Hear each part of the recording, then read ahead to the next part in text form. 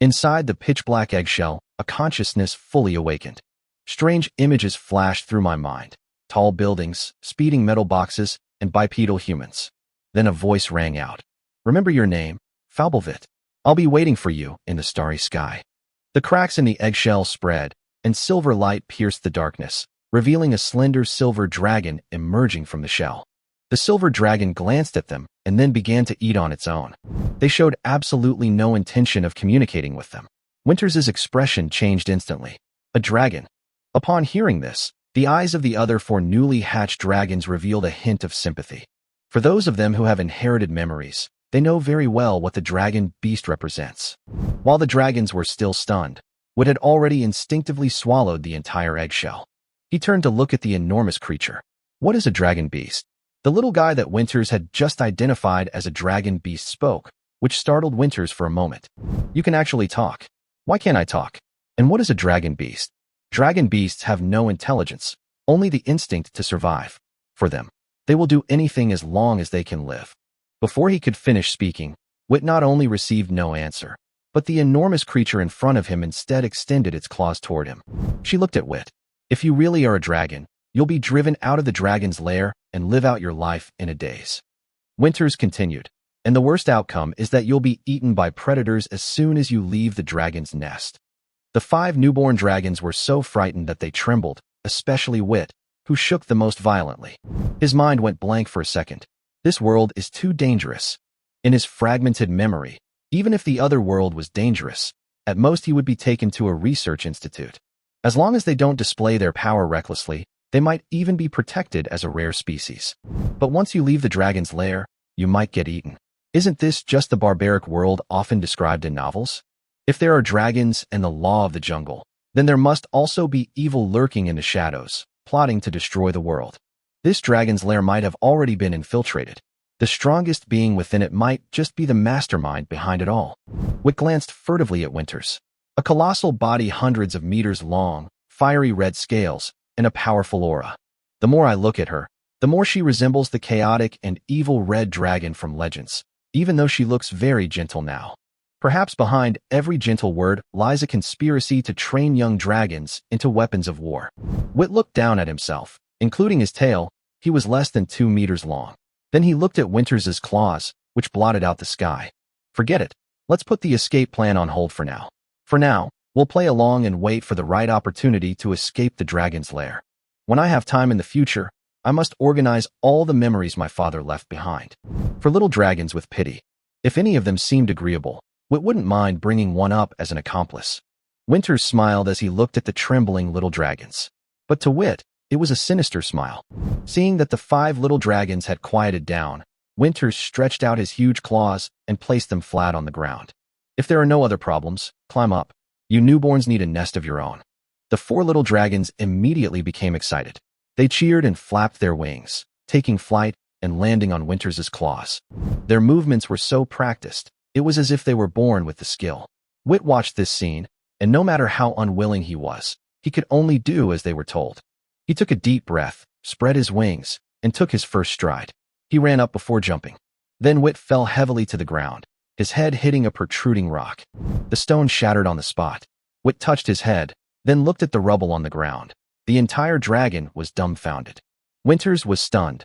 In all her years of delivering babies, this was the first time she had ever seen a baby dragon fail to take flight. "Wit, don't rush, take your time. Carefully feel your own power. You can do it." She tried very hard to appear gentle, but a dragon's gentleness is still a dragon's gentleness. For flying dragons stood on Winter's claws, all looking down at Wit on the ground. There was a hint of mockery in his eyes. Of the 5 little dragons, 4 could fly, only Vittor couldn't. This was glaringly obvious. Wit slowly got up, inwardly scoffing, "Ignorant fools." Then, he took a deep breath and began to feel his own power, as Winters had instructed. Although he felt that the other party had ulterior motives, when he was still weak, the best choice was to obey. Wit closed his eyes and tried to flap his wings. The wings stirred up air currents, and he finally felt an upward pull. Its 4 claws barely left the ground before quickly returning to their original position. Vittor gritted his teeth and desperately flapped his wings. The wind howled faster and faster. His body slowly rose, and to Winter's astonishment, Wit took flight. Although the posture was not very elegant, he did indeed leave the ground and landed wobbly on Winters's paws. Silence fell. Winters remained silent for a long time. She looked down at Wit, her golden vertical pupils filled with a strange expression. Finally, she couldn't help but ask, "Where's your magic?" Wit looked completely innocent. "What magic?" Winters fell silent. Could this little guy not be a purebred silver dragon? She scanned his body with her mental energy. His muscle strength was strange, and his elemental reactions were even more absurdly weak, almost imperceptible. This physical condition doesn't resemble a silver dragon at all. Rather, it's more like a ground dragon that excels in physical strength but lacks magical talent. But earth dragons don't have wings, while Wit's wings are perfectly fine, which is contradictory. Silver dragons are among the most magically gifted of all metal dragons, possessing an innate affinity for water elements. Vit's elemental senses were practically non-existent. The more silent she became, the more panicked Vit grew. He doesn't care what kind of dragon he is. He only cares about one thing, whether he can survive. A little dragon that's different from the rest can be trouble in any world. What if such cruel experiments happen in this world, where someone is captured and dissected for research? Even if it's not studied, will a dragon that can't use magic be accepted by other dragons? Wit tried it secretly a few times, but it really didn't work. He couldn't feel any of the so-called magical power at all. Thinking about this, he felt a little disappointed. Magic, so dazzling and powerful, which Transmigrator wouldn't want it.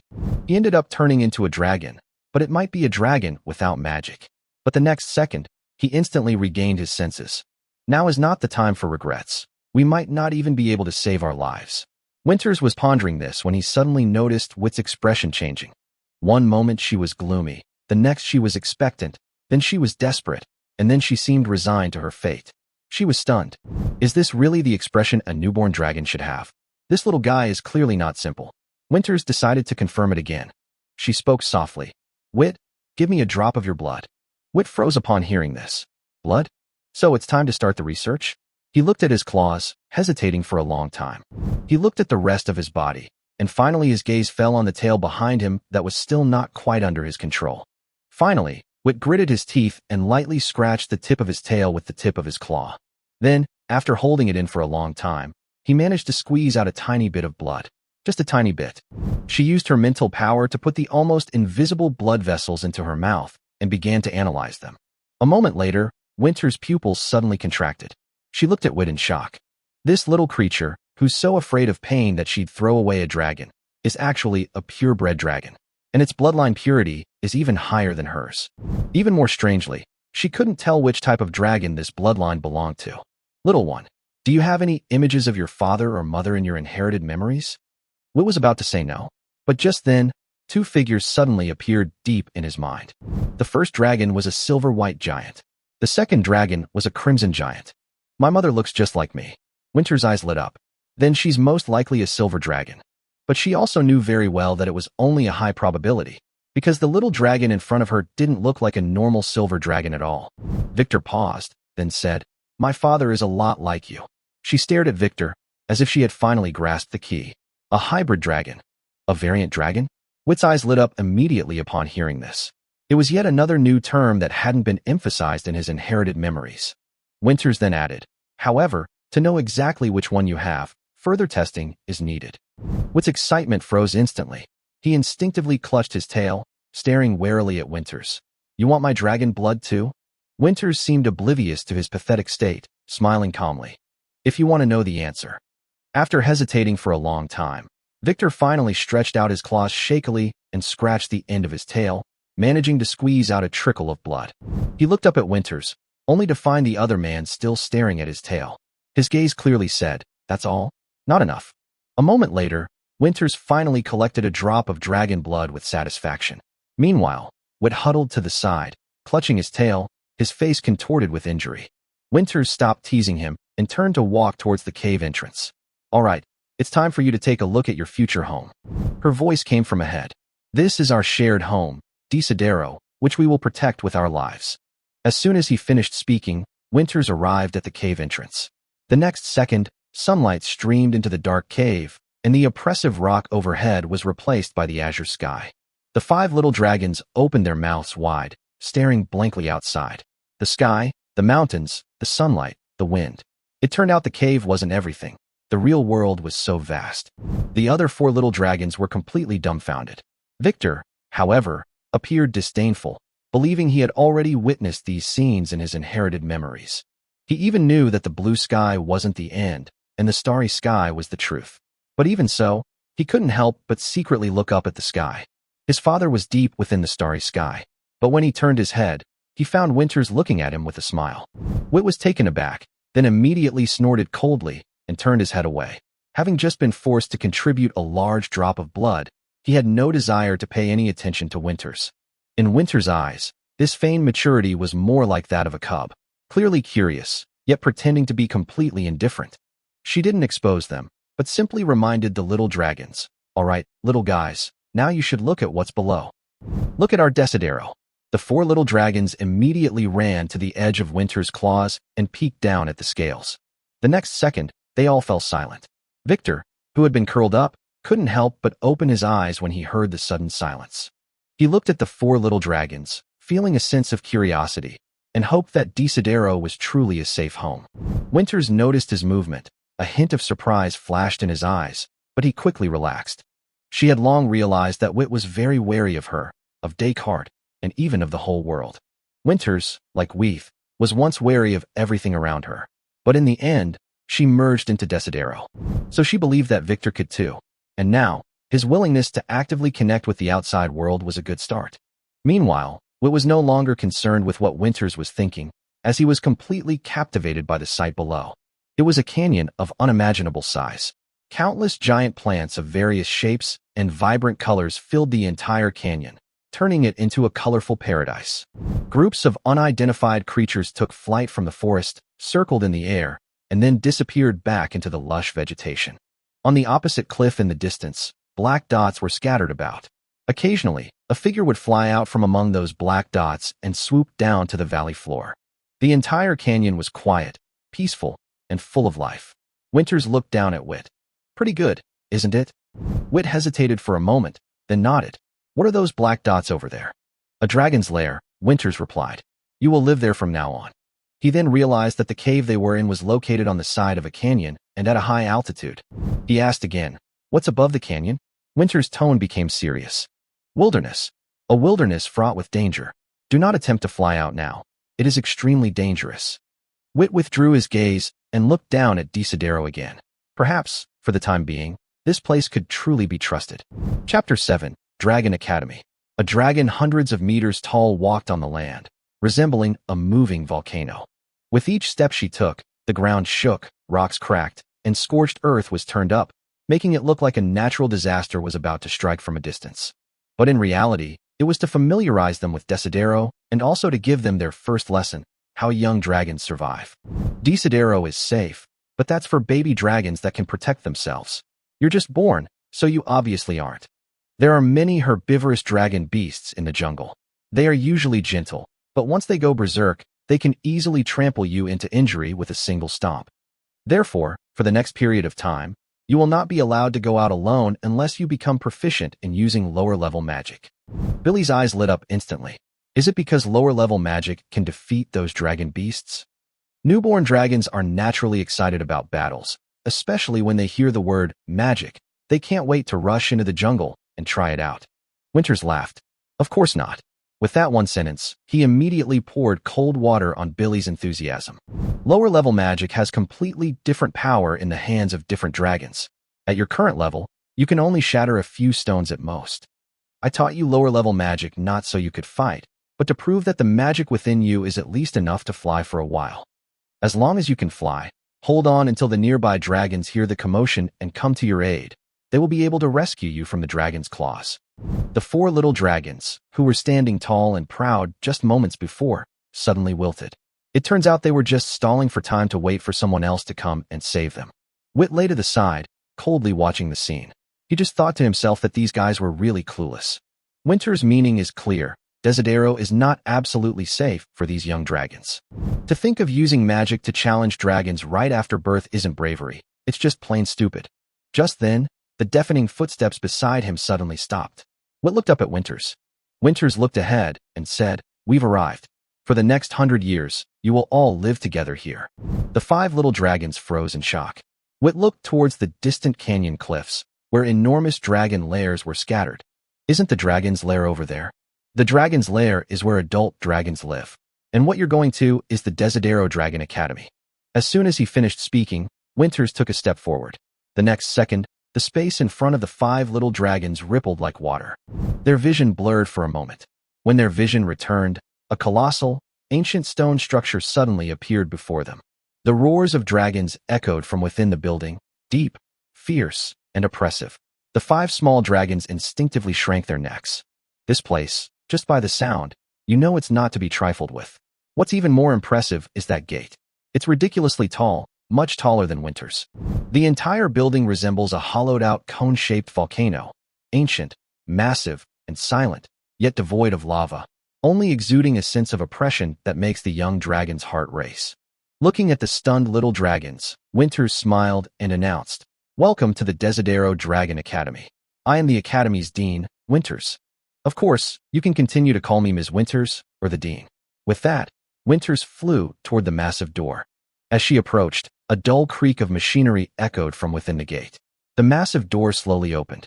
The dragon's roar coming from the crack in the door grew even louder, as if the entire academy had come to life. Winters led the 5 little dragons to the door, folded their wings, and stepped inside. The next moment, the true appearance of the Auto-Devour Dragon Academy was fully revealed to them. Before your eyes is a huge, flat plaza. Hundreds of dragons of different races and sizes have gathered here. Some were chasing and playing, some were fighting head-on, and some were spreading their wings and flying freely. Even after Dean Winters returned, the dragons showed no sign of stopping. He then began to observe the entire academy. Just like from the outside, it was cone-shaped. There is no roof, and outside light streams down from the top, illuminating this enormous dragon academy. The academy has 9 floors. Each floor has ridiculously wide corridors, wide enough for several dragons the size of Winters to pass side by side, each hundreds of meters thick, resembling an ancient ruin or a fortress belonging to a dragon. Aside from the corridors and stone pillars, other areas retain traces of a natural volcano. It's highly likely that this academy was indeed transformed from a volcano. Wit stood at the doorway, gazing at the scene before him, only one thought in his mind. This place is magnificent. Chapter 8. Celine. Winters led the 5 little dragons to the end of the corridor and pointed with his claw at the huge stone cave next to them. "We've arrived. This is your new home. For at least the next 100 years. Wit looked up and immediately understood. This so-called Dragon Academy is actually a modified volcano. The dragon's lair is dug into the inner wall of the volcano, and they are currently standing on the 6th level. But the next second, Vittor suddenly grasped the key point. "Wait, you just said you guys? You mean the 5 of us are going to live together?" Winters looked at him strangely. "You were born in the same batch. Where did you live if you didn't live together?" Wit stared at the dark, gaping hole that resembled the maw of a giant beast, and was speechless. Indeed, this place was ridiculously large for them at their current level. But soon, his eyes shifted, and he secretly glanced at the other 4 little dragons. There were reasons for living alone. However, he would have to wait until Winters left before considering them. Winters ignored his thoughts and gently tapped the entrance of the cave with his paw. "There is a barrier here that can keep out other dragons. Now, smear your dragon blood on it, and this dragon's lair will officially belong to you." Upon hearing the word dragon blood, Victor's face fell. Does it have to be blood? Saliva won't do. He instinctively hugged his tail. Even though its tail is always wagging wildly and disobeying orders, it's still flesh and blood of its own body. Who can stand being bled so easily? Winters calmly said, "I'm sorry, Wit, it has to be dragon blood." The 4 little dragons beside him were quite straightforward, immediately lowering their heads and biting their claws. They even glanced at Wit deliberately, as if mocking his cowardice. Then, 4 bloody little paws pressed down on the invisible barrier. With a flash of light, the dragon blood was absorbed, and the barrier vanished. The 4 little dragons cautiously stepped into the dragon's lair, not forgetting to turn back and give Vittor a provocative smile. Once Winters leaves, he'll beat each of the 4 of them up one by one, until they cry and beg for mercy, until they re too afraid to live with him. To prevent him from making further moves, Winters will definitely have no choice but to arrange a separate dragon's lair for him. Perfect. Thinking of this, Wit couldn't help but laugh. Wit, you're the only one left. Winter's voice pulled him back to reality. Victor walked to the barrier, held his tail, and hesitated for a long time, unable to bring himself to bite it. Winters, seeing his dawdling, kindly asked, "Do you need my help?" When Wit looked up, he saw Winters's sharp claws, which were larger than his entire dragon body, and his scalp tingled instantly. With one swipe, it was uncertain whether his tail would even remain. Vit dared not delay any longer. He quickly made a small cut on his tail, squeezed out a drop of blood, and smeared it on the barrier. With a flash of light, he finally entered the dragon's lair. Winters looked at the 5 baby dragons, his tone gentle, yet brooking no argument. "All right, little ones.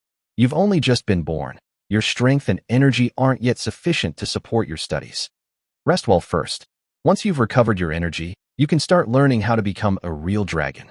With that, she turned to leave, but after taking only 2 steps, she stopped. "I almost forgot to remind you," Winters said slowly.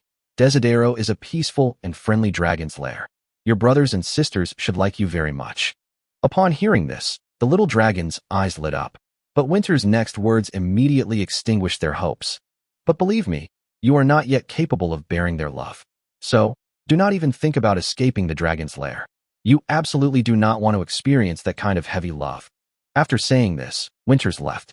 The enormous sound of his footsteps shook the ground, and only when the sound completely faded away did the dragon's lair fall silent. The little dragons, who had originally planned to sneak out to explore, immediately abandoned the idea. Since they couldn't go out, they could only study this dragon's lair first. From the outside, the cave appears dark, but once inside, it's much brighter than expected. At regular intervals, a stone emitting a soft glow is embedded in the rough stone walls. The little dragon named Billy couldn't contain himself any longer and flew to the stone wall, trying to pry the glowing stones off.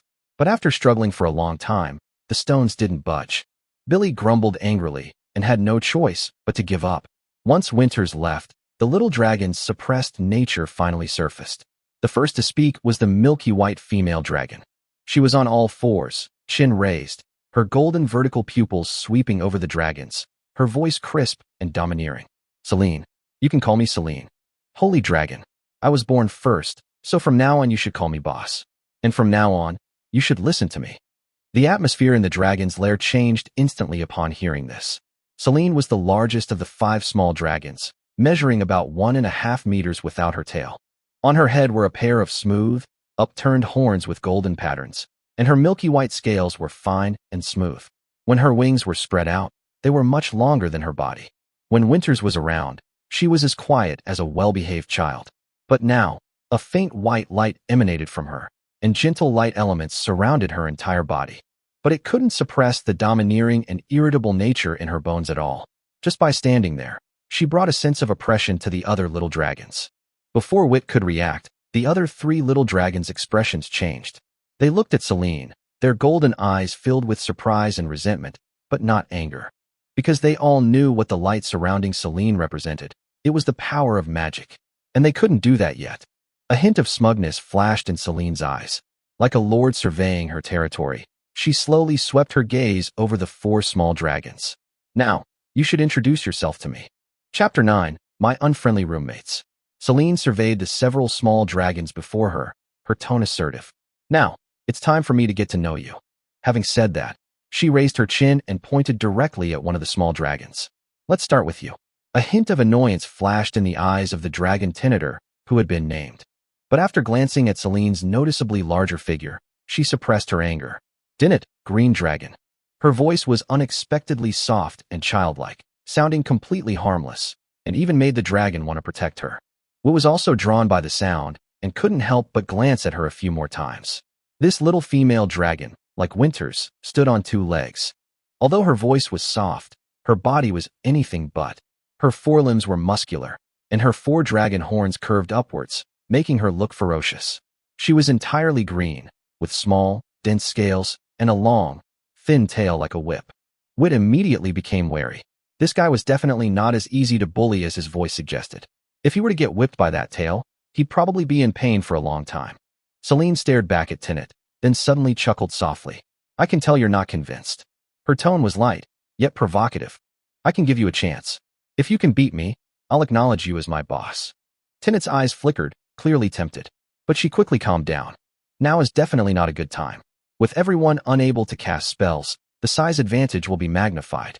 Not to mention, Celine can already manipulate the light element within her. Even a small amount would be deadly in battle. It's too stupid to fight head-on now. She didn't reply. Celine scoffed at this. Not bad. Next you. Billy, who was called on, paused for a moment, then immediately spoke. Billy, the red crystal dragon. After saying that, he added, I can listen to you, but let's make it clear first, you can't make any unreasonable demands. Even so, he still glanced at Celine warily, clearly not wanting a direct confrontation. Whit was somewhat surprised. He had previously thought Billy was very bold and greedy. Just now in the dragon's lair, this guy even eyed the lighting stones, looking like he wanted to steal them. Greedy and audacious. That was Whit's first impression of him. His limbs, horns, the edges of his wings, and his back, which runs from his neck to his tail, are all covered with red crystal clusters. Especially the dragon horns. There's almost no ordinary keratin in them. The entire set of horns looks like it's made of red crystal, like a crown. It's just that those crystals are somewhat dull now. His red dragon scales are rhomboid in shape and smooth in surface. A hexagonal crystal protrudes from his chest, and his tail is thick and long, with a cluster of crystals at the end that bulges out like a meteor hammer. Whit secretly noted it down. If that tail was strong enough, it would be a hidden weapon of mass destruction. Crystal dragons are always like this. The only difference is the color. She was more concerned with Billy's earlier remark. You're the most pragmatic one. Celine nodded in satisfaction. I hope you keep it up. As for your worries, there's no need. I'm not a tyrant.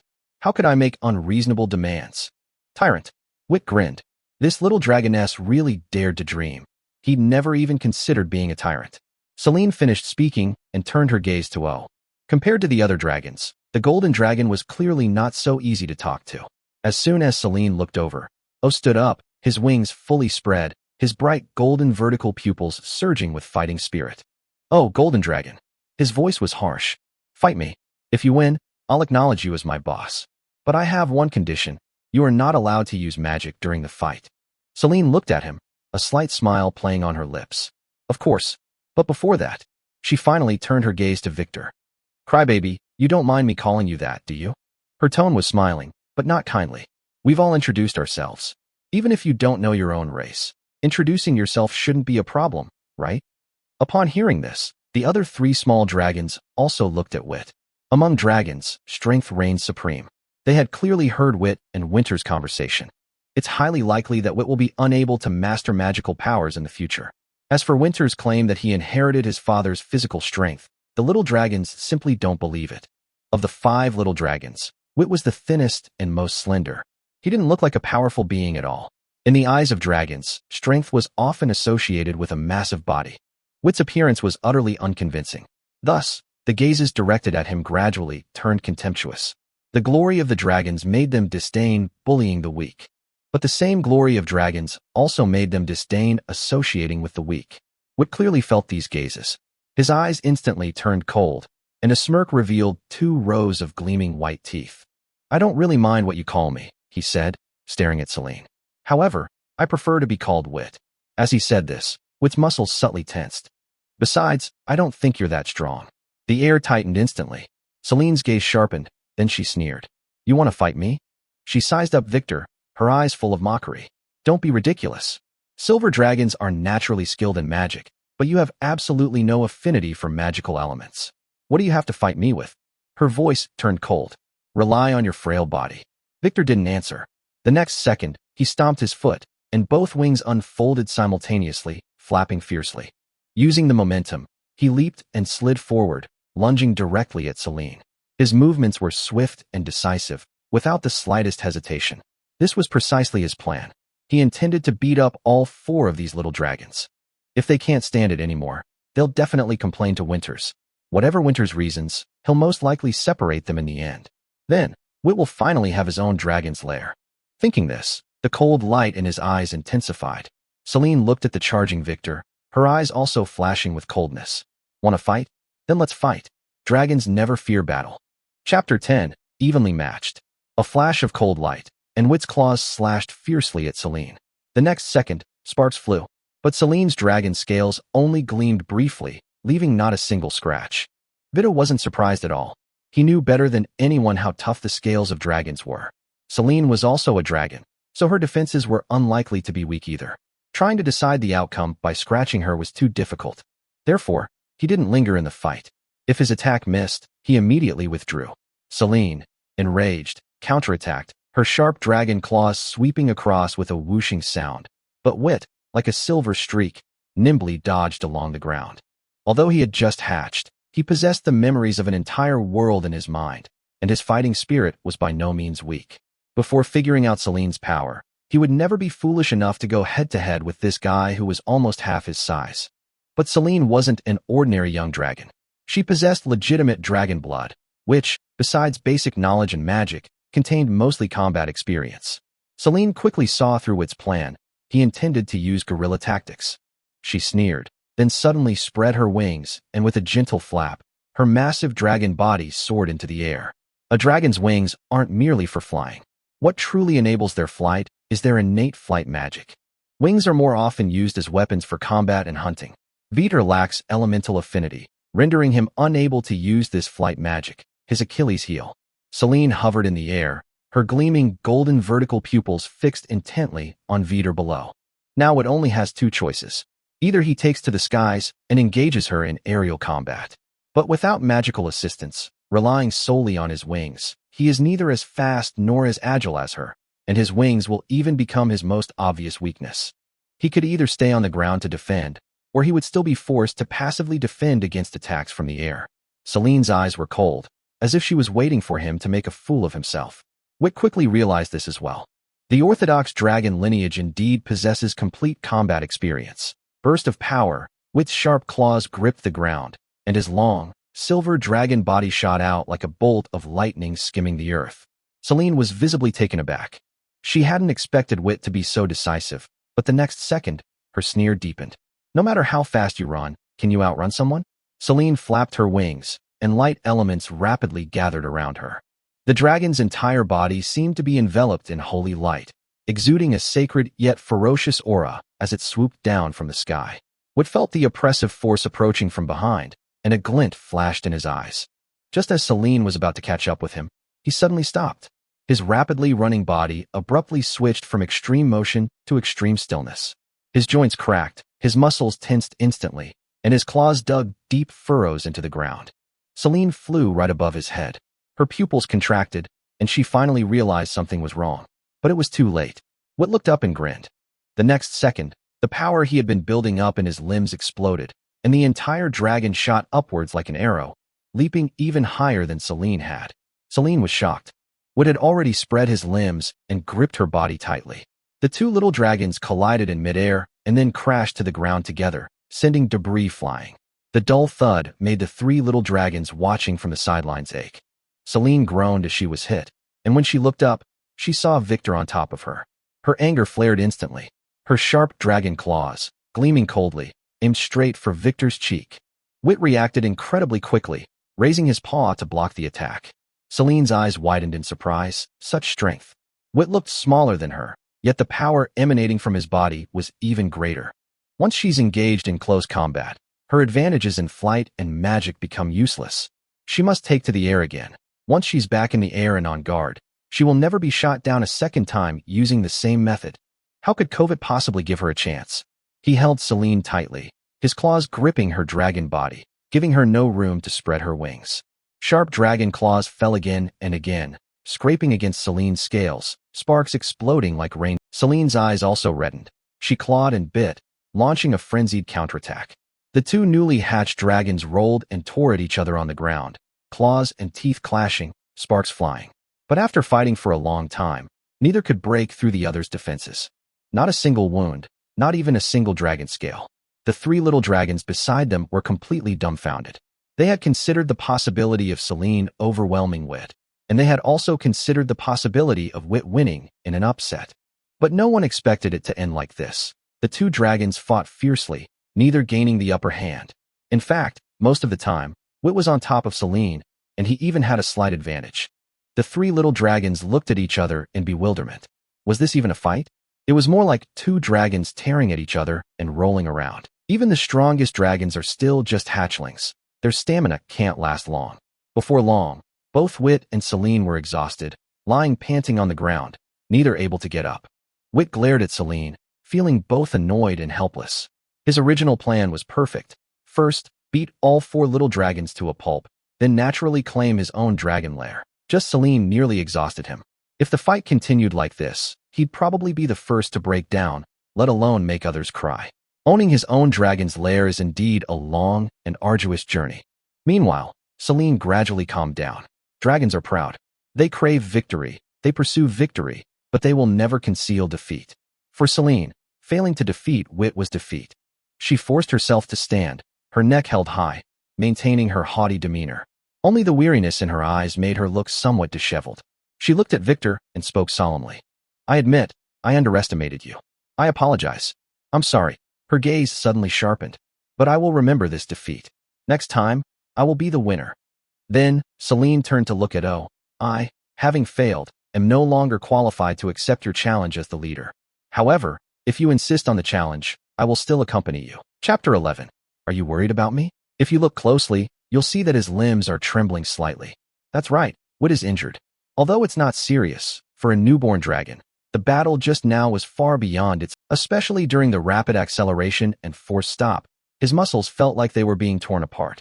Celine alone almost drove him to the brink of despair. If Celine hadn't succumbed to exhaustion first, he might have been the one who collapsed last.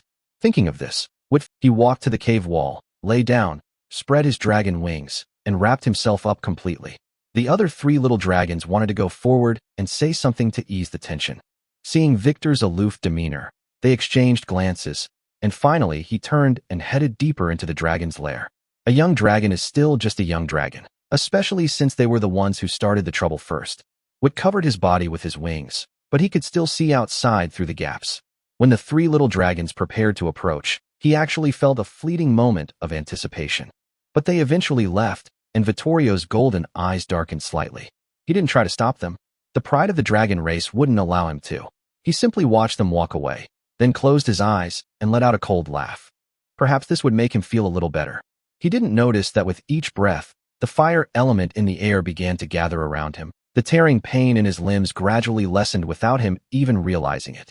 Time slowly passed. Vittor lay against the cave wall, his breathing growing heavier and heavier, until finally he fell into a deep sleep. After he fell asleep, the fire elementals gathering around him actually increased dramatically. After an unknown amount of time, the wings enveloping his body trembled slightly and slowly unfurled. The next second, he froze. He tried moving his limbs. The pain was gone. He muttered to himself, then jumped up and down. Although the improvement wasn't significant, it was already quite noticeable for someone who had just been born. Wit was pleased for a moment, but his gaze couldn't help but drift deeper into the dragon's lair, towards the direction Celine and the others had left in. He quickly snorted and forced himself to look away. Then, he looked at his wings. The battle just now made him realize that without the aid of magic, his wings were his weakness.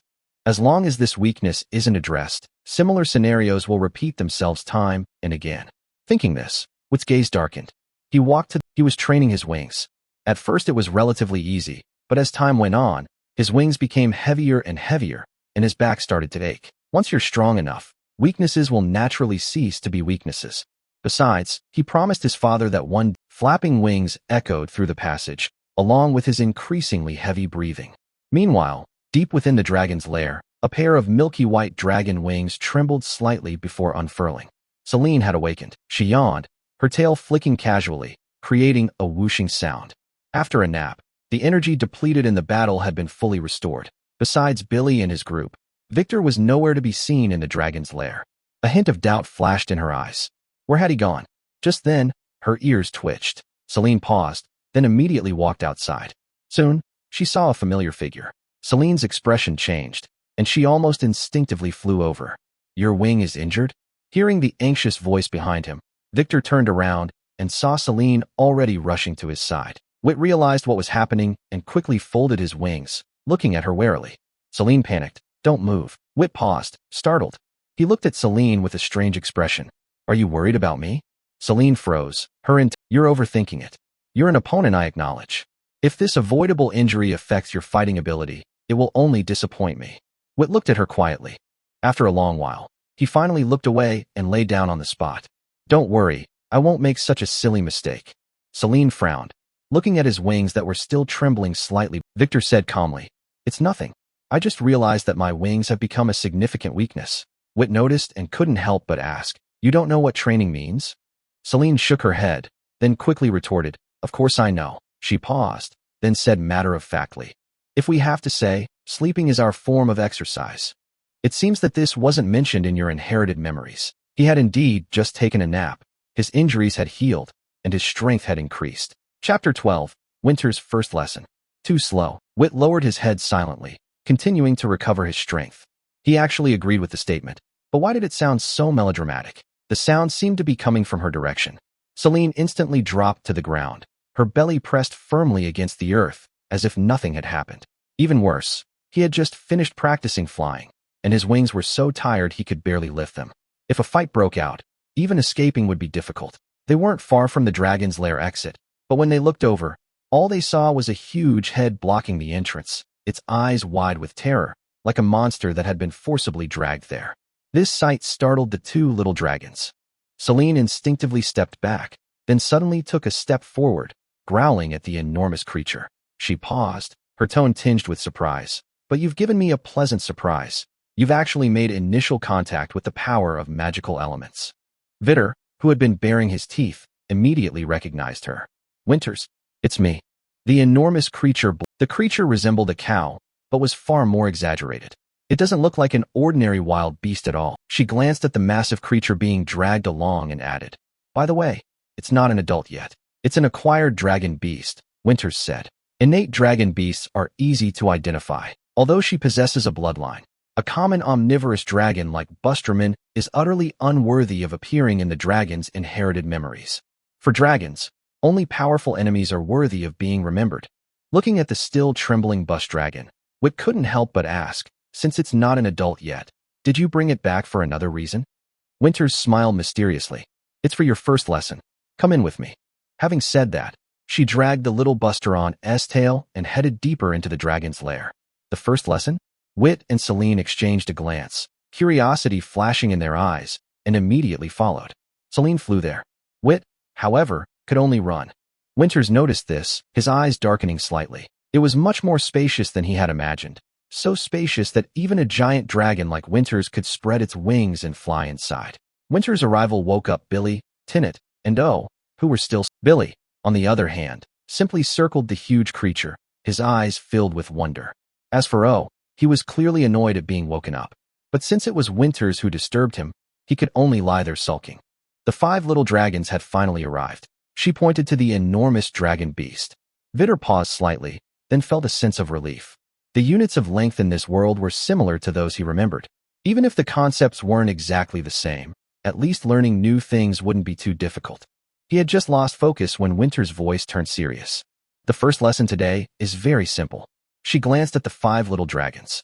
"It may be easy for you, or it may be difficult." The 5 little dragons fell silent. Winters slowly began. "The first lesson is about killing." The air fell silent instantly. Wit, Celine, Billy, Tinnet, and O were all stunned. They looked at the still trembling bus dragon, then at Winters. Winters, however, showed no sign of joking. "As I said before, bus dragons are docile, slow-moving, and come in many varieties." Her voice was calm, yet it struck each little dragon like a stone. "But I didn't tell you that its meat has extremely high nutritional value. For young dragons, it can provide a lot of energy, allowing you to grow faster and stronger." Winters looked at them with a serious gaze. "So, this lesson is less about killing and more about teaching you how to get food, how to survive, and how to grow." With that, she stepped back, completely exposing the bus dragon to the 5 baby dragons. "So who wants to go first?" Chapter 13, I Want It Cooked.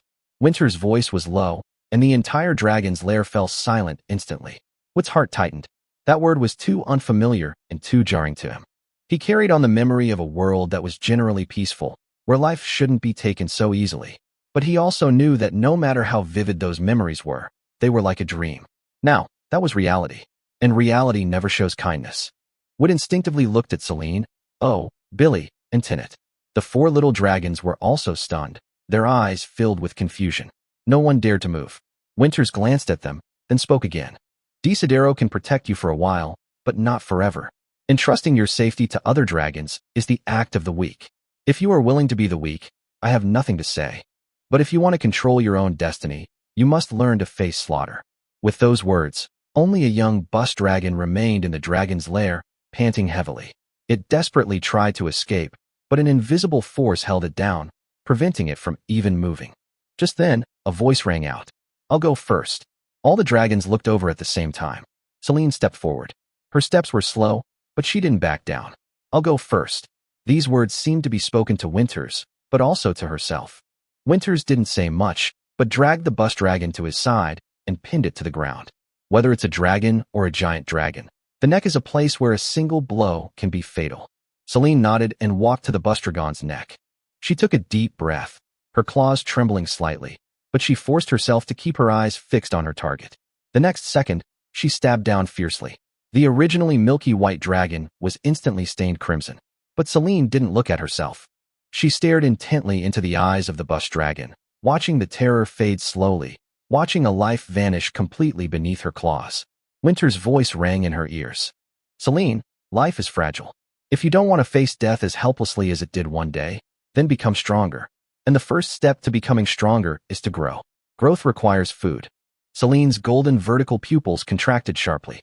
The next moment, without hesitation, she bit into her torn wound. She swallowed the flesh and blood in large gulps. With each swallow, an aura that made the other dragons tremble gradually rose from Celine's body. Winters nodded in satisfaction and turned to look at the remaining dragons. With a flick of her claw, another bus dragon appeared out of thin air and was knocked down heavily. Next, this time, O didn't hesitate. Winters had barely finished speaking when he lunged forward and bit down hard on the neck. Blood splattered everywhere.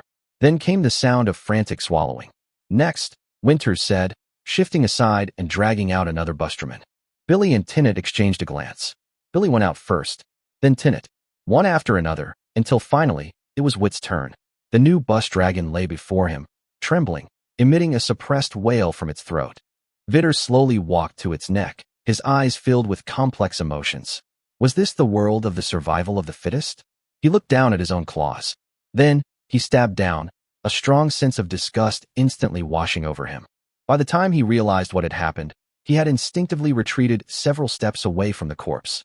He froze.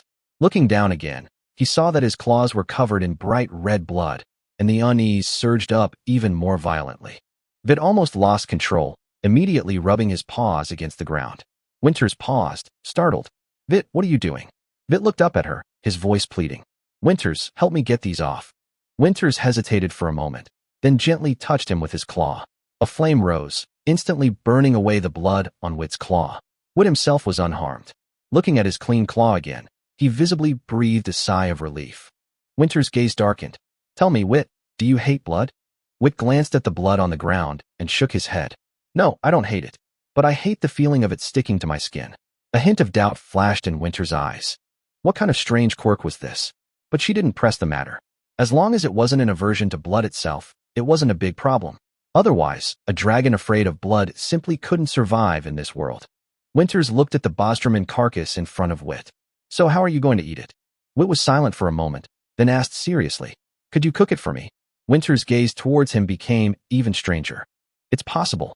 Some dragons do prefer cooked food, but cooked food doesn't taste very good. Are you sure?" Vita nodded. Having memories of another world, he simply couldn't accept raw meat. Even creatures that call themselves humans know to eat cooked food. How could a mighty dragon like him eat raw meat like a wild beast? Seeing his insistence, Winters said no more and reached out her claw to touch the bus dragon beast. Instant flames erupted, engulfing the entire corpse. Soon, a rich aroma of flesh filled the dragon's lair. The four small dragons, who had been devouring the flesh, suddenly slowed their movements. Celine raised her head and sniffed the air. Oya stopped chewing. Billy stared directly at the bus dragon engulfed in flames, swallowing hard. "Ms. Winters, what's that?" Winters glanced at him. "Cooked food. You want some too?" Billy sniffed the aroma again and nodded emphatically. "Yes." Winters turned to look at the other three little dragons. "What about you?" O'Hara immediately spoke up. "Yes." Tinnet nodded in agreement. "Me too." Celine finally whispered, "I want to try some." Tapped each of the bus dragons. The next second, flames erupted simultaneously. The stench of blood was forcefully suppressed by the aroma of meat. The entire dragon's lair became incredibly fragrant. Chapter 14. Let's call it the Starry Sky Dragon. Witt only had one thought. Winters, so thoughtful. The roasted bush dragon was crispy on the outside and tender on the inside, juicy and flavorful. Witt ate with great relish. Although this bush dragon wasn't yet an adult, it was over 20 meters tall and more than 30 meters long, incredibly powerful. The four of them, including Celine, had only eaten less than a tenth of the meat. But Vittor was different. He ate his entire piece clean, truly clean, leaving not even bones. After finishing, he looked at Celine longingly, using his pleading eyes to beg for the rest of the meat, which he then swallowed in one gulp. This time, they were kind enough to leave some bones. Celine and the other little dragons were completely dumbfounded.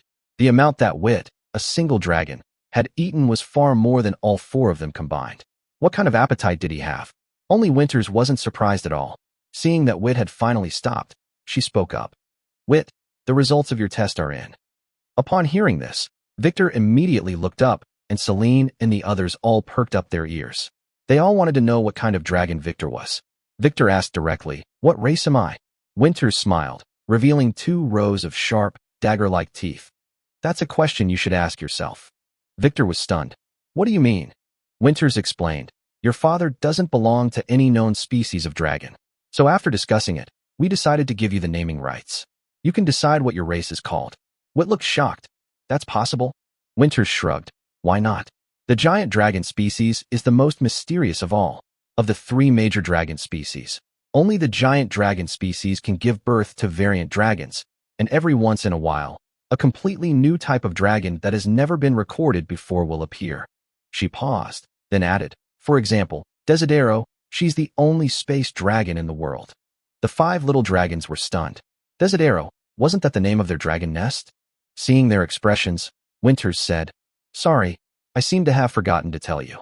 The Desidero dragon nest is named after its builder, Desidero. She is our dragon queen and still protects the entire dragon nest, including us." This shocked Vittor and his companions even more. Vittor couldn't help but ask, "There are dragons that can protect an entire dragon's nest?" Winters glanced at him. "Of course there are, and quite a few. In fact, every dragon's nest has a protector. The stronger the protector, the larger the dragon's nest." Witt immediately pressed, "So, where does Desidero rank among all the dragon nests?" Winters replied calmly, "Not bad. One of the top 10 dragon nests." "And what are the top 10 dragon nests?" Winters sighed. "You can find answers to these questions at the library later. Right now, the most important thing is to deal with your own affairs." Vittor then realized what was happening. He paused for a moment. Then his eyes suddenly turned serious. "Can I use the name Starry Sky Dragon?" Winters nodded. "Of course, if you're willing." Victor's spirits visibly lifted. "Then let's call you Starry Dragon. From today onward, I am the Starry Dragon." Winters looked at him, his tone becoming more serious. "Are you sure? This isn't just any random name. Once it's decided, you will be the only Starry Dragon in the world. From this day forward, this name cannot be changed." Vittor nodded emphatically. "I'm sure." Because this was what his father told him. He was originally a star dragon. Winters smiled. "Very good. Now, let's talk about your physical problems." The 5 little dragons immediately quieted down. Winters continued, "Through the drop of dragon blood you provided, we've clarified part of your talent. You don't lack elemental affinity. Quite the opposite, you have 2 elemental affinities." Witt's eyes lit up. Winters said, "One is the element of fire, and the other is the element of water, which should come from your parents respectively." But before Vittor could be happy, Winters added, "However, your body is very special. All elements that are compatible with you will be devoured by it." Witt was taken aback. Winters explained, "This talent likely comes from your father. The absorbed magical elements didn't disappear.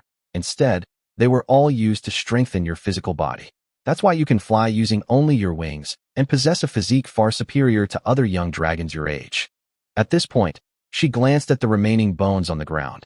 "And a powerful body requires a huge amount of energy to maintain. That's why you ate more than the 4 of them combined." Vittor's eyes lit up again. "Does that mean I can use magic?" This time, Winters shook her head. Witt's expression instantly darkened. "Can't it?" Winters said, "It's not that it can't be, it's that we're unsure." Witt fell silent. Winters was at a loss. No dragon can provide an answer. "Because you are the first dragon to experience this. Of course, perhaps your father was too, but we have no information on him. So for now, you are the first." Seeing his dejected expression, Winters scratched his head awkwardly. Then, with a flick of his claw, a shower of sparks rained down. The 5 little dragons jumped back in fright. To Winters, those were just small sparks. To them, they were balls of fire. Winters quickly lowered his claw. Sorry, I'll be more careful. She looked at Vittoria again. Don't be too sad. We'll be starting to learn magic soon. Maybe your devouring talent won't affect your spellcasting, maybe. Vittoria looked at her speechlessly. She didn't know how to comfort her. In fact, she didn't have to. Saying such uncertain things would only make the dragon more anxious. Just then, a buzzing sound suddenly came from the dragon's lair. The sound wasn't loud, but it was exceptionally clear in the semi-enclosed cave. Wit and Celine simultaneously turned to look, only to see dozens of tiny creatures, no bigger than their fingernails, fly in. Their target was clear, the unfinished roasted Busasaurus meat on the ground. The little dragons immediately became interested. What are these? They're so small. Are they dragons too? Winters hadn't paid much attention at first, but her face instantly darkened when she saw the little creatures clearly. She immediately said, "Be careful, don't go near them." The 5 little dragons were startled. Winters stared at the group of buzzing little creatures flying towards them, her voice lowering. Those are Moore's dragon beasts. Chapter 15. The adorable little things wandering in the dragon's lair. Be careful, don't go near them. Those are Moore's dragon beasts. Winters's words immediately stopped the 5 little dragons that were about to rush up to catch the insects. Wit immediately stared at the little creatures flying into the dragon's lair, his face full of curiosity. Moore's dragon beast? What's that? Are there such small dragon beasts in the world? Also, didn't we say that other dragons can't come in without our permission? Winters didn't rush to explain. He simply raised his claws to manipulate the fire element, instantly condensing a semi-transparent red fireball that enveloped the 5 small creatures that flew in, and then pushed it in front of the 5 little ones. The second lesson was originally supposed to be about magic, but since you're all interested in them, let's start by talking about the dragon beasts that live near dragon nests. She looked at the 5 young dragons, her tone calm. There are many kinds of dragon beasts. Besides true dragons and plants, most creatures in the world can be called dragon beasts. The 5 little ones were stunned. Winters continued. This world was born from the collision of the creation dragon and the destroyer dragon. Before the creation dragon left, it left behind a drop of blood. Therefore, all living beings in this world contain some of the power of the dragon. Those with intelligence are the dragon race. Those dominated by bestiality are the dragon beasts. After speaking, she pointed to the small creature inside the fire shield. Moore's dragon beast. That's a smaller species of dragon beast. What you see before you is the ISU Moore's dragon beast. They're already considered small, while the Sud Moore's dragon beast in the southern jungle can be 3 times their size. Wit listened and observed at the same time. This thing looks a lot like a fly, but it's much bigger, about 5 centimeters long, with an oval body and a pair of golden compound eyes that take up most of its face on its small head. Behind the compound eyes are 2 small dragon horns. It has 2 pairs of transparent wings on its back and 6 slender dragon claws below, with barbs on the claws. Even the largest Moore's dragon beast is only about 15 centimeters long. Compared to the bus dragon, which can grow to 30 meters tall even before reaching adulthood, it is indeed pitifully small. Wit asked again, then why is it called the Ismer's dragon beast? Winters explained, the plains south of the Desidero dragon nest are called the Ismer's plains. It's surrounded by the Star Origin Mountains, the Warren Great Rift Valley, the Moonshadow River, and the Dark Night Forest, so the dragon beasts there are somewhat different from those outside. To distinguish them, the name Ismer's is added. Hearing this, Billy couldn't help but move closer to the fire shield, staring at the little creatures inside and swallowing hard. But they don't look dangerous. Those tiny legs probably couldn't even scratch my dragon scales, right? I'm more curious about what they taste like. Before he finished speaking, Billy actually stuck out his tongue and licked the fire elemental shield. The next second, a scream echoed throughout the dragon's lair. His tongue instantly blistered, and Billy covered his mouth, taking several steps back. His gaze towards the fire shield changed. Winters was stunned. She clearly hadn't expected a young dragon to be foolish enough to lick a fire elemental. When she realized what was happening, her face immediately darkened. Billy, I must warn you, not everything can be put in your mouth. Fire elemental shields won't work, and Moore's dragon beasts definitely won't. Also, didn't your bloodline tell you? A dragon's resistance to magical elements mainly comes from its scales, not its tongue. Wit and the others looked at Billy with strange expressions, and silently moved a little further away from the fire shield. Nobody wanted to end up screaming like him from the burns. Billy covered his mouth and obediently lowered his head. Sorry, I won't do it again next time. Winters then looked away and continued explaining. Moorsdramen are very weak. How weak? Almost any creature except plants can easily kill them. The 5 little ones had just breathed a sigh of relief when Winter's next sentence immediately put them on alert. But being weak doesn't mean it's not dangerous. She gestured for the 5 baby dragons to look to the other side. At that moment, more Moorsdramen flew in from outside, densely packed onto the remains of the 5 baby Bustramens that the 5 had eaten, and began to devour them frantically. And their numbers were still increasing, one after another, as if they had been attracted by something. Winters said, they love the smell of blood. Even a little bit of blood can attract a whole swarm. The real danger isn't their numbers, but the plague they carry. The 5 little ones' expressions changed instantly. Especially for newborn dragons like you, your resistance to this kind of plague is practically non-existent. So, whether it's a Moors dragon or anything they've touched, don't go near it. She glanced at the pile of wreckage and added, this food is inedible. Billy immediately shrank back in fear. He had just been thinking of tasting it. Winters continued to scare them. If you get the plague, you'll only be able to drink those strange-smelling potions. Believe me, the taste will keep you from eating for days. The 5 baby dragons instantly memorized the words Moors dragon beast and absolutely do not eat. But just then, Vittor noticed another small creature mixed in with the newly arrived Moors dragon beasts. They were similar in size, but looked completely different. They were a group of miniature dragons. They had dragon heads, horns, wings, claws, and tails. They had them all. They looked like miniature giant dragons.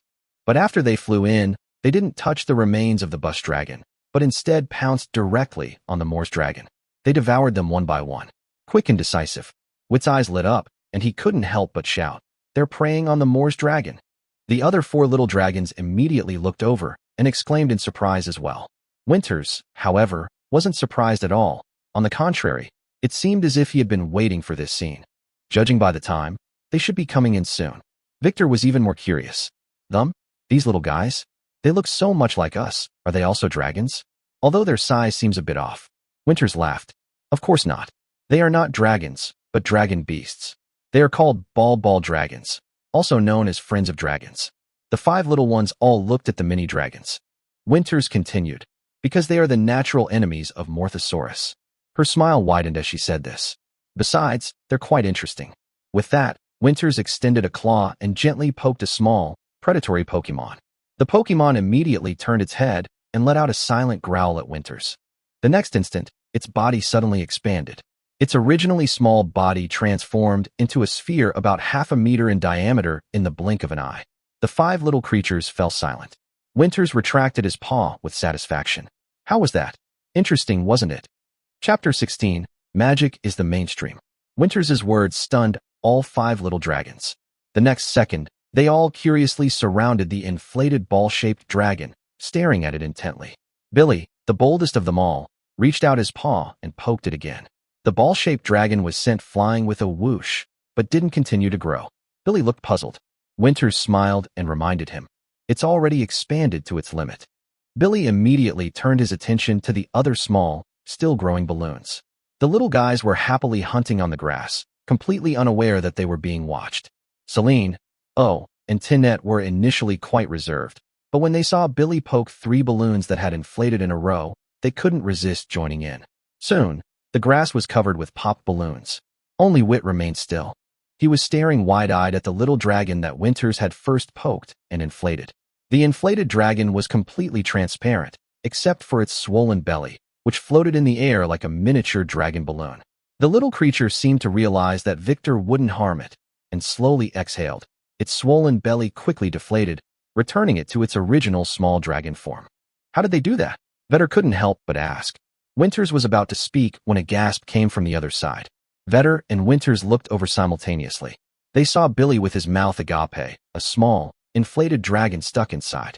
The dragon was stuck, unable to move, its eyes filled with terror. Billy panicked, desperately trying to pry at its swollen body with his claws, trying to free it. But that seemingly thin, almost transparent skin was incredibly tough. No matter how Billy bit or scratched, not a single mark was left. Winters sighed helplessly. Billy, I told you, Not everything can be put in your mouth. With that, she carefully pinched Billy's tail and gave it a gentle flick. For Winters, it was a gentle flick. For Billy, it felt like every bone in his body had been shaken apart. The little dragon flew off, while Billy lay limp on the ground, like a snake that had been tossed around several times, too weak to even get up. Winters then explained, although the little dragons are small, their skin is extremely tough. With your current strength, you can't hurt them at all. Once they sense danger, they absorb a large amount of wind element, inflating their bodies. This way, they can fly very far with just a little force. That's how they protect themselves. Winters glanced at Billy and added, and most importantly, those little dragons don't have any meat on them, so you don't need to put them on your menu. Billy immediately covered his eyes in embarrassment. Wit and the others all laughed. Joking aside, Winters quickly steered the conversation back on track. All right, little guys, these unexpected guests have certainly brought you a lot of fun. However, your task today isn't just to get to know them. Billy immediately looked up, his eyes lighting up. Winters, isn't our task today to fill our stomachs? Winters shook his head. Of course not. The most important thing today is to learn about magic. Upon hearing the word magic, the 5 little dragons' eyes instantly lit up. Winters continued. To learn magic, you must first understand it. I know your inherited memories contain the origins of magic and a lot of basic knowledge. But I'll say it again. What's in your inherited memories doesn't mean it's entirely yours.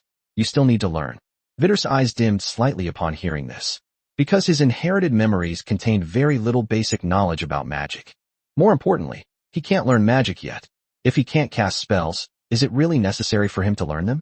Winters seemed to see through his thoughts and turned to look at him. Wit, answer me a question. Wit hesitated for a moment, then immediately nodded. Of course. Winters asked, what's the most important thing you need to do before defeating your opponent? After saying that, she looked at the other 4 little dragons. You can answer too. Vittor thought for a moment, then said somewhat uncertainly. Train yourselves, make yourselves stronger? Billy immediately chimed in. I think it's magic. Hearing the topic shift to magic, O'Neill reverted to his aloof demeanor, lying on the ground and observing coldly, as if he hadn't been the one chasing the little dragon around. Tennant hesitated for a moment, then said, I agree with Wit. We should first make ourselves stronger. After all, magic isn't the only way to become stronger. Wit looked at Tennant with some surprise. Tennant was also looking over and nodded at him in a friendly manner.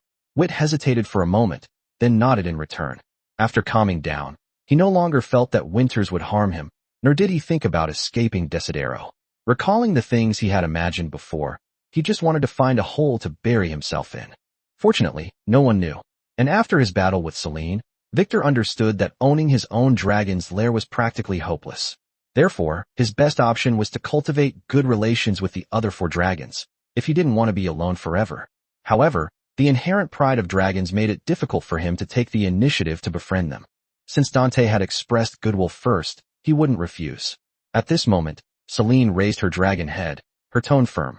No, I believe the prerequisite for defeating an opponent is understanding them. Her milky white body appeared exceptionally sacred in the light, and her eyes remained proud. Winters nodded approvingly. A very rational answer. Then she looked at Vittor. Of course, what you said isn't entirely wrong. It's just a bit general. I asked this question to tell you, Vittor, that although you can't cast spells for now, magic is still knowledge you must learn. Because magic is the mainstream of this world. Even the earth dragons with the worst magical talent can use magic. Winters' voice wasn't loud, but it struck Victor's heart like a hammer blow. Therefore, you must first understand magic, learn magic. Only then can you defeat magic. Chapter 17, Magic that Wit can also use. To defeat magic, you must first understand magic, learn magic. Winters' words reignited Wit's recently extinguished enthusiasm. He couldn't use ordinary magic, but with enough knowledge, he could find ways to counter it. Even just having one more idea was better than being completely clueless. Winters looked at his eyes, which had brightened again, and a somewhat sinister smile appeared on her lips. Yes, that's the look. Wit, I'm really looking forward to seeing what you'll become. She paused, then dropped a bombshell. And, you're not completely incapable of learning magic. There's one spell you're sure to learn. Because it's etched deep within the blood of all dragons. As long as you're a dragon, you can't escape it. Wit's eyes lit up instantly. What is it? How do I learn it? Winters uttered 4 words. Dragon's breath. You have very little to do, because it's your instinct. Wit repeated those 4 words softly. The next moment, An image exploded deep within his mind. In the endless starry sky, a familiar figure stood there. It was his father, and opposite his father was a terrifying behemoth, as large as a star. The starry sky beast. This name almost instinctively surfaced in Victor's mind. Compared to that colossal beast, his father was as insignificant as dust. Whit even felt that the beast could swallow his father whole with a single breath. But the next second, the golden markings on his father's body lit up. Blazing white flames spilled from the corners of his mouth, dissipating like drifting clouds. Then, his father suddenly opened his mouth. A blazing white, viscous flame erupted instantly. The breath was terrifyingly fast, piercing straight through the body of the cosmic behemoth. The intense heat distorted the surrounding void, leaving a gaping hole in the behemoth's body, its edges charred and carbonized, allowing a glimpse of the starry sky behind it. Vit was shaken. Was this the breath of a dragon? The image then vanished. In that last instant, he vaguely felt that his father seemed to turn and glance at him. Whit. Winter's voice pulled him back to reality. Whit came to his senses and saw the concern in Winter's eyes, and his heart warmed. I'm fine. Just now, I seem to see father using his breath in my mind. Upon hearing this, not only Winter's, but the other 4 little dragons also gathered around. In their eyes, Whit's father had long become synonymous with mystery. A strange, gigantic dragon, a being of unimaginable power. Winters immediately asked, "Could you describe him?" Vittor nodded, but of course he wouldn't mention the celestial behemoth. That was too outrageous. Winters would probably just think he was fantasizing. So he changed the battlefield to a plain and the opponent to an adult Busterman. As for just how big an adult Busterman actually was, he didn't really know. Even as juveniles, they're already tens of meters tall. They'll definitely be even more exaggerated as adults. After hearing the description, Winters raised her paw and gently scratched her chin. She was thinking. The 5 little ones quickly moved aside, because the flames falling from her paws were no joke. After a moment, Winters began to analyze. Your father's breath does match his bloodline. The blazing white, viscous flames should belong to the lava breath of the red dragon type. Normal lava breath is red, but your father is a different species of dragon, so it's normal for the color to be different. The fact that it could pierce through an adult bush dragon instantly and leave a carbonized penetrating wound indicates that its breath possesses at least 2 characteristics: high temperature and penetration. It's also possible it contains fire poison. She nodded. A very strong breath. Whit secretly breathed a sigh of relief, while a hint of anticipation rose in his heart. Will my breath be like that too? Winters shook his head. Not necessarily. Although you have half dragon blood, you look like a pure silver dragon. This means your mother was also very powerful. When 2 equally powerful dragon offspring are born, their abilities will be randomly inherited from one of their parents. The same applies to their breath. Vittor was a little disappointed, but quickly became curious again. What is the breath of the silver dragon? Elemental breath, Winters explained. Each silver dragon's elemental breath is not exactly the same, but it will have at least 3 elemental effects. Water element is always present, because silver dragons are naturally affinity to water. Upon hearing this, Billy immediately raised his head. It doesn't even sound as cool as mine. The crystal dragon's breath is called crystal breath, and the name alone is much better than elemental breath. Winter's eyes suddenly turned strange. Billy, although I don't want to discourage you, I regret to inform you that among all dragon species, crystal breath has the least power. Billy's expression froze instantly. Winters continued to add insult to injury. Because of all the breaths, only crystal breath isn't purely magical. Billy screamed and clutched his head. Winters, can I pretend I didn't hear that? Of course, if you're willing. Winters had just finished speaking when she noticed the other 3 little dragons were also staring at her expectantly. They all possessed inherited bloodlines and naturally knew what their breathing technique was, but they were more interested in hearing Winters' assessment. Winters sighed helplessly. All right, I was originally planning to directly guide you through breathing exercises. Since you want to hear, I'll just say a few words. The 5 little ones instantly became excited. So the first magic they had to learn was breath. Winters raised a paw, signaling them to be quiet. Green dragons have 2 types of breath, poisonous breath and natural breath. One is deadly, and the other is troublesome. Both are very troublesome. Gold dragons, like red dragons, also use lava breath, but their lava breath contains both fire and earth elements. Finally, she looked at Celine. As for the holy dragon's light atom breath, it is the fastest and most penetrating, except for a few special dragons. After saying that, Winters looked down at the increasingly lively dragon's lair and smiled gently. All right, now it's time for you to learn the breath. But this place is clearly not suitable. Let's go outside. She looked at the busy little ball dragons. Leave this place to them. They'll take care of everything. Chapter 18, Experiencing the Elements. Take a deep breath, then exhale slowly. Billy, don't rush. Beneath a giant tree with broad, crimson leaves, Winters lay on the ground, with 5 small dragons lined up in front of her, practicing their breathing techniques with her. The problem is, the outside world is too new and exciting. The 5 little ones had only been out of the dragon's lair for a short time, surrounded by colorful little dragon beasts that could run and fly, who could still obediently look at their nose and exhale. Wit's gaze drifted away again. Not far away, a small, brightly colored dragon-like creature was flitting around a large purple flower, like a butterfly, but much fiercer. It had dragon wings covered with tiny dragon scales, eyes at the tips of its antennae, and 2 rows of sharp teeth that it revealed when it sucked nectar. Wit watched intently. Winters immediately spoke up. That's Papadraman, Wit. But I want your attention to be on your breathing, not on it.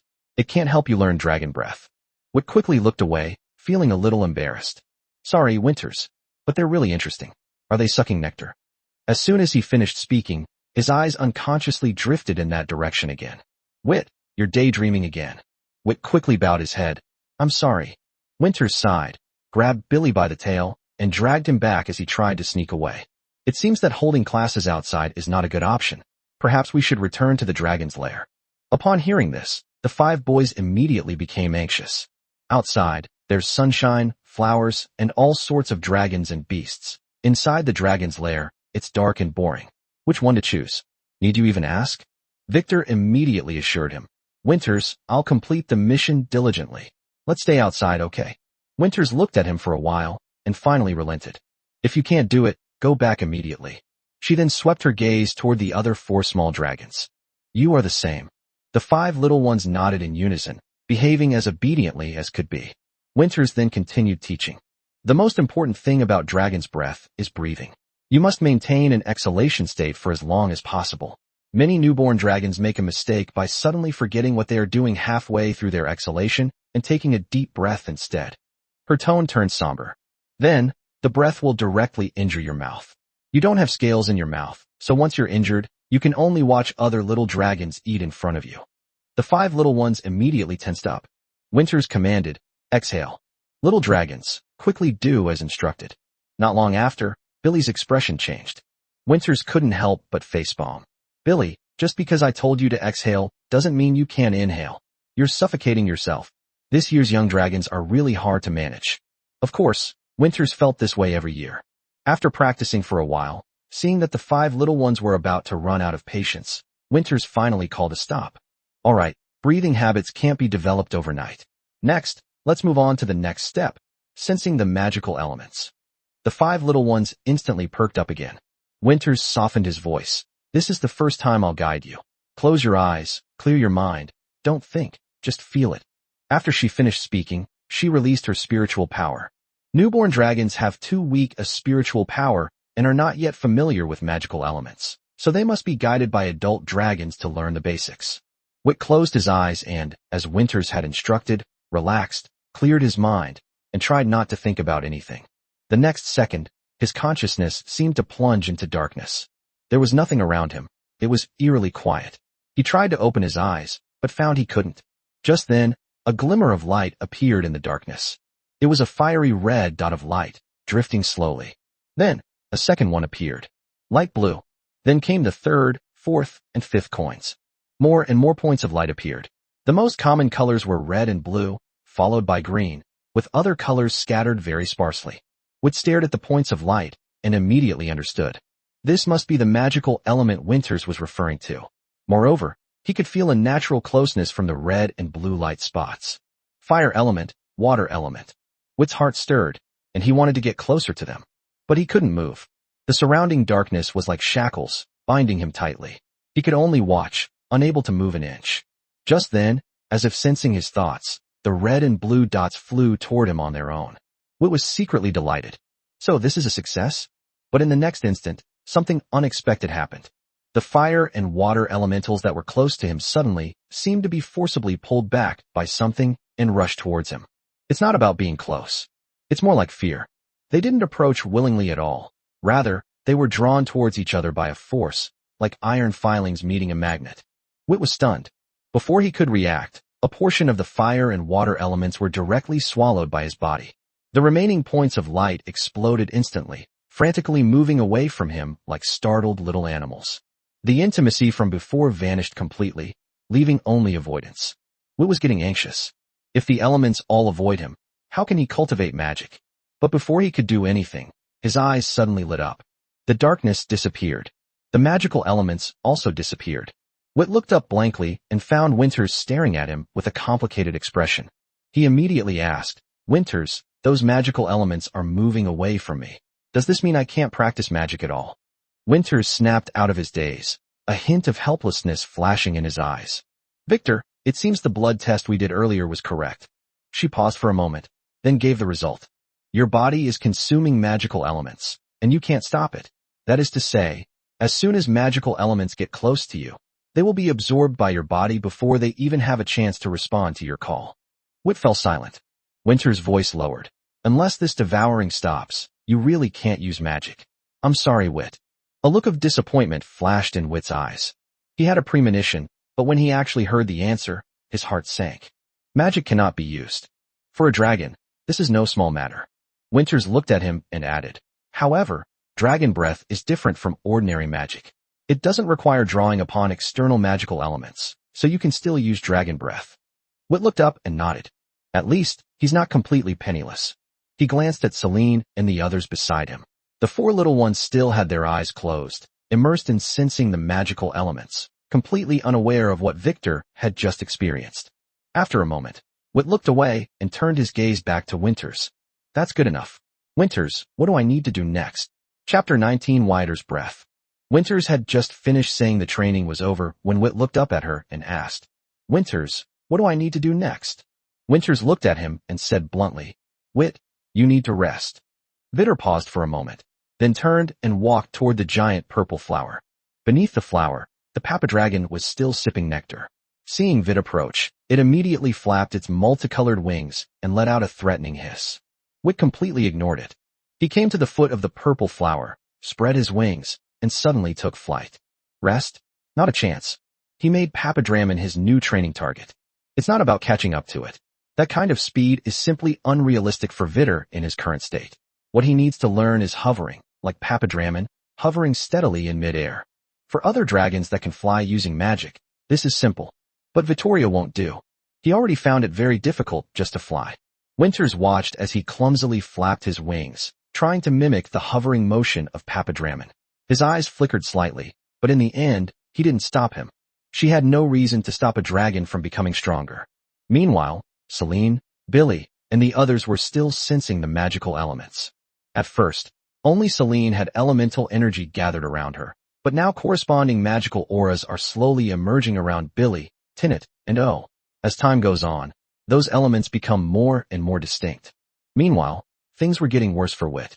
His wings began to feel heavy, his breathing became labored, and the muscles in his back kept tightening, but he still gritted his teeth and persevered. Suddenly, he felt a sharp pain in his back. His wings seemed to have lost all their strength, and he could no longer flap them. The next second, the entire dragon plummeted straight down. Wit thought he was going to crash into the hard ground. As a result, a dragon claw caught him steadily. Of course, Winterth's dragon scales are harder than the ground. Wit gasped in pain, but still looked up at her and said, "Thank you, Winters." Winters looked at the muscles in his back that were still twitching and sighed. "Wit, I don't object to your training method, but you must ensure your safety. Becoming stronger isn't something that happens overnight. I look forward to seeing you get stronger, but that will never be tomorrow, nor the day after." After saying that, she put Wit back on the ground. Only then did Wit realize that Celine and the others had woken up and were all staring at him. There was no mockery in their eyes, only fighting spirit. Wit understood that it wasn't hostility. Dragons are proud and disdain bullying the weak. When they show fighting spirit towards a fellow dragon, it means they acknowledge that dragon as their own. This recognition came so suddenly that Wit didn't know how to respond for a moment. Fortunately, Winters spoke up and broke the silence. "All right, little ones, now is not the time for you to fight. It's not long before noon, and I hope you can use your own dragon breath before noon. She paused, then added, even if they're only as thick as your little paws. Billy immediately raised his paw, brimming with confidence. No, Winters, I think it'll be as thick as my forelimbs. Winters glanced at him. Really? I'm looking forward to it. Then she looked at Victor. How are you feeling now? Can you still stand up? Whit didn't answer, but simply supported himself and slowly stood up. Winters nodded. Very good, let's begin. You have already seen the magical elements. Now, what you need to do is use your mental power to find the magical elements within your own bodies. That is the foundation for using breath control. By the way, the magical elements within dragons are stored in dragon crystals. And those dragon crystals are right on your heads. Found it. Raise your paw. As soon as she finished speaking, Celine was the first to raise her paw. She had sensed the magical elements last night, and Dragon Crystal had responded early on.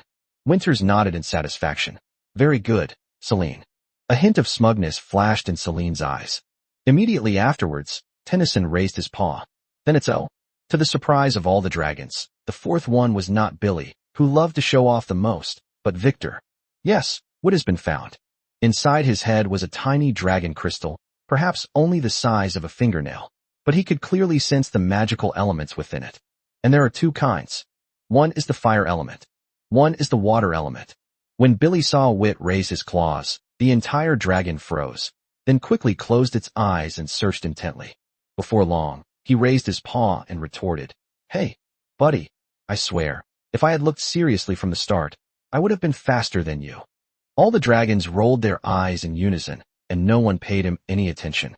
Winters seemed to breathe a sigh of relief and continued, Next step, right in the center of your chest, in the middle of your lungs. That's the key to the dragon's breath attack. It is called the lungs of the elements. Raise your paw if you found it. Following her instructions, Whit probed his chest cavity with his spiritual power. Soon, he felt his heart pounding strongly, sending scalding dragon blood throughout his body. His lungs were also rising and falling, inhaling air to sustain his life. The elemental lungs that Winters spoke of were not ordinary fleshy organs. Whit continued his search. Finally, he discovered it. Deep within the body, there are two special spaces. His spiritual power couldn't get close, but he could sense a completely opposite aura inside. A blazing inferno, as if it could melt everything. Another one was icy cold, as if it could freeze everything. Whit didn't know if this was normal, but the position was correct. The moment he saw them, a strong instinct suddenly surged within him. Import the magical elements from the dragon crystal. Whit did not hesitate. He subconsciously chose the fire element and the space that emitted high temperatures. The next moment, the fire element was activated. Whit's mental energy was instantly drained, and his internal vision was directly interrupted. Outside world, Winters and the four little dragons were stunned. Because Victor's breath suddenly weakened, but his mouth opened uncontrollably. Blazing white flames spilled from the corners of his mouth. The next second, a blinding white light suddenly burst forth. A dragon scale on Winter's chin actually emitted a wisp of blue smoke. Whit collapsed to the ground with a thud, gasping for breath. As usual, the title girl has gone out for chapter 20. Winters was stunned. She looked down, feeling the warmth on her chin, and when she looked at Victor, her gaze was no longer just surprised, but shaken. You should know that she is the dean of the Desidero Dragon Academy and one of the 5 legendary peak dragons of the Desidero Dragon Nest. The dragon ranks range from iron, bronze, silver, gold, platinum, and amethyst to legendary, mythical, and divine. Legendary dragons stand at the pinnacle, second only to legendary and divine. As for mythical dragons, Winters, in his 8,000 years of life, had never heard of them. And in the entire Desidero Dragon Nest, only the protector Desidero exists. Winter's dragon scales naturally and significantly reduce magical elemental damage, especially fire damage. Normally, even withstanding forbidden fire spells head-on wouldn't be a big deal. But now, a baby dragon less than 2 days old exhaled a breath that she could actually feel warm. What does that mean? The temperature of Vittor's breath was approaching that of high-level fire magic. If it were a sneak attack, even a golden-level dragon or anything below the gold level could be injured by him. This is not the power a young dragon should have. Winters had initially thought that Vittor, unable to cultivate magic, would at best become an ordinary dragon. But now, she had to reassess the child's potential. She paused for a moment, then her tone became serious. Whit, promise me, Unless a dragon betrays Desidero, your breath must never be aimed at Desidero's dragons, especially not. At this point, she glanced at Celine and the others, then stopped talking. Wit had just spat out that breath, almost completely exhausting himself, and was still lying on the ground panting. Upon hearing this, he was first taken aback, then his eyes instantly lit up. So my breath control is very strong? Winters nodded emphatically. Very strong, extremely strong. Dragons that haven't passed the juvenile stage simply can't withstand your breath. Upon hearing this, Celine's little dragons all changed their gaze towards Vittor. The breath attack was so fast they barely had time to react. Coupled with Winter's serious expression, everyone understood that Wit's breath was far more dangerous than they had imagined. Wit met Winter's gaze and nodded earnestly. I understand, Winters. From now on, I will not use my breath unless absolutely necessary. Winters' gaze softened. Desidero is a dragon's lair that values peace. Ordinary play and fighting, getting a little injured is nothing. But if you maliciously harm your companions, you will be banished forever. If it results in death, the best outcome is also banishment. She looked at Wit and softened her voice. I watched you come into this world with my own eyes. In my eyes, you are all my children. I don't want you to end up like that. After saying that, she asked, how are you now? Do you need me to send you back to the dragon's nest ahead of time? Wit shook his head. I'm just a little tired. I'll be fine after lying down for a while. Winters nodded, then looked at Celine and the others. Vittor has already demonstrated. Now it's your turn. Use your mental power to guide the magical elements in the dragon crystal. Infuse them into your elemental lungs, and then open your mouth and exhale. She deliberately emphasized her words. Remember, it's exhaling, not inhaling. You'd never guess what the consequences would be if your dragon breath exploded inside you. The little dragons immediately tensed up and began to try according to Winter's instructions. Wit lay to the side, his eyes never idle. He also wanted to see if his breath attack was a special case, or if every little dragon was this exaggerated. Soon, Celine was the first to succeed. A flash of white light appeared in her mouth, and a breath escaped. The process was similar to that of Wit, but there was no obvious build-up, nor was there that blazing white flame. The breath also landed on Winter's chin. Winters didn't seem to care, and simply nodded in approval. Very good, Celine, it's very powerful. Celine stared at Winter's unchanging dragon scales, a hint of resentment flashing in her eyes. How does it compare to Vittoria? Winters fell silent. She was trying to figure out how to say it without hurting Celine's pride, but this silence was more hurtful than a direct answer. Celine's face turned cold. She turned around, walked to the side, and lay down, her eyes fixed on Vittor.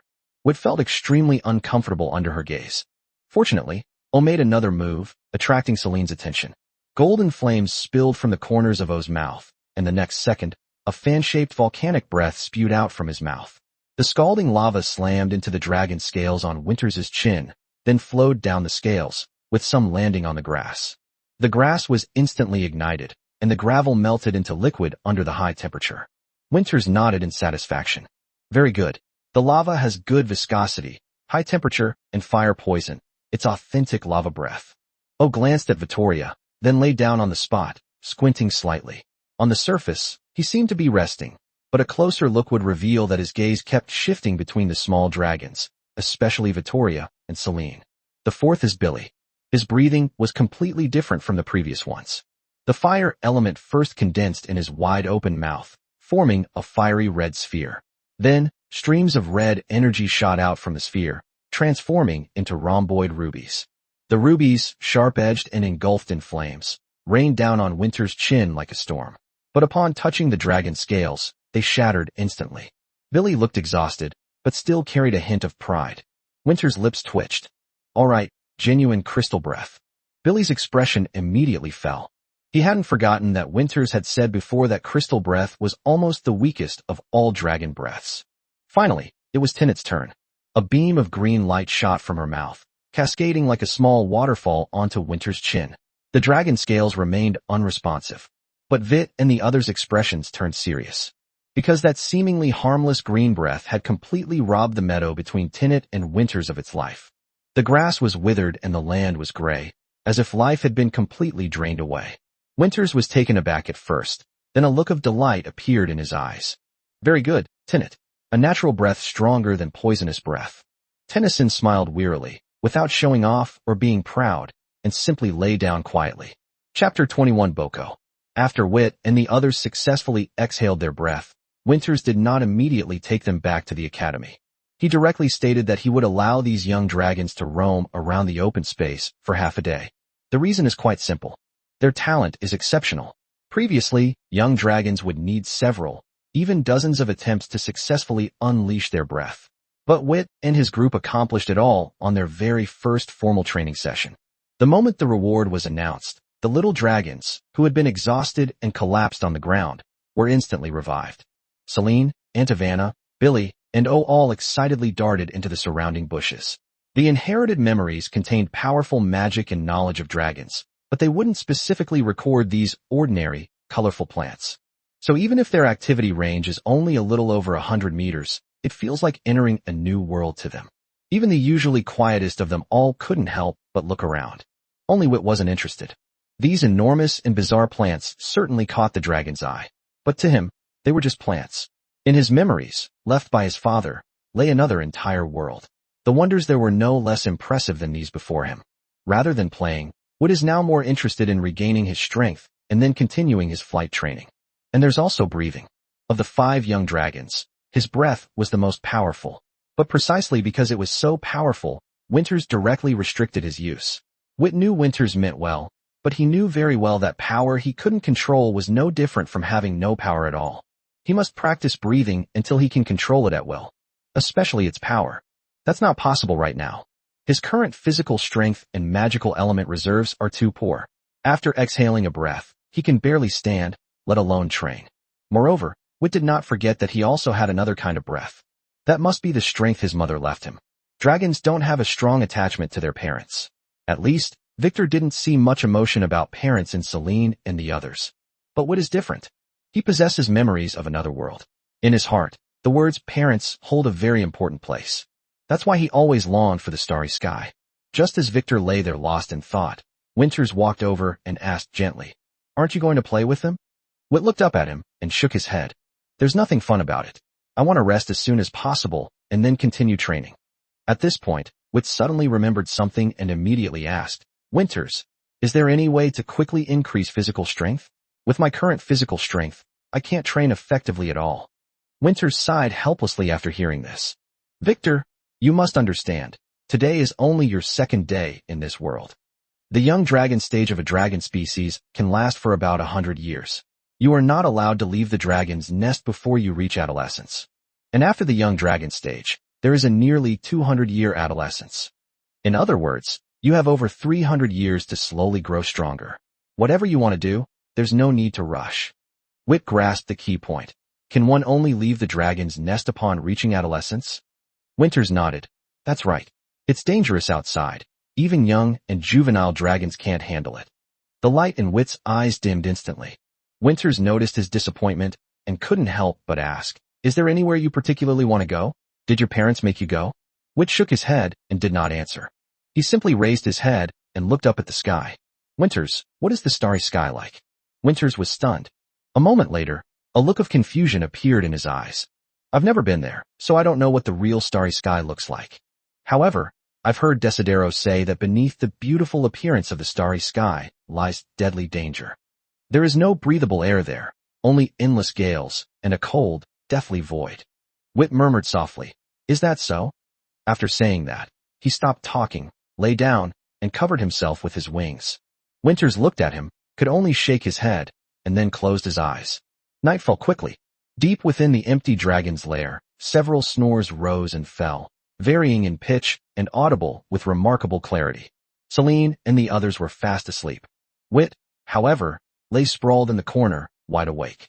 The aroma of roasted meat from the morning still lingered in the air, but the leftover meat had vanished completely by the time they returned. Also disappearing were Morse Dragon Beast and Ball Dragon. As for who actually finished the barbecue, Wit didn't bother to investigate further. He looked up at his sleeping companion, and after confirming that no one was awake, he carefully stood up. Then, he quietly walked out of the dragon's lair.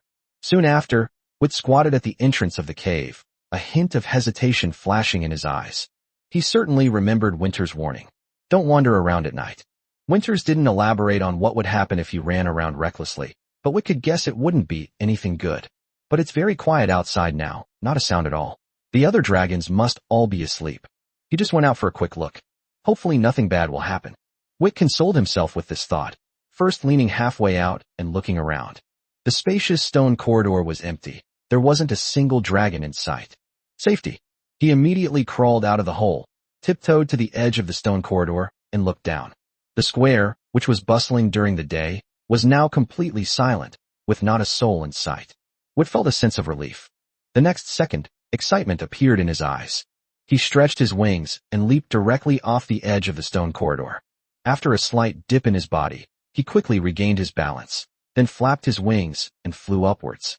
The Dragon Academy has 9 floors. Witt and his companion's dragon lair is on the 6th level. His current target is the huge hole above the 9th floor. From this angle, he could already see the light streaming through the cave entrance. There was not only moonlight, but also the starlight he had always longed to see. It's only 3 floors. It should be fine. Witt gritted his teeth and flew upwards. But he soon realized that he had oversimplified things. The height of these 3 floors was much higher than he had expected. After flying only 2 levels, his stamina began to wane. His wings grew heavier and heavier, and his breathing became more and more rapid. Witt looked up at the stone corridor on the 9th floor, which was already close at hand. He was unwilling to accept it. Having come this far, how could we possibly give up? He gritted his teeth and desperately flapped his wings, pulling himself upwards with all his might. Finally, he successfully landed on the 9th level stone corridor. Witt breathed a sigh of relief. A deep, hoarse voice suddenly sounded from behind him. "Look, I've caught a baby dragon that was wandering around at night." Witt's body froze instantly. The sound came so suddenly that it nearly made the scales on his body stand on end. He turned around cautiously. Not far away, a giant dragon emitting a faint blue light stood. The dragon was about the same size as Winter's and was quietly watching him. But that's not the scariest part. The most terrifying thing is that Witt could see through the other person's body and into the rock wall behind them. After just one glance, Witt's mind went blank, and he fainted on the spot. The azure dragon paused slightly, its self-introduction halting mid-sentence. "Hello, you can call me Boko." He looked at the unconscious Witt on the ground, his tone full of doubt. How did he faint?" Chapter 22, The Horror Laboratory. When Witt opened his eyes, the entire dragon was completely bewildered. "Who am I? Where am I? What am I supposed to do?" After a long pause, he remembered that he had secretly slipped out of the dragon's lair, intending to fly to the top exit of the academy to see the stars. However, he had only flown to the 9th level when his stamina was completely depleted. He was about to stop and rest when a gigantic dragon, like a ghost, suddenly appeared behind him. Then, everything went black before his eyes, and he knew nothing more. So now the question is, where exactly was he taken? Witt got up and carefully looked around. This was a huge cave, much brighter than the dragon's lair where they lived. The light was soft, but there was an indescribable, strange smell in the air, which was quite unpleasant. In the distance, rows of stone platforms stood, each filled with crystal containers containing liquids of various colors. Further on, there were many stone shelves, upon which stood even larger crystal jars, seemingly containing something steeped. Witt felt a chill run down his spine, but curiosity overcame his fear. He slowly walked over, wanting to see what was inside the jars. As soon as he saw it, his dragon scales instantly bristled, and even the tip of his tail straightened. "Those are eyeballs." Inside a huge cylindrical crystal jar was a pale green liquid, and floating in the liquid were eyeballs with golden pupils. Each eyeball was as large as Victor's head. The owner of such eyes must have been quite large. Even more terrifying, the stone shelves next to it were full of these jars. And it's not just the golden pupils. Some eyes were larger, some had bizarrely shaped pupils, and some were completely different colors. The more Victor looked, the colder his heart became, because he discovered that one of the jars contained an eye with a gleaming golden pupil. Although he hadn't inherited any memories, he knew that he, Celine, and Winters all had radiant gold eyes. The dragons, on the other hand, only had ordinary gold eyes. In other words, those gleaming golden eyes likely came from a true dragon species. Witt's mind went blank. But the next second, something even more terrifying appeared. In another large crystal jar not far away, a baby dragon was soaking. The young dragon was several sizes larger than Witt, and its entire body was silver. While its appearance wasn't exactly the same as Witt's, it was at least 9/10 similar. It was a silver dragon. Witt's scales had barely managed to lie flat when they all sprang up again. Just then, a voice suddenly rang out from behind. I found it deep in the Xingyuan mountains. Wit was so startled that he turned around abruptly. The ghost dragon that had knocked him unconscious was floating not far away, looking at the silver dragon in the jar with a complicated expression. Wit's throat went dry, and he asked instinctively, "You killed it?" The other person paused for a moment, as if they were choked by those words. Of course not. It was infected with the plague and had no adult dragons to take care of it. A young dragon infected with the plague simply cannot survive. After he finished speaking, he looked at Wit with a strange expression. "So, what kind of image do I have in your heart?" Wit hesitated for a moment, then whispered, "A ghost dragon?" The other person was taken aback, then seemed to understand something. "You must be Vittor?" Wit immediately became alert. The other party, however, adopted a matter-of-fact attitude. "Don't look at me like that. Winter sent your blood to me for testing and mentioned your situation in the process. It seems she was right. You are also a little dragon without a proper bloodline." At this point, his eyes visibly brightened. "Furthermore, your dragon blood is extraordinary. I've never seen such domineering dragon blood before. If possible, roar." Wit instantly hugged his tail tightly and growled at him. "Want a blood test?" "No way." The dragon was somewhat disappointed by Wit's reaction. "All right, it seems you're unwilling. But this is probably what you need most right now." As soon as he finished speaking, a dead busterman appeared out of thin air in front of Wit. It was almost a third smaller than the one he had eaten that morning, but for Wit in his current state, it was still a life-saving meal. Wit looked at the dragon beast, somewhat bewildered. The other party explained, "You fainted earlier, so I brought you back and did a quick checkup.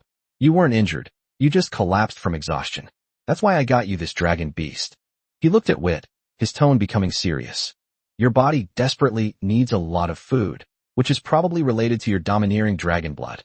It will give you a very strong physique, but it will also consume a lot of energy.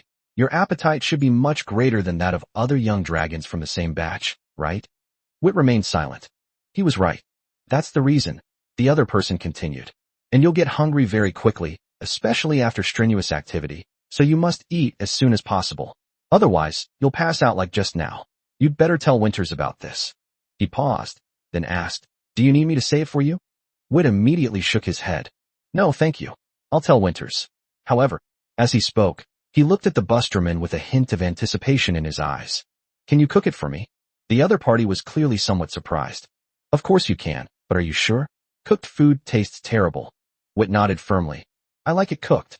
The other party didn't say anything more and nodded.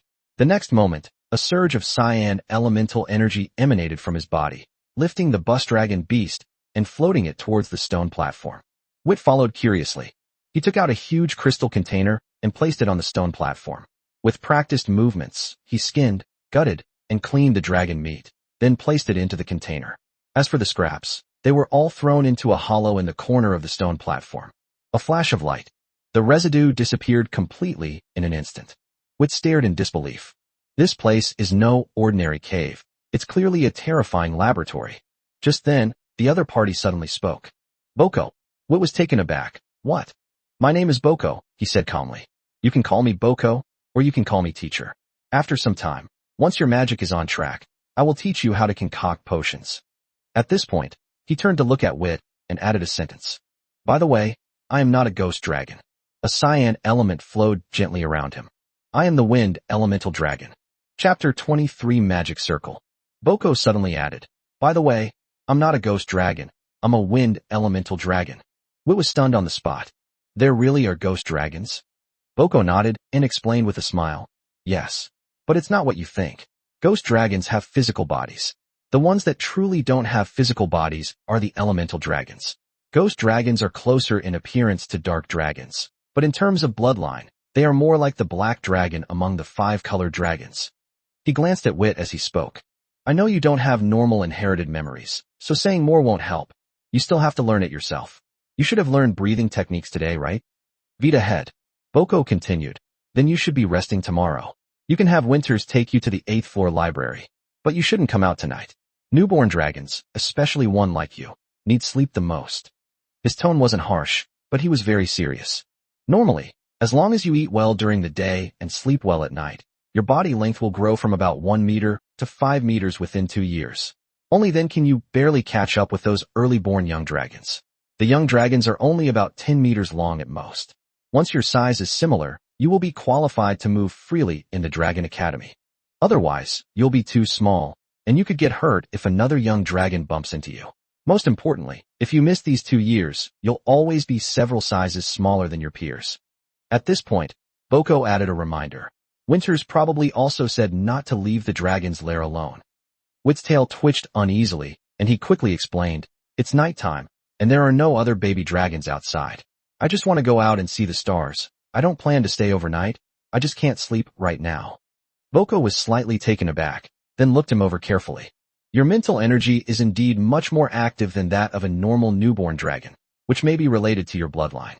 Perhaps I could extract some from you." Before he could finish speaking, Witt immediately grabbed his tail, bared his teeth and growled, looking like he was saying, "Try touching me." Boko's lips tightened, and he immediately fell silent. "Okay, relax, I was just suggesting it. If you don't wanna, that's fine too." As he spoke, he took out a jar containing a milky white liquid and placed it in front of Witt. "This is the essence of the domia flower, which can promote sleep. Your insomnia may be related to your blood, but not sleeping is definitely not an option. Sleeping pills are more effective, but since you're a newborn, this is more suitable for you." The small jar that Boko mentioned was enormous to Witt, even larger than the crystal jar containing the silver dragon on the nearby stone shelf. Witt stared at the jar, then looked at Boko, his expression complex. Boko then realized what was happening and awkwardly took back the jar. "Okay, it's definitely too big for you. Looks like I'll have to come see you every day." Witt couldn't help but ask, "Don't you have any smaller containers? You just said we'll be having potion classes later. Are all the equipment this big?" "Of course not." Boko shook his head. "But even the smallest container is too big for you right now. The first 2 years after birth are when you grow the fastest. So the potion class will start after 2 years, when your size has stabilized." Witt glanced at the pot that was heating up. Inside was busran meat, already bubbling away. He couldn't help but swallow hard. 2 years? Isn't that a long time? Boko manipulated the wind element to stir the broth, his tone relaxed. "Is 2 years a long time? Come to think of it, I haven't had a good night's sleep in ages. When Karen comes back, I'll definitely sleep for decades." He paused, then said, "Don't rush, your dragon life has only just begun. Time is the least valuable thing to a dragon." Witt didn't reply, his gaze falling to the bottom of the jar. There, a peculiar pattern emanated a faint red glow. "Who is Karen? And what is this?" Karen is another teacher who knows about potions. She went out to find ingredients for making potions and may not be back for decades. If she were here, I could have a much easier time. Bok pointed to the patterns on the bottom of the jar. "This is a thermostat array, which can provide a stable temperature. It's indispensable for making potions." Witt looked again at the crater where the waste had been dumped in the distance. "Is that a magic circle too?" Boko nodded. "That's an annihilation array. You'd better not go near it. If you go in and accidentally inject elements into it, your dragon life will end, and you won't even have a single dragon scale left." Witt gasped. "That dangerous?" As soon as he finished speaking, he saw a smile hidden in Boko's eyes. Witt realized what was happening. "You scared me."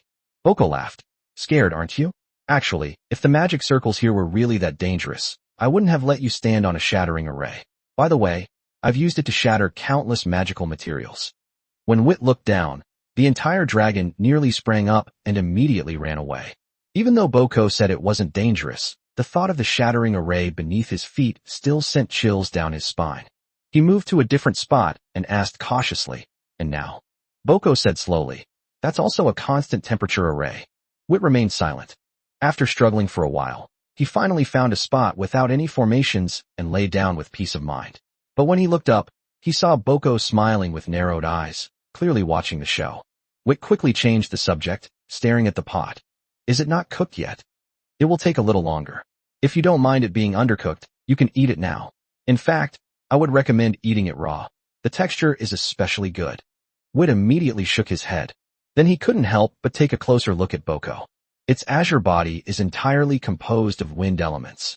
Its feet are on the ground, yet it appears to float in midair. Its forelimbs are short, its wings are enormous, with a wingspan exceeding its body length, and its tail is long and thin, making it seem unlike any ordinary flesh and blood creature. Witt suddenly asked, "You've been emphasizing taste. Does that mean you also need to eat?" Boko grinned, revealing his gleaming white teeth. The next second, his body solidified rapidly in Witt's shocked gaze.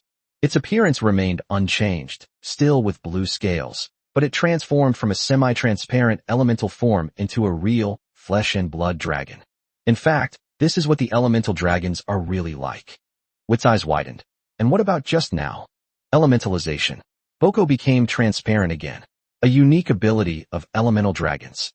It's just that it makes movement easier, so I usually stay in this state. After he finished speaking, he looked at the jars on the temperature control array. It's cooked, but we need to add this. Boko took out the domia flower extract again, glanced at Wit, and finally only dripped one drop into the pot. Don't worry about eating. I'll take you home after you're done. Wit turned back to look at the silver dragon in the crystal jar in the distance, then looked at Boko with a wary expression. Let's make this clear first. You're not allowed to take my dragon blood while I'm asleep. Boko remained silent. Chapter 24 spoke. Wit opened his mouth and yawned loudly. A dragon's tail was still slapping his face.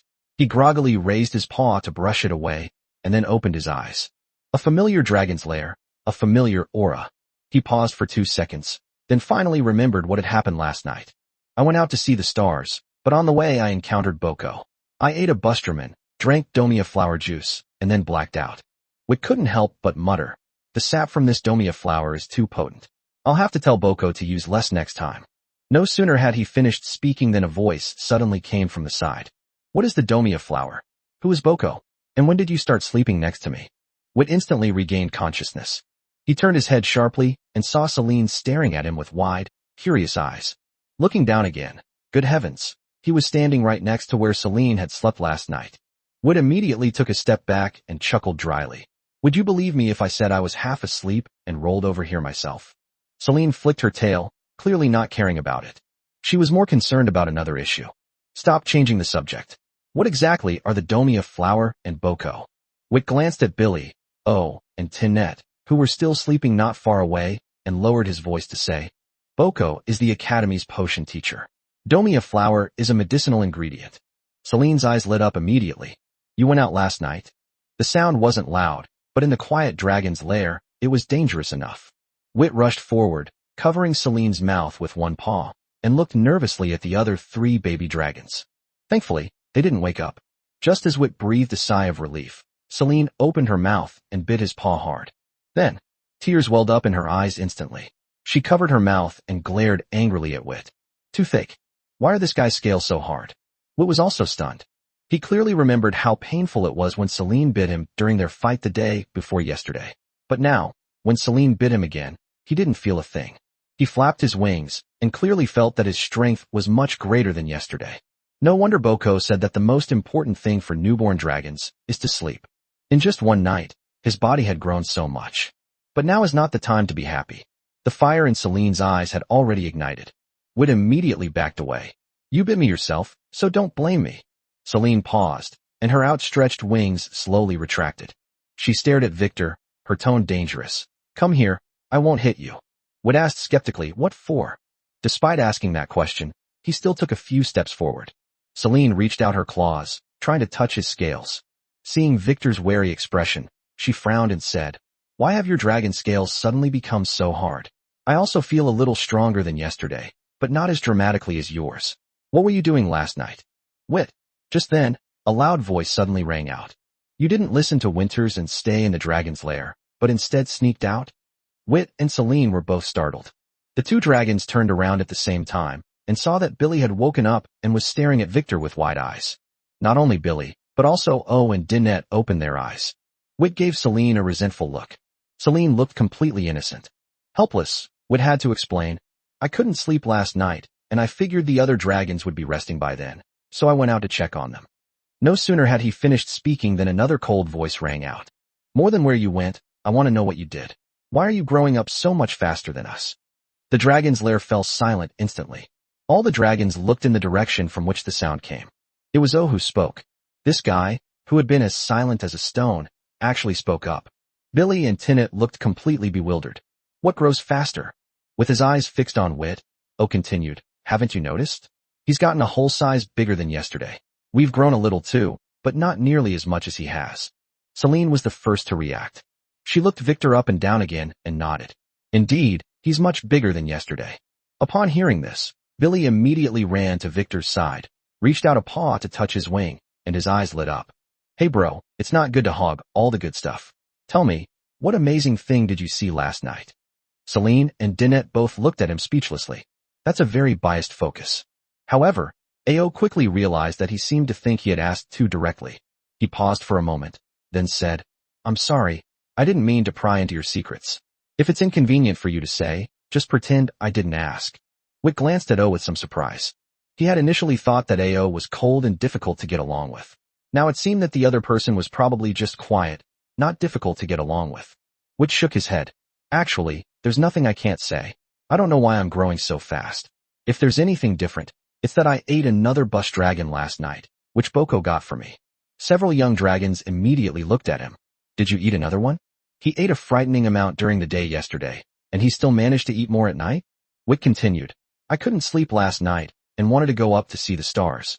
When I got to the 9th floor, I was so tired that I fainted, and that's when I ran into Boko. He said he would teach us about potions later. He also said that my constitution is different from yours and I need more energy, so he prepared food for me. As for the domia flower juice, it's used to suppress my overactive mental energy, so I can get a good night's sleep. At this point, Witt shrugged. You've all seen the effect.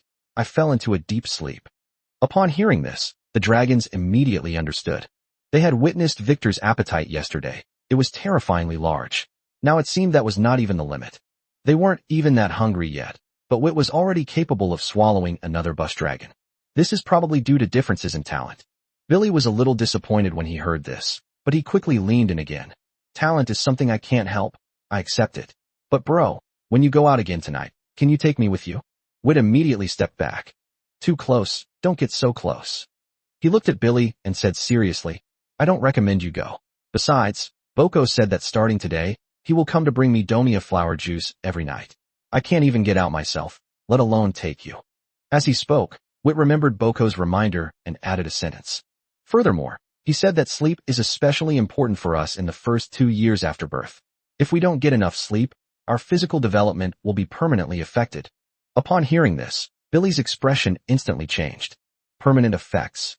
Viti nodded. To put it simply, it will be several sizes smaller than other baby dragons born in the same batch. Billy chuckled dryly twice. Then I'll just go to sleep. After saying that, he really turned around and went back to the corner to lie down, looking like he was about to catch up on sleep. But he had only been lying down for a short while when he suddenly looked up and asked seriously, Brother, do you think if I sleep for a long time, will I grow even bigger? Witt's expression froze. This guy's thought process is always so outrageous. Before he could figure out how to answer, a gentle voice came from the entrance of the passage. Of course not. All the dragons turned their heads in unison.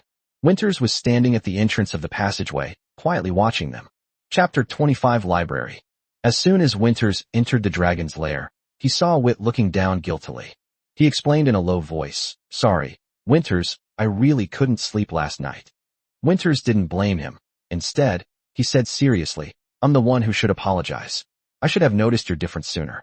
You clearly hadn't heard of the specific method for casting the breath, yet you were able to use it directly, which means your mental power is more active than Belen's and the others. As for your physical condition, I didn't know you had fainted until Boko came to me this morning. Witt was taken aback and quickly shook his head. You've already taken good care of me. There's no need to apologize. Winter smiled and didn't continue the topic. With a swipe of her claws, a massive boss dragon carcass appeared in the dragon's lair. Its size was almost the same as Winter's, and it was about 500 or 600 meters long. The 5 little ones were instantly stunned. Billy was the first to rush over, circling the bus dragon with shining eyes. Winters, how did you just conjure it up? That was so cool. Witt stared at her claws, equally shocked. This was no small trinket, but a colossal beast, which she had pulled out as if it were nothing. Winters explained, You'll know once you're out of the larval stage. Look at my neck. There's a special scale here called the reverse scale. Only dragons that have survived their larval stage will grow it. Inside the reverse scale is a space where you can store items, and it will grow larger as you grow. Several small dragons immediately looked at Winter's neck and, sure enough, found a unique scale there. Witt asked curiously, Does every dragon have one? Winters nodded. They all have dragon species. But remember, innate dragon beasts don't have a reverse scale, and once they grow up, they are born with an aversion to dragons. In the future, if you leave the dragon's nest and encounter an unfamiliar dragon outside, be sure to check if it has a reverse scale first. Upon hearing this, the 5 boys all became serious. Winters continued. As for other dragon species, most of the innate dragon beasts at most survive to emerge from their eggs, because they do not have the habit of discarding their eggs. Wit and the others nodded silently, memorizing this life-saving common sense. Winters then began distributing the food. All right, let's order. Besides Wit, who else wants cooked food? This time, only Celine raised her claws. Obviously, not every dragon likes roasted meat. Winters skillfully used magic to roast the meat, and the aroma quickly filled the entire dragon's lair. Looking at the enormous bust dragon beast, Wit couldn't help but swallow hard. Winters, it's so big, we probably can't finish it, can we? Winters blinked. Actually, I'd like to eat something today too. Soon, the 5 little ones were full. The remaining huge chunks of meat were swallowed whole by Winters in a few bites, a simple and brutal scene with no waste. After finishing his meal, Wit remembered Boko's words and quickly asked, Winters, Boko said we're taking a break today, is that true? Winters shook his head. They're the ones taking a break, not you. Wit froze. Winters continued, you'll need to come to the library with me. Bloodline inheritance isn't mandatory, but it's certainly convenient. You'll officially start learning magic tomorrow, so you'll need to review the basics of magic beforehand. There's also a lot of general knowledge you'll need to catch up on. At this point, Winters showed a clear look of disgust. You're going to be very busy. Anyway, I don't like libraries. I get sleepy as soon as I see those books. Wit wasn't surprised. He had long understood that since he had no bloodline inheritance, he had to learn many things by himself.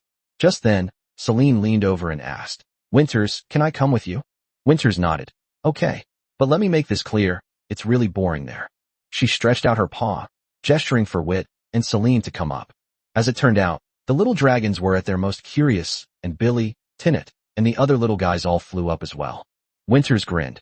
You chose this yourselves. Then, she flew out of the dragon's lair with the 5 little ones. The plaza below was still bustling. Yesterday, when Winters first took them out of the academy, they had already experienced the enthusiasm of their kind. Almost every little dragon flew over to greet Winters, but all their eyes were fixed on the 5 little ones. Vittor had no doubt that if Winters hadn't been there, these little dragons would have held them in their claws and examined them closely. The situation is slightly better today, but there are still quite a few curious glances from the little dragons. Winters didn't stop, but flew straight through the stone corridor to a higher place, finally landing on the 8th floor. As soon as she landed, a cloud of dust rose from the ground. Wit immediately realized that dragons probably rarely came to this place. He looked around and discovered that there was only one entrance on the 8-story circular stone corridor. Winters explained, the entire 8th floor is interconnected. It houses all of Desidero's books. After saying that, she led the 5 little ones into the entrance. As soon as they entered, the 5 little dragons couldn't help but exclaim in surprise.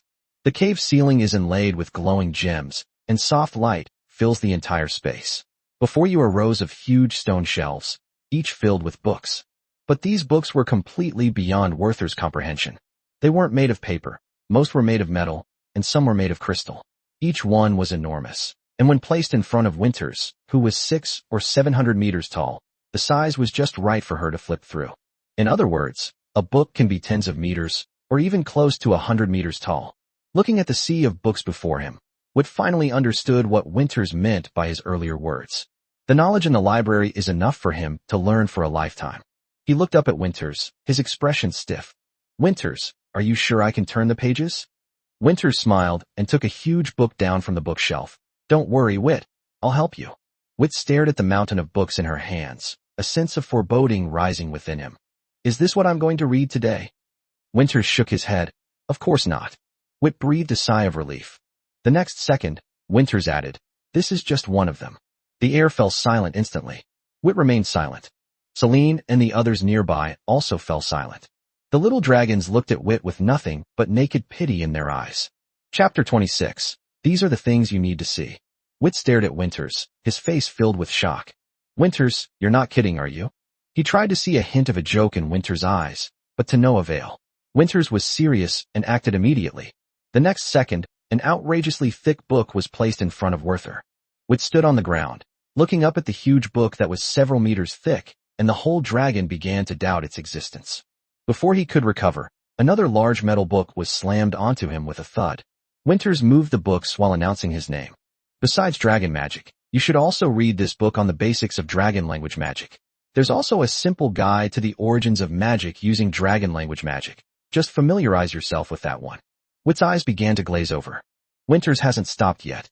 Besides magic, there is also the Dragon Encyclopedia, Dragon Beast Encyclopedia, Herb Encyclopedia, Complete Guide to Potions, a few things about magic circles, and this book of my observations in the wild. When it came to the last book, Winters even pointed to it. I highly recommend it. Although it's not as comprehensive as the Dragon Beast Encyclopedia in terms of dragon beasts, the story is engaging, and it's one of the few books that keeps me from getting sleepy. She looked down and counted. 1, 2, that makes 10 books. Let's go. Let's find a spacious corner. Witt looked at the tall stack of books, and his face turned green. This is not learning. It is clearly the beginning of the dragon's suffering.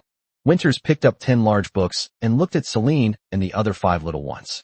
Although you have this knowledge in your inherited memories, each dragon's understanding is different, and the bloodline inheritance will also carry a strong individual dragon flavor, and may even contain errors and omissions.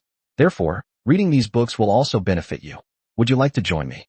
As soon as the words were spoken, Celine and the others shook their heads frantically, as only Witt had no right to refuse. Their movements were so synchronized, it was as if they had rehearsed beforehand. Winters smiled helplessly. All right, Witt, and I will go over there to read. You can wander around the library, but remember to be quiet. There are quite a few adult dragons here, and they don't like to be disturbed when they're reading. Upon hearing that they could move freely, Celine and the others immediately ran off like wild dragons. The towering stone shelves and the densely packed books filled them with a sense of mystery. If Winters hadn't remained silent, they would have rushed in to explore long ago. Witt watched their departing figures with envy, then could only wear a bitter face and run quickly with his short legs to keep up with Winters. He couldn't help but ask, "Am I supposed to watch all of this today?" Winters glanced back at him. Of course not. Just as Witt breathed a sigh of relief, Winters' next words brought him back to reality. Let alone 10 books, you might not be able to finish reading even one in a year. So, this is 100 years worth of reading material. Witt paused, nearly falling to the ground. 100 years? He suddenly felt that the library today was more terrifying than the storm outside. Winters, however, spoke as if it were perfectly reasonable. Starting today, we will come here to read every other day. Of course, you can rest if you want. After all, your life can't be all about studying. We are dragons, and we have plenty of time to acquire knowledge. With a loud bang, Winters put down 10 large books, the huge movement shaking the ground. Witt flapped his wings, clearing away the dust. Once the dust settled, Winters had already knelt down, pulled a book from the pile, and laid it out in front of him. Witt flew up curiously and landed beside the book. Winters, what should we learn first? Winters pushed the book in front of him. The Origin of Magic. It doesn't explain the specifics of how to cast spells, but it does explain where magical elements come from. It helps you understand magic, yourself, and the future more quickly. The pages of the book were turned. This book is made entirely of some unknown metal. Each page is several centimeters thick, and rows of golden symbols are raised on the pages, making it ancient and majestic. Witt initially thought he wouldn't understand, but he easily recognized the characters after just one glance. Winters explained, this is ancient dragon language, possessing mystical power. Some ancient dragon language symbols are themselves incantations for dragon magic. Of course, to us, they are simply the language used by dragons in the past. For example, fireballs. She uttered 2 awkward syllables. In the next instant, a huge fireball materialized out of thin air in her claws, and the scorching heat swept over, turning the surroundings red. Witt's eyes lit up instantly. He stared intently at his right paw, mimicking Winters' pronunciation, uttering the same 2 syllables. Fireball. Although the voice was immature, the syllables were perfectly accurate. As soon as he finished speaking, Witt immediately felt a surge of spiritual energy concentrate on his right claw. The fire element in the air also began to converge towards the palm of his claw. He was overjoyed. Could it possibly work? But the next second, before the fire elements that had just gathered could condense into a fireball, they were suddenly absorbed into his body as if they had encountered a black hole. The magical elements that had gathered because of the ancient dragon language also dispersed instantly, escaping completely. Witt looked down at his empty paws, the light in his eyes gradually dimming. As expected, he still couldn't use magic. Winters noticed his disappointment and softened his tone. It's all right, Witt. Magic isn't everything.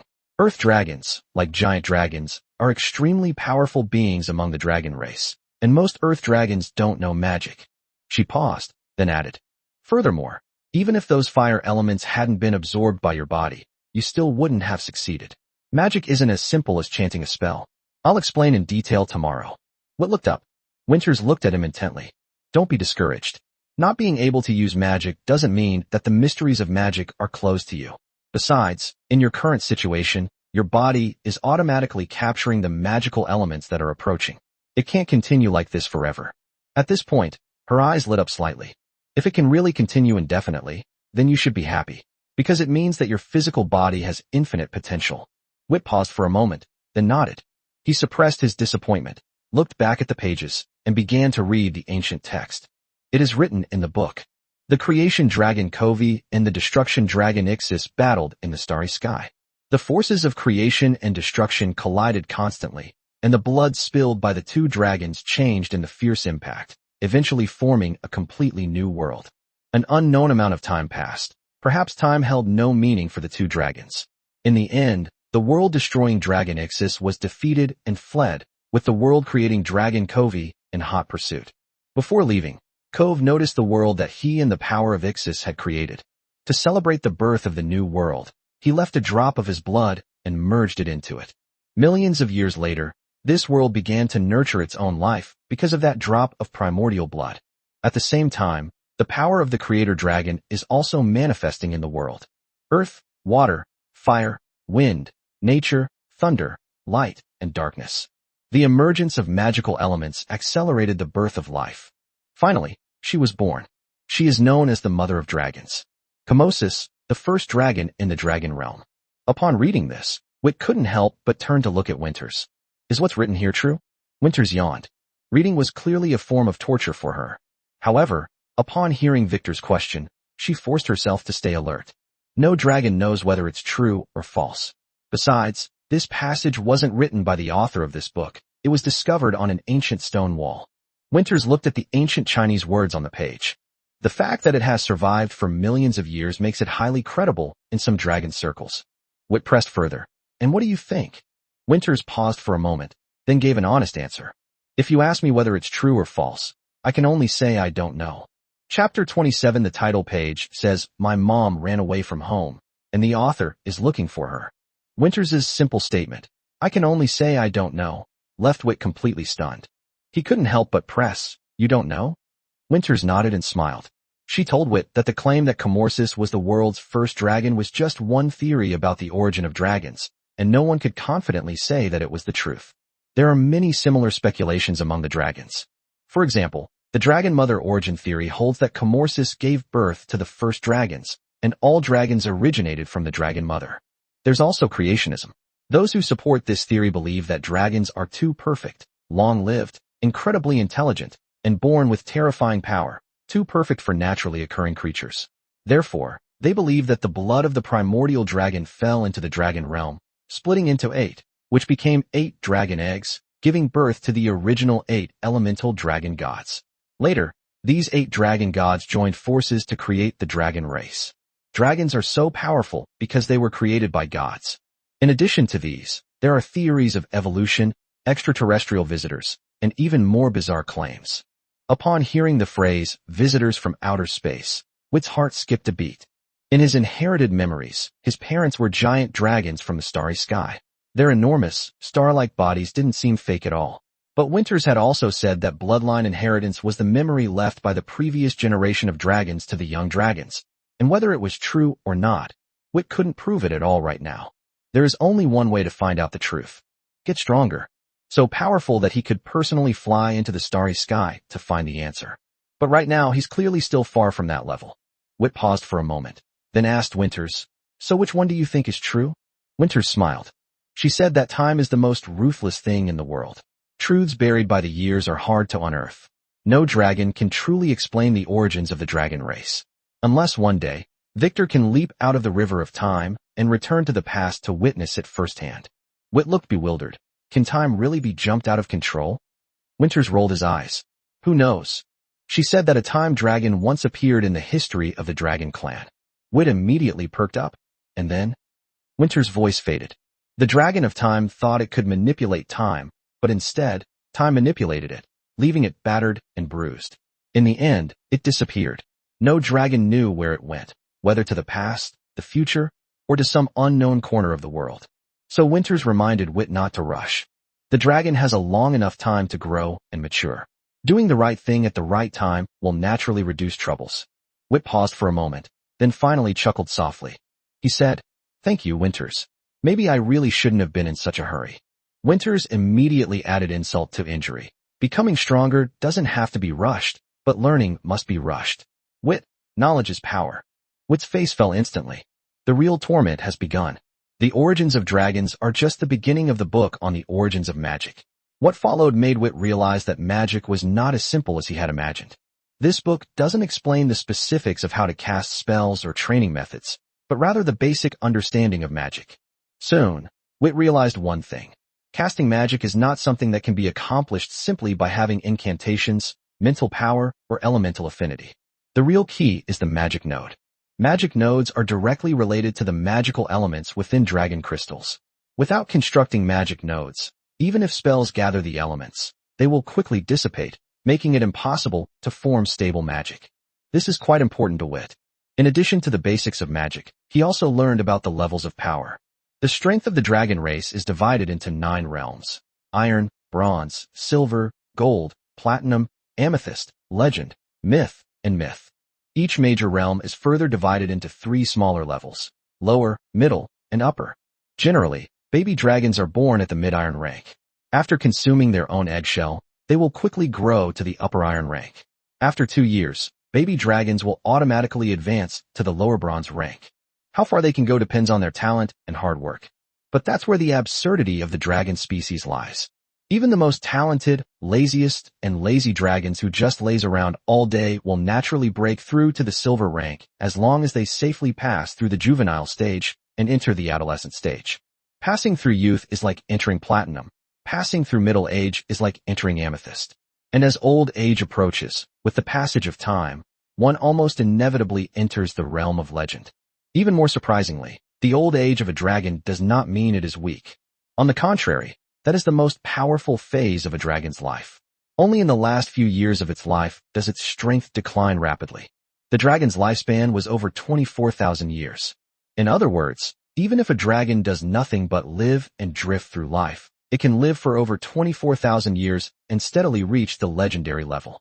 If one possesses even greater talent, breaking through to the legendary or even mythical realms over this long period, their lifespan will be even longer. Those dragons that are over 24,000 years old are known as the Ancients. Wit was increasingly shocked and excited as he looked at the film. Time passed slowly, and he became completely immersed in the world of the origin of magic, frantically absorbing knowledge as if he had been starving for a long time. During this time, Winters accidentally fell asleep. It took Vittor a lot of effort to wake her up. He couldn't even do something as physically demanding as turning a page. He had to rely on Winters' help. Celine and the others were initially intrigued, and later ran back to vie for Victor's attention. However, after a few glances, they were almost all completely engrossed. Except for Celine, who managed to stay awake a little longer, Billy and the others took one look and immediately fell asleep next to Winters. Winters didn't return to the dragon's lair until it was almost dark. Since books cannot be taken out of the library, if Wit wants to continue reading, he will have to have Winters accompany him every day. Upon returning to the dragon's lair, Winters suddenly remembered something. She said to Wit, "Oh, right, Boko was afraid he'd forget, so he asked me to bring this to you." After saying that, she took out a jar of milky white liquid and placed it in the center of the dragon's lair. It is the sap of the domia flower. Winters explained that Boko had added a teleportation magic circle to the lid of the jar. Whenever Vittor stood on the jar, the magic circle would automatically activate, teleporting the domia flower juice inside to a groove on the lid for his use. Winters also reminded him that he should remember to thank Boko the next time he sees him. Then she took out a large piece of cooked meat and placed it in front of Wit. The size of this piece of meat is about the same as that of the juvenile busterman from yesterday morning. Winters said that they couldn't keep hunting juvenile bus dragons, otherwise it would affect their population size. After all, there weren't many dragons in the area suitable for young dragons to eat, and bus dragons were a rare and stable food source. After explaining these things, Winters turned and left. Before leaving, she only said, "See you tomorrow." Chapter 28 Magic Lesson. Winters put Wit and the others down on the ground and raised his paw to point at the wide cave in front of him. For the next period of time, this will be your classroom. This is the 4th level of the dragon's lair, a vast space almost as spacious as the depths of the dragon's lair. In the center of the cave, a row of dragon targets, each with a different shape, are neatly arranged, all for young dragons to practice magic on. Winters looked at the targets, his gaze pausing slightly. Every little dragon in the Dragon Academy has attended classes here, including herself. Now, she leads batch after batch of young dragons here to learn the most basic and most important magic. The Dragon Academy only trains young dragons. Once they reach the juvenile stage, they leave the academy and begin living independently within the dragon's lair. They can only truly leave the lair and venture out into the world when they reach adulthood and possess sufficient self-defense capabilities. However, Winters doesn't always have students to mentor him. Once the young dragon reaches around 20 years old and has mastered most of the magic, her mission is complete. What follows is a long wait for the next batch of dragon eggs to hatch and for new young dragons to emerge.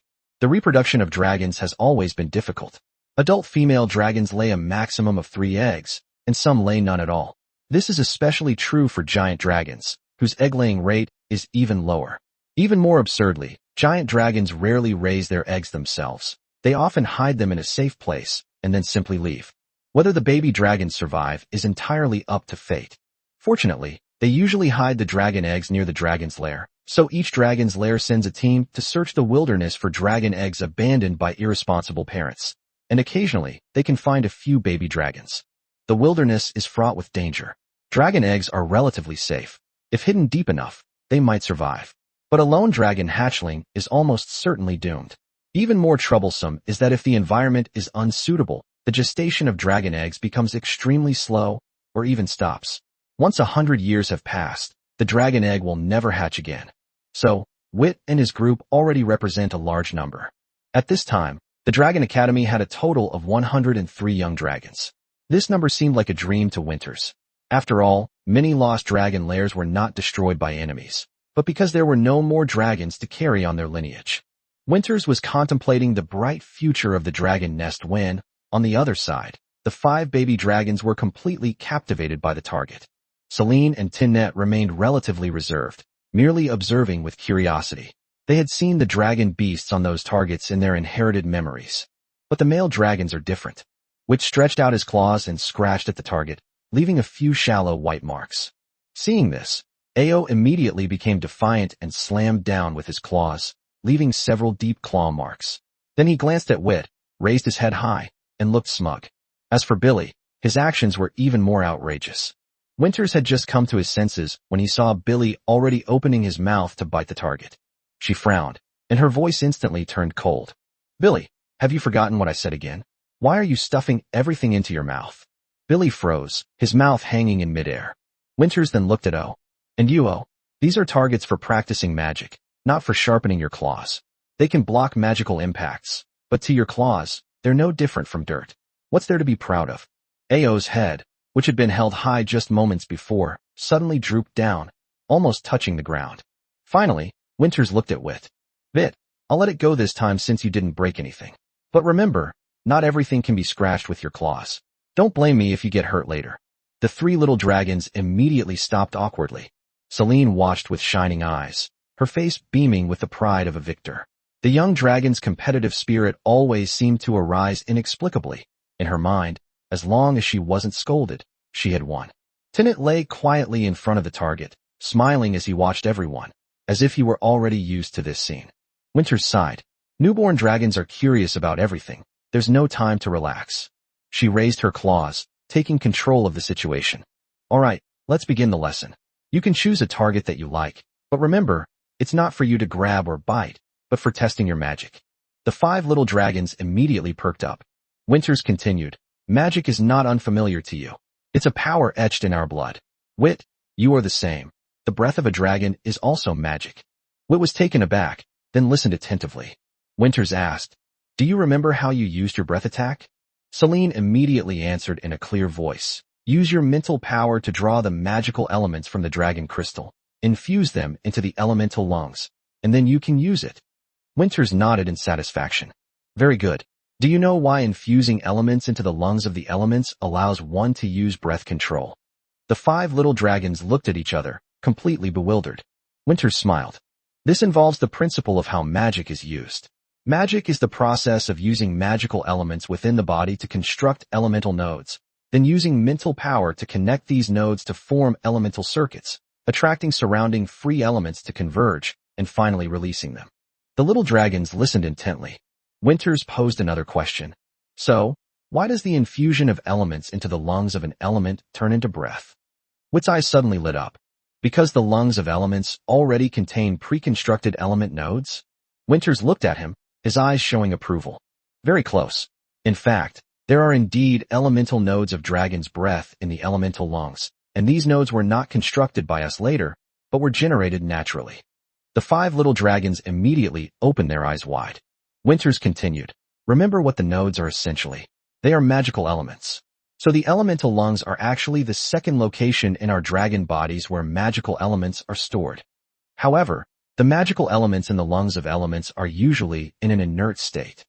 We input the elements from the dragon crystal not to reconstruct the nodes, but to activate them. The activated magical elements will automatically form the elemental nodes of the dragon's breath, attracting surrounding elements to converge and ultimately forming a complete breath. At this point, Winter's tone became noticeably more serious. And this magic is possessed only by dragons. It is called origin magic. Chapter 29: The Concentration of Dragon Bloodline. Winters looked at the 5 little ones and went straight to the point. Besides their breath attacks, dragons possess an innate magic called origin magic or bloodline magic. This magic is flight. But flying is different from breathing. Breathing comes from the dragon itself, while flying requires manipulating the magical elements floating in the air. So the reason why Witt can't fly now is not because he's not trying hard enough, but because his body is temporarily unable to use external elements. Winters looked at Witt and softened his tone. Don't be discouraged, Witt. Trust me, everything will be all right. Witt, who had been feeling down, brightened up again upon hearing this. Winters then continued speaking. Origin magic is not unique to dragons. Every type of dragon, and indeed most dragon beasts, possesses its own origin magic. She asked the 5 little ones if anyone could think of an example of a dragon beast they had seen before. Witt reacted the fastest, immediately shouting, Little Dragon Ball. Winters nodded. That's right. When Ball Dragon encounters danger, its body expands instantly. That's not ordinary inhalation, but rather the absorption of a large amount of wind element in an extremely short time.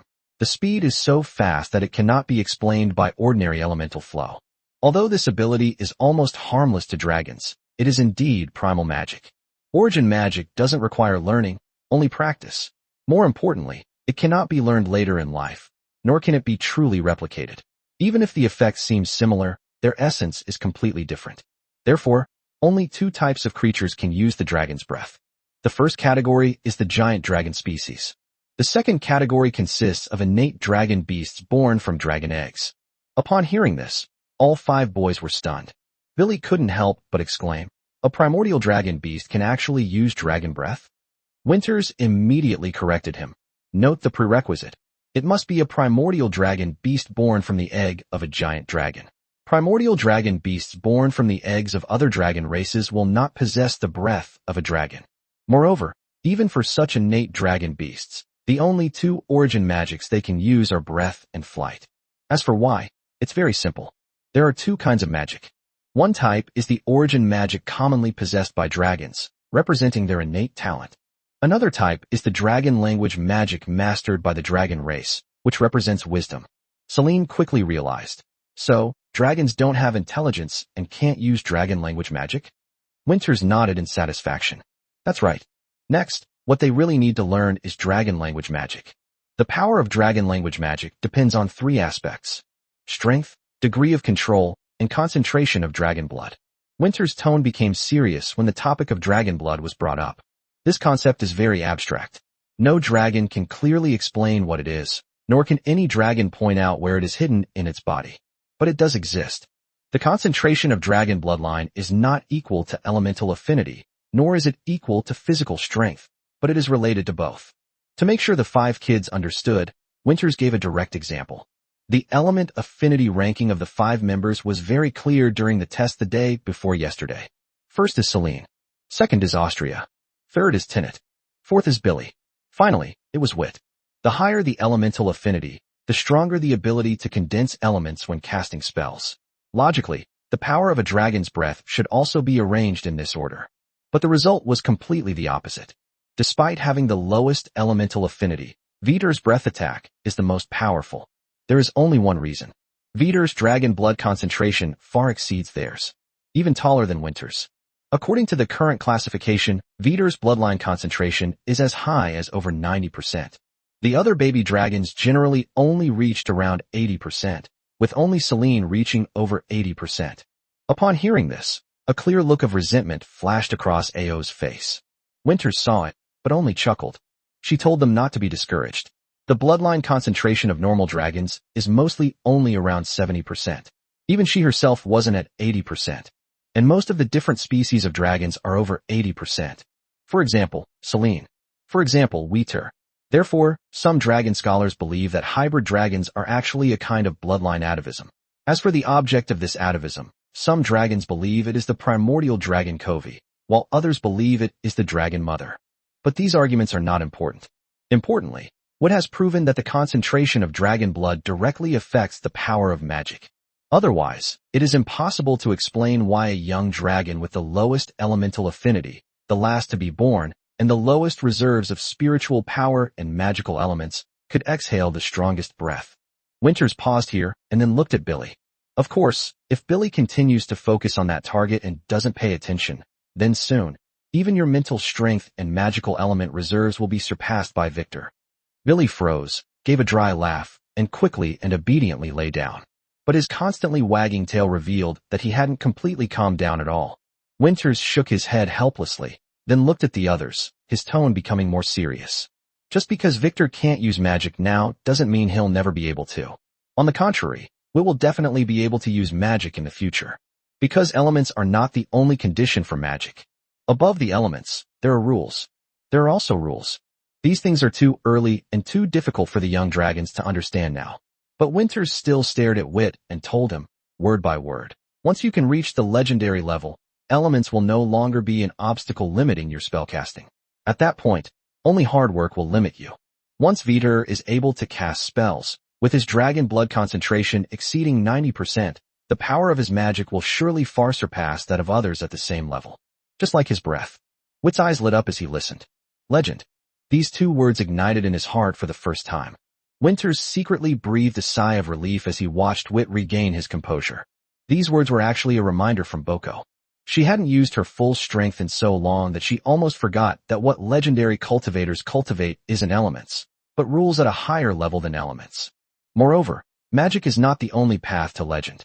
The physical body, too, can step into legend. Rules are the most iconic power of legend. Winters looked at Wit, a hint of expectation creeping into his eyes. Such a rich dragon bloodline could not possibly only affect magic. Wit's future may be even more dramatic than she imagines. Chapter 30 Dragon Language Magic. Upon hearing that he would be able to use magic in the future, the entire dragon was so excited it almost glowed. Winters looked at him, a hint of a smile in his eyes, but quickly lowered his voice. All right, Wit, being able to use magic is something for later. Right now, the most important thing is to calm down and study hard. Wit immediately suppressed his excitement, somewhat embarrassed, and lay back down on the ground, but his eyes were frighteningly bright. Celine, Billy, and Tinnet all became serious as well. They had witnessed Wit's dragon breath firsthand. If Wit could actually unleash magic in the future, its power would be absolutely outrageous. But they were dragons, born proud, and none of them wanted to be left behind. Winters nodded in satisfaction. Today we continue with dragon language magic. As I mentioned earlier, the concentration of dragon bloodline affects the power of magic. However, under normal circumstances, this effect is not too exaggerated. Wit is a special case. Besides bloodline, the second factor affecting the power of magic is strength. The little ones immediately perked up their ears. Winters explained it very directly. Strength, to put it simply, is how many elements are stored in your dragon crystals. The more you store, the more elements you can access, the stronger the elemental nodes you can construct, the greater the attraction to free elements from the outside world, and the stronger the magic power will naturally be. However, you don't need to worry about that too much right now. Newly born dragons have negligible differences in this regard. Over the next 2 years, your bodies will grow rapidly, and your elements will accumulate quickly, allowing you to reach the lower bronze rank very soon. But 2 years later, over the next 90 years, the accumulation of elements will become very slow. That's why you'll be able to freely enter and leave your own dragon's lair 2 years from now. A 20-year-old dragon, apart from having more experience in spellcasting, won't be much stronger than you 2-year-olds in terms of actual power. By then, you won't have to worry about them accidentally hurting you. When Wit heard the word 2 years, his heart skipped a beat. He decided to listen to Winters and stop rushing to become stronger, and stop being led astray by unrealistic ideas. Slowing down one's growth does not mean giving up on one's aspirations. 2 years later, he will be able to move freely. Will he be able to leave the dragon's lair and quietly gaze at the real starry sky then? Winters didn't stop and continued. Therefore, the impact of strength on the power of magic is a lesson for 2 years from now. You can learn it slowly after your elements have stabilized. What we really need to learn now is the third factor: level of control over magic. The most crucial indicator of control is the construction of element nodes. At this point, the little ones became completely focused. Winter's tone also became serious. Dragon language and dragon language magic refers to the ancient dragon language. The ancient dragon language itself contains power, as you should all know. And the ancient dragon language is the most important part of bloodline inheritance. Even in Wit's inheritance, it is the same. So, let's move directly to the next step, building element nodes. How are element nodes constructed? The answer lies in the position of each sound change in Gulong's language. The key is that the ancient dragon language, spiritual power, and internal elements must be coordinated. When you recite the ancient dragon language, use your mental power to wrap the elements in your body, and at the position of each sound change, control the elements to stop and prevent them from moving around. That location is the node. To make it easier for them to understand, Winters rephrased it. Imagine the air in front of you as a piece of paper, Gulong language as words written on the paper, mental energy as the pen, and magical elements as ink. What you have to do is use this pen to leave ink marks at every key point of the text. Once all the imprints are complete, they will automatically attract free elements from the outside world. Only at that moment can a magic spell truly take shape. The 5 little ones listened without moving. This time, they truly understood. Magic isn't something you can accomplish by shouting a phrase from the ancient language. It requires that every sound, every mental control, and every crucial step must be flawless. One wrong move, and the magic is ruined. Winters glanced at them and went straight into the actual combat. I have made myself clear enough. From now on, practice the most basic magic according to your elemental affinity. He looked at Celine. Celine, your elemental affinity is light. Practice light arrow. As soon as he finished speaking, Winters uttered a difficult ancient long syllable, the syllables seeming to vibrate gently in the air with some kind of power. Then he looked at O. Oh, your elemental affinity is fire and earth. Fireball or earth spikes, choose whichever you prefer. You can also practice both if you want. Billy, you practice fireballs. Dinnet, your elemental affinity is nature, and your breath is inclined toward life, so you practice vines. Finally, Winter's gaze fell on Wit. As for Wyatter, she paused for a moment. Upon seeing this, Wit smiled instead. It's all right, Winters, I can just watch from the side. Upon hearing this, Winters almost laughed out of anger. Wit, don't even think about slacking off. If you're going to learn magic, you have to practice. You'll never get to the real door to magic just by listening to theory. Wit was taken aback. Winters continued. I hesitated just now because I was wondering if you have any water elemental affinity besides fire. If you do, it will be a bit more complicated, and you'll have to learn how to cultivate water magic first. Wit looked at her with immediate surprise. But I can't cast spells, can I? Winters looked at him, his tone tinged with helplessness. Being unable to cast spells does not mean you cannot practice spells. It seems you weren't thinking about it seriously just now. The 3 elements of magic are mental power, the magical elements within the body, also known as magic power, and the free elements from the outside world. Of these 3, you're only missing the last one. Free elements will be directly absorbed by your body when they get close to you. But the problem is that what really requires free-floating elements is the final step in releasing magic. In other words, even though you can't cast magic, you can still train to the point of constructing element nodes. Wit's eyes lit up instantly. But the next second, he frowned. But if I can't cast magic, how can I tell if the node has been successfully constructed? Whether I succeed or fail, I can't see the outcome. Winters smiled gently. You can't cast spells, but you can stop me from casting spells. Wit was stunned. Winter's voice suddenly took on a more challenging tone. First, construct the magic node for the fireball. Then, using your mental power, influence the fireball node I'm building, based on the nodes you've constructed yourself. If you interfere with my magic, it means your node position is correct. If I still release a fireball, then it means your fireball node is wrong. She looked down at Wit, a smile in her eyes. How about it? Want to give it a try? Chapter 31 Mental Magic. Fireball. Winters slowed her speech, uttering difficult dragon incantations. Wit stared intently at her claws. There, a flame was gradually gathering, and 4 elemental nodes were slowly taking shape. He immediately mobilized his meager mental energy, attempting to shake one of the nodes. If the nodes are disrupted, the magic will fail. He had succeeded twice in this day. According to Winters, lower-level magic usually has 3 to 10 nodes, and the introductory magic she chose for the 5 young dragons was mostly below 5 nodes. Fireball is the simplest spell, with only 4 variations. The fact that Wit was able to interrupt twice indicates that he has already located the positions of 2 nodes. But this is not easy. From morning till night, the 5 young dragons spent their time repeatedly practicing the construction of elemental nodes, except for taking a short break every so often during a spell. As a result, by evening, none of Celine's dragons had actually unleashed their magic. The element nodes are too precise. If they deviate even slightly, the entire magic will collapse. A whole day of failures finally brought the young dragons back to their senses of pride at being able to use dragon breath. Especially Billy. He finally stopped thinking about stuffing the magic target into his mouth, and instead focused on practicing his spells. Just then, a burst of intense heat suddenly erupted. The fireball, the size of a grain of rice, in Winters' claw had taken shape. Wit's eyes darkened. It failed again. Winters looked at him gently. Virtue, you've done very well. Interfering with someone else's magic is much harder than casting your own spell. Wit looked up.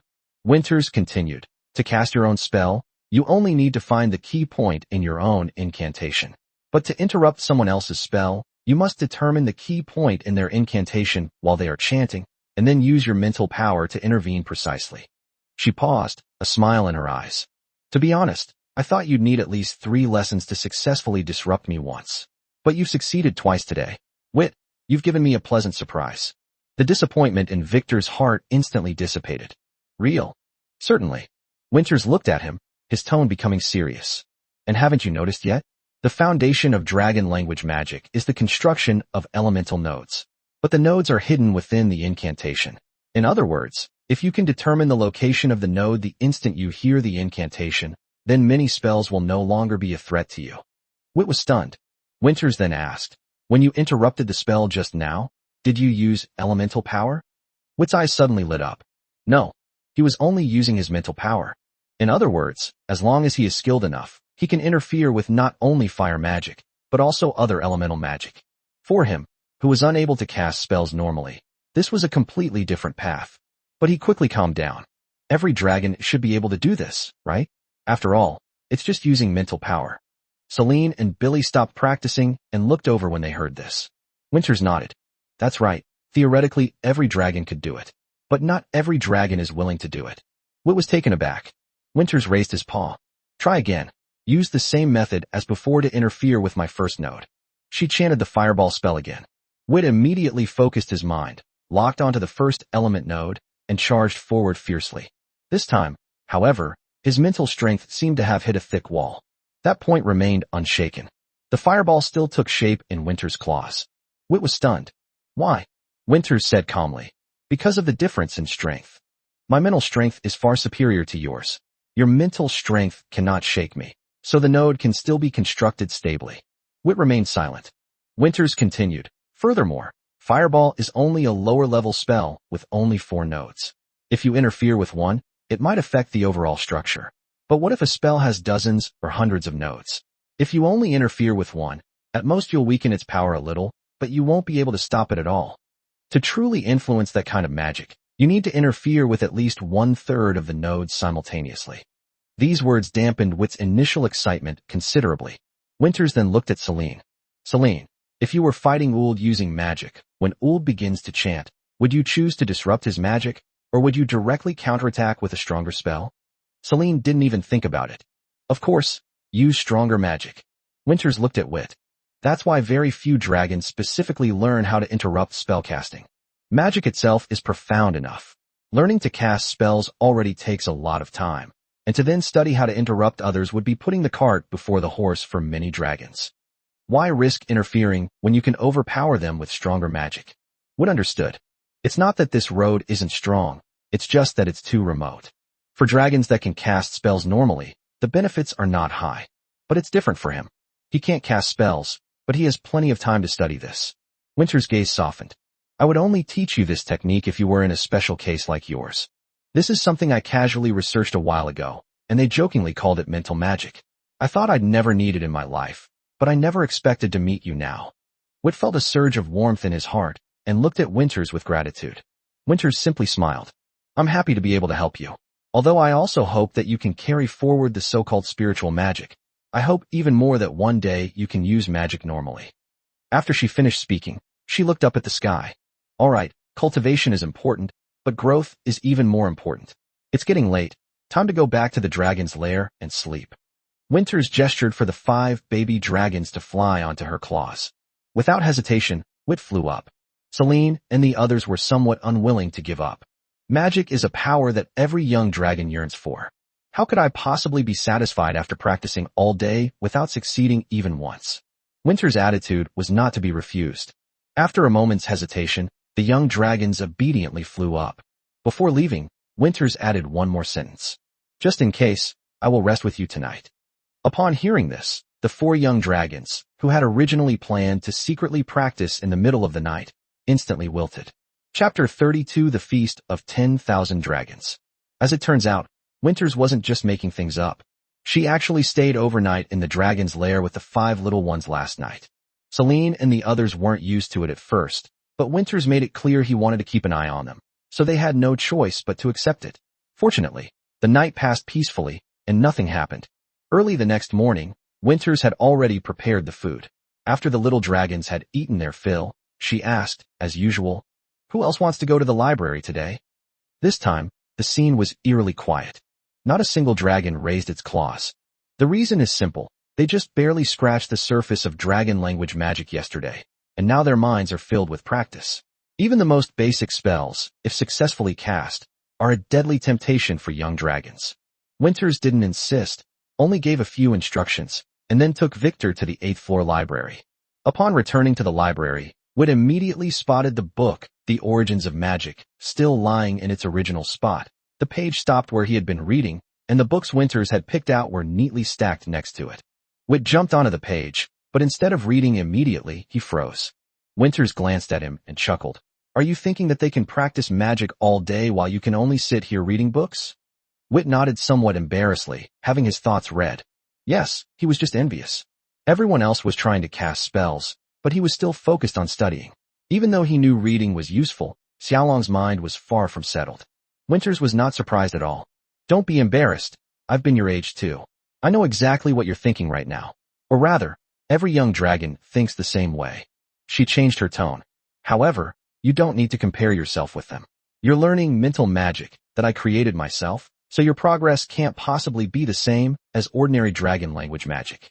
Upon hearing the name mental magic, Wit couldn't help but laugh. Of course he remembered how he got the name. Seeing that he had relaxed, Winters continued. Actually, whether it's you or Celine and the others, you'll be stuck at this stage for a long time to come. Ancient dragon language is indeed engraved deep in the blood of dragons, but that doesn't mean that learning dragon language magic will be easy. Wit immediately became interested and looked up at her. Winters asked, how long do you think it will take Celine and the others to actually use their first spell? Wit thought about it and said he couldn't say for sure. Winters gave the answer. If they work hard enough, they should be able to cast their first spell in about 5 days. Celine might be a little faster. Wit's eyes lit up. 5 days. That's too fast. Winters immediately poured cold water on this idea, but being able to cast a spell doesn't mean you've learned it. Successfully casting a spell is just the beginning of learning magic. Truly mastering a spell is far more complicated than you think. Wit nodded, seemingly understanding, but not quite. He was just about to continue reading about the origins of magic when his tail suddenly tightened. Winters grabbed him by the tail and lifted him up. Whit looked completely bewildered. Winters explained, "If you're only learning lower-level magic, this is enough for now. I'll leave it here for now. You should be able to refer to it yourself next time you need it." After saying that, she pulled a thick book from the stack of books next to her and spread it out in front of Vittor. Whit looked down and saw 4 words written on the cover. Dragon Raja Encyclopedia. Winters nodded. "That's right. Let's look at this today." Whit was taken aback. "Aren't you studying magic? Why are you suddenly looking at encyclopedias?" Winters chuckled. "When Boko mentioned your dinner problem to me last time, he also mentioned that you mistook him for a ghost dragon." Whit was instantly embarrassed. In fact, the ghost dragon was something he made up on the spot. Who would have thought that ghost dragons actually existed in this world? Winters, unaware of his thoughts, continued, "Magic is interesting, but it can also be tedious. Especially for you. You can't just keep looking at magic books. So from now on, we won't necessarily look at magic-related content every time." She pointed to the pile of books, the Dragon Encyclopedia, the Dragon Beast Encyclopedia, and my experiences in the wild are all great for relaxing. And the knowledge inside is very important to you. What looked up, for example? Winters said calmly, "For example, how to get along with Celine and the others." Upon hearing this, Whit immediately became serious. Winters turned to the table of contents and let go of his tail. Dragons are a very large group. To date, a total of 567 species of dragons have been discovered, and this number is still increasing. As he listened, Whit quickly scanned the table of contents. He soon spotted the familiar words. Dragon species. Red dragon. Blue dragon. There are also the names of Celine and her respective races. Winters began his explanation. Currently, dragons are divided into 3 main categories: giant dragons, earth dragons, and flying dragons. Dragons have the longest lifespan, the strongest magic, the highest concentration of dragon blood, the largest average size, the most types, but also the fewest numbers. Whit's eyes lit up as he listened. Isn't this the dragon species they belong to? Winters continued. Earth dragons are the only dragon species that cannot fly. They have the weakest magic but the strongest physical bodies. Among them, the Titan dragons are the largest of all dragon species. Whit subconsciously imagined it for a moment. It can't fly, yet it's terrifyingly large and possesses the strongest physical body. If this were standing in front of me, the sense of oppression would be more terrifying than a mountain. As for the dragons, Winters continued, they are the smallest in size, have the shortest lifespan, are the most agile in flight, have the most varied magic, the lowest concentration of dragon blood, but are the most numerous. The 3 dragon species each have their own extremes. Whit grew increasingly excited as he listened, and couldn't help but ask, so, can all these dragons be found in our dragon nests? Winters shook his head. Of course not. Whit's excitement was immediately suppressed. Winters said, Desidero is a lair of dragons, so all the creatures living here are dragons. If you want to see more dragons, you must wait until you grow up and leave Desidero. Whit was somewhat disappointed, but Winters' next sentence reignited his interest. However, there is one place where you can see almost all kinds of dragons. Whit immediately looked up. Where? Winters slowly uttered a name. The Grand Dragon Festival, a massive celebration of 10,000 dragons held once every 4,000 years on the plane of creation. A grand feast for 10,000 dragons. Just hearing the name, Whit could imagine what the scene would be like. Countless dragons gathered together, giant dragons, earth dragons, flying dragons, and even rare dragons he had only seen in books. He quickly asked, when was the last Grand Dragon Banquet? Winters replied, 200 years ago. Whit stretched out his paw and did some calculations, then froze. It happens once every 4,000 years. The last time was 200 years ago. Wouldn't the next time be 3,800 years? His entire dragon form is ruined. That's been way too long. Winters laughed. You should think about it from a different perspective. 3,800 years from now, you will have grown up and be able to participate in person. If it were held within the last 100 years, you, as a young dragon, would not be allowed to leave the dragon's nest. Whit was taken aback before he realized what was happening. Yes, he is still a young dragon. Not to mention the grand banquet of 10,000 dragons. Even Descartes cannot go out casually. Thinking about it this way, 3,800 years doesn't seem so bad. At least by then, he would no longer just be listening to stories, but would actually be able to stand on the creation plane and witness the grand feast of the entire dragon race. Seeing that he had regained his spirits, Winters steered the conversation back on track. All right, earth-dwelling and flying dragon species are still too far from you. What you need to remember most now is the characteristics of giant dragon species. Wit immediately lowered his head and looked at the table of contents of the Dragon Encyclopedia. He knew that from this moment on, he was not just learning magic. He is also truly getting to know the dragon world he inhabits. Chapter 33, Classification of Dragon Species. Winters unfolded the heavy pages of the book and began to teach Wit directly. There are 5 main types of dragons: metal dragons, 5-colored dragons, crystal dragons, elemental dragons, and mixed dragons. Upon hearing this, Wit immediately turned around. Miscellaneous dragon? Winters nodded and explained. They're also called hybrid dragons. When they were first classified, many dragons didn't belong to the first 4 categories and had hybrid characteristics, so they were classified as mixed dragons. The mixed here doesn't mean inferior bloodline, but rather that there are many different kinds. She continued speaking. There are 5 types of metallic dragons: bronze dragons, brass dragons, copper dragons, gold dragons, and silver dragons. You should learn about gold dragons and silver dragons the most right now. Gold dragons, because of O. As for silver dragons, you should really want to know about your mother's race. Vittor nodded, but stubbornly said, I'm more interested in learning about the silver dragon. The gold dragon is just a side thing. Winters noticed his slight unease and smiled. You don't like it? Wit hesitated for a moment. No, not really. He's always silent, so there's no need for me to take the initiative to talk to him. Winters understood immediately. This is a baby dragon. Her tone became serious. That's why I wanted you to understand their racial characteristics. Most dragons are proud, especially the giant dragons. And among the giant dragons, the golden dragons are the most proud. Wit didn't say anything. Winters continued. But pride doesn't mean you don't need friends. Dragons have the longest lifespans but the fewest numbers, and often have to travel alone. After a long time of solitude, they get used to being alone, but they still need companions, especially friends. She looked at Wit and said, word by word, even if we only see each other a few times every few hundred or thousand years, friends are still important. Ao may seem to ignore you, but he also wants to be recognized. It's just that Jinlong's inherent pride makes him unwilling to take the initiative. Wit was stunned. Winters then reminded him, last time you came here, you didn't notice, did you? At first, O was too shy to hang out with Celine and the others. It was Billy who pulled him along. Celine and Tinnet didn't reject him either. Wit's eyes were somewhat blank, even a little helpless. Winters, did I do something wrong? Winters shook his head. You're not wrong, and neither is O. You just don't understand each other yet. There's plenty of time. The relationship can be worked out gradually. But you must remember that you are all young dragons born in the same batch, natural allies. After saying that, she grabbed Victor's tail, lifted him up, and flipped through the pages of the book with a whoosh. She quickly stopped and placed Wit in front of an illustration. Look, this is the golden dragon. Wit looked down.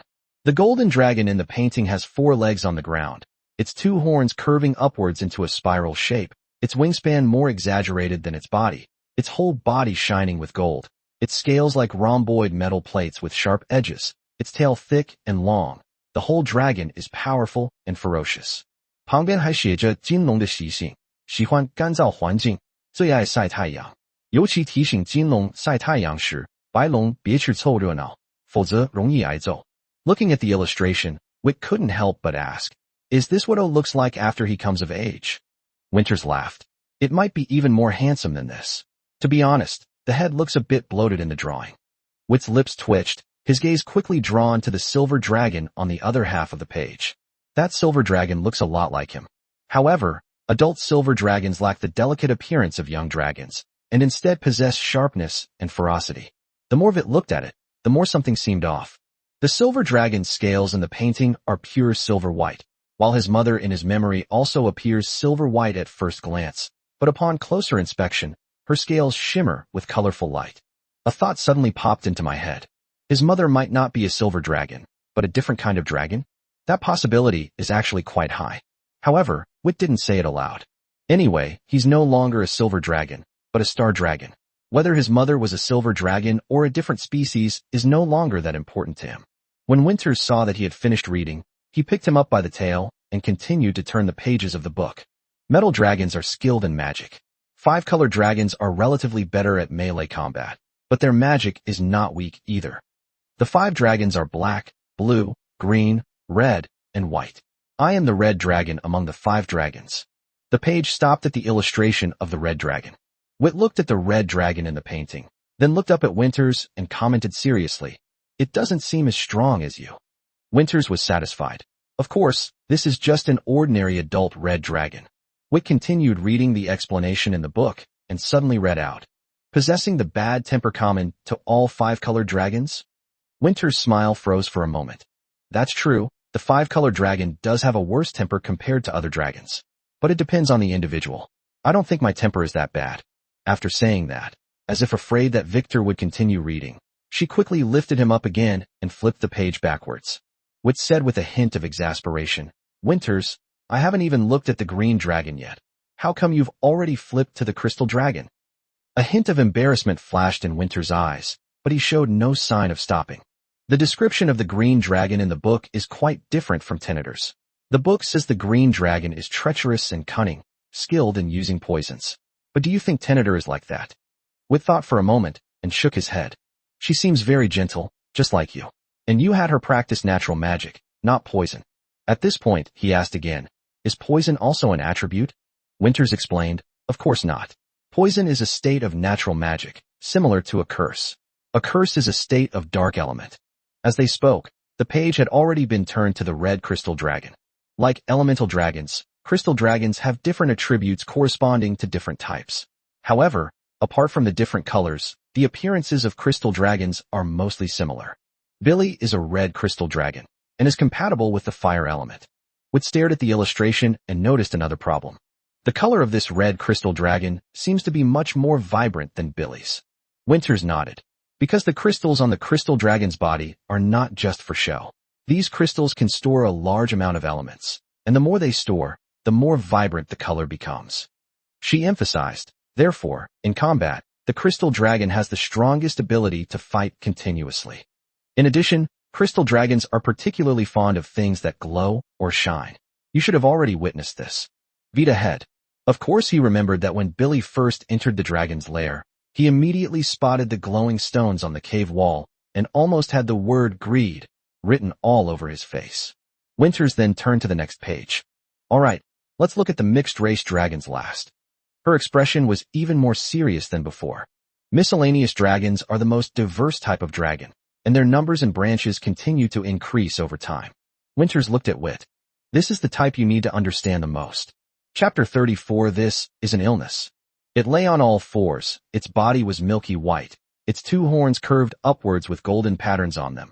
Its wingspan was 1.5 times its body length, its scales were fine and smooth, and its tail was thick and long. Wit lay face down in front of the book, staring at the illustrations over and over again, until his eyes were almost blurry. This was the task Winters gave him. There are too many types of dragons, especially the hybrid dragons, many of which look very similar. The name and appearance must match, otherwise, you'll be in big trouble if you mistake one for another when you meet the real thing. For example, the Holy Dragon and the Frost Dragon look almost identical. The only difference lies in the details. The Holy Dragon has milky white scales and golden patterns on its horns. The Frost Dragon has pure white scales and pale gold patterns on its horns. The problem is that this difference is so subtle that it's easy to misread it, even if you stare at it intently. What's more troublesome is that you can't judge based on attributes. It's fine that most Holy Dragons are light attribute, but there have been instances of Frost Dragons having an affinity for the light element. Dragons are all incredibly arrogant. If you call their race wrong to their face, they'll at best turn hostile, and at worst, a fight will break out. Therefore, this is the 5th time that Wit has confused the Holy Dragon with the Frost Dragon. Winters could only let him continue watching and continue distributing. Kovit finally couldn't hold on any longer. He looked up at Winters with a pained expression. Winters, I think I need a break. Right now, they're all the same to me. Winters fell silent. In her view, the 2 types of dragons were clearly different. But Vit just couldn't tell them apart, and not just once or twice. She suddenly realized that this might not be a learning problem. Wit, Winters said seriously. I think we need to go see Boko. Wit was taken aback. What do you want with Boko? Winters didn't answer directly, but simply stood up and said, let him check you out. I don't think this is normal. Wit felt a chill run down his spine, but seeing that Winters was unwilling to elaborate, he didn't press the matter. He obediently flew onto Winters's paw, his mind still desperately trying to recall. Milky white, pure white, gold, pale gold. The distance from the 8th to the 9th floor was not a distance at all for Winters. Soon, she brought Wit to Boko's laboratory. Hearing footsteps, Boko turned around in confusion. Winters? What brings you here? Winters raised a paw, his tone somewhat subtle. I've discovered some problems, so I brought this little guy here for you to check on. Boko then noticed the listless Vittor lying on her paws. It's you. Boko leaned closer to take a look. How have you been lately? Sleeping well. Vittor said listlessly. It was all right. I slept soundly until dawn. His listless appearance startled Boko. Has he contracted the plague? Winters immediately shook his head. No. He just can't tell the difference between a holy dragon and a frost dragon. He's been observing carefully all morning, and still can't tell the difference. I suspect. At this point, Winters glanced down at Wit and stopped. Wit pricked up his ears, feeling even more panicked. Boko understood, and his expression turned serious. Wait a minute, I'm going to find something. I haven't used it in a long time. After saying that, he turned and walked deeper into the laboratory. A short while later, Boko returned with several metal plates and placed them on the lab table. Wit, look at this. He pushed the first metal plate in front of Wit. Wit looked down and froze, then looked up in surprise. Boko, how did you do that? Isn't that my portrait? After saying that, he seemed to have figured something out. Should this painting be included in that dragon encyclopedia? Did you create all the illustrations in that book? Boko and Winters exchanged a glance, both looking worried. Boko offered no explanation and picked up the second metal plate. Don't rush, take a look at this first. Although Wit didn't understand what they were doing, he still watched carefully. Is this tinnet? The air fell silent instantly. Boko put all the metal plates in his hand on the table, looked at the bewildered Wit, and didn't know how to start the conversation. Winters sighed softly. Wit, I have good news and bad news. Which do you want to hear first? Wit's tail stiffened for a moment. He's not stupid. Winters' sudden bringing him to see Boko, and the way he spoke to him, must mean something serious. He looked down at the two metal plates, his voice low. Aren't those two me and Tinnet? Winters nodded. Wit froze, and his tail slowly drooped down. Is it serious? Boko comforted him. It's not very serious, but it will have some impact on your life. But don't worry too much, the impact won't be as big as you think. He paused, then said, Winters is worried that you might feel inferior or negative because you're different from other dragons. But from what I know of you, she's probably overthinking it. Boko looked at Wit. You can't use magic, but you're still very happy, aren't you? Upon hearing this, Wit breathed a sigh of relief. He looked at Winters, his eyes filled with gratitude but also a hint of complaint. Winters, you almost scared me to death. I thought I was going to die soon. He wagged his tail. If it's just about being different, then you're really overthinking it. I look just like a silver dragon, but I'm a hybrid dragon. I have elemental affinity, but I can't use magic. Winters, I've always been different. Winters paused for a moment, then grinned. Although the smile on the dragon's face was somewhat ferocious, the tone of his voice was very gentle. I'm sorry, I should have trusted you more. You've always done a great job. Vittor then pressed on. So now can you tell me what's wrong with me? Winters nodded, a hint of helplessness on his face. Vittor, you may have a disease that is very rare among dragons.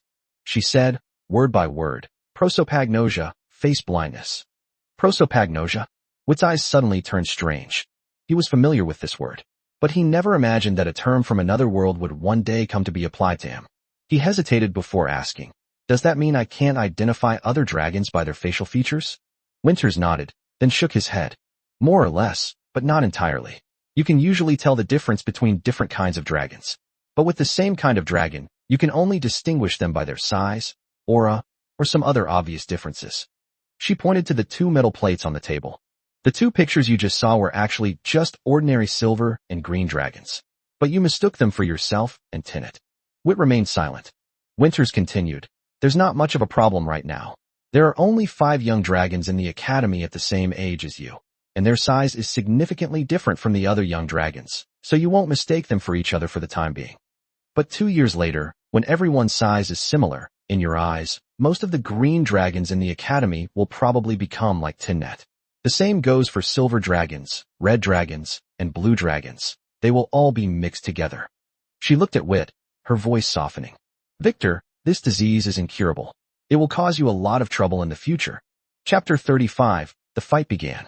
Winters told Wit with a serious expression that face blindness is an incurable disease that will cause him a lot of trouble in the future. But Wit's reaction was surprisingly calm after hearing this. Trouble? He felt nothing at all. For him, the inability to use magic was the real problem. As for not recognizing other dragons, so what? At worst, he wouldn't recognize others, but others would recognize him. Winters was stunned by his calm demeanor. Don't you really find it troublesome? Wit flicked his tail, his tone steady. Winters, I've always known I'm special. This isn't a big deal. Winters glanced at Boko instinctively. Boko shrugged, as if he had expected this to happen. I told you, Wit is more mature than you think. You don't need to be so nervous, he's really great. Upon hearing this, Wit felt a little embarrassed. He didn't say anything, but his tail was already wagging with joy. Winters finally breathed a sigh of relief. Since Wit himself seemed to have come to terms with it, there was no need for her to dwell on it any longer.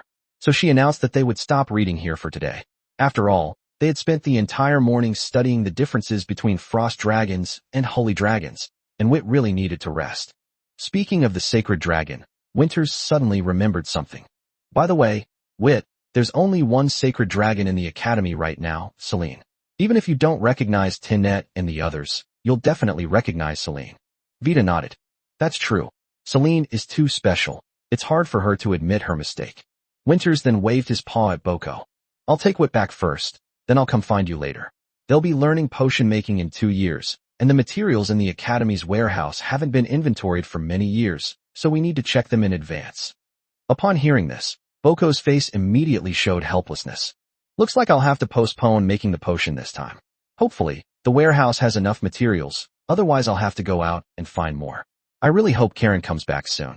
If she... Before Boko could finish his complaint, Winters had already quickened his pace and left with Wit. Upon returning to the dragon's lair, Winters left to attend to his own affairs. Wit, however, ventured deeper into the lair alone. Logically, Celine and the others should be practicing magic at this time. But he hadn't gone far when he heard a low roar coming from the depths of the dragon's lair. It didn't sound like magic practice. It sounded more like a fight was taking place. Wit was taken aback. Aren't you practicing magic? He muttered something to himself, then suddenly leaped up, flapping his wings and soaring into the air. During this time, his body grew rapidly, and his strength increased accordingly. Although his body sank slightly during takeoff, he quickly regained his balance, much more easily than when he was born. Not long after, Wit flew deep into the dragon's lair. The next second, he saw Celine and O were engaged in a fierce battle in midair. Both dragons were quite skilled flyers, chasing, flipping, and colliding in the air in a fierce battle. However, Celine was clearly stronger than O, and after a few rounds, O was already struggling to keep up. Just as Wit was watching in astonishment, Billy's voice suddenly came from beside him. Hey, Wit, over here.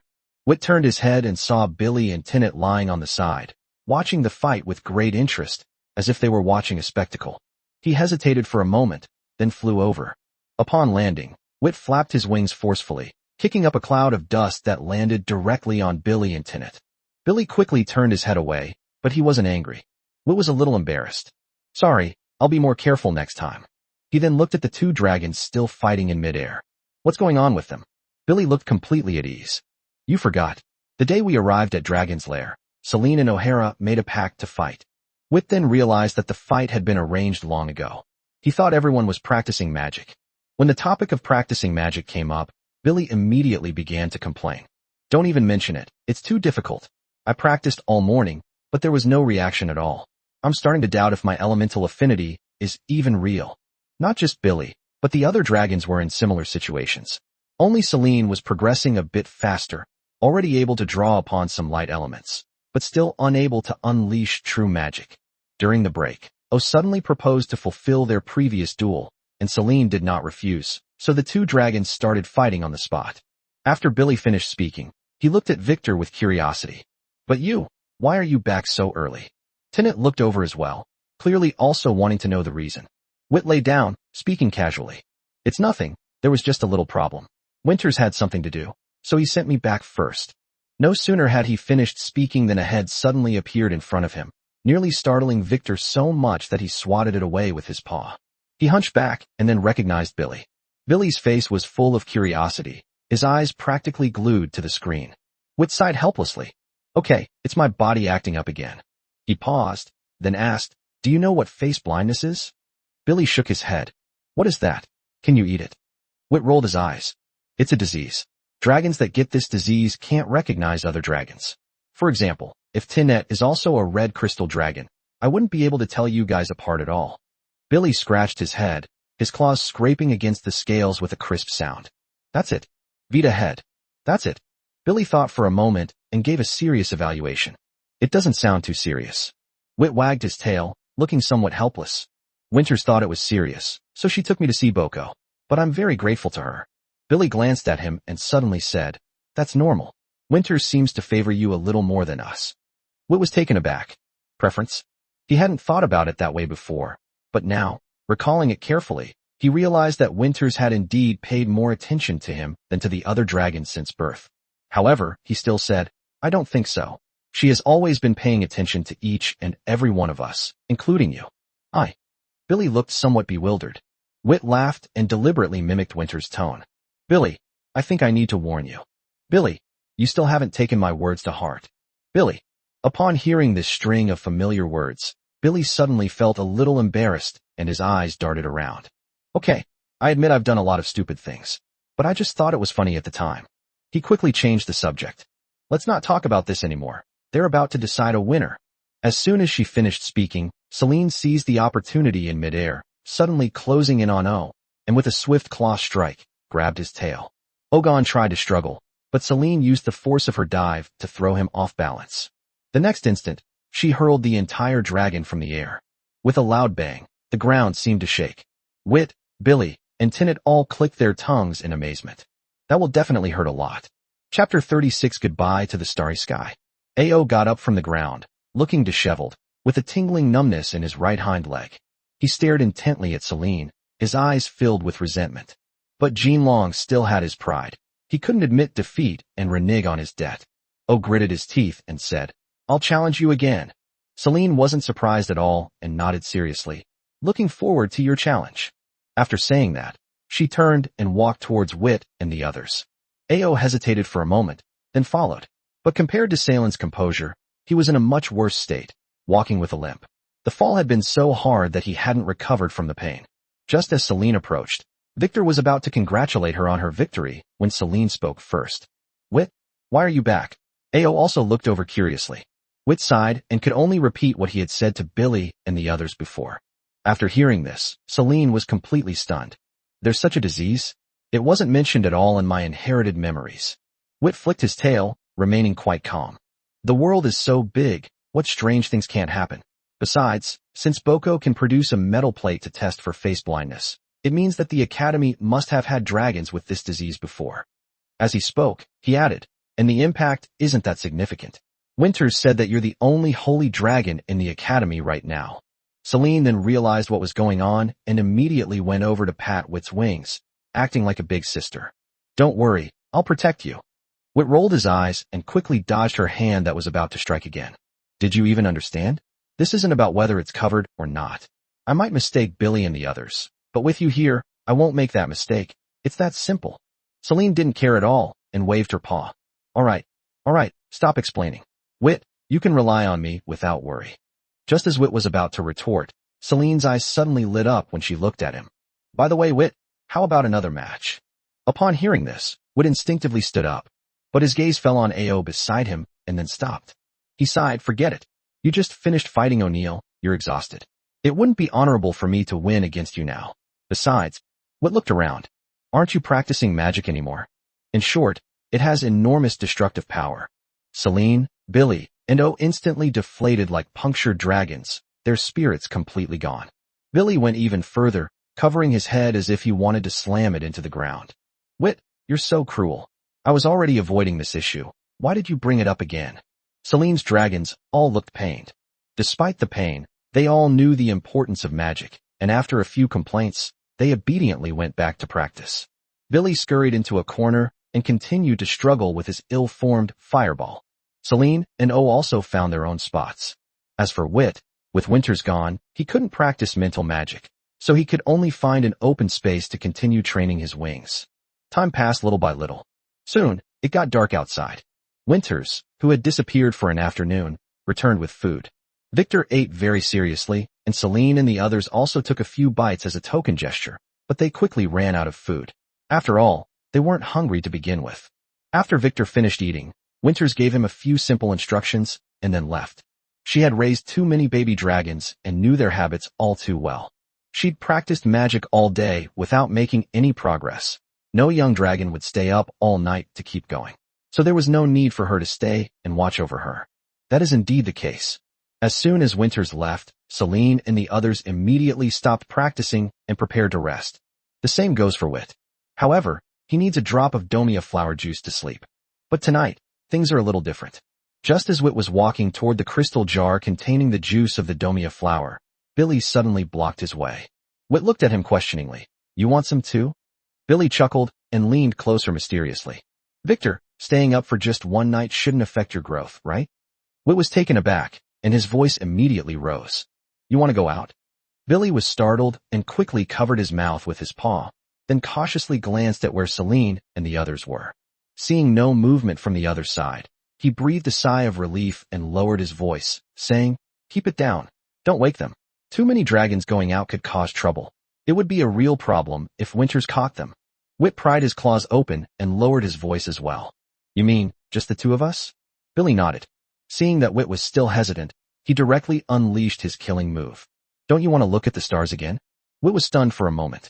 Billy, seeing an opportunity, immediately became smug. You are a star dragon. Bloodline inheritance has a great influence on us young dragons, not to mention that you secretly slipped out that night. Everyone can see that you are different from the star dragon. Wit remained silent. His expression softened little by little. Billy pressed his advantage. Besides, we're not really staying up all night. We'll just go out for a bit and come back. Maybe you won't even need to drink the domia flower juice. You'll fall asleep right away. Now, Wit was completely smitten. He nodded emphatically. Okay, but you must listen to me. You absolutely cannot make a sound, and you absolutely cannot stay on the 9th floor.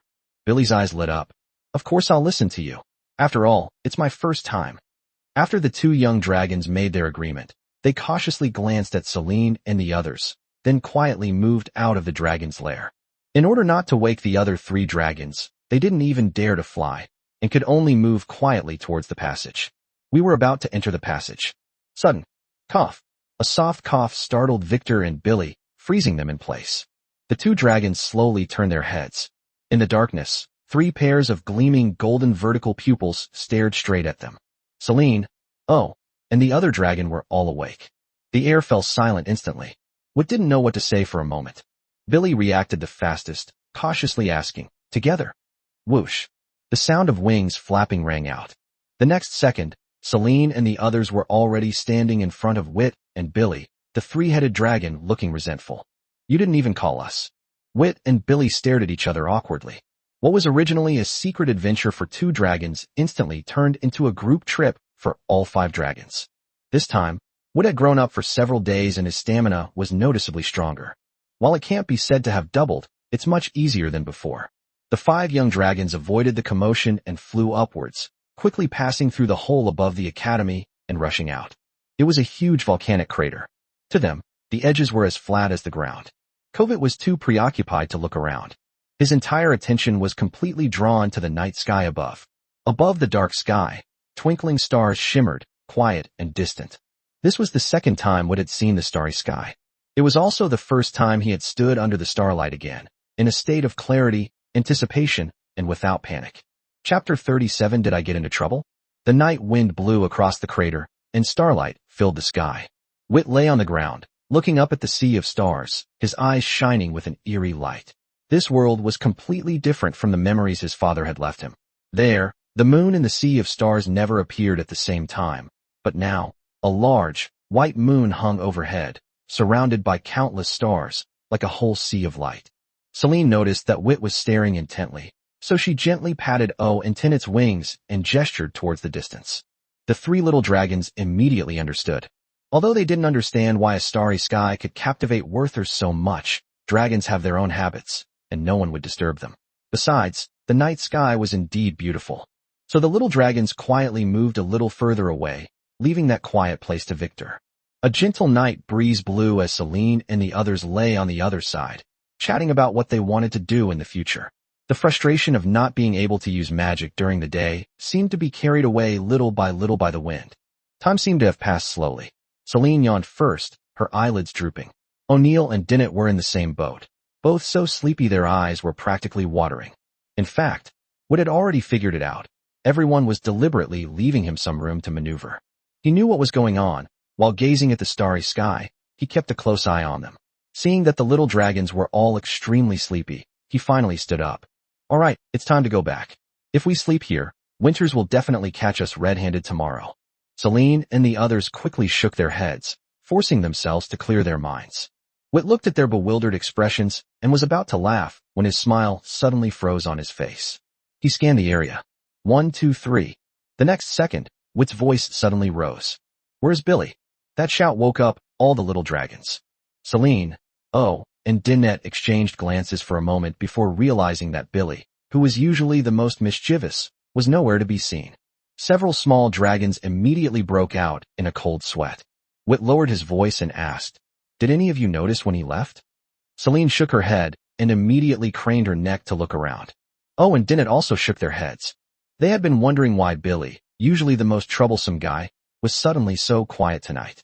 They thought he had finally learned his lesson, but now they realized he hadn't learned his lesson at all. He had simply disappeared without a trace. Just as Whit was about to tell everyone to split up and search, Celine suddenly stared in one direction and spoke. He's over there. Several small dragons looked over at the same time. Below and on the outer edge of the crater, a figure was flapping its wings and flying upwards.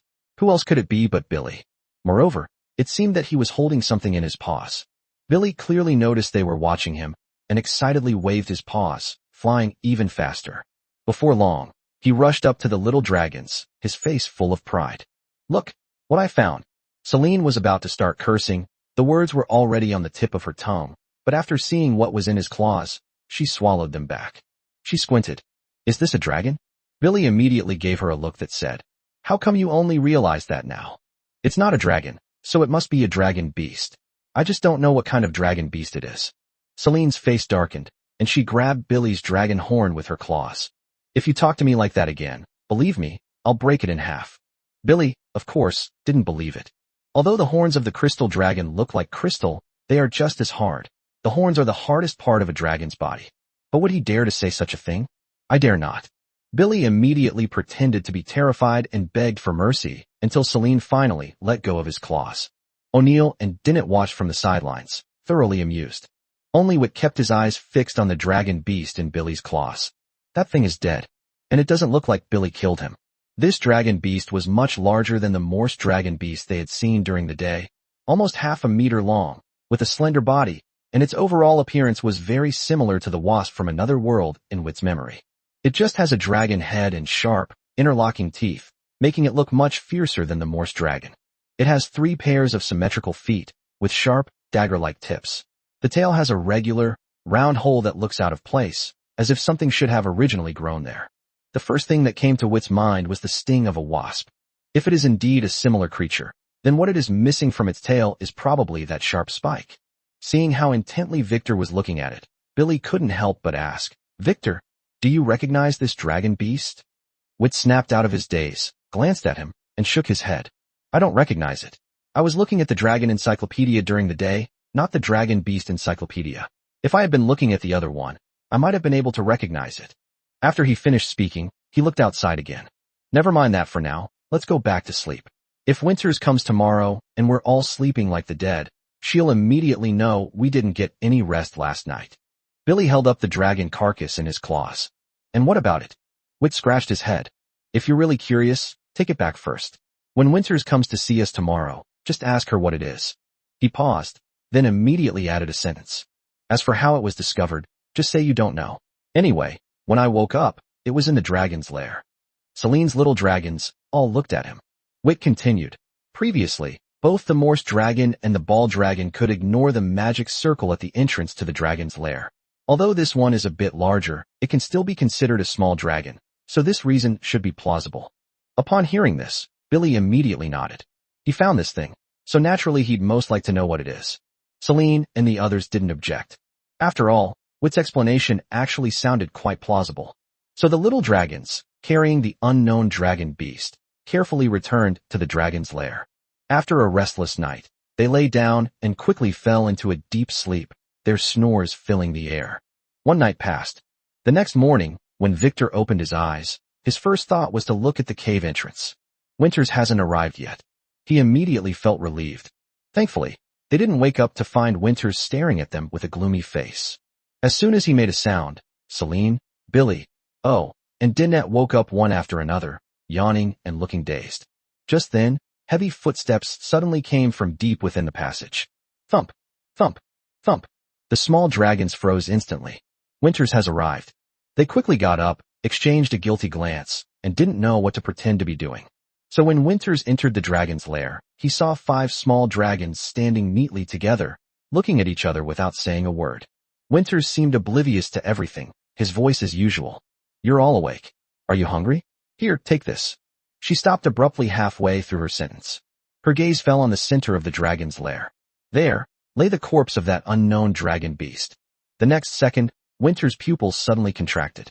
A terrifyingly powerful pressure suddenly erupted from her body.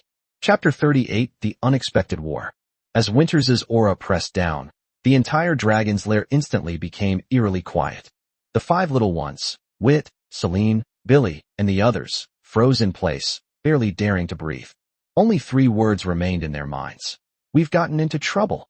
Winters looked down at the dragon carcass on the ground, his voice deep and menacing. Where did you find this? The 5 children looked at Billy almost simultaneously. Billy was internally devastated and almost cursed aloud. They had clearly discussed their story last night, but these guys turned around and betrayed him. He was about to bite the bullet and make up an excuse, but when he met Winters' eyes, his mouth seemed to run wild, and he confessed everything that had happened last night. After listening, Winters' gaze swept over the 5 children one by one. There was no scolding, no yelling. She simply tossed a few pieces of meat, some raw and some cooked, onto the ground and said coldly, "This is your food for this morning. Stay obediently in the dragon's lair and don't go out." After saying that, she turned and left. The 5 little ones stood there, stunned, none of them daring to ask a single question. Only when Winters' footsteps completely disappeared did they seem to come back to life and breathe a sigh of relief. Wit glanced at the other dragons and couldn't help but whisper, "Have we gotten ourselves into big trouble?" I've never seen Winters this angry before. No sooner had he finished speaking than a long and deep dragon roar suddenly came from outside. The sound seemed to come down from the sky, making the entire dragon's lair tremble. Immediately afterwards, one dragon roar after another rang out, as if the entire Desidero dragon's lair had been awakened. The 5 little ones looked at each other again. Billy's face turned pale, and his voice trembled. This can't be related to us too, can it? No one answered. But they all knew in their hearts that this matter was almost certain to happen. Wit gritted his teeth and was the first to fly out of the dragon's lair. Celine's expression changed. "Wit, wait." Without turning his head, Wit said, "You guys eat first. I'll go see what happened." But who could eat at this point? Celine and Billy exchanged glances and immediately followed. On the other side, after leaving the dragon's lair, Winters leaped directly from the edge of the stone corridor, his 1,000-meter-long wings suddenly unfurling, and with just a slight tremor, a gale swept up. The next second, her figure rushed out of the academy and soared into the sky. After flying out of the Desidero Dragon Academy, Winters did not stop at all, but continued to ascend. She opened her dragon mouth and let out a roar that shook the heavens and the earth. At the same time, her body began to expand rapidly. In just a few dozen seconds, the dragon's body, which was originally 700 or 800 meters long, suddenly grew to 1,000 meters in size. Its wings spread out, almost covering the sky, and the oppressive feeling was terrifying to the extreme. Her dragon roar just now only meant one thing. War has broken out. Upon hearing Winters' order to mobilize for war, all the adult dragons in the Desidero Dragon's lair sprang into action. One after another, enormous dragons soared into the sky from their lair. Dragons of all colors, black, yellow, white, and green, gathered in the sky, numbering in the hundreds. Each of them is at least 500 meters long, and without a doubt, they are all powerful fighters in their prime. Among these dragons, the most dazzling was still Winters. The dragon's body, stretching for 1,000 meters, stretches across the sky, resembling a moving mountain range. At that moment, a bronze-colored dragon flapped its wings and flew to Winters' side. It has 4 strong legs, diamond-shaped scales with a metallic sheen, and a thick, long tail that swings in the air. Its size is not much smaller than Winter's. This is the brass dragon, Albert, from the Metal Dragons. He asked in a deep voice. Winters, what happened? You actually issued a mobilization order for war. Winters only said one name, a Badraman. Albert's pupils contracted instantly. The next second, he suddenly raised his neck and roared at the dragons in the sky. Boys and girls, spread out. The Abbey Dragons are coming. If anyone dares to let any Abbey Dragon beast into the Warren Great Rift, believe me, I'll show them what devilish training is.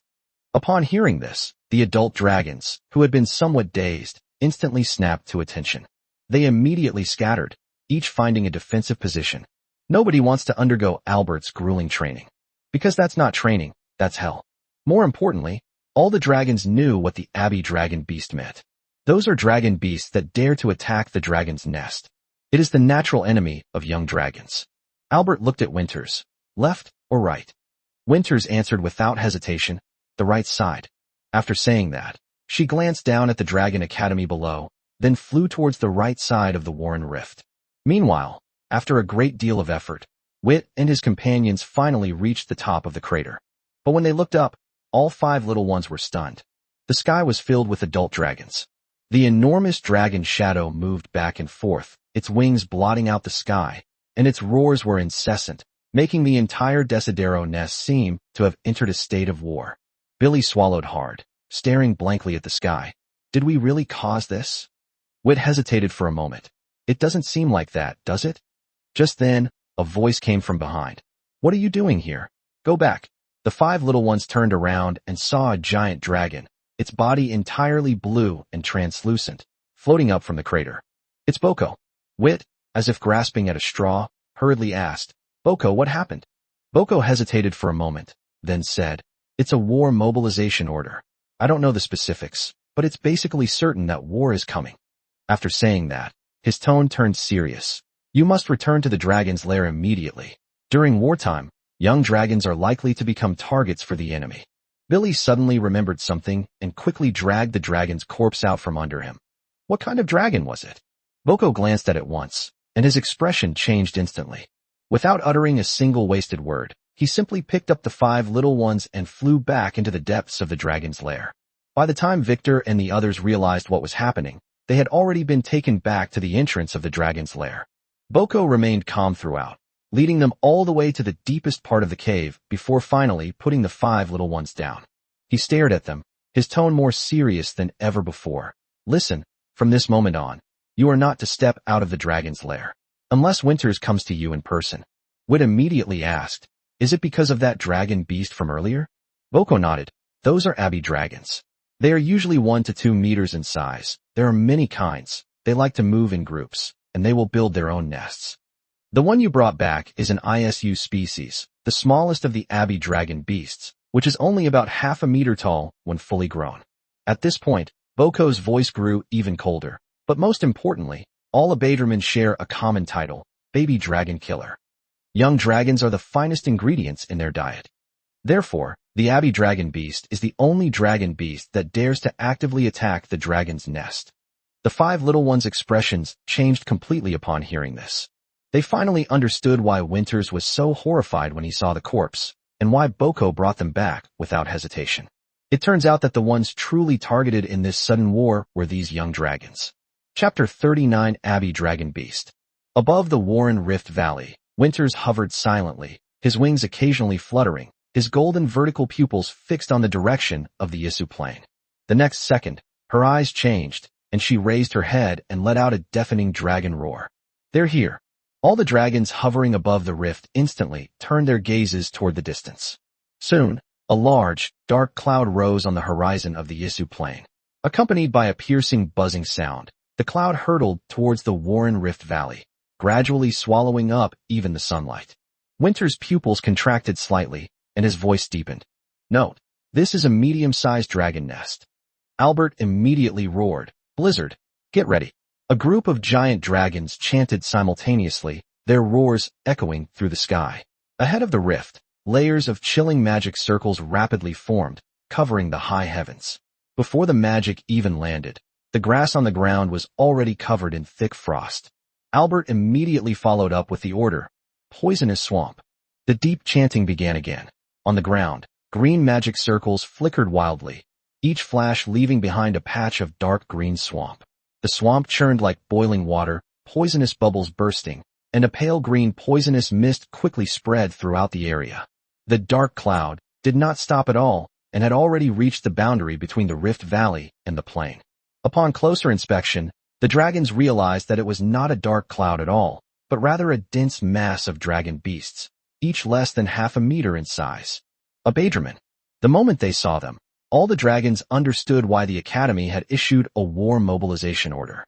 The Abbey dragons are the mortal enemies of dragons. This is because young dragons are at the highest level of their prey list. Once a young dragon is discovered, all their hunting plans will revolve around it, and they will not stop until one side is completely wiped out. Blizzard. Release. At Albert's command, the ice magic circle high in the sky erupted with a blinding light. Countless snowballs the size of heads hurtled down. Affected by the poisonous fog, the speed of the Abadraman dropped drastically, and they couldn't even dodge. They were smashed and fell into the poisonous swamp. In the blink of an eye, they were completely corroded away. But the dragon horde was not afraid of death at all, and those at the back continued to charge forward. Soon, Abbey dragons broke through the first layer of blockade. The dragons that had been guarding their respective areas immediately attacked, unleashing a barrage of magic, fire, lightning, wind blades, ice spikes, annihilating as many as they broke through. But as time went on, the power of the blizzard and the poisonous swamp began to weaken.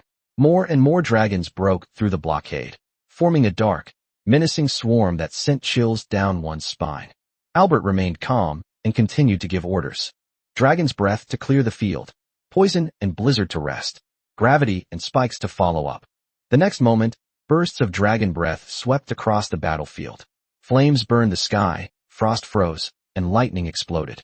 The charging dragon beasts and those that hadn't yet charged out were all reduced to ashes by the domineering dragon breath. Just then, Winters finally moved. A 1,000-meter-long dragon stood horizontally in the sky, its mouth open, spewing forth a stream of crimson lava. In that instant, the heavens and earth seemed to be scorched red. The lava breath transformed into a giant light sword, sweeping horizontally and directly slicing a blank fault line hundreds of meters long in the Abbey dragon horde. Taking advantage of this gap, an earthen yellow magic circle quickly appeared in the sky, taking over Blizzard's place. As the dragon's breath subsided and the dragon beasts charged again from behind, gravity magic suddenly pressed down. They plummeted to the ground in droves, as if their wings had been broken. Sharp spikes, already prepared on the ground, kept piercing out, each round bringing forth screams of agony. Albert burst into laughter. "Ah, Winters, you've finally made a move. Just as I thought, you've gotten stronger again. After you've cleaned up all this trash, you absolutely have to fight me." Winters rolled his eyes. "I'm not as free as you. I have a bunch of baby dragons waiting for me to take care of." Albert was taken aback. "A group? How many hatched this time?" 5. Upon hearing this number, Albert immediately smiled. "That's wonderful. I can't wait for them to grow up." Winters smiled too. "They won't let you down. They are the future of Desidero." Albert immediately roared. "Did you all hear that? The Academy has gained 5 more newborns. Nobody is to make a mistake." As soon as the words were spoken, dragon roars echoed through the sky. The aura of all the dragons instantly surged, and even the power of their unleashed magic increased several-fold. On the other side, inside the dragon's lair, Boko was explaining things to Wit and the others while examining the corpse of the Abbey dragon beast that had been brought back. The dragon nests of the Abbey dragon beast are divided into 4 types. Small dragon nests generally number between 200,000 and 300,000. Medium dragon nests number between 1 million and 2 million. Large dragon nests number between 5 million and 10 million. Anything over 10 million is a giant dragon nest. As he spoke, his tone became increasingly serious. Under normal circumstances, giant dragon nests are rare unless there is enough food nearby. Moreover, the Abbey dragons grow extremely fast, taking only 3 days at most from egg to adult. So even a small dragon nest is very troublesome. Boko pointed at the corpse and continued. "This was just a scout. Once it finds a baby dragon, it secretes a pheromone. We can't detect it, but this pheromone can spread hundreds of miles away at an extremely fast speed." He then pointed to the dragon's tail. See the hole in the butt? There used to be a tail stinger here, which could easily pierce the scales of a young dragon. Wit stared at the corpse, his eyes filled with curiosity. More than that, I want to know how it died. Boko glanced at Wit and spoke slowly. The Abadraman does have natural enemies. As for its natural enemies, Chapter 40 Boko is a good dragon. Natural enemy? The five little ones stared intently at Boko, their eyes full of curiosity. Boko didn't keep them in suspense and explained directly. That's right, the natural enemy of Abadraman is Ball Dragon. Upon hearing this, Wit and the others were stunned. The most terrifying weapon of the Abadraman is its sharp tail spike. But ironically, this thing is almost useless against the Ball Dragon. The Ball Dragon's skin is tough, and it's completely immune to them. Even more outrageous is that the tail spikes of the Abadraman are one of the favorite foods of the Ball Dragon. Boko pointed to the corpse on the ground. You can't feel it, but the signal hormones released by the Dragon beast are like the aroma of food to the Ball little dragon. In other words, the moment the Abadraman sent out its distress signal, it was spotted and hunted down by the Ball Dragon. Wit and the others were completely bewildered. Is there really such a restrained relationship? Boko continued. Unfortunately, although Ball dragons are also social dragon beasts, their numbers are too small, with a typical group consisting of only a dozen to a few dozen members. Otherwise, they would definitely be a nightmare for the dragon beasts. No sooner had the words been spoken than a series of dragon roars suddenly came from outside. The tone was low, rapid, and carried a distinct fighting spirit. Boko looked up, his relaxed smile vanishing instantly. It seems that the dragon beast has arrived. Hopefully, it's not a large dragon nest. Wit immediately grasped the key point, his gaze turning serious. Desidero can't stop a large dragon's nest? Boko shook his head. It can be blocked. But the next sentence made the five little ones' hearts tighten. The problem is that there are too many large dragon nests. It's difficult for us to keep them all out of the Warren Rift Valley. Things will get complicated if any dragons rush into the Great Rift Valley. The battle will shift from a frontal defense to a protracted war of attrition. The real problem with Abadraman isn't just their numbers, but the dragon mothers. As long as Daenerys Targaryen is alive, they will continue to attack Desiderius. Even more terrifying is that if the old dragon mother dies, any of the dragons in the pack could potentially transform into the new dragon mother. Therefore, to end the war completely, not only must the dragon's nest be destroyed, but all the dragons that have entered the Great Rift must also be wiped out, leaving none alive. Boko lowered his voice. If a dragon mother hides in the Warren Rift, we're doomed. The ecosystem here will be completely destroyed. Even if we win the war, we'll have no choice but to move away. Move away from here. These four words silenced all five members. They were only a few days old, but this place was their birthplace, the most familiar place to them. They never imagined that one day they would be forced to leave.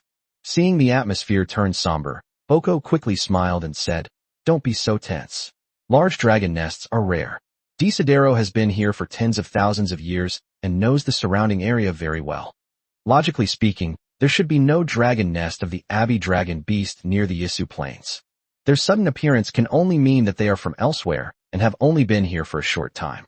Otherwise, Albert would have already led his dragons to wipe out their nests." Boko judged that the attack was most likely a small dragon nest, or at most a medium-sized one. Hearing this, Wit and the others breathed a slight sigh of relief. Once the tension subsided, my attention immediately shifted. Wit asked, "Who is Albert?" Boko breathed a sigh of relief when he saw that they were no longer getting stuck on the details. Albert is one of the 5 legendary peak dragons of Desidero. His main duty is to protect Desidero. This includes regularly patrolling the area around the Warren Rift Valley to discover and clear out the nests of the dragon beast. Another important task is to search for dragon eggs in the wild.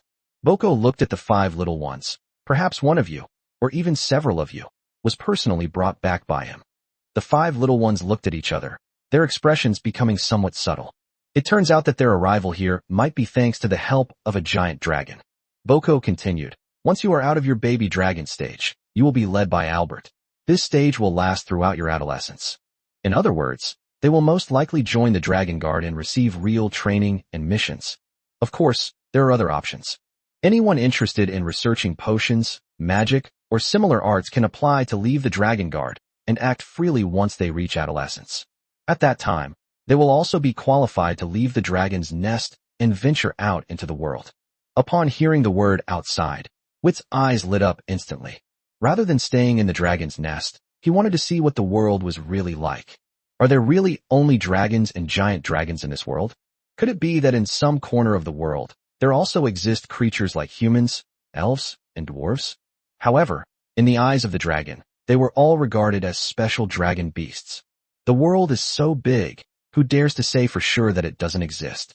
The other little dragons also had their own ideas, and their eyes were filled with anticipation. But before they could even dream about the future, the commotion outside grew even louder. The roar of a dragon, the sound of impact, and the faint tremors came from above. Wit noticed that Boko's gaze always unconsciously drifted upwards. He hesitated for a moment, then said, "Boko, if you want to go out and help, we'll stay here obediently." Boko paused for a moment, then smiled and shook his head. "My mission is to protect you." Wit then asked, "What about the other baby dragons?" Boko looked at him and couldn't help but laugh. "You didn't think that in such a big academy, there was only Winters and me, did you?" In fact, besides Winters, who was in charge of teaching the newborn dragons, and Boko, who was in charge of the potions, there were two other teachers. They were in charge of alchemy and magic circles, respectively. There were also people watching over the young dragon. At this point, Boko changed the subject. "Besides, I just found you in the crater. Do you think I'd still believe you'd stay put?" Upon hearing this, Wit and Celine were instantly embarrassed. There was no way around it. His criminal record was too obvious. Because they did manage to sneak out. After asking the questions, and with no outside help available, the five boys could only train on their own. Celine and the others practiced magic, while Wit continued to train his wings. Boko lay prone beside the passageway, watching silently. Although he didn't say much, the occasional expressions of appreciation he made said it all. These kids, though they love to cause trouble, are quite talented and hardworking. Time passed little by little. The noise outside gradually subsided. This is a good sign. By noon, it had become completely quiet outside. Wit and the others immediately looked at Boko, wanting to know the outcome of the battle. But Boko kept his eyes closed, completely ignoring their probing gazes. He only slowly stood up when he heard heavy footsteps outside. The next moment, Winters walked in. The five little ones felt a chill run down their spines the moment they saw her. Winters had specifically instructed them to stay obediently in the dragon's lair before he left. As a result, they not only escaped, but also ran to the vicinity of the crater, where they were eventually caught by Boko. As a result, the little dragons trained even harder. The magical light shone brighter, and the wings flapped more frequently, as if nothing had happened. Winters couldn't help but laugh at their antics. She turned to Boko and said, "Thank you, Boko. These little ones shouldn't have caused any trouble, right?" As soon as these words were spoken, the five little ones' ears perked up instantly. It's over. If Boko complains, none of them will escape. However, Boko simply smiled calmly. Of course, they are very well behaved. The five children were simultaneously startled. At this moment, Boko's popularity among them reached its peak. Boko is a good dragon. Chapter 41. Boko left. Boko left the scene amidst the grateful gazes of Vittoria and the others. But before the five little ones could even breathe a sigh of relief, they found Winters watching them with a half-smile. The moment that gaze fell upon them, Wit and the others immediately felt guilty and quickly looked away. Winters smiled helplessly. What is her strength? These little guys sneaked up to the crater while she was away and stood there so brazenly, as if they were afraid the other dragons wouldn't see them. How could she not know? However, these are all minor matters. What really concerned her was the corpse of the abbey dragon beast that had been examined repeatedly. Winters lay down and gently tapped the corpse with his paw, his tone becoming more serious. Tell me who started it. The five little ones fell silent instantly. Wit hesitated for a moment, just about to step forward and admit it, but Billy stepped forward first, trembling. It's me. He lowered his head, his voice trembling. I was so bored that I decided to go outside and take a look. I convinced Wit, and Celine and the others as well. I also found the corpse of that abaterman when I was wandering around. Upon hearing this, Wit, Celine, and the others were all stunned. No one expected that Billy would take all the blame upon himself. Seeing Winter's gaze turn to Billy, Wit and the others couldn't sit still any longer and started telling him one after another what had happened the night before. They thought they would face trial next. Unexpectedly, Winters laughed after hearing this. I don't blame you. The five little ones were taken aback. Winters looked at them, his tone softening. On the contrary, I should be glad. It's fortunate that you discovered the corpse in advance. Otherwise it would have been too late for us to react, when the Abbey Dragon Beast actually attacked. She paused, her voice becoming even deeper.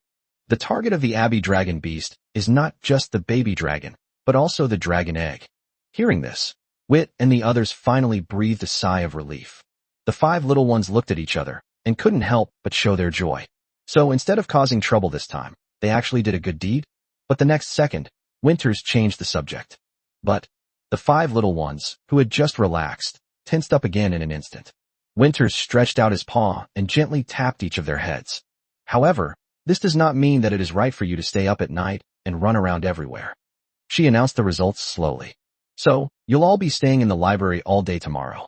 As for the punishment, you'll find out tomorrow. Wit's eyes flickered, and he immediately grasped the key point. Since there are punishments, there should also be rewards, right?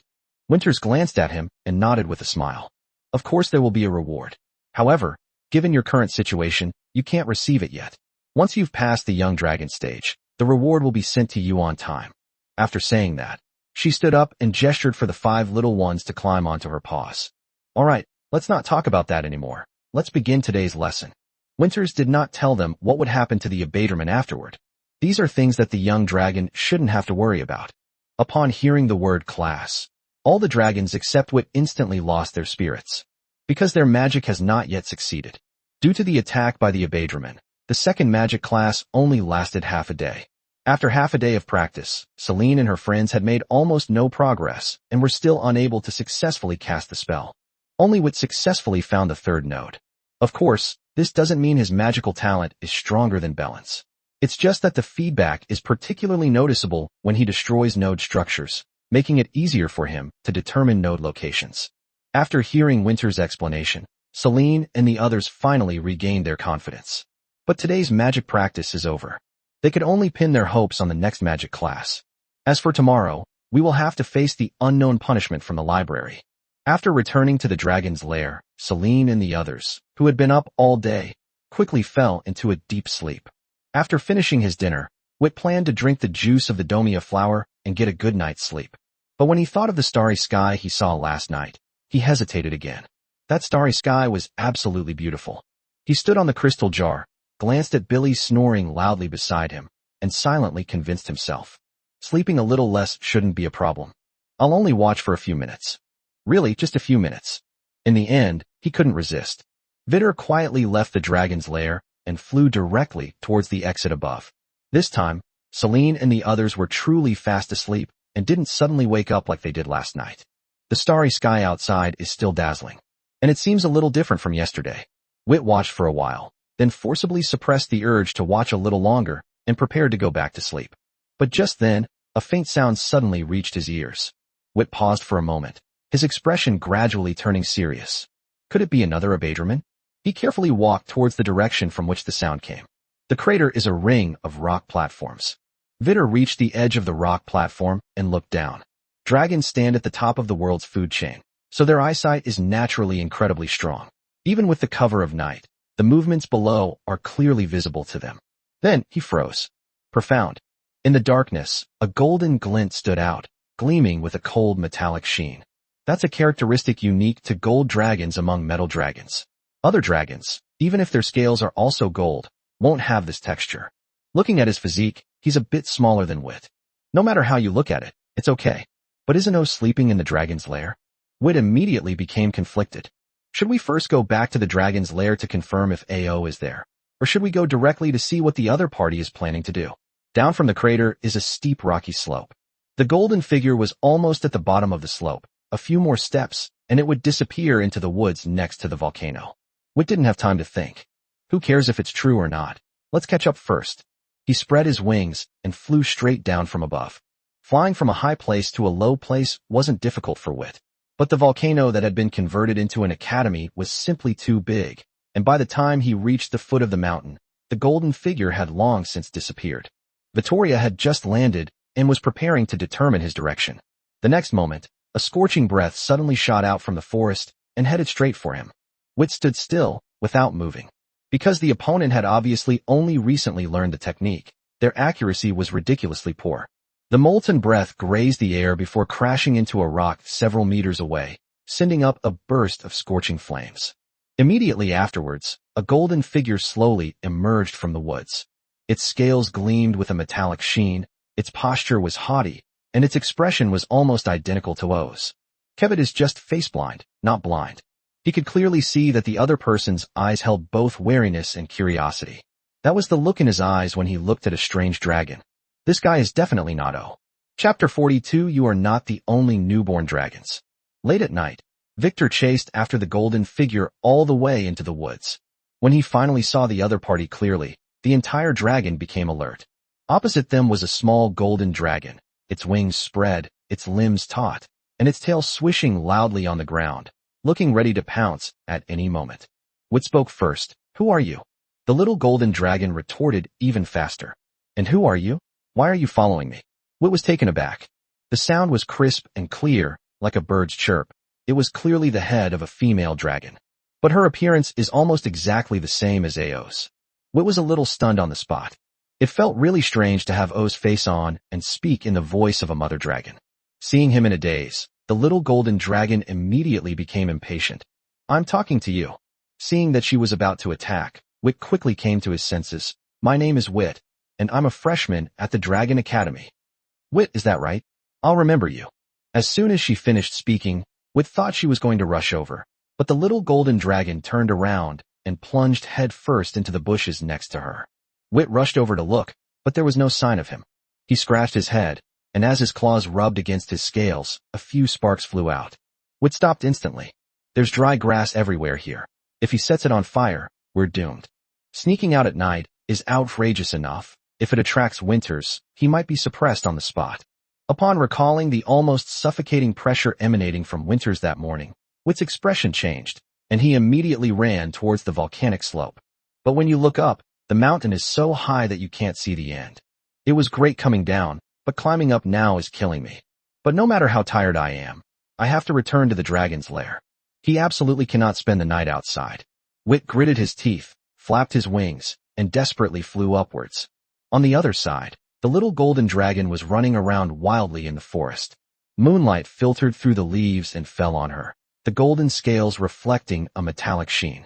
She had just shaken off Victor and hadn't been gloating for long when her expression suddenly changed.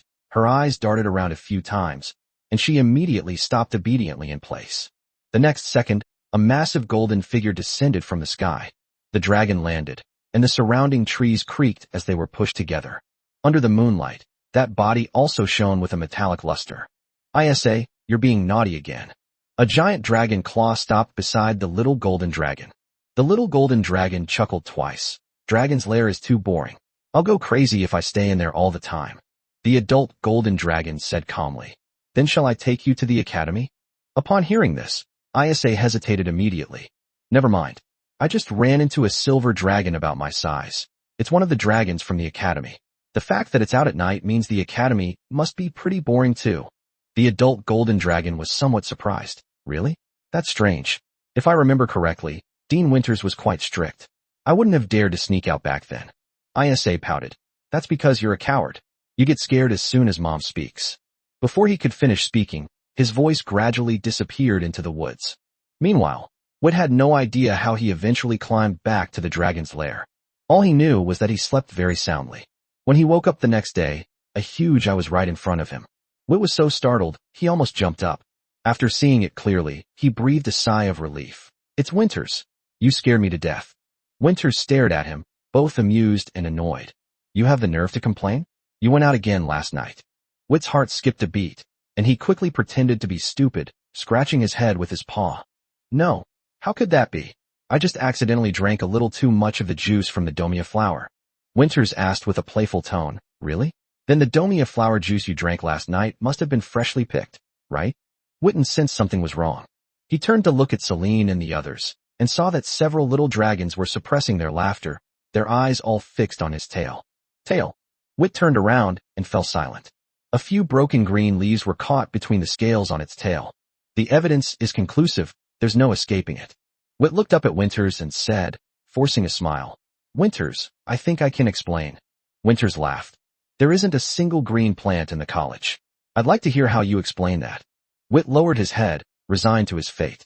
"Okay, I did go out, but I was only gone for a short while. I saw a golden dragon and thought it was O, so I chased after it.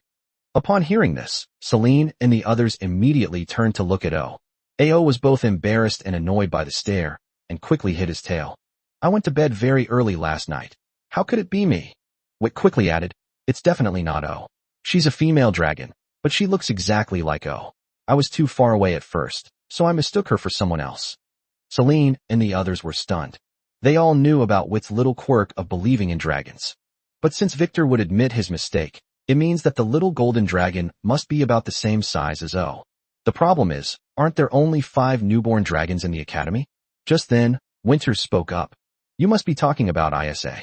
She's also a golden dragon, and she was born around the same time as you. The 5 children looked at Winters at the same time, their faces full of confusion. Winters paused for a moment, then explained, not all young dragons come to the academy. You remember what I said before? Your dragon eggs were retrieved from outside the dragon's nest. She looked at them and continued, but the dragons living in the dragon's nest also have their own children. Their dragon eggs are usually cared for by their parents. Only a very small number of the young dragons are sent to the academy after they are born.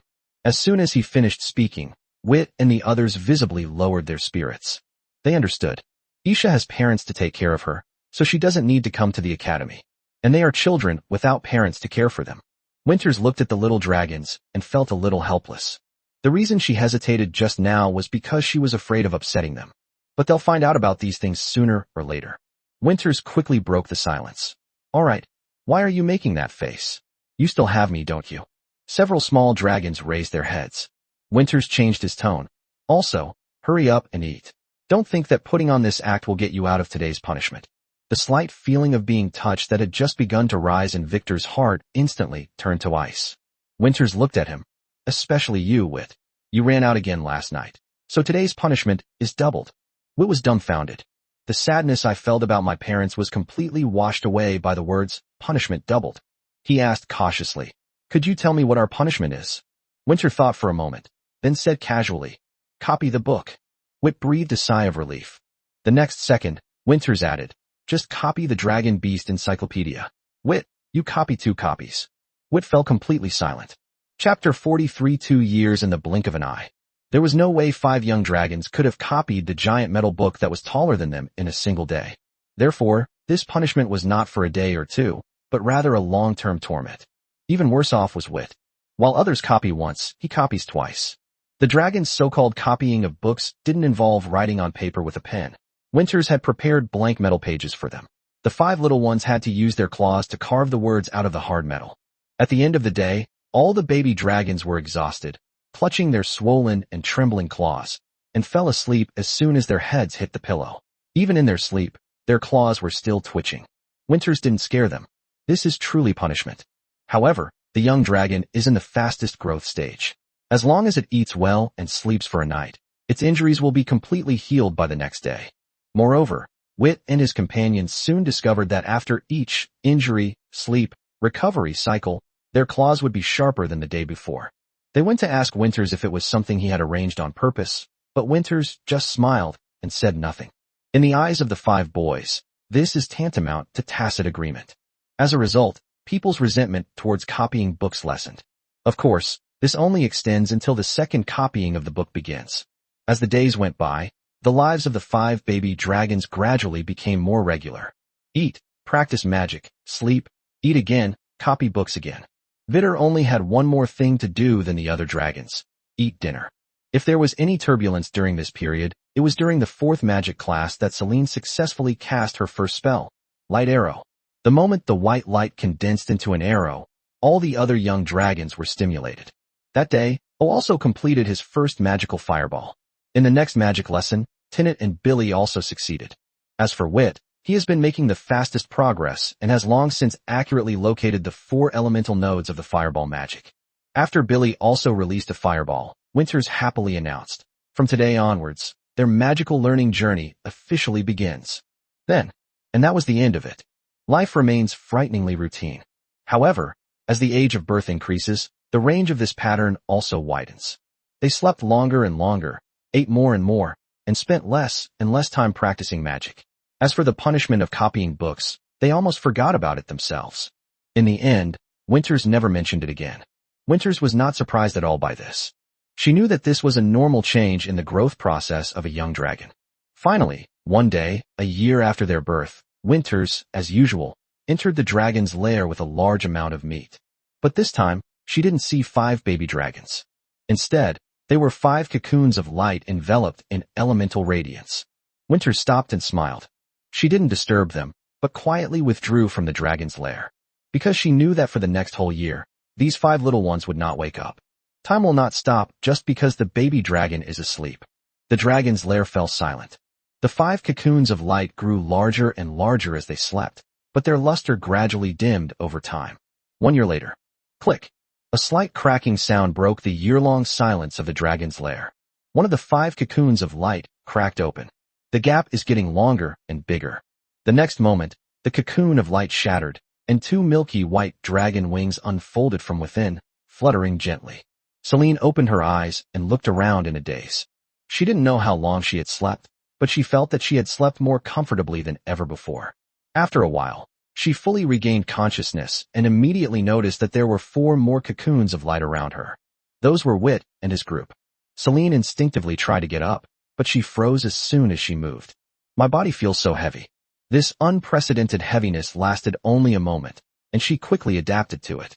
But it was precisely because of this moment that she looked down at herself. She was stunned when she saw it. Her body color remained unchanged, but her scales were noticeably thicker and her claws sharper. She casually slashed the ground, leaving several white marks on the hard rock. You see, the academy is protected by earth attribute magic arrays everywhere. Otherwise, given the young dragon's curiosity, it would have already torn everything in sight to shreds. But now, she can actually leave marks on the ground. Her claws were much stronger than before she went to sleep. But soon, Celine's attention was drawn to something else. That was the crystal jar that Wit used to store the juice of the domia flower. The jar is still there. But Celine looked at it, and felt something was off. It seems to have shrunk? No, it's not that the jar got smaller. She's gotten bigger. Thinking about this, Celine excitedly measured her own body size. She quickly came to a conclusion. The dragon's tail is 5 meters long. The dragon species is characterized by its tail and torso being roughly the same length. This means her current dragon body is also close to 5 meters long. Celine was shocked. I woke up to find myself so big. Just then, a familiar voice came from the cave entrance. It's Celine. You were the first one to wake up, as expected. Winters entered the dragon's lair, his tone gentle. Are you hungry? Here's some food for you. Celine was about to ask a question, but when she saw the meat Winters had taken out, her expression changed instantly. The next second, she rushed over and began to bite and swallow wildly. They looked like they hadn't eaten for a whole year. Wrong. She had been starving for a whole year. Winters watched Celine wolf down her food, his eyes full of amusement. Eat slowly, there's plenty of food. Celine ate heartily for a while, and the hunger in her stomach finally subsided a little. With reason returning, she began to eat with slightly more elegance. But it's still very fast. As she ate, she couldn't help but ask, Winters, what's wrong with me? Winters replied with a smile. You've been asleep for a year, so it's normal for your size to have increased. Celine then remembered that Winters and Wit had mentioned the growth pattern of baby dragons before. But the next second, she became nervous again. Is my body type normal? Winters nodded. Of course it's normal, and it's much bigger than other baby dragons of the same age. Celine had just breathed a sigh of relief. Click. Another cocoon of light cracked as well. The sound wasn't loud, but it instantly caught the attention of Winters and Celine. The cocoon of light cracked open, and the young dragon inside slowly emerged. But when Celine saw the size of the other dragon, the whole dragon froze. She slowly turned her head to look at Winters, her eyes filled with grievance, as if she had been deceived. Since her body shape is normal, why is it so big? Chapter 44, Talent First Shown. The second person to wake up was not O, nor Tinnet or Billy, but Wit. Wit, who had just woken up from his slumber, was in a similar state to Celine, but his reaction was more exaggerated. Before he even opened his eyes, his stomach convulsed violently as if it had been emptied, and he was so hungry that he was almost losing his mind. As soon as the aroma of roasting meat wafted over, his limbs moved first. The next second, Wit's entire dragon leaped out from the ground like a fish, moving at an astonishing speed, and rushed directly to Celine's side. Celine was still eating meat and hadn't even realized what was happening when she was forcefully pushed aside by an even larger dragon body. With his eyes closed, Wood opened his mouth and began to gnaw, wolfing down his food, completely in a state of instinctive eating. Celine was stunned for a moment, then immediately tried to resist. With a swift movement, Vittor pressed her head to the ground. I can't move at all. Winters's expression changed as he watched this scene. She wasn't surprised that Wit was grabbing food, but rather that he was surprised by his size. Celine is already quite grown up, with a body length of nearly 6 meters. Among young dragons of the same age, she is definitely considered well-developed. Normally, a young dragon in its 20s would only be about this size. What about COVID? 8 meters. A 2-year-old dragon was 8 meters long. This is the size that a young dragon in its 60s would have. The growth of dragon larvae follows a very regular pattern. They develop most rapidly in the first 2 years after birth, after which their growth slows down and they enter a long period of accumulation. Over the next 90 years, the size of young dragons will not change too dramatically, at most reaching about 10 meters in length. Vittor is only 2 years old, but he is already approaching that limit. This growth rate was so outrageous that Winters was speechless for a moment. Celine, who was pinned to the ground, finally snapped. Wit. She mumbled a string of tongue-twisting dragon language. Though the incantation was not yet clear, the magic had already taken shape. A thin layer of light blades instantly covered her claws, sharp enough to cut through the air. Winters was about to stop her when Celine's claws landed hard on Wit. Bang! The blow, fueled by rage, landed squarely. But the result left Celine dumbfounded. Wit merely swayed slightly, without stopping his eating. Not to mention injuries, there wasn't even a few white marks left on his body. This is pure physical crushing. Taking advantage of his momentary sway, Celine finally managed to pull her head out from under his claws. Her eyes flashed with rage, and she wanted to continue, but Winters quickly stopped her. Okay, he didn't mean to steal it from you. Look, his eyes aren't even open yet. He's not fully awake. Celine then realized that Wit had indeed kept his eyes closed the whole time. She gritted her teeth. The pride of a dragon prevented her from continuing to attack a creature that was still half asleep. But she couldn't swallow this insult. Just now, Vittor was pressing her head down and rubbing it. This isn't stealing food. This is humiliation. Winters had no choice but to take out another batch of meat and place it in front of Celine, hoping to calm her down first. In her view, Celine is now virtually no match for Wit. In their early dragon stages, their magical mastery is still immature, and physical strength often determines their combat power. Celine's light blade magic just now didn't even leave a mark on Wit. The difference in strength is already evident. Celine stared at the meat in front of her, remained silent for a moment, and finally, hunger overcame her resentment. She lowered her head and began to eat. He bit down with extra force with each bite, as if he were eating Vittor instead of meat. But she soon realized that she had been angry too soon. Vittoria ate too fast. He devoured the pile of meat almost instantly, and before Winters could even replenish her food, he once again instinctively pushed past Celine and snatched the meat from in front of her. Celine froze on the spot. Once is fine. Do you want to do it a second time? A moment later, she completely erupted. She rushed behind Wit, grabbed his dragon tail, and with a sudden burst of strength, slammed him to the ground. Boom. Wit's massive body was thrown about by her and crashed down heavily. Celine was about to try again when she suddenly realized she couldn't pull it anymore. Immediately afterwards, she felt herself fly. Before she could react, she was already facing a pair of dazzling golden vertical pupils. Wit finally opened his eyes. He looked at Celine, who was clinging to her tail, with a blank expression, and asked in confusion, Celine, what are you doing hugging my tail? These words echoed in Celine's mind. What are you doing, holding onto your tail? Do what? What? Celine's pupils contracted, her anger instantly reaching its peak. She opened her mouth and bit down on Wit's tail. The next second, screams echoed throughout the dragon's lair. But it wasn't called Wit. It's Celine. She covered her mouth, her eyes filled with anger and pain, staring intently at the still bewildered Vittor. I really hate it. Winters closed his eyes the moment Celine opened her mouth. The difference in physical strength is obvious. Trying to bite Wit's tail is a recipe for disaster. Fortunately, after that bite, Celine finally realized the difference in their abilities and didn't continue to attack. Wit looked at Celine, whose face was full of murderous intent, and had no idea what had happened. He could only look blankly at Winters. Winters sighed. You just stole Celine's food. Twice. Wit slowly realized what was happening and looked at Celine awkwardly. I'm sorry, I didn't mean to. As soon as he finished speaking, He gradually came to his senses and finally noticed the size difference between himself and Celine. Then he blurted out something without thinking. Celine, you seem to have shrunk in size? The air fell silent instantly. Celine's face stiffened. The next moment, the deep, ancient dragon language echoed once more in the dragon's lair, and magic began to gather. Seeing that something was wrong, Wit quickly hid at Winter's feet. Calm down, Celine. If I'm wrong, you can just say so. Can you please not use magic right away?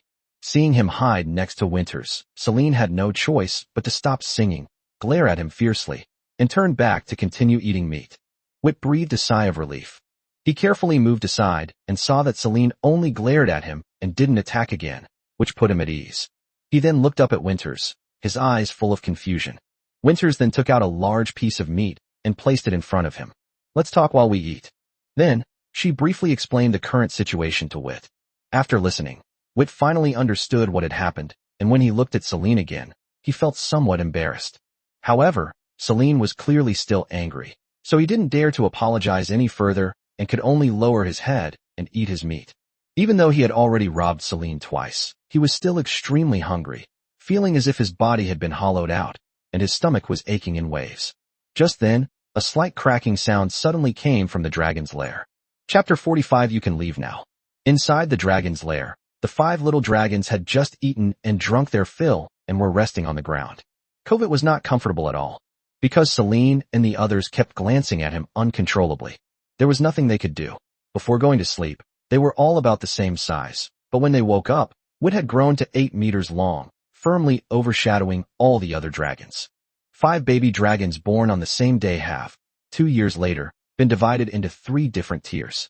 Vittoria is 8 meters tall in first gear. Celine is 6 meters tall in the second tier. O'Neill, Billy, and Tinnet are all over 5 meters tall, but not quite 6, so they can only be ranked in the third tier. The difference is so stark, who wouldn't be stunned? Just as the atmosphere was getting increasingly strange, Winters returned from outside. As soon as she entered the dragon's lair, she saw several small dragons staring at Wit, their tone tinged with helplessness. All right, stop staring at Wit. He's different from you guys. After she finished speaking, she looked at Vittor. Vittor, don't worry. Boko has already checked you, and there's nothing wrong with your development. The reason you're so much older than Bellin and the others is because of your bloodline. Wit was stunned. Winters continued. As expected, it's your father's bloodline that's starting to take effect. Although that bloodline is very strong, it still belongs to the dragon race, so your growth also follows the laws of the dragon race. Hearing this, Wit felt a little relieved. But Winters changed the subject. However, it's not entirely without its troubles. The little dragons immediately perked up their ears. Winters stared at Wit and said seriously, a powerful bloodline raises the limits of your body, but it also means you need more energy to grow. If you don't have enough energy, your development may stop. So, Vittor, if you're hungry, don't be shy or afraid of the hassle, just tell me. It's about whether you can grow up healthy. Wit felt a warmth in his heart and nodded quickly. I understand. Thank you, Winters. Winters smiled. It's what I should do. Ensuring the healthy growth of every baby dragon is my responsibility. After saying that, she glanced at the 5 little dragons and dropped the second bombshell. From now on, you will have 3 more courses. The 5 little dragons raised their heads instantly. Potions, alchemy, magic circles. In addition to my magic class, you will learn a total of 4 subjects. The dragon's lair fell silent immediately. Winters, seemingly oblivious to their shocked expressions, continued. Each course lasts 1 day, with no breaks in between. You were originally scheduled to have 1 day of class and 1 day of rest, but from now on it will be 4 days of class and 2 days of rest. Billy's expression immediately fell apart. Oh, and Dinette also fell silent. Celine didn't say anything, but her gaze became noticeably more serious. Wit then thought of another question. Winters seemed to know what he was worried about and added, Wit, you don't need to worry about falling behind in those 3 courses. The bloodline inheritance contains the most knowledge of dragons and dragon beasts, followed by magic. As for potions, alchemy, and magic circles, they are only briefly mentioned. So in these 3 courses, you are all starting from the same point. Wit paused for a moment, then couldn't help but ask, Winters, if I remember correctly, among the books you showed me before, there was a complete guide to potions and another one about magic circles. Weren't those chosen to compensate for not having any bloodline inheritance? Winters smiled. Of course not. She softened her tone. At first, I did struggle with how you should learn magic, and I even forgot about mental magic. So those 2 books were my way of giving you 2 more paths. If you can't learn magic directly, then try to understand it in other ways. Especially magic circles. Winters continued. Magic circles are deeply related to magic. The principle behind most high-level magic circles is actually to use magic crystals to replace the magic nodes that are formed when high-level magic is released. Therefore, learning magic through a magic circle is also a good path. Her tone became much more serious when she talked about medicine. As for the potion, wit, it's a double-edged sword. Used well, it can greatly enhance your strength. Used poorly, it could ruin your future. But now it seems that your future is brighter than I imagined, and you don't need to rely on the drug at all. Wit felt nothing but gratitude as he listened to these words. It turns out that Winters had already thought so much for him without him even knowing it. She wasn't just randomly throwing a few books at him. She was genuinely trying to find a path for him to grow. Winters didn't continue the topic and quickly said, "Okay, let's talk about the second thing." The little dragons immediately perked up. Winters looked at them and slowly said, "You have survived the 2 most vulnerable years and are now capable of officially integrating into the Dragon Academy. From today onwards, you can do whatever you want." She paused for a moment, including leaving the college. These words struck the 5 little dragons like a thunderbolt. "Can I leave the academy? Can we go out now? No longer confined to Dragon's Lair and classroom?" Winters, seeing their eyes growing brighter, cautioned, "But don't get too carried away and forget all about the lessons. By the way, you can have a good rest today and tomorrow. Starting the day after tomorrow, you will officially begin your new school life." After saying that, Winters pointed outside and turned to leave. No sooner had she left than the dragon's lair erupted in chaos. Billy was the first to rush out, flapping his wings and moving his 4 legs at lightning speed, and in the blink of an eye he was in front of Wit. "Wit, did you hear that? We can get out." Seeing Billy so excited he was practically flying off the spot, Wit felt a little helpless. Before they knew it, the 5 little dragons had become quite familiar with each other. Billy, in particular, always liked to drag Vittoria along on his so-called adventures. Of course, in their eyes, sneaking off to the crater at night to look at the stars is already considered an adventure. After all, they had been scolded by Winters quite a bit for this. Celine, and Dinette would occasionally participate, but Billy was definitely the most enthusiastic one. Wit looked at him and preemptively poured cold water on his enthusiasm. "All right, I heard you. But let me make this clear first. Once we're outside, if you encounter anything unfamiliar, you absolutely must not put it in your mouth." Upon hearing this, O'Neill and Dinette immediately nodded in agreement. "Billy, this dragon, is very contradictory. They are so timid that they will hide behind the slightest sound, but when it comes to eating, they are ridiculously bold." He wanted to put anything he had never seen before into his mouth to try it out. It is precisely because of this bad habit that he has gotten into a lot of trouble. Billy was a little embarrassed by what was said and lowered his head, muttering to himself. Of course he knew this was wrong. But habits are not so easy to change. Billy quickly became excited again. Let's go out and take a look. This is the first time we've ventured out of the dragon's lair during the day without Winter's company." Upon hearing this, the other little dragons were also tempted. "Daytime. Winters is not included. Go out on your own." Just hearing about it excited the dragon. After a brief hesitation, the 5 little dragons reached an agreement and headed towards the passage. Billy kept muttering to himself about which direction he should explore after leaving the academy. And Dinette chimed in from time to time, and the atmosphere quickly became lively. Wit walked at the back, looking at Celine ahead, and slowed his pace slightly. He hesitated for a moment, but still went over. "I'm sorry about what happened before." Celine turned to look at him. Wit said earnestly, "But I really didn't mean to." Celine was slightly taken aback. After calming down, she realized that the matter was not really Vittor's fault. "We just never had the chance to talk about it. Now that Wit has apologized, she feels a little embarrassed."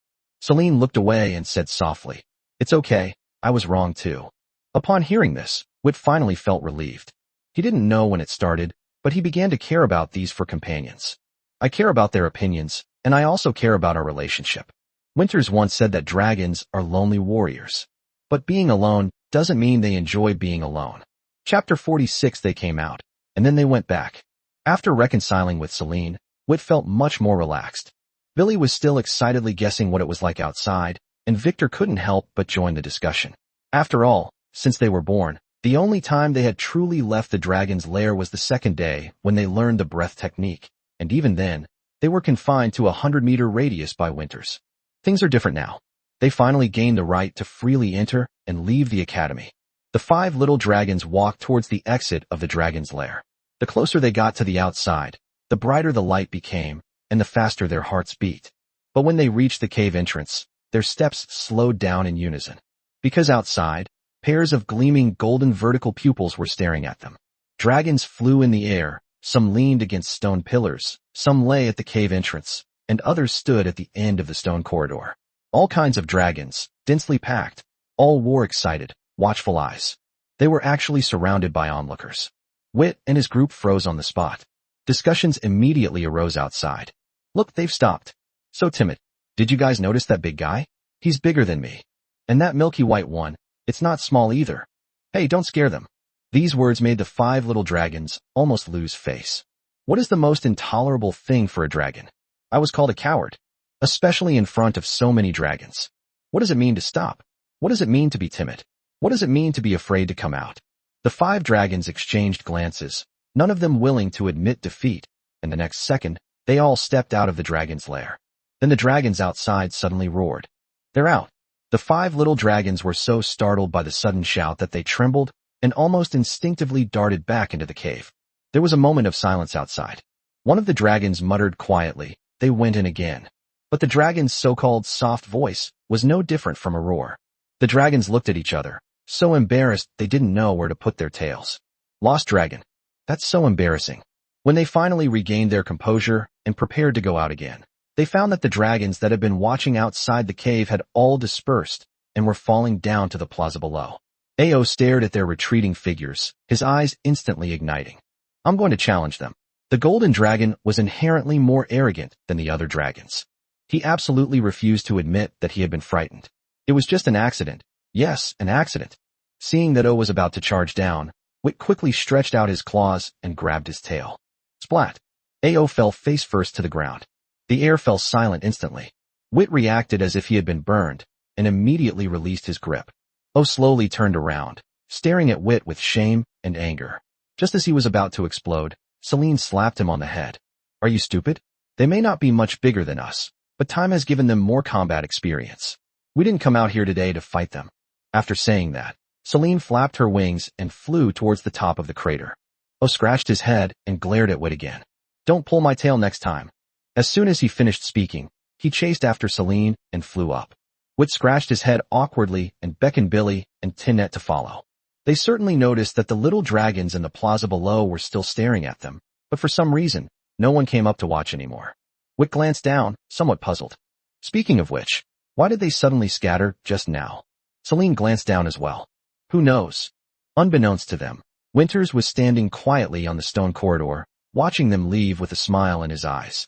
The next second, outside the crater, a figure suddenly shot into the sky. Woohoo! They're finally out.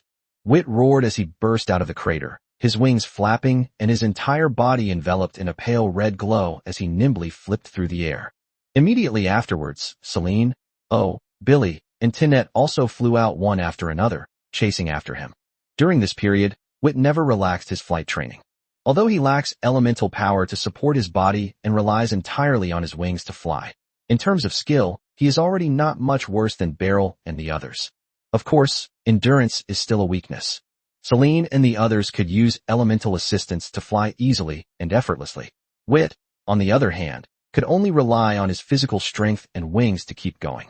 Even though his physical abilities far surpassed those of other dragons his age, he would still get tired after flying for a long time. However, it is precisely because of his long-term training that his wings have become significantly different from those of an ordinary silver dragon. A normal silver dragon's wingspan is about 1.6 times its body length. Vittor was the same when he was born, but now, with his wings spread, he is twice the length of his body. This proportion is not common even among dragons.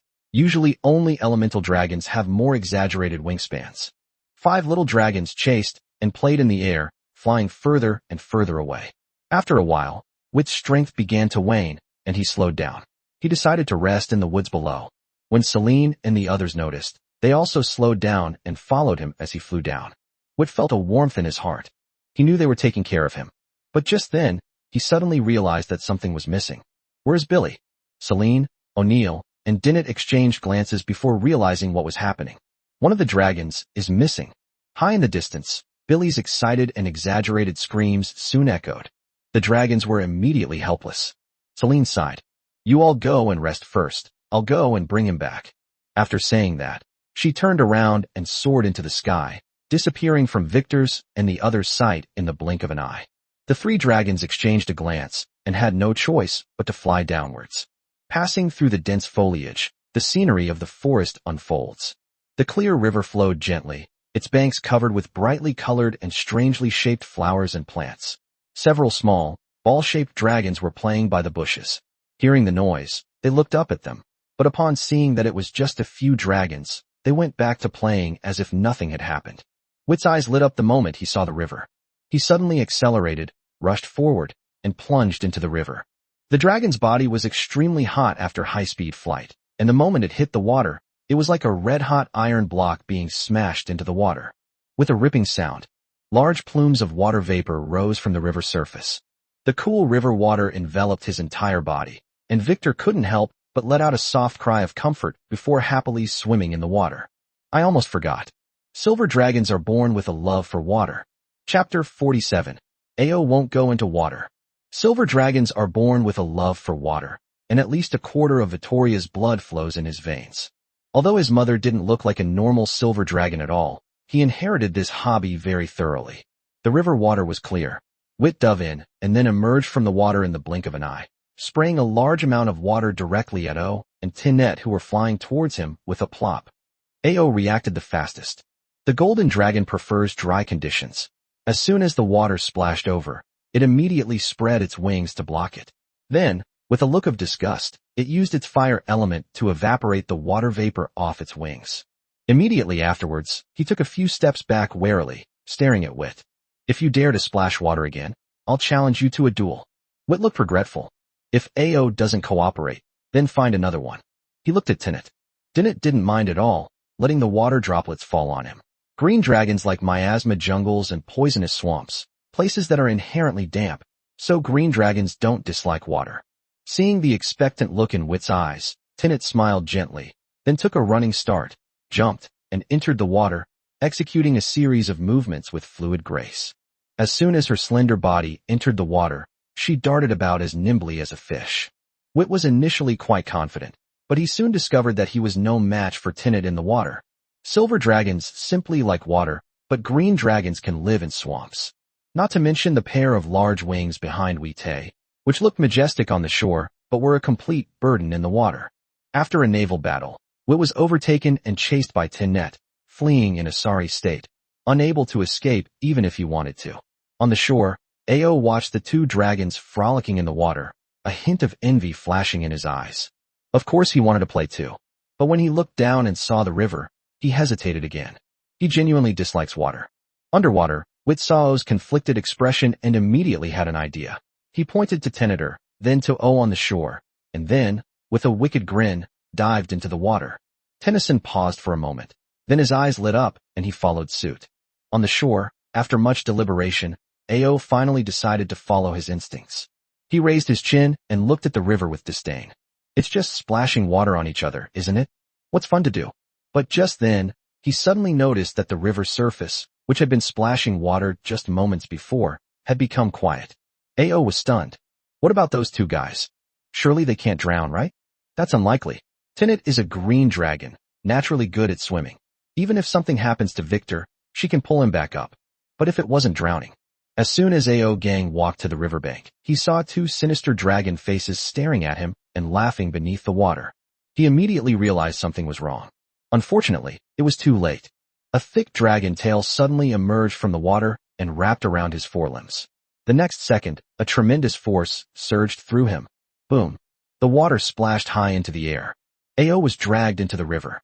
After succeeding, Witt and Dinette laughed uncontrollably and quickly swam away, fearing that O would react in a fit of rage and retaliate. However, the smiles of the two dragons froze the next second.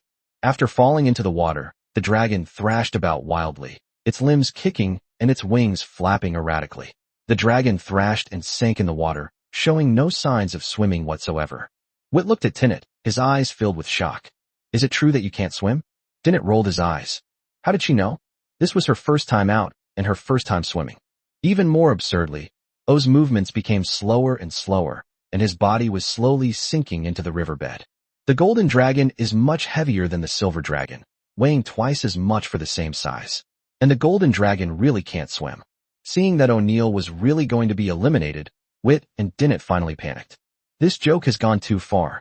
The two dragons immediately rushed over from the left and right, and with great effort, they managed to pull the heavy Olympic hull out of the water and drag it back to the open space on the shore. O lay on the ground, his belly bulging, and with difficulty opened his eyes.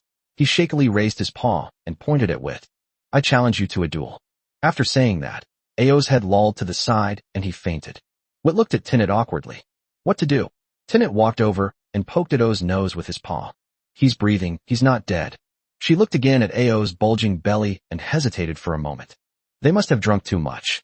Just then, Billy's shouts suddenly came from afar. Hey, come over here and help. Because the branches were too dense, Wit and Tinnet couldn't see what was happening over there. Wit glanced at the lifeless figure of O and could only say, You stay here, I'll go help. Without waiting for Tinnetter's reply, he flapped his wings and flew through the dense foliage toward the direction from which the sound came. Soon, Wit spotted Celine and Billy. It's hard not to notice. Two dragons were working together to drag a huge dragon carcass. The dragon beast was about 100 meters long and looked somewhat like a wild boar, but it also clearly had dragon-like characteristics.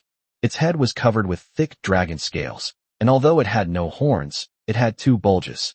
Two long, sharp teeth protruded from its dragon-like mouth, and its golden pupils had completely lost their luster.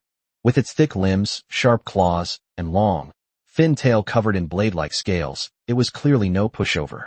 Celine and Billy each held one of its long tusks, dragging the enormous carcass through the air. Although it flew slowly and wobbled, it did manage to lift things up. Wit quickly discovered the reason. The dragon's internal organs have been emptied. Celine saw him still staring blankly and immediately shouted, Are you still looking? Come and help. Billy's about to be ruined. Wit quickly flew over and replaced Billy. Billy finally breathed a sigh of relief, panting heavily.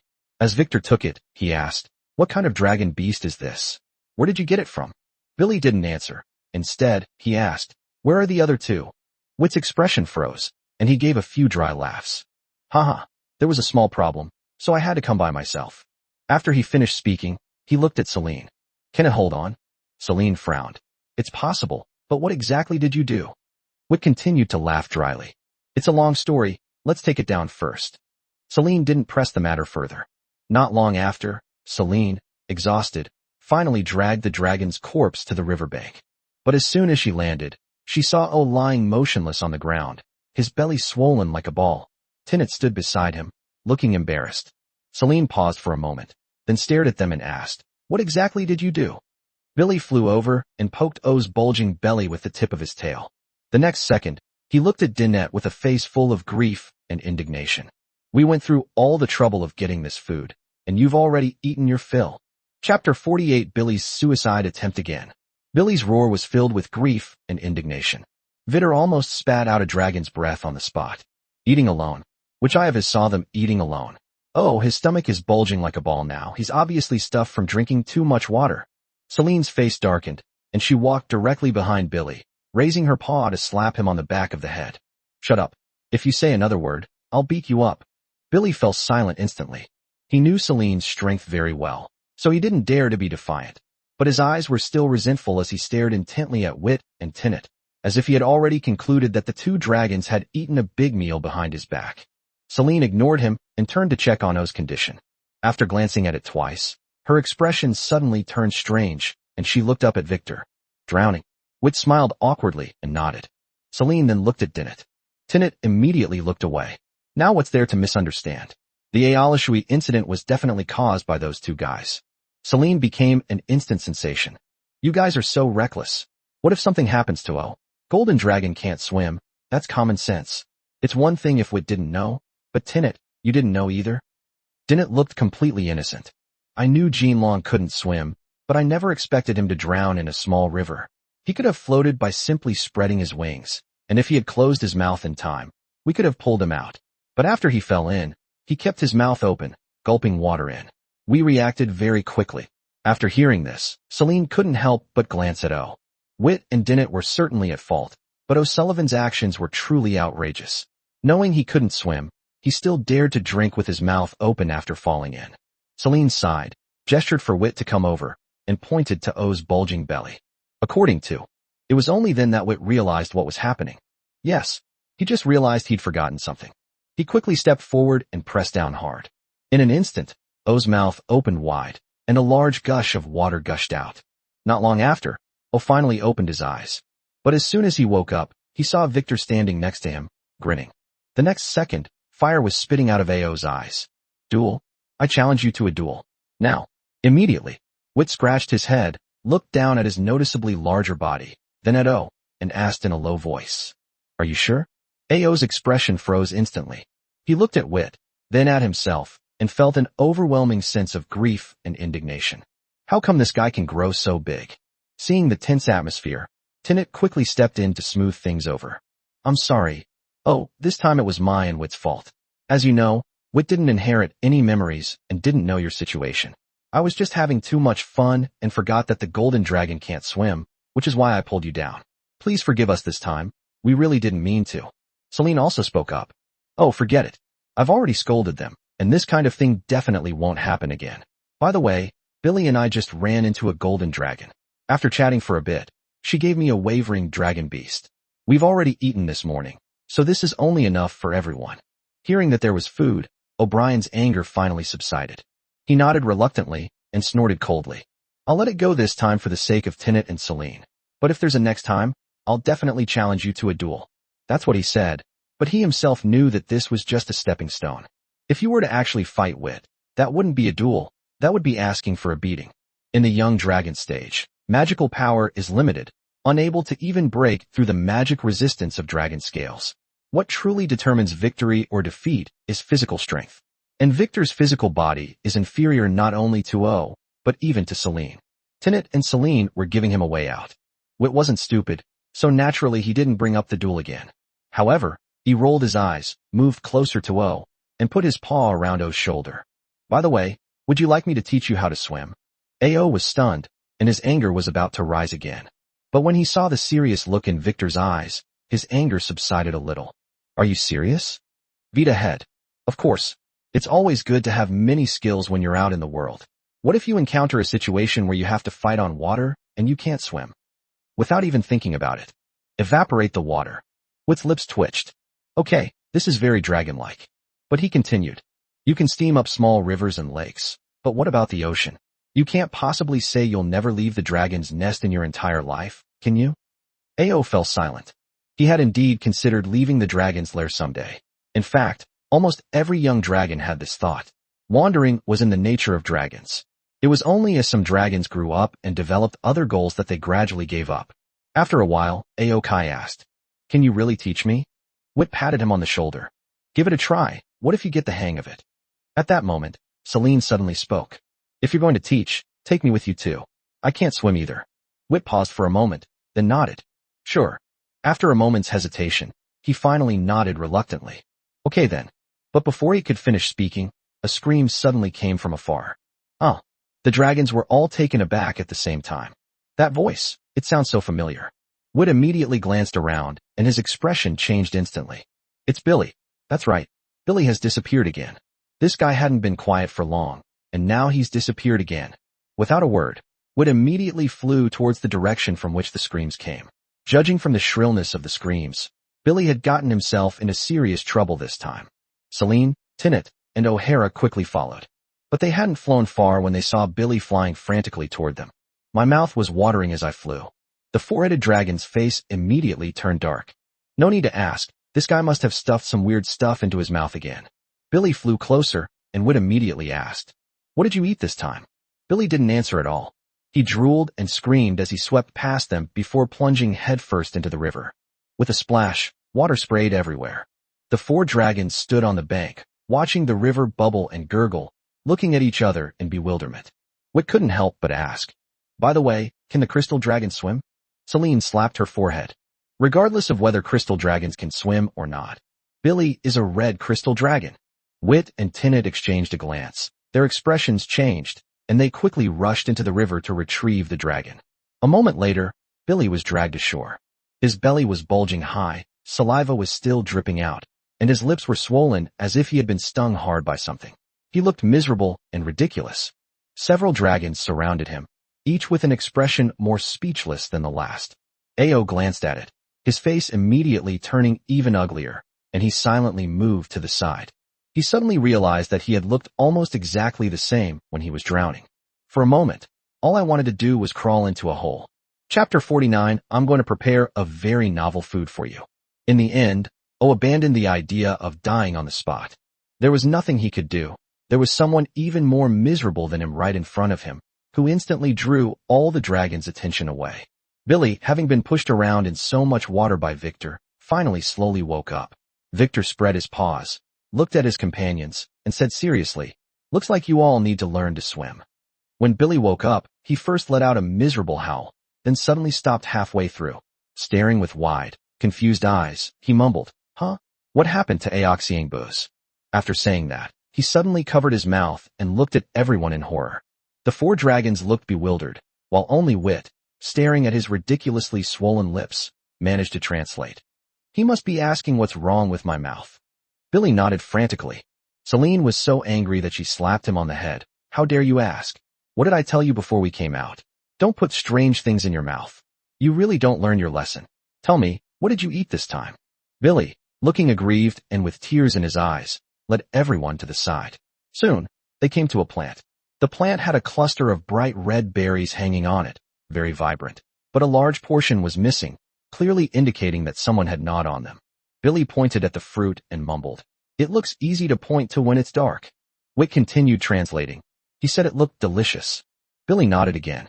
The dragons were speechless. "Just because it looks good, you ate until your lips were swollen?" Wit stared at the fiery red fruits, thought for a moment, and then reached out and plucked one. Celine immediately frowned. "What are you doing?"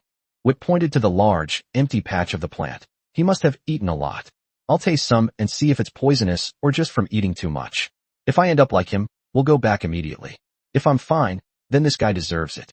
Billy looked at him with teary eyes, his face full of emotion. My good brother actually risked his life to test the poison for him. But that's not what Vittor thought at all. He just couldn't bear to see his precious vacation go to waste. Under the tense gaze of the dragons, Vittor cautiously took a bite.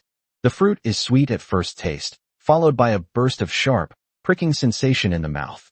It hurts, but it's not unpleasant. In fact, the more you savor it, the more flavorful it becomes. Wit carefully examined himself and found no special energy damaging his body, nor any signs of poisoning. It's not poisonous, it's just a regular fruit. But the next second, his expression suddenly turned strange. This tastes so much like a chili pepper. Although they look completely different, they taste so similar. It would be interesting if they could actually be used as chili peppers. Celine and the others were startled by his expression. "Wit, you look pale. Is it poisoned?" Celine asked anxiously. Wit snapped out of his daze, shaking his head with a wry smile. "It's not poisonous, and it tastes pretty good. No wonder Billy ate so much. But you can't eat too much of this at once. If the stimulant hits all at once, you'll probably end up like him." After saying that, he threw the remaining half of the fruit into his mouth. First sweet, then spicy, the pain was exhilarating. Seeing that his lips weren't swollen, Celine and the other dragons couldn't resist picking one and tasting it themselves. A moment later, all the dragons' eyes changed. This fruit shouldn't be eaten in large quantities, but it's really delicious. Seeing them staring at the fruit, Wit suddenly had a flash of inspiration. "Wait, it's too wasteful to eat it directly. I've thought of a way to eat it. How about I prepare something really novel for you?" The dragons immediately looked at him with suspicion. Wit smiled confidently. "Have you forgotten? It's not that I don't have inherited memories. It's just that they're different from yours. In my inherited memories, this fruit is a very good seasoning." That's obviously his version of events. Revealing the true origin of those memories would only be seen as madness. Saying they were inherited memories is much more acceptable. Sure enough, Celine and the others' doubts lessened considerably, while their expectations grew. Soon, several dragons gathered by the river, staring longingly at Vittor. Wit turned to look at O. "Oh, your control over magical flames is pretty good, isn't it?" Ao was taken aback. Although he didn't understand what Billy was trying to do, he nodded nonetheless. Compared to Billy, his control over the flames was indeed more stable. Wit smiled. Then I'll do you a favor. Before long, under Vittor's command, O'Neill successfully transformed into the golden dragon magic oven. He clasped his two claws together, and the blazing magical flames pulsed steadily. Wit tore a fist-sized piece of flesh from the nearby dragon carcass. Of course, it was measured in fist size. Then he grabbed the meat and put it in the flames on the claws to roast. O then realized that what Wit meant by helping was to make him the stove. He desperately wanted to punch the flames into Wit's smiling face. But when he caught a glimpse of Celine's expectant look, he forced himself to hold back. There's nothing I can do. There are 3 people who like to eat raw meat, but they can't beat the 2 who like cooked meat. As the dragon meat sizzled and dripped with oil, a rich aroma gradually wafted out. As Ao smelled it, his resentment lessened somewhat. Perhaps, the meat of this dragon beast is indeed more suitable for roasting. As the meat's surface gradually turned golden brown, Vittor grabbed a bright red fruit, squeezed out the juice, and dripped it onto the roasted meat. The next moment, a strange fragrance suddenly burst forth. The sweetness, meaty aroma, and stimulating spiciness blended together, and the eyes of all 5 dragons lit up simultaneously. Wit removed the roast meat from the oven, glanced around, and finally handed the first bite to Celine. The moment Celine took a bite, her eyes widened instantly, followed by a gasp. She stopped looking at the meat and fixed her gaze intently on Wit's claws. Startled, Wit quickly pulled his paw back. Calm down, Celine. These are my paws. Celine regretfully looked away and continued to stare at him. The same applies to other dragons. The look in his eyes was clear. Keep baking, don't stop. Seeing the surrounding menacing gazes, Wit had no choice but to compromise. Fine, I'll keep grilling. But let's make it clear first. No stealing, we'll take turns. Celine then turned her gaze away from Tinnet, Billy, and the others, her expression still showing some regret. What a pity. If it were based on merit, she would definitely get a few more bites. Chapter 50 The Little Golden Dragon appears again. Billy stood on the shore, looking at the water below, his voice weak. Wit, do we really want to learn this? Wit rolled his eyes on the spot. You don't have to learn. Next time you plunge into the water, once you sink, just wait and see what happens. In short, Billy shut up immediately. He remembered all too well the feeling of struggling desperately in the water, unable to grab onto anything. Fear was written all over his face, and his legs were trembling like a sieve. COVID gave him no way out. After a strangely delicious but incredibly stimulating barbecue, Celine and O'Hara clearly trusted Wit more. Besides, Wit had mentioned learning to swim before. Celine and O'Hara were quite interested, but Billy, standing on the shore and glancing at the water, was practically scared out of his wits. Celine couldn't stand it and slapped him with her paw. What are you trembling for? Have you lost all your dignity? Billy shrank back, not daring to argue. He had no choice. Among the dragons present, he was the smallest and weakest in terms of presence. Wit glanced at Celine, a little puzzled. Since waking up this time, Celine seemed to be much more irritable than before. Apart from the usually low-profile Tinnet, she had argued with almost every other dragon. But now is not the time to dwell on this. Wit leaped into the water. After a moment, he surfaced and called to the shore. Tinnet, you stay on the bank and keep watch. If anyone shows signs of drowning, warn me immediately. Tinny nodded and obediently lay down on the shore to begin his role as a safety officer. Wit turned to look at Celine. You go first. Don't panic when you enter the water. Spread your wings. As long as you don't struggle, you shouldn't sink. Celine nodded, and without saying a word, jumped into the water. The moment she entered the water, the feeling of losing support made her panic, and her body instinctively tried to move. Wit immediately reminded him, don't panic, spread your wings. Celine quickly did as she was told. The dragon's wings were already broad, covered with fine scales, and when fully extended, they were longer than its body. As long as it was spread out and didn't move around, the buoyancy of the water could support its body. Sure enough, as soon as Celine spread her wings, the entire dragon immediately floated on the water. However, his posture was somewhat awkward, like a large moth that had fallen into the water. Her neck stiffened, she dared not move, and her voice tightened. And then? Vittor suppressed a laugh and said, just don't move the underwater part. You can move your neck. You don't need to freeze yourself into a stone. Celine froze, then glared at him angrily. Next step. Wit spread his wings and floated beside her, demonstrating as he spoke. Flap your wings slowly. Don't use too much force. If you want to turn, gently wag your tail. Remember, go slowly, don't rush. Celine followed his movements, gently flapping her wings. Soon, her eyes lit up. It moved. I started moving. And then what? Wit stopped what he was doing and calmly said, "Then you can go over there and familiarize yourself with the place at your own pace." Celine was stunned. "That's it?" Wit smiled and said, "Of course it's not over yet. This is just to get you used to the feeling of being in the water. Once you're not afraid of the water, we'll practice other things." After he finished speaking, he turned his gaze to "Oh, you come." As for Billy, Wit glanced at Billy, whose limbs were trembling and blurry on the shore, and sighed helplessly. Let him prepare himself. If he goes into the water now, something bad will definitely happen. Ao nodded, took a deep breath, and jumped into the water. With Celine's demonstration, he became noticeably calmer. Although he wobbled a bit when he first entered the water, he quickly spread his wings to steady himself, finding his balance almost without Victor's prompting. Then, following the method that Wit had just taught him, O'Neill began to gently flap his wings and move slowly across the water. Wit nodded in satisfaction. Ao learned very quickly, which means he had been watching carefully. So he let O go to the side to get used to the water, while he himself turned his attention to the last one, Billy. Billy was still shaking. Wit found it a headache. "Don't be afraid. Look, didn't Ao do it so easily? Besides, with me here, if you really sink, I'll just lift you up. What are you afraid of?" Billy cried. "I don't want to shake either, but I can't control it." Wit scratched his head. "All right, then just jump down. Or do you need me to help you?" Upon hearing the word help, Billy immediately shook his head frantically. He lingered on the shore for a long time, then finally closed his eyes and, as if resigned to his fate, plunged headfirst into the water. Then, he didn't even spread his wings before sinking straight down. Wit slapped his forehead and immediately dived into the water. He folded his wings and tucked them behind him, then swam swiftly to Billy's side, extended his claws, and lifted him up. Soon, Billy resurfaced and was finally able to breathe air.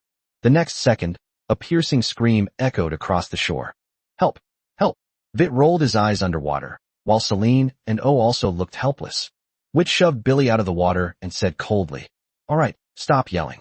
If you yell again, I'll throw you back in and let you drink your fill." Billy immediately shut up. Wit asked, "Are you calm now? If you are, do as I say. Spread your wings, spread them wide." As long as he hadn't touched water, Billy was barely obedient. He gritted his teeth and spread his wings.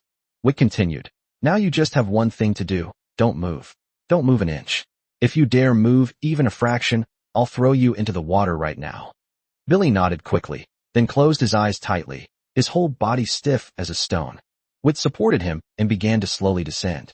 The water slowly approached Billy's body.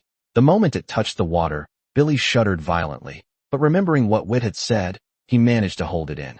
The water slowly submerged his paws, abdomen, and body. Fear grew stronger in his heart. But strangely, the feeling of not being able to breathe and sinking wildly that he had imagined did not occur.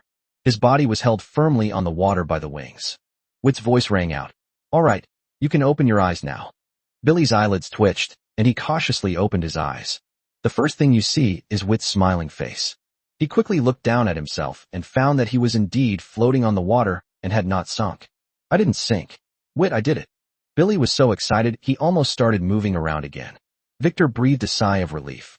As long as he overcame his fear of water, learning to swim was only a matter of time. But just then, Wit looked up at Tenet on the shore and suddenly froze. The next second, he turned his head to look to the side. "Hey, when did you get ashore?" Ao in the water looked completely bewildered. "No, I've been in the water the whole time." Chapter 51, We Officially Met. Chapter 51, Formal Acquaintance. "No, I've been in the water the whole time." Upon hearing this, Wit paused for a moment, then looked in the direction from which the voice came, only to see that O was still floating on the water like a large, fluttering moth. He then looked back at the shore, not far from Tenet, where another O was standing. Memories hidden deep in my mind resurfaced once again. Wit's expression suddenly changed, and he leaped out of the water, standing between the golden dragon and Tenet. "It's you." Seeing that Wit had adopted a defensive posture, the other dragons finally reacted. Tenet ran to Wit's side, let out a low growl, spread his wings, and warily watched the golden dragon opposite him. O and Celine followed Wit's example, first bursting out of the water, then somewhat awkwardly flapping their water-covered wings, and arrived at Wit's side, and then that was it. The four dragons turned their heads to look at the river at the same time, only to see Billy trying to leave the water like Wit and the others. However, due to his clumsy movements, he had already sunk to the bottom of the river, with only his tail stubbornly standing upright on the surface of the river, slowly sinking. Wit slapped his forehead. "You guys watch her, I'm going to save him." With that, Wit plunged headfirst into the river. After Wit left, Celine and the others exchanged a glance, then looked back at the golden dragon opposite them. There was a hint of wariness in their eyes, but not much. More of it was curiosity about the other party.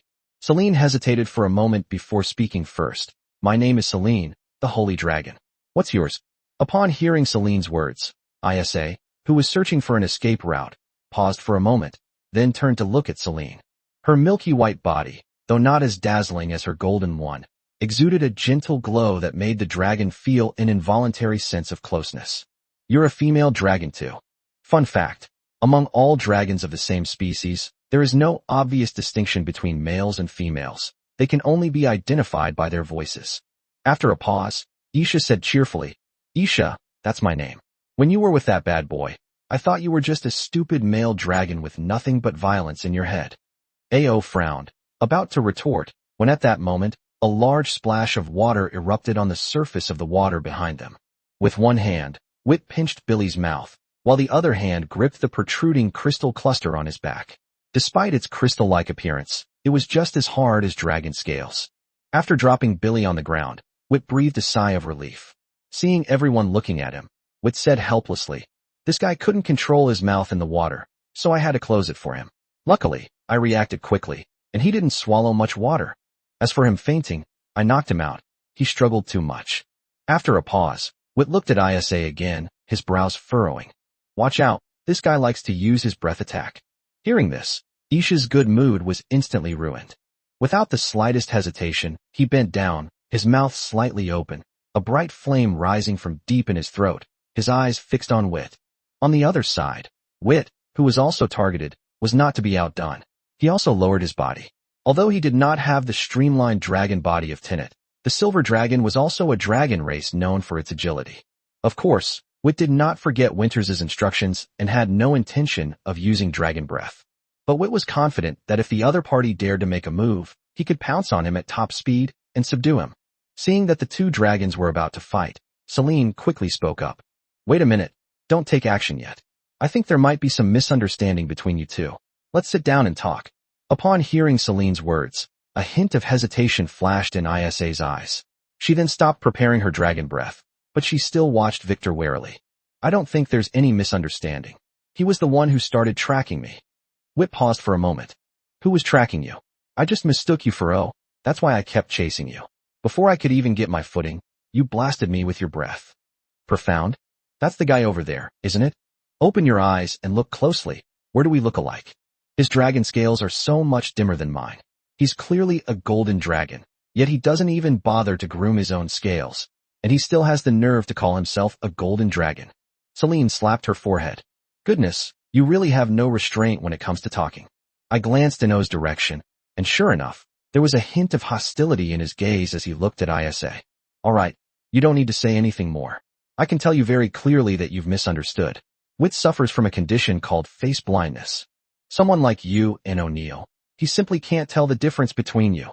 As she spoke, Celine, without waiting to see if Isa believed her or not, turned to look at Wit. "Wit, we didn't come out here to fight." Upon hearing this, Wit hesitated for a moment, then lowered his guard and looked at O. "Okay, let's continue." After saying that, Wit turned to Billy, who was lying behind him pretending to be dead. "No dragon will force you if you don't want to learn." Upon hearing this, Billy instantly perked up. "Real?" Wit nodded helplessly. "If you can stand it, we'll play in the water while you can only watch from the shore." Upon hearing this, Billy instantly lost his spirits. Then, he slowly crawled toward the riverbank, moving only his two front paws. But at least he went into the water, even though he sank quickly. Wit reluctantly plunged into the water, lifted him up again, and then taught him step by step. Who can float in the water, but he lacks agility and can only practice silently as a dragon. Celine saw all of this and helplessly turned to look at Isa. But Isa looked at Wit with a blank expression. "He won't bother you for now. Let me introduce you. This is Dinette." "Hello. Hello, nice to meet you." That's what she said, but Isa's gaze kept drifting towards Wit. Fortunately, Dinette didn't care about these things. He just smiled and walked towards the river. It was still a bit unsafe to have a dragon like Wit watching over two guys who couldn't swim. Noticing that Tinnet had left, Isabella realized that she had just done something wrong, but she didn't know what to say, so she could only nervously look to Celine for help. Upon seeing this, Celine suddenly realized that Wit must have misunderstood as well. How similar is Isha to them when they were just born? She still remembers Victor, especially. At first, Victor was full of rejection and wariness towards everything around him, and it was only after Winter's guidance that he gradually accepted them. As for Isha, she probably has no one else to accept, which is why she is in this state. Chapter 52, I'll take you to a great place. Chapter 52, I'll take you to a good place. Realizing this, Celine looked at Isa with a touch of sympathy. Isa was undoubtedly lucky, because the other person has parents. However, it is clear that her parents cannot be with her every moment.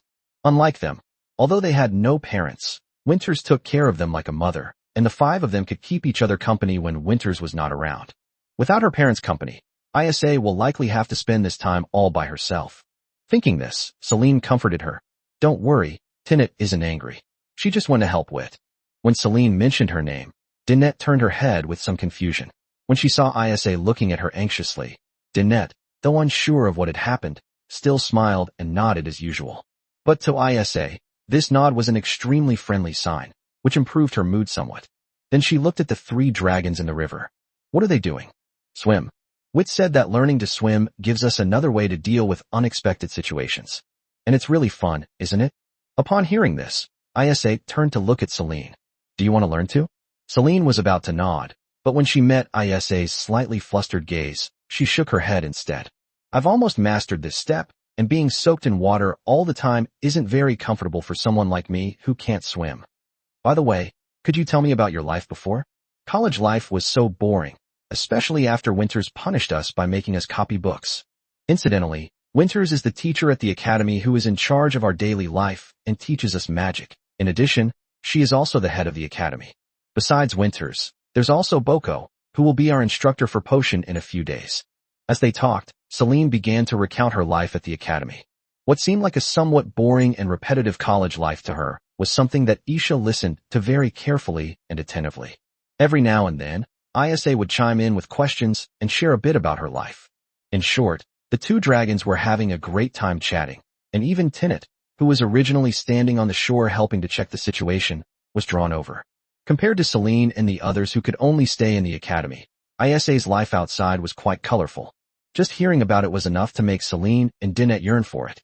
On the river, Victor, Billy, and O looked at the three dragons on the bank with puzzled expressions. Guess what they're talking about?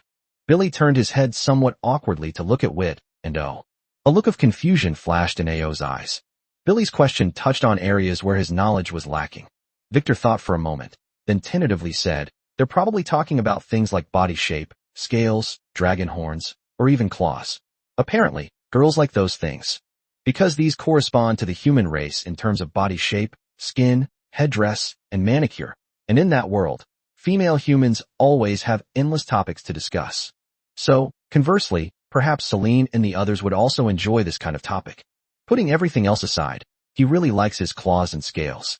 Sharp claws can tear everything apart, and thick scales can protect against external damage. If even he likes it this much, then Celine and the others, who have the advantage of being born with a gender, should like it even more. Billy and O were quite shocked to hear what Wit said. How do you know that girls like these things? Besides, what's there to talk about? Wit pointed to his head. My legacy is unique. As for what's there to talk about, how could he possibly know? But, seeing the expectant looks on O's and Billy's faces, Wit coughed lightly. Of course there's a lot to talk about. For example, let's talk about dragon horns. We can start by discussing the hardness, shape, and sharpness of our own dragon horns, and then naturally move on to information about the dragon horns of other dragons around us. If we continue to talk in depth, we can end up discussing the dragon horns of the entire dragon race.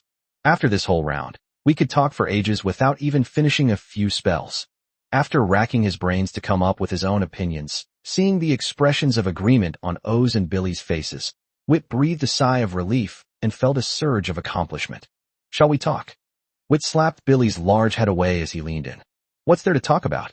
You're basically fine now, but you can't even get into the water. How dare you have the nerve to chat? Upon hearing this, Billy's face stiffened, and he silently floated away to a distance before floating back. He really didn't dare to go too far away from Wit. Happy times are always fleeting.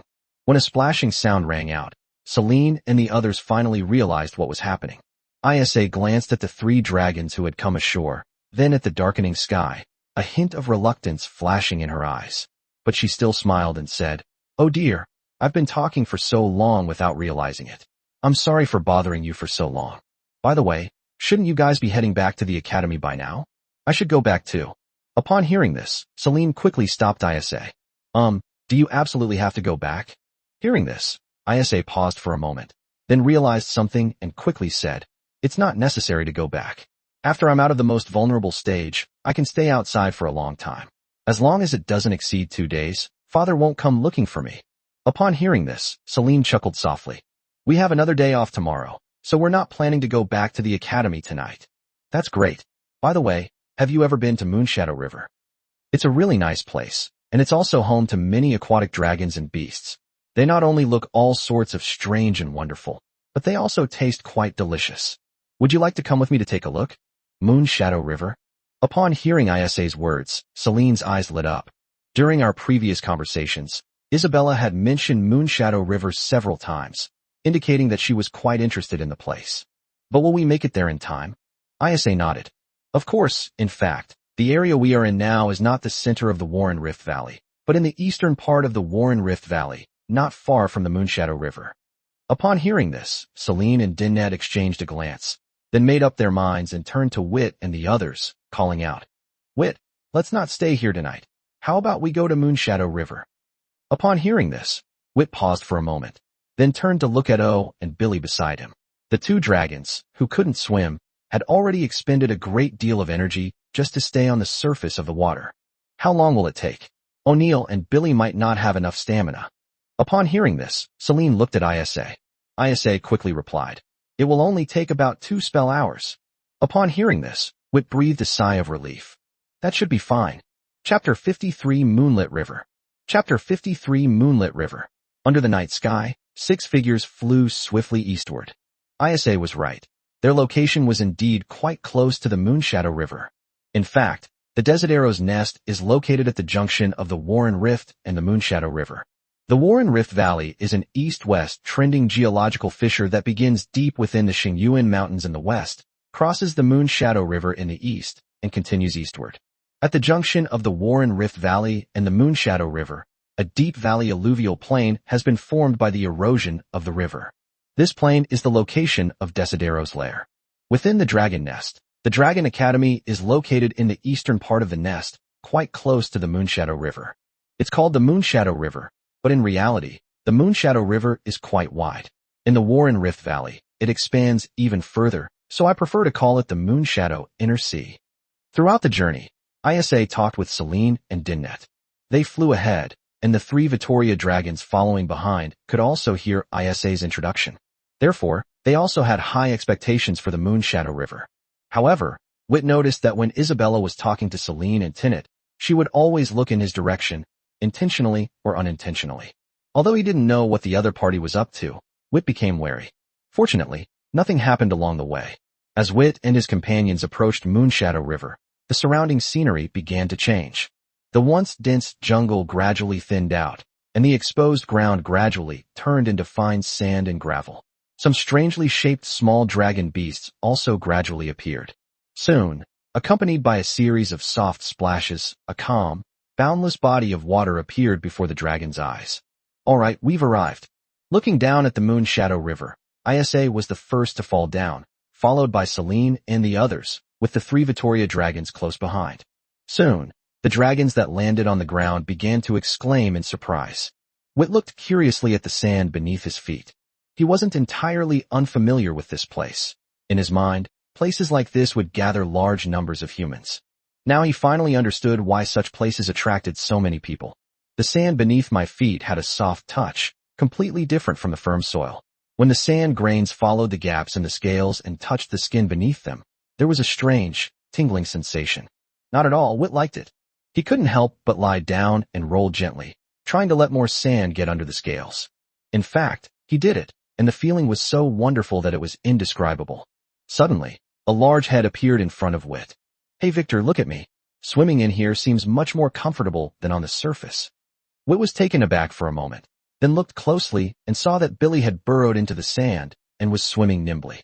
That's right, it's agile. He's much more agile than he is in the water. Seeing this, Ao snorted coldly. He then plunged into the sand beneath his feet. The sand is soft and malleable as flowing water when it touched his body. Although the golden dragon and the red crystal dragon are different races, they have the same attributes, both being earth and fire. Making the ground resemble the surface of water is not difficult. Wit quickly realized this and looked helplessly at the two dragons. There's no way around it. Putting aside the fact that he doesn't know magic yet, even if he did, with his dual water and fire attributes, he couldn't do that. But who cares? Wit rubbed himself on the sand, then lay back, ready to look at the stars. Well, after glancing at the three Selene dragons playing around not far away, Wit finally decided to lie down, since lying down was really a bit unseemly. Under the same starry sky, lying on the beach and lying on the crater of a volcano looked quite different. A cool breeze, carrying moisture, blew by, and Vittor closed his eyes comfortably, listening to the soothing sound of waves crashing in the distance. Unfortunately, there are always some mood spoilers. Just as Wit was quietly admiring the starry sky, he suddenly felt dizzy. When he came to his senses, only his neck and head were exposed. On the beach not far away, Billy's head popped out, looking at Vittor with a smug expression. Wit, how does it feel to drown? Wit rolled his eyes and stopped trying to control his body temperature. Soon, the temperature around Wit began to rise continuously. White smoke rose up around him, and the sand around him began to turn red hot. Then, Wit controlled his body temperature again, and the temperature began to drop. Soon, the sand around Wit cooled down. The cooled sand clung together, forming a single, rather fragile whole. With a slight movement, accompanied by a soft cracking sound, the sand that had been merging together around him crumbled apart. Stepping out of the rubble pit, Wit spread his wings and looked at Billy with a half-smile. Would you like to do it again? Billy silently sank into the ground. Sure enough, this guy's body wasn't just large. Some of the characteristics he had shown before were also amplified. Wit's upbringing was anything but ordinary. In the year before he fell into a deep sleep, Wit's body gradually developed some characteristics that he shouldn't have had. For example, body temperature. The red dragon has the highest body temperature of all dragon species. Wit's body temperature was even higher than that of red dragons of the same age. These differences also manifest in weight, scale thickness, hardness, and the sharpness of dragon claws, among other things. All of this proves that he really is not the silver dragon. Seeing that Billy had backed down, Wit hesitated for a moment before walking toward the water. He's hungry. Didn't want to go underwater and look for food? Upon hearing Wit's words, Dinnet, who was playing with Selene and the others, stopped, then touched his belly and turned to look at Isa. I remember you said before that there are many delicious aquatic dragons living underwater. Do you want to come along? Isa paused for a moment, then turned to look at Vittor. When Wit saw that Dinnet was looking over as well, he hesitated for a moment, then nodded. All right, one more dragon means one more force. As he spoke, Wit looked at Selene again. What we brought back might not be enough to eat. Search the ground and see if there are any edible dragon beasts. There are many dragons living in the Desidero dragon's nest. During the year before he fell into a deep sleep, while being punished to copy books, Vittor did not forget to read and study, and he also gained a lot of knowledge about dragon beasts. After describing the physical characteristics of some edible, small dragon beasts to Selene, Wit led Dinnet and Isa toward the Moonshadow River. Chapter 54. You guys always manage to surprise me. Chapter 54. You always manage to surprise me. Upon entering the water, Victor's eyes widened involuntarily. No wonder it was called the Moonshadow Inner Sea by Isa. Not only is the surface vast and the horizon invisible, but its depth also far exceeds that of ordinary rivers. Such a place truly deserves to be called an inland sea. Just as Wit was thinking about these things, Isa swam up to him, pointed to the lower right, and then plunged into the depths.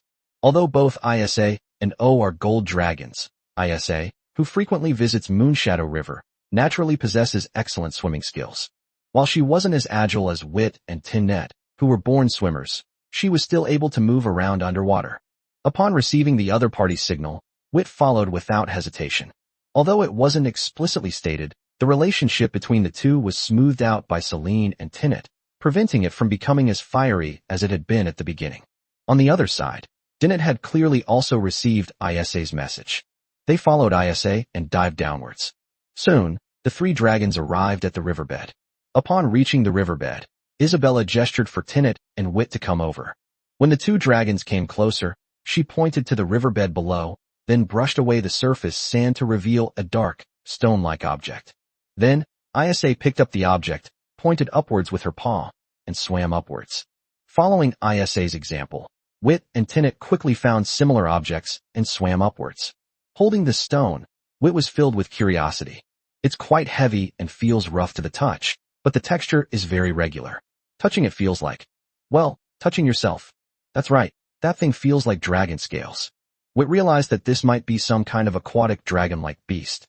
Soon, the three dragons emerged from the water one after another. Isa pointed to the stone in her arms, which was half the size of her body, and introduced it. This is a mordrin. There are many kinds. The one we have is a small kind. The largest one can only grow to be about the same size as us. The stone-like thing on the outside is their shell, which is as hard as the scales of a young dragon and cannot be eaten. The edible part is inside the shell. They are very timid. The slightest noise will make them retreat into their shells, but you only need to do this. As she spoke, Isa extended a claw and began to slowly stroke along the closed part of the shell. Soon, the Mordragon in her hand began to tremble slightly. Then, the Mordrin's two carapaces suddenly opened, and Isa quickly reached her claws inside. A moment later, she grabbed a large piece of tender white meat and showed it to Wit and Dinnet. This is the body part of the Mordragon beast. It can be eaten directly. It's very chewy and has a slightly sweet taste. There are plenty of these dragon beasts on the riverbed of the Moonshadow River, enough to fill our stomachs. After saying that, Isa stuffed the large piece of tender white meat into her mouth and finished it off in no time. Wit and Tinnet exchanged a glance, and then, imitating Isa, quickly extracted the meat from the shell. After taking a bite, both dragons' eyes lit up. This thing tastes much better than the Busterman. Of course, there's a reason why Busterman was chosen as the best food for baby dragons. Soon, Wit noticed that the meat of Mordrinman contained much less energy than that of Busterman, but it was still enough to fill his stomach. After finishing the meat in a few bites, Wit greeted the two dragons, and then plunged back into the water to search for Mordrin. The three dragons were very efficient. In about one spell hour, they had found over 100 Mordragon beasts. Just as Isa said, there are indeed quite a few of these dragon beasts. In Wit's opinion, this kind of dragon beast was much stranger than dragon beasts like the little ball dragon. Apart from its shell, it was just a lump of soft flesh. Wit also found no teeth, eyes, or anything like that. If it weren't for the fact that the other party's carapace was covered with a layer of fine dragon scales, he would never have identified it as a dragon beast. Putting all that aside, in addition to the more dragon beasts that Wit and his group found, Celine and her group also hunted some small land dragon beasts, enough to fill their stomachs. Needless to say, the existence of Mordrinman surprised Celine and the others quite a bit. But after eating it once, all that Mordrinman was remembered by the other dragons was that it was delicious. After eating, the dragons lay on the beach. Of course, he wasn't sleeping. For the first time, they weren't resting in a dragon's lair, but rather with the sky as their blanket and the earth as their bed. A rather novel experience that kept Vittor and his companions awake.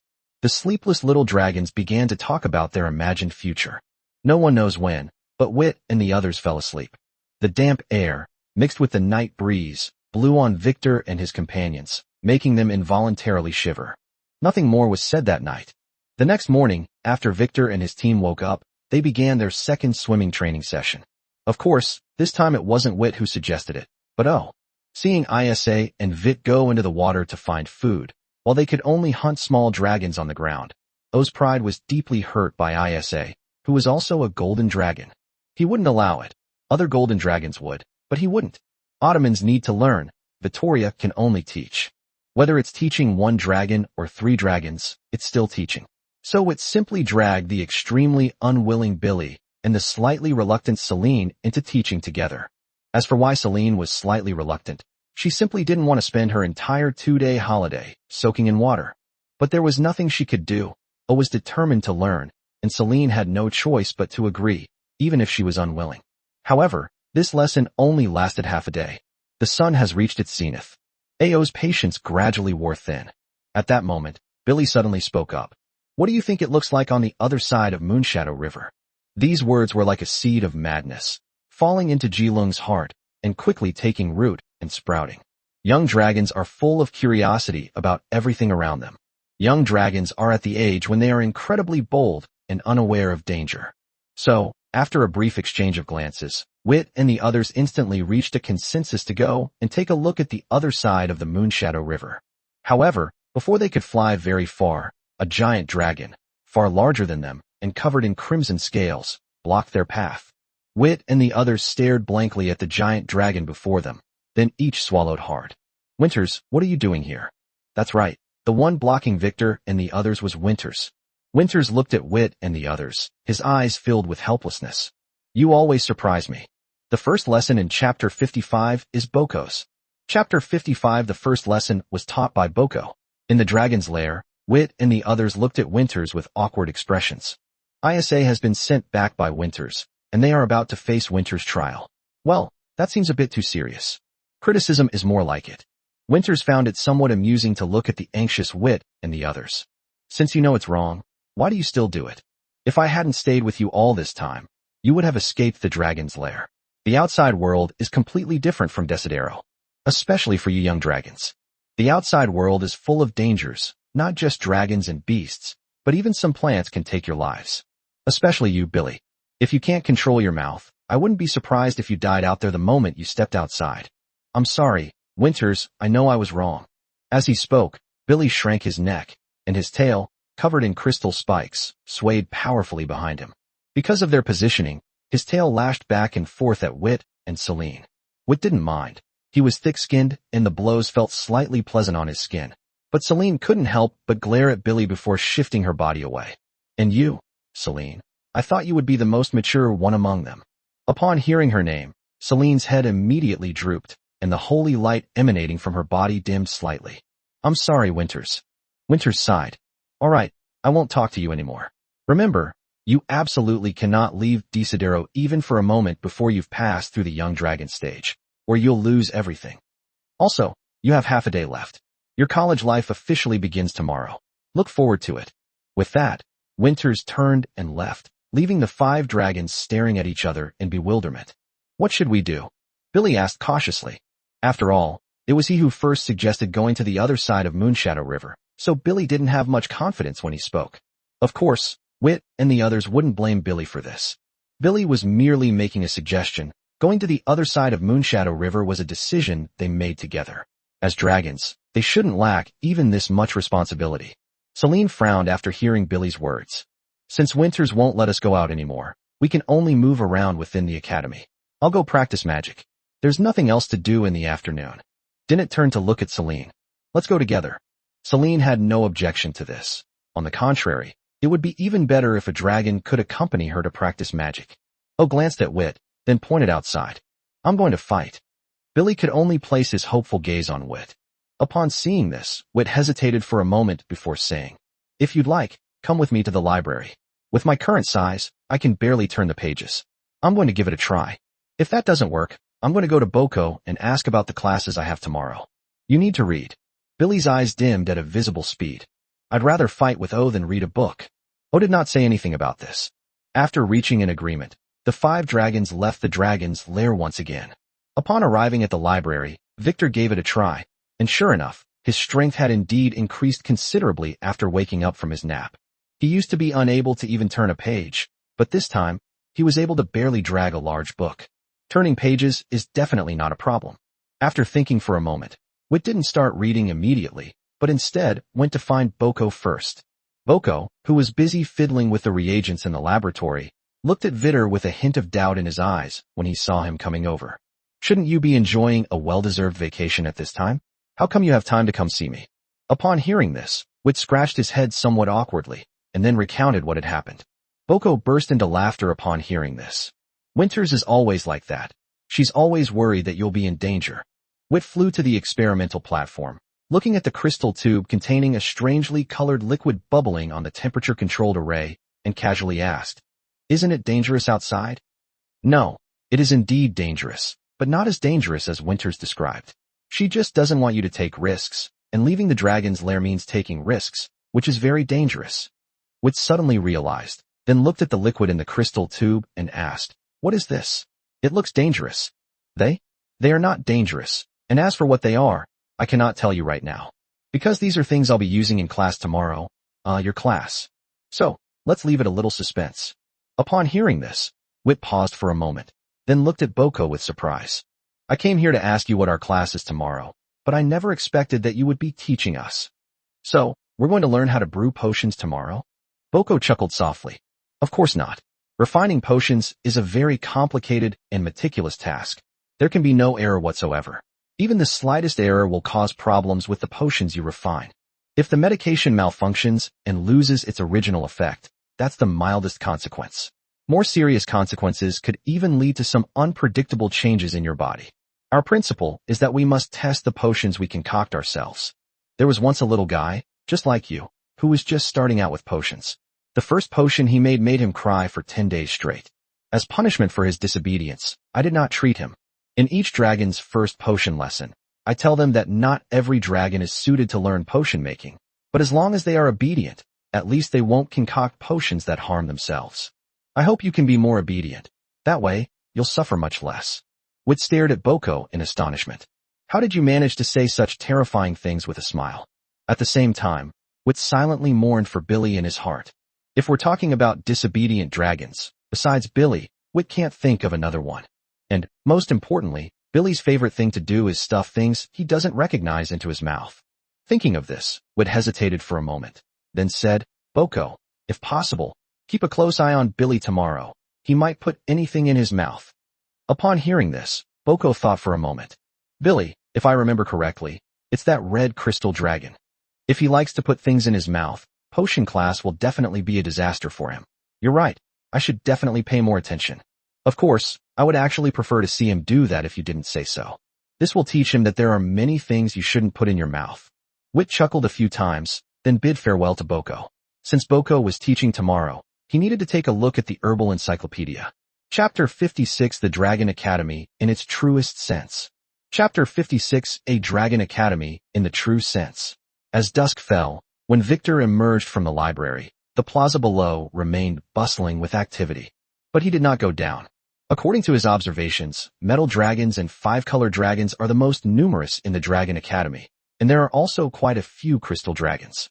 Even if he went down there, he wouldn't be able to find O and Billy because he has face blindness. So he flew straight towards the dragon's lair. When he returned to the dragon's lair, he realized how right his decision had been. Because both O and Billy are in the dragon's lair. They seemed to be in good spirits, but their condition wasn't great. There were several places on the two dragons where their scales were broken. Billy, in particular, had several broken pieces on the crystal clusters on his back. In addition to Celine and her group, Winters was also in the dragon's lair. Upon seeing Wit, Winters smiled and said, You're finally back.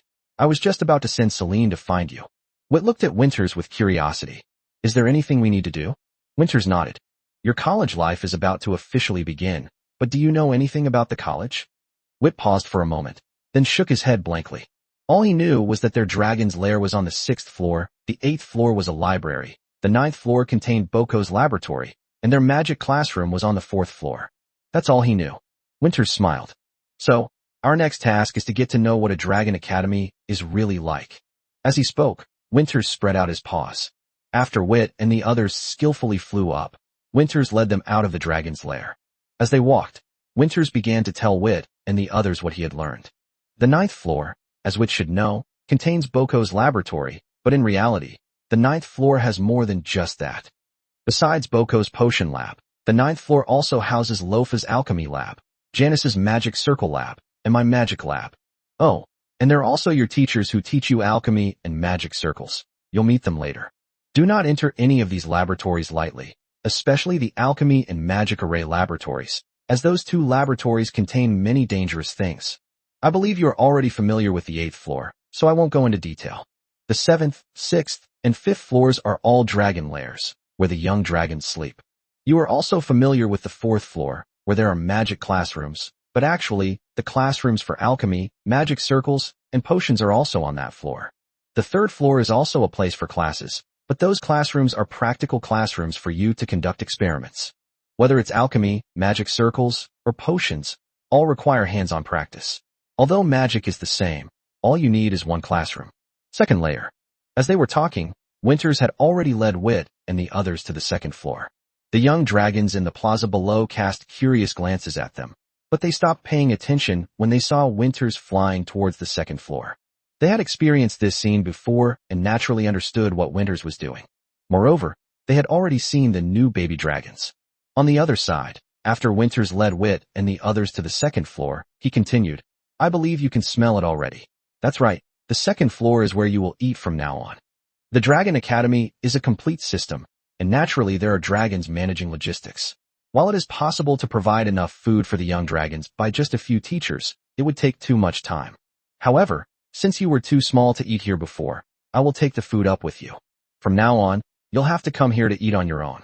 Although you are currently in a period of slow growth, it is a time that requires accumulation, so food is naturally essential. Therefore, food is provided here every morning and evening. Also, Victor, as I mentioned yesterday, your physical development requires significantly more food than Byland and the others. Don't be shy. Tell me immediately if you get hungry. Wit nodded upon hearing this. He discovered yesterday that his appetite was still equal to, or even greater than, Celine's and the others combined. This also includes Isa, whom I just met. Seeing Vittor nod, Winters smiled and led Vittor and the others into the dining hall. As soon as they entered, Wit and his companions felt an extremely lively atmosphere. From their perspective, they have a perfect view of the entire cafeteria. Previously, Wit had wondered why there seemed to be fewer baby dragons in the plaza outside. Now he found them. The baby dragons were all eating here. Familiar dragons gathered together, and in front of each dragon was a tray piled high with meat. The cafeteria's structure is somewhat similar to that of a library, but it is more spacious. Inside the innermost wall, there is a rather terrifying dragon-shaped skeleton, etc. Wit suddenly paused for a moment. Whether it was his imagination or not, it seemed as if a wisp of black flame had just ignited in the eye sockets of the giant dragon skeleton. It must be my imagination. Carlos. Just then, Wit heard Winters call out a name. He looked around curiously, but didn't see any dragons that reacted to the name Winters had mentioned. Could the other party be behind Winters? Thinking this, Wit looked up and saw that Winters' head was not turned behind him, but was looking straight ahead. Ahead. Wit looked down, but still couldn't see any dragon. Suddenly, Wit froze in place again. This was because he was looking directly at the giant dragon skeleton, and at that moment, two black flames rose from the dragon skeleton's eye sockets. Sorry, Winters, I accidentally fell asleep. Oh, I think I startled the little one in your arms. His voice was deep and hoarse, like the sound of bones grinding together. Well, judging from the other person's expression, it's definitely bones grinding together like crazy. Winters looked down and saw Wit staring blankly at Carlos, and couldn't help but chuckle. This child has some problems with his inherited memories. He doesn't know much about the different types of dragons. Wit, don't stare at other dragons. That's very impolite. He is Carlos, in charge of feeding all the baby dragons. By the way, his race is an undead dragon, which is related to ghost dragons. As for the specifics of that relationship, you'll have to find out in the book yourself.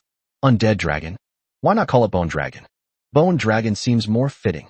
That's because bone dragons appeared earlier than undead dragons, and they already used that name, so we can only call ourselves undead dragons. Furthermore, although we undead dragons resemble bone dragons, we still have some differences. For example, we actually have dragon scales, which are on the surface of our bones.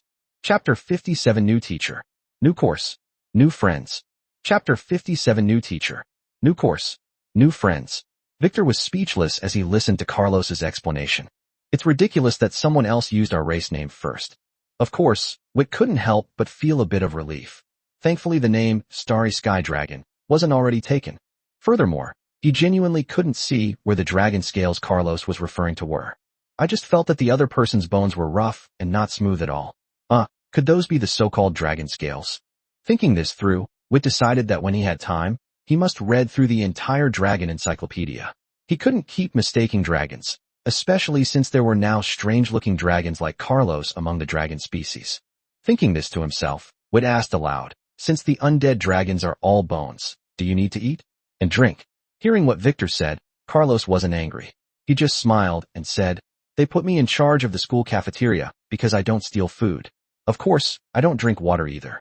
Carlos's laughter was very deep, sounding like the laughter of a villain from another world. But Wit had long since moved past the stage of judging a dragon by its appearance. After all, According to the teachings of that world, metal dragons represent justice, while five-colored dragons represent evil. In the real world, there is no such thing as justice or evil. It's just a matter of different perspectives. Just like the previous dragon beast attack, to them, those abbey dragon beasts were invaders, while to the abbey dragon beasts, they were just looking for food. After being cared for by Winters for 2 years, he could not see any evil in Winters. On the contrary, he found Carlos's laughter really catchy.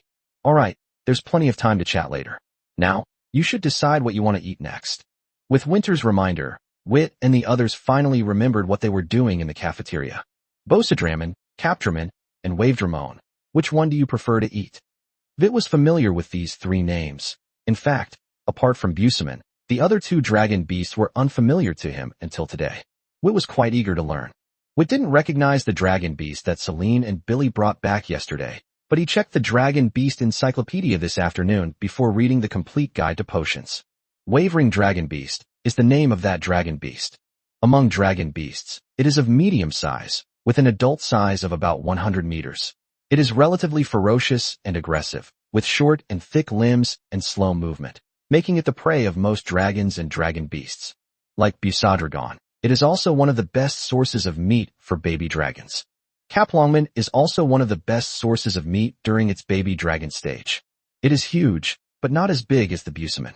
The adult size is between 300 and 400 meters, and its shape is similar to a sheep from another world.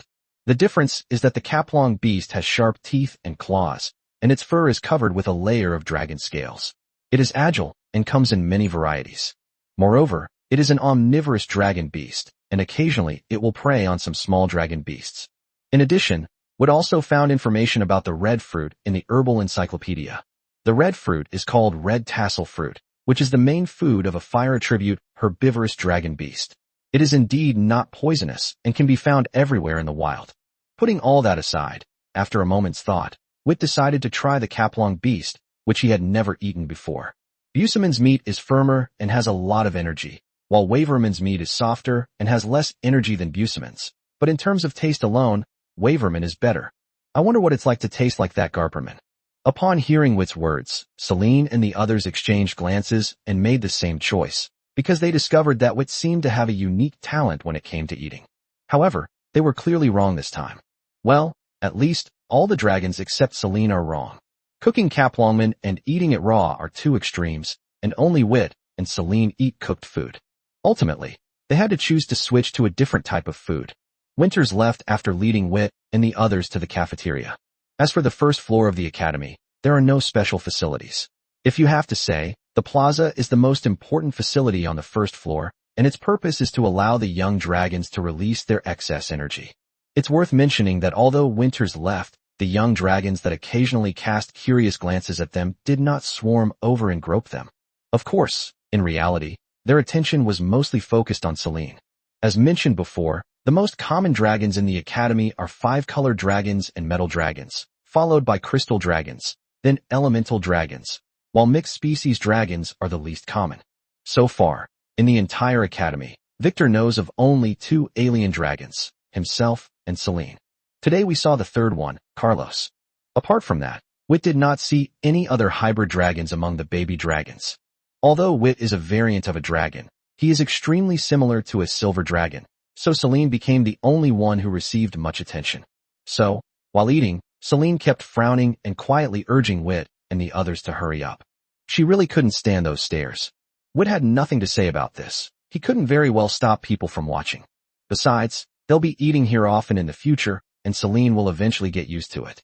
After dinner, Wit and the others returned to the dragon's lair, and, filled with anticipation for tomorrow's potion class, drifted off to sleep.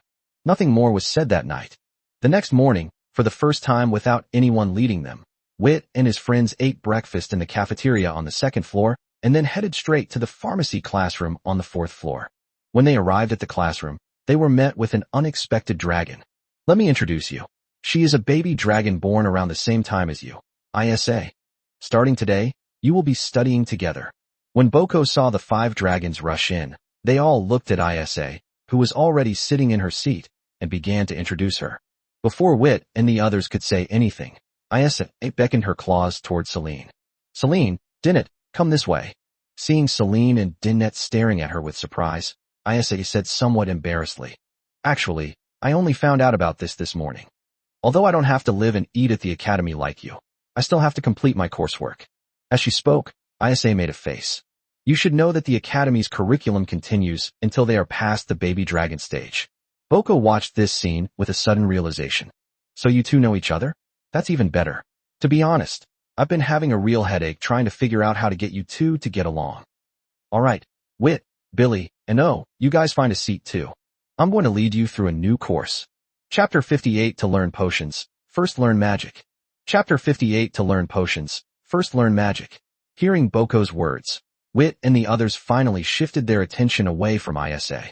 Then, Wit's attention was drawn to the table in front of Isa, where a square metal block was placed.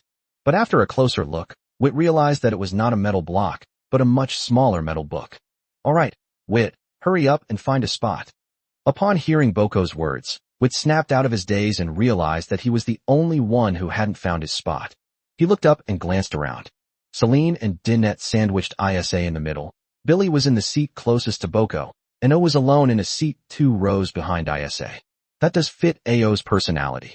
After thinking for a moment, Wit simply walked over to Billy's side. There's no way around it. Billy always likes to explore all sorts of new and interesting things through his mouth. Although Boko has said he will keep an eye on Billy's situation, he is still worried. After Wit sat down, Boko took out a small stack of metal books and distributed them to Wit and the others. This book was specially made as a textbook for young dragons like you. As for its contents, it is about all the herbs that may be used when making potions, and their various properties. Wit looked curiously at the metal book on the table in front of him. "Is it a herbal encyclopedia?" Boko shook his head. "No, it is only a part of the herbal encyclopedia, or even a very small part. Medicine is a very advanced skill. Even today, new herbs are still being discovered and used to make new potions. Even this encyclopedia of herbs has not been able to include all the herbs in the world. What you need to learn is only the basics of potion making. This course will not make you a qualified pharmacist. Even if you complete all the courses, you will only be an apprentice at best. Only through further in-depth study can one become a true pharmacist." Upon hearing this, Wit looked at Boko with a puzzled expression. "Then why should we learn how to make potions?" Like Winters, Boko was quite patient. After hearing what Wit said, he explained, "There are 3 main reasons for letting you come into contact with the potion. First, it's about providing you with a future you can choose, and the same applies to magic circles and alchemy. Second, select dragons who like potions and intend to develop in the direction of potions. An apothecary is essential for a dragon's lair. Many diseases that are fatal to young dragons can be treated with medicine, and medicine also greatly helps with recovery after injury. Some highly skilled apothecaries are able to concoct potions that directly enhance one's strength. Those apothecaries who earned legendary titles were even capable of concocting potions that could regenerate severed limbs of dragons." Upon hearing this, Wit's heart stirred. No wonder Winters had intentionally steered him toward potions. Potions that could directly enhance one's strength when magic was unavailable would certainly appeal to him. Boko continued, "The third reason is that many of the potions you learn during your dragon hatchling period have significant benefits for you. If you ever need these medicines in the future, you will be able to make them yourselves. So, are we going to learn how to make potions now?" Billy had a strong curiosity about anything new, and after listening to Boko's words, he couldn't wait to ask a question. However, Boko still shook his head. Potion is not something that can be made simply by putting a bunch of things into a container and boiling them. If that were the case, it wouldn't be considered a craft. Therefore, you need to do a lot of preparation before you learn how to make potions. At the very least, you need to memorize every word of the book in front of you. Besides that, you need to learn some new magic. Upon hearing this, Wit and the others were taken aback. Does potion making also require magic? Of course, for example. As he spoke, Boko extended his claws, then a finger, followed by a rather awkward utterance. Wit and the others understood the meaning perfectly. Sharp. Then, Wit and the others saw that Boko's outstretched finger had lengthened slightly and become thinner overall, giving them a more dangerous feeling. Dragon language magic has 2 branches. One is the magic that Winters taught you, also known as elemental magic. The other is the kind I'm using now, called shaping magic. The so-called shaping magic is, in essence, about reshaping the body. So far, there are only 3 shaping spells: sharpness, solidity, and speed. Don't underestimate these 3 spells. While their numbers are far fewer than elemental magic, these 3 shaping spells do not distinguish between magical ranks. Their power depends solely on your proficiency with magic and your own strength. The more proficient you are in magic, the stronger you become, and the more powerful these 3 shaping spells will be. Of course, in our potion class, you don't need to master all 3 shaping spells, just 1 sharpening spell. We need to use this magic to process the materials. As he spoke, Boko saw Wit looking up, with a hint of worry and a barely perceptible expectation in his eyes, and couldn't help but chuckle. Wit, don't worry. Although shaping magic also requires the use of internal elements to construct elemental nodes, it does not require the involvement of external elements. Theoretically, you can use this kind of magic. In addition, Winters is a staunch supporter of the view that elemental magic is all there is to dragon language magic. So she is always reluctant to call shaping magic dragon language magic. They even regarded shaping magic as heresy and disdained to learn it. Furthermore, the mental magic she playfully created has actually been recognized by some dragons, but she herself regards it as an incomplete version of elemental magic, rather than a new type of magic. It must be said that, at times, Winters can be really stubborn. But the world is always evolving, and new things are always emerging. This is true of shaping magic, and it is also true of mental magic. In the future, new types of magic may appear. During the last dragon feast, a dragon proposed changing the 8 elements to 9 elements because he believed that space is also an element. This viewpoint, in turn, has led to a whole host of elements that have changed that viewpoint. For example, death should be separated from the dark element and become a separate element. Similarly, some believe that life should be distinguished from nature. Another dragon believes that since space is an element, why can't time be an element? Fortunately, Winters didn't attend the last dragon feast. Otherwise, given her stubbornness, she might have ended up fighting with those young dragons. Besides, as Boko began to ramble on about what had happened at the last dragon feast, Wit finally couldn't hold back any longer. Boko, what's wrong, Wit? Should we talk about shaping magic? Chapter 59, the first magic. Chapter 59, the first spell. Shouldn't we talk about shaping magic? Upon hearing this, Boko realized that he was now giving a lesson to Wit and the others, instead of complaining to Wit about Winter's old-fashioned ways in the lab. With an apologetic smile, Boko continued, "Sorry, I thought this was my laboratory. Let's continue discussing the knowledge related to shaping magic. In fact, shaping magic is more powerful than you think. I just made one claw incredibly sharp, but what if I cast a spell on the entire claw? Or perhaps you're casting a spell on my dragon horns. Of course, when making potions, you don't need to think about all that. My job is only to teach you the potions. How far you can apply the shaping magic is up to you." While listening to Boko's words, Wit was thinking about something else. Did Winters guide him toward potion studies with shaping magic in mind? However, Winters had a strong prejudice against shaping magic, so he didn't tell him directly. Thinking about it that way, it's not impossible. I never expected Winters to have such a childlike side. Thinking this, Wit caught a glimpse out of the corner of his eye that Billy was drooling over the metal book in front of him. Wit quickly poked Billy with his tail. Seeing the other person looking at him with a puzzled expression, Vittor pointed to the metal book and then shook his head.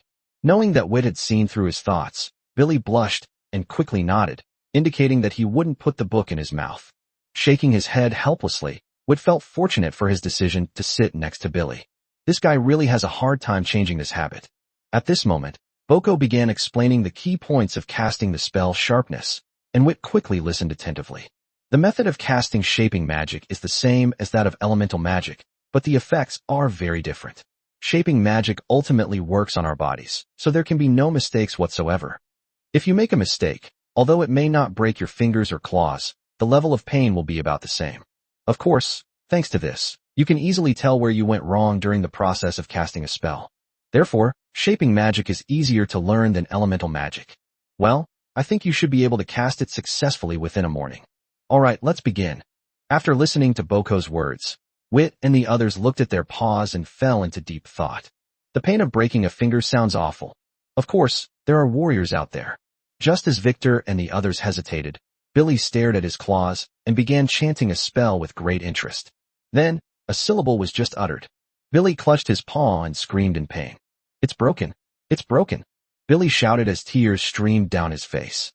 Wit rushed to check Billy's claws and saw that one of his fingers was twisted into a strange arc, but thankfully, it wasn't broken.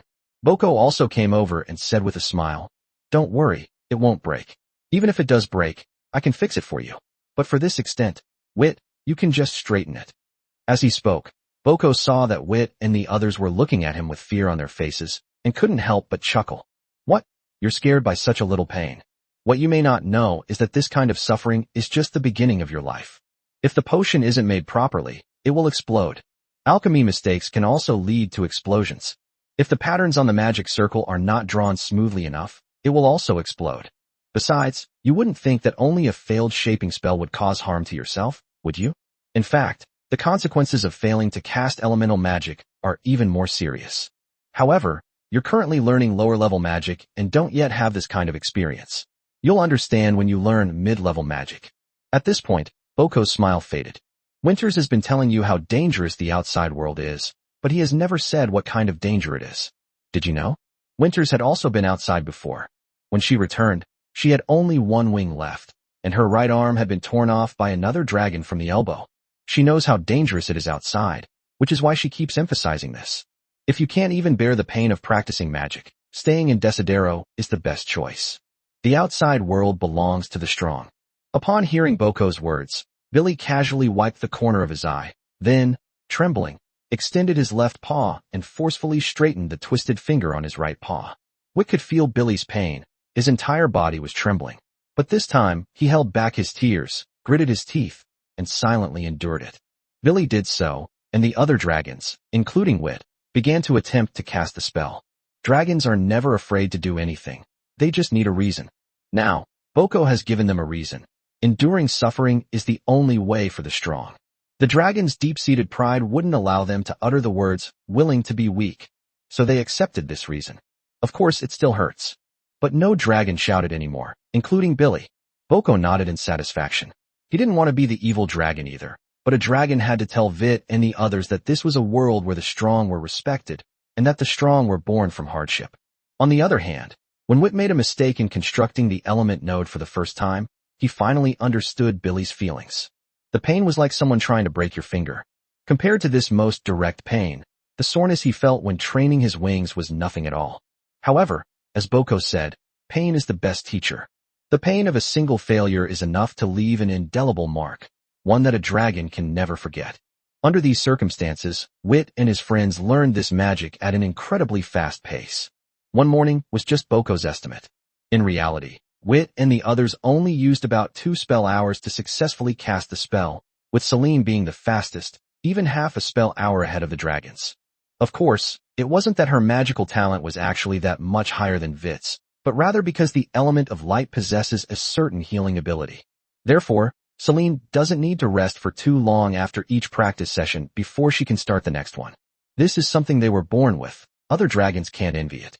Of course, the most excited person was Wit. Looking at the finger, which hadn't changed much but was noticeably sharper, Wit was so excited he almost jumped up. He finally unleashed his first real spell. Even if this magic only makes one of his claws sharper. Chapter 60 Control Magic. Chapter 60 Controlling Magic. Looking at his slender claws, Wit couldn't resist trying it out. After all, this was his first real spell. But there wasn't anything suitable on hand. After turning his head around, Wit's gaze fell on the crystal clusters on Billy's back. Billy, I'm sorry. Oh. Upon hearing Wit's sudden apology, Billy turned his head around in a daze. Then snap.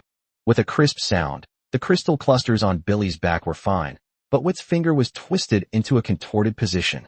Wit stared blankly at his fingers. The excruciating pain couldn't dispel the doubts and confusion in his heart. I used its tail to scratch the spot where Vittor had just attacked it. Its previously bewildered face was now full of innocence. This has nothing to do with him. Boko hadn't expected Wit to pull something like this. He shook his head, somewhat amused and exasperated. As I said, the power of this magic is related to the level of proficiency. Not only did you succeed the first time you used it, but your finger was already quite fragile during the process of practicing the magic. At this point, you should attack the hardest part of the crystal dragon's body. Wit, I'd like to know what you're thinking. Upon hearing this, Wit snapped out of his daze, awkwardly lowered his head, and his tail was practically leaving afterimages as he swung it behind him. Haha, I'd like to know what you think too. Compared to the other dragons, Isa was much more unrestrained, not only laughing out loud, but also making sarcastic remarks. Wit turned his head and glared at the other person resentfully before looking up at Boko, and asking apologetically, "It seems like it's really broken this time. What should we do?" Boko shook his head helplessly, and then a crystal tube appeared on his claws. Of course, that's from Boko's perspective. For Wit, it was like a crystal jar, capable of completely encasing him. "Come on, straighten your fingers first." Upon hearing this, Wit immediately did as instructed. After Wit straightened his claws, Boko opened the crystal tube, poured out a tiny drop of liquid, and then used his mental power to control that drop of liquid to wrap around Wit's severed claws. It might be a little itchy, so you have to bear with it. If you move around too much and your toe gets crooked, it won't be my responsibility. Upon hearing this, Wit quickly nodded. Then, he looked curiously at the claws covered in the liquid. The liquid was a pale green, viscous substance with a faint, pleasant fragrance. Moreover, Vittor could sense a unique life force within it. This vitality can sometimes be felt in it. Just as Vittor was thinking this, he felt an itch on his claws, making the dragon want to scratch. Fortunately, Boko had warned him beforehand, so Wit managed to hold back. To divert attention, Wit asked, "Boko, is this the medicine you mentioned for treating injuries?" Boko nodded, then looked at the other dragons. "Extend out the claws you use for practicing magic. This potion will help you recover quickly, so you don't end up like Wit, who broke off his claws."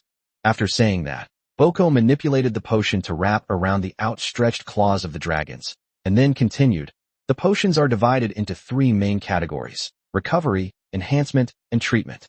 Recovery potions are those used to restore physical strength and magical power. Enhancement potions are those used to permanently increase one's own strength. Healing drugs, like the one I'm using now, can quickly restore the body's injuries. Of course, drugs that can regenerate severed limbs also fall into this category. The potion in my claws is called an intermediate level healing potion. Since there is an intermediate level, there must also be a beginner level, an advanced level, and a master level. When you are able to concoct basic healing potions on your own, it means that you are qualified to be called apothecary apprentices. And so on. Intermediate healing potions correspond to junior pharmacists, advanced healing potions correspond to intermediate pharmacists, and so on. Isn't it strange that the apothecary's level is 1 level lower than the healing potions that need to be concocted? Seeing that Wit and the others nodded, Boko said with a smile, "That's because healing potions are the easiest to make among all potions of the same level." "Okay, that should be about right. How do you guys feel?" Wit looked down at his toes, moved them slightly, and then exclaimed in surprise, "They're already healed." Vit, whose claws were broken, has already recovered, not to mention the other dragons. The miraculous effects of the intermediate level healing potion greatly increased Vittor and his companions' interest in it. Boko wasn't surprised, because this was part of the class. "Now that you're all better, it's time for us to start our studies further. Successfully using the sharpness spell is just the beginning. As I said from the start, potion making is a meticulous task that allows no room for error. This also includes the precise manipulation of magic." As he spoke, some more things appeared on Boko's claws, which he then distributed evenly in front of Wit and the others. Wit looked at the stone slabs and wooden planks in front of him with confusion, not understanding what they were used for. However, he knew perfectly well that this thing was definitely not meant to be eaten. So, Wit snatched the wooden plank from Billy's mouth. The other dragons were already used to this. He simply gave Vittor a look that said, "It's all up to you now." Billy belatedly scratched his head and smiled sheepishly, but it was truly an unconscious action. "All right. Your task today is to place the stone slab under the wooden plank, and then, without damaging the stone slab underneath, use claws imbued with the sharpness magic to evenly divide the wooden plank into 2 pieces of exactly the same shape and size." "Okay, let's begin." After saying that, Boko closed his eyes to rest. Seeing this, all the dragons began to get busy. Wit stared at his fingers, chanted a spell, and his fingers grew thinner and longer at a speed visible to the naked eye. Step 1. Add the magic done. Then, following Boko's instructions, Wit placed the plank on the stone slab and carefully extended his claws. However, when he actually started working on it, Wit realized just how difficult Boko's requirements were. The moment the claws touched the wooden board, it was like a hot knife cutting through butter. That's exactly how that phrase describes the current situation in that world. His claws sank into the wooden planks with remarkable ease, and the stone slabs below were no exception. Due to limited materials, you will practice with the first plank first. When you can cut the plank without damaging the stone slab below, or when the planks and stone slabs in your hands are no longer usable, I will give you a second one. Okay, let's continue. Clearly, Boko had anticipated this situation. Wit and his teammates could only continue to bury themselves in hard training. Chapter 61, I want to become stronger. Chapter 61, I want to become stronger. Too much force, too little, still no good, it's crooked. As he muttered to himself, Wit made scratches on the wooden board in front of him, his golden eyes filled with seriousness. At this moment, a large pile of broken wooden strips and stones had been piled up in front of him. In fact, this applies not only to Vit, but to other dragons as well. As Boko said, shaping magic is easy to learn, but difficult to master, especially in terms of manipulation. However, during practice, Wit noticed that, unlike elemental magic, shaping magic was quite good in terms of its sustainability. As long as the elemental power within the elemental node is sufficient, this magic can continue indefinitely. This showed Wit another path for magic. Before he can unleash elemental magic, shaping magic allows him to enjoy the power that magic brings. Of course, this is on the premise that he can learn all 3 shaping spells and use them skillfully. Wit, you're daydreaming. Boko's voice pulled Wit back to reality. Looking down, he saw that the stone slab and the wooden plank had been split in 2, and even on the stone table below the slab, there was a faint white mark. Seeing this, Wit scratched his head sheepishly. Sorry.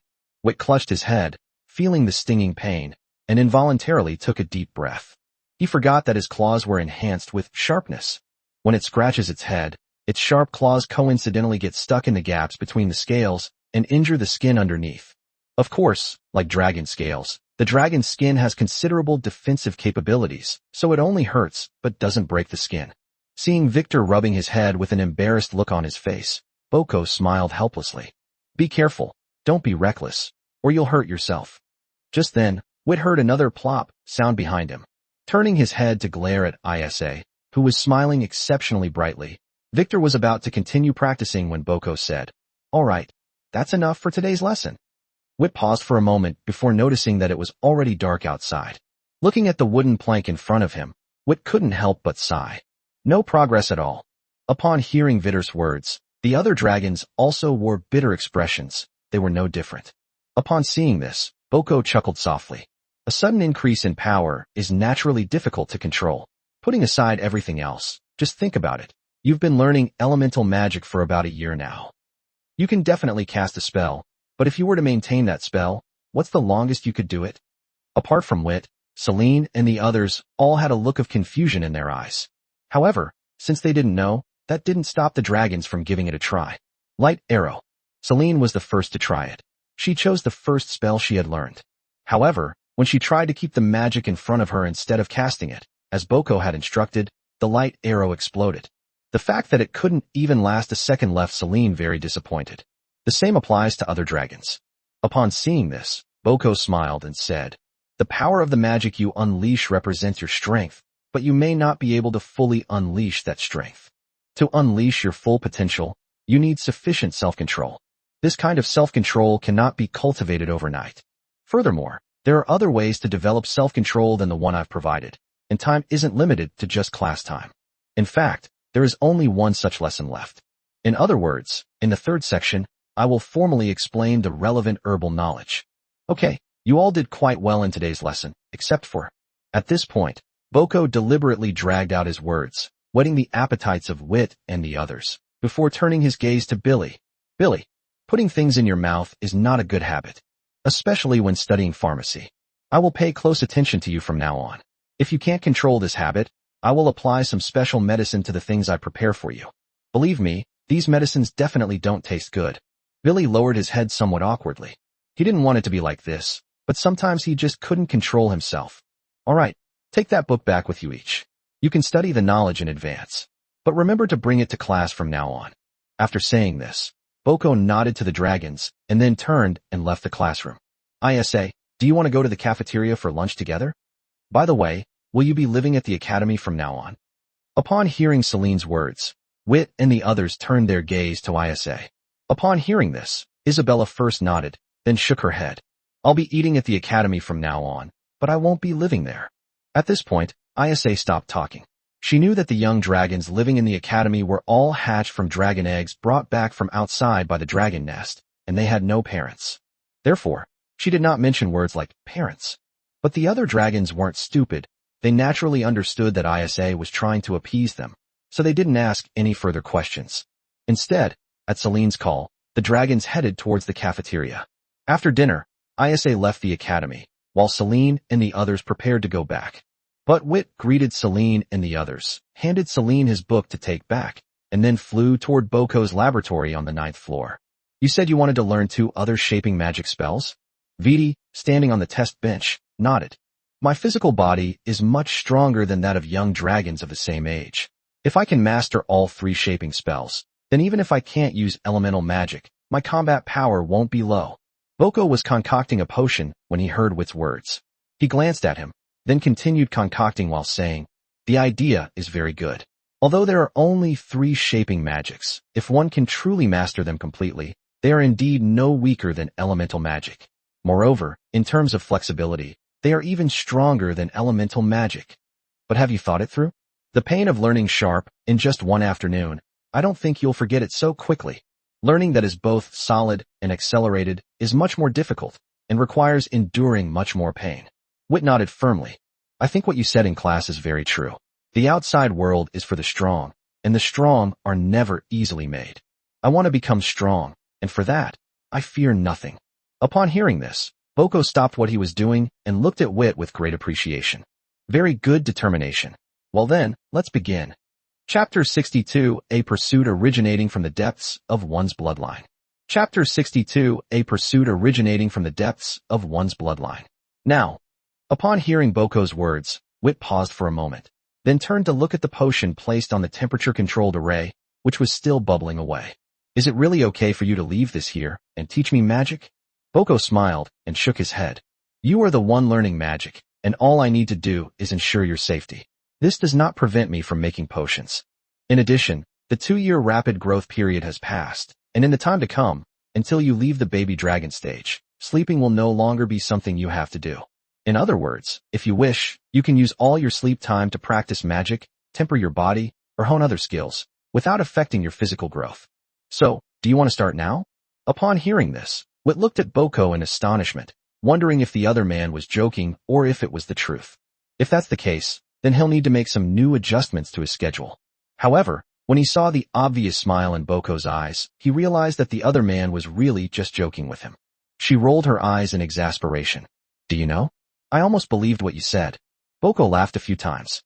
"Of course it's impossible not to sleep. We dragons have strong bodies and store a lot of elements in our bodies. So even if we do nothing, our daily activities during the day will consume a lot of mental energy. When you expend too much mental energy, you'll naturally feel sleepy. Of course, this applies to you young dragons, who need to sleep every day to replenish the mental energy consumed by daily activities. However, this is only a passive recovery. When your mental strength reaches the silver level, sleeping will not only restore your mental strength, but also enhance it. When that time comes, sleeping will be your way of cultivating. Of course, I'm not kidding. If you don't sleep, it won't affect your growth. It will just make you look tired and you might fall asleep anytime, anywhere. Arrogance, a love of sleep, and greed. That's how other dragons see the giant dragon species. But actually, I think only the 3rd point is correct. The so-called arrogance is only true of some dragons. And as for the lethargy, we're not sleeping, we're cultivating." Wit looked at Boko with some curiosity. "Then why are dragons said to be greedy?" As soon as he finished speaking, Wit saw a handful of round gold coins, gleaming with golden light, suddenly appear on Boko's claws. Each coin was as big as Wit's head. Its glittering golden appearance attracted Wit's full attention. "What is that? Gold. Do you really want it?" Wit nodded frantically, his eyes never leaving the small pile of gold coins in Boko's hand. "If you want it, then trade it with your blood." Upon hearing this, Wit instantly sobered up, but upon regaining his senses, he hugged his tail and looked up at Boko. "How much do you need?" However, as soon as he finished speaking, the gold coins in Boko's hand disappeared. Wit stared blankly at Boko's empty claws, then realized with a start why he had reacted that way. Looking at his own tail, Wit's eyes were filled with confusion. He clearly hated giving his blood to other dragons. But when he saw that pile of gold coins, he instantly abandoned his insistence. Boko knew exactly what Wit was thinking, and with a smile, he clapped his paws to draw Wit's attention. "How do you feel?" Wit hesitated for a moment, then whispered, "That doesn't feel like me." Boko laughed. "That is you, but it is a pursuit that originates from the depths of the dragon bloodline. However, you are still young, and this strong pursuit will affect your judgment. This will not happen again once you are out of the baby dragon stage. However, if there were actually gold coins in front of you, you would still have the idea of possessing them, just not as strong as before. Therefore, I believe that it is not wrong to describe the dragon species as greedy. We are indeed greedy. We just call it liking. Witt took a few deep breaths to calm himself before asking, "Is every dragon like this?" Boko nodded, then shook his head. Every dragon does this, but their preferred items are not necessarily the same. Some dragons like gold, while others only like gold coins. Some dragons like gemstones, some like items made of gemstones, and some like crystals. There are also some dragons that like everything. It's just a matter of different hobbies, and the two of us just happen to share the same hobby. Furthermore, I will not share my treasures with you. If you want them, you'll have to wait until you grow up and collect them yourself. Dragons will not share their treasures with any other dragon, whether it be their mate or their offspring. After a pause, Boko ignored the disappointment in Vittor's eyes and continued, "All right, enough of that. Go practice your magic. Today's lessons were quite tiring, and you'll probably be dozing off in a little while." Upon hearing this, Vittor nodded, then flew down from the experimental platform, walked to an open space nearby, and began learning the other two shaping spells. Witt knew the spells for those two shaping spells. The reason he didn't practice privately was because sharpness had left a deep impression on him. For strength, it's best to start with a single scale on your body, but there's no shortcut to acceleration. You have to practice with your own wings. I need to remind you that if sturdy fails to be cast, it will most likely cause elemental imbalance and then explode. If the acceleration skill fails to activate, the bones in your wings will break. Vittor nodded, indicating that he had made a note of it, and then began to look for suitable locations on his body to cast the spell. In the end, Witt chose the tail. Because the scales on the tail are smaller, it's easier to shape them with magic. Moreover, sometimes, Witt really felt that his tail was another kind of creature, always wagging erratically when his attention was focused on other things. Because of this, he was often scolded by Celine and the others. Today, I'll take this opportunity to make it more obedient. By the way, the tail doesn't hurt. Sturdy, with one paw holding its own tail and the other paw pressed against the scale on its tail, Witt chanted in the strange tone of the ancient dragon language. Then its tail exploded. Chapter 63 Interrogation Time. Chapter 63 Interrogation Time. Witt's tail exploded. Of course, it wasn't completely blown up. It was just blown up by the scale that was enchanted by Vittor.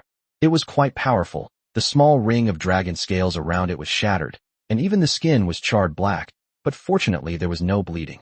Witt's head, because it was so close, had its scales blown black. Although he wasn't injured, he was still somewhat dazed by the explosion. When Vittor came to his senses, a look of relief flashed in his eyes. Luckily, he hadn't chosen any other part of his body. His tail was the least painful part of his body, but even so, he still felt a sharp pain. If it were any other part of his body, he would probably be sweating profusely from the pain. After glancing at the small, bare patch of flesh-colored skin on his tail, Vittor's gaze shifted to another scale on the tail. That's right. Witt has no intention of giving up. Practicing magic with his tail didn't hurt much. Besides, his tail was about the same length as his body, and the small area that was blasted was only the size of a palm, which was nothing. With this in mind, Witt continued practicing. Sturdy is indeed more difficult to achieve than sharp, as the latter has only 7 element nodes, while the former has a full 10. If we look at it according to the classification of elemental magic, lower-level magic has at most 10 elemental nodes. Even now, Vittor and his friends haven't started learning elemental magic with 10 nodes. Celine, who is the fastest progressing among them, currently possesses a powerful magical light blade, but it is only an 8-node elemental magic.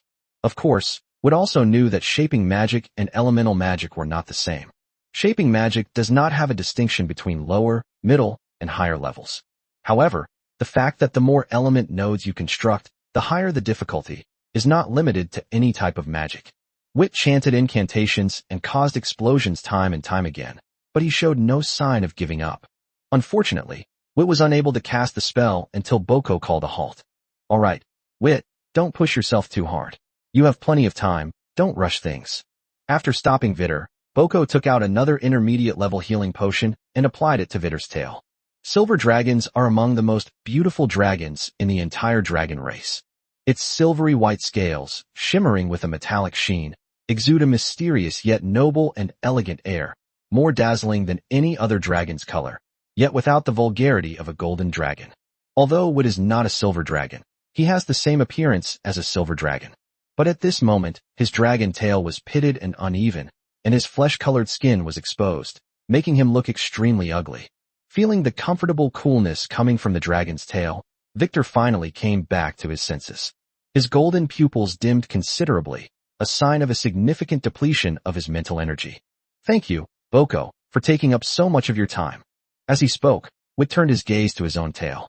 The effects of the intermediate-level healing potion were quite noticeable. After just one application, the exposed skin on Vittor's tail was replaced by a layer of silver. Those are newly grown dragon scales. However, the newly grown dragon scales were very small, only about 1/10 the size of the scales around them that were not targeted by Wit and were not affected by the explosion. The uneven scales looked extremely strange, but at least they covered the skin. Your physical recovery ability is quite good. At this rate, these scales will be fully recovered in about another day. Also, you're welcome. It's what I should do as a college teacher. A teacher's job is not just to teach you knowledge, but more importantly, to help you grow up healthily. Alright, it's late. You should go back to sleep. Otherwise, you'll be dozing off in Janice's magic circle class tomorrow. Although she has a good personality, she won't allow any dragons to doze off in her class. There's one more thing. She was trained by Winters, just like you all, so her punishment will be the same as Winters. She'll make you copy books. Boko's words successfully reminded Wit of those difficult years.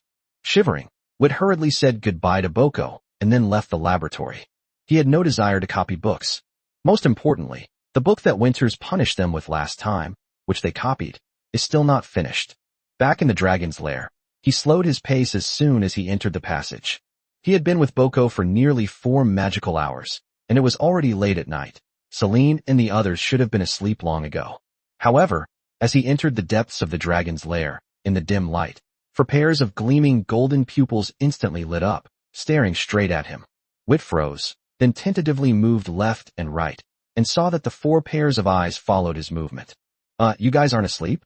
As soon as he finished speaking, Silong ran straight to Victor's side, circling him and looking him over. "Look at his tail. It's Billy." Upon hearing Billy's words, Celine and the others' gazes also fell on Wit's tail. The uneven scales were so conspicuous. Very obvious signs of training. Seeing this, Celine stood opposite Wit, spread her wings, and raised her head high, trying to make herself appear larger. Unfortunately, no matter what, her figure couldn't compare to Victor's, so, "Get down on your knees." Although Wit didn't know what Celine and the others were going to do, he still lay down as instructed, and then looked at the 4 dragons with a puzzled expression. "Now, it's time for interrogation, Billy." "Understood." Billy and Ozzy responded in unison, then pressed Wit's 2 wings to the ground, one on each side. Seeing this, Wit looked at Celine with a mixture of amusement and exasperation. "Just ask whatever you want to ask. Why make it so complicated? I haven't done anything shameful." Upon hearing Wit's words, Celine looked away somewhat awkwardly, but she showed no sign of stopping. "Shut up. You can only answer after I've asked the question. As punishment for answering without being asked, Dinnet, go kick his ass." "Clear." Dinnet chuckled and responded, then ran behind Wit and kicked him right in the backside. Clutching his feet, Dinnet looked at Celine with a resentful gaze. "Celine, it's too hard, it hurts. Shall we switch?"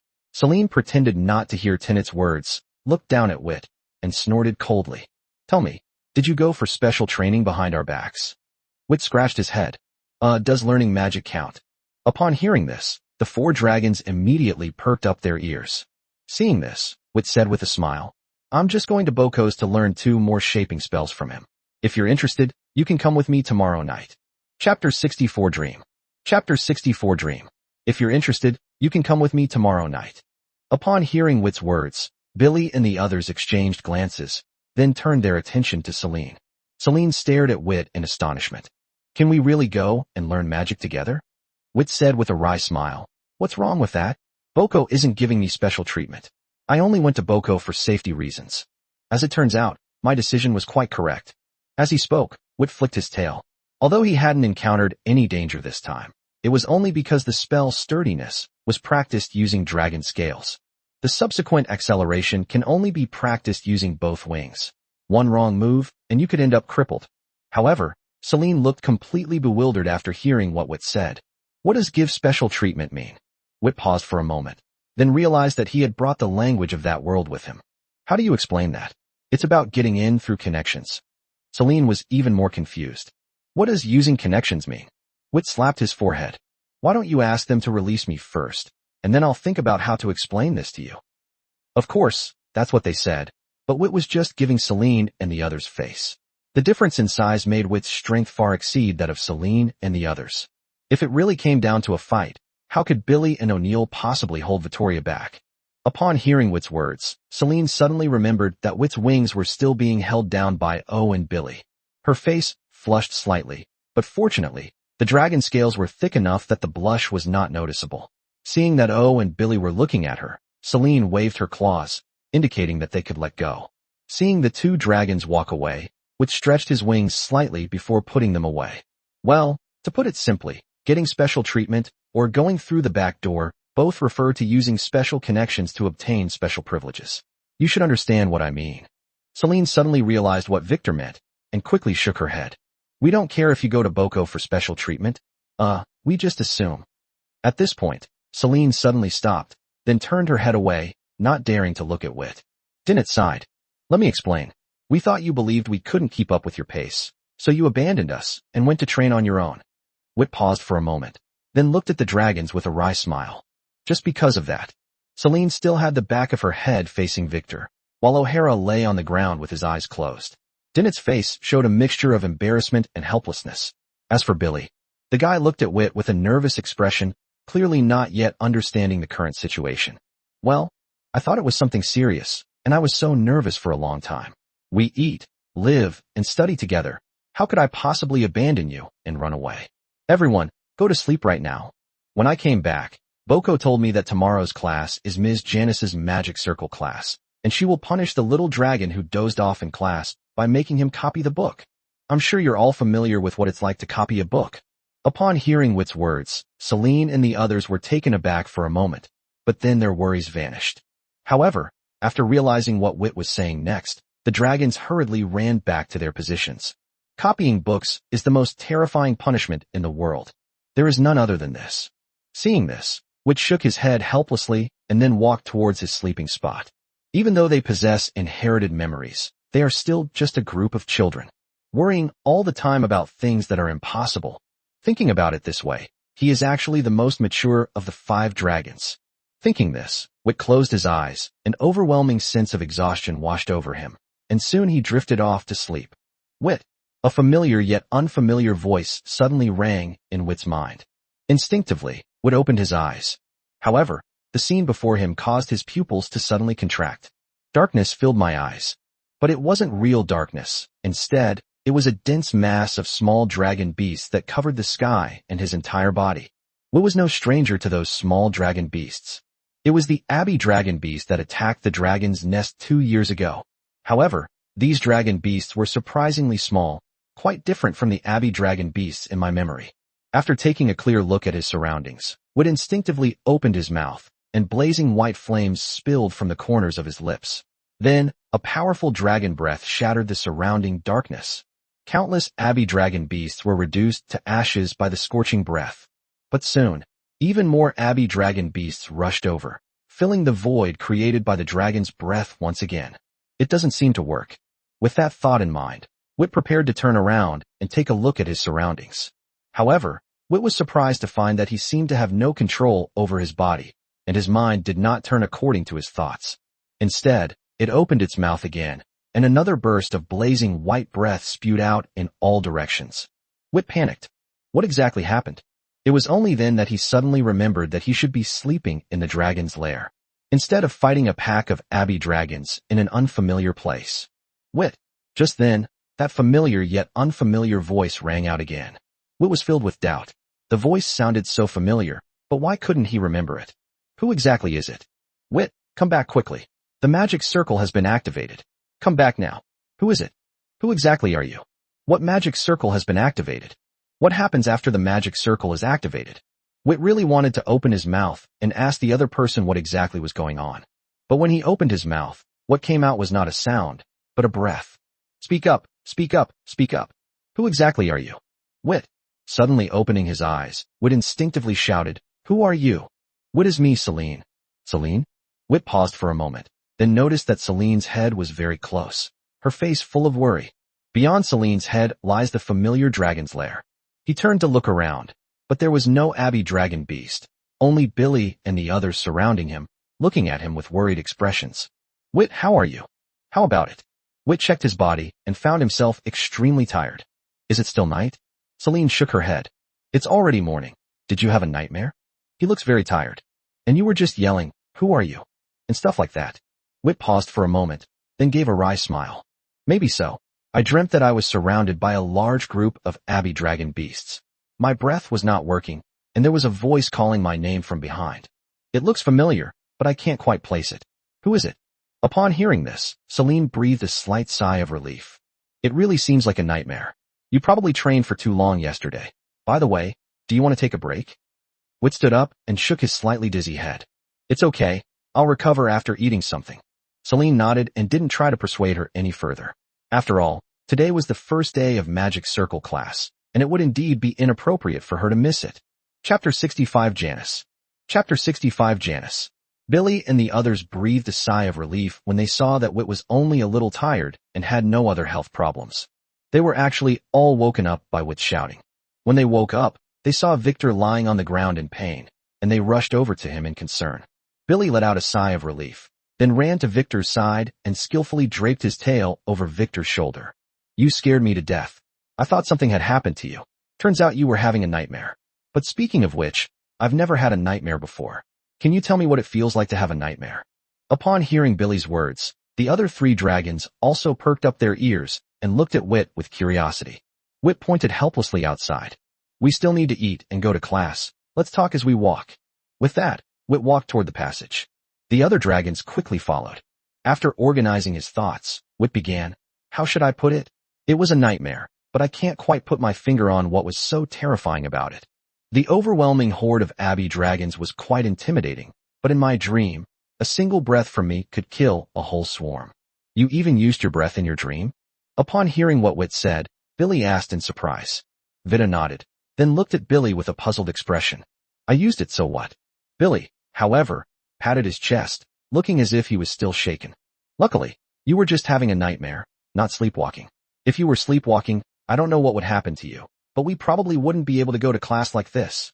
Upon hearing Billy's words, Celine and the others looked at Wit with a new sense of wariness. Seeing this, Wit couldn't resist giving Billy's buttocks a flick with his tail. What are you talking about? Breath control isn't something you can just release easily. Even when you're awake, you need to be fully focused to use it. To be able to use breath control while asleep, you have to be incredibly skilled at it. Upon hearing this, Celine and the others looked on in realization, then looked away sheepishly. Billy, however, didn't care. I was just saying what if, but after your explanation, the probability is indeed pitifully small. After a pause, Billy continued. If the abatement isn't the most terrifying, then what are you afraid of? Upon hearing this, a look of confusion flashed in Wit's eyes. I don't know what I'm afraid of, but I'm just scared, very scared, as if what's about to happen is the last thing I want to accept. So what exactly happened? Celine came closer again. When she called out to Wit, he kept asking, Who are you? She was very curious about what Wit's dream was and why the abatement had appeared. However, Wit shook his head blankly. I don't know either. There were no other dragons around me. I only heard a voice calling my name. The voice was familiar, but I just couldn't remember who it was. The voice was right behind me, but I couldn't turn around. No matter how hard I tried, in my dream I was just exhaling. I seemed to be blaming myself for something, but at this point, Wit frowned and thought for a moment, but then he felt a headache coming on. He shook his head, and the pain eased slightly, but Wit didn't know how to continue. Seeing this, Celine comforted him. All right, Vittor, don't think about it anymore. It was just a nightmare, and you're awake now. You should have a good meal to recharge your energy for today's lessons. To be honest, what Boko said yesterday made me a little worried. Learning magic circles doesn't seem to be easy. Upon hearing this, Vittor nodded. The scene from his dream flashed through his mind, the scorching breath, the smell of burning flesh, and he still remembered it vividly. Was it really just a dream? Upon arriving at the cafeteria, Vittor and his group met up with Isa, who was already waiting in front of the cafeteria. Then, at that breakfast, Wit became the cafeteria's star. For some reason, this time, Victor was unusually hungry, and the amount of meat he ate was more than twice that of the other 5 dragons combined. Her enormous appetite successfully drew all the attention that had been fixed on Celine. Fortunately, Carlos maintained order, preventing chaos in the cafeteria. However, he was quite surprised by Victor's appetite. This was the most voracious baby dragon he had ever seen. After eating a lot of food, the feeling of dizziness finally disappeared. Of course, he was still sleepy, and because he was full, he was even more sleepy. Fortunately, he was able to maintain his senses. Otherwise, he would have had to skip class. When Victor and the others arrived at the classroom with the magic circle, they were immediately drawn to the figure inside. The silvery white dragon scales gleamed with a metallic sheen, and the spiraling dragon horns did not appear ferocious at all, but instead gave the dragon an unusual sense of nobility. The slender dragon body combines power and beauty. Well, you've arrived. Now, find a seat, and let's begin today's lesson. The dragon's mouth opened slightly, and a clear, cold voice rang out, carrying an inexplicable air of mystery. Silver Dragon. Janice, who taught the magic circles, was actually a silver dragon. A noble silver dragon that is completely at odds with her name. Celine and the others instinctively looked towards Wit. To be honest, Celine and the others had always regarded Wit as a silver dragon, not some kind of celestial dragon. However, when compared to a real silver dragon, the difference between the two immediately becomes apparent. At first glance, the two dragons look very similar, except for their size. But upon closer inspection, you'll find that they are completely different except for the color. The scales are all round and have a metallic sheen, but Wit's dragon scales are larger than Janice's, of course, in terms of proportion. After all, the difference in body size is undeniable. In addition, Wit's dragon scales protrude more, so he looks less elegant and more ferocious. Besides, although their bodies are similar, both being slender, the feeling that Wit gives to the dragon is not a combination of strength and beauty, but only strength. Needless to say, the dragon wings were even wider, longer, and more powerful. To put it simply, Wit is more like a golden dragon wearing a silver dragon's skin, or a red dragon on all fours, with plenty of power, but lacking in beauty. Of course, the lack of aesthetic appeal here refers to its comparison with the silver dragon. Compared to other dragons, Victor, with its silver dragon appearance, is naturally more attractive. Celine and the others' gazes naturally caught Janice's attention. She looked at Wit and chuckled softly. I've heard Winters mention you. Indeed, you are quite different from the silver dragon. Your race name is Starry Sky Dragon, isn't it? That's a very nice name. Chapter 66 The Advantages of Magic Circles. Chapter 66 The Advantages of Magic Circles. A very nice name. Upon hearing Janice's words, Wit was taken aback for a moment, then said thank you somewhat embarrassedly. Upon seeing this, Janice smiled slightly. All right, find a seat you like. Let me think. Our first step should be to get to know each other properly. My name is Janice, and I belong to the Silver Dragon clan. For a long time to come, I will be teaching you magic circles. I am skilled in water elemental magic. My favorite thing to do is sleep, which could also be called cultivation. What about you? Janice's voice, which was originally somewhat cold, now had a touch of gentleness. Wit and the others couldn't help but relax a lot. Wit couldn't help but think to himself, just as Boko had said, Janice had a very good temper. With that in mind, Wit, like the other dragons, chose a spot. Of course, he still chose to stay by Billy's side. The inscription of the magic circle required some materials, and he had to prevent Billy from secretly putting them into his mouth. Celine and the others sat together, just like yesterday, while Oz sat alone in the back. In fact, the classrooms for magic circle class and potion class were almost identical, with a stone platform in front of Vittoria and the others for them to operate. After sitting down, Wit and the others followed Janice's example and gave a brief introduction of themselves. After getting to know each other, Janice began the formal lessons. Before I begin, I'd like to know, in your eyes, what is a magic circle? Upon hearing this, Wit and the others began to ponder. After a moment, Celine, who had the deepest understanding of magic, whispered, a magic circle is a derivative of magic? Janice nodded. If this were in the past, your statement would be correct. Almost all dragons would have thought so. However, I am now telling you that this view is wrong. The only reason for this conclusion is that lower-level magic does not have corresponding magic circles, but mid-level and higher magic does have corresponding magic circles. This shows that the magic circle gradually forms a relatively stable structure due to the increase of elemental nodes, and this structure can be preserved for a long time. By utilizing the properties of certain materials to depict this structure, a magic circle is created. But as I said at the beginning, this is a misconception. In fact, lower-level magic also has corresponding magic circles, but the elemental nodes of lower-level magic cannot form a stable structure. For example, at this point, Janice stretched out her finger and made a motion in the air. As she moved, a light blue magic circle gradually took shape. The magic circle is circular in shape, with a ring of exquisite patterns engraved around its edge. Upon closer inspection, one can see that these patterns are repeated 4 times, each occupying one of the 4 areas. In addition, Vittor and the others recognized these patterns. They were in the ancient dragon language and meant water ball. Further in is another ring, and in the center of the ring is a teardrop-shaped pattern made of water elements. If you look closely at this pattern, you can find 4 places where the elements are concentrated. This position is not unfamiliar to Wit. He not only has an affinity for both fire and water elements, but he has also been diligently practicing mental magic. Therefore, he is quite familiar with 4-node magic of all 8 attributes. These 4 locations, rich in elemental energy, when connected, form the 4-node magic water sphere of the water element. In other words, the magic circle that Janice casually drew was an inferior magic circle. Of course, this is all on the premise that it actually works. Just as Wit was thinking this, the magic circle began to gather the surrounding water elements, and soon, a huge water sphere appeared above the magic circle. This is a lower-level magic circle that I created after a long period of research, using the ancient dragon language as part of the magic circle. It stabilized the element nodes that were originally difficult to stabilize due to the small number of element nodes. Its corresponding lower-level spell is Water Ball. This is enough to prove that the view that lower-level magic does not have corresponding magic circles is wrong. At the next Dragon Feast, I will completely overturn the view that magic circles are merely derivatives of magic. The magic circle is not a derivative of magic, but an independent form of communication, similar to dragon language. As he said this, a dazzling light shone in Janice's eyes. Vittor and the others weren't stupid. They could naturally tell that Janice was preparing to do something great that no dragon had ever done before. Of course, Wit and his companions didn't know exactly what made it so great. Once Janice came to her senses, she realized that these were things that Wit and the others couldn't access right now. After calming herself down, she continued the lesson. All right, let's continue the lesson. What I said before might have left you confused. In fact, these are things that you can't understand, at least not now.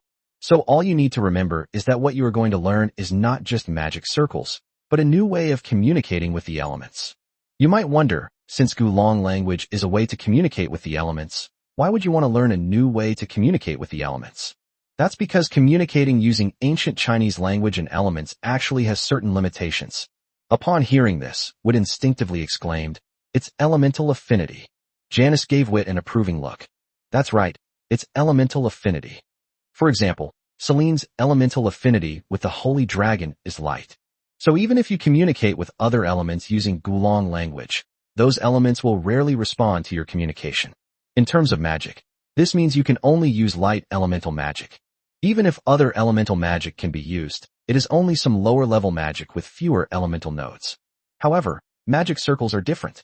The way a magic circle communicates with the elements does not depend on the type of element you use when activating the magic circle, but on the materials you use when drawing the magic circle. If communication between each magical element requires a specific language. In dragon language magic, elemental affinity is the language you use to communicate with the elements. This language is innate and cannot be acquired through effort. In the magic circle system, the materials used to inscribe the magic circle are the language you use when communicating with the elements. You can change this language at any time by changing the materials. This means that even without a corresponding elemental affinity, as long as you can set up a magic circle, you can use the corresponding magic. Upon hearing this, Wit suddenly thought of another application of the magic circle. Chapter 67 The World is a Ball. Chapter 67 The World is a Ball. When Vittor uses elemental magic, his body still absorbs the gathered magical elements, so he still cannot use elemental magic. That's why he went to learn shaping magic from Boko. If a dragon can't even use magic, what kind of dragon is it? Although his father doesn't seem to use magic either, that doesn't affect Victor's determination to pursue magic. Considering that shaping magic ultimately still involves fighting with the physical body, elemental magic is more in line with Wirt's definition of magic. Therefore, Wit is not prepared to give up mental magic. However, learning mental magic has a significant drawback. It requires the presence of a dragon. Otherwise, Wit would have no idea whether his mental magic had worked. When Victor first started learning mental magic, he practiced with Winters. Later, after Celine and the others were able to cast spells, Victor's practice partners became Celine and the others. This kind of practice is quite beneficial to both of them. Of course, Winters will still practice with Wit. After all, the combined number of 4-node magic of the 8 elements is still quite large. Celine and her friends hadn't even fully learned the 4-node magic that they were compatible with, let alone other magic. However, Winters is ultimately fire elemental affinity. She can only use simple 4-node magic for other elements. With more than 4 nodes, even she can't use them. This means that even if Wit puts a lot of effort into mental magic, his mental magic can only remain at the 4-node level. Of course, in terms of the 4 attributes of light, fire, earth, and nature, mental magic is at a higher level. After all, Celine and the others' magic level is also improving. The other 4 attributes are more troublesome, because he doesn't recognize any dragons with the corresponding attributes. However, Janice's explanation showed him another possibility. When drawing a magic circle, you need to find the corresponding element node, and this element node is exactly where he will use his mental power to attack. As long as he can draw the correct magic circle, he can find the corresponding magic node. Then he casts a spell using a magic circle, while he uses mental magic to destroy the spell, thus achieving the purpose of practice. Thinking about this, Wit realized that his level of mental magic would be linked to his learning of magic circles. Wit. Janice's gentle voice pulled Wit back to reality. Wit looked up blankly at Janice. Daydreaming in class is not a good habit. Upon hearing this, Wit realized what was happening and awkwardly scratched his head. I'm sorry, Janice. I was just thinking about what I would need to pay if I wanted to learn how to draw all the magic circles. After all, the magic circles corresponding to lower-level magic are the result of your research. It is an important means for you to overturn past erroneous ideas. Upon hearing Wit's words, Janice paused for a moment, then looked at Wit with some surprise. Do you really want to learn how to draw all magic circles? Wit nodded seriously. Although I cannot cast spells, I do not want to give up exploring the secrets of magic. Perhaps a magic circle can help me. Janice looked at Wit and became serious as well. If that's really what you're thinking, then come find me in the lab on the 9th floor after dinner. Upon hearing this, Wit's face lit up with surprise and delight. There's a chance. Seeing the undisguised smile on Wit's face, Janice also smiled slightly, revealing 2 rows of gleaming white teeth. Well, as expected, even the most handsome silver dragon in the dragon race still looks a bit scary when it smiles. Alright, let's continue. The magic circle allows you to use various elemental magics, but there is one prerequisite: materials. As a language for communicating with elements, you have to speak clearly for the elements to respond to you. Therefore, when it comes to learning about magic circles, we always start with the materials. So, what materials are needed to draw a magic circle? This involves the types of magic circles. Magic circles can be broadly divided into 2 categories: one-time use magic circles and semi-permanent magic circles. Hearing this, Celine couldn't help but ask, why is it a semi-permanent magic circle? I thought it would be a permanent magic circle. The other dragons nodded, indicating that they thought the same thing. Janice smiled and said, in this world, nothing is eternal except time. I wonder if you are interested in the starry sky? The dragons were stunned for a moment, then looked at Victor at the same time. Upon seeing this, Janice turned his gaze to Wit. It seems you like the starry sky. Vittor nodded. I want to go and see the stars in the future. Upon hearing this, a look of surprise flashed across Janice's eyes, then she smiled and said, then I wish you success soon.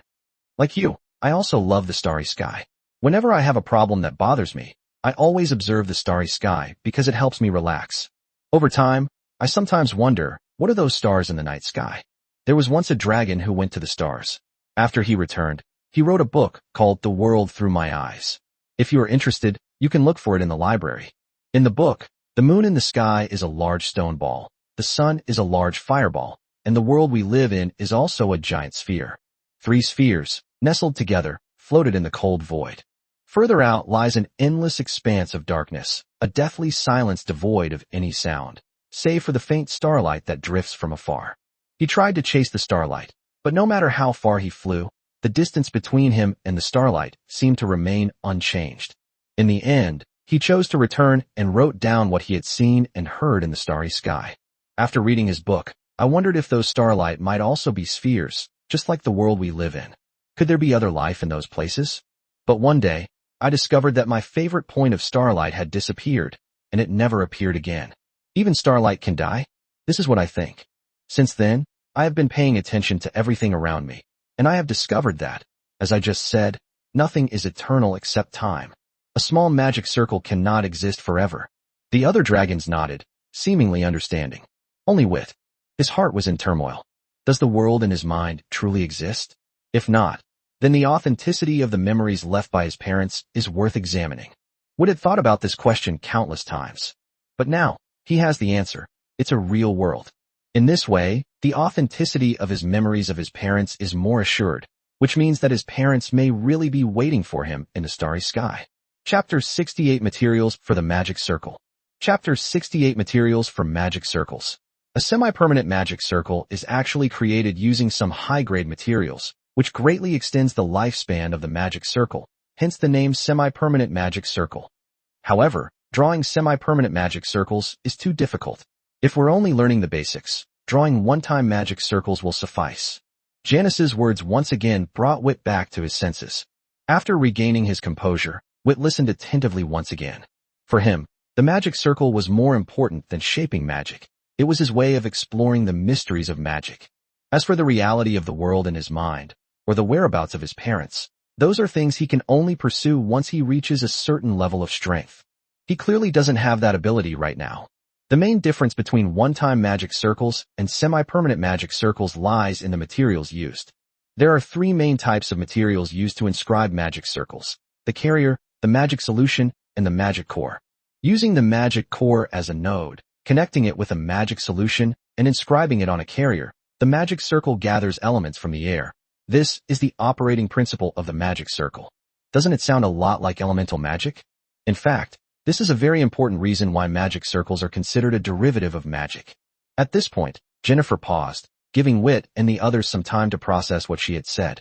When Janice felt it was about time, she continued, "Of the three materials, the magic core is the most important. If the magic core does not contain enough magical elements, then even if the magic circle is successfully drawn, it will be difficult to gather enough magical elements to cast the spell. The second most important thing is the load-bearing structure. During the operation of a magic circle, it will generate huge elemental fluctuations. If the supporting object cannot withstand the elemental fluctuations, the magic circle will explode. The magic solution serves as a connector between various magic cores and also plays a role in stabilizing elemental fluctuations. At this point, you must be wondering why I didn't use these three things when I was inscribing the magic circle. In fact, what I just used was not a magic circle in the true sense, but another way of casting elemental magic.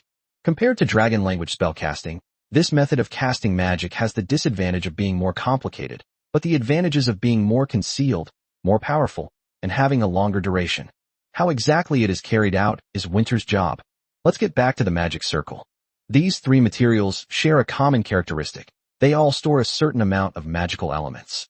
However, the magical elements in these three materials have different properties. The elemental power within the magic core is the most active, making it the most likely location for an explosion when inscribing a magic circle.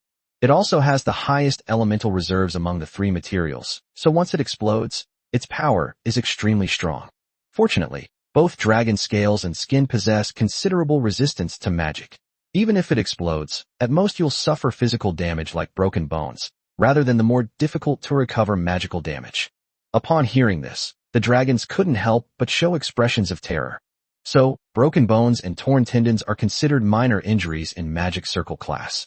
No wonder Boko said yesterday that other courses are just as dangerous. Seemingly sensing Victor's worries, Janice smiled and reassured them. Don't worry, I've already had Boko prepare enough treatment potions. Even if a bone is broken, it can heal very quickly. The dragons were speechless. This isn't a matter of whether I'm at ease or not, okay? However, Janice had no idea what Wit and the others were thinking. After offering a simple word of comfort, he continued lecturing. There are many reasons why a magic circle might explode, but the explosion of the magic core is the most common. If the elemental nodes are not positioned correctly, the magic core will explode. If the lines of the magic circle drawn with magic solution are uneven in thickness, the magic core will explode. If the shape of the magic circle is not drawn correctly, causing the elements to not flow, the magic core will also explode. These 3 points are the most common situations where explosions are likely to occur when beginners are inscribing magic circles. Besides the magic core exploding, the magic solution, being the second most reactive element, can also explode. However, unlike the magic core, the explosion of the magic solution is mostly due to uneven proportions during the production of the magic solution, resulting in defective products. When a flawed component is used to inscribe a magic circle, the magic solution will explode. Janice's explanation contained an excessively high level of explosiveness, which made Wit and the others feel a chill run down their spines. But Janice didn't seem to notice this, or rather, she did notice, but simply ignored it. Okay, now that we've discussed the properties of these 3 materials, let's talk about the common raw materials for them. The magic core is the most troublesome. It's not that making things difficult is troublesome, it's that seeking out trouble.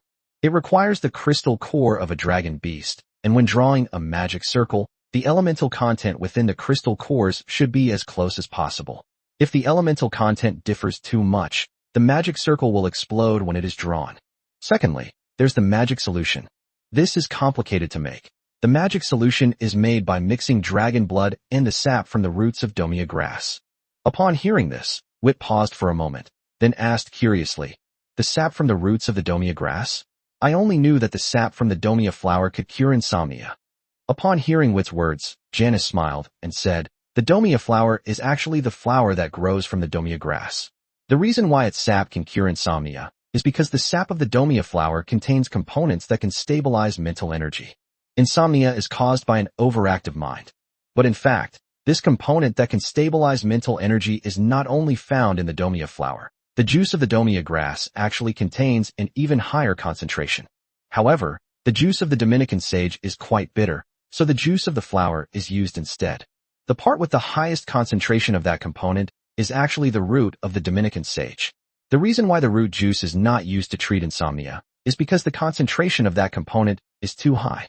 Consuming the juice from the roots of the Dominican vine will cause one's mental energy to enter a state of dormancy. Of course, silence does not mean sleep. It cannot cure insomnia. It will only prevent you from using your mental energy, thus making it impossible to use magic. Of course, this applies to young dragons. The larger the size of the dragon, the more domia grass root sap is needed to extinguish its spiritual power.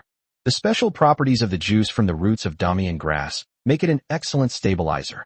You will frequently come into contact with this liquid when you are making potions in the future. Okay, let's continue talking about the materials for magic circles. The easiest thing to obtain is the dragon scales on the dragon beast. Now I think you understand what I'm saying. Since low-level array materials are products from dragon beasts, I believe I don't need to elaborate on the source of high-level array materials. Upon hearing this, Wit and the others' expressions changed drastically. Chapter 69 Magic Solution. Chapter 69 Magic Solution. Seeing the expressions on Vittoria's and the others' faces, Janice grinned. It seems you've already guessed it. That's right, the best core in the world is dragon crystal. One of the best materials for magic solutions is dragon blood, and the best carrier is the dragon scales of the dragon race. Seeing the horrified looks on Victor's and the others' faces, Janice couldn't help but laugh.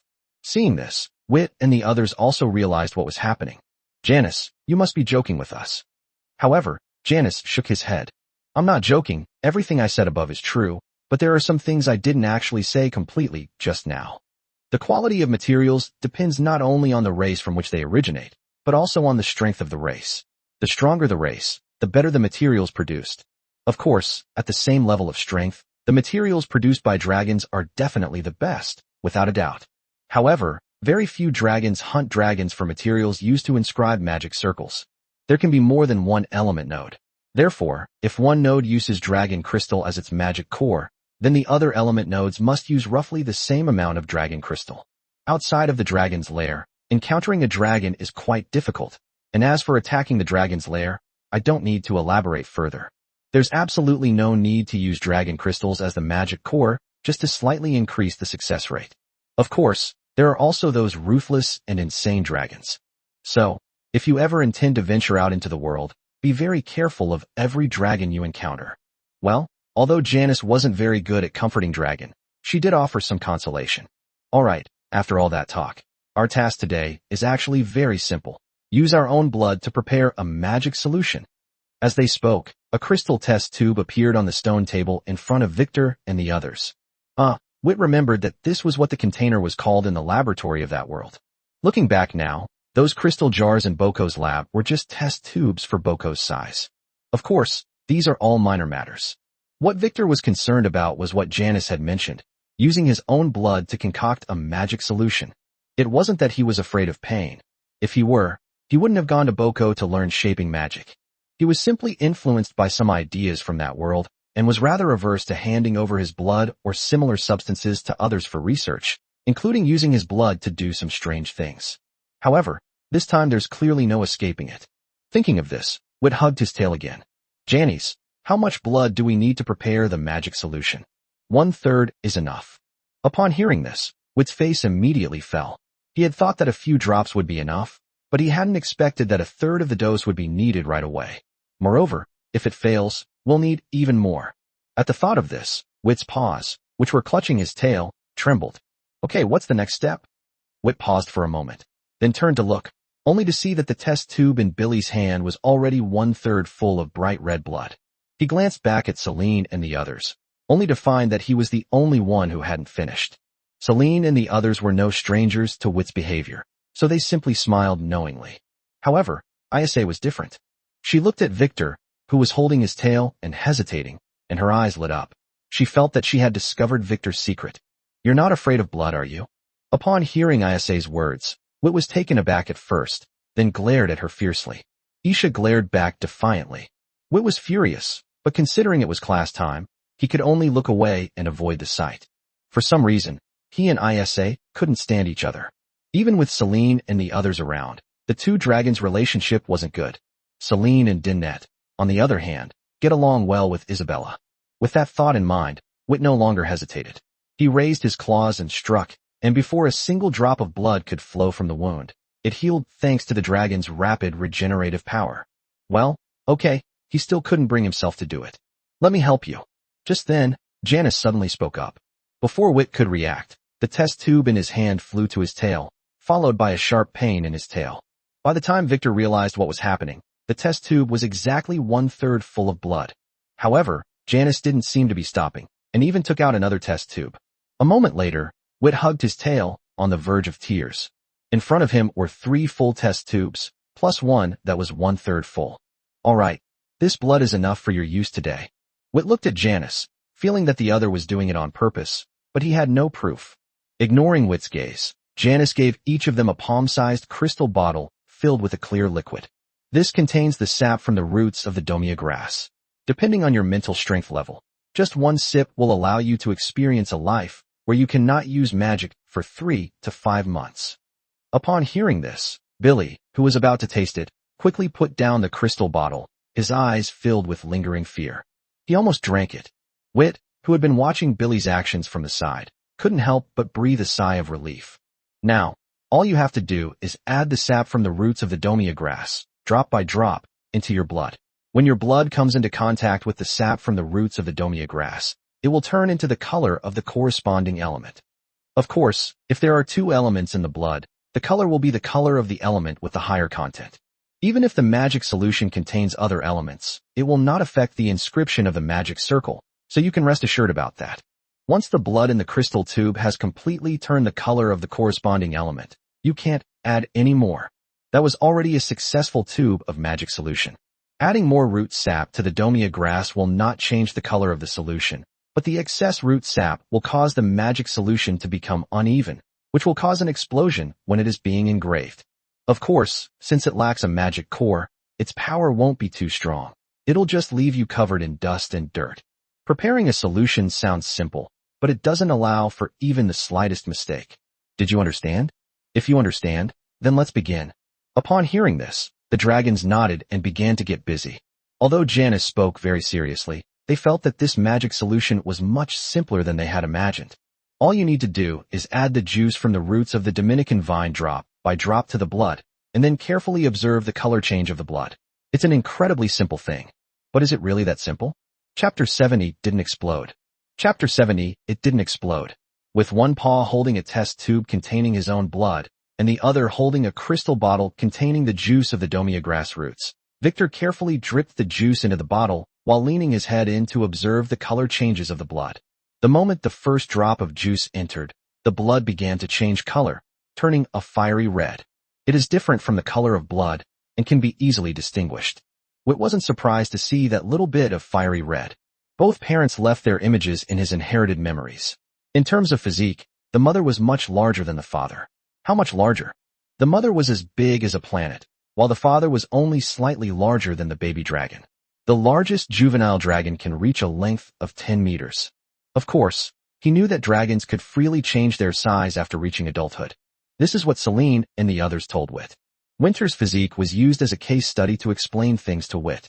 Winter's was about 500 meters long, but 500 meters is the maximum size of a young dragon. Winter's was a mature dragon. Although dragons can change their size, for some reason, he always felt that his father's size was always the same. But body shape is one thing. The father, who was only slightly older than the young dragon, possessed an aura far more terrifying than the mother's. According to the genetic laws of dragons, a young dragon inherits the bloodline of the stronger parent. In special circumstances, two bloodlines may be inherited simultaneously. What is born under these circumstances is the hybrid dragon. Of course, the issue of hybrid dragons is more complex, and this is not the only possible scenario. Putting aside other things, the holy dragon is also a variant of the dragon, but the holy dragon's elemental affinity is only the element of light. In addition, the birth of the two variant dragons, the undead dragon and the bone dragon, is even more bizarre. Wit went to the library to look up the differences between the two types of dragons. The origin of the undead dragon can be considered a miracle of life. After a ghost dragon dies, under special circumstances, the dragon crystal will absorb all the flesh and bones and condense into a bone dragon egg. After the dragon egg hatches, a ghost dragon will be born. Its entire body is made of bones, and the surface of the bones is not smooth. It has a layer of bone-like dragon scales, and its hardness is similar to that of dragons of the same age. In addition, although the undead dragon possesses all the memories of its previous life, it is a newly born individual, and those memories are more like bloodline inheritance. But the bone dragon is different. When an adult dragon dies, under certain special conditions, its bones can give birth to new thoughts. These are called bone dragons. Bone dragons have no memories of their previous life, nor do they go through the growth process of dragon eggs, hatchlings, or juvenile dragons. Instead, they directly become mature individuals, that is, adult dragons. The difference between bone dragons and undead dragons is that their skeletons have smooth surfaces and no scales. Let's not talk about that. Vittor is undoubtedly a hybrid dragon, so he inherited the bloodline of both his parents. However, there are still differences in the strength of bloodlines. His appearance comes from his mother, but most of his physical characteristics are related to his father's bloodline. It's perfectly normal for the concentration of fire element in the blood to be higher than that of water element. On the other side, Janice was also observing Wit's movements. After making that decision, she felt it was necessary to learn more about Wit. Little did Wit know that Janice was watching him. He continued to add the juice drop by drop. The more he watched, the more carefully he added the smaller the droplets. Only in this way could he ensure that the juice from the roots of the domia grass was not added in excess. Finally, when Wit added the last drop of juice, the blood in the test tube turned completely fiery red. Looking at the magic solution in the test tube, a smile involuntarily appeared on Victor's face. Very nice. Just then, Janice's voice rang out. Wit looked up and saw Janice looking at him with a smile. After a moment of surprise, Wit scratched his head sheepishly. What's there to be so smug about? We've already got it all set up. Hearing the murmurs behind him, Wit noticed that Celine and the others had already prepared their magic solution. Wit smiled somewhat sheepishly and was about to say something, but Janice spoke first. All right, configuration is only the first step. We still need to conduct the next step of testing. The explosion of the magic solution is nothing, but if the magic core explodes, it will still hurt quite a bit. Upon hearing this, all the dragons rolled their eyes in unison. Their bones were already broken and their tendons were snapped. How could they not be in pain? Janice didn't care what Wit and the others thought. With a wave of his claws, a dragon scale larger than their heads appeared in front of them. Judging from the aura, it is definitely a dragon scale from the dragon race. However, if they saw dragon crystals, Vittor and his group might be surprised, but they didn't feel anything about dragon scales. For a dragon's nest, There were simply too many dragon scales. What truly interested Vittor and his companions was the magic circle formed by the grooves on the dragon scales, and the crystal core embedded within the magic circle. The crystal core was extremely small, only about the size of the tiny scales on the wings of the dragons like Wit and his companions. According to Wit, it was only about 10 centimeters.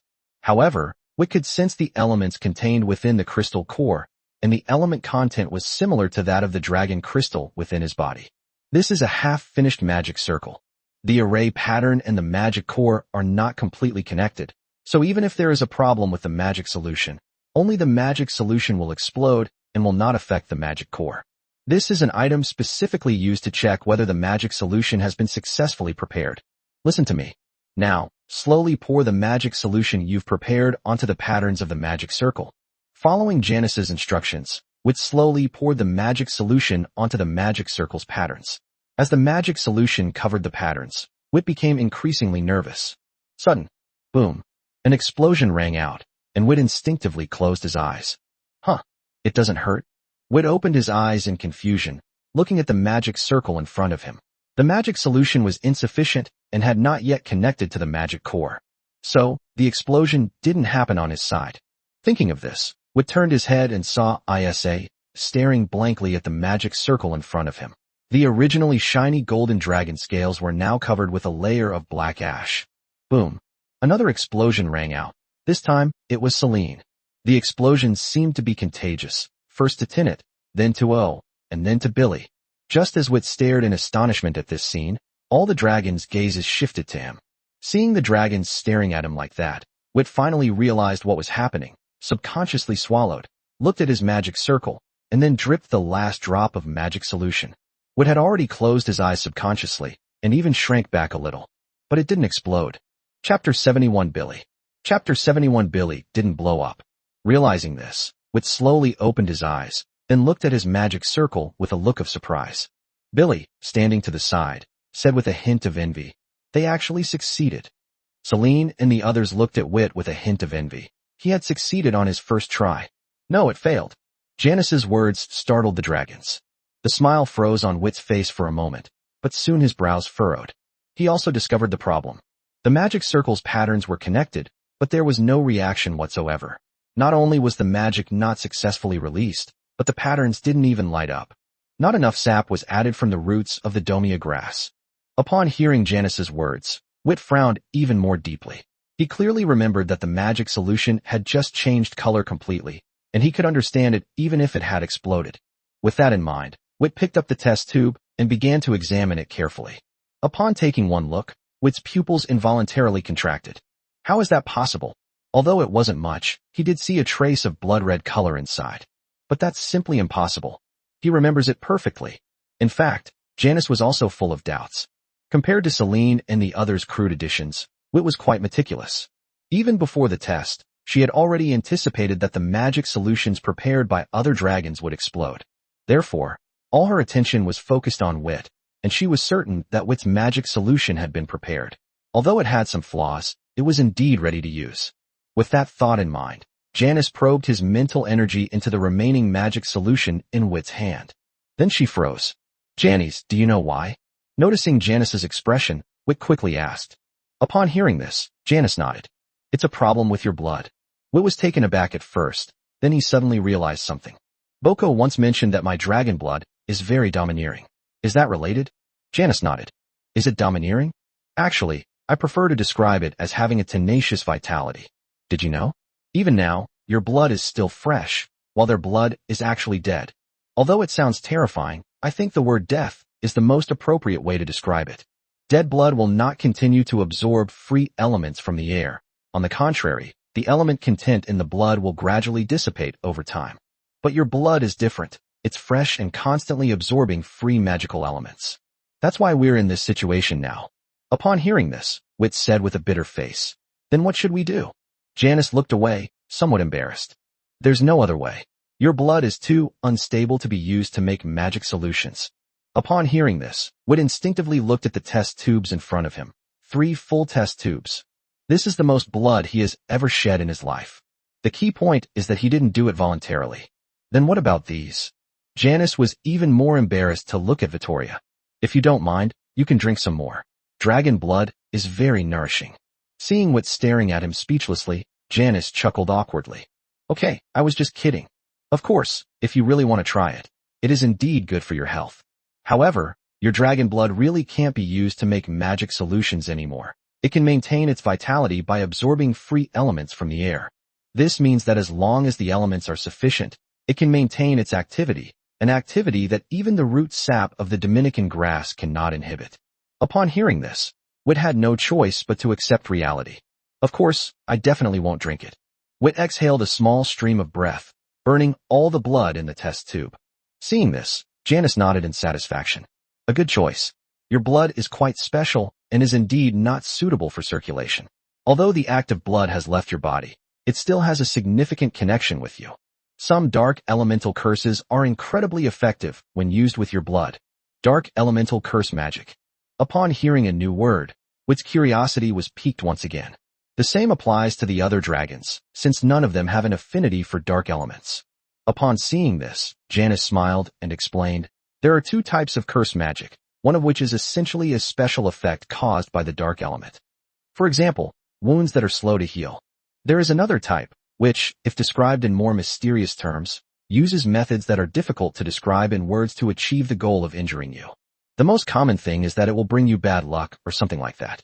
But in reality, it's not that mysterious. This type of magic, in essence, is just using a medium to influence your mental power, thereby affecting your judgment. Alright, that's all I have to say. As for what this kind of magic is like and how to deal with it, that's something Winters will teach you. Now, your task is to successfully prepare a magic solution. Upon hearing this, Wit sighed helplessly. Janice, what should I do? Why don't you ask your friends instead? Upon hearing this, Wit was taken aback for a moment. Then a smile instantly spread across his face. He turned to look at Billy and raised his paw. Billy.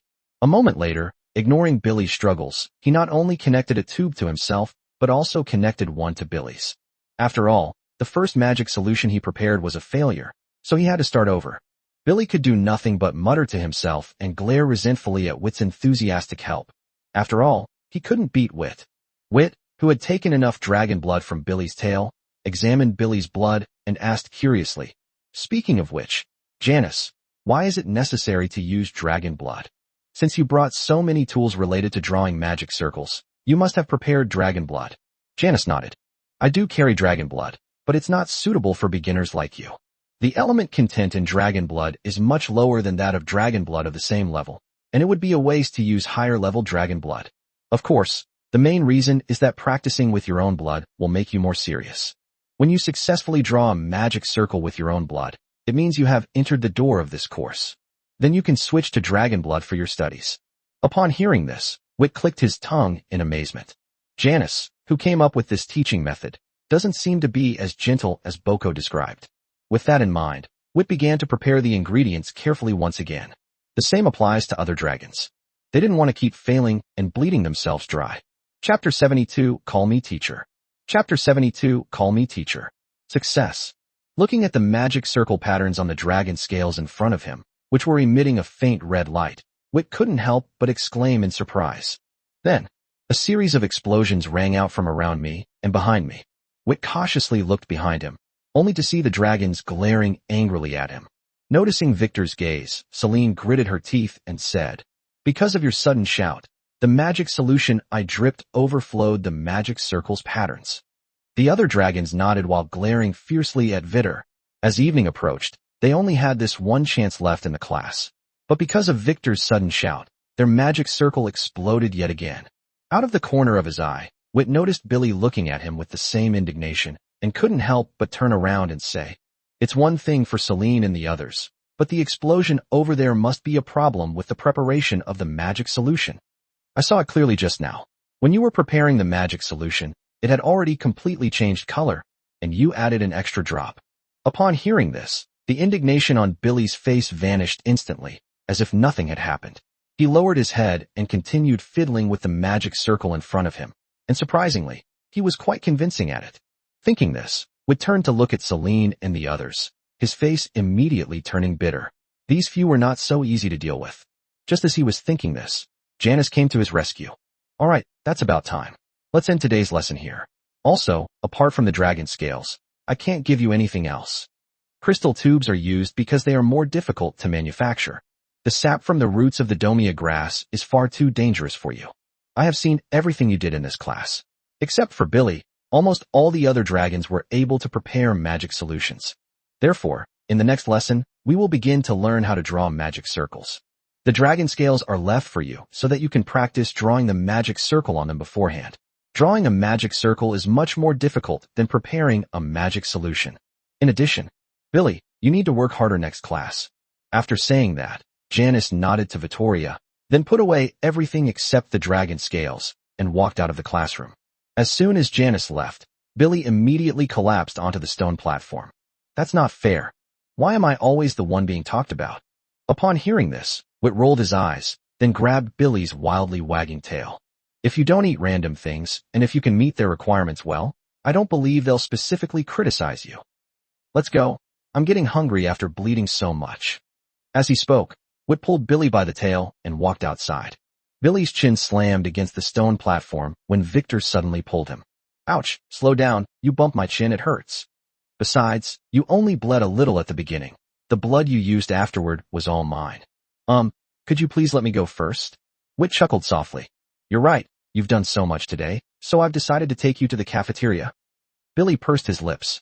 If it were carried on my back, I might consider it.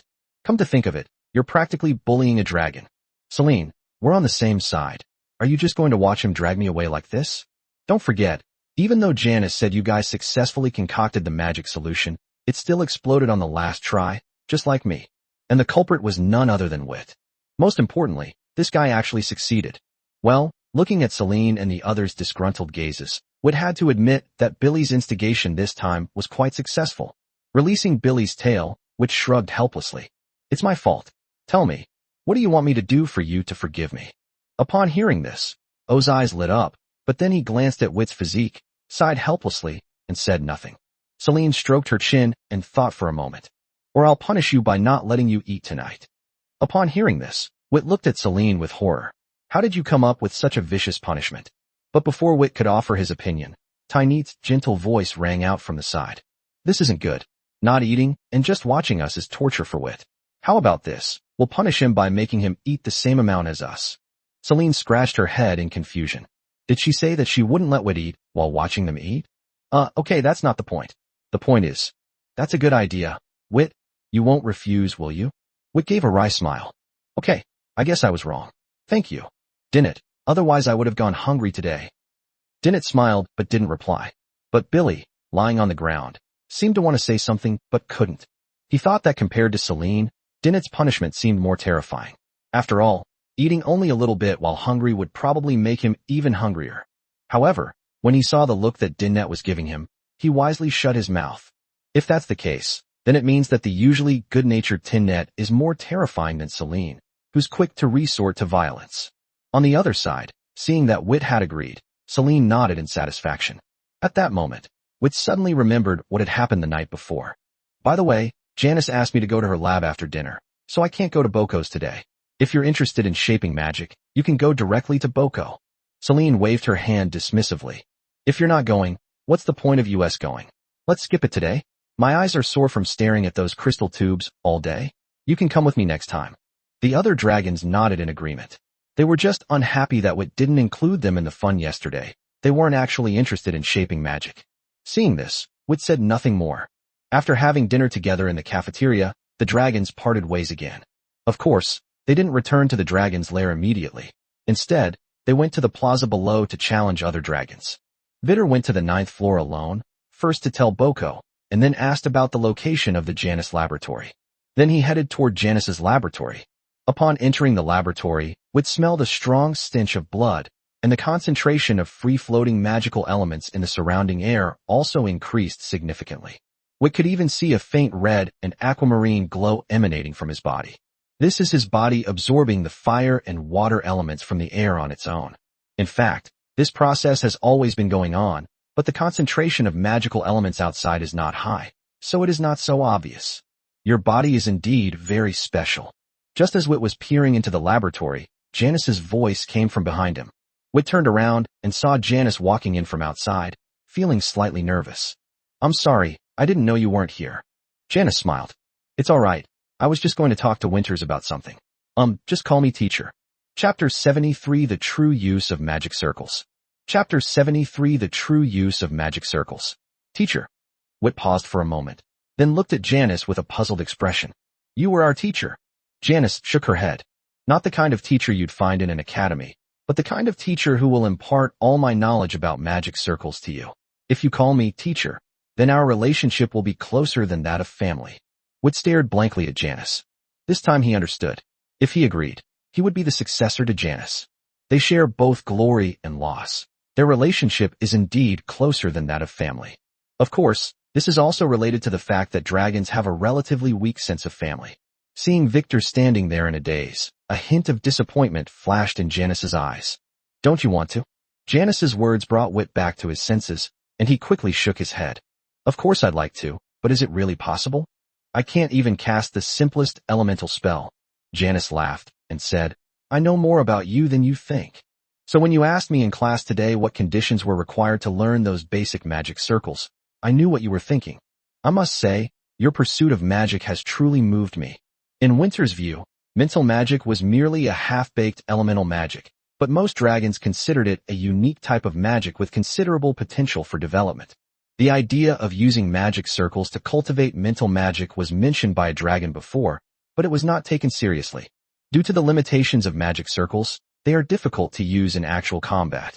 Spending so much time learning about magic circles that are useless in combat, just to learn a mental magic that can negate the opponent's magic, would be a waste of time if you could have used that time to further improve your elemental magic. Almost all dragons think this way. But what if it's a dragon that can't use elemental magic?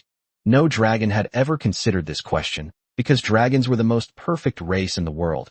How could there possibly be a dragon that couldn't use magic? Wit lowered his head somewhat awkwardly. It was him. Upon seeing this, Janice smiled apologetically. I'm sorry, Wit, that's not what I meant.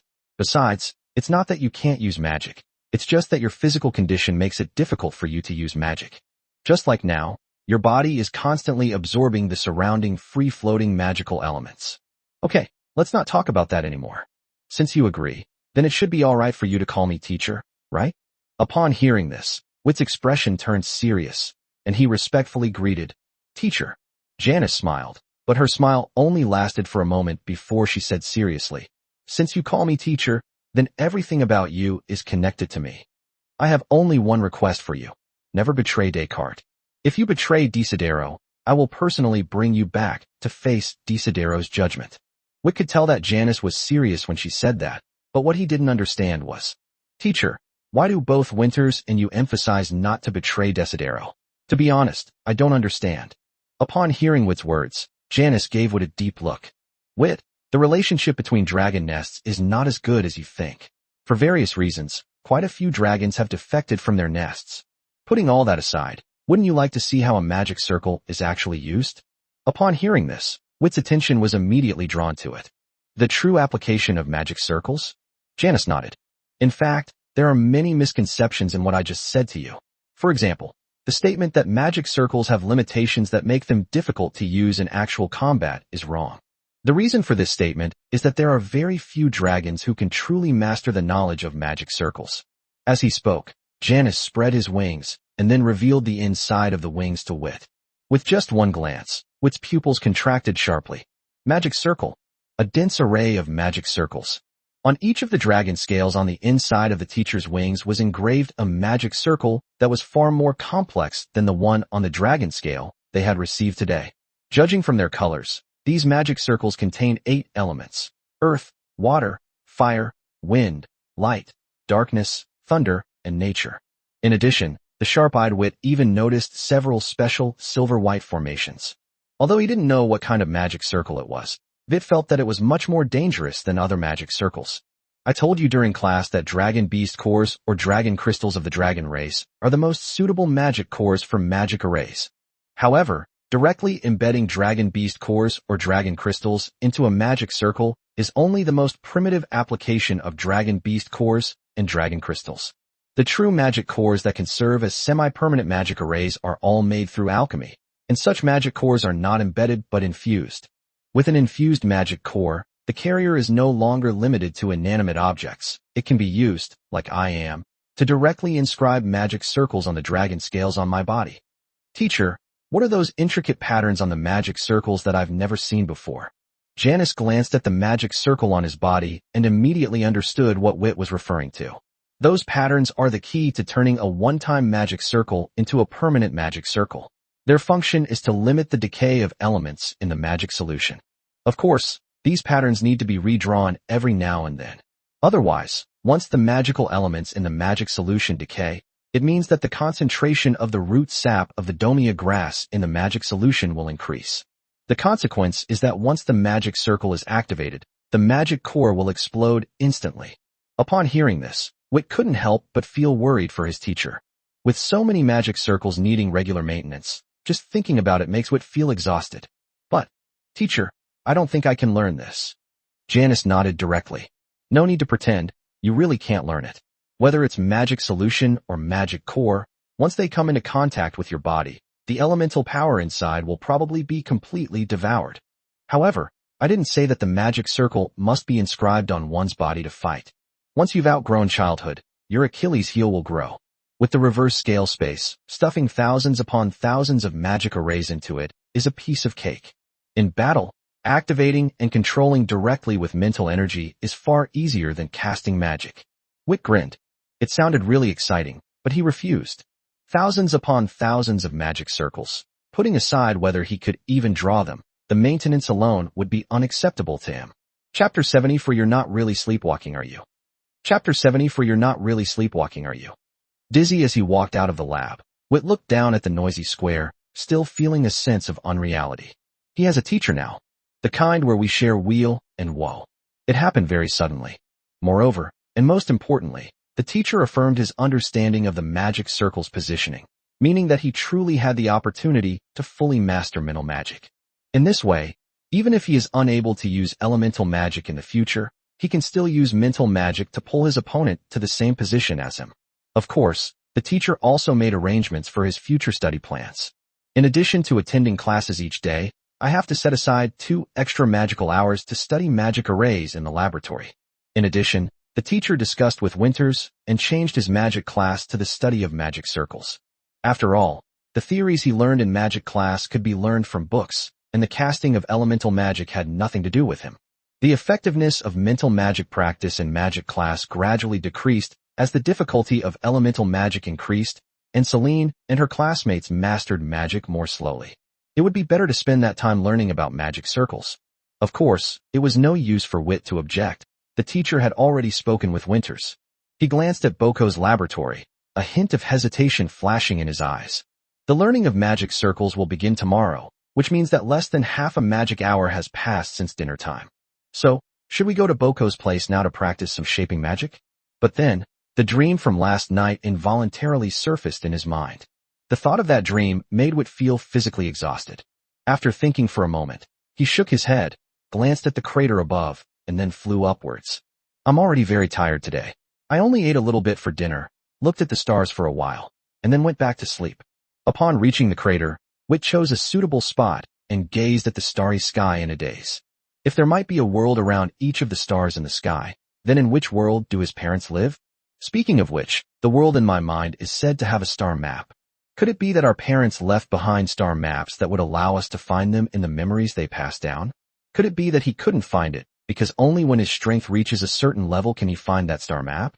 If that's the case, then what level of strength would qualify someone to see a star map? Hey, pay attention, what are you looking at? Celine looked at Billy across from her with some dissatisfaction. It's unacceptable to be distracted during a fight. Billy scratched his head and looked at Celine. I think I just saw a dragon fly out from above. Silver, like a silver dragon. Do you think it could be Victor? Upon hearing this, Celine paused for a moment, then looked up. Are you sure? I'm not sure, but it is definitely a silver dragon. Celine rolled her eyes, then glanced around. There were 6 or 7 silver dragons, if not many. It's one thing for Wit to be face-blind, but are you face-blind too? Seeing Celine's growing impatience, Billy muttered to himself. It's nighttime, and they're so far away. What did you say? Billy quickly shook his head. Nothing. I was just wondering, should we still fight? Beat? If you want to fight, go fight yourself. Profound.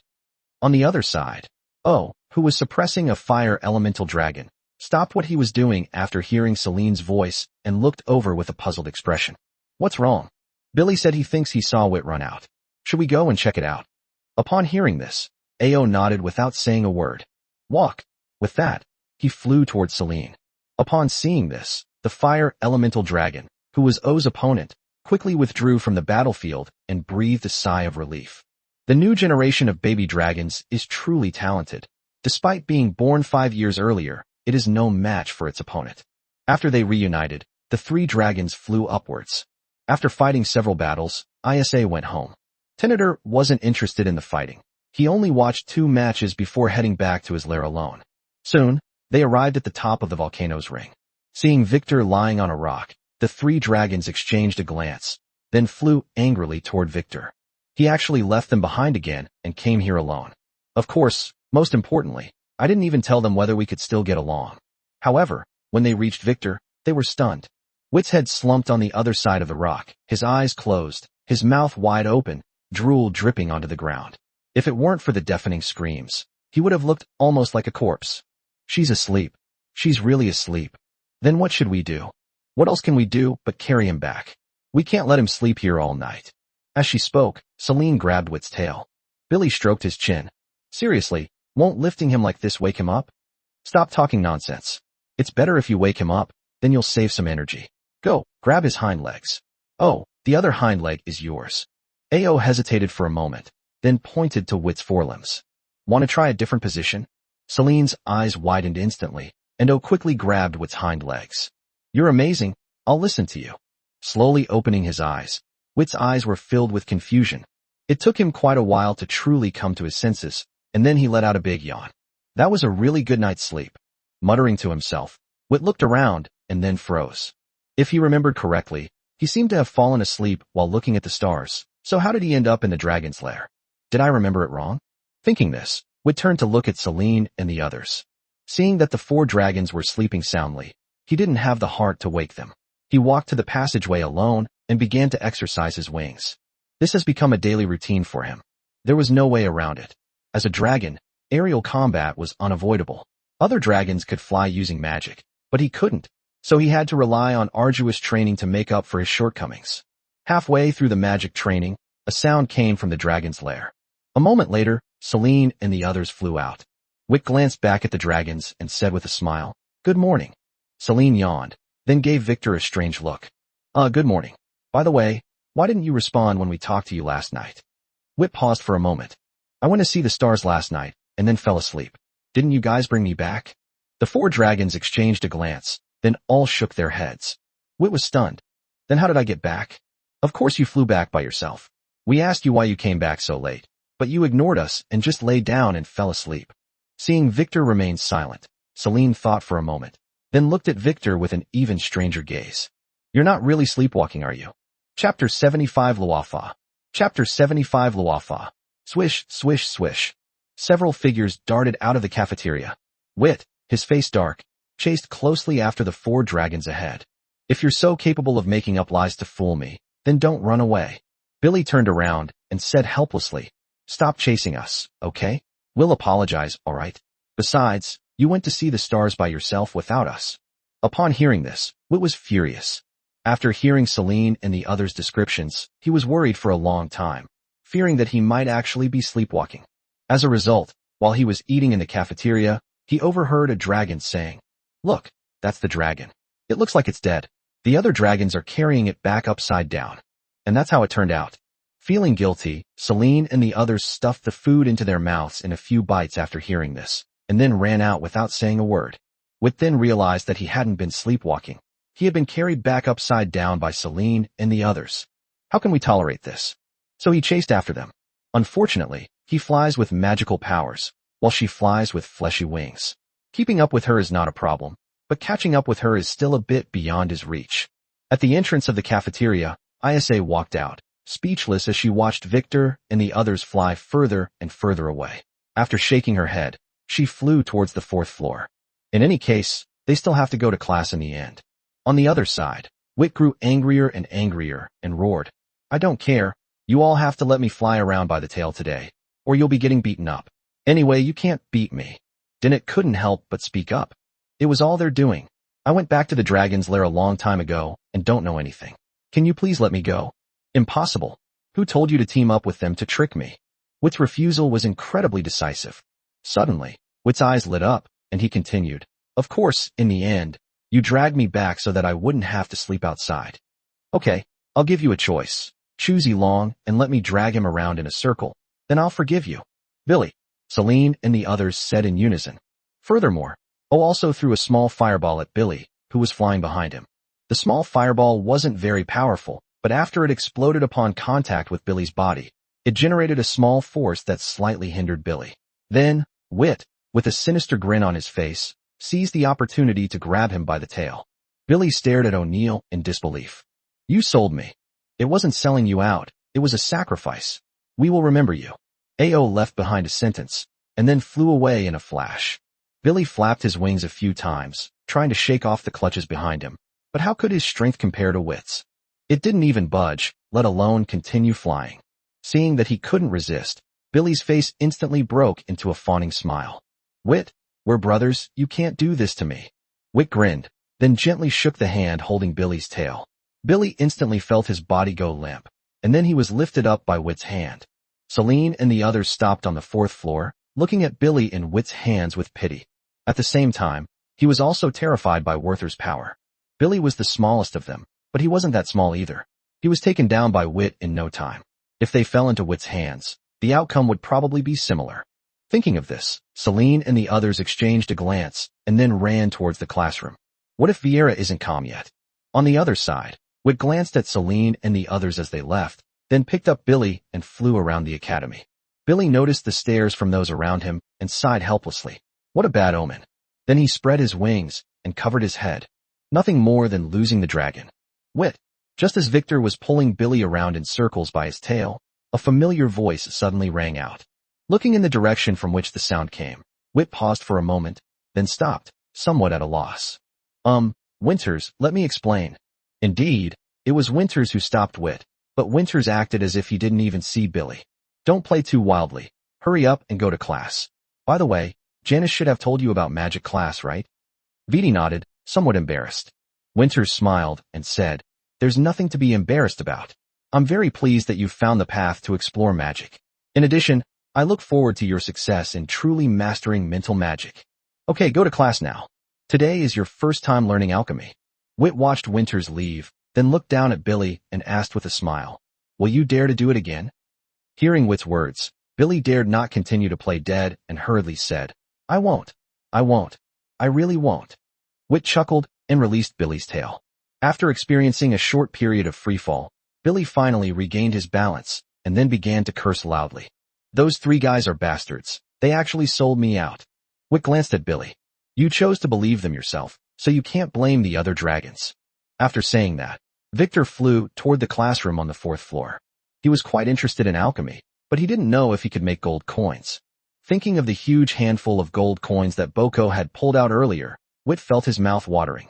Of course, this was an instinctive reaction. With the gold coins not in front of him, Wit was able to control himself.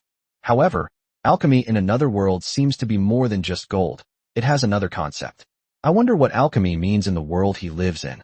On the other side, Billy was also a little embarrassed after hearing what Wit said. Then, his eyes darted around, and he quickly flew to Wit's side. Big brother, I'll follow you from now on. Billy's words brought Wit back to his senses. Glancing at Billy again, Wit said calmly, It's up to you. Upon hearing this, Billy immediately understood. Brother, don't worry. I'll make sure you're the first one they notify me of any future activities. After Wit gave Billy an approving look, the 2 dragons arrived at the classroom. As soon as he entered, Wit froze. I turned to look at Billy, and apart from his height, they were exactly the same. A giant red crystal dragon, about 500 meters long. The red crystal clusters on its back looked just like a crystal mountain. Everyone's finally here. His deep voice had a slight, barely perceptible hoarseness, but it wasn't unpleasant to hear. His tone was slightly slow, giving the dragon a gentle feeling. Upon hearing this, Wit instinctively said, Sorry we're late. It's alright, I just arrived early. Alright, Find a seat first. By the way, you can call me Lofa. From today onwards, I will be teaching you about alchemy. Chapter 76, Alchemy. Chapter 76, Alchemy. What is alchemy? Lofa's voice was slow and gentle, which was very pleasant to listen to, but the content was something that Wit and the others had never considered. In fact, none of the books Winters recommended to Wit touched on alchemy. Fortunately, Lofa didn't expect Wit and the others to be able to answer the question and chuckled lightly. Haha, I bet you guys don't know either. That's normal. Because most dragons don't see alchemy as a way to enhance their strength. In this respect, magic circles are far superior to alchemy. And that is indeed the case. Alchemy cannot make you stronger. Of course, there are exceptions, like the bone dragon, which you all know. Even among the various dragon species, the bone dragon is an extremely special one. But in reality, the world's first skull dragon was not naturally formed, but rather the result of dragon body alchemy. Its name is OS. The unfortunate fellow who attempted dragon body alchemy was killed by OS after he woke up. Along with it, his alchemy laboratory and all the data from that dragon body alchemy were also destroyed. That was the closest the bone dragons ever came to becoming a true dragon race. Of course, creating the bone dragon race through dragon body alchemy is not a good idea. That means countless dragon species will lose the freedom to die. Therefore, dragon body alchemy is strictly prohibited. Of course, there are definitely some dragon nests in the shadows, trying to obtain a large number of bone dragon warriors through dragon body alchemy. However, there has never been any record of a dragon's nest being successfully built. The birth of OS was actually a coincidence. If you want to replicate another OS, there may only be one way. Bring that unfortunate guy back to life. Of course, that's impossible. Therefore, OS became the only being in the world to become a bone dragon through dragon body alchemy. He created the world's second skeletal dragon. When one's appearance is out of place with all other creatures in the world, a sense of loneliness arises within him, driving him to seek out creatures that resemble him. Therefore, for a long time after his birth, OS traveled all over the world in an attempt to find the second skeletal dragon. Unfortunately, he never found it. Unable to find anyone like him, he began to seek another way. That's right. We've returned to dragon body alchemy. Of course, OSS is not cruel, so his source of materials is not hunting, but retaliation. This is very important, and you must remember it. However, OSS was a lone wolf, so his knowledge of alchemy was limited to the fact that he himself was an alchemical product. But that was only his perception of alchemy. In reality, it wasn't. Therefore, the second skeletal dragon he created was also an accident, and not an alchemical one at that. He simply found a place and buried the dragon's corpse. This continued for an unknown period of time, and by a twist of fate, a second skeletal dragon was born. However, OS discovered that the second skeletal dragon was different from him. The second skeletal dragon had a limited lifespan, the same as that of the giant dragon species. That's right. OSS's lifespan has no limit, or rather, his lifespan is very, very long. So long that he is still alive now. Now, more than 200,000 years have passed since OSS first became active. The normal lifespan of a dragon is 24,000 years. Of course, if a dragon's strength breaks through to the legendary level, it can break through the lifespan limit. Such a dragon is called an ancient dragon. That's why I told you to remember that OSS isn't cruel. If you have the chance to meet OSS, you can try to talk to him. The experience of over 200,000 years, even just a little bit of it, would be enough to benefit you for a lifetime. Of course, dragon body alchemy is not without its side effects. Here, we must mention an age-old principle related to alchemy. Equivalent exchange. OS's long lifespan did not come without a price. One of the prices was that his strength could only remain at the legendary level forever, with no possibility of advancing any further. The other price he paid was that he lived his entire life in a state of lucidity. The soul fire, fueled by dark element, will never be extinguished. Although Lofa stopped, Wit and the others remained engrossed in OS's story. A lonely wanderer. This is the impression OS left on Wit. At the same time, alchemy also left a deep impression on Wit's heart. No, not just Wit, but Celine and the others were the same. Perhaps that was the very purpose for which Lofa told this story. So what exactly is alchemy? Wit had to admit that Lofa had successfully piqued his interest in alchemy. Lofa looked at Wit and said with a smile, "Alchemy is about turning something that is useless to us into something that is useful to us." Does this sound familiar? If you think about it carefully, The process of making potions is to transform herbs and materials that are not very useful to us into potions that are of great help to us. Therefore, potions used to be called alchemical potions. The same applies to magic circles. Materials that are not of much use to us are processed and drawn into magic circles that can help us in battle. Therefore, the magic circle used to be called the alchemical magic circle. Having heard this, you should now have a basic understanding of alchemy. Indeed, alchemy is a very large and broad concept. This concept was used for a long time until potions and magic circles were developed, at which point these two parts partially separated from the concept of alchemy. As it has evolved to the point that alchemy now specifically refers to alchemical products. Alchemy items are divided into three main categories: daily necessities, experimental items, and combat items. Life-related alchemical items are actually quite common in the academy, or rather, you've all seen them. Those glowing beads in the dragon's lair are actually alchemical items. It does not emit natural light. Rather, it contains a special luminous magic circle.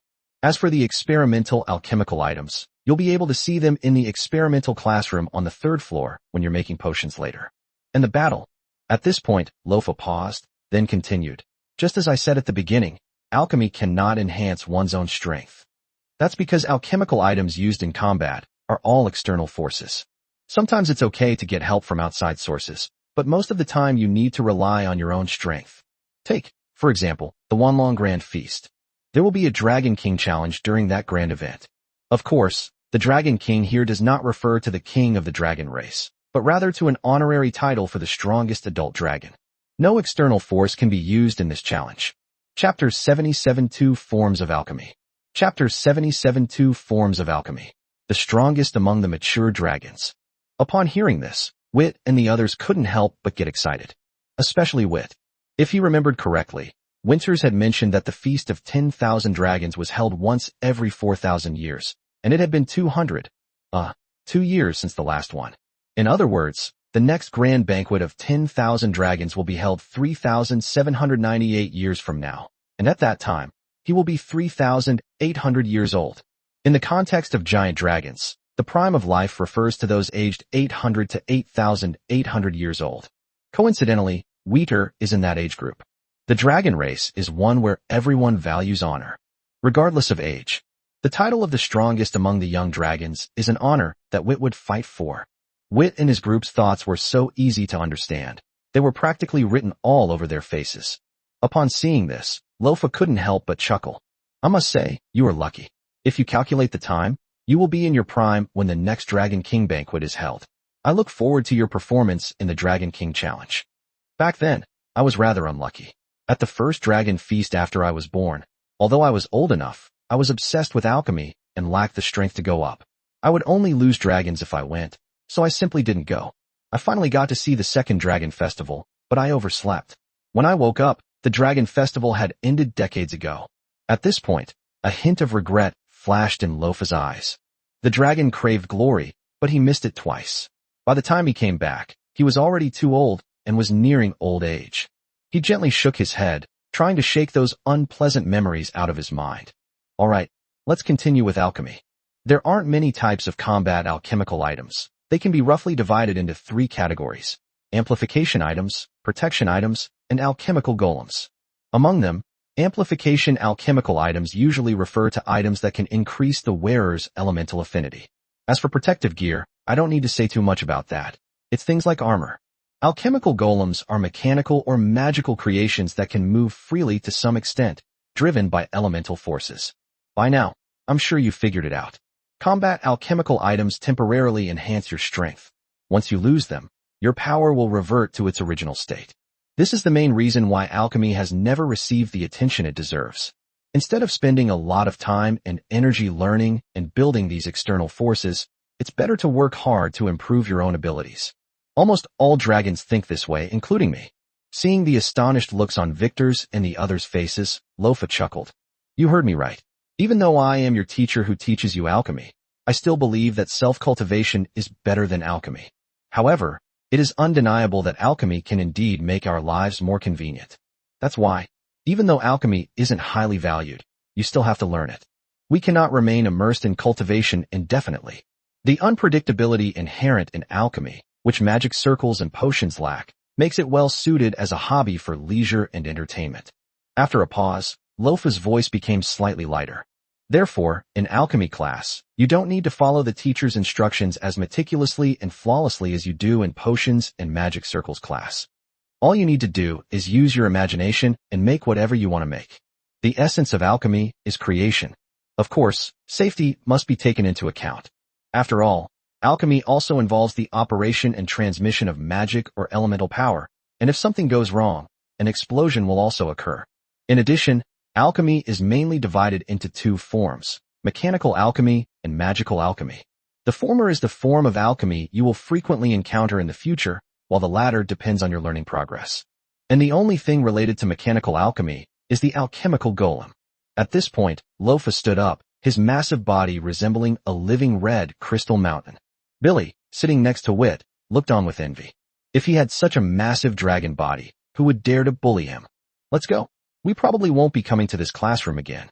The most important thing in alchemy is practice, so our classroom should be the alchemy laboratory on the 3rd floor. Upon hearing this, Wit and the others followed with expressions of curiosity and excitement. Surprisingly, they were able to do hands-on practice in their very first alchemy class, which was much more interesting than the other two classes. After all, dragons are creatures with a strong sense of curiosity. You've already done a lot of face by making a dragon sit there obediently and listen to a long speech, and it didn't go to sleep right away.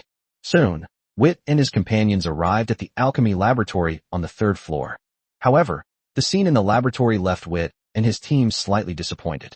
It's similar to the classrooms on the 4th floor, except the stone platform here is a bit higher, but not by much.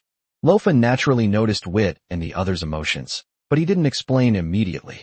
Instead, he let them each choose a stone platform before he began to introduce them. The stone platform in front of you is not an ordinary stone platform, but an experimental alchemical item. Each stone platform is engraved with some commonly used special magic circles. Now, place your claws on the stone platform, then channel the magical elements within you into the platform before you. Upon hearing this, the dragons stared at the stone platform in front of them with curiosity, and followed Lofa's instructions to pour elemental power into the platform. When Wit heard the words, experimental alchemical items, Boko's testing platform immediately came to mind. The stone platform in front of us is only different in size from Boko's test platform. The materials are exactly the same. When he infused the stone with magical elements, a faint glow appeared on the stone platform. Then, magic circles lit up on the surface of the stone platform, eventually forming 3 magic circles. The magic circle in the middle is called the constant temperature circle. It can keep the temperature at the temperature you want. Of course, the higher the temperature you want, the more elemental power it consumes. The magic circle on the left is called the annihilation array. Waste produced during the alchemy process can be placed on it, and it can annihilate most things. So don't put your claws on an annihilation array that's already activated, if you still want your claws. Billy chuckled sheepishly and withdrew his paw, still feeling a lingering fear in his heart. This thing is way too dangerous. Lofa turned her gaze away from Billy and continued. The magic circle on the right is called the shaping magic circle. It can shape the materials you put into the shape you want. The alchemy class shall now officially begin. Chapter 78 Wit's Stomach. Chapter 78 Wit's Stomach. Alchemy class is now officially beginning. As soon as Lofa finished speaking, a large pile of ore in a metal pot the size of a head appeared in front of Wit and the others. Do you remember what I meant by alchemy? Alchemy is the process of transforming something that is useless to us into something that is useful to us. Most of the stones in front of you are iron ore. Iron ore is useless to us, but metallic iron, refined through alchemy, is a material with a wide range of uses. In particular, when mixed with other things, it can produce some relatively hard mixed metals. In addition to being hard, these mixed metals are also excellent carriers for magic circles. The magic circle is one of the important components of the alchemical golem. Therefore, your next task is to refine these ores into mixed metals. How exactly to mix them is up to you to figure out. To reiterate, alchemy, in terms of operation, does not require the same level of precision as potion making and magic circles. Alchemy lies in imagination and discovery. The interesting thing about alchemy is that you never know what you'll create. Of course, alchemy is not without standards, and there are optimal proportions and effects of various mixed metals, but those are things recorded in books. By following the instructions in the book and making corresponding alchemical products, you may indeed become a qualified alchemist, but you will not become an excellent alchemist. I prefer excellence to mere passability, and I love the unknown and surprises even more. Besides, that pot is the container. Click. Just then, a crisp cracking sound attracted the attention of all the dragons, including Lofa. Billy smiled awkwardly, holding the iron ore he had already bitten into. It looks delicious. Wit sighed helplessly and was about to say something when he saw that the other dragons turned their heads away as if they hadn't seen anything. Seeing this, Wit swallowed the words that were on the tip of his tongue, and then he turned to look at Celine with a blank expression. Fortunately, Celine knew about Wit's situation and whispered, "Besides meat, ores are also food for crystal dragons and metal dragons, and they are quite important. The metallic elements in the ore can make the scales of crystal dragons and metal dragons harder. By the way, when you see the ore, don't you feel any urge to eat it?" As she spoke, Celine shifted her body, revealing her behind her. The other person's mouth was opening and closing as he chewed slowly, but he was making much less noise than Billy, who had been listening attentively and hadn't even noticed. While sitting next to Celine, Isa didn't eat, but her eyes were fixed on the ore in front of her, and a trickle of tears even flowed from the corner of her mouth. Seeing this, Wit silently turned his gaze to the pile of ore in front of him. "Okay, I have absolutely no urge to eat it." At this moment, Lofa suddenly spoke up. "Although the absorption effect will be better if you eat it after you have left the young dragon stage, it is still not bad as a snack. You must be Wit. I've heard Winters talk about you. Would you like to try some? Although your race is now a star dragon, you still possess the bloodline of a silver dragon, which might allow you to absorb metallic elements from ores." Upon hearing this, Wit hesitated for a moment, then grabbed a piece of iron ore and stuffed it into his mouth. The sharp and hard teeth chewed the iron ore into tiny pieces. It had no taste at all. It felt like eating dirt, but the texture was surprisingly good. Moreover, as he chewed, a sense of pleasure emanating from the depths of his blood made Victor's eyes light up. "Wit, your body." Hearing Celine's slightly surprised voice from behind, Wit subconsciously looked down. "Why does my body feel like my scales are much shinier?" After a moment of hesitation, Wit swallowed the remaining ore in his mouth and then looked up at Lofa. "My body is. Don't worry, let me take a look first." Hearing Lofa's gentle voice as always, Wit felt relieved and waited quietly. Luofa then released his spiritual power to carefully investigate. After a moment, Lofa chuckled softly. "Don't worry, it's a good thing. Although the exact reason is unknown, your dragon stomach has prematurely exited the juvenile stage. Therefore, you can absorb the metal elements in the iron ore very well, which will make your dragon scales harder than other dragons of the same age. I suggest you talk to Winters about this. She'll make arrangements that are best for you." Upon hearing this, all the dragons except Wit's expression changed. Friends are friends, but the pride of the dragon will not allow them to be content to lag behind it. Wit's much larger size had always been a source of frustration for Celine and the others, so they had been working hard to train and try to catch up with him. Now that Wit's dragon scales can be strengthened ahead of time by consuming ores, it will be even more difficult for them to catch up. But this is also a physical advantage, and no matter how unwilling they are, they can only watch and cannot imitate it. Especially Celine and Dinette. Neither of them are metal dragons or crystal dragons. Eating minerals will only cause them indigestion. The enhancement of other dragon scales is accomplished through other means. Vittor had no idea what the other dragons were thinking. After hearing what Lofa said, he made up his mind to go and explain the situation to Winters after class. The Wit affair was just a minor incident. Next, what Wit and his team need to do is smelt the iron ore on the test bench. Of course, the process will not be so smooth. Lofa only taught them how to use the 3 magic circles on the experimental table, and then left all the time to Vit and the others. There is absolutely no mistake that a constant temperature array is needed to smelt ore. But what about temperature? Wit didn't know. He could only try little by little. When Wit got serious, he automatically shut out the noise around him. He first categorized the several obviously different ores. As Lofa had mentioned before, the most common one was iron ore. He selected several pieces of iron ore and placed them in a metal pot, then put it on a constant temperature array. Wit then carefully manipulated the magic array to gradually increase the temperature. Soon, the ore in the metal pot reached a red-hot state and began to melt little by little. Seeing this, Wit stabilized the elemental input, maintaining the magic circle at a constant temperature, and then he began to wait. Lofa looked at Wit and nodded. It was a very cautious approach, but it could only be described as conventional. Most of the other dragons were the same, except for Billy next to Vittor, who caught his eye. Billy casually grabbed a handful of, or threw it into the metal pot, and started smelting it, just like he was fooling around. Chapter 79, So You're Not Stupid After All. Chapter 79, So You're Not Stupid After All. Witt's eyes were fixed on the metal pot. At this point, the iron ore in the pot had become molten and contained many impurities. Witt was no stranger to metal smelting. In the world of his mind, iron was a metal material with extremely wide applications. Of course, his knowledge of that world came solely from his father. He also knew that memories were not something that could be completely trusted, as cognition could lead to errors and omissions in memory. Therefore, the memories his father left him could only be used as a reference. Witt knew that iron had a melting point of over 1,500 degrees Celsius. This world is different from that world. This world has magic, and magic can simplify many complex concepts. Like right now, Witt didn't know what a temperature of over 1,500 degrees Celsius meant, but he could directly observe the presence of iron in the molten material using his mental power. Of course, in this world, this is called iron. When the iron in the pot accumulated in large quantities, Witt knew it was time to remove those impurities.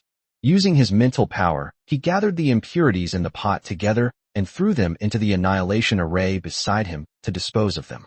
He frequented Boko's lab and was all too familiar with this scene. Of course, this was the first time he had ever done this. After removing the impurities, Witt withdrew the elemental power and stopped the operation of the constant temperature array. Soon, a lump of iron, emitting a pale yellow color with a hint of red and appearing red-hot, solidified in the pot. Before the iron block cooled down, Witt quickly took it out of the pot and then smashed it on the test bench into a square metal block. Sharp. As the incantation was chanted, one of the fingers on Witt's right claw became thinner and longer. Then, he carefully divided the square metal block into 64 evenly sized pieces. After finishing, Witt turned his attention to several other metal ores. Of course, he didn't know many kinds. He only knew two kinds, copper ore and aluminum ore. Next, Witt simply repeated the previous steps.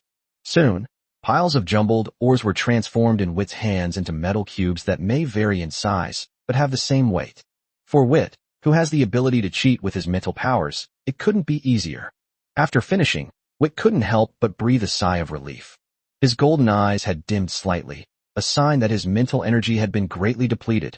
No matter how big he looks now, he is just a 2-year-old dragon, and his spiritual power grows entirely naturally. Alright, let's take a break. Lofa's voice rang in Witt's ears. Witt looked up and saw Lofa looking at him with a hint of admiration in his eyes. No wonder Janice chose you as her student. You are meticulous and organized in your work. You are really suited to learn how to draw magic circles. The purity of these metal blocks has exceeded 80%, which is a very good result compared to the mental strength level of a young dragon your age. I look forward to your... Haha, I finally got it working. Before Lofa could finish speaking, Billy next to Witt suddenly roared, then raised his head high and looked around smugly. Before him was an irregular, even ugly, grayish-white metal block. However, he soon noticed that the other dragons were completely different from him. Celine and her group made a similar choice to Witt, smelting each type of metal or separately. At this point, the personality of each dragon becomes apparent. In front of Witt were stacks of metal cubes, which showed meticulousness, even to the point of being obsessive-compulsive. Celine was similar to Witt, but her metal blocks were larger, and they were all shaped like dragon scales, making them look somewhat messy and inconsistent in shape. It was obvious that she went from being enthusiastic at the beginning to being bored and perfunctory later on, clearly showing that she was the kind of person who only had a short attention span. Isa's were similar to Witt's, but her metal blocks came in all sorts of shapes, and some even bore the marks of the fine scales from her claws.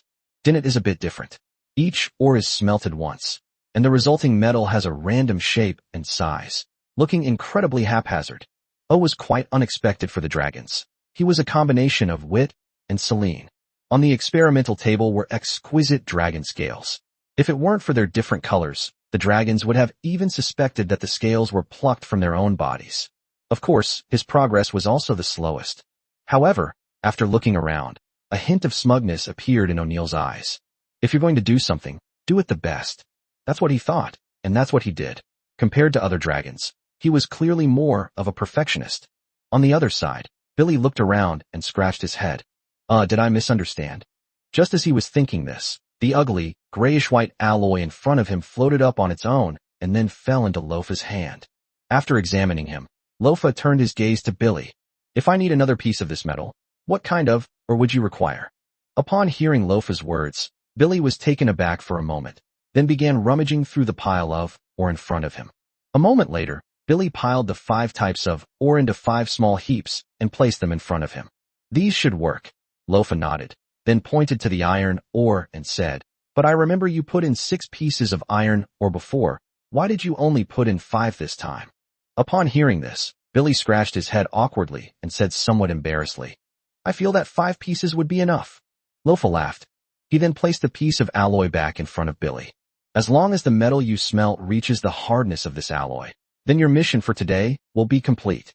Upon hearing this, the dragons were stunned for a moment, then looked at Billy in astonishment. They never imagined that their methodical approach would be less efficient than Billy simply throwing in a few pieces of ore, smelting them haphazardly.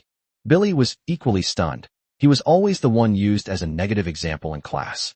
But today he has become the standard for whether someone is qualified or not.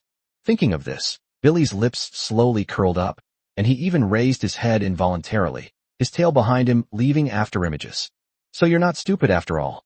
Upon hearing this, Billy's face stiffened, and he glared angrily in the direction from which the voice came, only to see Wit scratching his head in embarrassment. Wit was indeed embarrassed. Although he had always felt that way, it was never appropriate to say it in front of Billy. Thinking of this, Wit smiled apologetically. I'm sorry, I didn't mean to. Chapter 80, Mentally Disabled Children, Have Lots of Fun. Chapter 80, Mentally Disabled Children, Bring Joy. Sorry, I didn't mean to. Upon hearing Wit's words, Billy firmly stated, No, I don't accept your apology. What kind of relationship do we have that you need to be so polite with me? Oh. Billy's words startled the dragons at first. Then Celine and the others sneered and looked at Billy with disdain. Noticing Celine's gaze, Billy arrogantly raised his head, pointed his nostrils at Celine, and stuck out his tail, nodding at them one by one. I treated you all like brothers, but what did you just do? Sell me out. Especially you. As he spoke, Billy's tail straightened instantly, almost poking into O's nostril. Seeing the tip of the tail in front of him, Ao's eyes widened, and he was about to extend his claws. But Billy, sensing the danger, quickly retracted his tail, then grabbed Victor's tail and watched O warily. What do you want to do? Let me tell you, Wit is protecting me now. If you want to lay a hand on me, you'll have to defeat Wit first. Upon hearing this, Ao glanced at Wit with considerable apprehension, then snorted coldly and continued fiddling with the ore in front of him. Anyway, Billy is weaker than him. When Victor is not around, it will be a piece of cake to teach him a lesson. What a coincidence. The other dragons thought the same thing, and after giving Billy a deep look, they all continued to study their own alloys. Wit looked at Billy, who had become arrogant again because of Celine and the others' avoidance, and his gaze became somewhat strange. Well, he overestimated this guy. This guy is such an idiot. He doesn't even realize that he can't be by her side every moment. If Celine and the others wanted to teach him a lesson, it would be a piece of cake. Moreover, if it were a serious challenge, he wouldn't be able to interfere. With a sympathetic look at Billy, Wit pulled his tail back, though it was somewhat reluctant, but the body was ultimately his. Thinking this, Wit glanced at the tail that was wagging in dissatisfaction. He needed to find a time to make it understand who was in charge. Billy's claws were empty when he saw Wit busy himself again. His eyes darted around, and he darted to Wit's side. Boss, do you need my help? Wit waved his hand. I'll do it myself. Upon hearing this, Billy was a little disappointed, but the next second, he cheered up and slipped over to Celine's side. Do you need my help? Celine, who was already somewhat irritated by falling behind Billy, narrowed her eyes upon hearing this, and a murderous aura naturally emanated from her. Climb. Okay. Billy shuddered, quickly fled from Celine's side, and then ran to Dinet's side. You can't do this. Do you want me to help you? Dinet chuckled softly. I don't mind, but this is a classroom, and I can only complete my tasks by myself. By the way, would you like some? As he spoke, Dinet picked up a piece of ore and waved it in front of Billy's eyes. Billy's eyes lit up at the mention of food. May I? Of course. Come on, let's shake hands. As he spoke, Dinet spread out his left paw and placed it in front of Billy. Although he didn't know why Tennyson made him hold his paw, Billy still instinctively placed his paw on it. Very good, open your mouth. Upon hearing this, Billy quickly opened his mouth. Dinnet tossed in a oar, a smile playing on his lips, then waved his hand. All right, go ahead and do your thing. Scratching his head, Billy chewed on some oar, craned his neck, glanced at Isha, who looked like a tough nut to crack, then at Awa, and got glared at. Withdrawing his gaze, Billy swallowed the chewed-up oar and turned his attention to Lofa. He paused for a moment, then ran toward Lofa's tail. As a fellow red crystal dragon, he felt that Lofa's tail was much more beautiful than his, and he wanted to take a closer look. With the scoundrel gone, Wit and the others all breathed a sigh of relief, and then got busy with their own tasks. As for Lofa, he kept his eyes half closed and showed no intention of speaking, no matter what happened in the laboratory. Being active, curious, and unpredictable were all in the nature of a young dragon, and no dragon would try to stop him. Moreover, this batch is much better than the baby dragons I've raised before. In the past, it was common for students with bad tempers to fight in class. Just as he was thinking this, he felt a strange touch on his tail. He rolled his eyes and found that Billy had climbed up his tail and was climbing onto his back. After a moment of silence, Lofa prepared to fall silent completely.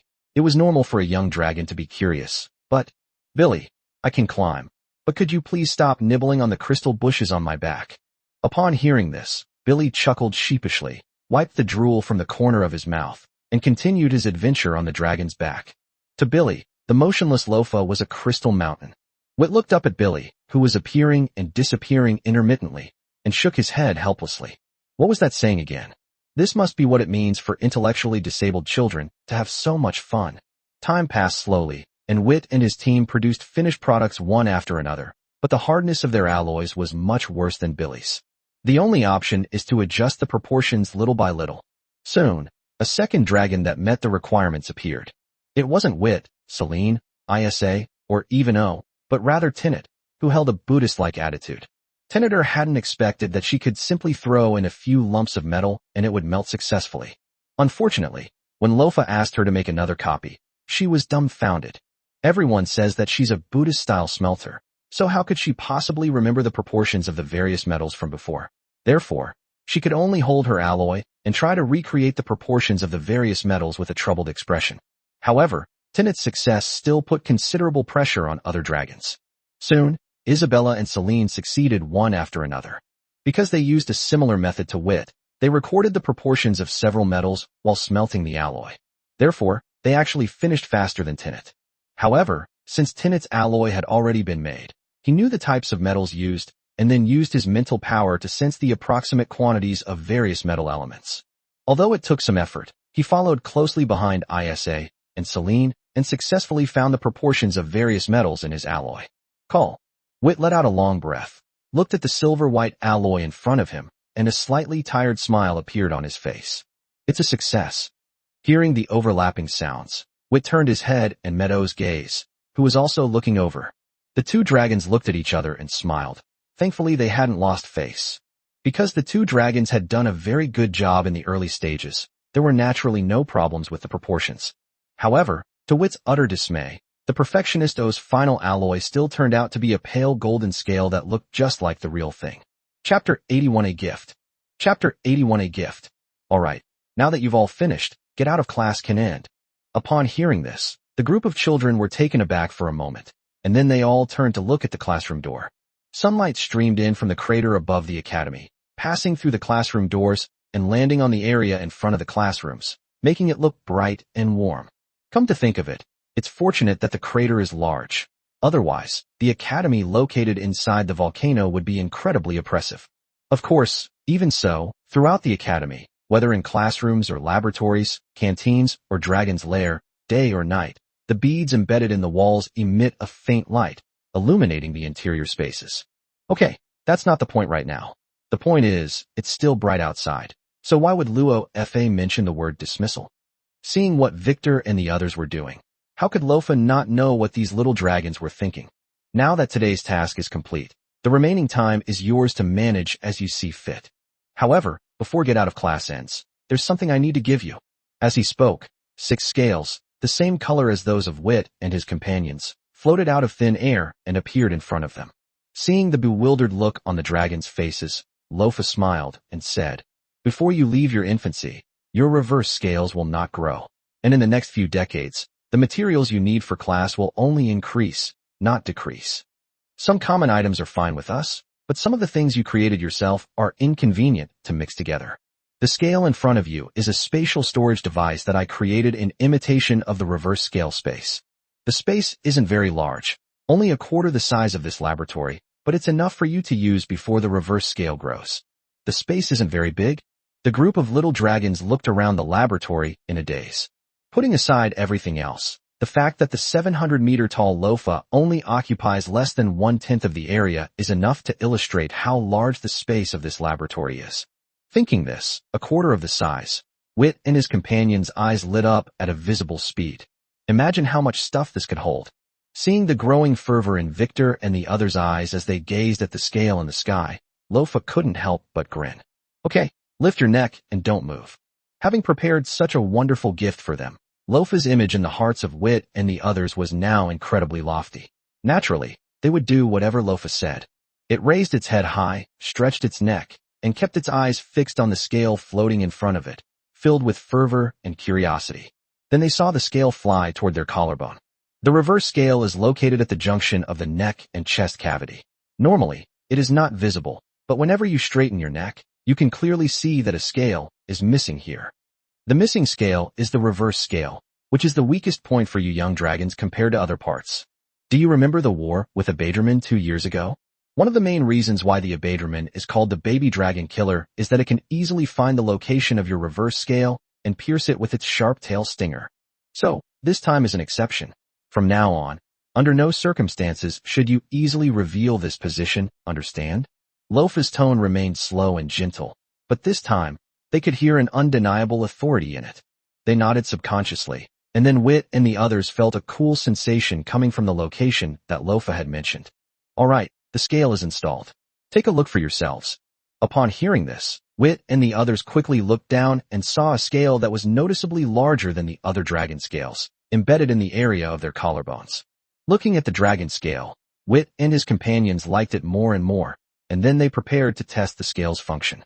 But at that moment, Loafa looked at Wit and said, Wit, although saying this might disappoint you, this scale is more of a magic circle than an alchemical creation.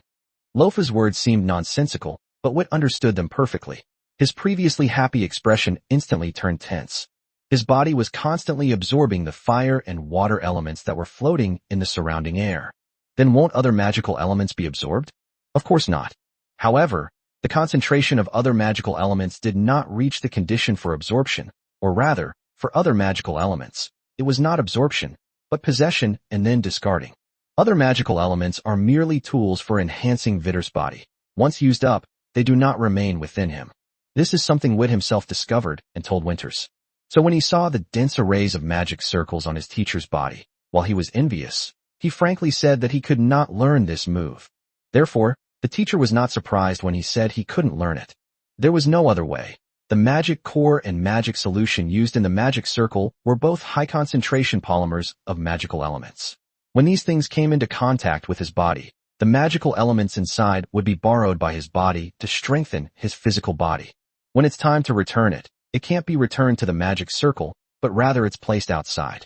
Thinking this, Wit looked at Loafa with trepidation. Then this scale. The excitement on the faces of the other dragons gradually faded, including Isa. Although there were conflicts and frictions, they were mostly jokes rather than real antagonism. Looking at the dragon's expressions, Loafa said helplessly, All right, I admit I spoke a little slowly, but please relax, Vittor, you too. I didn't mean that you can't use this scale.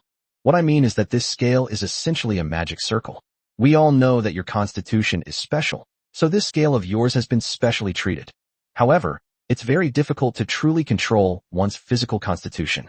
Therefore, you need to pay attention to the color of that scale from time to time. When it gradually changes from silvery white to grayish white, you need to go to your teacher. Otherwise, if the array on this scale collapses, the space inside the scale will also collapse. As for the contents inside, they might fall beside you, or they might fall far away. Most likely, they'll be annihilated by the collapsing space. Hearing that he could still use the scale, Wit was finally relieved. Then, he gave Loafa a resentful look. Winters, who teaches magic, is a terrible student who gets sleepy whenever he sees a book. Boko, who teaches herbs, is a mad scientist whose laboratory is full of dragon organs. And the teacher who teaches array formations is an arsenal, whose wings are covered with magic circles. I thought Lofa would be more normal, but I didn't expect him to be someone who talks in a lot of breathless gasping. Well, now that I think about it, Lofa is actually normal. Chapter 82 Celine flew away. Chapter 82 Celine flew away. Get out of class is over. It wasn't evening, but afternoon. There are still 2 or 3 magic hours before it gets dark. With the storage space, Wit and his friends were able to keep everything they made in class. Because the laboratory contained a dangerous magic array called the Annihilation Array, Lofa didn't dare to leave directly like Winters and the others. Instead, he took Wit and the others with him. Without a teacher's guidance, the magic circle set up at the laboratory entrance will prevent the young dragon from passing through. Of course, when Lofa left, he didn't forget to remind Wit and the others that the things they made in this class couldn't be thrown away carelessly, as they would need those metal ingots and alloys in the next class. As the shadows cast on the stone corridor floor grew smaller, all the dragons except Billy and Isaac instantly moved away from Vit and looked at him warily. Wit rolled his eyes. You mean what you say? Since you sacrificed Billy to me, I won't attack you anymore. By the way, your jokes were really nasty. I really thought I was sleepwalking. Hearing Wit's words, Celine and the others breathed a sigh of relief. Then, they looked at Wit again, this time with a questioning look in their eyes. Noticing the looks in Celine's eyes, Wit realized there was something he hadn't told them yet. After a moment's hesitation, Wit looked at Celine and the others with a hint of apology in his eyes. I'm sorry, I should have talked about this last night, but I was so tired that I fell asleep outside. You tricked me again today, so I don't have time to talk about it. Celine was a straightforward person, and when she heard Vittor beating around the bush and not getting to the point, she couldn't help but frown. Get to the point already. Listening to this is exhausting. Upon hearing this, Wit scratched his head. I'm now Miss Janice's student. Billy, standing to the side, instinctively chimed in. Me too. The other dragons weren't as simple-minded as Billy. They quickly understood what Wit meant. You mean you want to learn magic circles from Janice? Wit glanced at Tinnet, nodded, and then told the dragons about his vision for his future magical path. In short, that's why I wanted to learn magic circles, and Janice thought my approach was sound and was willing to take me on as a student. Ao nodded. If I were you, a magic circle would indeed be a good choice in this situation. Since you intend to explore the mysteries of magic through a magic circle, then you don't need to attend Winter's magic class anymore. I think this is the message you're planning to tell us. Celine was no longer as irritable as before. Her tone was somewhat inexplicable, and her bright golden eyes stared directly at Wit, without revealing any emotion on her face. Upon hearing Celine's words, the other dragons simultaneously turned their gazes to Wit, their eyes filled with questions. Looking at Celine like this, Wit felt inexplicably guilty. Noticing Billy and the others' gazes, Wit hesitated for a moment, then nodded. The teacher said that I no longer need to attend magic classes, and Winters agreed. Upon hearing this, the two exchanged a glance, unsure of what to say. They have been inseparable for more than 2 years since birth. Putting aside whether they are qualified to disagree, just think about how they themselves learn and practice all kinds of magic in class, while Wit can only repeat incantations in a boring way and search for elemental nodes in the incantations. They just can't bring themselves to say they disagree. Suddenly, Celine turned around without a word and jumped down the corridor. After spreading her wings, she flew upwards. Wit was stunned for a moment, then subconsciously wanted to chase after him, but Tinnet blocked his way. Seeing the puzzled look in Wit's eyes, Tinnet shook his head. We understand your choice, and so does Celine. She just hasn't figured it out yet. Besides, you know her temper. At this point, no matter how you explain, she won't listen, and she might even start a fight with you. Wit, give her some time, she can figure it out. Upon hearing this, Wit hesitated for a moment, then sighed. He knew that Tinneter was right. But what about her side? I'll go keep her company. Seeing Tinnet's gentle smile, Wit felt relieved. Sure enough, Tinnet was always reliable. Thank you for your help. Tinnet shook his head, then spread his wings and flew upwards as well. After glaring at Wit, Isa chased after him. Wit turned to look at Billy and O. Why don't you all go too? If Celine gets angry, even just Dinnet and Isa might not be able to stop her. And what about you, boss? Wit looked up and smiled helplessly. The fact that you can use elemental magic puts a lot of pressure on me. I plan to go to Boko to learn some shaping magic first, and then go to the library to supplement my knowledge of magic circles. That's right, Wit's physical growth is fast enough to put enormous pressure on Billy and the others. However, Billy and the others' progress in elemental magic is also putting pressure on Wit. Dragon scales have a great resistance to magical elements, and so does dragon skin. However, this does not mean that elemental magic cannot harm a dragon's body. Resistance is not immunity. If the same 4-node elemental magic were to strike Billy, and if the dragon scales would shatter and the skin would be damaged if the same spot were attacked 10 times in a row, then it would take 30 strikes, or perhaps more, to strike Vittor. The point isn't the number of times. The point is that Vittor's scales can also crack and his skin can also break. Because the physical body alone cannot fight against magic, Winter said that only magic can defeat magic. Seeing his companions making progress in elemental magic, how could Vittor not feel pressured? Billy and O were taken aback by what Wit said. Upon closer reflection, it really is true. Wit's strength is increasing, and so are theirs. Only they are increasing in different areas. Thinking of this, O gave Wit a deep look. After I emerge from my juvenile stage, I want to fight you. Having said that, AO also flew upwards. Wit paused for a moment, then gave O's back a strange look before turning to look at Billy. I should have just said that our magic classes can no longer be taken together, not that all classes will no longer be taken together. Billy scratched his head blankly. Boss, should I pass this message on to them? Upon hearing this, Wit looked at Billy speechlessly, then suddenly sprang up, grabbed Billy by the tail, and threw him out of the stone corridor. Get out of here. He didn't want to talk to a dragon whose brain only had one cell. Chapter 83 The title girl is missing, and the author is trying hard to find her. Chapter 83 The title girl is missing, and the author is trying to find her. Billy was caught off guard by Wit, but for dragons, flying is instinct. So he simply flapped his wings a few times and regained his footing. Boss, you don't need to take your anger out on me. Wit rolled his eyes. Get out of here. Okay. As soon as he finished speaking, Billy quickly slipped away. However, what Wit just said opened a new door for him. Although Wit is strong now, but its strength lies in its physical body. If he learns magic quickly enough, he might be able to defeat Vittoria with elemental magic in the future and become the boss himself. Just thinking about it is exciting. Moreover, Wit has already stated that his progress in elemental magic has put pressure on his opponent. With that thought in mind, Billy suddenly felt motivated to learn magic.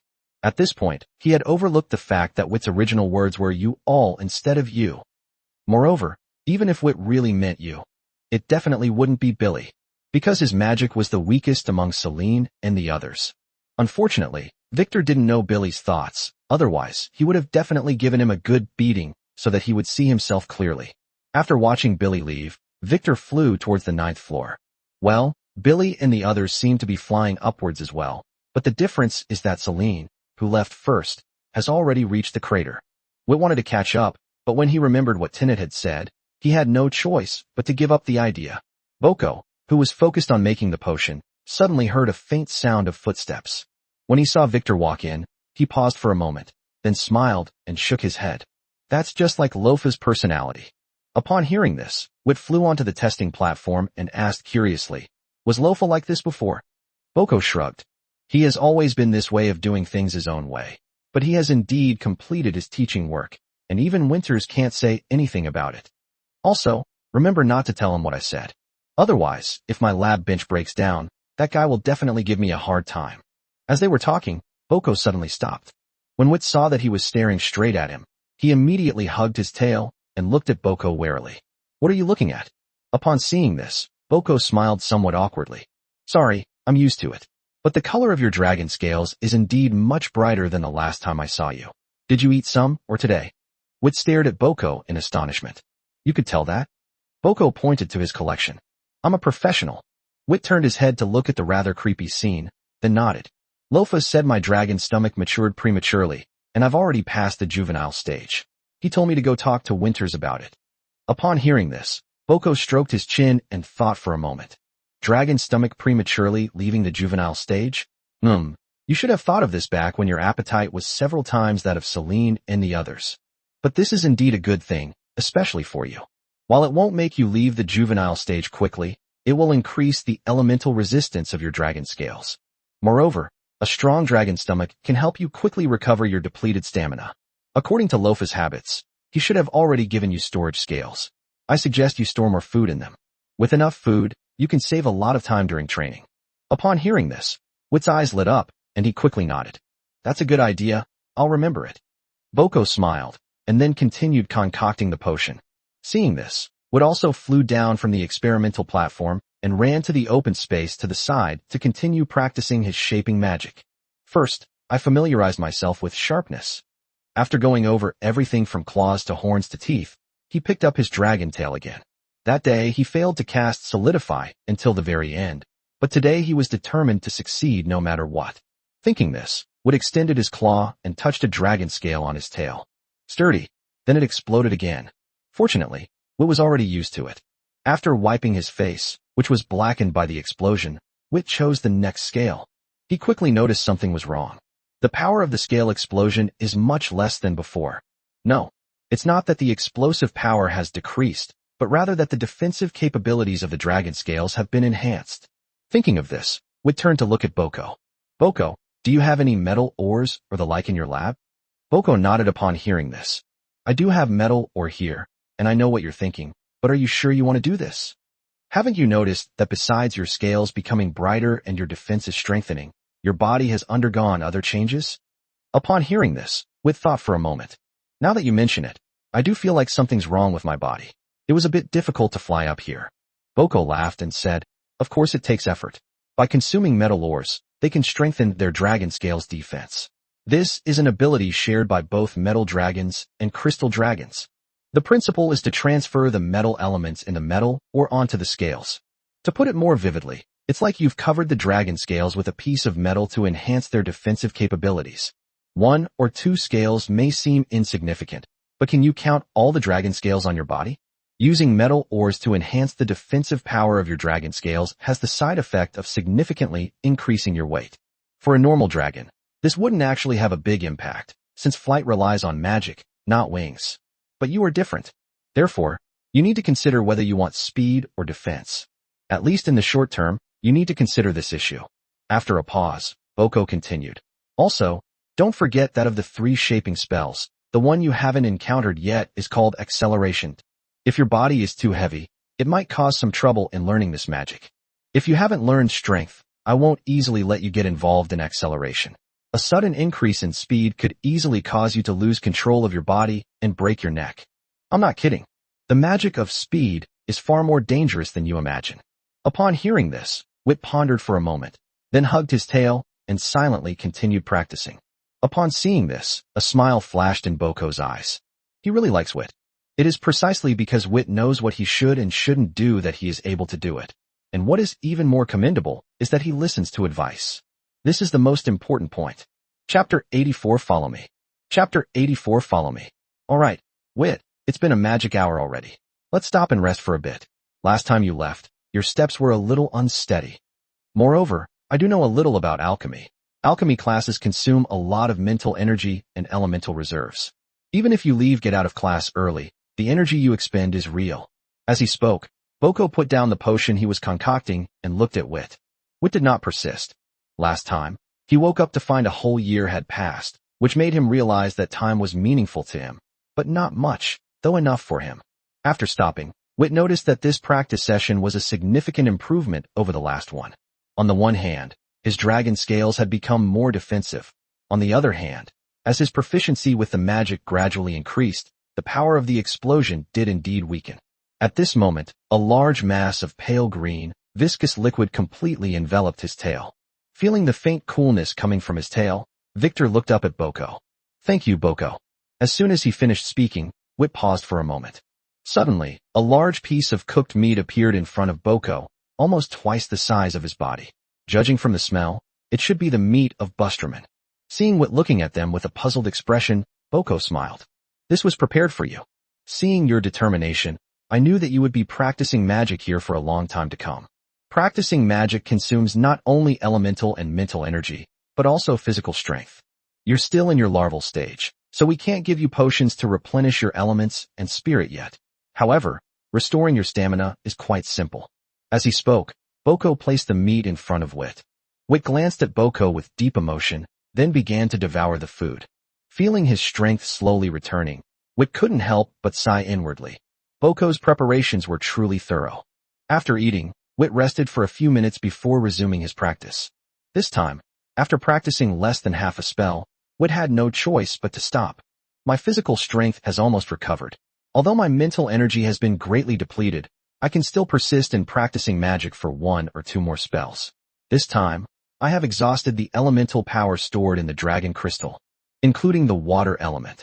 Speaking of the water element, Witt later realized how naive he was to hide his ability to breathe 2 different kinds of air when he was born.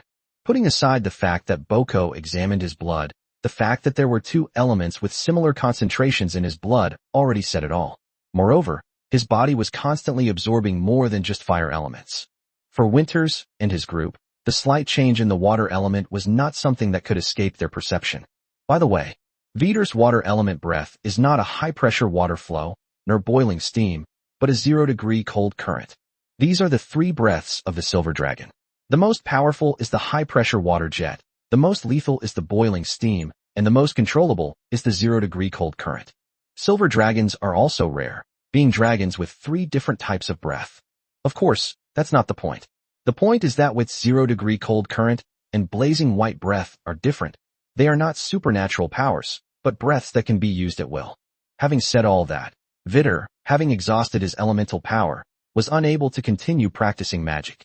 After Boko treated him, Witt left Boko's laboratory and flew towards the library on the 8th floor. In the library, Witt painstakingly retrieved the book about magic circles. The teacher had already reminded him that if he really wanted to learn magic circles, he couldn't just play around with them during class anymore. He needed a lot of explosions. Although I don't quite understand, that's exactly what the teacher told him. Because of the word explosion, Witt was both excited and apprehensive about officially starting to learn magic circles from his teacher the next day.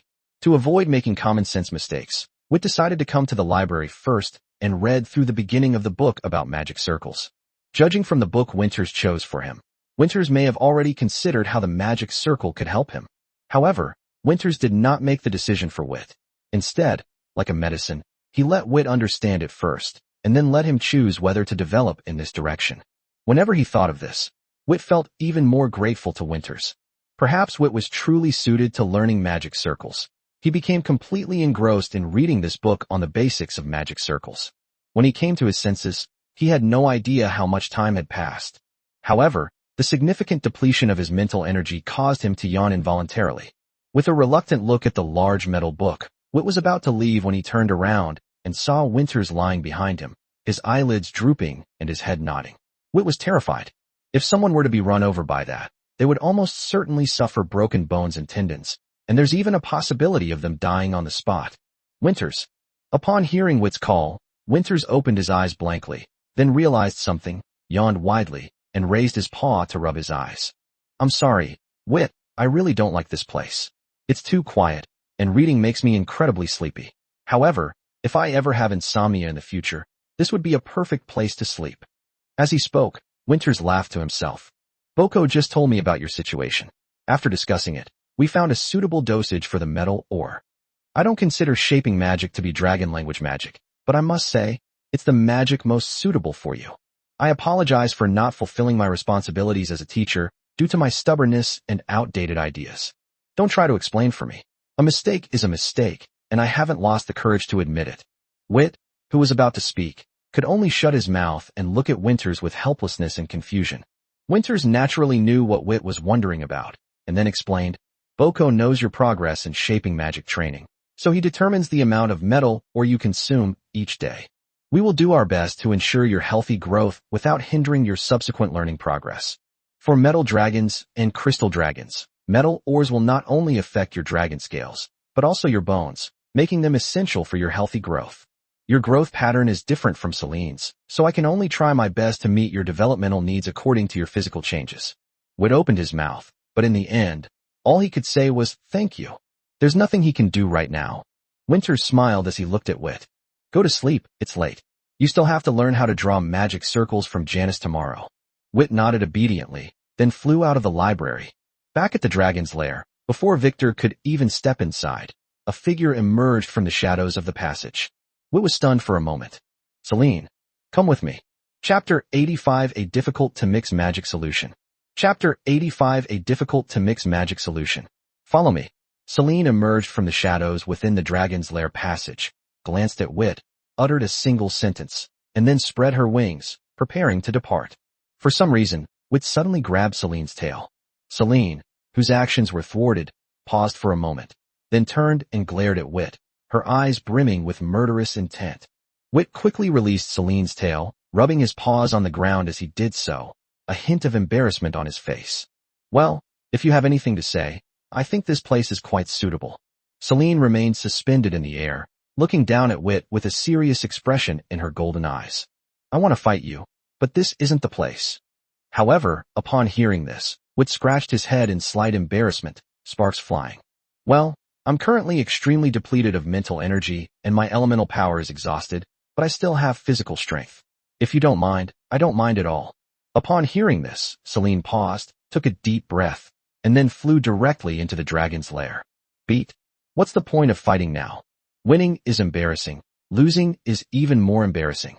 As for why she fought with Wit, well, she left without saying a word today, which was indeed a bit wrong.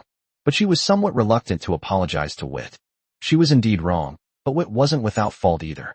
These things should have been clarified sooner rather than later. But if she didn't apologize, she felt that the atmosphere would be awkward when they got along in the future. After much thought, Celine came up with a brilliant idea, to fight. In Celine's mind, there's nothing better than a fight to defuse an awkward situation. Even after the fight, we're still good friends. So she waited for Vittor to return at the entrance to the dragon's lair. But who would have thought that Wit would come back so late? She had almost fallen asleep. Looking at Wit's nonchalant attitude, Celine felt both wronged and angry. Therefore, the tone was inevitably somewhat forceful. As for now, all that's left is awkwardness. She had completely forgotten that Vittoria had gone to practice magic. How could he possibly be in perfect condition after such a long time? To cover up her embarrassment, Celine could only rush back to the dragon's lair as fast as she could, then go to sleep, pretending that nothing had happened. Wait, Celine. Hearing Wit's voice behind her, Celine stopped instinctively, then turned around and looked over, still remaining silent. Tomorrow you have a magic class, and I need to learn magic circles, so my condition definitely won't be perfect. How about this? The day after tomorrow, we'll rest, which will be perfect for me to fight alongside you. Upon hearing this, Celine paused for a moment. When she met Vittor's apologetic gaze, a pang of regret rose in her heart, and she lowered her head. Wit, do you think I'm being unreasonable? Hearing this, Wit asked in confusion, what nonsense? Didn't you find fighting with O and the others too boring, so you came to me?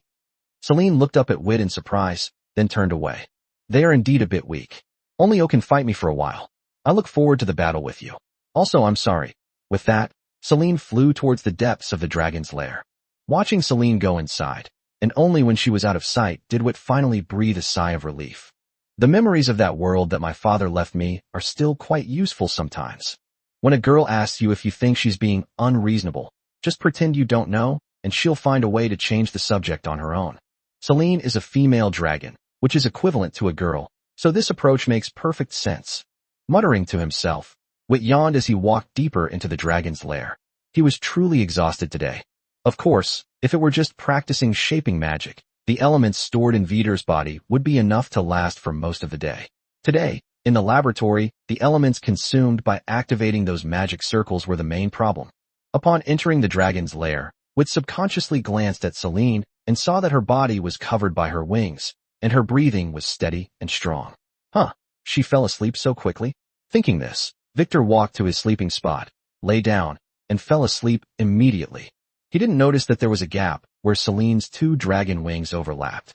Through the gap, Celine kept looking at him until he fell asleep, and then the gap closed up. What Celine didn't know was that when the gap between her wings closed, the wings of the other 3 dragons all moved. The next morning, all the dragons went to the cafeteria for breakfast. On the way, when they talked to each other, they never mentioned what happened yesterday. After ISA arrived, the dragons ate together, and then their eyes were focused on Vittor. This left Wit feeling somewhat amused and exasperated. It's only for one day. It's not like we'll never see each other again. Why are you making it sound like a life or death separation? Upon hearing this, Ao snorted and then flew towards the magic classroom on the 4th floor. Seeing this, the other dragons said goodbye to Vittor and then followed. Seeing Celine and the others leave, Wit sighed helplessly. They're still just kids at heart. Then, he flew towards the 9th floor, to the teacher's laboratory. Even though he had already been inside the laboratory, Wit still wasn't used to the smell inside. The smell of blood is fine, but the stench is a different story. Of course, it wasn't a foul stench. It was probably just a few drops of blood on the corner of the lab. Otherwise, there would be no need for dragons to enter this lab. Dragons are natural hunters, and giant dragons are even more so, so their sense of smell is quite strong. It was just a faint smell, not strong, but the sensation lingering around the tip of my nose was quite unpleasant. Janus was studying the magic circle when he saw Wit come in. He put down his work, turned to Wit, and said with a smile, "Wit, are you mentally prepared?" Preparing a magic solution using dragon blood is far more difficult than preparing it using your own blood. Upon hearing this, Wei nodded, his expression becoming serious. After yesterday's intensive study, he finally understood how difficult it was to actually prepare a magic solution. The principle behind the preparation of the magic solution is to use the sap from the roots of the domia grass to suppress the activity of elemental forces in the blood. The lower the activity level, the more stable the magic solution. However, if there is too much sap from the roots of the domia grass in the magic solution, it will affect the flow of elemental power in the magic core, thus causing an explosion. The elemental power in dragon blood is quite active, so the reaction is quite noticeable when the juice from the roots of domia grass is added to dragon blood. However, dragons are different. The elemental power in the blood of dragon beasts is not very active. Therefore, the changes after adding the juice from the roots of domia grass are not very obvious, and it is easy to cause the magic solution to fail to be prepared. The consequence of failure is an explosion. Chapter 86 The Art of Magic Circles is Explosion. Chapter 86 The Art of Magic Circles is Explosion. Wit stared intently at the test tube in front of him. The blood inside, which was originally bright red, was now a pale blue. However, upon closer inspection, one can discover that there are also traces of red mixed in with the pale blue. This is a small dragon beast called Cass, which is about 30 meters long when it grows to adulthood. The dragon has no horns, walks on all fours, is slender, moves swiftly like the wind, and has its claws hidden in the pads of its feet, which allows it to easily approach its prey when hunting. Its body is covered with fur, beneath which are tiny scales. Its tail is about the same length as its body, and it is extremely powerful. Kazran is a solitary creature that prefers to be alone, and its adult form is generally at the gold level. Of course, this is not absolute and varies from person to person. Most Kazrans are compatible with the wind element, but they also vary from person to person. Just like the vial of blood in Wit's hand, it came from a Kazran beast with the affinity for water elementals. Incidentally, Kazdramin usually preys on the juvenile forms of Captorman or Wavedramon. That's right, these small dragon-like beasts are purely carnivorous. Because when carnivorous dragons are hunting or fighting for territory, individuals with origin magic will have an advantage in the process. After natural selection and elimination, carnivorous dragon beasts have basically mastered origin magic. Individuals possessing origin magic will have a higher level of elemental power activity in their blood compared to those without origin magic. Therefore, the dragon blood used in preparing magic solutions mostly comes from carnivorous dragons. At this moment, Wit doesn't look very clean. His face and body were covered in charred marks because this was not the first time he had prepared a magic solution. The previous times he had tried to test it, it had exploded. During the last magic circle class, Wit was extra careful when preparing the formula in order to save Billy some blood, and he succeeded on the first try. This time, Wit believed he was much more attentive when adding the juice from the roots of the Dominican grass than he was in class. Having acquired the basic knowledge, he was mentally prepared to use dragon blood to prepare magic solutions. But the result was repeated failures and repeated explosions. Every time there was an explosion, Wit would glance at his teacher, afraid that he would be disliked by his teacher for not being able to do even such a small thing well. Fortunately, no, the teacher's gaze towards him always carried a hint of encouragement. But the more this happened, the more nervous Wit became. That was the teacher's trust in him, but he kept betraying that trust. Thinking of this, Wit's hand holding the test tube trembled involuntarily. He was scared. He was afraid that the magic solution would fail and explode again this time. Wit knew, of course, that this fear was useless and might even distract him, but he just couldn't control it. Goo. Swallowing hard, Wit carefully dripped the last drop of sap from the roots of the domia flower. However, he got nervous and his hand trembled, causing an extra drop to fall in. The last trace of red in the solution disappeared, but Wit couldn't be happy at all. He had added an extra drop. It must have been a failure. That's what I thought, but the testing still needs to continue. Then boom. The scales that Wit was using for testing suddenly exploded and landed on his head. He wasn't seriously injured, but it froze Vittor in place, his claws still gripping the test tube. It has to be said that this test tube is quite sturdy. Despite such a close-range explosion, apart from being slightly blackened on the outside, it didn't even have a crack. Suddenly, Witt's raised paw dropped. The test tube fell onto the lab table and rolled around, and his face was full of frustration. Then, he turned to look at his teacher, who was still studying the magic circle. "Teacher, am I not suitable?" However, before Witt could finish speaking, his pupils suddenly contracted. His eyes were instantly filled with firelight, and then he saw his teacher extend a claw and block his way. Boom! A deafening explosion rang out, and even with the teacher's protection, Witt was still thrown away by the shockwave from the violent explosion. By the time he came to his senses, the defensive magic circle surrounding the storage shelves next to the laboratory cave wall had just dimmed. The deafening roar of the explosion made Witt shake his head violently, which relieved the tinnitus in his ears somewhat. Seeing Witt's expression, Janice scratched his head awkwardly. "Haha, it's amazing." Witt stared blankly at Janice. This isn't an explosion anymore. Although he didn't come into contact with the flames, he clearly felt the breath of death. Just as Witt was stunned, Janice reached out a paw and gently patted Witt's head, saying apologetically, "Sorry, did you scare me? But don't worry, a magic circle explosion is not usually that dangerous. Also, don't be discouraged." When the teacher was learning how to prepare the magic solution, he exploded hundreds of times before he finally succeeded.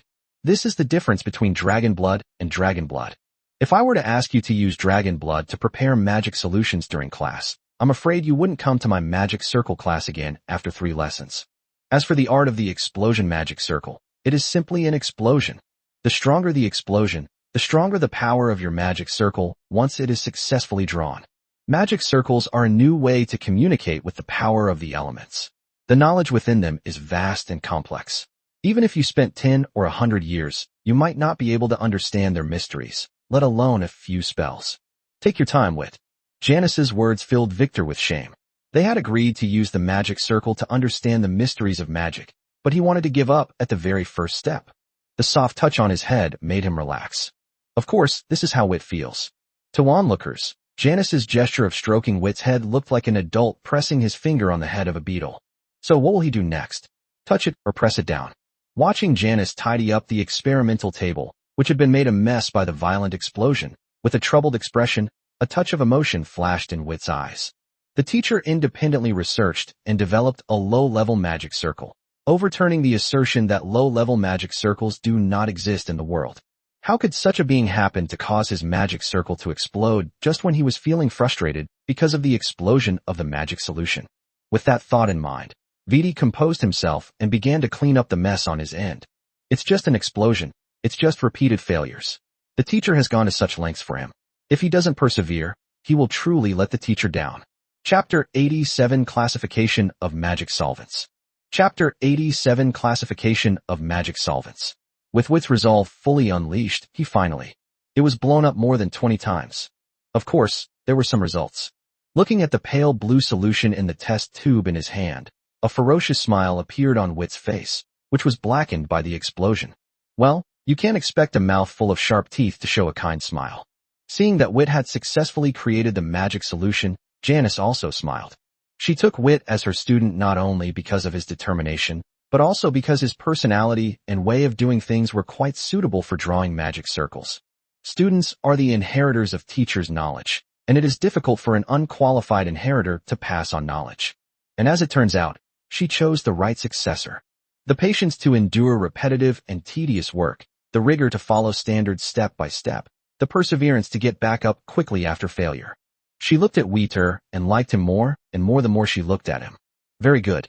Your talent in this area is much better than I expected. Now that you've successfully prepared it, keep going and try to fill it up before nightfall. As he spoke, Janice presented a small jar to Witt. Witt looked at the tiny jar in front of him, which was half his size, then at the test tube he was holding in his paw, and the magic solution inside that was less than half full. Teacher, you must be joking with me. Janice smiled. Okay, I was just kidding. It's definitely going to fill the jars, but there's no time limit, though I'd love to tell you that. Unfortunately, the prepared magic solution has a limited shelf life. I just took a look at your magic solution. Based on the rate at which the elemental power inside dissipates, it can only be preserved for a maximum of 1 month. After 1 month, if this magic solution is used again, it will definitely explode. Additionally, I must remind you that magic solutions with significantly different concentrations should not be mixed together, as doing so could lead to an explosion. It explodes instantly.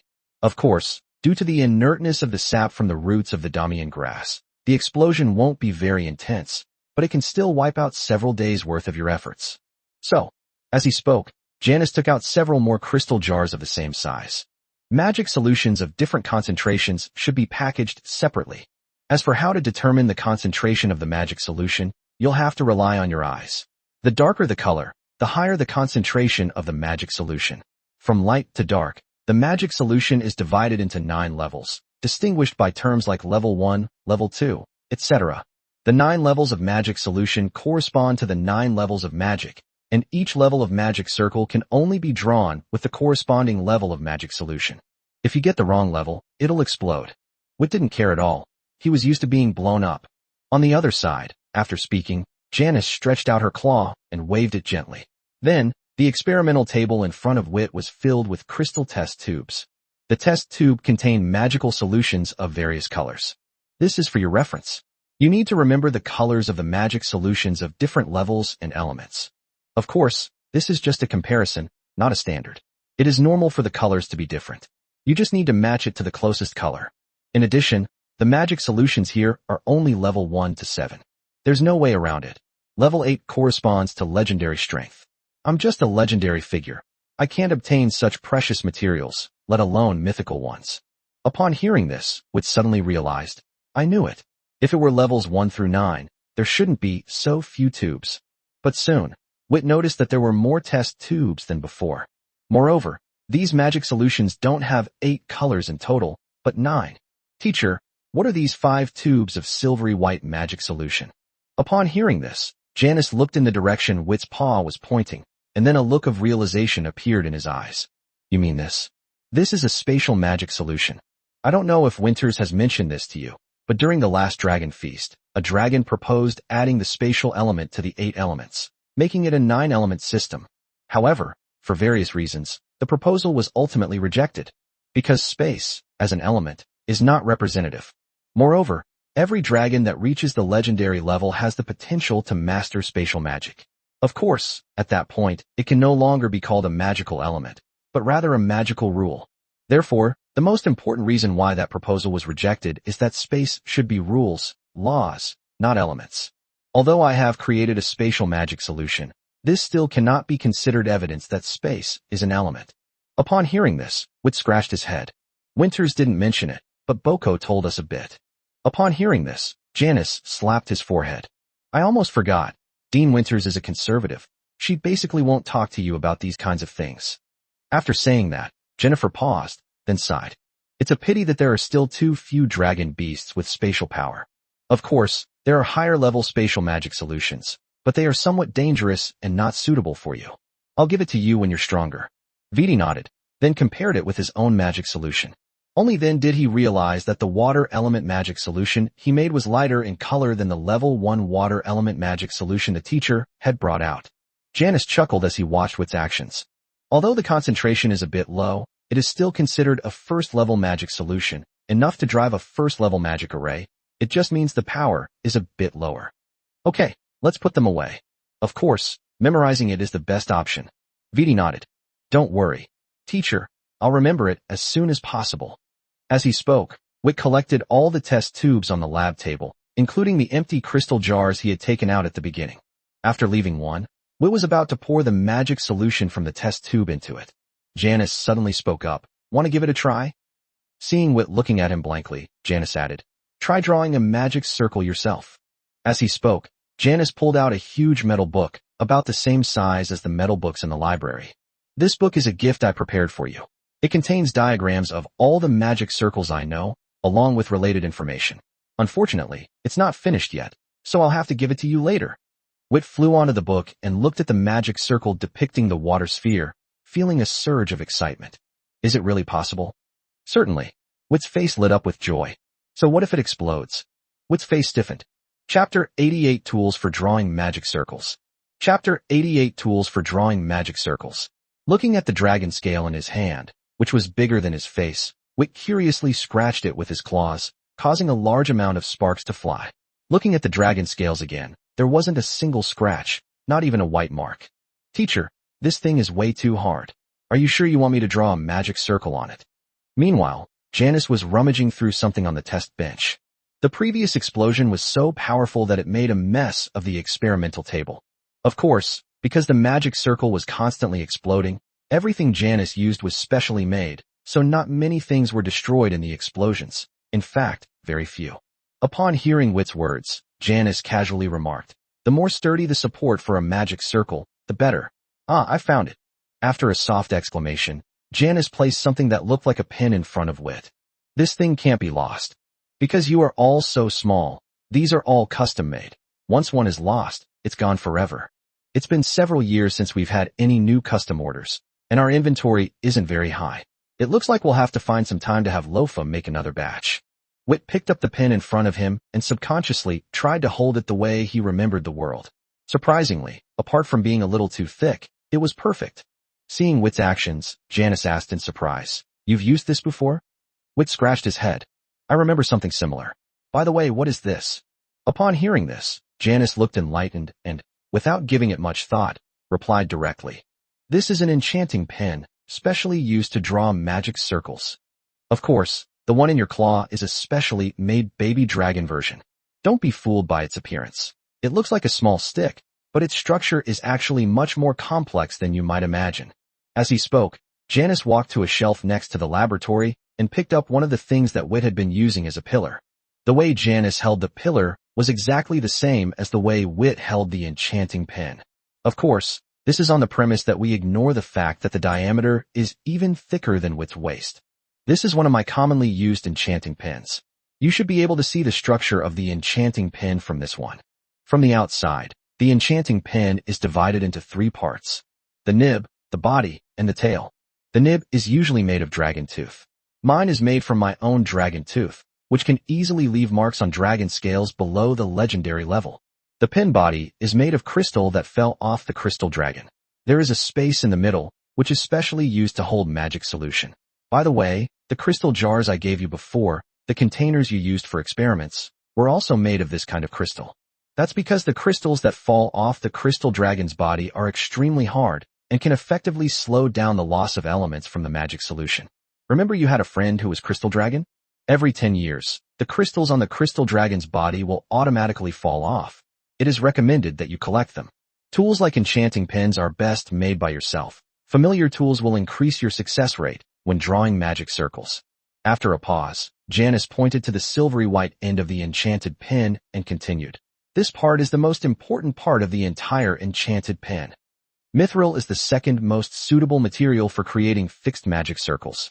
By the way, adamantite is the most suitable material. Magic solution is actually one of the 3 worst materials for making magic circle circuits. Unfortunately, both adamantite and mithril are extremely rare materials. Finding either of them relies entirely on luck.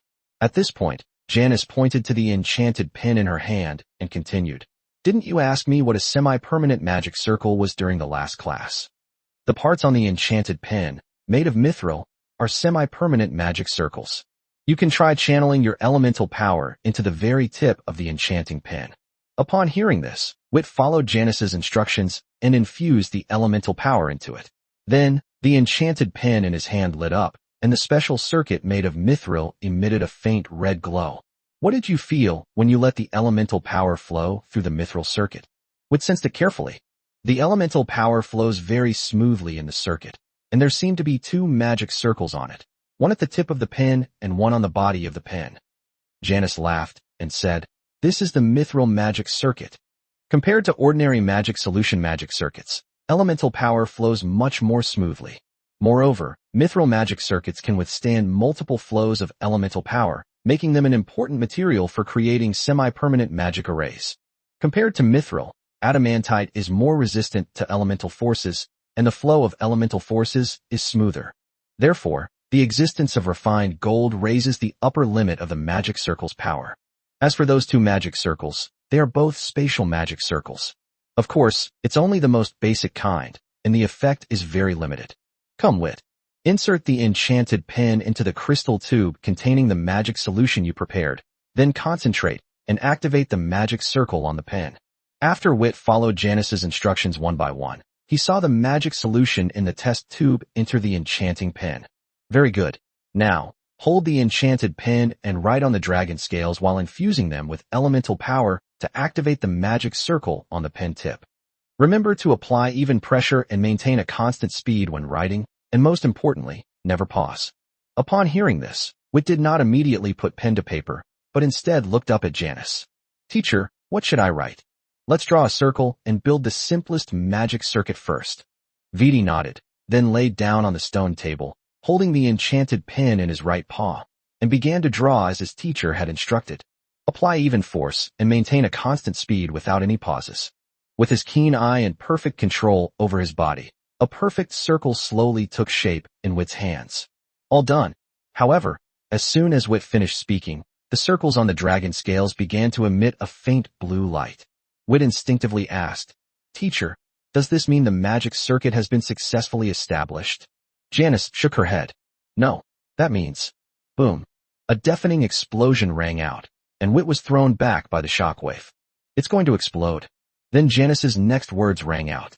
Wit got up, laughing and crying at the same time, and said, Teacher, you should have reminded me before I even asked that question.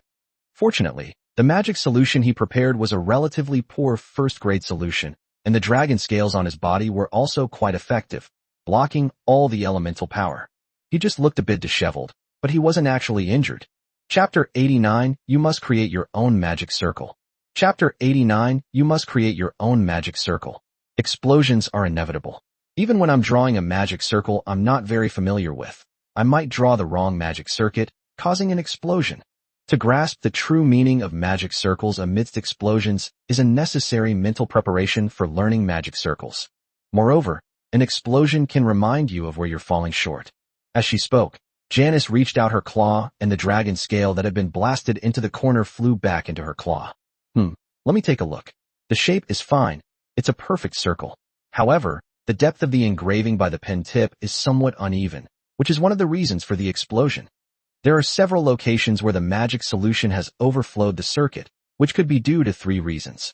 One issue is that when you input elemental power into the enchanting pen and activate the magic circle on the pen tip, the elemental power is unstable, causing fluctuations in the amount of solution extracted. Another reason could be that you pause during the drawing process. The last reason is related to the previous problem. The different depths to which the pen tip makes the cuts can also lead to uneven solution. These are the reasons why magic circuits are most likely to explode when inscribing magic circles. So, next, you need to practice these aspects. However, it's getting late, and you've already spent a lot of effort preparing the magic solution. Continuing to practice under these circumstances will only lead to less effective results. After a pause, Janice extended a paw, pinched Wit's tail with her fingertips, and then walked towards the storage shelf in the laboratory. Arriving at the storage shelf, Janice picked up Wit and placed him in front of a crystal jar. This is the blood of the Kazran you just used. Remember the location of this jar, as you will be dealing with it for a long time to come, until you have successfully drawn all water attribute magic circles with 5 nodes or less. Vittor nodded. He was quite clear about this. Magic can be roughly divided into 4 stages. Lower-level magic, middle-level magic, higher-level magic, and forbidden spells. A level 1 magic circle corresponds to magic with 5 nodes or less in the lower-level magic, while a level 2 magic circle corresponds to magic with more than 5 nodes, but less than 10 nodes. Mid-level and higher magic is much more complex than low-level magic. Magic with 10 or more nodes, but less than 40 nodes is mid-level magic. Magic with 40 or more nodes, but less than 70 nodes is high-level magic. And magic with 70 or more nodes, but less than 100 nodes is forbidden magic. For magic arrays of level 2 and above, for intermediate magic, every 15 nodes correspond to 1 level of magic array. And for magic arrays of level 3 and above, every 30 nodes correspond to 1 level of magic array. In summary, lower-level magic corresponds to level 1 and 2 magic circles. Mid-level magic corresponds to level 3 and 4 magic circles. High-level magic corresponds to level 5 magic circles. And forbidden spells correspond to level 6 magic circles. Forbidden spells are the most powerful magic below the legendary level. Above that, they are no longer elemental magic, but power at the level of rules and laws. Although it doesn't include specific instructions on how to draw a magic circle, it does contain all the basic knowledge about magic circles. However, the rules and laws mentioned therein were beyond Witt's comprehension. But if he remembered correctly, Winters had once said that if he could not use magic, he should strive to break through to the legendary level. Once he reaches that level, he will definitely be able to use magic, and that is because of this rule and law. When Witt saw these before, he was also stunned. He did not expect to see something Winters had mentioned in a book related to magic circles. Of course, these things are still too far away for him right now. He can't even figure out the simplest magic circuit. Furthermore, the author of this book is none other than his teacher. Seeing Vittor nod, Janice led him to another crystal jar. This is all sap from the roots of the Dominican vine. Remember this location as well. Also, as he spoke, Janice raised his other paw, which was now covered in dragon scales. Keep these yourself. Witt obediently put away the dragon scales, then looked at his teacher with a puzzled expression. Janice naturally noticed this, chuckled, and then said, magic circles and alchemy have something in common, including the target. The goal of alchemy is innovation, and magic circles are no exception. Being able to draw the magic circles left by the previous dragon does indeed allow one to receive help from the magic circles, but it cannot be considered an achievement in the field of magic circles. True achievement is creation. What is the essence of a magic circle? It is a new way of communicating with elements.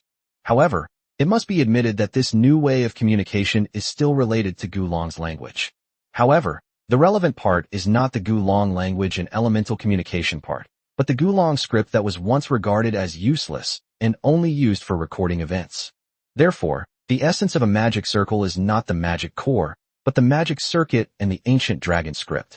Mastering these two techniques will grant you limitless potential in the realm of magic circles.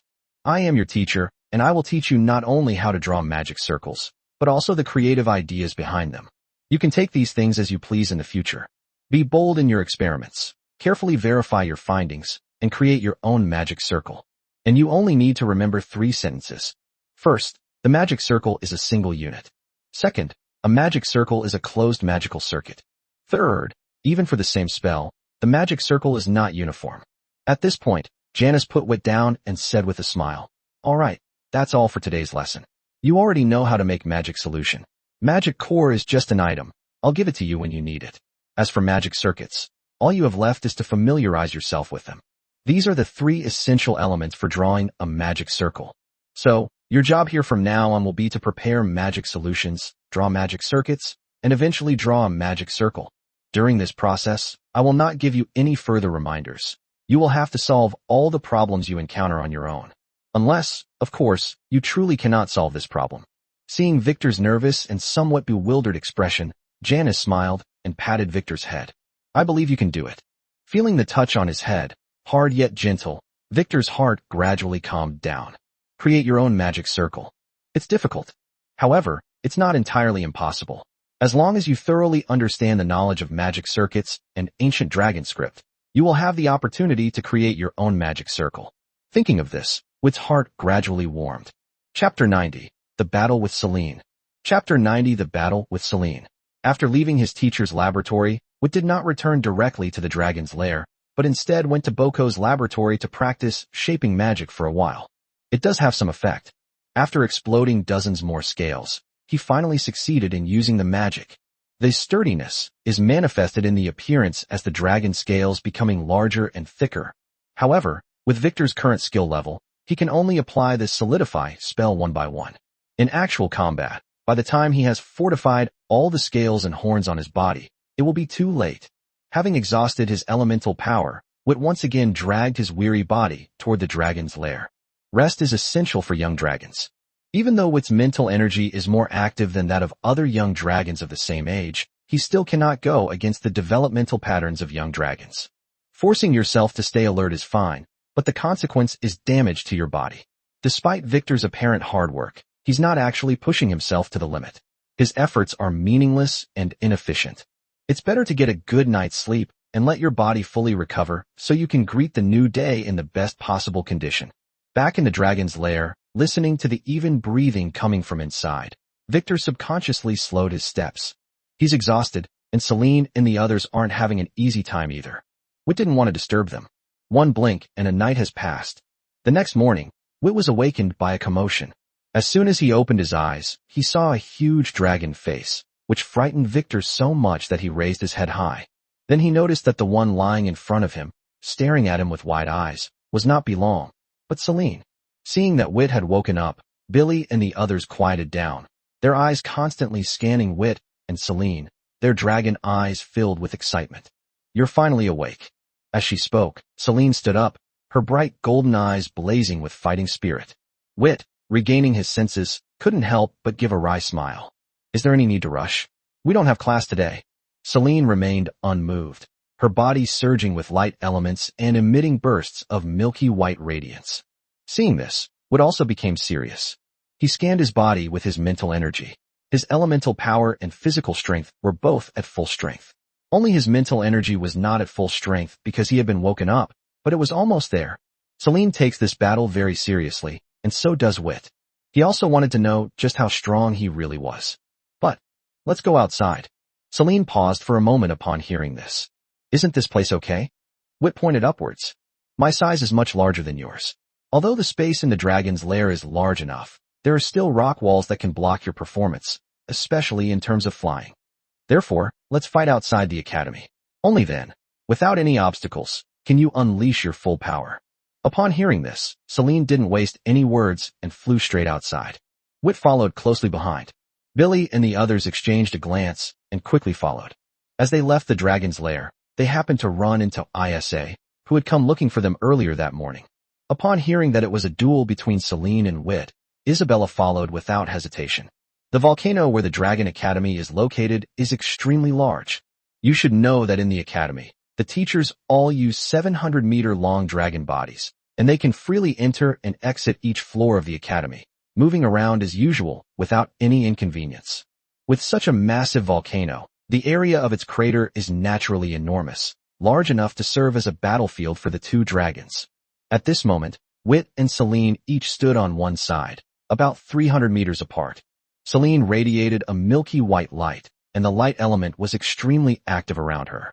Meanwhile, although there were no elemental fluctuations, his four claws were firmly fixed to the rock surface, and his muscles bulged, making his body appear even larger.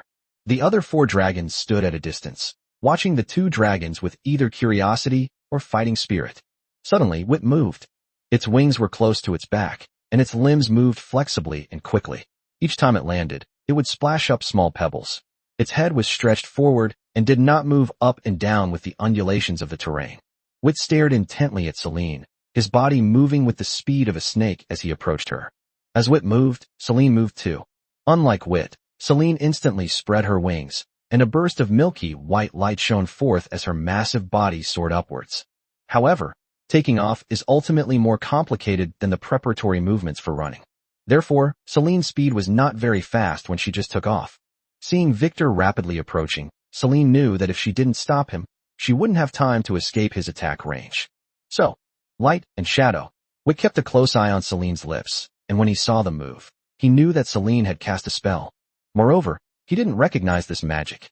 Wit, however, showed no surprise whatsoever. Since Celine dared to challenge him despite the huge difference in their sizes, she must have prepared some magic he had never seen before. After all, if he had seen it, Wit would have had a chance to make Celine's magic fail. Knowing this, Celine knew that if he were to actually use the magic he had seen before, then Celine would need to be more careful. Unaware of the magic's effects, Wit's steps did not falter in the slightest. At their current level, they can't even use mid-level magic. As for low-level magic, they can only use it once or twice, which Wit can ignore.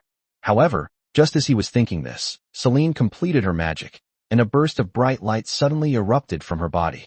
Even Wit instinctively closed his eyes for a moment. Fortunately, he had already reached Celine's side by then. He closed his eyes and leaped upwards. His wings spread open instantly, and with his speed already increased, Victor's takeoff speed was more than twice that of Celine. According to his calculations, Celine would only rise about 100 meters at most at this point, which would be just enough for him to reach. However, the next second, Wit suddenly opened his eyes, his pupils contracting. "It's empty." Turning his head, he saw that the spot where he had just crashed was still there, and Celine was dozens of meters above that white light, and was still rising, her speed getting faster and faster.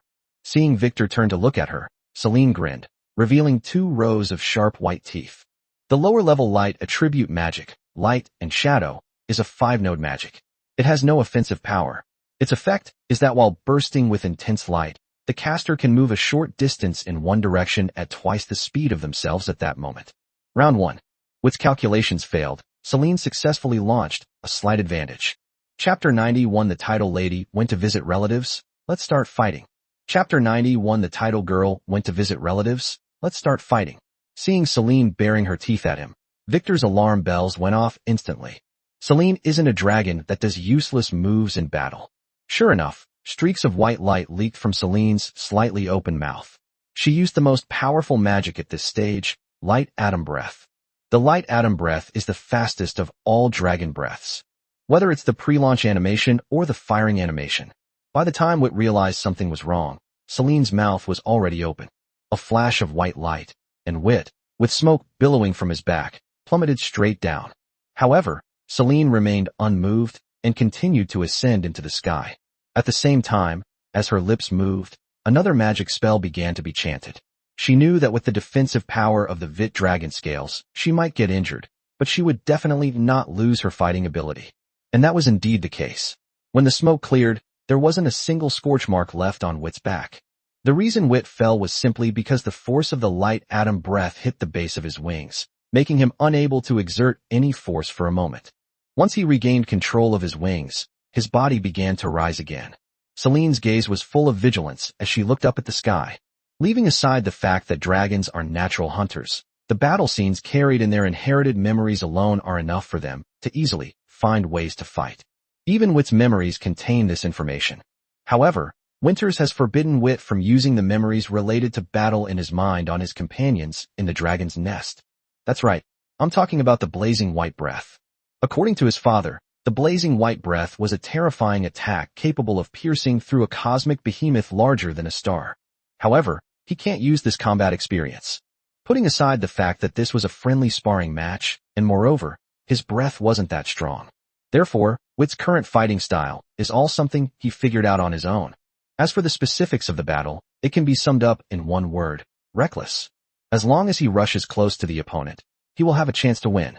With that in mind, Wit hovered at a distance from Celine, trying to find an opportunity to get close. Just then, a flash of white light appeared on Celine's body, and the light elements gathered around her became even more concentrated. Although Wit also didn't know what kind of magic it wasn't hard to guess that it was definitely a status enhancement spell. Upon realizing this, Wit's face immediately darkened. As expected of Celine, she always manages to seize opportunities and make the most advantageous choices. To prevent Celine from continuing to strengthen herself, Wit had no choice but to quickly approach Celine, trying to force her to reveal a weakness. But just as Wit was rapidly approaching Celine, he suddenly stopped. He keenly sensed that the amount of light element in the surroundings was incorrect. Now that you've noticed, then the light prison. Just as Wit realized something was wrong, Celine's voice suddenly rang out, though the last 2 words were in ancient Longman's language. Needless to say, it was another light elemental magic that Wit had never heard of before. Just as Wit was about to retreat, specks of light suddenly appeared around him. These specks of light connected together at an extremely fast speed, forming a light prison that trapped him inside.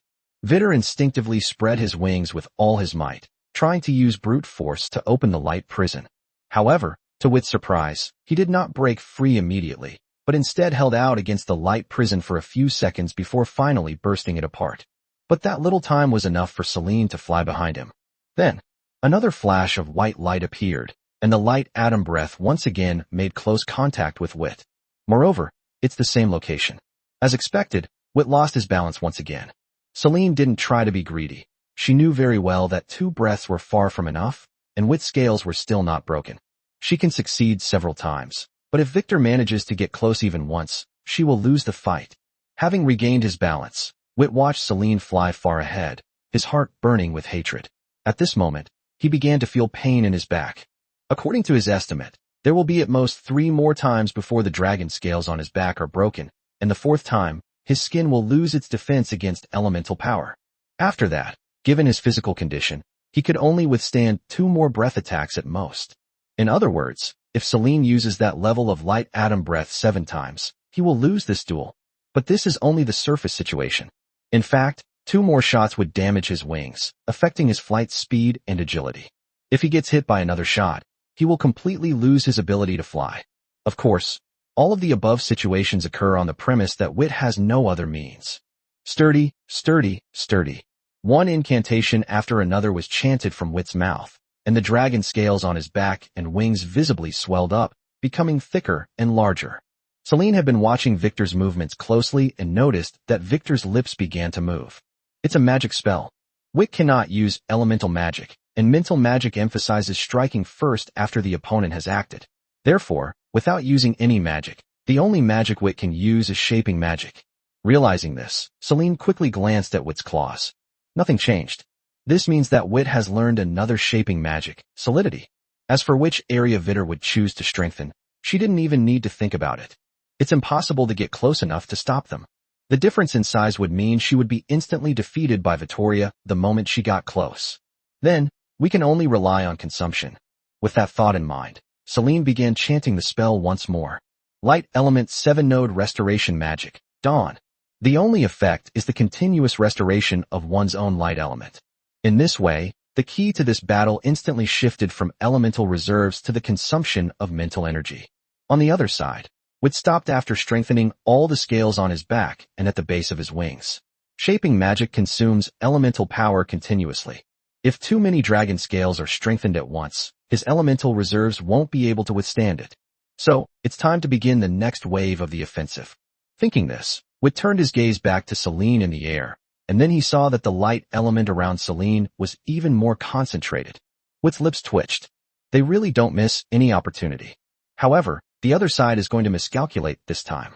Thinking this, Wit flapped his wings sharply, instantly increasing his speed. However, his target wasn't Celine, but the sky. At the same time, his mouth opened slightly, and chilling aura leaked out from the corners of his mouth. The moisture in the air began to condense into snowflakes the moment it came into contact with the cold air. A silver dragon breathes out a freezing cold wave. Chapter 92 Victory. Chapter 92 Victory. A torrent of pale white, frigid air erupted from Wit's mouth, the 0-degree cold current from the silver dragon's breath. Where the freezing cold wave passed, the moisture in the air condensed into snowflakes. Unlike Celine, Wit's breath was not released and then withdrawn. He started spinning. The white cold front swept across the entire area like a swung stick, covering 360 degrees. In the distance, Celine, whose high ground had just been taken by Wit, looked at him with a puzzled expression. She didn't understand why Wit had done this. There are only 2 ways for Wit to beat her. One type is close range, and the other is a long-range 0-degree cold wave. Without the ability to restore water elemental magic, once the water element within his body is depleted, he can only defeat her by fighting her in close combat. Although Wit's wings have been trained to be very strong, he could even compete with them in aerial combat for a short period of time. But the key point of that statement is short time. Over time, Wit's shortcomings in flying will become apparent. At that time, without long-range means, and with flying skills that can't keep up with hers, it's only a matter of time before she's defeated. Just as Celine was wondering if Victor had lost his mind after being beaten by her, the light element that was normally recovering in her body suddenly stopped. Celine was stunned for a moment, then quickly looked up, but all she could see was a vast expanse of white. Where did the snow come from? Large snowflakes fell from the sky, and Victor's figure was reduced to a small shadow in the snow. His silver-white body, although he could not use the snow concealment technique like the white dragon, was still difficult to find. However, Celine wasn't concerned about that right now. What she was concerned about was where the snow came from, as she had never heard of the silver dragon's 0-degree cold front having snowmaking capabilities. Despite her doubts, Celine didn't forget that it was time for battle. The silver dragon's body is not easily spotted in the snow, and the same is true for the holy dragon. Its milky white body is even more suitable for hiding in the snow than the silver dragon's body, which radiates a metallic sheen. Its wings spread out and began to flap slowly, while the elemental power surrounding it also subsided considerably.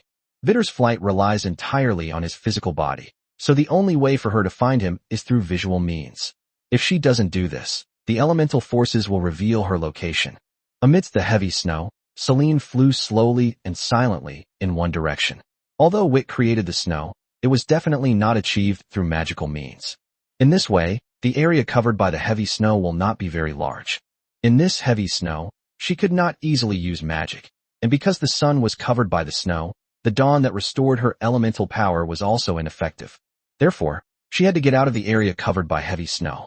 Meanwhile, Wit did not silently wander through the snow to find Celine's location as Celine had guessed, but instead remained high in the sky outside the snow-covered area. From this position, he can spot Celine immediately and attack her as soon as she appears. The heavy snow was definitely intentional on his part.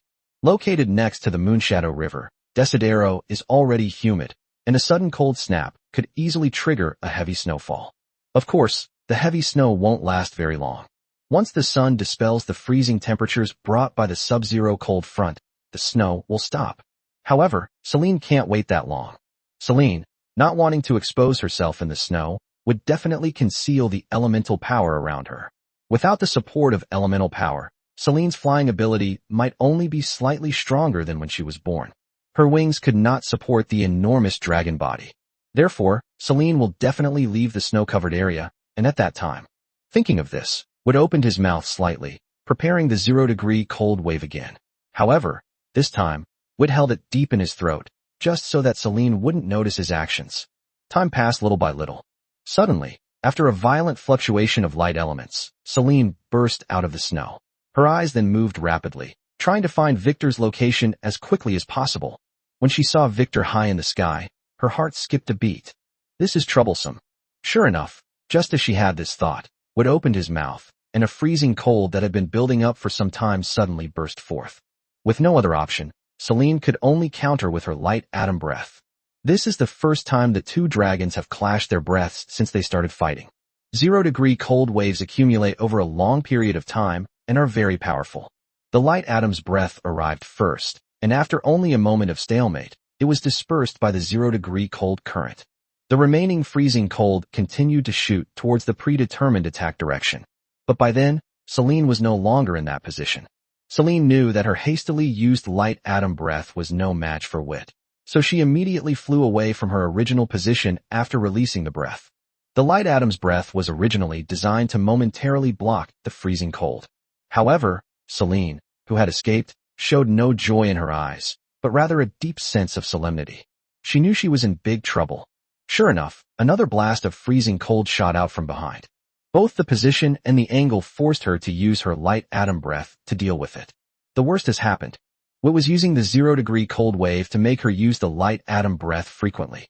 If she doesn't use her light atom breath to defend herself, her flight will be affected if she is grazed or touched by Wit's 0-degree cold current, and she will have no way to avoid it in the future. However, if she continues to use the light atom breath, the elemental power within her body will not be able to sustain it. Even after being exhausted to a certain extent, she had no choice but to surrender and admit defeat. Because the dragon scales on Vittor's body can only be broken through by breathing light atoms. While thinking this to herself, Celine could only try to get rid of Wit, while repeatedly using her light atom breath to block Wit's 0-degree cold current. This time, both dragons demonstrated exceptional flying skills. The powerful dragon breaths collided, creating a true elemental turbulence. For Billy and his friends watching, it was a complete visual feast. The battle in the Academy Square wouldn't be this intense. Although the area is large, the two dragons can only stay in a small area while other dragons fight in other areas. Moreover, you can't use your breath recklessly, or you might accidentally affect other dragons. Unlike Celine and Wit at this moment, who are completely unrestricted and can unleash their breath however they want as long as they have elemental power.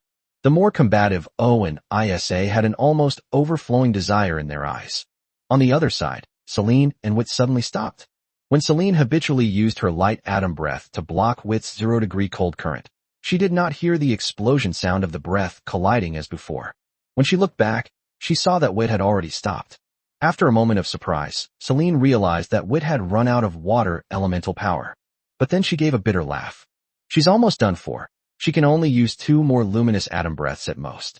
Even if Wit just stands there and doesn't move, she still can't win with 2 breaths. I lost. Chapter 93, Take a Break. Chapter 93, Take a Break. I lost.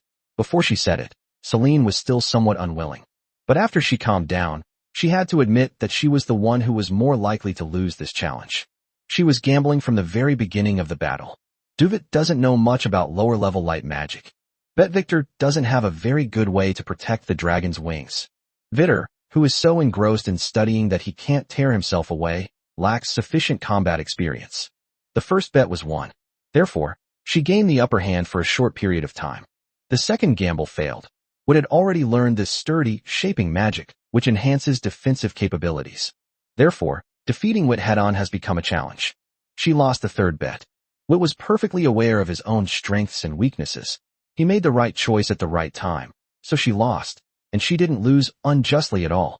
With that thought in mind, Celine felt relieved. Flying over to Wit's side, he asked with a curious look, "What exactly happened with that snowfall of yours?" Upon hearing this, Wit smiled and said, "Haven't you noticed that the air in the place where we live is actually quite humid?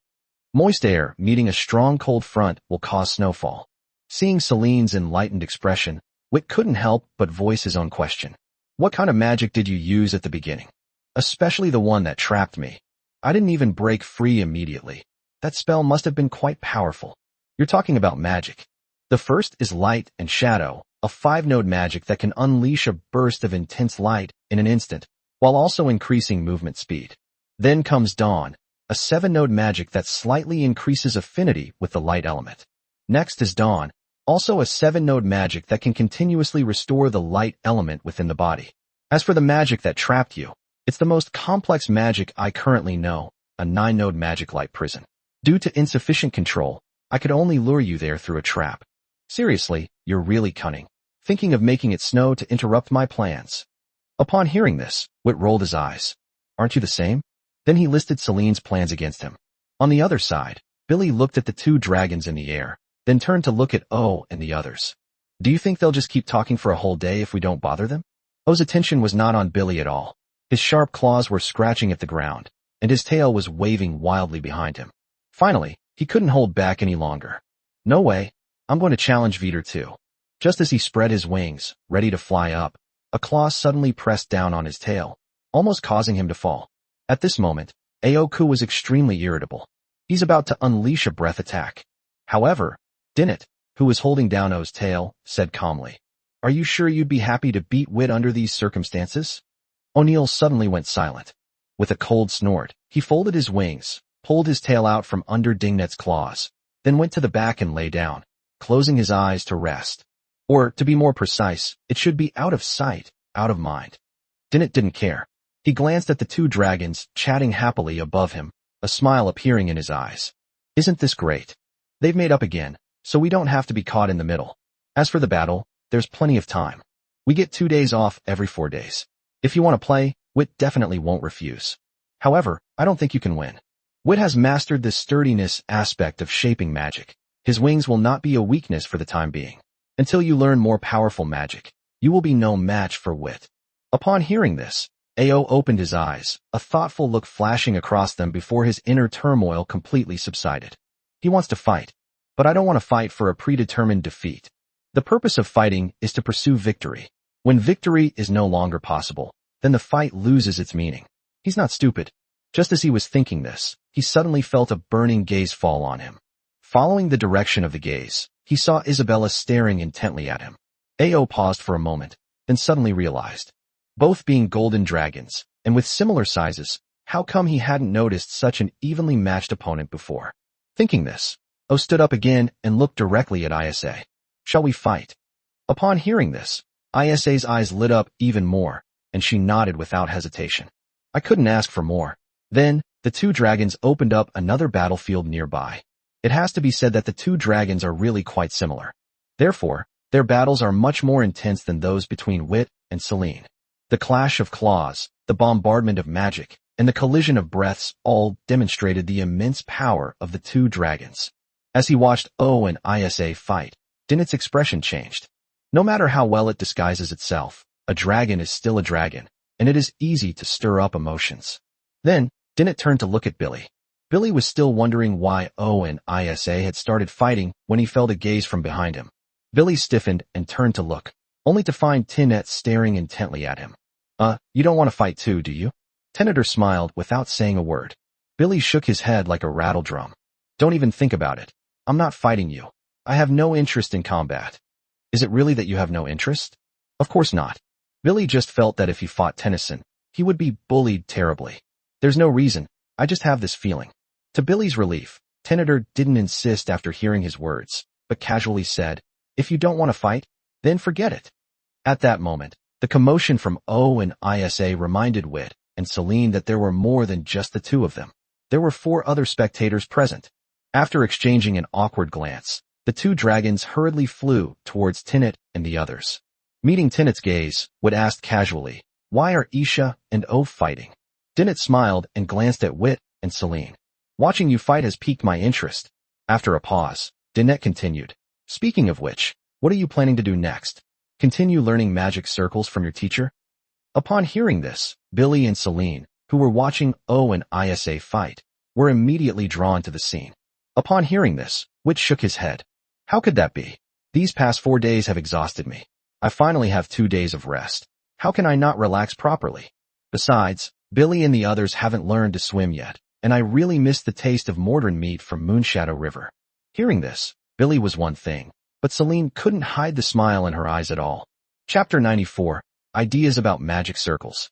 Chapter 94, Ideas about Magic Circles. Ultimately, the battle between ISA and O ended in a draw. Apart from their gender, the 2 dragons are similar in size and the elemental power they possess, and their combat experience is also roughly the same. In this situation, unless one party makes a mistake or one party suddenly explodes. However, both of these are low-probability events. After the battle, the 6 dragons had a brief discussion and then went directly to Moonshadow River.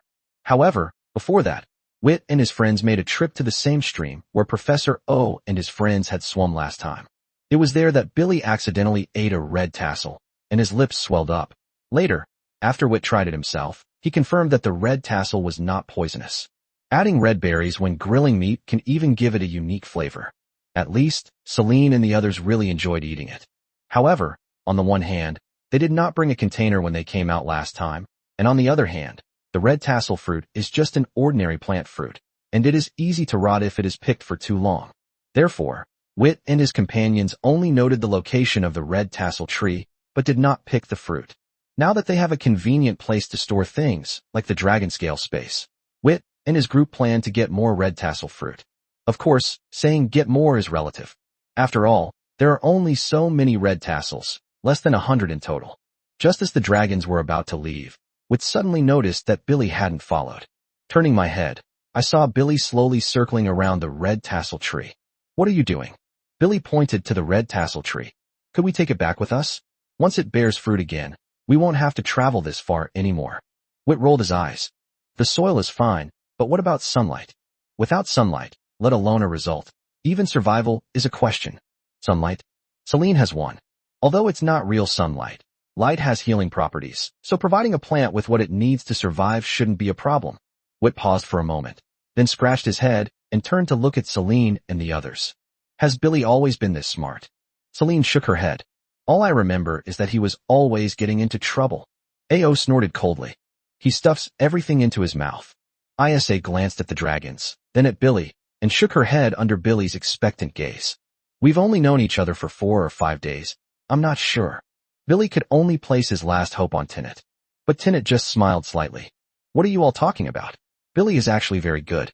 In the alchemy class before, he was the first to complete the requirements. Hearing this, Billy was so moved, he almost cried. Tinnet, you really are a good dragon. I misunderstood you before. Upon hearing this, Tinnet simply smiled, but a knowing glint flashed in her eyes. Sure enough, this kid had been deliberately avoiding her all along. With Billy's reminder, Wit thought of another way. The teacher only asked him to create a magic circle, but did not give him a specific direction, which gave Vittor a lot of headaches. Now, Billy reminded him that magic circles weren't just for fighting. Making the red tassel fruit tree grow in the dragon's lair was not a simple task for him, but it was not so difficult that he was helpless either. Of course, he also had some ideas about combat.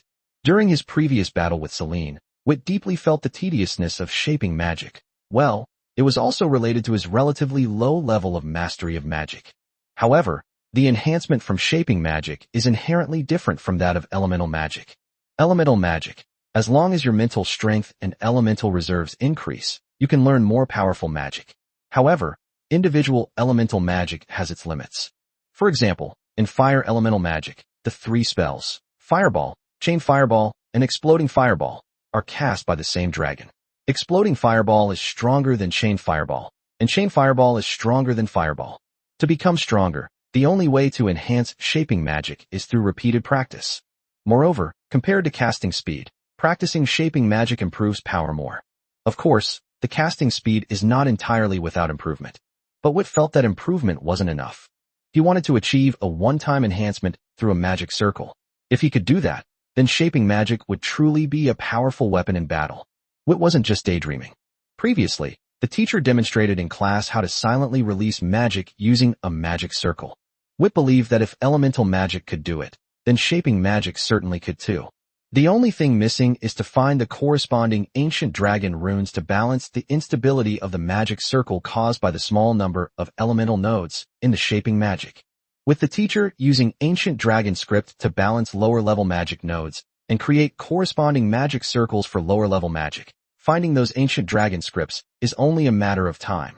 These thoughts had been churning in his mind ever since Whit and Celine fought. To be honest, if it weren't for not wanting to see the disappointed looks in Celine's eyes, Whit would have run straight back to his teacher's laboratory after the battle to devote himself to creating the shaping magic circle. While thinking these things, Vittor carefully dug up the red tassel tree in front of Billy, roots and all. His gaze, however, was not directed at Celine, but at Dinnet. Compared to Celine's light element, the natural elements that Dinnet possesses are clearly more suitable for the current situation. Seeing Whit looking over, Tinnitter immediately understood what Whit meant. It flew directly to Whit's side, extended its claws radiating natural elements, and pressed them towards the tree roots. With the infusion of natural elements, the red tassel fruit trees appear even more lush and vibrant.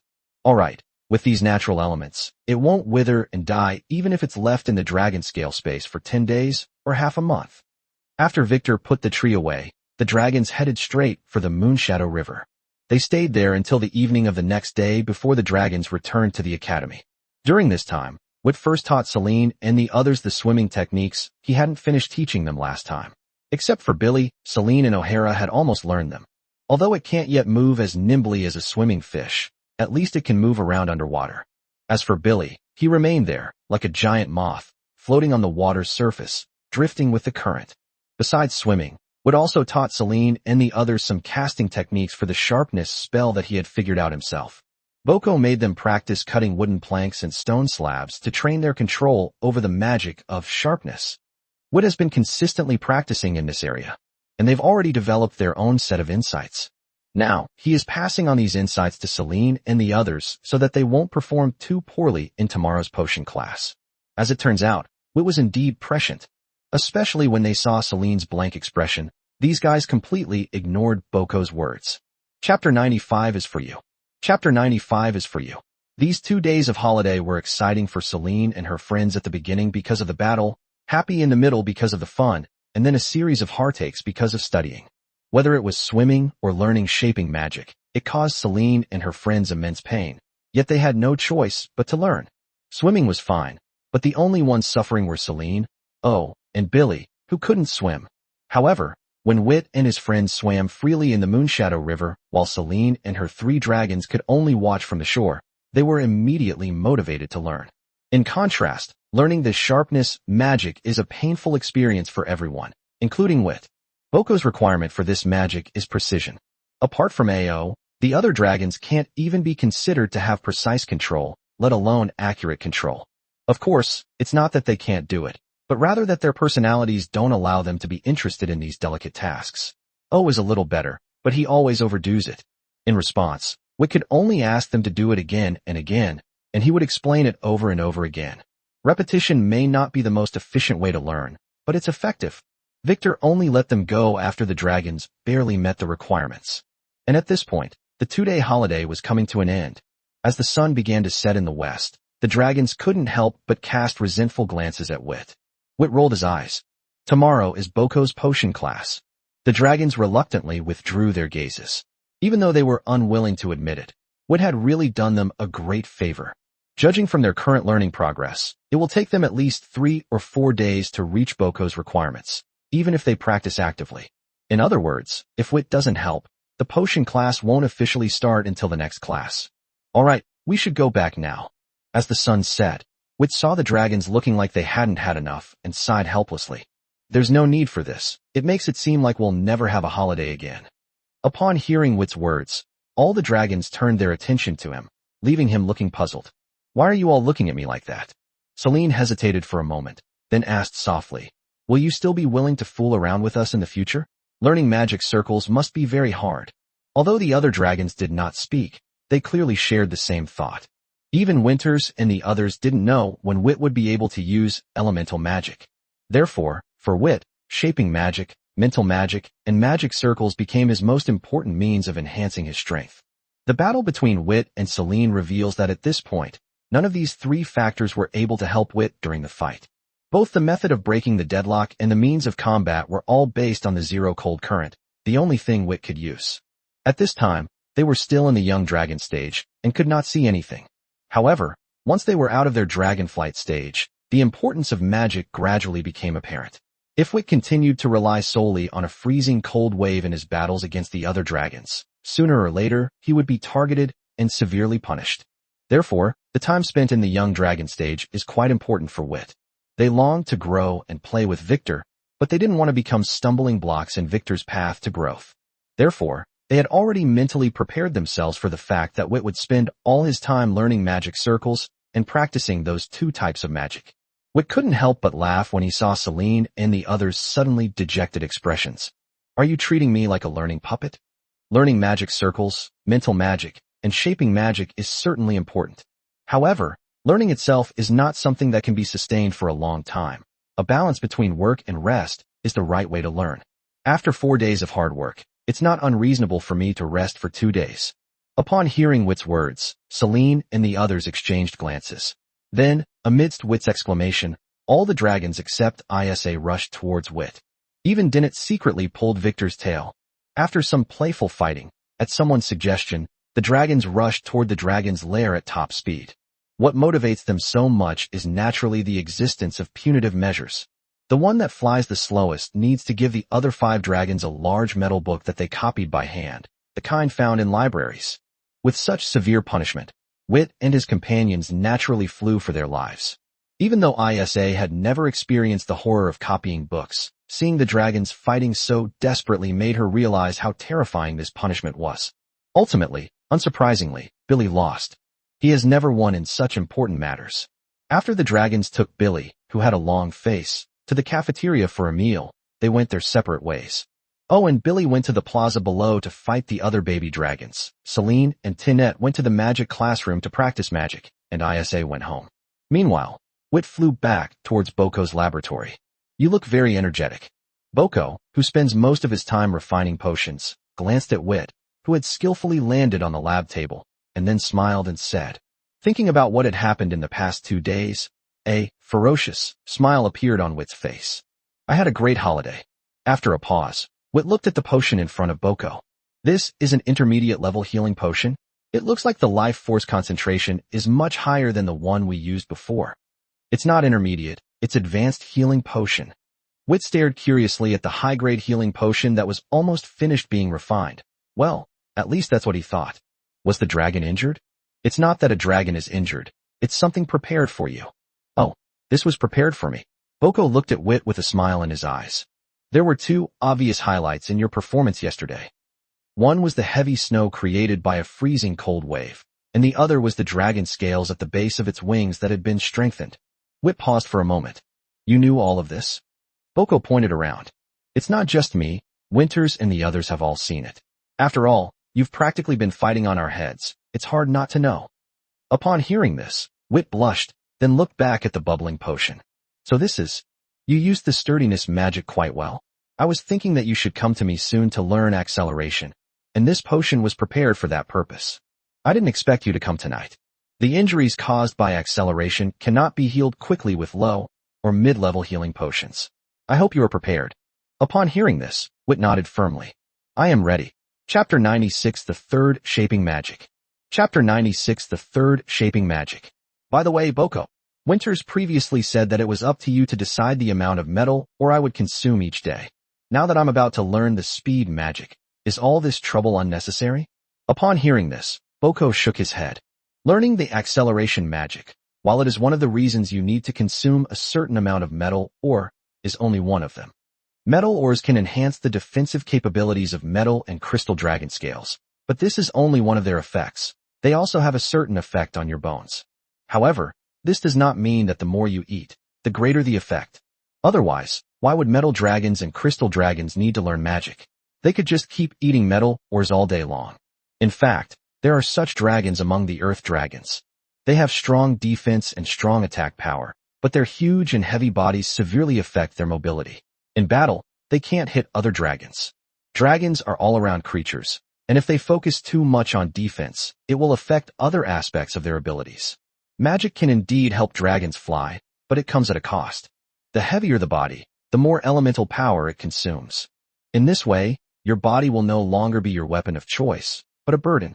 After a pause, Boko looked at Wit and asked with a smile, "Besides, you don't think that acceleration can be learned in a few days like sharpness and sturdiness, do you? Acceleration requires shaping not only your wings, but your entire body. Although it's just a spell below the 10th level, it's practically impossible to learn it within a month or two. That's why I prepared so many advanced healing potions for you." As he spoke, Boko placed various pieces of metal ore in front of Wit. "Since you asked, let's start today. This is today's quantity. I have already calculated the proportions of all the metals. Of course, these proportions will change to varying degrees over the next long period of time. The main reason is that, on the one hand, you are a baby dragon, and on the other hand, your body is somewhat different from that of a normal baby dragon. So from now on, you have to come to my place every night. I need to give you a thorough checkup to ensure that the levels of various metals you're ingesting are within a reasonable range." Upon hearing this, Wit hesitated for a moment. "Wouldn't this be too much trouble for you?" Boko waved his paw dismissively. "There's no trouble involved. Ensuring your healthy and smooth growth, and helping you get through the early dragon stage, is my job and my responsibility. All you need to do is accept it and grow well. That will be the greatest praise you can give me." At this point, Boko brought his eyes close to the crystal test tube, examined it carefully, and then turned off the thermostat. "The potion is ready. Come with me." As he spoke, Boko drifted out of the laboratory like a giant ghost. Watching this scene, Wit felt that naming this dragon species Elemental Dragon was somewhat inappropriate. Ghost Dragon would be more fitting. With that thought in mind, Wit flapped his wings and followed after them, tossing the metal ores into his mouth. "Where are we going?" "The lab isn't a good place to practice acceleration. Let's go to the ring rock in the crater above." Wit suddenly realized, and then his face tightened. This is the last shaping magic. He actually intended to put the 3 shaping spells in the same magic circle, but he didn't know if he could do it. Boko's laboratory was on the 9th floor, and soon they were standing on the ring rock. "All right, we can begin. No matter how severe the injury, I can help you recover quickly. Practice with confidence." Wit glanced at Boko with a mixture of amusement and exasperation. This is not the way to comfort a dragon. Shaking his head, Wit banished the distracting thoughts from his mind. "Accelerate." As a difficult and awkward incantation rang out, Wit also dispersed his mental energy to all parts of his body. He had previously thought that the acceleration magic only affected the wings, but he was too naive. After the incantation was completed, Wit felt a large amount of fire elemental power surge out from the dragon crystal and then spread throughout his body. Before Wit could react, a sharp pain began to assault his brain. His eyes were wide open, his pupils narrowed to slits. The pain was so intense I couldn't breathe. From the outside, what looked like a lump of clay being squeezed tightly by someone's hands, and his body began to twist all over, especially his tail and wings. The tail is like the numbers on a digital watch, with many right-angle bends, and you can even see broken bone fragments. The wings were in even worse shape. They looked like a crumpled piece of paper, unrecognizable from their original form. The sudden, excruciating pain caused Wit to lose consciousness immediately. After losing consciousness, the mental energy automatically retracted into the dragon crystal, and the elemental power that had been summoned also retracted, causing the acceleration magic to stop. Seeing Wit lying on the rocky ground like a piece of rotten flesh, Boko was not surprised at all. If shaping magic were really that easy to learn, how could it not have become widespread? As the most powerful of the 3 shaping spells, acceleration is far more difficult to learn than sharpness and sturdiness. Compared to being shattered to pieces, it's nothing: severed fingers, explosions, and being reduced to dust. With that thought in mind, Boko took out the advanced healing potion and controlled it to envelop Vit in the potion. Soon, the advanced healing agents began to take effect. Broken bones were put back in place, tendons and bones regenerated, flesh and blood were reconstructed, and even the shattered scales on the body began to grow back. In just a few minutes, Wit was back to normal. Only the large expanse of glaring crimson beneath him, interspersed with small patches of stark white, spoke of the agony Vittor had just endured. Looking at the blood and broken bones on the ground, Boko let out a soft breath. A gentle breeze swept by, and the blood and bone fragments vanished in the wind. Vittoria, and even the ground beneath him, remained completely unaffected. This was something he had promised Wit, and Boko had always remembered it. Suddenly, Boko turned and looked towards the crater. Come out. As soon as she finished speaking, apart from Isa, who had already gone home, Celine and the others all emerged from behind the rock. As the eldest sister, Celine awkwardly said, "We didn't mean to peek." Boko shook his head. "It doesn't matter. If you want to learn, I can teach you right now." Upon hearing this, Celine and the others shook their heads frantically. They had all seen how miserable Vittor looked just now, and they didn't want to go through that again. Although Wit didn't scream, what he just witnessed was even more terrifying than screaming. Boko wasn't surprised at all by Celine's choice. This is why no dragon has ever been willing to learn shaping magic. Chapter 97 Title Girl, why don't you guys come up with one? Chapter 97 Title Girl, why don't you guys come up with one? After exchanging glances with Celine and the others for a moment, Boko scratched his head in confusion. Do you have anything else to do? Upon hearing this, Celine pointed to Wit, who was still lying dead on the ground, and asked cautiously, "Shouldn't we take Wit back with us?" It's no wonder she reacted this way. Boko's indifferent look as he watched Wit nearly get crushed into pieces had left a deep impression on her. Upon hearing Celine's words, Boko's face showed a hint of realization. So you were worried about Wit. If that's the case, you'll have to wait a little while. Wit hasn't finished his training for today. Hearing this, Celine, emboldened by who knows where, couldn't help but shout. He's in this state. How can he still be thinking about training? Shouldn't he be going home to rest right now? Billy and the others nodded in agreement. Boko looked at Celine and the other dragons with a helpless expression on his face. After suffering injuries of that severity, one should indeed need to rest properly.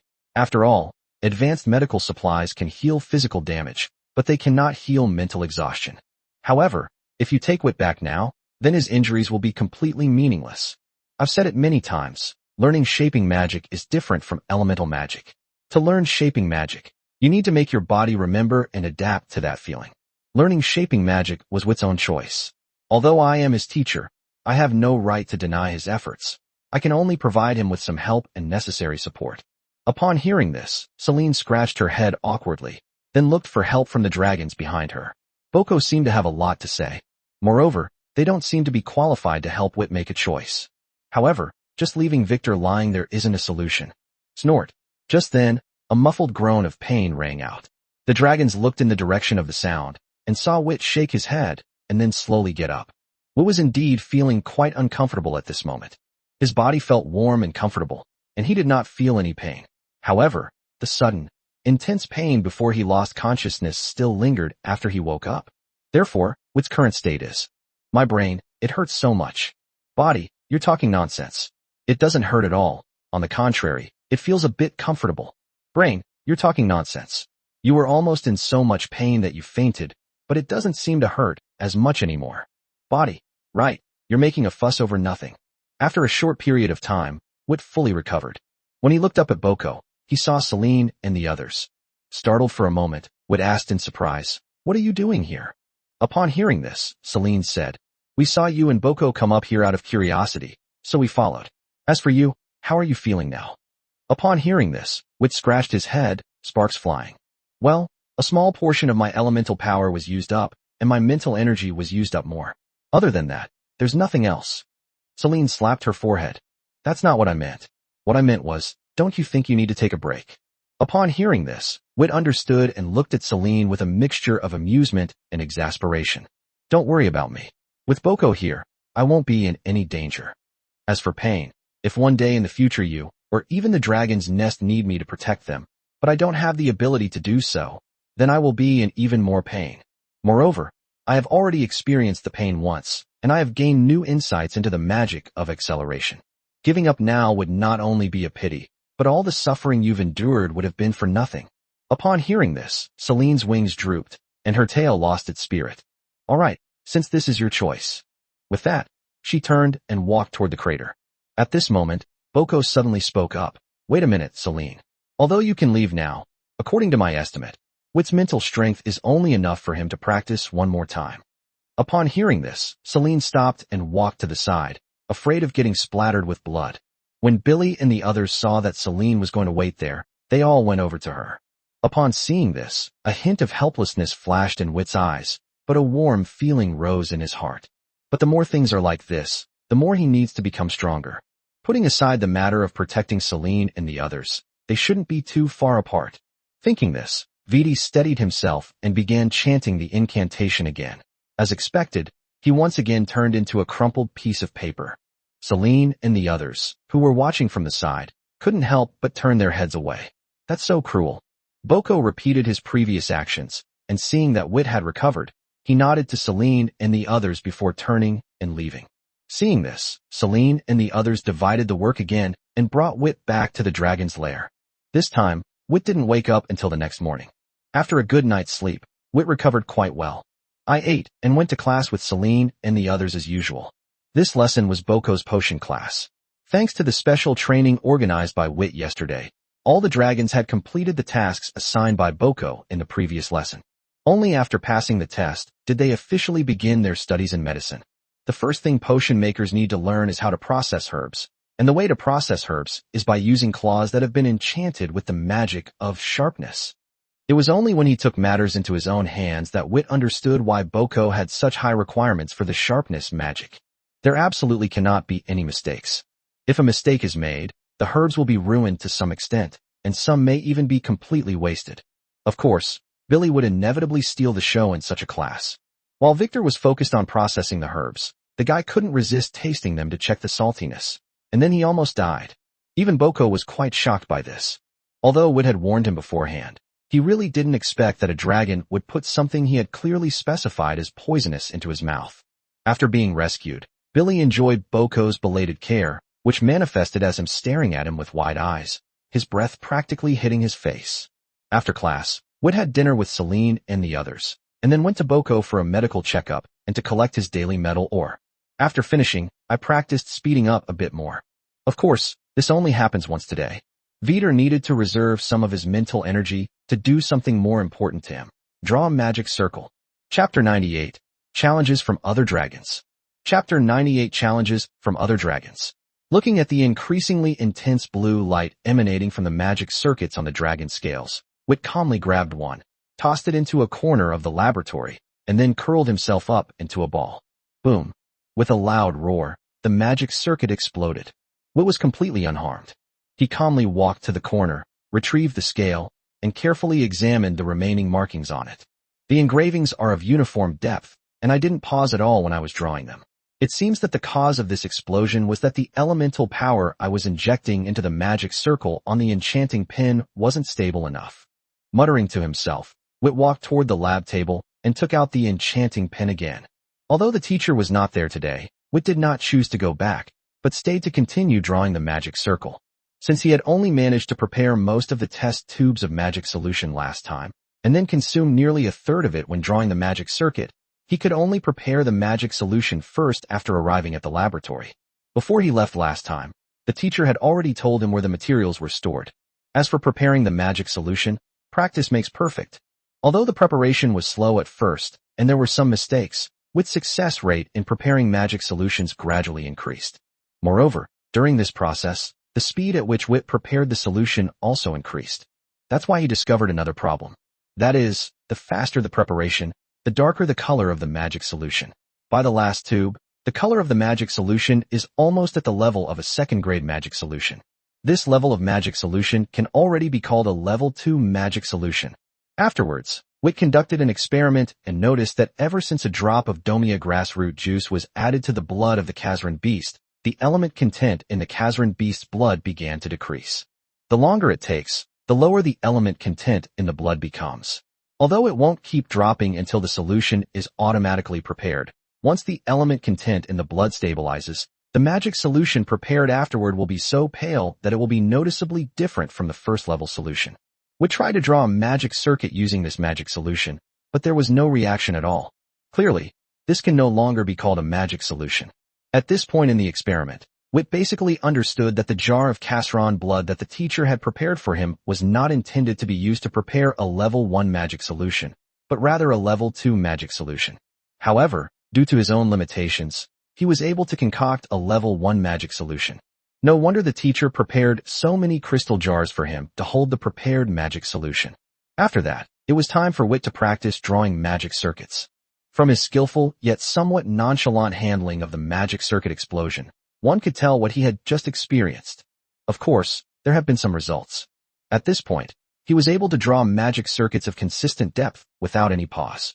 All he needed to do next was to continuously and steadily inject elemental power into the magic circle of the enchanting pen after completing the 2 steps above. With these key points in mind, Wit took action once again. This is the last time today. It was getting late, and if he didn't succeed, he would have to wait until tomorrow to continue. Anyway, he prepared a lot of magic solution today, enough for him to squander for a long time. Most of today's time was spent preparing magic solutions. I only practiced drawing magic circuits for less than a spell's time. Tomorrow I can focus on practicing drawing magic circuits. As for the teacher's request to prepare a magic solution with half his volume, Vittor chose a level 2 magic solution, as a level 1 magic solution posed no challenge for him. Suddenly, Wit stopped what he was doing. He then put away the enchanting pen, his eyes fixed on the circular magic circuit on the scale. At this moment, a pale blue light appeared, but instead of getting brighter and brighter as before, it maintained a stable brightness. It was a success. After wiping away a sigh of relief, Wit calmly stored the dragon scales into his dragon scale space. Are you happy? He was indeed happy, but not so happy that he showed it on his face. It's just a very simple magic circuit. If it were a complete magic circle, he might jump for joy, but not yet. After putting away the dragon scales, Wit cleaned up everything he had used and put it back in its original place. Then he cleaned up the corner that had been ravaged by the explosions several times before leaving the laboratory. Upon reaching the stone corridor outside, Wit paused for a moment upon hearing the commotion below, then looked down at the plaza with some surprise. Are these guys in such high spirits today? They haven't returned to the dragon's lair yet. Muttering something under his breath, Wit flew toward the 6th floor where the dragon's lair was located. However, halfway there, a snow-white figure blocked his way. I remember you were one of the baby dragons born 2 years ago, and you were the largest of them. Many baby dragons that were born earlier than you were not as big as you. I've seen a few others before, but I've never seen you in the battle square. There are rumors that you can't use magic. It seems that this is indeed the case now. Even when flying, they use their physical strength. However, you don't seem to be bothered by it too much. Oh right, I almost forgot to introduce myself. Hello, my name is Miles. And you? May I have your name? Wit stopped and began to examine the dragon before him. Like Winter's, it moves on 2 legs, with 2 horns that curve upwards, and each horn has a small fork. Its wingspan is 1.6 times its body length. It is pure white, with small, dense, diamond-shaped scales and a long, thin tail. The opponent is none other than the white dragon among the 5 colored dragons. After glancing at the other person, Wit's gaze fell on their arms. According to the Dragon Clan Encyclopedia, the white dragon has the thinnest arms among the 5 colored dragons. Judging from body proportions, Winter's arms are almost twice as thick as Miles's, even for people of the same size. However, even with the thinnest arms, the white dragon, which moves upright and frees its arms, is still more agile and powerful than the metal dragon in close combat. Of course, besides these, what is most noteworthy is that the other person's physique is similar to that of Wit. Seeing Miles's curious expression, Wit nodded slightly after judging that the other man wasn't there to cause trouble. Hello, you can just call me Wit. Well then, Wit, accept my challenge. Chapter 99 Battle. Chapter 99 Battle. Wit stared silently at Miles, a growing hostility rising in his eyes. Take back that thought. This guy over there is just looking for trouble. In recent years, Wit has indeed lost the intense wariness he felt towards any dragon or anything else that he had when he was first born. But this does not mean that Wit's personality changed. Personality is something that can't be changed overnight. It was only after a long period of contact and living together that Wit accepted Celine and the others. As for Winters and the others, it was because Wit could feel their heartfelt care that he naturally accepted them. Wit remained wary of the other young dragons in the academy. However, as he grew older, these things were no longer just on the surface, but were hidden in his heart. Therefore, Wit's principle in dealing with unfamiliar dragons was, I will not offend dragons unless they offend me. Now, Miles is clearly preparing to cause him trouble. It's obvious how he'll react. But Miles is clearly not stupid. Noticing the change in Victor's eyes, he raised his two front paws and stepped back slightly. Hey, don't be so irritable. I just wanted to have a friendly spar with you. I had no other ill intentions. You might not know this, but there are only 6 baby dragons in the academy that are about the same size as me, or even bigger. Moreover, over the years, they have fought back and forth no less than dozens of times. They know each other very well. Now, there's no need to fight. Just by looking at their names, you can tell who will win the next battle. As a result, the fighting itself becomes less enjoyable. Gradually, everyone stopped fighting. Fighting a dragon smaller than us is pointless, even if we win. Having finally encountered someone as unconventional as you, of course I want to give it a try. Please don't look at me like that, as if I'm up to you. If Winters and the others see that, they might misunderstand. As he spoke, Miles recalled Winters' methods of punishment, and a flicker of fear flashed in his eyes. I hate copying books. Upon hearing Miles's words, Wit's hostility lessened slightly, but he remained vigilant. This is just my personality, and I can't change it in a short time. Of course, if you don't want to, I won't force you. However, you need to think carefully, such opportunities are rare. Your size means that other young dragons of the same age will hardly be your match, and during the young dragon stage, size can crush everything. Even if they could put up a fight with you, you'd probably feel extremely frustrated. Upon hearing this, Wit pondered for a moment, then nodded. Okay, I agree. He had to admit that Miles was right. Let alone those of the same age. Even if we go back another 20 or 30 years, those young dragons would still be no match for him. If a real fight breaks out, they might not even be as good as Celine. At the very least, Celine understands him and wouldn't immediately try to outstrength him or use magic that's basically useless against him. In this way, only Miles in front of him and the 6 dragons he mentioned, which were about the same size as him, or even larger, were capable of being his opponents. Wit is also a dragon, and his desire for a battle of equal strength is no less than that of O. Seeing that Vittor nodded in agreement, Miles' face lit up with joy, and he then swooped down. Come with me. Wit paused briefly, then followed. Since Victor and Miles' conversation lasted quite a while, some of the dragons below had already noticed them. Now, seeing them flying down, he immediately realized what was going on. Even the dragons that were fighting stopped and gave way, their eyes filled with excitement and anticipation as they looked at Wit and Miles. It's been a long time since we've seen a dragon of this size in battle. After landing, Wit noticed the gazes fixed on him from all around. Although he appeared calm, his restless tail betrayed his inner tension. After all, this was his first time fighting a dragon of the same size. Well, on the very first day of his life, his battle with Celine could also be considered a battle of the same size. Are you ready? Just as Wit was lost in thought, Miles across from him asked a question. Vittor composed himself and then nodded. Good. As he spoke, Miles casually picked up a piece of gravel from the ground. Next, I'm going to toss it up. When the rubble hits the ground, that's when our battle will officially begin. If there are no objections, I'll throw it. Agree. After saying that, Wit stared at the piece of gravel in Miles's claws. Miles chuckled and tossed the rubble high into the air. He had been looking forward to this battle for a long time and would not resort to underhanded tactics to gain the upper hand. Upon seeing this, Wit felt a bit more favorably disposed towards Miles. However, he quickly put the thought out of his mind, because the piece of gravel was about to hit the ground. Bite! The gravel made a crisp sound as soon as it touched the rocky ground. At this moment, the 2 dragons had already started to move. Wit, just as he had with Celine, sprinted toward Miles. Unlike Celine, Miles simply leaned forward, adopting a defensive stance, and stood firmly in place. His size was similar to Vittoria's, so he didn't need to keep his distance from him at all. However, just as Victor was about to get close, Miles suddenly curled up the corner of his mouth, his lips moved slightly, and then a layer of ice spread out from him for dozens of meters in an instant. The path that Wit was rushing forward was instantly frozen. The smooth ice surface caused Wit, who was suddenly experiencing this scene, to slip and stop his momentum. He even lost his balance. Upon seeing this, Miles' eyes lit up, and his sharp claws gripped the ice surface as he quickly and steadily rushed towards Wit. It brandished its sharp right claw and lunged directly at Wit's hind leg. Whether you're on all 4s or 2s, the hind leg is the point of leverage. If you injure your opponent's hind leg, you can affect their performance. With just this one move, Miles demonstrated a wealth of combat experience that Wit lacked. However, clang, a piercing metallic scraping sound, accompanied by a shower of sparks, made Miles freeze in shock.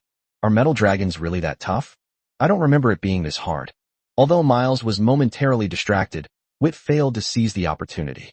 Although Miles's dragon claw didn't break through the defenses, its force was undeniable. Combined with the slippery ice, Wit was sent flying, crashing heavily onto the ice and sending large shards of ice flying. Chapter 100. I'm not fighting anymore. It's pointless. Chapter 100. I'm done fighting. It's pointless. After being defeated by Miles, Wit did not panic. Instead, he rolled over to try to dissipate the force on his body. Unfortunately, he underestimated how slippery the ice was. He used too much force with his hind legs and slipped again until he caught his front paws on the ice, which brought him to a stop. Although he looked a bit disheveled. At this moment, Miles finally managed to shift his attention back to the battlefield from the abnormal dragon scales on Wit's body. Miles raised an eyebrow at Wit's strange standing posture. I'm not good at ice sports. After muttering something under his breath, Miles grinned and quickly chanted another spell. A large amount of cold air once again spread from his feet in all directions, and soon the battlefield where they were located was covered by thick ice. He disdained to seize the initiative, but once the battle began, he didn't mind targeting Wit's weaknesses. In other words, the essence of combat is using one's strengths to exploit the opponent's weaknesses. This is called the wisdom of combat. Simply focusing all your efforts on the opponent's strengths is not even reckless, it's just mindless. Looking at the solid ice beneath his feet, Wit had no choice but to take off ahead of schedule. In this way, even if his strength is greater than his opponent's, it will be difficult for him to gain the upper hand. Moreover, from that encounter just now, he could clearly feel that the other party's strength was in no way inferior to his own. Facing Miles, who was no smaller or weaker than him and had the added advantage of elemental magic, Wit felt immense pressure. We might lose. When the thought crossed his mind, Wit quickly shook his head, banishing it from his thoughts. He's not one to back down before the battle even begins. With this in mind, Wit began to fly around Miles, trying to calm himself down while searching for his opponent's weakness. However, Miles is not like Wit, a little dragon that is only a little over 2 years old. This dragon has actually lived and studied in this Dragon Academy for over 60 years and is almost out of its juvenile stage. His combat experience far surpasses that of Wit. So after circling around a few times, instead of calming down, Wit gradually became agitated. In contrast, Miles, who stood calmly and warily watching Wit, seemed much more relaxed. He really wasn't in a hurry at all. Unable to use magic, Wit is unable to fly for extended periods. The longer he flies, the more stamina he consumes, and the lower his chances of winning become. If Wit wants to win, then he has no choice but to confront him head-on as soon as possible. Sure enough, Wit quickly lost his composure. It rushed toward Miles at an extremely fast speed. Upon seeing this, Miles's lips twitched slightly, and a meter-thick ice wall appeared in front of him. Seeing this, Wit hesitated for a moment, tilted his wings slightly, and narrowly flew past the ice wall on the right side, attempting to continue his attack on Miles. However, Miles frowned upon seeing this and stopped creating more ice walls. Instead, he stood still and waited quietly for Wit to approach. As Victor's right claw reached for his chest, Miles expressionlessly crouched down, grabbed Victor's right arm, and then executed a judo throw over his shoulder. Click! With a cracking sound of ice breaking, Wit lay face up in the ice hole he had smashed, momentarily stunned by the impact. When he came to his senses, shook his head, and got up again to look at Miles across from him, Miles shook his head and relaxed. Let's end this battle here. I don't think it's necessary to continue. Wit paused for a moment, then looked at Miles with a puzzled expression. Why? Miles shook his head helplessly. I originally thought that with your size, you could at least fight me to a standstill, but reality has made me realize that you are really just a 2-year-old baby dragon. Of course, that's not the most important thing. After all, everyone has been young, and my combat experience was accumulated through countless battles. However, during the battle just now, I discovered a problem. You don't even know what combat is. You were thinking too much during the fight. You've been trying to find a weakness in me, and when you can't find one, you get anxious first. And why didn't you smash that ice wall just now? Although I am older than you, I am still a young dragon. All the magic I possess is low-level magic below the 10th node. Such magic, let alone one, even if a dozen or dozens of it hits you, As long as it doesn't keep hitting the same spot, it won't even damage your scales. What are you worried about? To put it bluntly, in my opinion, during the fight just now, you were trying to fight me in the simplest, easiest, and least likely way to hurt yourself. You haven't considered that my combat experience is far greater than yours, and my physical abilities are in no way inferior to yours. In this situation, the fighting style you follow is like playing around. There's no point in continuing this kind of battle. When you finally understand what fighting is, then we'll meet again. After hearing this, Wit paused for a moment, then said in a low voice, "Wait a minute, let's continue." Miles turned his head and said helplessly, "I already said, it's like this." "Continue, I understand what you mean." As he spoke, Wit leaned down again, his eyes fixed on Miles. Miles looked into Wit's serious eyes, paused for a moment, then turned around and leaned forward slightly. "Since you insist."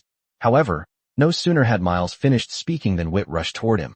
As he ran, Wit's lips began to move, his inscrutable and difficult-to-understand speech becoming extremely awkward.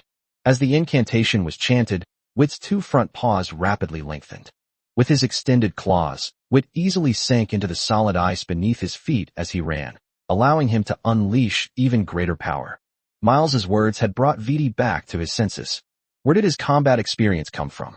Aside from his breath attacks, most of his combat experience came from the world in his mind, from the creatures in that world called humans. They don't have sharp teeth or claws, so in battle, they need to use their intelligence, find the opponent's weaknesses, and make use of all available resources to gain the upper hand. Wood also thought this fighting style was good. The previous battle with Selene proved that this fighting style is indeed effective. But he almost forgot that he was a dragon, not a human. Dragons have their own unique way of fighting. Chapter 101 The Dragon's Fighting Style. Chapter 101 The Dragon's Fighting Style. Wit sighed inwardly. The world in his mind ultimately had some impact on him. Of course, these effects were not significant enough to change Wit's perceptions. They merely led him into a dead end in certain matters. Just as Miles said before, since there isn't a significant difference in raw strength, why would he insist on using his scarce experience to directly clash with Miles's extensive combat experience? Thinking about all this, Wit felt extremely ashamed. Of course, this doesn't mean that Wit can no longer fight with that mindset. Finding weaknesses and weakening the opponent is a perfectly normal way of fighting, but it also requires a wealth of combat experience to support it. Since we're completely outmatched in combat experience, let's just go head-to-head with the dragon's fighting style. Whoever has the harder fist and can knock the other person out of their feet is the winner. In the blink of an eye, Wit had already rushed in front of Miles, and then the two dragons each swung a claw at the other. Clang, clang. After two ear-piercing metallic scraping sounds, both dragons were simultaneously knocked back a distance by their opponent. Wit never experienced a battle on the ice. Therefore, the retreat distance needs to be greater. However, it wasn't Wit whose expression changed drastically, but Miles. Because it was a head-on collision, the two dragons now bore each other's marks. Wit had a long white scratch on his left arm. Miles, on the other hand, had a diagonal mark on his chest, and the scales on that mark had shattered. Shaping magic. Miles looked at Wit with a serious expression. He had also studied shaping magic, but only to the extent of processing the ingredients for potions class, without delving into it further. There's no need for that. Once he leaves the juvenile stage, he can advance to the silver level. At the silver level, he's already capable of learning mid-level magic. Mid-level magic is much more powerful than low-level magic, and can even break through the scales of dragons of the same age. Instead of spending time practicing shaping magic that you may never be able to use, it's better to learn the basics of elemental magic to prepare for learning intermediate magic later. But it was only then that he realized that since Wit couldn't use elemental magic, then shaping magic was a very powerful weapon against him. We should have thought of this sooner. Just as Miles was regretting his carelessness, Wit heard Miles's words and grinned. Then, his lips began to move rapidly. At the same time, the scales on Vittoria's shoulders, hind legs, and the base of his wings began to swell rapidly, one by one. Miles's face darkened. He really underestimated Wit. This guy had even mastered sturdiness. Shaping magic is hard to stop. Even if Wit's skill in shaping magic isn't very high, the increase in defense won't be significant. However, for some reason, Wit's dragon scales are much stronger than those of other metal dragons of the same age. Even the slightest increase in defense would make him very uncomfortable. Therefore, it became his turn to find a way to break the deadlock. Would you call this reaping what you sow? Well, That thought only flashed through his mind for a moment before he dismissed it. This kind of evenly matched battle is exactly what he needs. Miles began to look for ways to break through Wit's defense, but Wit didn't need to think so much. My defense is strong, my attack is strong, so I'll just go for it. With that thought in mind, Wit paused briefly before shooting off toward Miles once more. Wit's actions drew Miles's attention back. Faced with Wit's attacking dragon claw, Miles dared not risk injury this time. He would really be injured, but Wit might not be. When Miles chose to parry, the advantages of the five-colored dragon became apparent. While blocking one of Wit's claws, Miles was still able to attack Wit with his other claw, while Wit's other front claw could only grip the ground firmly. The characteristics of his body structure meant that when Vittor stood on two legs, his balance would be greatly affected. Moreover, the five-color dragons have the necessary conditions to stand upright on two legs. Their chests and abdomens are covered with large, thick plates of armor. The metal dragon's belly has smaller and denser scales than its back, so its defense is naturally not as good as that of the five-color dragon. Therefore, Wit could only quickly withdraw his claws, not giving Miles a chance to attack his abdomen. In fact, you can tell from their body structure that the five-color dragons are stronger in melee combat, while the metal dragons are more inclined towards magic. There was a problem with the succession of Wi's bloodline. His father's bloodline was based on a mutation of the red dragon. If he inherited his father's appearance, then this bloodline would be able to unleash even greater power. However, in terms of his physical appearance, he inherited his mother's silver dragon form. The father's talent and the mother's appearance have created the awkward situation that Wit is in now. Of course, his body and his life were given to him by his parents, so he has no right to complain. He can only make himself stronger based on his own characteristics. Click. After a cracking sound, Wit broke through the ice wall in front of him and reached for Miles's back. But just then, a long, thin tail, like a whip, lashed out at Wit. Wit completely ignored this. Sizzle. A sound of flesh being torn apart rang out. A large handful of dragon blood poured out, and the scalding blood melted the ice below as soon as it hit the ground. Miles roared and his tail suddenly sped up, lashing out at Wit. Wit was sent flying, but he only spread his wings slightly before landing smoothly again, though he still felt the force of the blow. As a result, cracks appeared on the ice beneath their feet, and their front paws sank deep into the solid ice. As Wit pulled out the dragon claw, Miles lunged in front of Wit and viciously grabbed at Wit's back. In response, Wit curled up and took the blow head-on. The result was that the dragon scales were only slightly broken. Wit looked at the lifeless Miles, grinned, and as his lips moved, another part of his dragon horn extended from his head, then he rammed it hard into Miles' body. Miles only had time to raise his arm to shield himself. As expected, the sharp dragon horn pierced right through Miles' arm. Upon seeing this, a fierce glint flashed in Miles' eyes, and he actually raised his right arm, attempting to lift Wit up and expose his abdomen. However, before he could lift Vittor up, a thick tail lashed out and struck his waist. The immense force sent him flying. After the dragon horn detached from Miles's arm, it brought out a large amount of dragon blood. Don't forget, the silver dragon's horn is spiral-shaped and has its own blood groove. After landing awkwardly, Miles saw that Wit was about to rush over again, so he quickly spoke up. I surrender. Chapter 102 Wit's Abnormality. Chapter 102 Wit's Abnormality. Miles admits defeat, but he felt extremely aggrieved, putting aside the fact that Wit's fighting style was changed only after he reminded him. Most importantly, he actually surrendered to a dragon that was more than 60 years younger than him, and this was during the time when the age difference had the greatest impact on strength, when he was a young dragon. This alone was enough to make him depressed for a long time. He blew on the wounds on his body, and the blood stopped flowing from the wounds under the cover of solid ice. He then walked toward Wit, who had stopped moving. Warning glances at the guys around him who were laughing loudly at him after he was humiliated. When Miles reached Vittor and saw the bright red bloodstains on Vittoria's dragon horns, his lips twitched. You win this time.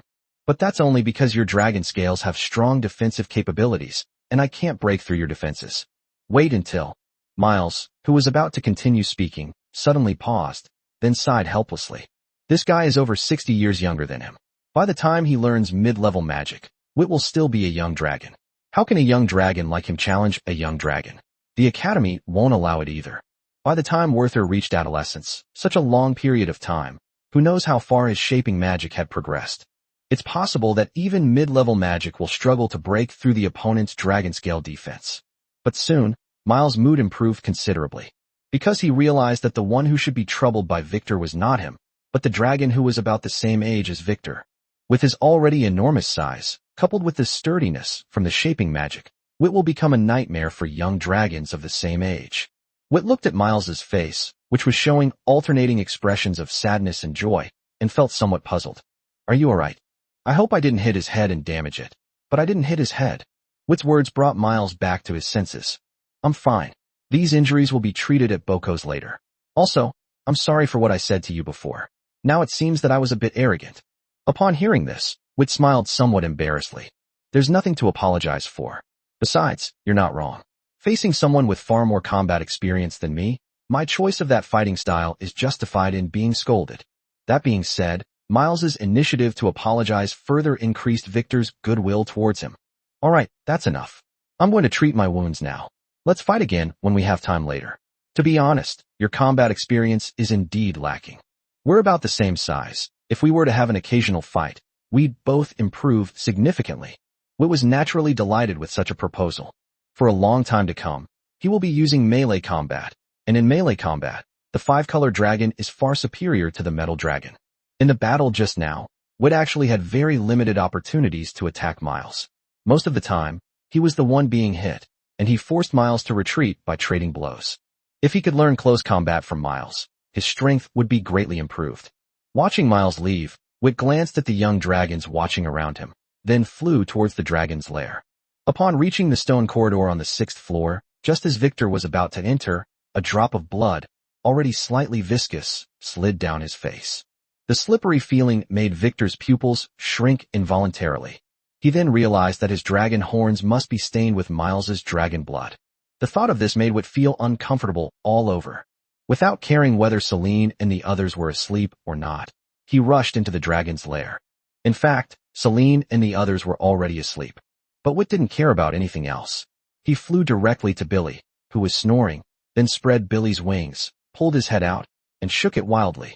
Billy opened his eyes in a daze and saw a head covered in blood. The sudden fright made Billy yell out, and Celine and the others were all woken up. However, when they saw Wit covered in blood, they forgot about reprimanding Billy and rushed over to check on him anxiously. A moment later, Wit and Billy obediently lay down in front of Celine, the 3 dragons. Billy lowered his head, bracing himself for the fury of the 3 dragons who had been woken up. But he had actually been forcibly dragged out of bed, so he was very sleepy. Celine and the others' scolding was like the Morse dragons flying around his ears, making him even sleepier. Billy's unrepentant attitude infuriated Celine and the others, and their scolding became even more urgent. Poor Wit lay to the side, his head covered in dragon blood, feeling as if thousands upon thousands of invisible insects were scratching, biting, and crawling all over him. What? Billy was implicated because of him? Then he wouldn't be pitiful. But Wit couldn't take it anymore, and looked up at O. Give me a lava breath. Wit's words startled the 3 dragons who were furiously spewing words at Billy. After venting his anger, O had actually calmed down considerably. Looking at Vittoria, who was staring at him expectantly, he couldn't help but scratch his head. Well, although I'm really angry that you woke me up, it doesn't deserve to be punished with my breath. Wit is getting anxious. Stop talking nonsense, and give me a shot already. As he spoke, Wit crawled toward O, startling O into taking a few steps back. Hey, what are you doing? Tinnet, who had only casually vented his dissatisfaction and was now watching the show, pondered for a moment before suddenly saying, Oh, give Wit a breath attack on the head. Upon hearing this, Wit immediately glanced gratefully at Tinnet, then looked at O with anticipation. After glancing at Tinnet, O hesitated slightly, and then, a small breath landed on Wit's head. He knew that Tinnet wasn't as harmless as he seemed. Several times, the other party had been secretly stirring things up behind his back, but those were minor matters. When it came to big things, Tinnet was still very reliable. Now, Wit is clearly acting strangely, and Tinnet wouldn't cause trouble over something like this. Sure enough, he saw that after the breath landed on his head, Wit started rubbing it on his own, especially his dragon horns. Under the intense heat of the lava breath, the blood on Wit's head quickly coagulated and carbonized, and then with a quick rub, the blood on Wit's head was removed. After he could no longer feel the sticky sensation in his head, Wit finally returned to normal. Then, his face darkened. He's in trouble again. Chapter 103, You have so many little quirks. Chapter 103, You have so many little quirks. Gentle light shone from the beads on the rock wall, scattering throughout the dragon's lair. The 5 dragon heads formed a circle facing inwards, lying prone on the ground. Apart from Billy, Celine, and the others all focused their attention on Wit. As for Billy, he was struggling with his eyelids and was about to lose. However, just as he was completely defeated, a milky white dragon tail lashed at his hind leg, instantly bringing Billy back to his senses. Billy gave Celine an awkward smile as she cast a slightly disapproving glance. He forced himself to stay alert, but soon the battle between his eyelids began again. Seeing this, Celine rolled her eyes and decided to ignore him, instead looking at Vittor again. Tell me the specifics. Vittor nodded and then recounted in detail how he met Miles, how he challenged him to a duel, how he lost miserably, and how he then miraculously won the victory. This includes a series of changes in mindset on the way back. After he finished speaking, Wit looked at the dragons with anticipation, especially Tinnet. Well, actually, Wit also knew that among them, Tinnet was the most meticulous one. Sure enough, after listening to Wit's account, while Celine and O were still pondering, Tinnet seemed to have already discovered something and said, "It might not be a matter of blood." Upon hearing this, Wit's eyes lit up. How so? Tinnet organized his thoughts slightly. From the time you finished fighting until you flew back to the dragon's lair, it must have been several minutes or even 10 minutes. During that long time, you showed no abnormalities. Moreover, Miles' wound was so obvious that you couldn't possibly have missed seeing his blood, nor could you be unaware that his blood remained on your dragon horns. So, this isn't a matter of blood. So, looking at this process again, can we see this period as a time when your fighting spirit fades and you gradually calm down? After calming down, you noticed a strange sensation on your head. At this point, your emotions began to change, and then you realized that there was still Miles' blood on your head. This illustrates that if the liquid were of similar properties, you might experience similar emotional changes. At this point, Tinnet paused, then continued, I suddenly remembered something. Do you remember what happened the day after we were born? Winters ordered us to kill the bus dragon, which she controlled. At that time, you may not have noticed, but I happened to see some of Wit's strange behavior. As the blood spurted out, Wit instinctively dodged away. When he looked at his blood-stained claws, a strange emotion appeared on his face, and he then cleaned the blood off his claws. Thinking back now, I realized that Wit's face just now also showed that same emotion. I didn't see it clearly enough before, and I didn't notice what kind of emotion it was, but today I understand. It was disgust, a disgust from the bottom of my heart, not fear. Combining this with my previous analysis, what Wit dislikes isn't blood itself, but rather viscous liquids. At this point, Tinnet smiled slightly, paused, and continued to quietly be a beautiful dragon. Celine looked at Dinette with a puzzled expression. You have such a good memory, I didn't remember that. Upon hearing this, Wit and O exchanged a glance, both looking surprised.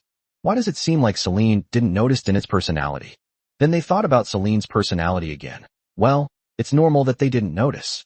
While Wit and O were exchanging glances, Celine was unconsciously scratching the ground with her claws, thinking about how to verify Tinette's statement. Just then, she caught a glimpse of Billy out of the corner of her eye, and her eyes lit up immediately.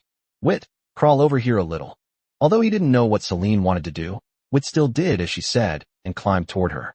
Give me your paws. As Vittor extended his claws, he couldn't help but ask, what are you doing? Celine smiled mysteriously. Don't worry about it. Just keep an eye on things. As she spoke, she pulled Wit's paw over and, before Wit could react, placed it directly under Billy's head. Etc. Billy? Wit looked at Billy, whose eyes were completely closed, and at the glistening, sticky saliva dripping from the corner of Billy's mouth. A look of disgust, deep in his heart, unconsciously appeared on his face. However, it was too late to pull out his claws now, so an aura containing terrifyingly low temperatures erupted from Wit's mouth. Then, Wit's claws, Celine's claws, and Billy's all froze into solid blocks of ice. With a sudden burst of force from his right claw, the ice shattered. After retracting his claws, Wit still felt a hint of disgust in his eyes as he looked at them, and then he breathed on them again. The dragons were utterly dumbfounded by Wit's series of actions. Celine was the first to react, casually crushing the ice cube, and saying with a smug look, sure enough, Dinette was right. However, Ao shook his head helplessly. If it were me, I'd spit on him too. That saliva. Tinnet nodded in deep agreement. Seeing this, Celine scratched her head and awkwardly lay down again. I'm sorry, I didn't think it through. Just then, the solid ice encasing Billy trembled slightly, and then shattered, leaving Billy looking around blankly. What happened? I feel a chill. Due to the limited time, the elemental power contained in Wit's breath was not much, so the ice was not very hard. Hearing Billy's words, Celine thought for a moment, then turned and said, "It's nothing. Maybe you had a dream about snow or something. By the way, the matter is resolved. Go to sleep." Okay. As he spoke, Billy stood up and staggered toward where he had been sleeping, clearly in a half-asleep state. Seeing this, the four dragons exchanged a glance, and Tinnet opened his mouth and let out a big yawn. "All right, we've got the general situation figured out. The problem is this. Besides blood, what else does Wit hate? We'll have to observe that later. It's getting late. I need to go to sleep." With that, Tinneter got up and left. Ao nodded and stood up as well. Celine looked at Wit. "You have so many little quirks, but thankfully they're not serious and won't affect your performance. Don't worry about it. I'm going to sleep now." Watching Celine leave, Wit let out a long sigh, feeling a mix of amusement and exasperation. "I don't even care myself, but you guys insisted on dragging me into this discussion." Shaking his head, Wit was too lazy to return to his original position. He curled up on the spot, and then used his wings to cover his head. Chapter 104. Success. Chapter 104. Success. Unlike the dragon's lair, the laboratory was brightly lit, and Wit was carefully inscribing a magic circle. He was the only one in the lab today. Well, to be precise, he was the only one in the lab all day today.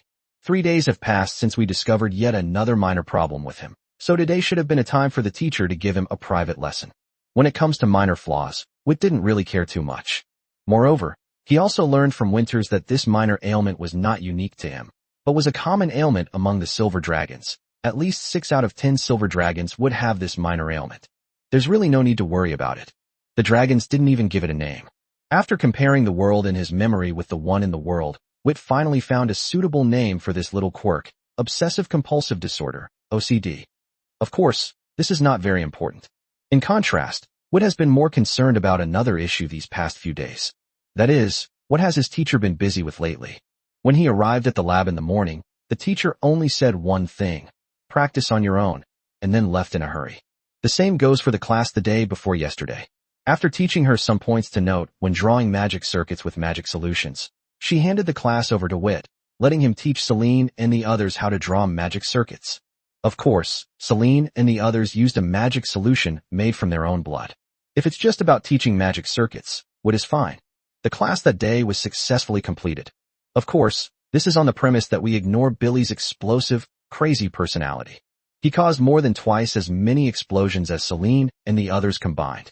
A large part of these cases occur when checking whether the magic solution has been successfully prepared, rather than when drawing the magic circuit. Billy has successfully taken a big step ahead of Celine and the others in the magic circle class. Of course, he was the one who lagged behind. Speaking of this, I have to mention yesterday's alchemy class. Just like in the magic circle class, Billy has once again pulled ahead of Wit and the others by a large margin. The difference is that this guy is walking in front of them. Alchemy also requires magic circuits. The difference is that the magic circuits in alchemy refer to the solid metal circuits used in semi-permanent magic circles. Of course, Lofa couldn't provide them with such a high-grade material as mithril. They used copper instead. Copper is much more abundant in nature than mithril, and it's also much easier to find. When used in magic circuits, its effect is about 20 to 30% of that of mithril, and its durability is also inferior to mithril, but it has the advantage of being plentiful and can be used freely. It would be perfectly fine to use it to teach Wit and the others. Yesterday's lesson was about connecting a magical circuit. However, this magic circuit is much more difficult than a magic circle. In addition to the requirements of a magic circuit, it is also necessary to ensure that a part of the magic circuit is active while ensuring the normal flow of magic. Moreover, Lofa doesn't give any hints. Wit didn't care much about this. The world in his mind gave him many novel ideas. However, putting these ideas into practice is quite difficult. Billy didn't expect it at first, but after he went around to Wit's place, he managed to create the magic circuit using Wit's method. This is quite awkward. He came up with the solution, but he had no idea how to implement it. Billy just wandered around for a bit, and then made it. The point is, even following the method Billy taught him, it still took Vittor a long time to make it. That's outrageous. But you have to admit that some dragons may seem useless most of the time, but in some aspect, they possess a talent that is hard for ordinary dragons to understand. Let's not talk about that. These past few days, Wit's life has been quite regular. Eating, attending classes, eating more metal, or practicing shaping magic, practicing drawing magic circles, and sleeping. A fulfilling day just passed like that. But today is different. Aside from eating and consuming metal ores, Wit spent the entire day in his teacher's laboratory, diligently inscribing magic circles. Of course, there will inevitably be times when the magic solution runs out. The preparation of the magic solution was no longer difficult for Wit, and the success rate could be maintained at least 70%. As for what Vittor is currently engraving, it is the 4-node water element magic circle that his teacher asked him to memorize, the water sphere. It sounds like a very basic magic circle, and in fact it is. But if this magic circle can be successfully drawn, it will be a milestone for Wit. Call.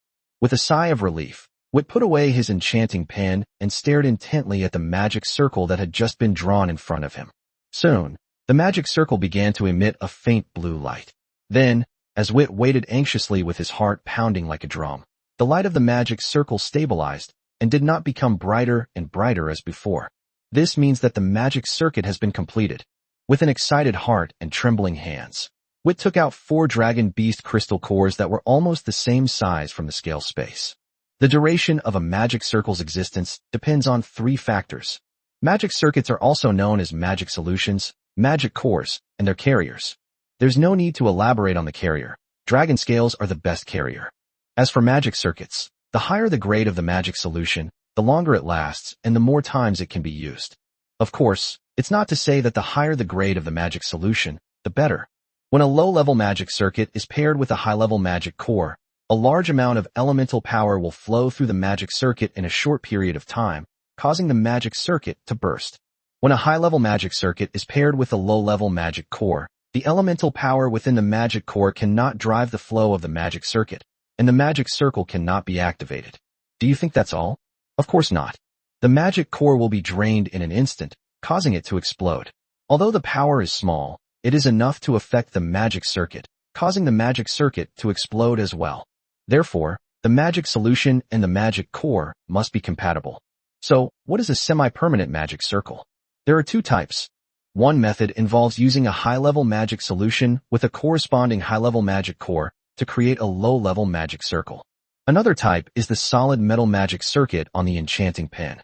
The 4 dragon beast crystal cores in Vittor's hands came from the body of a black iron-level dragon beast, and are also known as first-level dragon beast crystal cores.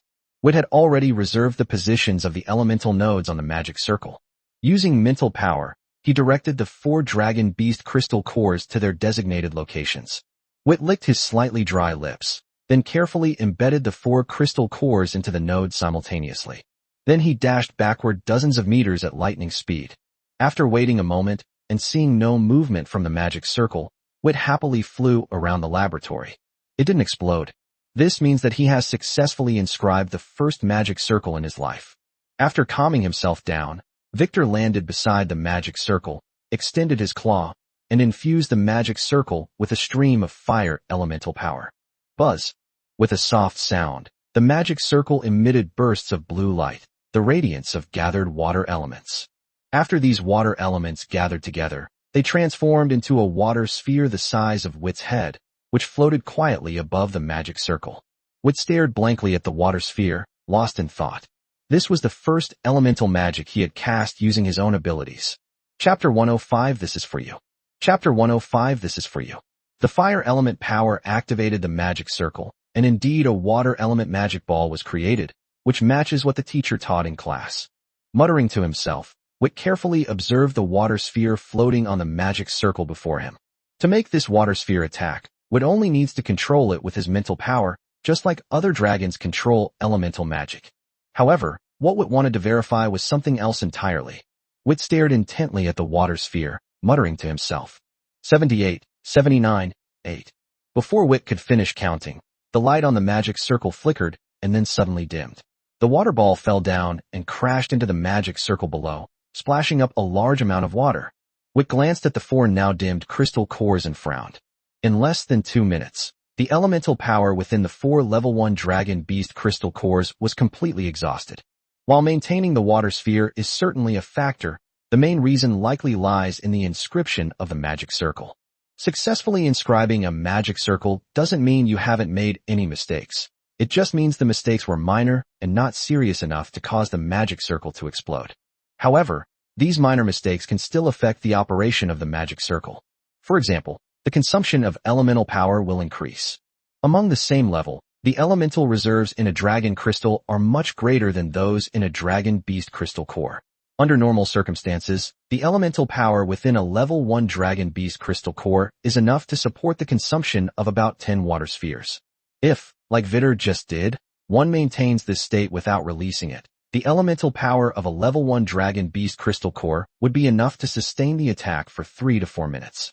Based on this calculation, the magic circle that Wit inscribed caused a terrifying loss of elemental power. Shaking his head, Wit sighed. It's still a long way off. After muttering something to himself, Wit took out a new dragon scale and continued carving. The magic circle we just saw is now ruined.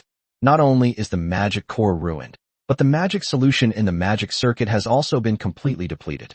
Refilling the magic solution is much more difficult than redrawing the magic circuit. Since there are enough dragon scales, there's no need for Wit to waste the even more hard-won magic solution just to save a dragon scale. That would be the real waste. After failing 5 more times, Wit finally succeeded on the 6th attempt. Looking at the water sphere floating above the magic circle, Wit wasted no time and began another test. As his lips moved, a syllable was uttered, and his mental energy surged forth, attacking the water sphere suspended in the air. When the mental energy entered the water sphere, it burst open with a pop. Upon seeing this, a hint of joy flashed in Wit's eyes, but he did not stop. He poured elemental power into the magic circle once more, and another water sphere gathered. Wit uttered another syllable, and the water sphere exploded once more. What follows is the same process, and the same result. After 4 attempts, a genuine smile finally blossomed on Wit's face. His idea worked. The magic circle did indeed help him practice mental magic and accurately locate the positions of elemental nodes within the magic. However, Wit did not stop there. He activated the magic circle again, condensing a water sphere. Then, with a thought, the water sphere flew rapidly in one direction. Once the water sphere is launched, Wit no longer needs to use his mental power to control it. He stared at the rapidly flying water sphere and used his mental magic once again. Unfortunately, it failed. Wit was unable to disperse the water balloon until it hit the ground in the distance. Wit was not surprised at all by this. If mental magic were so easy to succeed, then it wouldn't be that only a portion of the dragons would recognize Winter's mental magic. After trying again, Wit finally succeeded. Unfortunately, just as Wit was preparing to press on and win another victory, the magic circle malfunctioned. After realizing what had happened, Wit was stunned for a moment, then secretly calculated the number of times the magic circle had been used. 13 times. It's a bit more powerful than the first magic circle, but only a bit. Under normal circumstances, this magic circle should be used more than 30 times. Helpless, Wit could only continue inscribing the magic circle. A 4-node water ball spell is naturally not worth Wit's strenuous practice. For him, let alone a dozen or even hundreds of water balls hitting him, the power would not even be as great as the impact of his jump from a height of more than 10 meters. Therefore, what Wit was practicing was not dispelling the water spheres, but rather capturing the flight path of magic. Once Vittor has mastered this, when practicing dealing with single-target magic in the future, he will only need to be familiar with the location of the elemental nodes of those single-target spells. Unbeknownst to Vittor, a figure had already been standing at the entrance to the laboratory corridor when he successfully drew the magic circle for the 3rd time. She stood there quietly, watching Vittor rejoice at successfully inscribing the magic circle, watching him fret over missing a water ball while practicing dispelling magic, and watching him get excited about dispelling a water ball that flew at a tricky angle.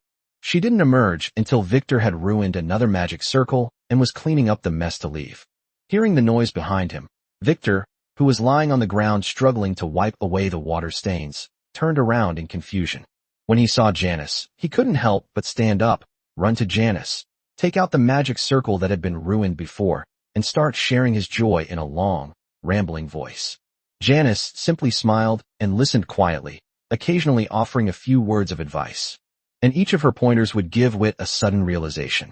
When Wit stopped, Janice smiled and said, "Very good, your teacher is proud of you." Upon hearing this, Wit laughed. He practiced drawing magic circles so diligently, partly to pursue the mysteries of magic through this method, and partly to live up to Janice's expectations. This praise proved that his efforts had been recognized by the teacher. Then, Wit prepared to continue wiping away the water stains. To be honest, Wit felt a little embarrassed when his teacher caught him messing around in the lab. Wait a minute, Wit. Don't worry about those things. They'll take care of themselves in time. Here, take this. As he spoke, a huge metal book was placed in front of Wit. Werther was familiar with this book. His teacher had brought it out before, but he hadn't finished it then. Could it be? Wit's eyes lit up as he thought of something, and he looked at Janice with anticipation. Janice chuckled softly. Sorry, I've been busy writing this book lately, but thankfully it's finished. Chapter 106 Billy Has a Teacher. Chapter 106 Billy Has a Teacher. On the way back to the dragon's lair, Vittor was in a state of excitement. Today might be his lucky day. Not only did he successfully inscribe the magic circle, and the magic circle's effect was exactly as he had predicted, but he also obtained a book containing most of his teacher's knowledge and almost all of his research findings related to magic circles. This book was of great significance to Werther. Leaving aside the immense role it played in his learning of the Vittor magic circle, this also represents his teacher's recognition of him. Back at the dragon's lair, Celine and the others were still awake. At this moment, they were gathered together, seemingly looking at something. Wit curiously approached and saw a strange young dragon with a metallic exterior, squatting there quietly. Only the occasional flick of its tail indicated that it was still alive. It is considered strange because its appearance is very similar to that of a crystal dragon, but the scales on its body have a metallic sheen. Moreover, his horns are extremely similar to those of a silver dragon, and his wings are full of metallic texture. His wingspan is longer than that of almost all dragons, more than 3 times the length of his body, excluding the tail. In addition, the young dragon had gold or silver patterns all over its body, especially concentrated on its wings and limbs. Eventually, these patterns converged on the hexagonal crystal on its chest, which resembled a crystal dragon. The young dragon was only a little over a meter long, and it must have just hatched. At this moment, it was closing its eyes, seemingly sensing something. Another mutant dragon. Of course, Wit still didn't recognize the dragon species, even though he had read the entire section on dragons in the Dragon Encyclopedia. A newly emerged variant of the dragon, just like him. Thinking this, Wit stretched out his tail and poked Billy, who was standing to the side. Is this baby dragon a newly born one that Winters brought over? What race? Why was it brought to our dragon's lair? Don't tell me he's going to live in this place too. But that doesn't make sense. This isn't something Winters would do.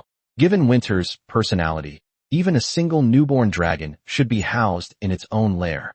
However, as soon as he finished speaking, Wit noticed that Celine looked at him with a strange look in her eyes, while Billy, standing to the side, held his head high with a smug look on his face. Seeing this, Wit scratched his head in confusion, then suddenly realized something and looked at Billy in astonishment. You didn't steal this little guy from somewhere, Billy, did you? Upon hearing this, Billy, who was still posing, staggered and almost hit his head on the ground. Boss, am I really that unreliable in your eyes? Wit rolled his eyes. It's more than just unreliable. I even suspect that you specially brought this newborn dragon back to taste its saltiness. Upon hearing this, Billy was heartbroken, and then grabbed the baby dragon in front of him.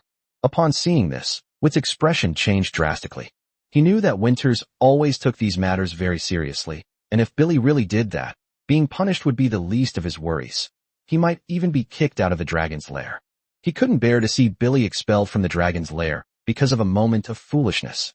Thinking this to himself, Wit quickly snatched the baby dragon into his hand.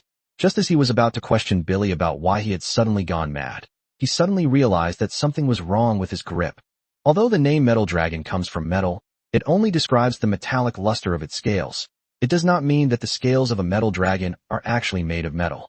In fact, the scales of a metal dragon only contain a certain amount of metal and are not entirely metal. However, the young dragon in his hand was not only heavy, but its scales also felt metallic to the touch. Wit turned his head in confusion, only to see that even though he had the young dragon in his claws, it still hadn't opened its eyes, and its movements hadn't changed much. It's not a baby dragon. Billy snatched the baby dragon from Wit's hands and said irritably, Of course it's not a baby dragon. Don't you think about it? How could a baby dragon possibly appear in our dragon's lair? This is a mechanical puppet my teacher gave me. It only has the appearance of a baby dragon. It's actually an alchemical creation.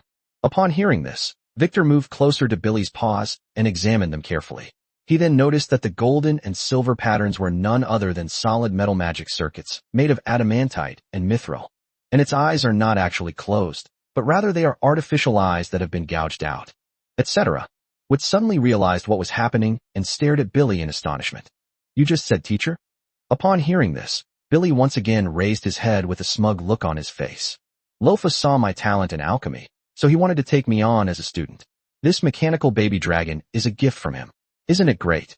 This is a mechanical puppet, or you could call it a magic doll. As long as there's enough elemental power, it can even be used in combat. Well, although its strength is quite weak.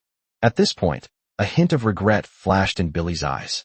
Wit looked at the mechanical puppet in Billy's hand with a hint of fondness in his eyes. This young dragon mechanical puppet is exquisitely crafted.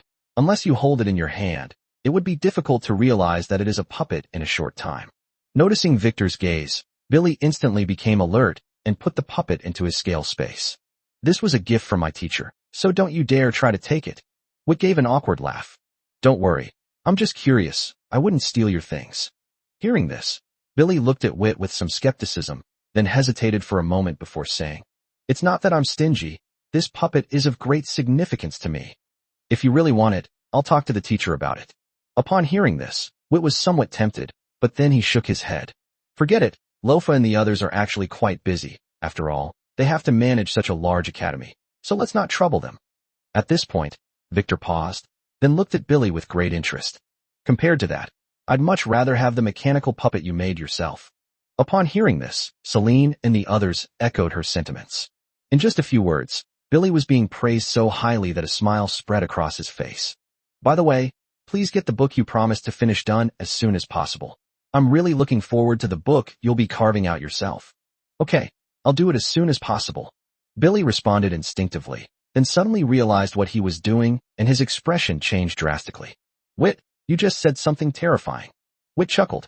As a future alchemy master, you shouldn't break your promise, right? Besides, the metal book is your punishment for losing, and it's not good to keep dragging it on.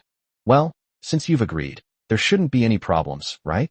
Billy seems to have already foreseen that he will need to go to the library to copy books for a long time to come. That's right. Just when Billy was feeling utterly hopeless, Wit suddenly spoke up. Just when Billy thought things were about to turn around, he saw Wit's malicious smile. My heart skipped a beat. Really? By the way, Billy, I need the dragon encyclopedia. Billy glanced at the other dragons, and when he saw the same smiles on their faces as Wit's, he felt a bleak future. Chapter 107 The Passage of Time. Chapter 107 Time passes by. Wit returned late to begin with, and after spending a whole day inscribing magic circles and then practicing mental magic, his mental energy was almost completely exhausted. So, after teaming up with Celine and the others to trick Billy, Wit stopped playing around with Celine and the others and went to sleep. As for having fun, there will be plenty of time in the next 2 days. Seeing this, the other dragons also entered their dreams with anticipation. Only Billy, he's probably going to have nightmares tonight. With hopeful anticipation for tomorrow and the future, Wit drifted off to sleep. Wit stared blankly at the dark world around him. So dark that even you can't see yourself. He was indeed very confused. I was clearly sleeping, so how did I end up here? Oh, it's you again. Just then, a weary voice suddenly rang in Victor's mind. I couldn't tell if it was male or female, it just felt somewhat familiar. Who are you? Where are you? Where's this place? However, the other party did not respond to him. There's no time left, I'm not capable enough to remember my words. Don't leave the dragon's nest. If things continue as they are, how could I not know your choice? Listening to the intermittent, indistinct sounds coming from around him, Wit was completely bewildered. What are you talking about? Where am I? He heard the last sentence clearly, but... Explain yourself clearly. What choice are you talking about? Who exactly are you? However, no matter how much Wit called out, the voice in the darkness never sounded again, as if it had already left. Wit was also somewhat speechless. Why do all sorts of strange things keep happening to him? Seriously, what kind of place is this? As he pondered this, Wit tried to find some clues, but how could he possibly find anything in a place so dark that even he couldn't see himself? Wit quickly gave up. He assumed that he had been pulled into a special place by a powerful being, and since the other party hadn't killed him immediately, it meant that he was at least safe for now. No one knows how long he stayed in the darkness, but Wit fell asleep without realizing it. Still bewildered, Victor opened his eyes, looking at the familiar soft light around him and listening to Billy's familiar snoring. He paused for a moment, then suddenly stood up. He's back. Then Wit lay down again, a bitter look on his face. His inexplicable existence, inexplicable behavior, and inexplicable words have left him completely bewildered. The other parties seemed to be trying to convey some message to him, but ultimately appeared to give up. He wasn't rebellious. Winters had emphasized it so many times. The outside world was dangerous, and he'd always kept that in mind. How could he possibly leave Dragon's Nest? The last sentence left him completely bewildered. How could the other party possibly know his choice? And what choice was he supposed to make? This must be the kind of dragon known as the Riddler in the world in my mind. Wit now quite agrees with the views of some people in that world. Riddler dragons, and all that, go to hell. Well, with a sigh, Wit shook his head and ignored the matter. If you can't figure it out, then there's no need to keep thinking about it. Time will tell. If the other party has really set their sights on him, then this should only be the beginning. Besides, even if he figures it out, what good will it do? He's still just a young dragon. Knowing the truth won't help him. It will only cause him more trouble. Thinking of this, Wit grinned, then turned his gaze to Celine and the others. Hello? Get up. Didn't we agree to visit other parts of Dragon's Nest? Time flies like an arrow. 4 short-lived species, 40 years may be a generation, half a lifetime, or even a lifetime. But for long-lived species, it might just be a short nap. Of course, this time Victor and his friends didn't spend their time sleeping, but instead set sail on the ocean of learning. Time left no trace in the dragon's lair, but Wit and his companions did.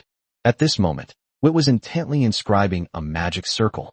To preserve the magic circle for longer, Wit used a solid metal magic circuit, and the pen in his hand was no longer an enchanted pen, but an alchemy pen.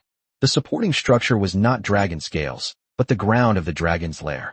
The enchanting pen is specifically designed to inscribe magic circles composed of magic solution and magic core.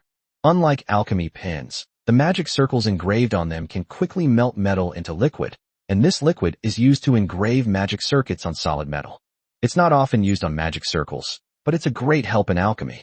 Wit's talent in alchemy was not as great as Billy's, but that refers to the development of alchemy, not the study of it. In Lofa's assessment, Billy was capable of becoming an excellent alchemist, but not a qualified one, whereas Wit was the opposite. He could be a qualified alchemist, but not an excellent one. Simply put, it's the difference between creative and learning types. Wit was a learner. Moreover, magic circles are an important tool in alchemy, and for Wit, the magic circle he used to explore the mysteries of magic was one of his specialties. This gave Wit a very good foundation in his study of alchemy. Therefore, in fact, over the past 40 years, in addition to his amazing achievements in magic circles, Wit has also demonstrated remarkable abilities in alchemy. Moreover, Wit's meticulous personality has also led to considerable achievements in the field of potions. Of course, the latter two were just side projects. The magic circle was Wit's main business. In contrast, Celine and her friends are different. Billy and Tinnet were doing all right. The former was studying alchemy, while the latter followed Boko and studied potions, and had no intention of pursuing any of them other than completing their classroom assignments.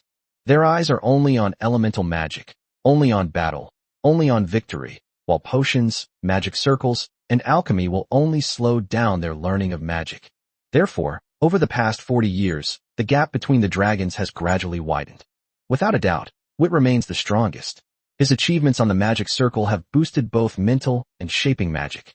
Moreover, he is still the largest of the 6 dragons. In 40 years, he has reached the limit of 10 meters for a young dragon, excluding the tail. If you didn't know his age, everyone would mistake Wit for a young dragon. Next up are Celine, Isabella, and O.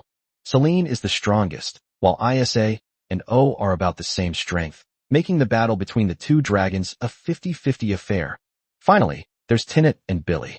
However, Wit always suspected that Tinnet was hiding her strength, but she disliked fighting and had never revealed it.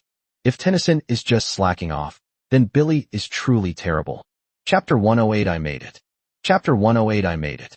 Tenneter was hiding his true abilities, while Billy was genuinely incompetent. Wit blushed for him, thinking about what had happened a few days ago. Billy actually lost to a young dragon that was a meter shorter than him. He really disgraced the dragon world. By the way, the young dragon's name is Moxie. Like Billy, he is a crystal dragon, but he is a blue crystal dragon with quite good talent. His breath is not the common crystal breath of crystal dragons, but an ice crystal storm, which is much more powerful than crystal breath. By the way, Billy was defeated by the ice crystal storm. Mozabivit and his companions were 10 years younger and were the only newborn dragons to hatch in the past 40 years. Although it wasn't very obvious when Moxie was born, Wit, who knew Winters well, noticed that Winters had been in a low mood ever since. After inquiring with Boko, Wit learned that Moshi had come out at the exact time, and all the dragon eggs in his batch failed to hatch and became dead eggs. Boko was surprisingly calm when he said this. After learning more, Wit realized that the dragon eggs he found outside actually had a very low hatching rate, and even if they were moved to a safe place, the baby dragons inside would still need time to develop. If the dragon egg is retrieved too late, there won't be enough time for the dragon to develop. Once the dragon egg is deactivated, the baby dragon inside will die from insufficient nutrition. Vittor and his group are special. 5 eggs hatched successfully in one go. No wonder Winters was so happy to see them back then. He shook his head. Wit suppressed the emotions in his heart. As for why I feel so sorry that this year is another year without any baby dragons hatching. Wit's golden eyes flickered as he examined the completed magic circle. After finding no errors, he took out square bricks made of clay from his scale space. After using these bricks to enclose the magic circle, they began to add soil inside. These are dried Moonshadow River mud, which is quite nutritious for plants. In fact, there are already more than a dozen such arrangements in this dragon's lair. The originally barren dragon's lair has become more vibrant because of the appearance of these green plants, and even the little dragons can occasionally be attracted to come in. Ball Dragon is an omnivorous dragon beast that eats everything, but its favorite food is the tail stinger of the Abbey dragon beast and the nectar of various plants. This is why the dragon's lair, with only a dozen or so green plants, was able to attract the little dragon. As for the first red tassel tree that was transplanted, well, it had actually died long ago during Wit's repeated magic circle experiments. Even with Celine providing it with light element therapy and Tinette providing it with natural element nutrition, it still chose to leave this world without hesitation. Right. It was its own choice. It was absolutely not because the Vitek military refused to let it live. As for the red tassel fruit trees that are now flowering and bearing fruit in the dragon's lair, they were dug up from another place. Besides the red tassel fruit tree, the most eye-catching thing in the dragon's lair is a 10-meter-tall tree with green fruits on it. The fruits are about the same size as the red tassel fruit, maybe a little smaller. Only the outer shell of the fruit is edible. After eating it, your tongue will feel a tingling sensation, somewhat like a seasoning from that world in my mind, Sichuan peppercorns. However, unlike other things, the flesh of this thing is poisonous. Eating it will cause a commotion, the kind that even a dragon's stomach can't stop. Back in the day, Billy, well, besides him, I doubt anyone else would put an unfamiliar fruit in their mouth. Anyway, after that incident, Billy lived outside the dragon's lair by himself for 7 or 8 days. The smell on him was so strong that it could be heard 100 meters away. Aside from these 2 edible plants, the others are ornamental. The reason Wit is setting up this magic circle is because Celine has taken a fancy to another unusual-looking plant. This magic circle was a new magic circle that Wit himself had researched, one that had never appeared in the book his teacher had given him. Of course, it's not made of light. Otherwise, it wouldn't be buried underground. This is a magic circle with natural attributes that can provide plants with a large amount of natural elements to help them grow. Besides this magic circle, Wit also researched several other magic circles, which I won't go into detail here. Just after Victor planted the incredibly ugly plant that Celine brought back, the sound of wings flapping through the air came from the dragon's lair passage. Turning around, I saw Billy flying in excitedly. At this point, Billy had reached a height of over 7 meters. Well, actually he hadn't grown that much. After all, Wit only grew 2 meters in length over 40 years, let alone Billy. However, upon closer inspection, one can see that the crystal clusters on Billy's body are much brighter now than they were more than 40 years ago, which is the result of the convergence of fire elements. Seeing Billy's reckless behavior, Wit asked in confusion, "What happened? Why are you in such a hurry?" Billy stopped in front of Wit, and the wind he stirred up almost knocked over the plant that Wit had worked so hard to plant. Wit could only spread his wings, which were bigger and wider than ever before, to block the wind. "Hey, be careful. Celine told me to plant these. If you kill them, you'll be in big trouble." Upon hearing this, Billy scratched his head awkwardly. "Feel sorry." After offering a completely insincere apology, Billy looked at Wit excitedly again and said, "I did it." Wit looked at Billy with a completely bewildered expression. "What has been made?" "This is it, of course." As he spoke, Billy pulled out a baby dragon from the scale space. Of course, it wasn't a baby dragon.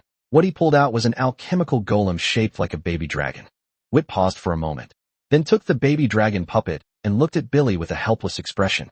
You still remember this? Billy, on the other hand, raised the dragon's head with a smug look on his face. Of course, I'm a future alchemy master. How could I go back on my word? So how about this time? As he spoke, a hint of tension flashed in Billy's eyes. Seeing this, Wit began to examine the alchemical golem in his hand. Billy had once promised Victor that he would give him an alchemical golem that he had made himself. Billy's talent in alchemy is indeed remarkable, but it might also be some kind of useless talent.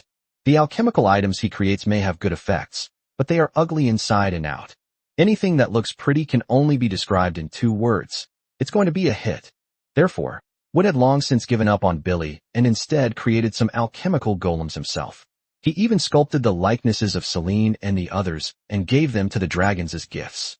Both Billy and Isa have them. Billy aside, the reason for giving it to Isa was that, as time went by, they had both grown up and the previous conflicts had gradually disappeared. However, after receiving Wit's gift, Billy became obsessed, determined to create an alchemical golem that would satisfy Wit and not explode. This situation, like the one we're seeing now, isn't the first time it's happened in over 40 years. Chapter 109, I'll take you to a great place. Chapter 109, I'll take you to a good place. Wit was inspecting the alchemical golem in his claws. From some details of the puppet, he could tell that Billy had really tried his best, but overall, it was still like a young dragon suffering from some strange disease. Moreover, she was the kind of person who was already quite ugly. Putting everything else aside, while the individual dragon scales look reasonably detailed, the whole thing looks patchy and uneven in size. There is absolutely no problem with the magic circuit. In this regard, Billy's expertise can still be trusted. After carefully examining the contents, Wit looked up and saw Billy staring at him nervously. Upon seeing this, Wit couldn't help but laugh. What are you laughing at? Give me an answer if you're going to do it or not. Seeing that Billy was getting anxious, Wit stopped teasing him. After glancing at it a few more times, he casually said, It's all right. It's much better than before when it didn't even have the shape of a baby dragon. Let's do this one. I'm afraid you'll go crazy if you keep doing it. By the way, what's this? As he spoke, Wit pointed to the palm of the baby dragon's right claw, where there was a crystal-shaped indentation. Upon hearing Wit's words, Billy scoffed a few times, but his constantly wagging tail revealed that he was quite pleased that Wit had taken in the puppet. A smug glint flashed in Billy's eyes when he saw the dent that Wit was pointing to. Hee, I'm a future alchemy master. How can I not have my own mark? This is the mark I chose myself, a crystal. One day in the future, this crystal mark will surely be found throughout Desidero, no, throughout the entire dragon realm. Looking at Billy's hopeful eyes, Wit couldn't help but say, Actually, you don't need this mark. Your alchemical creations are distinctive enough on their own. The uglier the better, the more effective the product, the prettier the product, the faster it explodes. Use this standard to find the right one, and you'll find it every time. Billy's face stiffened. He gave an awkward smile, and then changed the subject. Where are Celine and the others? As for them, I don't know either. They might be in the magic classroom, or they might have gone out to play. The former is more likely. As he spoke, Wit put away the alchemical golem, then turned around and pressed down some soil on the incredibly ugly plant. He then placed the dragon beast crystal core in the reserved spot and activated the magic circle. After a slight tremor, specks of green natural elements, like fireflies, gathered from the surrounding area and then disappeared into the soil covering the magic circle. With the infusion of natural elements, a faint life force emanated from the soil, and the once ugly plant, which had been withered, became much more vibrant. Seeing this, Wit nodded in satisfaction. From now on, all he needed to do was wait for the elements in the dragon beast crystal core to be completely consumed before replacing it with a suitable dragon beast crystal core. After finishing with that, Wit glanced at Billy, who was curiously peering at the plant. If you dare to open your mouth, Celine will definitely beat you up. She seems to really like this stuff. Ugh, so ugly. As he spoke, Billy clicked his tongue and stood up with some regret. I'm going to find Celine and the others. What about you? Wit glanced at the other plants in the dragon's lair. You go ahead. I need to check the condition of these magic arrays. Some of the magic cores need to be replaced. Billy nodded, then turned and flew outside. Watching Billy leave, Victor was about to check the magic circles when he heard the sound of wings flapping outside again. Wit turned away helplessly. Hey Miles, it's you again. I thought Billy was back. As he spoke, Wit looked at Miles with a hint of doubt in his eyes. By the way, didn't you leave the academy? Around the age of 100, the dragon's reverse scales will grow, which means that the dragon has left its juvenile stage. However, this time is not fixed. Some dragons begin to grow their reverse scales when they are over 90 years old, while others only grow them when they are over 100 years old. Miles is the latter. He is 108 years old. His reverse scale only began to grow last month, which means that he has officially left the juvenile stage and become a young dragon. When they reach the age of juvenile dragon, they will leave the academy and go to the Dragon Legion to become a reserve soldier. During the first 2 years after birth, the difference in talent between young dragons is not yet apparent. After passing through these 2 years of rapid growth, young dragons will directly reach the lower rank of bronze. At this point, the different talents between dragons will gradually become apparent. For example, Celine has an exceptional talent, and after 2 years of growth, she is much larger than young dragons of the same age. Of course, Wit was also included in this category. Although his physique was due to his father's domineering bloodline, bloodline itself is a kind of talent. During their early stages, the difference in talent is mostly reflected in their size. After leaving the juvenile stage and reaching adolescence, spiritual power and elemental power within the body no longer grow naturally, but need to be accumulated through sleep. At this point, the difference in elemental affinity becomes apparent. During the young dragon's period, this difference was not very obvious, so the preparation time was also fixed, which was the entire youth period, 200 years. Of course, if your elemental affinity is exceptionally high and you break through to the gold level early in these 200 years, then you can leave the reserve force ahead of time and officially join the Desidero Dragon Legion to protect this dragon's nest. That's the situation. Last month, after Miles was out of his dragonflight stage, he was sent to the Dragon Legion by Winters. I didn't expect you to be back so soon. Seeing Wit looking at him with a puzzled expression, Miles understood what Wit meant and laughed heartily. The Legion is resting today, so I came back to see you. Upon hearing this, Wit realized what was happening, but he wasn't surprised at all. Over the past 40 years, the two dragons had fought quite a few battles. After all, Miles was the only dragon that Wit knew who was about the same size as him. Of course, there are other dragons of similar size in the academy, and some are even larger than Miles. However, dragons do have their own social circles. Miles had no peers born in the same year, so he always walked alone in the college. Its relationship with other dragons can only be described as that of a familiar yet unfamiliar dragon. After fighting with Wit, he gradually joined Wit's circle. Of course, he was most familiar with Wit. If you're here to fight me, you'll have to wait until I've dealt with these magic circles. Hearing this, Miles grinned. No way. Fighting you is too disgusting for a dragon. Not only can I not cast a single spell, but I also get pinned to the ground and beaten by you. If your reverse scale hadn't started growing yet, I would suspect that you would have already left the juvenile dragon stage. At this point, Myers paused, then leaned closer to Wit and winked at him. Come on, I'll take you to a great place. Chapter 1 Tin Dragon Legion Reserves. Chapter 1 Tin Dragon Legion Reserves. Come on, I'll take you to a good place. Upon hearing Miles's words, Wit not only showed no interest but also rolled his eyes. A good place. We've known each other for so many years, and every time you've said something positive, what has happened? In most cases, you'll find a place where an adult white dragon lives, surrounded by nothing but snow and ice. What? Going for ice cream again this time. As he spoke, Wit carefully examined the magic circle in front of him, casually prying off the dragon beast core whose elemental power was almost completely depleted, and then replacing it with a new one. Speaking of which, this magic circle created by Wit himself, although its effect is simple, is a genuine level 3 magic circle. It requires a considerable number of magic nodes, and correspondingly, the magic circle can be maintained for a very long time. Hearing Wit's teasing, Miles scratched his head somewhat embarrassedly. Okay, I admit I've ripped you off a few times, but this time it's a really good place. You'll definitely be interested. Hearing Miles speak so definitively, Wit's interest was piqued. After a moment's thought, he nodded and said, All right, but you'll have to wait for me. Why don't you go find Celine and the others first? By the time they get back, I'll be almost done here. However, Miles shook his head. They can't go with us. Wit paused, then turned to look at Miles with some surprise. Suddenly, he seemed to realize something and looked at Miles speechlessly. The ideal place you're talking about, it can't be the Dragon Legion, can it? Miles grinned. Hee, it's the Dragon Legion. What? Aren't you interested? You're about my size, and even stronger than me. You just haven't developed a reverse scale yet. Even if you were discovered, Albert probably wouldn't say anything.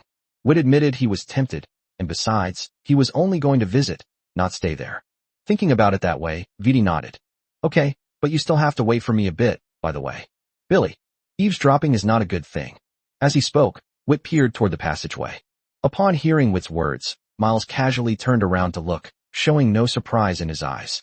His strength was weaker than Wit's, but only slightly weaker. How could he not sense Billy's presence? However, since Wit didn't say anything, he didn't speak either, since it wasn't anything important anyway. Meanwhile, Billy, seeing that he had been singled out, awkwardly poked his head out. Would you believe me if I said I didn't do it on purpose? Wit rolled his eyes. All right, stop making that innocent face. We didn't mean to blame you. Billy's eyes lit up.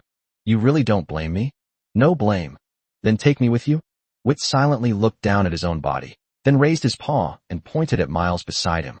Upon seeing this, Billy instantly became dejected. Okay, I know I'm not big enough. You don't need to remind me. Never mind. I'm going to find Celine and the others. Wait a moment. Hearing what Wit said, Billy's anticipation returned, and then, please tell them I might be back late today. They might not even come back. Wit and Billy both looked at Miles, a hint of doubt in their eyes. Miles chuckled and said, The Legion is even more lively at night. You've come all this way, why don't you experience it? Besides, the Legion is quite far from here, so stay at my place tonight. Upon hearing this, Wit nodded in understanding, then turned to look at Billy. Just tell Celine and the others that. After Billy left, Wit quickened his pace and soon replaced all the magic circles that needed their magic cores replaced. To make it easier for him to practice magic circles, his teacher prepared a large number of magic cores of various levels for him, enough to last him for several years. After leaving the academy with Miles, they flew westward. The Dragon Legions reside deep within the Warren Rift Valley, where there is ample space for them to train and fight. In fact, when Wit was born, he was standing in Winter's hands and saw it from afar. This is the dragon's lair on that entire cliff that Winters mentioned, which requires sufficient strength to access. Of course, that's not where Wit and his group are going right now. That's the settlement of the young dragons, a place only official members of the Legion can go. Speaking of which, after all these years, Wit has come to know Desidero quite well. Desidero Dragon Nest, with a permanent population of less than 30,000 in Lonco. At the top of the dragon's nest is Desidero, the only space dragon in the dragon realm to date. She is the queen of the entire dragon's nest, and her strength has reached the legendary level. She is also the only one with legendary status. But Wit had never seen this person before. Further down are 5 legendary peak-level dragons, Winters, Albert, and Carlos. As for the other 2 dragons, they are quite ancient, and the other dragons hardly ever mention their names. Therefore, Wit didn't know their names, only that these 2 dragons were old dragons. Furthermore, the 5 legendary peak dragons do not mean that Desidero only has 5 legendary peak dragons, but rather that these 5 are the strongest among the legendary peak dragons, with their strength being roughly equal. As for how many legends, and how many of them are at their peak, are within the dragon's nest, that's beyond Wit's knowledge. There are 3 important locations in the dragon nest: the Dragon Legion, the Dragon Academy, and the Dragon Cave. Among them, the Dragon Cave is where Wit and his companions were born, and it contains all the dragon eggs that were retrieved. The Dragon Legion that Wit and his companions are going to is called a legion, but it's actually a place that manages young and adult dragons and gives them something to do. After all, who would bother attacking Desidero, a place inhabited by tens of thousands of dragons? As for why we need to manage juvenile and young dragons, well, you never know what these energetic little dragons will do. Alright, we've arrived. After flying at full speed for nearly 3 magical hours, Wit finally saw the place that Miles called the Dragon Legion. But, are you sure this is the place? As he spoke, Wit pointed to the valley below. The valley was extremely large, devoid of any greenery, and riddled with potholes. Not far away, on the cliff face, were honeycomb-like dragon nests, but they were far less spectacular than the ones I had seen before. Moreover, these dragon lairs seemed to have been dug out randomly, and were quite messy. The valley was quite lively at this time. After all, the Legion's reserve period was 200 years. With such a long age gap, the number of young dragons gathered together was quite considerable. At a rough glance, there are already more than 200. In contrast, the number of young dragons in the academy has been decreasing year by year over the past 40 years, and now there are less than 60 left. Upon hearing what Wit said, Miles scratched his head. The key point isn't the environment, it's the number of dragons. You've probably never seen so many dragons gathered together before. Chapter 111. Why is there a baby dragon? Chapter 111. Why is there a baby dragon? The key isn't the environment, it's the number of dragons. You've probably never seen so many dragons gathered together before. Wit stared at Miles silently for a moment, then nodded. Okay, I've never seen so many dragons gathered together before, so what? Then, Miles paused for a moment, then pointed to the valley below where the battle was raging, and said in astonishment, so many dragons, so many opponents, and you're not excited at all? You can't muster any interest. Upon hearing this, Wit sighed helplessly. So let's fight. That's what he said. But when Victor looked down at the valley below, a hint of interest couldn't help but show in his eyes. To be honest, I'm getting a little tired of playing against Miles all the time. Moreover, over the years, he has spent most of his time learning magic circles and researching shaping magic, so he really hasn't had many opportunities to fight. Miles naturally noticed the hint of interest in Wit's eyes and said with a smile, See, I told you, this place won't disappoint you. Let's go find an opponent and have a good, satisfying match. Perfect timing. I can recommend an opponent to you. He's incredibly strong. As he spoke, an unnatural glint flashed in Miles' eyes. But Wit didn't notice this. Instead, a look of anticipation appeared on his face. Then, led by Miles, Wit entered the valley. Since Wit's size is similar to Miles, and the reverse scale is normally hidden among the layers of dragon scales on the neck, especially for four-legged dragons. Therefore, not a single dragon discovered the identity of the young worm. At most, I would linger a few glances at Vit's stronger physique and larger wings than a normal silver dragon. Upon entering the valley, Wit quickly noticed that the ground beneath his feet was somewhat hard, but unlike the academy, it wasn't the kind of hard ground protected by a magic circle. Miles had been watching Wit's movements closely. When he saw Wit's surprised expression as he looked at the ground beneath his feet, he said, I've heard that since the dragon's nest was established, this place has been used as a training ground for the Legion's reserves. After countless millennia of magical transformation, the ground here is no longer ordinary rock. Even a young dragon needs to exert considerable effort to pry some pebbles off. As they were talking, Miles spotted a figure ahead, and his eyes lit up. Wit, your opponent has arrived. Upon hearing this, Wit looked in the direction Miles was looking. It was a dragon that, like Miles, stood upright on two legs. Its body was entirely red, with black lines along the edges of its scales. From a distance, Wit could feel a scorching heat emanating from it. Compared to the five-colored dragon, its forelimbs are shorter and thinner, its wings are larger, with a wingspan more than twice its body length, and its tail is also relatively thin and long. With just one glance, Wit recognized the other party's race as a fire elemental dragon.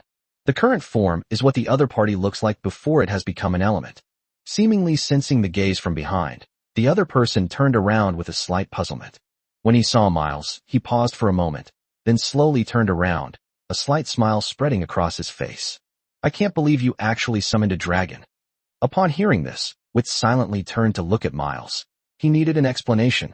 Miles, knowing Wit's personality, scratched his head awkwardly and said helplessly, I'm not convinced that I lost.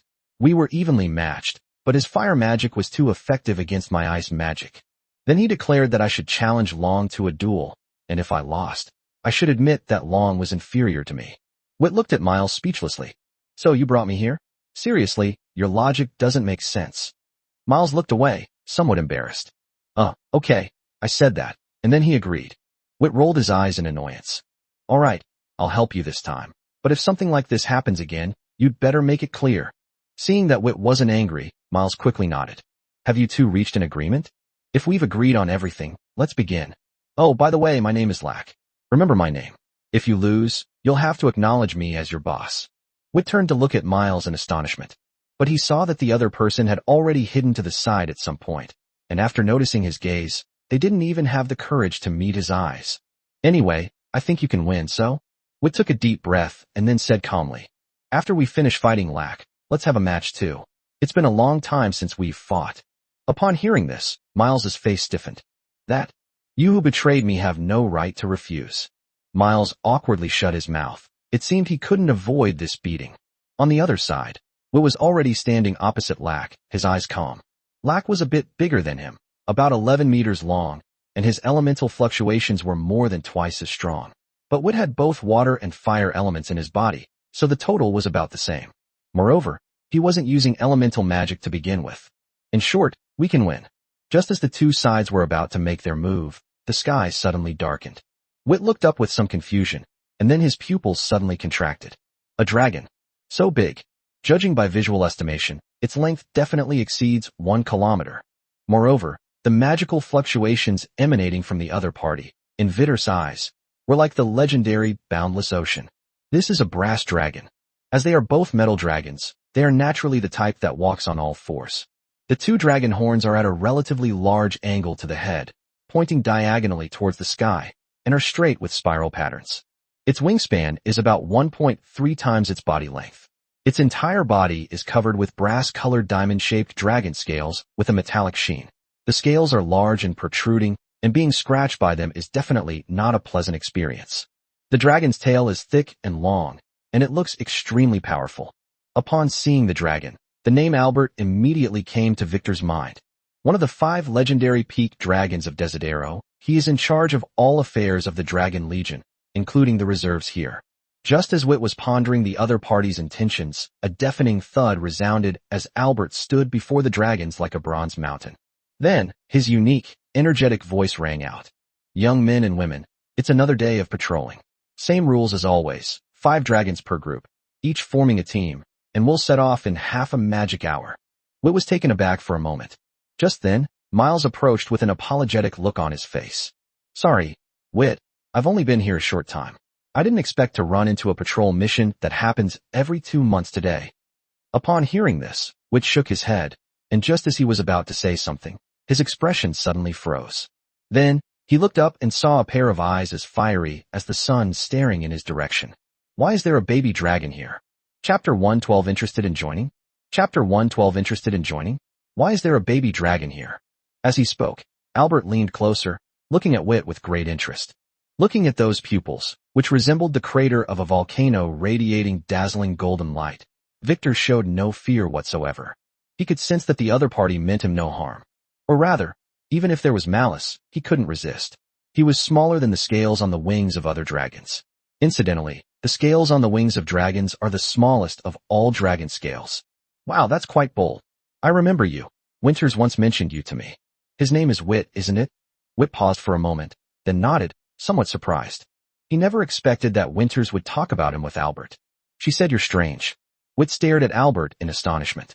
Haha, I was just kidding. Although she did say that to me, she talked more about your hard work and effort. It's clear that she really likes you. Upon hearing this, Wit scratched his head somewhat embarrassedly. By the way, what brings you here? Well, I guess you could call it a battle. As he spoke, Wit turned and glared at Miles. Noticing Wit's movement, Albert's pupils shifted slightly, moving to Miles. Miles, the troublesome little dragon who just arrived not long ago. I remember your problem was that you were too unbalanced in your studies. Although the white dragon likes ice and snow, it is actually a true water elementalist. Ice magic is indeed more powerful than water magic, and I understand your decision to choose ice magic. However, giving up water magic for ice magic would be putting the cart before the horse.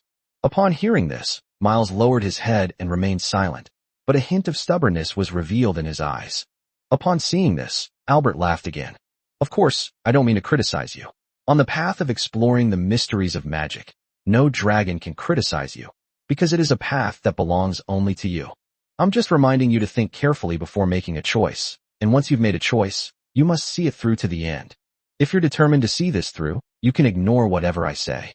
If you don't have that determination, then you'd better pick up water elemental magic again.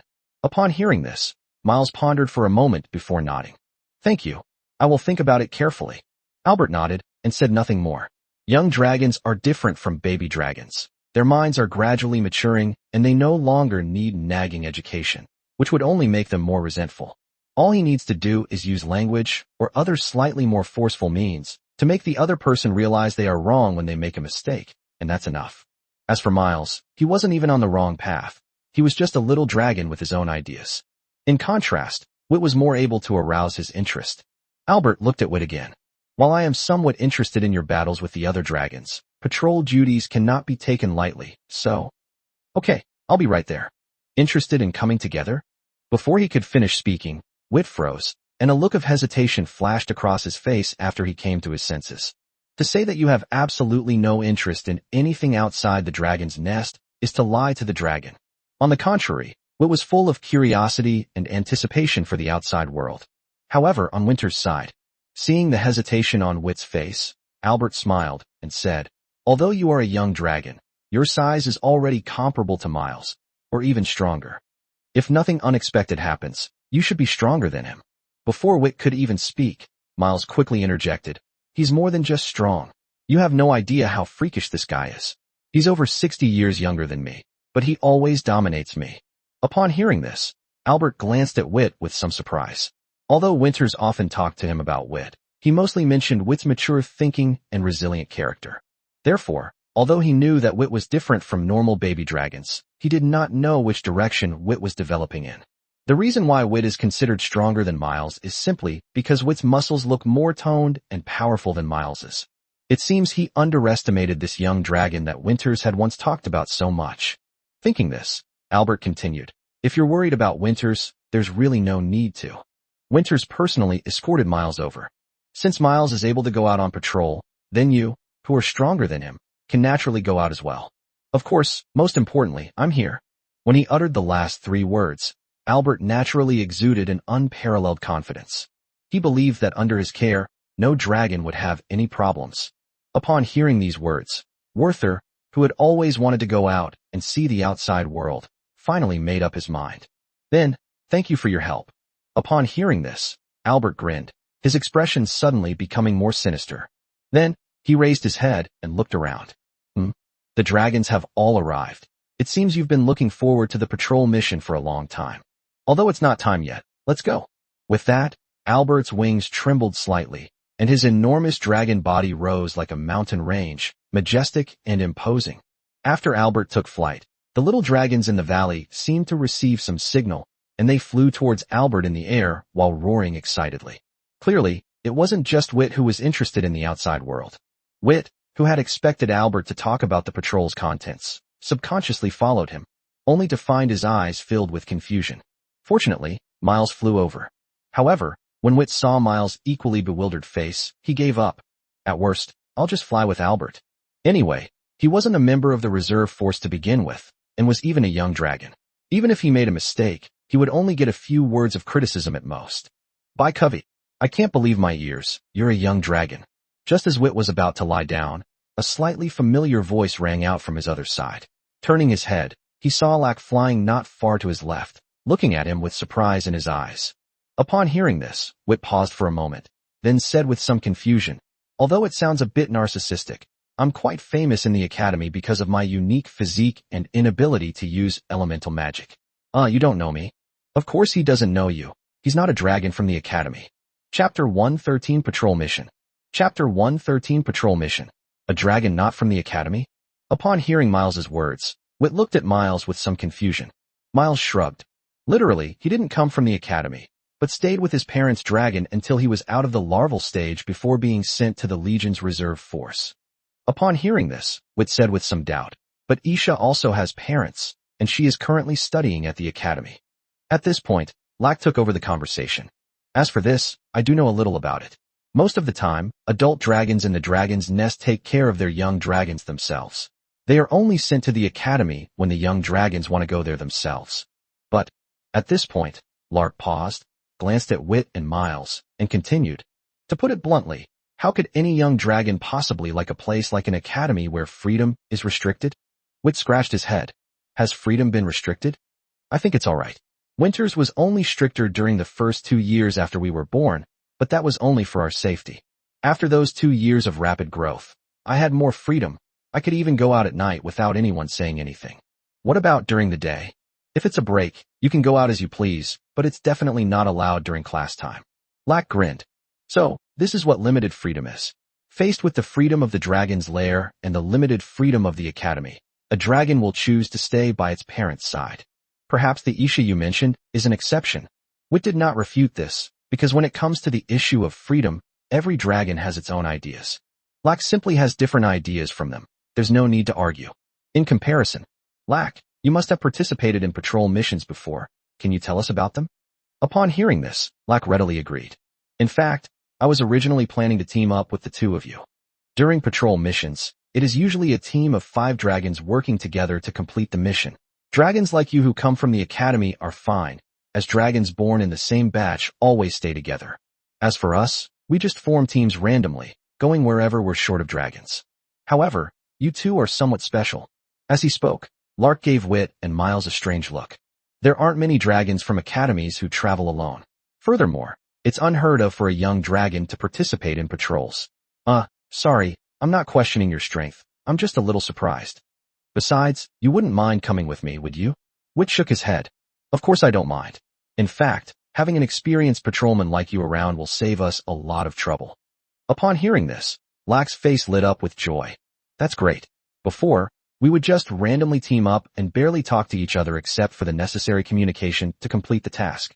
I didn't like that kind of atmosphere. Oh, sorry. Now is not the time to talk about these things. As he spoke, Lark looked down.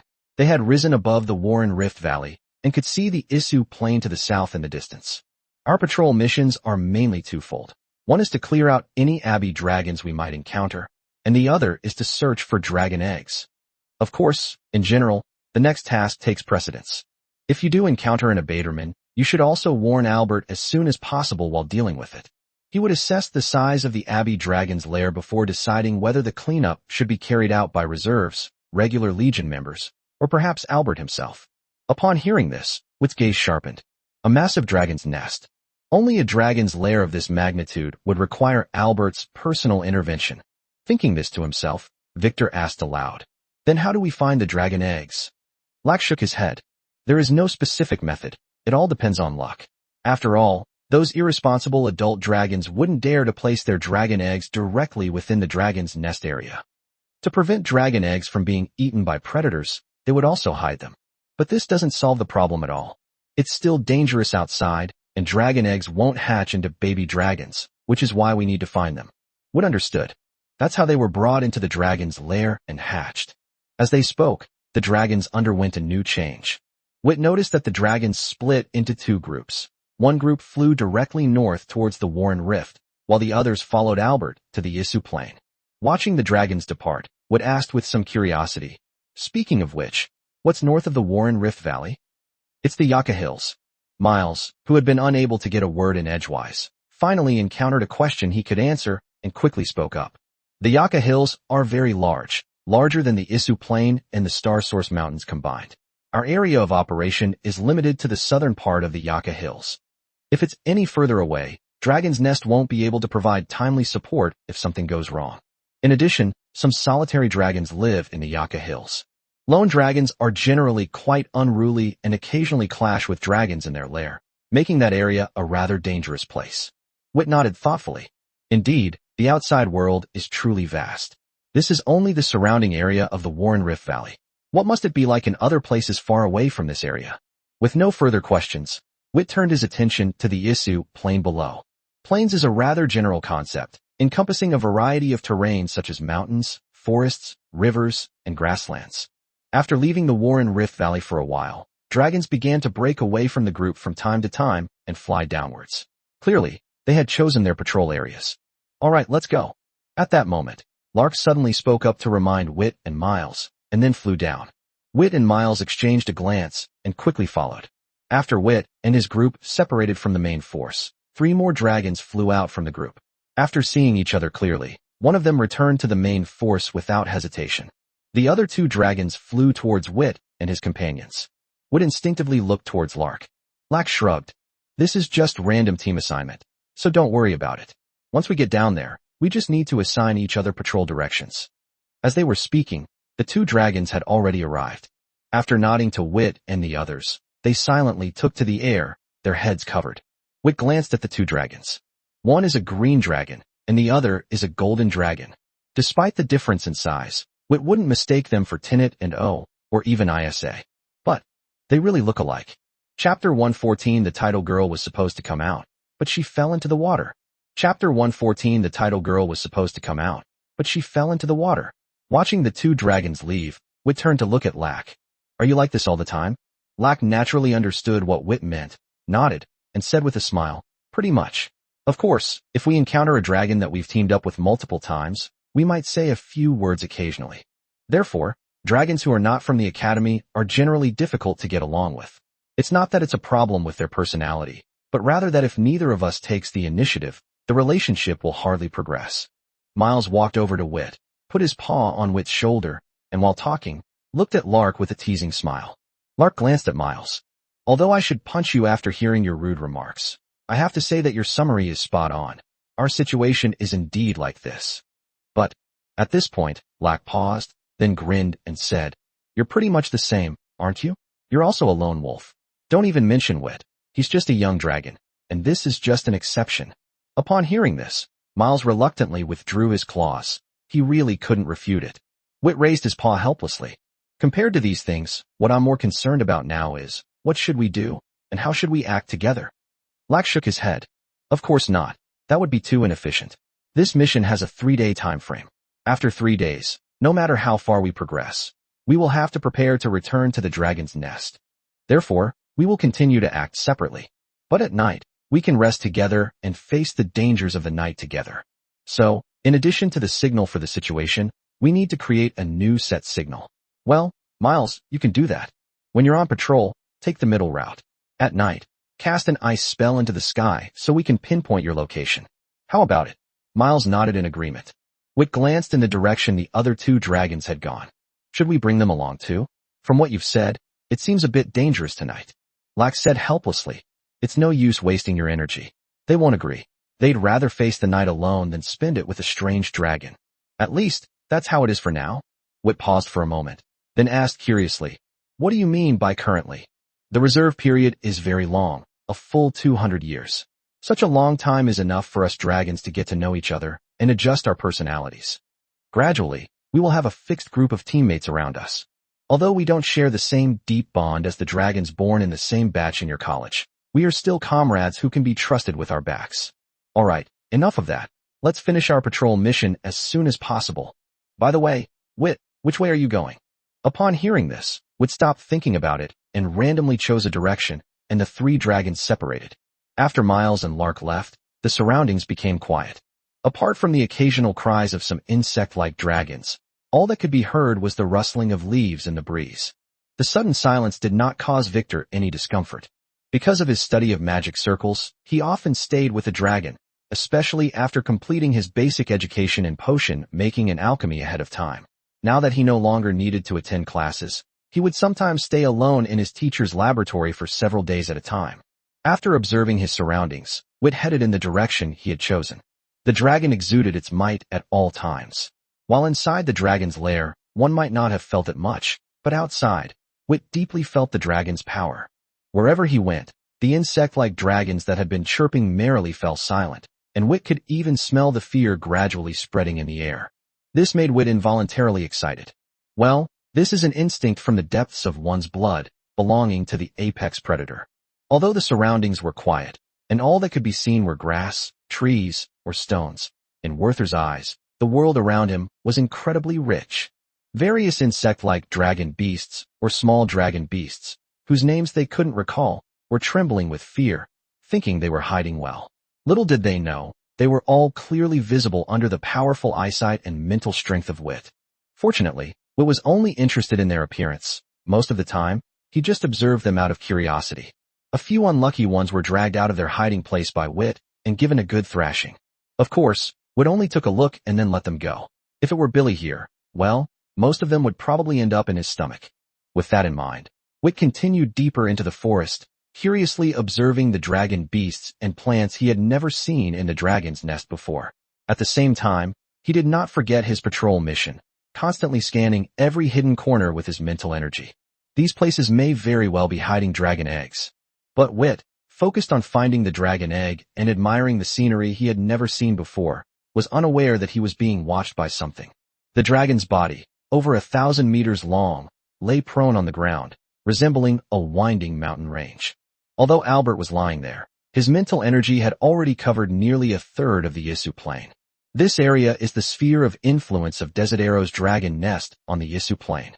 The areas that Wit and his men patrolled were also within this range, though not all of them, since there were only a little over 200 reserve dragons, half of which had gone to the Yaka Hills.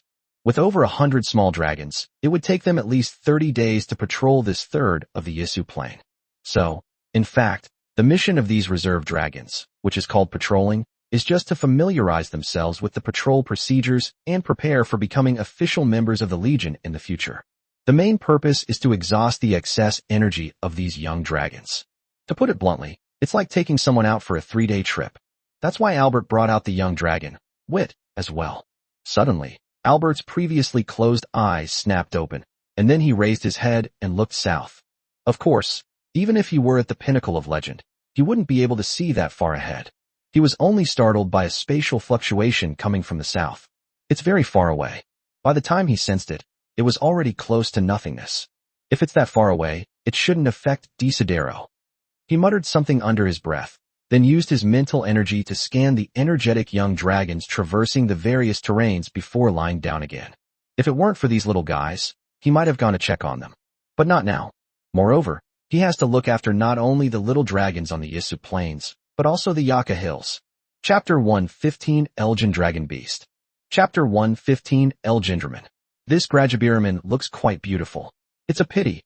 If it were in the dragon's nest, I would have taken it back. Wit looked at the golden and red Grabidraman in his hand, a hint of regret flashing in his eyes. The dragon scale space is different from the reverse scale space. The reverse scale space can store living things, but the dragon scale space cannot. Even if plants enter, they must make the necessary preparations. Not to mention dragons. When it comes to Gradiosaurus, it's actually just a general term. As for the specific names of each type of Gradiosaurus, well, no dragon would be so bored as to name each of these tiny dragons that are only a few centimeters to tens of centimeters long. Of course, there are also large Grubidraman. Only the area around the Warren Rift Valley is missing. Wit noted down some of the place names and locations mentioned in the book that contained these dragon beasts, thinking that he would go and learn more about them when he grew up. In addition, the creatures called beetles in the world of Grabidraman and Wit's mind are somewhat similar, but only similar. Like all dragon-like creatures, Grubidraman possesses dragon-like characteristics. Moreover, different species of dragons have different characteristics. Some have dragon tails, some have dragon heads, some have dragon horns, some have dragon wings, and so on. What they have in common is that all Grubidraman are oviparous. With a hint of regret, Wit tossed the Grabidraman into the nearby bushes and prepared to continue searching for the dragon egg. But at that moment, Wit's pupils suddenly contracted, and he quickly turned around, raising his right arm to shield himself. At the same time, a series of deep blue, crescent-shaped wind blades shot down from above, all striking Wit's right arm.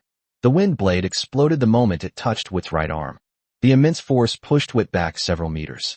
On Vittor's right arm, wisps of blue smoke were also rising, and some of the scales had even shattered.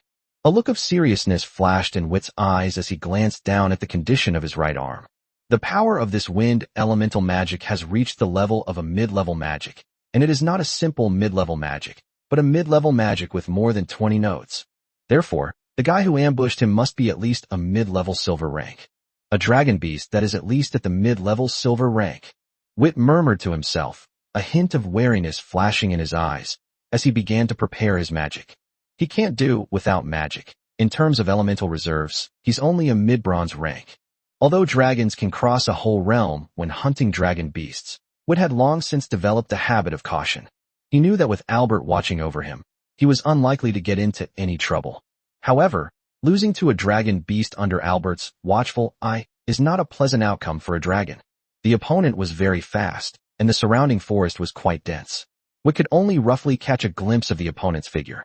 It was a dragon beast that resembled a bird.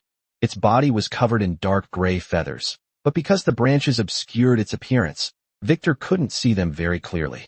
After their sneak attack failed, the enemy continued to circle above the forest. Vittor did not rush forward rashly. Even though most dragon beasts are not as physically strong as dragons, the opponent's size, which is twice his size, although if you include the dragon's tail, Wit might be even longer than the opponent's body, is not easy to deal with. If the opponent is large, it will be difficult for them to move around in the forest. Therefore, Wit's idea is that it would be best to lure the opponent down before dealing with them. However, although dragons lack intelligence, they still possess some instincts. It also understood that the forest was not a good place for fighting.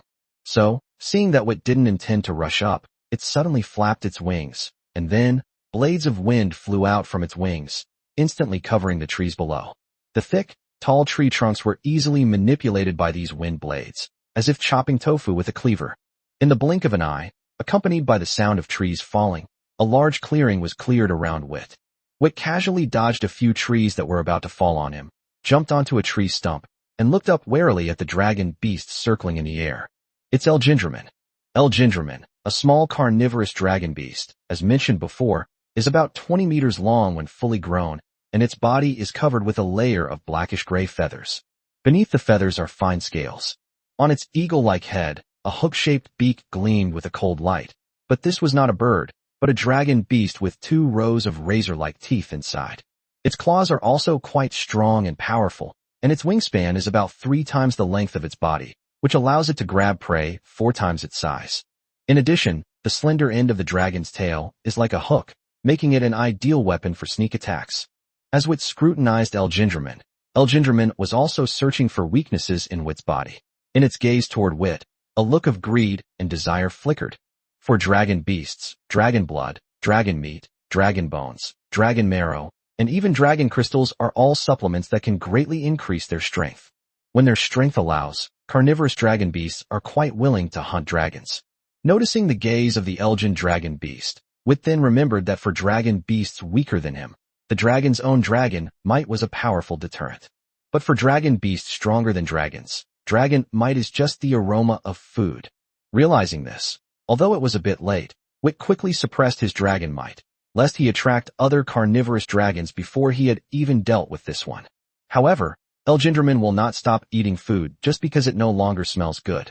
So, after circling a few times, the Elgindraman suddenly folded its wings and then, like an arrow released from a bow, plunged headlong into Wit. Upon approaching, it suddenly spread its wings and extended a pair of dragon claws toward Wit. Faced with such an attack, Wit stared directly at his opponent, his powerful eyesight allowing him to easily track Elgindraman's movements.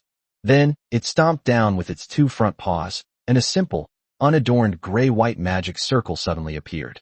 Wherever the magic circle passed, the dragon scales on Wit's 2 front paws suddenly grew larger and thicker, and even the dragon claws swelled several times over, with a cold metallic luster shimmering on the silvery white dragon scales. This is what Wit has accomplished over the past 40 years. Once, in the first magic circle class, the teacher demonstrated to Wit and the others how to draw a magic circle using their own elements without chanting a spell, thus achieving the goal of casting magic without incantation. Later, after extensive and complex research and experimentation, Wit finally inscribed the magic circles related to the 3 shaping magics, and it was combined with casting magic without incantations. The preparation time was a little long, but the effect of the magic was to instantly apply a shaping spell to a part of the body. Chapter 116, Shaping Magic Circle. Chapter 116, Shaping Magic Circle. Clang. With a metallic clang, Wit's heavy dragon claws forcefully blocked the attacking Elgindraman-esque claws. Wit could feel the force of the opponent's claws tightening rapidly. However, Wit's thick dragon scales blocked it all, and he didn't even feel a bit of pain. The defensive power provided by Strong is evident. However, the difference in body size is not so easy to overcome. After taking the hit, Wit's entire dragon was pushed off the tree's stump and continued to be pushed backward. Even though Wit's 2 hind paws had sunk into the ground, he was still propelled nearly 100 meters by the enormous impact, leaving 2 deep furrows in the ground. Then, Wit felt a powerful pulling force acting on him, along with the wings of the Elgin dragon beast. Its ability to grab prey 4 times its own size demonstrates the power of its wings. Sensing the other's intentions, Victor's hind paws dug deep into the ground, and he began to exert force with his waist. When it comes to strength, few creatures in this world can rival the dragons, and among the dragons, only some earth dragons can surpass giant dragons of the same size. 2 dragons, Celine and Billy, who were only 2 years old, were able to lift a 100-meter-long wavering dragon beast, whose internal organs had been removed, and fly together.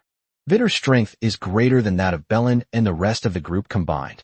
With a point of leverage, the 20-meter-tall Elgin dragon beast is really nothing to Wit. Despite the Elgindraman flapping its wings, Wit simply gripped the ground with its hind paws and pulled on the Elgindraman's claws with its 2 front paws. Wit didn't even straighten its back, and the Elgindraman was already unable to fly. Wit looked up at the massive Elgindraman, which was still trying to carry him into the sky, and grinned. Of course, he wasn't mocking the other person, but a chilling aura emanated from the corner of Wit's mouth, instantly freezing the moisture in the surrounding air. which then turned into tiny ice crystals that fell to the ground. Seeing the immense elemental power brewing in Vittor's mouth, a flicker of panic flashed in Elginderman's golden pupils, and it flapped its wings even faster. However, this futile struggle only makes it difficult for it to exert its full power. Then, a layer of bluish light appeared on its wings. Vit knew that the other party was about to cast a spell. He dared not easily withstand such close-range magic, so it exerted force with his claws again, pulling it down directly, its massive body slamming heavily onto the ground. The azure light that had appeared on the wings was also dissipated by the impact. However, Wit still did not let go of the other's claws. Instead, he flew up and looked down at the Elginderman, who was struggling to get up, but whose claws were firmly locked by Wit and could only flap its wings on the ground. He released his long-prepared breath. In an instant, an extremely cold aura descended upon the body of the Elgin dragon beast, and ice instantly covered its massive body. However, Elginderman's feathers and scales possess a certain degree of elemental resistance. For a moment, it was still able to struggle, and the ice on its body continued to crack. However, Wit's breathing showed no sign of stopping.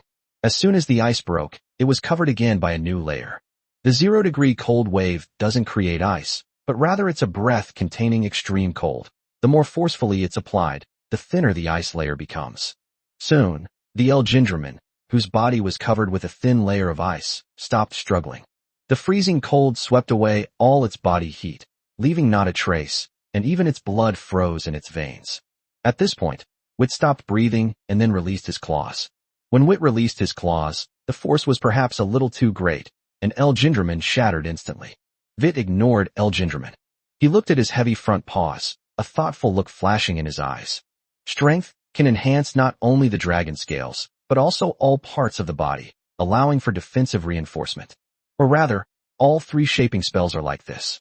At this moment, Wit's 2 dragon claws became an overall defensive enhancement.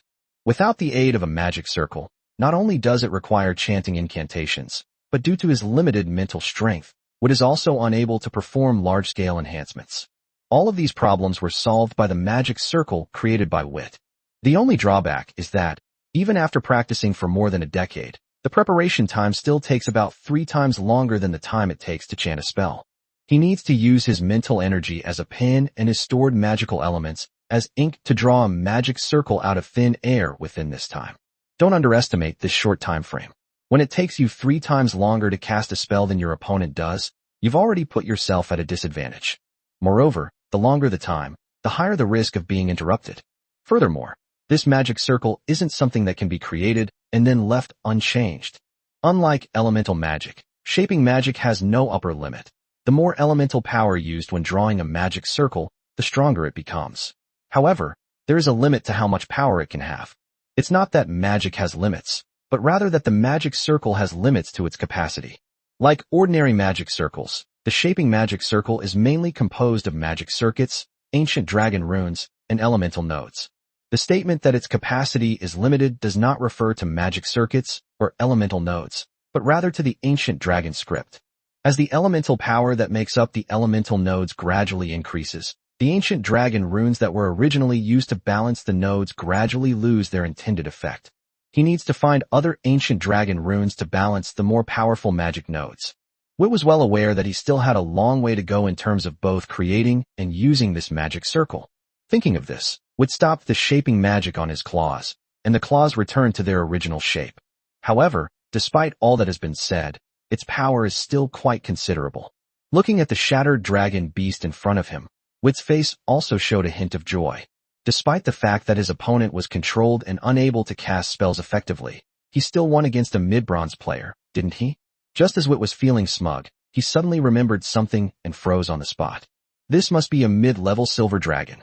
It must have dragon blood in it. These are the materials for preparing a level 3 magic solution, right? But looking at the piles of frozen jerky on the ground, Vittor fell silent. This probably won't work anymore. Thinking of this, Wit sighed deeply. He then began searching through the clumps of frozen meat, and soon he dug out a regular octahedral crystal that emitted a faint blue light from inside the Elgin dragon beast's head. Fortunately, the dragon beast's core won't be damaged by the freeze. It seems I can't use my breath attack for a fatal blow next time. Chapter 117, The First Night Outside the Dragon's Nest. Chapter 117, The First Night Outside the Dragon's Nest.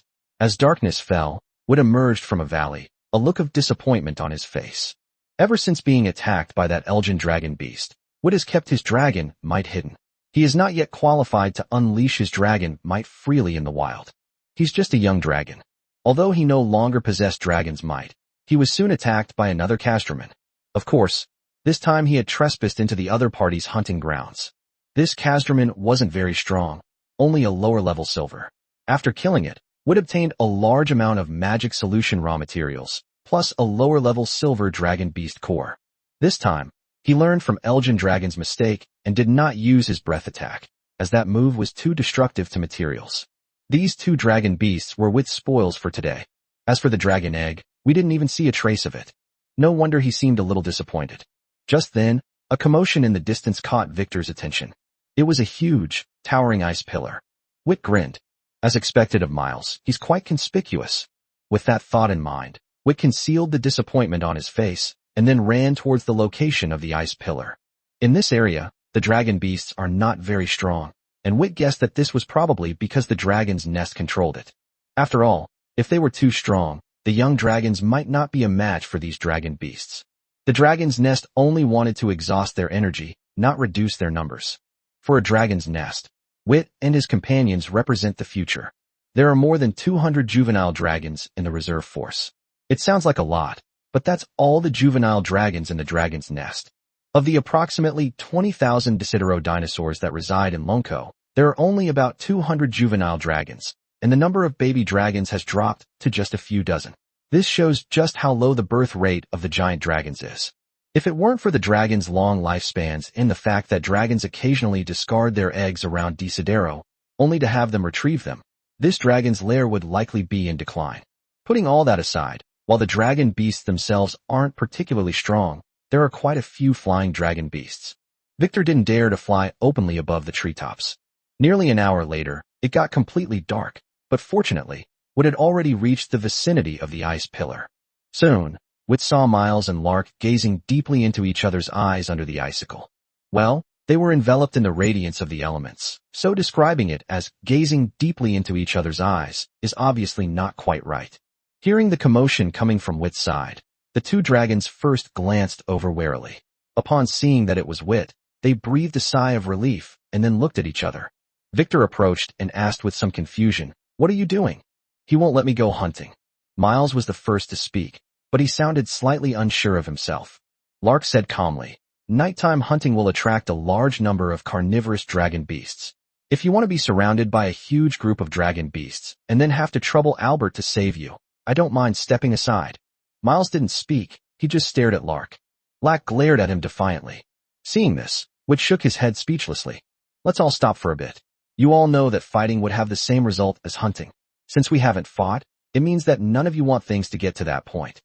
Upon hearing Wit's words, the two dragons exchanged a glance, each letting out a cold snort, and the elemental power that had been surging within them subsided.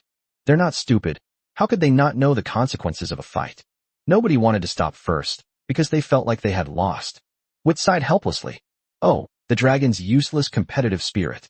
"Miles, make a hockey puck to cover us." Upon hearing this, Miles paused for a moment. "Why?" Wit rolled his eyes at him. "Stop talking nonsense. Just do as I say if you want to eat."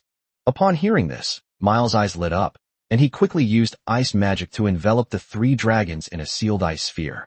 Then, he looked at Wit with anticipation. After being covered by the puck, Lark shifted his body uncomfortably. He was a fire elemental dragon, and this enclosed ice sphere was filled with ice elements, so he naturally wouldn't be very comfortable staying here. He would have gone out if he hadn't heard that Victor had food. As Victor took out the roasted meat, he said, "Due to the special nature of my body, I need to eat a lot every day, so there is always plenty of food in my scale space. Please eat as much as you like, don't be shy. By the way, I prefer the texture of cooked meat, so if you want raw meat, then there's nothing I can do." Seeing that Wit had brought out cooked meat, Miles clicked his tongue in disappointment. He does indeed prefer the texture of raw meat. It's very chewy. However, in the current situation, having food to eat is already a blessing. On the contrary, Lark's eyes lit up, and his gaze toward Wit carried a hint of looking at a fellow dragon. Clearly, he prefers the texture of cooked meat. So the three dragons gathered together and began to devour the food. Seeing the two dragons looking like they were starving, Wit couldn't help but ask, "How long has it been since you two have eaten anything?" Upon hearing this, the two dragons exchanged a glance. Miles chewed the meat in his mouth, swallowed it, and then said, "It's been more than a month." Locke added, "I've been doing this for years." Seeing Wit looking at him with a puzzled expression, Locke continued, "After leaving the juvenile stage, a fully developed dragon stomach can directly grow by devouring elements. Moreover, absorbing elements can give dragon scales stronger elemental resistance. Therefore, the reserves do not provide food. If you want to eat, you have to get it yourself. I was too lazy to go out and get something, so I've been hungry." Wit glanced at Lark speechlessly. He'd rather starve than hunt. Besides, he goes out on patrol every now and then. He hasn't eaten for years under those circumstances. How lazy can you be? As for growing by consuming elements, Vittor was not surprised. He had discovered this a long time ago. However, the elemental power he consumed was not enough to sustain his growth, so for now, meat was still necessary for Vittor. Of course, metal ores are also essential. In fact, he had always thought that a mature dragon stomach was nothing special. Unexpectedly, it was his own problem. That makes sense. Though his dragon stomach matured ahead of schedule, the energy he needed to grow far exceeded that of other dragons of the same age, so it's perfectly normal. Thinking this, Wit casually took out the red tassel fruit and green seed stored in the scale space. As Wit squeezed the juice onto the meat and was about to eat, he saw Miles and the others staring at him with wide eyes. Wit hesitated for a moment, then whispered, "Would you like some too?" A moment later, "Wow, this stuff is amazing. Wow, do you have any more? Get me some more." "Yes, me too." The first night outside the dragon's nest was unexpectedly peaceful. Chapter 1:18 Dragon Egg. Chapter 1:18 Dragon Egg. The night passed uneventfully. The next morning, the three dragons separated again to continue patrolling their respective areas. Since he wasn't out gathering materials, Wit avoided predatory dragon beasts whenever possible, only taking action when he couldn't avoid them anymore. As the exploration deepened, the number of novel things dwindled, and Werther's enthusiasm gradually waned. "Although I don't really want to go back, I do feel a bit bored." Of course, what Wit didn't know was that Albert had also been watching him closely, and he was even more worried. Watching Wit dodge another ferocious dragon beast, Albert frowned once again. He didn't expect these reserve dragons to be able to find dragon eggs. After all, this area is close to Desidero. Who would be foolish enough to deliberately come this close to throw dragon eggs? They'd probably get caught and given a good talking to. Well, in fact, that's exactly what Desidero did. The purpose of bringing these little dragons out is to let them expend their excess energy. And the way to consume them is certainly not by letting them run around aimlessly. If running away had worked, the valley where the reserves were located wouldn't have been bombarded to the point of being as hard as refined steel by the magical aftershocks thrown out by the little dragons during their battle. Combat is the fastest way to deplete energy. When fighting with your companions, you inevitably have to hold back, but a battle against a dragon is a fight to the death. The intensity of these two different types of battles is naturally different. The latter will cause these little dragons to expend a lot of energy, while also allowing them to hone their combat experience. What was supposed to be a win-win situation turned into a game of hide-and-seek by Vittor. If he encounters a predatory dragon, he runs. If he encounters two dragons fighting to the death, he runs. In short, no matter what he encounters, Wit's first action is always to run.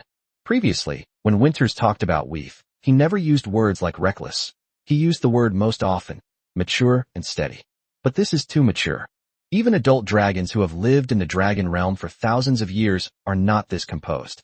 Of course, Albert's concern wasn't that he thought a steady personality was bad. He just felt that Wit lacked the adventurous spirit of a young dragon. Although this wasn't exactly a bad thing, he still felt something was off. Fortunately, Wit will be out of his baby dragon stage for about 60 years. This amount of time is enough for him to understand Wit's true thoughts. That's right. He just wanted to get to know her, not try to change her. What needed to be changed was never her personality, but her flaws. Just as Albert was thinking this, he suddenly paused. "You actually found it?" But before he could even feel happy, a loud buzzing sound came from afar.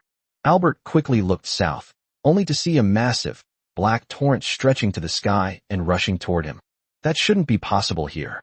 Wit looked at the cracks in the mountainside before him, a hint of hesitation flashing in his eyes. The crack wasn't small, but it was rather narrow for him. It was the kind of crack that you could get in, but you'd have to walk backwards to get out. If this is true for him, then for a fully grown dragon, it is no different from the gaps between scales. No matter how you look at it, there's no way a dragon would hide its eggs inside. After a moment's hesitation, Wit prepared to leave. But the moment he turned around, he hesitated again.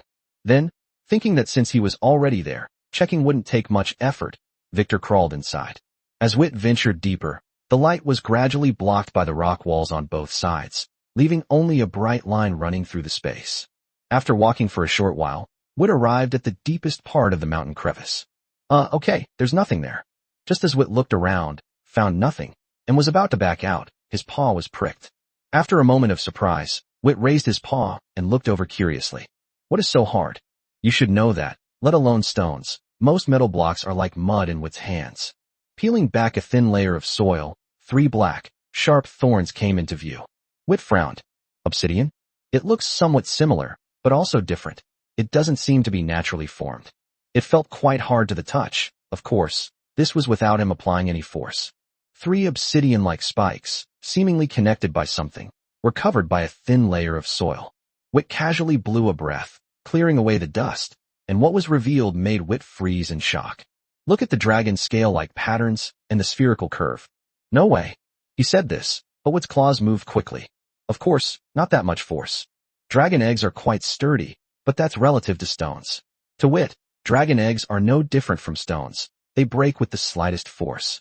Carefully removing the surrounding soil, a look of surprise appeared on Vittor's face. It really is a dragon egg. It is oval in shape, with black dragon scale-like patterns on the shell and 3 diamond-shaped, vertical, obsidian-like points at the top. This thing poked him. It's unknown how long it's been buried here, but the aura of a dragon on the egg hasn't dissipated. This not only indicates that it's a dragon egg, but also that it's less than 100 years old and has the potential to hatch. A dragon egg, about a meter long, lay in Wit's hand. It was so small, yet this tiny creature had the potential to become a soaring overlord of the heavens and earth. Looking at the dragon egg on his claws, Wit couldn't help but feel excited. This was the first dragon egg he had ever found in his dragon life, so he naturally felt a sense of closeness to it. Haha, I really hope you can hatch soon. As he spoke, Wit held the dragon egg in his hand. Dragon scales cannot be used to store dragon eggs. The environment inside will delay the time it takes for the dragon eggs to develop into baby dragons, which will increase the probability of the baby dragons failing to hatch. Wit could only hold it like that. Then, like a field mouse, he moved slowly outwards, his rear end facing backwards. But just then, a dragon's roar that resounded through the heavens and earth reached Vittor's ears. Upon hearing this dragon's roar, Wit froze, his pupils shrinking to almost a slit. This wasn't the first time Wit had heard that dragon's roar. The last time was when the Abaderman invaded, and Winters roared out of it. And now, he still recognized the owner of that voice. It was Albert, and the roar still meant the same thing. War was coming. Without a second thought, Wit swung his empty left claw and fiercely clawed at the rock wall beside him. The rock was as fragile as tofu under Wit's claws. In just a few dozen seconds, he had created a hole large enough for him to turn around. Just as he turned around, preparing to run outside, the surroundings suddenly began to shake. Chapter 119 Participating in the War. Chapter 119 Participating in the War. The mountain peak split open. A giant claw, as if tearing open a loaf of bread, forcibly pried open the mountain crevice where Vittor was located. Wit stared in shock at the mountain peak that had been forcibly torn apart above him. Then, a huge, gleaming golden pupil came closer. A blast of scorching air blew in, and Vittoria gripped the ground tightly with his hind paws to keep from being blown away. All right, little one, don't be afraid. I told you, as long as I'm here, you'll be safe no matter what happens, even in war. As he spoke, Albert spread out his other paw, and all the reserves who had been scattered around were now on it, including Miles and Lark. Seeing this, Wit quickly flew toward Albert's claws. As soon as they got a foothold on Albert's paws, Miles and Lack ran toward Wit. I'm so glad you're all right. I was really worried when I didn't see you when I came up. As they were talking, the sharp-eyed Miles suddenly noticed something in Wit's claws. Upon hearing this, Wit grinned, then spread his claws, revealing a dragon egg. Miles and Lark's eyes lit up instantly, and they both leaned over. Miles was fine, but Lark had never seen a complete dragon egg except for when he was born and had only seen his own eggshell. So many years have passed in the blink of an eye, I've almost forgotten that I came out of such a small thing. After making a remark, A hint of curiosity flashed in Lark's eyes. By the way, do you recognize this dragon egg? Wit pondered for a moment. The appearance of dragon eggs is related to racial characteristics, but I've never seen any dragon with these characteristics. Could it be a black dragon? Upon hearing this, Miles shook his head. As we are both five-colored dragons, I can confirm that this is not a black dragon egg. The eggs of five-colored dragons do not have patterns on their surface, but rather real dragon scales, and they do not have that pointed thing on them. Those with 3 sharp points are usually crystal dragons, but, hey, this doesn't seem like the time to be talking about dragon eggs. Look over there. Before Miles could finish speaking, Lark was stunned by the scene behind him and interrupted Miles' analysis, his tone tinged with panic. This tone, which was almost unheard of for Lark, caught the attention of Wit and the others. They looked in the direction Lark was looking and then froze in place. The boundless blackness, like the arrival of night, devoured everything visible to the naked eye. The distance was too great for Wit to see clearly what it was, but he already had a guess in his mind. At this moment, the other dragons also noticed the scene behind them and began to discuss it. Little guys, it seems you've already noticed. That's right, they are the source of this war, the Abadraman. Albert's words silenced all the dragons. Albert continued talking to himself. As you all know, the Abbey dragons are nothing short of a disaster for a dragon's nest. Their targets are the young dragons and dragon eggs, the future of the dragon's nest. The victor of the war will inevitably be the dragon's nest, but, little ones, take another look around. We might have to leave soon. Of course, that's not all I want to say. What I really want to ask is, are you afraid of war, afraid of the battlefield? Albert was met with a series of dragon roars filled with fighting spirit. After receiving a response, Albert's lips curled up, revealing 2 gleaming white teeth. Very impressive. I believe that, under your protection, Dragon's Nest will soon be free from the shadow of war. However, that's the future. Right now, you still need the predecessors of Dragon's Nest to set an example for you. Sensing the commotion of the little dragons on his claws, Albert continued. Of course, this doesn't mean you're unrelated to the war.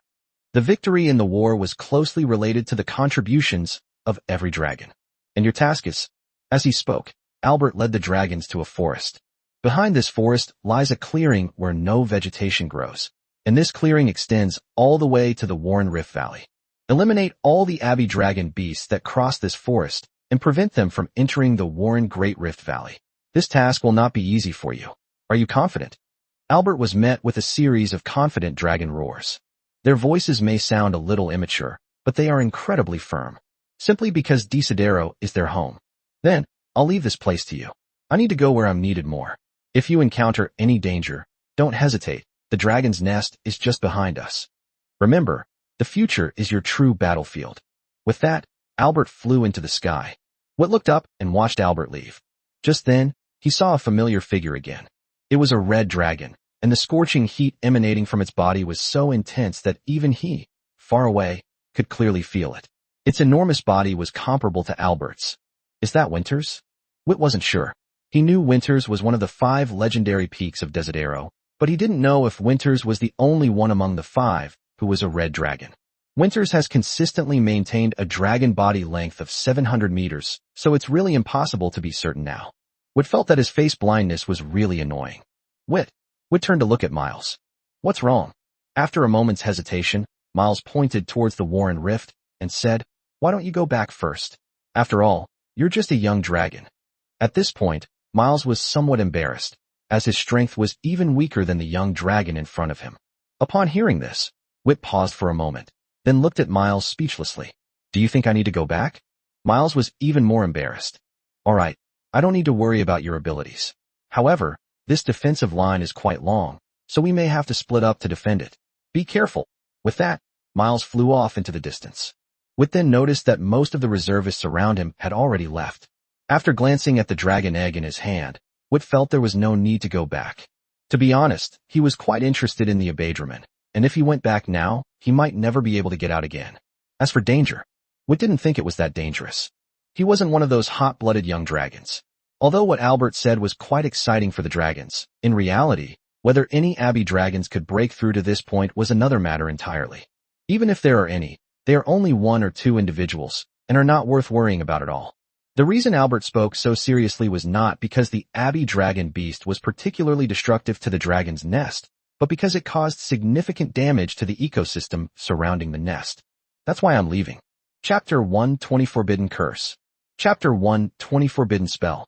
Because of a previous attack by the Abbey Dragon Beast, Witt later specifically studied the composition and structure of the Abbey Dragon Beast's nest. Dragon Mother, Dragon Guard, and Dragon Soldier. These are the three types of Abbey Dragon Beasts. The Mother of Dragons is not the strongest. On the contrary, she is the weakest. However, she is the key to the entire dragon's nest. This is a ruthless egg-laying machine that can lay eggs non-stop, counting down the seconds. Of course, it needs to keep eating during the egg-laying process. The eggs laid can complete the gestation of the Abbey Dragon Beast within a few magical hours. The Abbey dragons that hatch from their eggs can grow into adults in just 2 or 3 days. Most of these adults are dragon soldiers, mainly responsible for hunting and feeding. Some eggs take a long time to hatch, and the hatched ones become the dragon guards who protect the dragon mother. The dragon guards are stronger than the dragon soldiers and are a major obstacle to conquering the dragon nest. But this is precisely under normal circumstances. If they discover a dragon's nest containing baby dragons and dragon eggs, the Abbey dragons will enter a state of war and begin unrestricted hunting.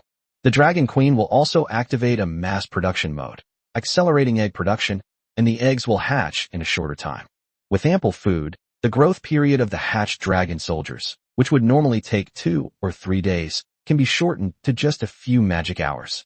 During this process, the damage that the Abiosaurus caused to the surrounding ecosystem was unimaginable. However, the hastily produced dragon soldiers are not very strong.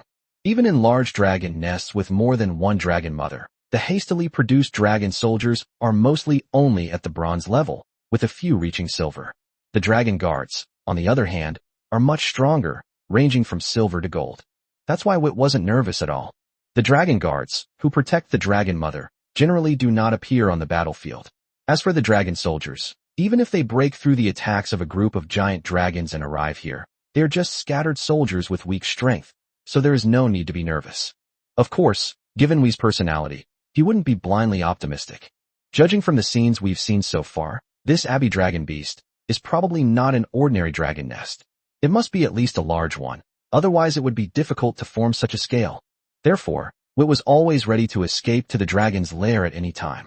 In any case, the dragons in Descartes will definitely not all be mobilized, otherwise it would be troublesome if their base was raided.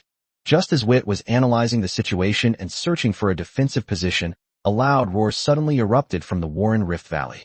Witt turned his head and saw giant dragons of various colors, each hundreds of meters long, flying out from below the Great Rift Valley and heading towards the Isu Plain. As for the number, Witt roughly estimated that it was definitely over 1,000. So many dragons have been mobilized. Witt muttered something under his breath, a growing sense of unease rising within him. This didn't seem like the kind of situation one would face when dealing with a large dragon's lair. Could it be a giant dragon's nest? Just as Witt was thinking this, a violent elemental fluctuation suddenly erupted from the distant southern horizon. After a moment of surprise, Witt quickly flew into the sky and looked south. Just then, the dragon that resembled Winters unleashed a molten breath, tearing a huge gash through the black sky. Unfortunately, it didn't last long before it was filled again by countless Abadramen.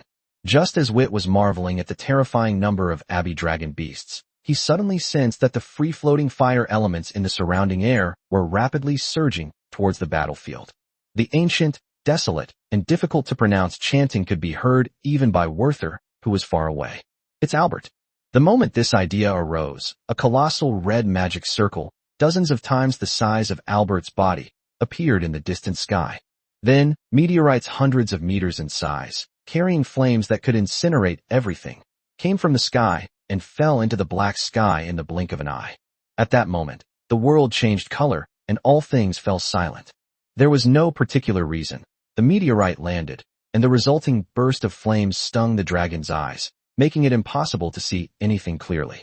The violent explosion was only heard for a moment, and afterwards, all that remained in the dragon's ears was a buzzing sound. As for the Abbey Dragon Beast under the magic, it didn't cause any ripples, and nearly 60 to 70% of the space was left blank. Forbidden Fire Element Spell, Meteor Shower. Witt muttered to himself, his eyes still wide open despite the constant tears streaming down his face from the irritation. Magic. This is real magic. Even Witt's side was affected by the magic, Cracks spread across the ground to their side. Fortunately, the distance is far, and the crack is already nearing its end here. At most, a claw might get stuck, but the entire dragon won't fall through. However, before Wit could finish being shocked, his pupils suddenly contracted. If this isn't a giant dragon's nest, I'd gouge my eyes out. Even the usually calm and composed Wit couldn't help but swear, showing how genuinely shocked he was this time. That is indeed the case. The area that had just been cleared by the forbidden spell was once again filled with a dark mass of abbey dragons, which continued to advance relentlessly toward the dragon's nest. Fortunately, things didn't escalate to the worst possible outcome. With the two legendary peak-level dragons blocking its way, Abbey Dragon's attack was somewhat slowed down, allowing the other dragons to arrive in time. Then, the dazzling yet brutal war officially began. Wit took a deep look in the direction of the battlefield, then flew down. Although that place is where dragons defend their glory, it is not a place he can participate in now. However, he will surely shine brightly there in the future. Of course, if possible, he would prefer that Dragon's Nest could develop peacefully and stably. As for why he stopped watching, it's because his war is about to begin. Just as they arrived below, a small group of Abbey Dragon beasts darted out from the trees ahead. Abaterman's flight speed was quite fast. It had already broken through to the back shortly after the battle began. Although these Abbey Dragons wouldn't cause any trouble even if they entered the Great Rift Valley, they have now become Wit's mission, so we can't let them pass by. Just as Wit was thinking this, he discovered that after seeing him, the small group of Abbey Dragons that had originally targeted the Dragon's Nest all turned to attack him. Wit paused for a moment, then realized what was happening. Almost forgot, he's not only a baby dragon, he's also holding a dragon egg in his hand. It would be strange if you weren't being watched. But, seeing the approaching Abaterman, Wit grinned. Wasn't this even better? Chapter 121, She Made Her Move. Chapter 121, She Made Her Move. As the Abbey Dragon beast charged toward him, a huge, vertically placed gray-white magic circle suddenly appeared in front of Vittor. Then, Wit flapped his wings, and his figure passed through the magic circle, at which point he began to change. The dragon's horns became even sharper, and the edges of its scales gleamed with a cold light like blades. Its already sharp claws became even more like curved swords. Not only that, the edges of the wings on its back also became unusually sharp, and the dragon's tail behind it, especially the tip of the tail, was like a spearhead. At this moment, Wit exuded a dangerous aura. Sharp magic circle. This is the only one of the 3 magic circles that Wit can make affect his entire body. As for the effect, the first Abaterman to rush in front of Wit had just raised its tail stinger when Wit merely swung its left claw. In an instant, the Abbey Dragon beast was transformed into several neatly sliced pieces of meat. Taking advantage of this opportunity, the other dragon beasts also came to Victor's side. As dragon soldiers who unconditionally obey the dragon mother's orders, these Abbey Dragons know nothing of fear. They are ruthless predators. When the Abaterman reached Vittoria, it raised its tail stinger and stabbed it into Vittoria's body. Of course, they weren't just randomly stuck together. The dragon soldiers are the smallest of the 3 types of Abbey Dragons, only about 1 meter tall. Their tail stingers are thin and long, and can easily pierce the gaps between the dragon scales. However, this time, they encountered trouble. When their tail stingers pierced the gaps between Wit's dragon scales, Wit merely moved his body, and the tail stingers of those dragon beasts were directly severed by the dragon scales that had become exceptionally sharp. They themselves were easily cut into several pieces by the dragon claws that arrived later.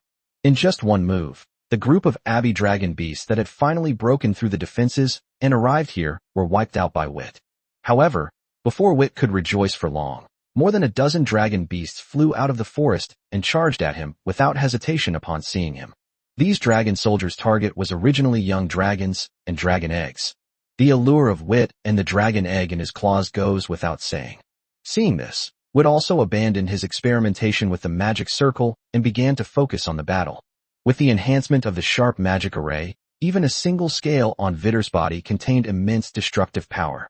He was like a meat grinder, relentlessly crushing the charging Abbey Dragon beasts. However, Wit soon realized something was wrong. The number of Abbey Dragons around him kept increasing as he killed them, almost completely obscuring his vision. Has the front line of defense been breached? The idea was rejected by Wit as soon as it came to mind. With Albert and the red dragon who resembles Winters in the game, there's simply no possibility of losing the position. What's more, there are thousands of young dragons gathered over there.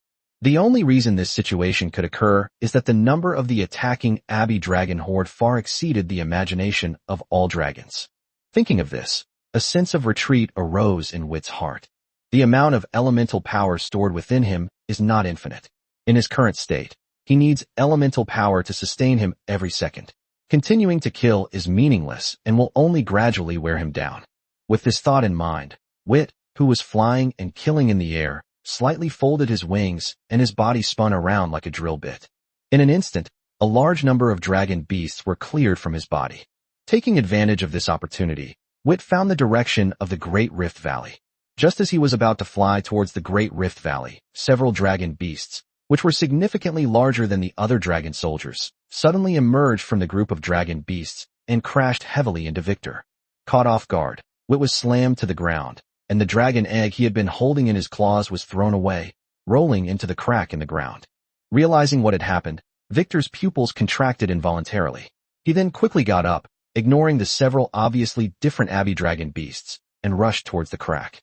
When he arrived, quite a few Abbey dragon beasts had already crawled into the crevice. However, his size is much larger than that of the Abbey dragon beast, and this crack can only catch his claws at most. He can't squeeze through it all. With no other option, Wit could only swing his claws and dig with all his might. With the help of the sharp magic, Wit quickly dug inside, while behind him, countless Abbey dragon beasts prepared to take advantage of his misfortune. However, Wee's tail was not just for show. Each swing sweeps away a large number of Abaderman corpses. Unbeknownst to Vittor, a new change was taking place on the battlefield right after he dug into the ground. Suddenly, an indescribable pressure spread rapidly in all directions from the center of Desidero's nest. On the Isu plains, Albert and his companions are frantically annihilating the dragon soldiers. Upon sensing this oppressive aura, Albert's expression changed drastically. Oh no, she's about to make her move. However, as soon as he finished speaking, Albert, or rather all the dragons fighting on the front lines, including the reserves in front of the Great Rift Valley, were all imprisoned by an invisible hand. Immediately afterwards, they were pulled back to the sky above the Warren Rift Valley by this invisible hand. Even Albert and Winters were powerless to resist this force. After all the dragons were pulled into the Great Rift Valley, a huge silver-white magic circle covering the entire Desidero dragon nest suddenly rose up. Above the magic circle, an invisible barrier appeared, blocking all the Abbey dragon beasts from entering. Albert looked at the transparent barrier being bombarded relentlessly outside and gave a wry smile. We still managed to alert her. Albert. Just then, Albert heard two familiar voices. He turned his head with some doubt, and when he saw Miles and Lark looking anxious, his pupils contracted sharply, and a strong sense of unease rose in his heart. Miles, Lark, what brings you here? Where's Wit? Upon hearing this, Miles quickly said, Wit is missing. All the reserves have been gathered together, but we haven't seen Wit anywhere. Before Albert could react, a strong mental fluctuation suddenly erupted from Winters beside him.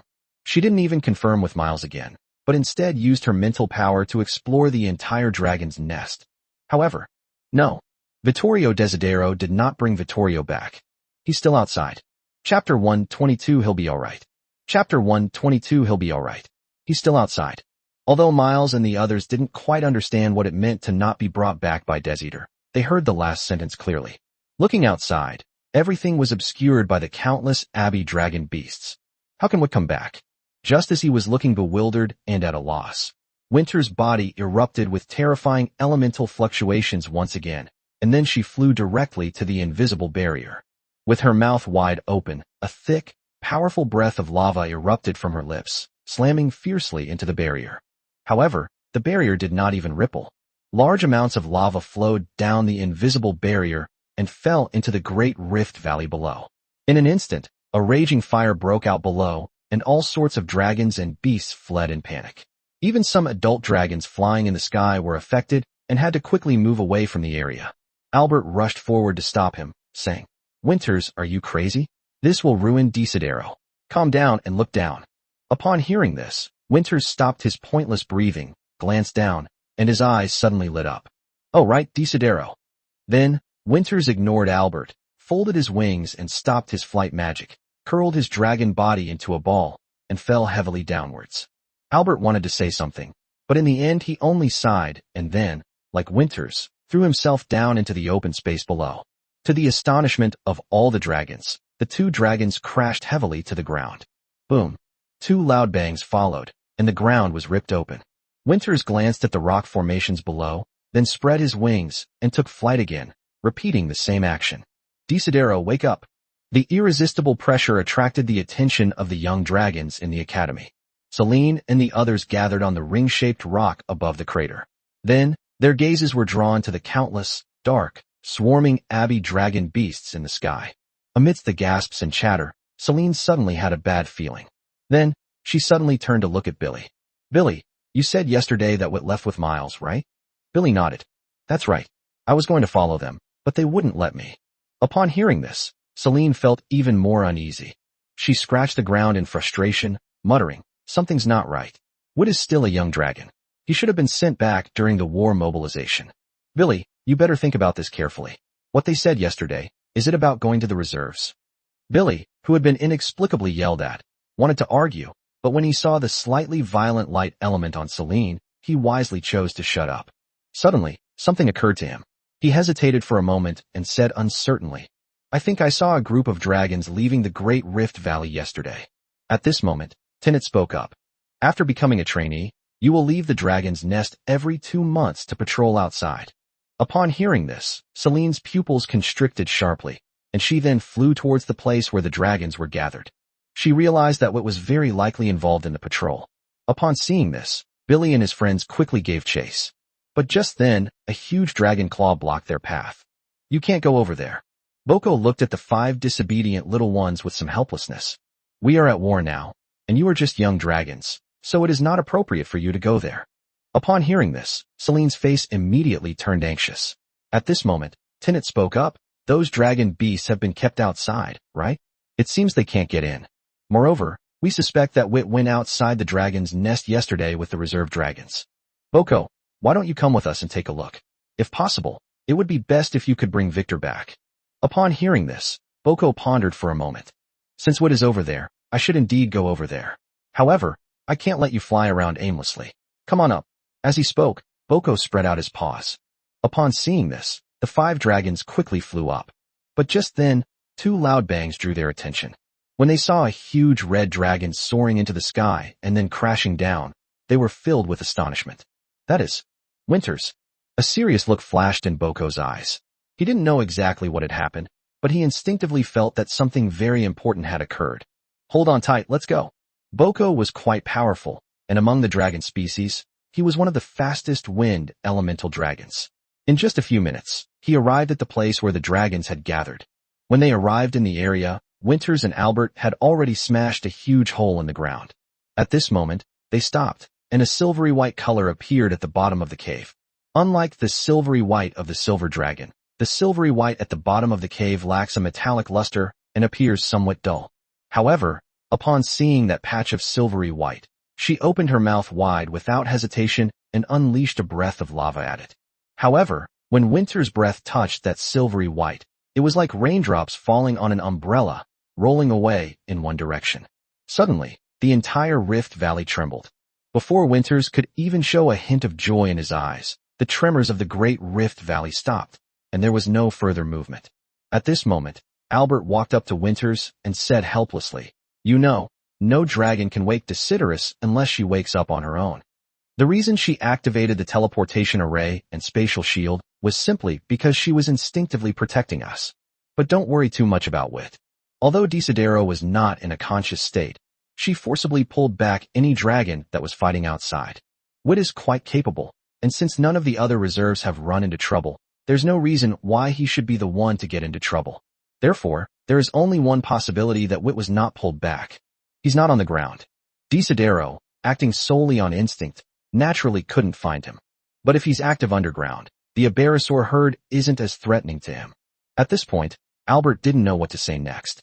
There is a fundamental problem here that cannot be solved. They cannot get out, and the spatial teleportation array released by Desidero is activating. Once the magic circle is activated, Desidero will be teleported to an unknown location. So what will Wit do? Chapter 123 That Dream. Chapter 123 That Dream. On the ground, a dark crack attracted the attention of countless abbey dragon beasts. Countless dragons frantically burrowed into the crack in the ground. Suddenly, a silver drill burst out from the crack, pulverizing all the abbey dragon beasts in its path. Vittor, emerging from underground, glanced at the dragon egg in his left claw. Fortunately, he went down early. Otherwise, the dragon egg would have been carried away through the crack by the dragon soldiers who had chased after him. Once it's transported away, this dragon egg will become nourishment for the dragon's nest to grow stronger. This is the first dragon egg he has found. Even if he can't successfully hatch it, at the very least, he can't let it become food for the abbey dragon beast. With that thought in mind, Witt casually exhaled a stream of freezing cold air. He planned to clear out an area first and see what the situation was like, especially on the battlefield at the front. He always felt that there was something wrong with the number of the dragon soldiers around him. Even if he has been down there for some time, he shouldn't have gathered so many dragon soldiers. At this moment, Witt felt that everywhere he looked, there were dragon soldiers, and he could not even tell which way was which. He absolutely cannot continue to waste time with this number. He must return to the dragon's nest as soon as possible. However, a blast of freezing cold hit him, and Witt's heart sank. Within a radius of 100 meters, the dragon soldiers, under the influence of the 0-degree cold wave, turned into hailstones that crashed to the ground and shattered into pieces. They don't have the elemental resistance of the previous Elgin dragon beast. However, after clearing this area of several hundred meters, what Witt saw was still just endless dragon soldiers. Witt's pupils contracted, and he realized that something was really wrong. Seeing the dragon soldiers continuing to press towards him, Witt knew that this was no longer an ordinary battle, but a life-or-death struggle. Since it's a life-or-death battle, then that move should be usable. Witt. Who's calling me? Thinking this, Witt began to prepare his breath. Using his blazing white breath, Witt dared not be careless. He didn't have time to think about the shout he had just heard. He opened his mouth slightly, and clusters of blazing white flames spilled from the corners of his mouth. His body temperature, which he had suppressed, also soared rapidly. The ground beneath his feet quickly turned red-hot, melting into a high-temperature liquid in just a few breaths. Suddenly, Witt opened his mouth wide, and a burst of blazing white flame shot out. All the dragon soldiers in the path turned into clumps of ashes in an instant, and were then scattered by the wind generated by the flapping wings of the surrounding dragon soldiers. As for the dragon soldiers who were hit head-on by the blazing white breath, they were completely reduced to ashes. Witt suddenly paused for a moment. What's with this strong sense of déjà vu? This scene seems familiar. Just then, a strong feeling of being washed over Witt. A dragon is watching him. Moreover, the other party was trying to control his body. Should I turn my head? But I just won't turn around. At this moment, the surrounding dragon soldiers swarmed in again, and Witt had no choice but to open his mouth again and unleash another blazing white breath. But this time, Witt did not immediately stop, but instead turned his head to expand the coverage of the breath. Whether it was ordinary dragon soldiers or those dragon guards who had ambushed him and caused the dragon eggs to fall, they would instantly turn to ashes upon contact with the blazing white flames. Witt! Another shout rang out. But this time he heard it clearly. It's Celine. Witt, come back quickly. The magic circle has been activated. Come back now. However, he had no time to respond, as countless dragon soldiers surged toward him like a tidal wave. Moreover, the guy who had just tried to control him to turn his head was now trying to control him to speak. This time, the control was exceptionally strong. Witt didn't know what he was going to say, so he could only shut his mouth with his breath. Suddenly, he froze. The scene from just now flashed through my mind. Does it look familiar? How could I not be familiar with it? This is just one of his nightmares. However, in his dream, he was the one who tried to control him to turn his head and respond to Celine. At that time, he was 2 years old. Just as Witt realized this, he suddenly felt a sense of emptiness, as if someone had left his body. At that moment, a sharp pain shot through my body. Witt subconsciously moved his body, and all the dragon soldiers around him who tried to pierce the gaps in Witt's scales with their tails had their tails cut off by the dragon scales. The dragon beast that touched Vittor's body instantly turned red, stiffened, and emitted a smoky aroma of roasted meat. Witt was still thinking. What kind of power could allow him, at the age of 2, to see this scene now? Is it time? If it's time, then why hasn't he sensed its existence? If it's not time, then what kind of force is it? Since he saw this scene when he was 2 years old, it means that this power had already awakened when he was 2 years old. Is it somewhere on the body? Thinking of this, Witt quickly began to check his body. When it comes to power, the first thing that comes to mind for Witt is dragon crystal, But apart from mental power and the two elements of water and fire, there are no other strange powers inside the dragon crystal. Looking at the elemental lungs again, there was still no result. The surrounding dragon soldiers continued their attack, but due to the sharp dragon scales on Vittor's body and his terrifying body temperature, they made no progress. Just then, a terrifying elemental fluctuation startled Vittor awake. Vid instinctively looked in the direction from which the elemental fluctuations came, only to see countless dragon soldiers being blown away by those fluctuations, revealing the scene in that area. A massive, silver-white magic circle, far exceeding Wit's imagination, emanated an aura that terrified even dragons, and the space around the magic circle was distorting. Upon seeing this scene, Wit's pupils suddenly contracted. He saw familiar figures: Winters, Albert, Celine. Well, there were too many other dragons that looked exactly the same. He couldn't recognize them. But he could see the worry and guilt in Albert's eyes, the sadness in Winter's eyes, and the despair in Celine's eyes.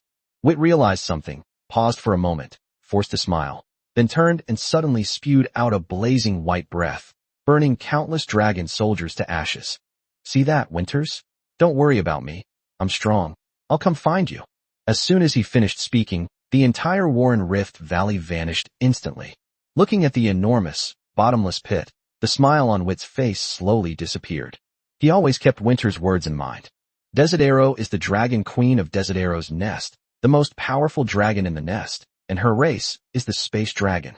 She has been sleeping beneath the dragon's nest, protecting it. I should have thought of this long ago. Such a large number of abbey dragon beasts would cause devastating damage to the surrounding ecosystem. It's perfectly normal for Desidero to make this choice. She probably isn't fully awake yet. Muttering to himself, Wit looked up at the sky. The abbey dragon herd, like a curtain of night, blocked out all the sunlight. After a pause, Wit rushed directly towards the large crater left behind by Desidero. Chapter 124, I'm going to bring him back. Chapter 124, I'll bring him back. Seeing Vittor, who was diligently displaying his power among the dragon beasts, Winters was about to say something when, in the blink of an eye, the world changed, and everything around him became unfamiliar. Winters was stunned. She didn't even have time to leave a single word. The emotions of the other dragons were similar.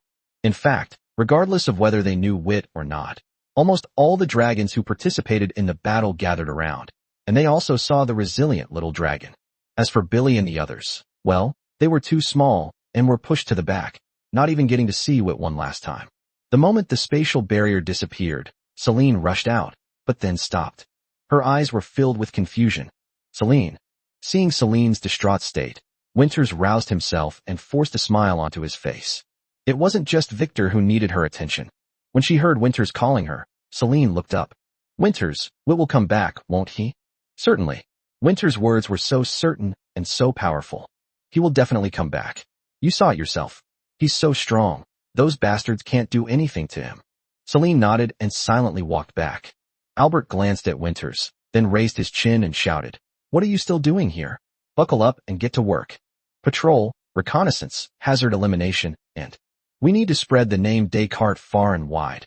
Put down roots here, and wait for our lost companions to be found." The dragons, who had left their original home and were filled with confusion, instantly found a goal upon hearing Albert's words: to build, to take root, and to wait. One day, Descartes will be restored.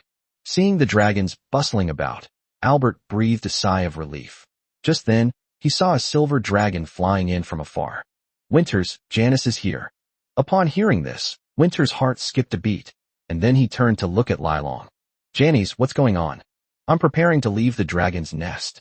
Janice stopped in front of Winters, her voice as clear and gentle as ever, but her tone was so firm and unquestionable. You're going to find Wit. He's my student. I can't let him wander off on his own. Winters sighed. Do you know where this place is? Do you know which direction the Moonshadow River is? Do you know that Vittor will stay where he is? Janice shook her head. None of that matters. What matters is that I find him. The world is so big. We'll find it eventually. If all else fails, we'll just have to wait for the grand dragon feast. Looking at Janice, whose eyes were full of stubbornness, Winters sighed helplessly and said, You've always been this stubborn, even since you were born. You've always indulged me, haven't you? Teacher. Winters' heart softened at the word teacher. If it were her, she would have gone to bring Janice back if she were stranded outside. Go, bring Wit back. Celine, who had been listening intently, suddenly brightened up and was about to say something when Winters looked at her. "You're not good enough. You're just a young dragon." Celine was disappointed again. She knew that Winters was a man of his word, especially when it came to words like baby dragons. Janice left the dragon's nest and looked down from the sky. All around her was a boundless primeval forest, except that a great rift valley had appeared in the middle of this forest. Like a silver drill, Wit flew downwards into the deep valley, spinning as it went. The abaterman was hot on its heels. But as soon as they got close to Wit, they were either cut into pieces by his sharp dragon wings or burned by the terrifying heat emanating from his body. But they still did not give up. Desidero is gone. The only dragon and dragon egg that had attracted them was the one in front of them. Of course, as dragon soldiers who only know how to follow orders, they don't think like that. All they know is that they must bring the young dragon and the dragon egg in his hand back. As Vittor fell, he didn't forget to retaliate by unleashing a burst of blazing white breath upwards. He hated these abbey dragon beasts to the core. It was these things that forced him to separate from Winters and the others. If he weren't so weak at this moment, Wit would have wanted to rush straight into the dragon's lair and give him a good beating. Unfortunately, for now, this is something I can only dream about.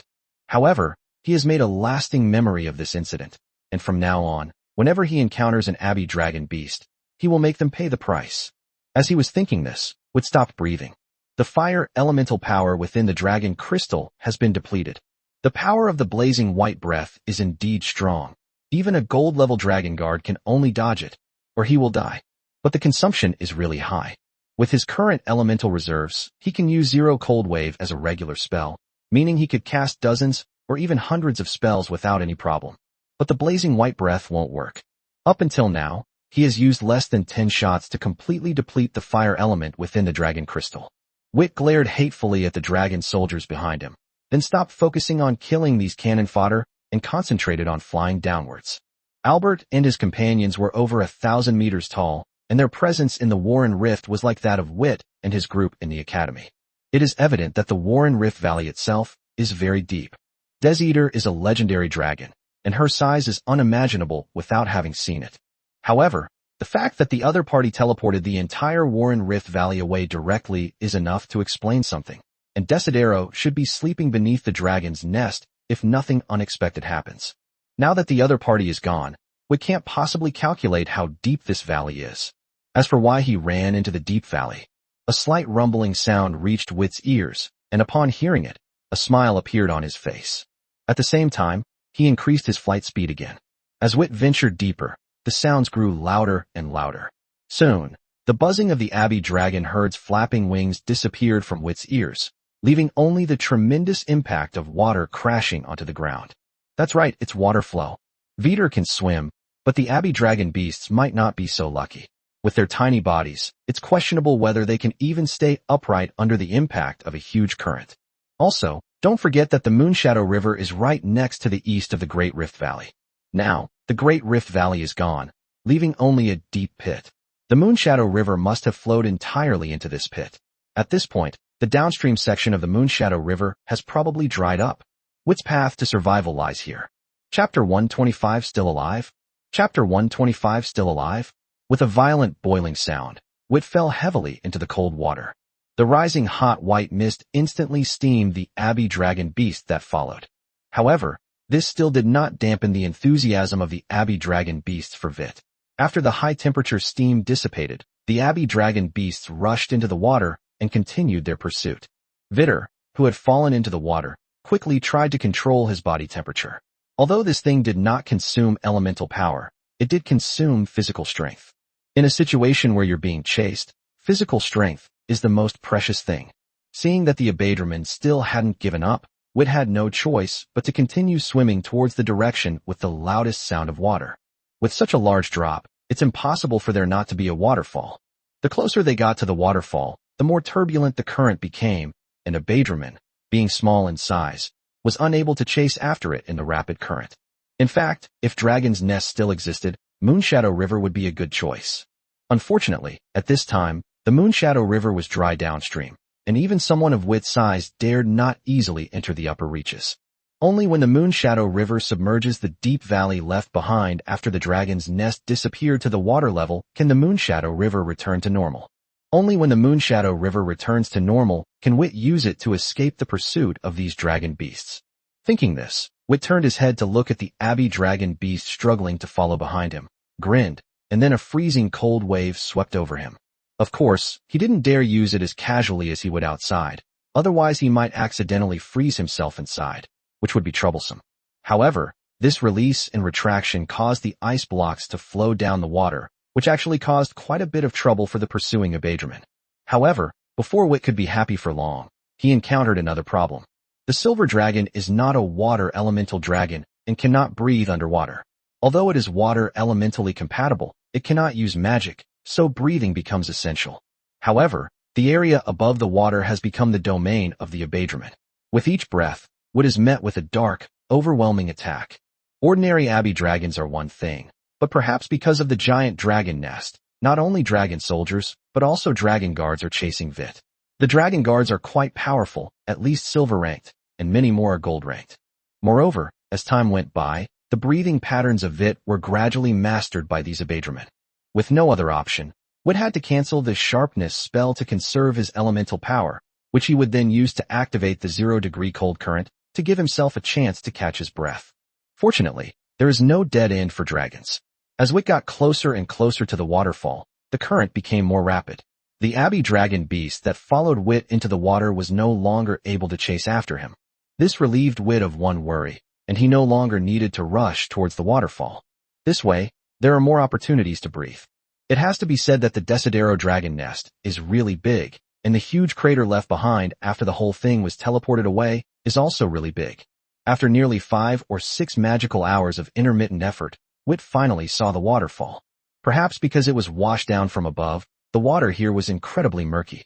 It was bad enough that Wit couldn't see the direction he was heading underwater, but more importantly, his old habit of being a germaphobe kicked in. Underwater, Vittor looked at his filthy body and felt extremely agitated. If it weren't for the dragon egg he was holding in his claws, he would have rushed out to fight the dragon beasts to calm his agitation. Wit tightened his grip on the dragon egg, took one last breath, and then rushed toward the waterfall. At the same time, he didn't forget to reinforce the dragon scales on his body with the sturdiness magic. This waterfall is at least tens of thousands of meters high, and Vittor wasn't so reckless as to use his body to withstand the massive flow of water falling from such a height. That could cost a dragon its life. Not only that, Wit also deliberately swam a distance into the deeper water. If it weren't for the murky water making him quite irritable, and the fact that he didn't have enough air in his lungs, he would have even wanted to swim across the bottom. Soon, Wit swam to the bottom of the waterfall, where the current was not only rapid, but also chaotic due to the force of the water crashing down. If he is a water elemental dragon, this place can definitely be used as a hiding place to avoid the Abbey dragon beast. Unfortunately, he isn't. The water, carrying terrifying force, flowed onto Victor's body, causing him to clench his teeth, afraid that he might accidentally exhale the air from his lungs. The surrounding turbulence affected Victor's orientation, but fortunately the sound of the waterfall was loud enough for him to determine his general direction. Finally, just as he was about to run out of air in his lungs, Vittor passed through the waterfall underwater. Hearing the sound, he ran to the back and then rushed towards the water. Whoosh! With a loud splash, Wit began to breathe rapidly. At the same time, his eyes kept scanning his surroundings warily. In front of him was a huge, irregular rock wall with a protruding rock that blocked the water flow above, creating an area below that was not covered by the waterfall. However, the area was not very large. The waterfall was only 2 or 3 meters behind him, while the rock wall was only 4 or 5 meters in front of him. In addition, the protruding rock above was constantly trembling under the impact of the water flow, and it could be washed down at any time. Seeing this, Wit dared not waste any time and quickly stretched out his claws to dig into the rock wall in front of him. Soon, a cave large enough to accommodate his 10-meter-tall dragon body appeared on the rock wall. Seeing the cave take shape, Wit quickly darted out of the murky water and slipped into the cave. It can only accommodate his 10-meter-tall body. He glanced at his tail outside the cave. Well, he'd forgotten that his tail was as long as his body. However, that's not important. Lying prone on the ground, Wit let his tail expand the space of the cave while turning his head to give himself a 0-degree cold wave. Then, with a gentle tap, the shattered ice carried away the mud and sand from the scales and even from the gaps between them. Of course, Wit's obsession with cleanliness wasn't that severe. He simply loathed the feeling of being enveloped in murky, viscous liquid. Mud and sand on his body were fine, but the mud and sand in the gaps between his scales was more unpleasant for the dragon. After cleaning his body, Wit glanced at his tail, which was still working diligently, and then turned his gaze to the dragon egg in his claws, a strange look in his eyes. Speaking of which, this dragon egg, while in his claws, completely withstood the high temperature of his body, and after that, he took it into the icy river water. By the way, is it still alive? It shouldn't be cooked by now. Chapter 126 The Closed Loop of Time. Chapter 126 The Closed Loop of Time. Boom. A huge rock was carried into the water below by the impact of the current. With a tremendous roar, the waterfall came right up to Vittor's face. At that moment, if he stretched out his claws, he could touch the waterfall in front of him. Wit looked up and, sure enough, the rock that he had predicted would fall soon was knocked down by the powerful current. Wit casually wiped the water droplets off his face, then turned his gaze back to the dragon egg on his claws. Dragon eggs are very sturdy, able to withstand hard impacts with rocks, yet they are also very fragile. Even the slightest change in the environment can cause them to stop developing into baby dragons. Vittor's body temperature was high enough to melt rock, and he had been holding the dragon egg in his hand the whole time. To be honest, Wit even suspected that he had cooked the dragon egg. Moreover, it was rinsed in cold water. It's common knowledge in that world that boiled eggs are easier to peel if you put them in cold water. Muttering something to himself, Wit slapped himself hard. What are you thinking? This is one of our own kind. How can you remove its shell? That's what he said, but Wit still glanced at his stomach. Of course, he wasn't actually planning to eat the dragon egg. He was just considering whether or not to eat the food stored in the scale space. The huge pit left by Desidero may never be filled by the Moonshadow River, and a giant abbey dragon's lair is also lurking outside. The food in the scale space was his only supply. No, we can't eat it now. If most of the time is spent consuming free elements in the air, it can maintain its daily needs. If all else fails, the rocks around you are also an acceptable source of food. Moreover, the element content in rocks is even higher than that in air. A stomach capable of digesting metal ores can certainly handle rocks, though the taste might be a bit hard to accept. Meat can help him recover his strength quickly, but now is not the time to worry about it, so he can save his meat intake. Thinking of this, Wit couldn't help but give a wry smile. Unexpectedly, he was reduced to having to rely on drinking the wind and eating dirt to maintain his daily needs. As for the metal ores that Vittor consumes daily, Boko stopped restricting the types and proportions of ores Vittor could eat long after Vittor learned acceleration magic. Because of Wit's decent achievements in alchemy, some metal ores were always kept in the scale space. Of course, it's not necessary to replenish metal ore. It's not essential, especially for Wit, who is still a young dragon. With supplies not a problem, Vittor's attention turned back to the dragon eggs. This thing is a nuisance. He can't just bury him anywhere, otherwise, everything he did will be meaningless. The dragon scales cannot be placed in the space. They must be carried with you. Moreover, they cannot be subjected to too much stimulation, otherwise, they will not be able to breed baby dragons. After much deliberation, Wit finally decided to make a collar, embed it in the collar, and then wear it around his neck. If they still can't hatch, then maybe it's just their fate. Without hesitation, Wit took out pieces of metal ingots from the dragon scale space, softened them using the high temperature on his body, and then shaped them into a flat metal ring. Then he embedded the dragon egg into it, and fixed it in place. After that, Wit took out several dragon scales of suitable size and embedded them into it one by one. Dragon scales possess extremely high magic resistance, so even if hit by magic, the outer layer of dragon scales provides protection, and the metal ring beneath them will not be easily damaged. Of course, once this thing is around his neck, he can only continue to use blazing white breath after the dragon egg hatches or dies. Because when using the blazing white breath, Wit cannot control his body temperature. For a dragon who has already achieved some success in alchemy, making a collar is incredibly easy. Wit quickly completed the production of the collar. After the dragon egg was inlaid, it really did enhance the necklace, making it look like a gemstone. However, this is not a decoration. Wit took out another dragon scale and covered the area where the dragon egg was. Although it was only a small amount, it still provided some protection. Wit then put the collar around his neck.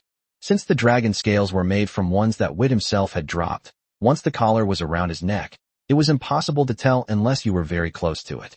Of course, there are definitely differences. If you look closely, you can see that Wit has a ring of scales on his neck that are much smaller than the ones around him. It must be said that Wit was quite good at choosing a location. The dragon egg was right on top of that spatial dragon scale, which contained Wit's fatal weakness, the undeveloped reverse scale. They can be protected together. Looking at the dragon egg on his neck, Wit stretched out his claw and gently tapped it. You absolutely have to live up to my expectations.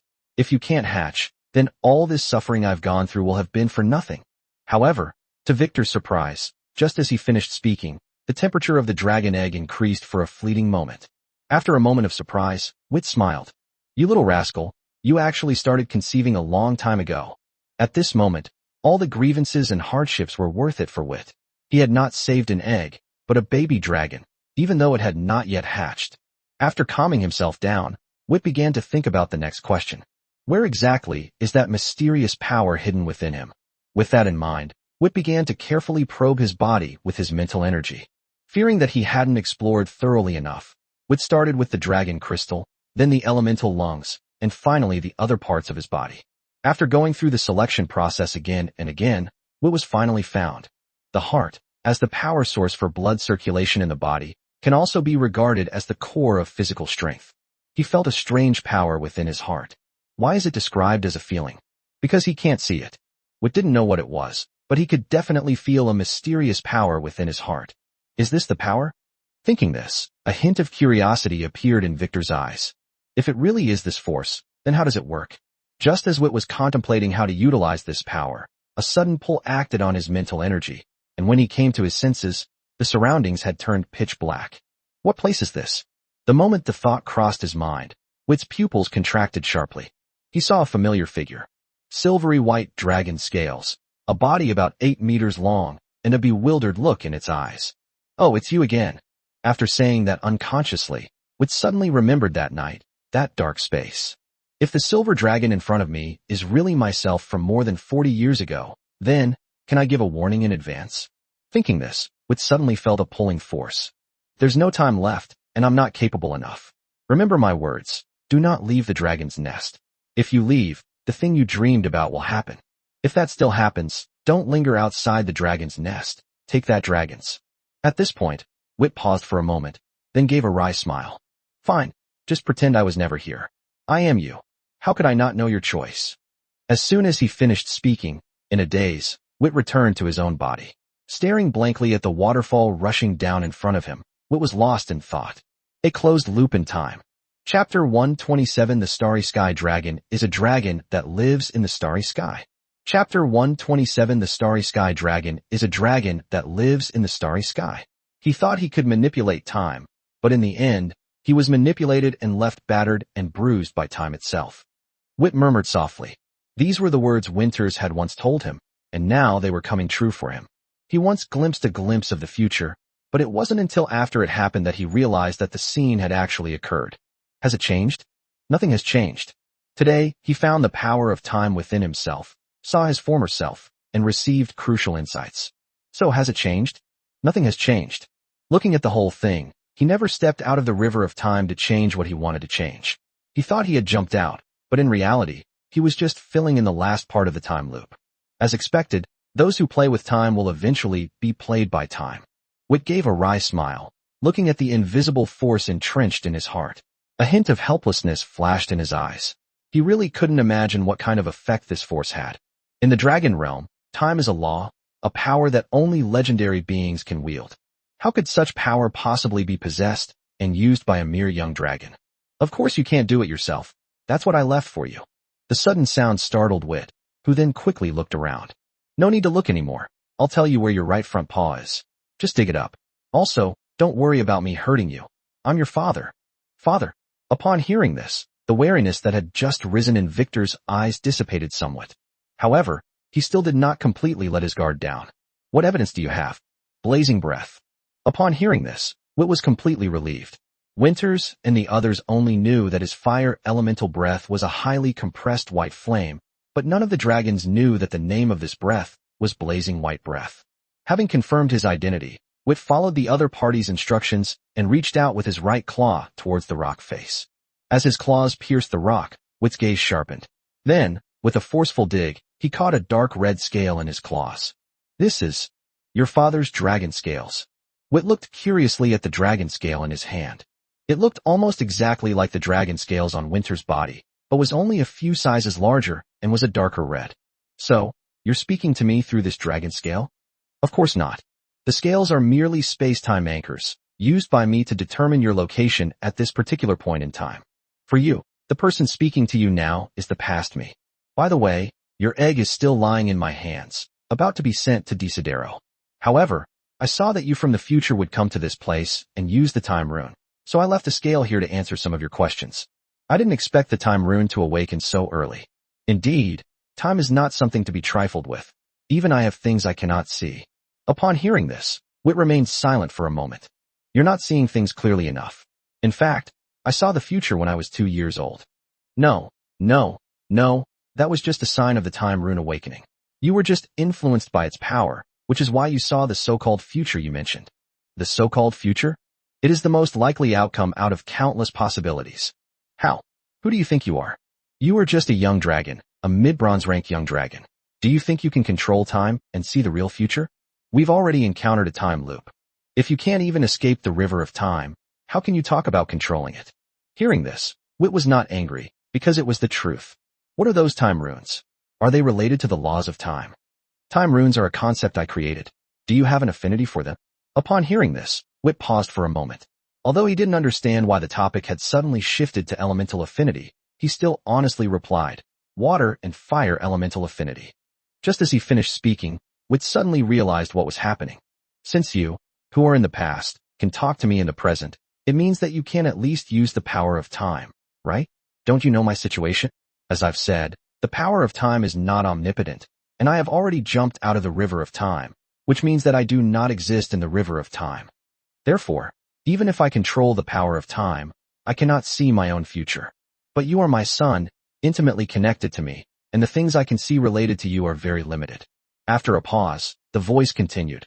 Alright, let's get back to the previous topic. Since water and fire elements are compatible, it means that you have inherited your mother's magical talent. Upon hearing this, Wit became curious.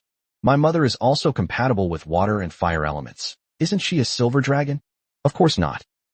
What I mean is, she is indeed a silver dragon, but she's different from the silver dragons in the dragon realm.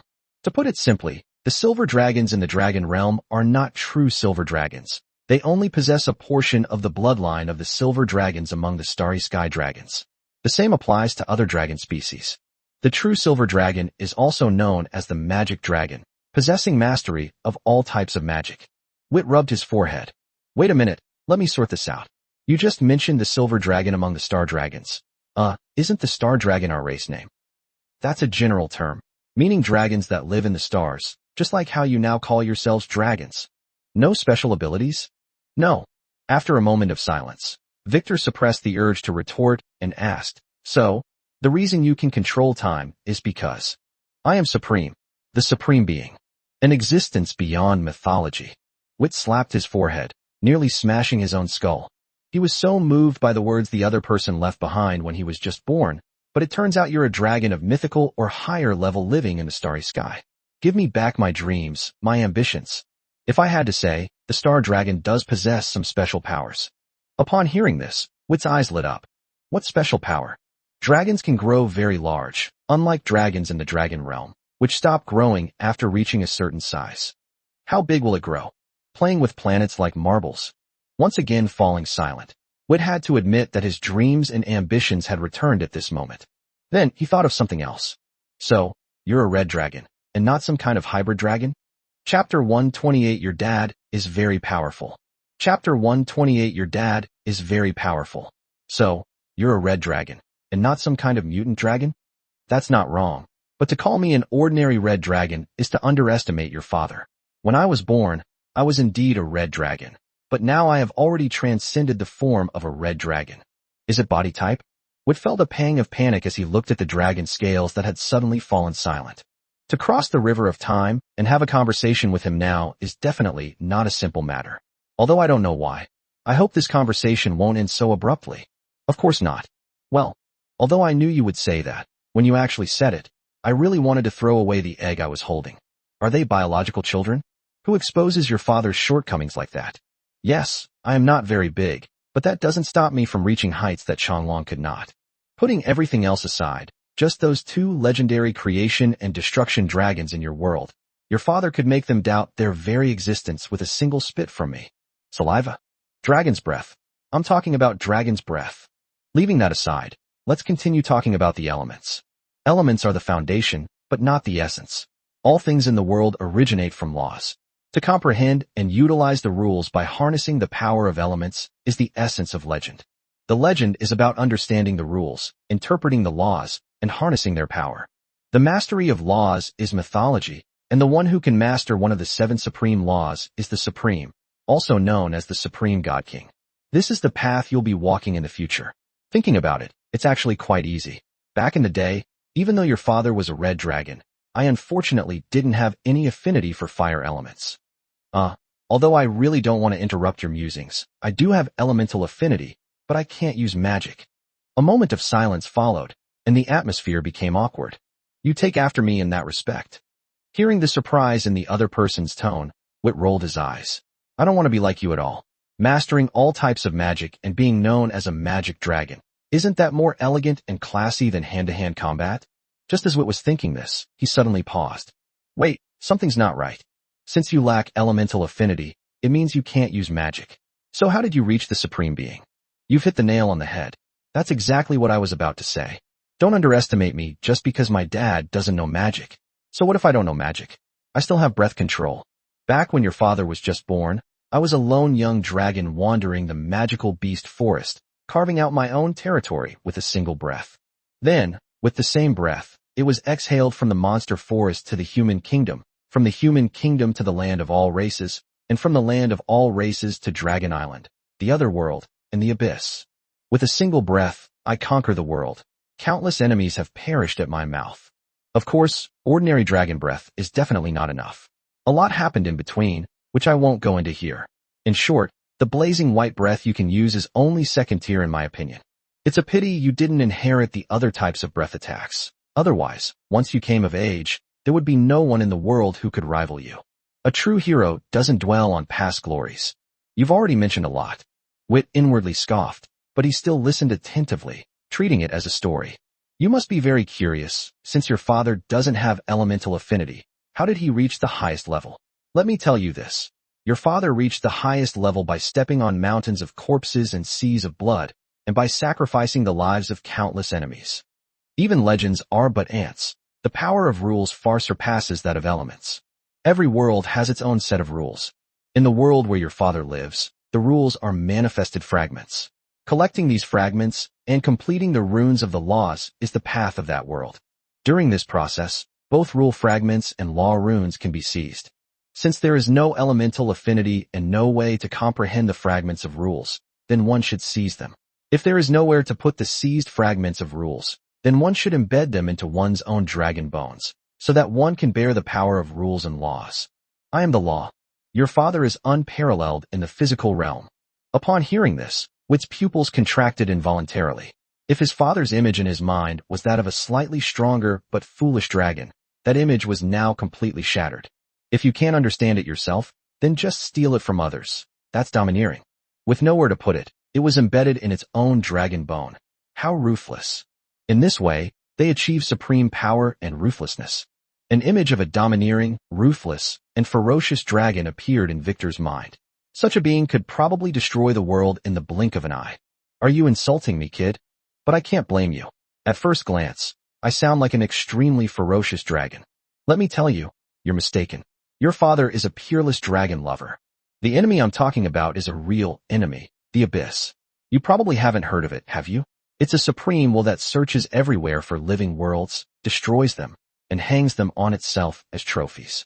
Unfortunately, that guy was unlucky. He set his sights on the world your father lives in. Upon hearing this, Whit couldn't help but become curious. So you defeated him? Of course not. Back then, your dad was still queuing up on the bridge of helplessness. The world your father lives in has a powerful and volatile goddess. When the abyss invaded the world, it almost managed to counter-invade us. You absolutely won't believe it. That goddess is just a tiny girl. So, body shape doesn't tell you everything. Whit slapped his forehead, somewhat speechless. So you were still thinking about this? Oh no, we're running out of time. Sorry for rambling on.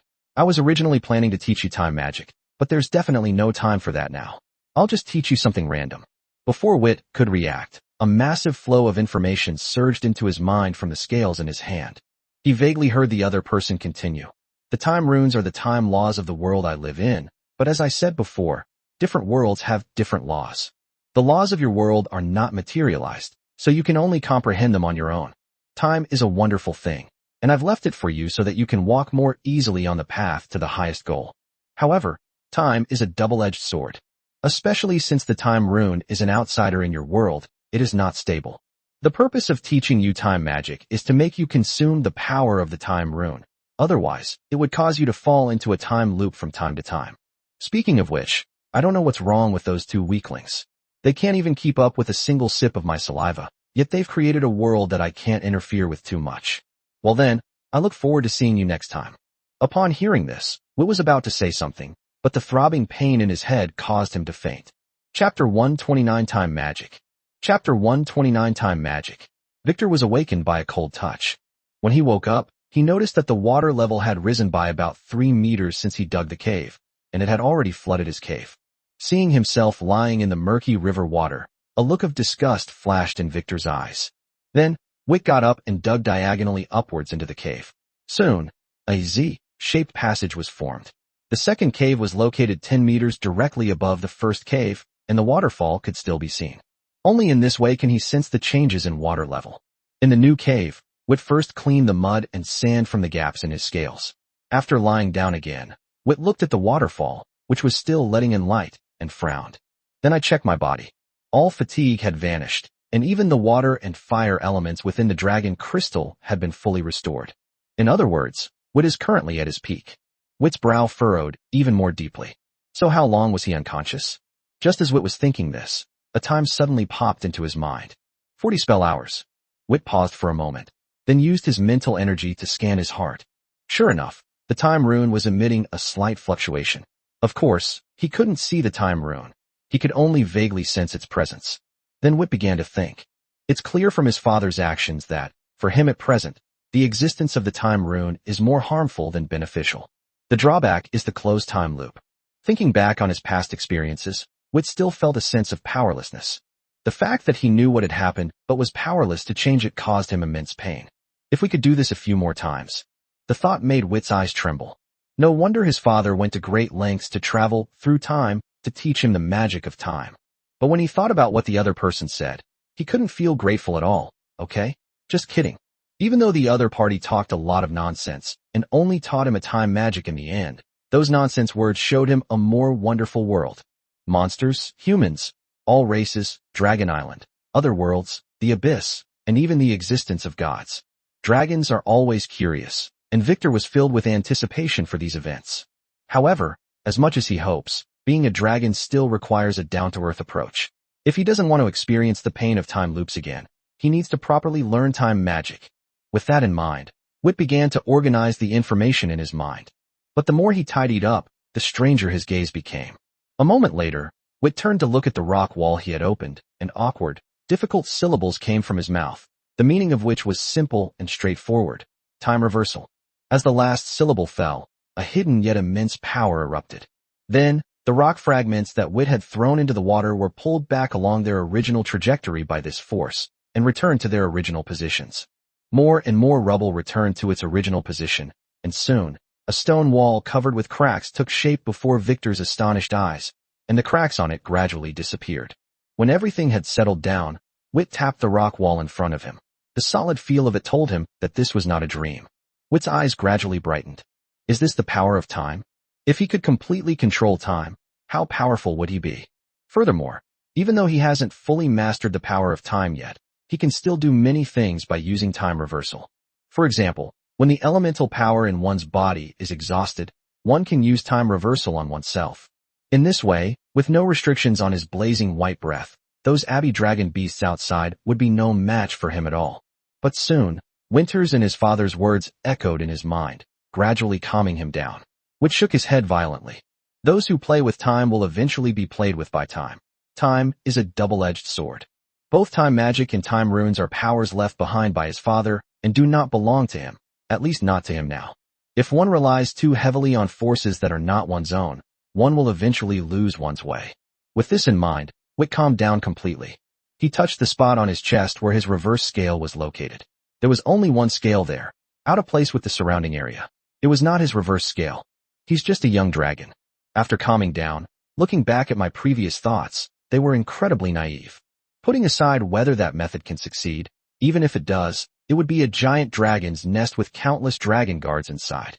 His blazing white breath could only pose a threat to gold-level dragon guards when used unexpectedly. But once the opponent figured out the rhythm of his breath attack, he, who only had this one move, would either have to flee back in a sorry state or be killed and become the opponent's food. Moreover, his father made it very clear that time magic is used to deplete the power of time runes. Since it can be consumed, it means that the power of the time rune is limited. Putting everything else aside, after that time reversal, he, who was previously very sensitive to time, returned to normal, which further illustrates that the power of the time rune is limited. It's simply impossible to achieve the situation he envisioned. Once he calmed down, Wit looked at the stone wall in front of him, and his inquisitive nature came to the fore. The reason he could use this magic directly was not because he had a high level of understanding of it, but because this magic was not elemental magic. Although the magic incantations are still in the ancient dragon language, they do not invoke the power of the elements. The power of the law is that words become law, which is beyond Wit's comprehension, so he does not intend to delve into it. What he wanted to study was the principle and effect of this magic. Is time travel really just time travel? Wit disagreed. Because only the events and scope that he had determined when he cast the spell were reversed, time in other places was not affected in any way. Moreover, under normal circumstances, an item that has reversed time should relive its previous experience once the magic is completed and time returns to normal. However, the stone wall in front of them did not collapse again after the magic was completed. Therefore, the principle of time reversal may not be to reverse the time of an object, but to sever its original timeline and allow it to enter another unknown timeline. Just as his father had mentioned before, the future has countless possibilities, and going back in time only cuts off one of those possibilities. So why does it exhibit a reverse flow posture? This question is very important to Wit, as it relates to whether he will be able to use time magic in future battles. Chapter 130 Some Plans Regarding Time Magic. Chapter 130 Some Plans Regarding Time Magic. Wit stared wide-eyed at the shattered yet partially restored stone wall before him, while in his claws he held a dragon scale engraved with a fireball magic circle. The stone wall shattered because of the fireballs that Wit unleashed using a magic circle. The fact that he didn't recover means that he had just used time reversal, but the target of his spell was not the stone wall, but the magic circle in his hand.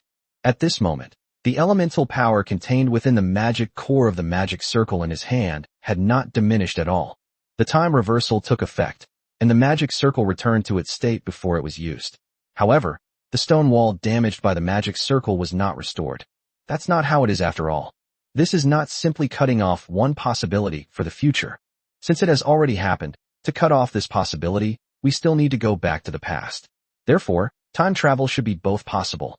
First, let time go back to the past, then cut off that possibility. Only then can we achieve a complete time reversal.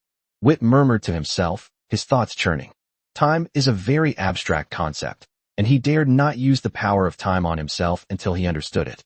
Therefore, Wit conducted a series of tests. It was ultimately determined that the time reversal he used was a true time reversal, not just cutting off a timeline to achieve a similar effect. The experiment was not as simple as it seemed. In order to obtain this result, Wit deliberately used his mental power to mark all the elemental forces contained within the magic core in advance.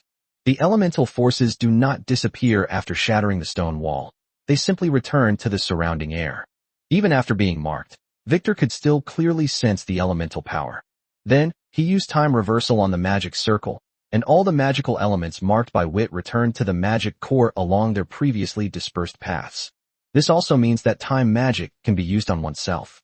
Without hesitation, Wit imbued his claws with the sharpness spell, and then began repairing the cave. The shaping spell would continuously consume elemental power as long as it wasn't dispelled. When Wit felt it was about time, he released the shaping spell. Then, he cast a time reversal spell on himself, and soon, Wit felt that all the elemental power he had previously consumed was fully restored. Moreover, and most importantly, time reversal will not affect items that are not considered as targets for casting. The cave, which was previously repaired by Wit, still retains its original appearance.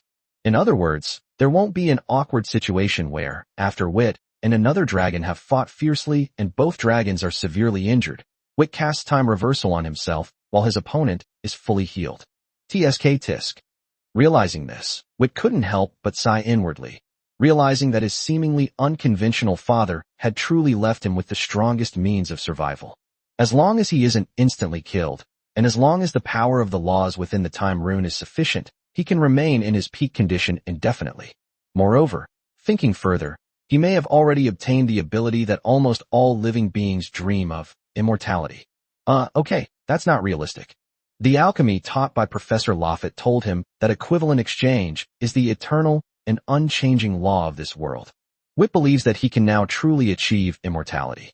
Using the magic of time reversal, he could freeze himself in a certain point in time forever, and the power of the laws within the time runes was sufficient to sustain this effort. Because his current strength is not very high, and the overall energy he contains is very small. If we compare the power of the laws within the time rune to a person, then Wit is a ring right now. You can make this person wear this ring forever, no problem.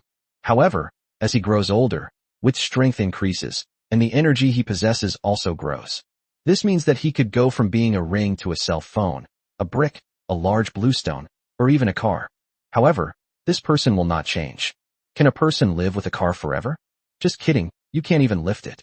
This means that when Vittor grows to a certain age in the future, time travel will no longer have any effect on him. Of course, this is on the premise that he makes no progress in the realm of time. Therefore, this is merely a speculative and opportunistic way to achieve immortality. Wit didn't want to stay like this forever, even if it meant immortality. The true path to immortality he seeks is to transcend the river of time, just like his father. However, when the river of time was mentioned, Wit remembered the dragon of time that Winters had told him about before. Now, he sincerely suspects that the dragon may very well be his father. Given the immense power of time, the likelihood of another time dragon appearing is not very high. Like Desidero, there may be dragons that know some spatial rules or laws, but she is the only spatial dragon. I can ask about it next time we meet.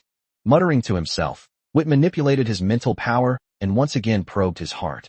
If he didn't sense it carefully, he could hardly detect the existence of the time runes. This meant that his father hadn't lied to him.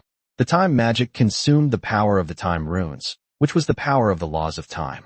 He has used time magic a total of 7 times since he first used time reversal. Based on the initial state of the time rune and its current almost imperceptible state, it can be inferred that after about 3 more times, the time rune will completely fall into slumber. This is definitely not acceptable.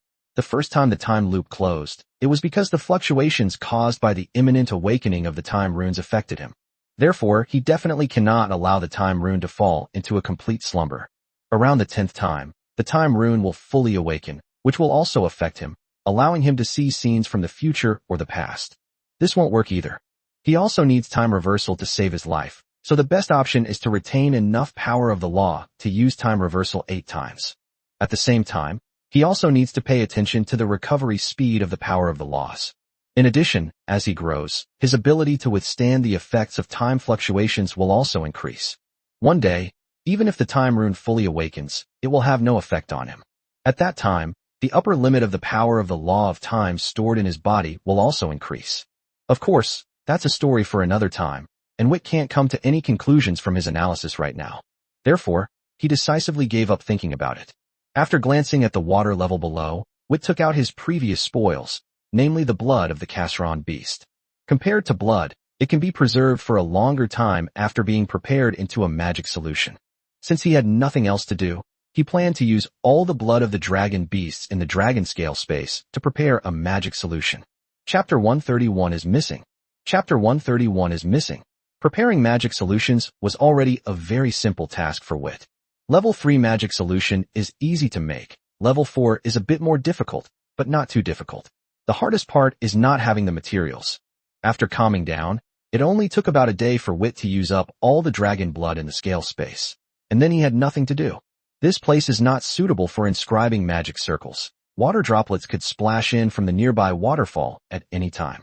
If this were to fall into a magic circuit while the magic circle was being drawn, it would definitely explode.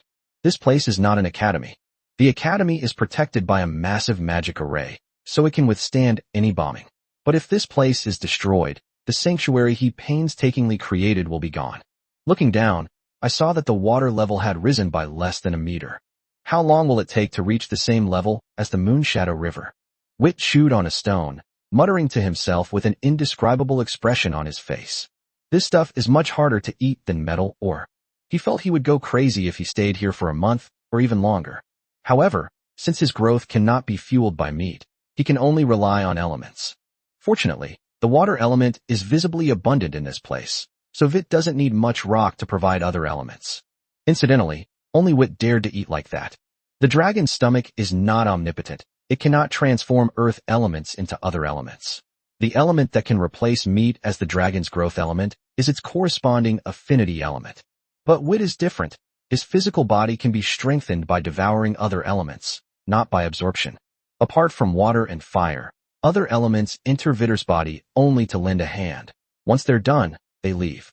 If other dragons dared to eat like that, they'd probably get constipated.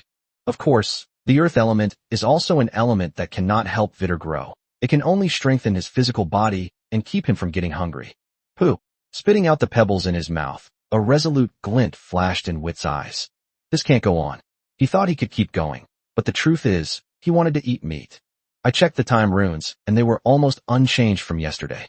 This means that it is still quite difficult to restore the power of the rules contained in the time runes. Therefore, he cannot afford to waste the remaining 3, or rather, 2, chances to use time reversal. These may be his trump card for a long time to come. Raising his paw, he touched the dragon scale space. Then Wit turned his gaze to the waterfall in front of him. After thinking for a moment, his gaze shifted to the tail behind him. Then, a grayish-white magic circle appeared from the end of his tail. Wit inserted his tail directly into the magic circle. When the magic circle dissipated, Wit's tail had become thick and large. Not only the dragon scales were strengthened, but also the bones and flesh. I tried waving my tail, and it felt heavy and stiff, but since it was part of my body, I was able to wave it freely after a little while. Then, Wit swung his tail violently toward the waterfall in front of him.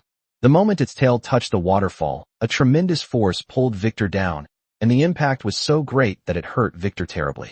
It's important to know that the dragon's tail is the part of its body that is least likely to feel pain. This demonstrates the immense power contained within this waterfall. Fortunately, he had enhanced his defenses with magic beforehand. While thinking this, Vittor's eyes were fixed on the spot where his tail met the waterfall. As the tail swept across the waterfall, Vittor's pupils contracted slightly. I saw it. However, what he saw was a scene that he could hardly understand. There's nothing outside. Where is the abadraman? Logically speaking, even with the waterfall blocking my and the dragon egg's aura, they shouldn't have given up so easily. Or are they still hiding somewhere, waiting for me to come out? Abadraman doesn't possess that level of intelligence. After muttering a few words, Wit stood up, his eyes full of hesitation. To go out or not to go out? If we go out, we might be hunted down again, and it will be difficult to get back in. If we don't go out, we can ensure our safety, but we will be completely in the dark about the outside world. Thinking of this, Wit gritted his teeth, dispelled the magic he had placed on his tail, and instead applied it to his wings and back, especially his head. If you get knocked unconscious by the waterfall when you try to get out, that would be a real problem. After checking his own body and finding nothing missing, Vittor then looked at the waterfall ahead. Having made his decision, and not being one to hesitate, Wit retreated a short distance before rushing straight down the waterfall. Boom. Wit felt a moment of dizziness, followed by excruciating pain throughout his body. By the time he came to his senses, his body was already almost touching the water's surface. Seeing this, Wit quickly spread his wings, steadied himself, and glided along the water's surface for a distance before finally taking off again. I glanced at the waterfall behind me and noted down the spot where I had just come out. After all, this waterfall is several thousand meters long and even more than 10,000 meters wide. You can't forget it. Then, Wit flew up into the sky and began to observe his surroundings. The site of the Great Rift Valley has now been completely transformed into a huge lake, and it will be a long time before the lake is filled in. The abbey dragon beasts that had completely filled this place have vanished without a trace. Only some corpses float on the edge of the lake. There are quite a few. This shows that even after Vittor entered the waterfall, these guys still didn't give up. However, the power of the waterfall was too great, and their small size was simply no match for the barrier it created. After a long time, Wit finally flew out of the Great Rift Valley. I glanced in the direction of the Moonshadow River. The lower reaches of the Moonshadow River are almost completely dry, although there is still a little bit of water. After all, the Moonshadow River still has a considerable volume of water, and even with the large waterfall blocking the flow, a significant amount of water continues to flow along its original course. However, it now appears that the lower reaches of the Moonshadow River resemble another large rift valley running north to south. After observing the Great Rift Valley, Wit looked in the direction from which the Abbey Dragon Beast had come. Apart from the deathly silence, not a single Abbey Dragon Beast was seen. This made Wit a little suspicious. A Baderman's perception range is quite wide. Under normal circumstances, a Baderman should be able to sense his appearance as soon as he appears. Suddenly I've lost interest in baby dragons and dragon eggs. Chapter 132, Departed. Chapter 132, He's gone. Okay, just kidding. The dragon bloodline contained in the baby dragons and dragon eggs is the key to the growth of the Abbey Dragon's nest. This giant dragon nest must have destroyed countless young dragons and dragon eggs to reach its current state. What? Why not target the adult dragons? You need to have the ability to do that.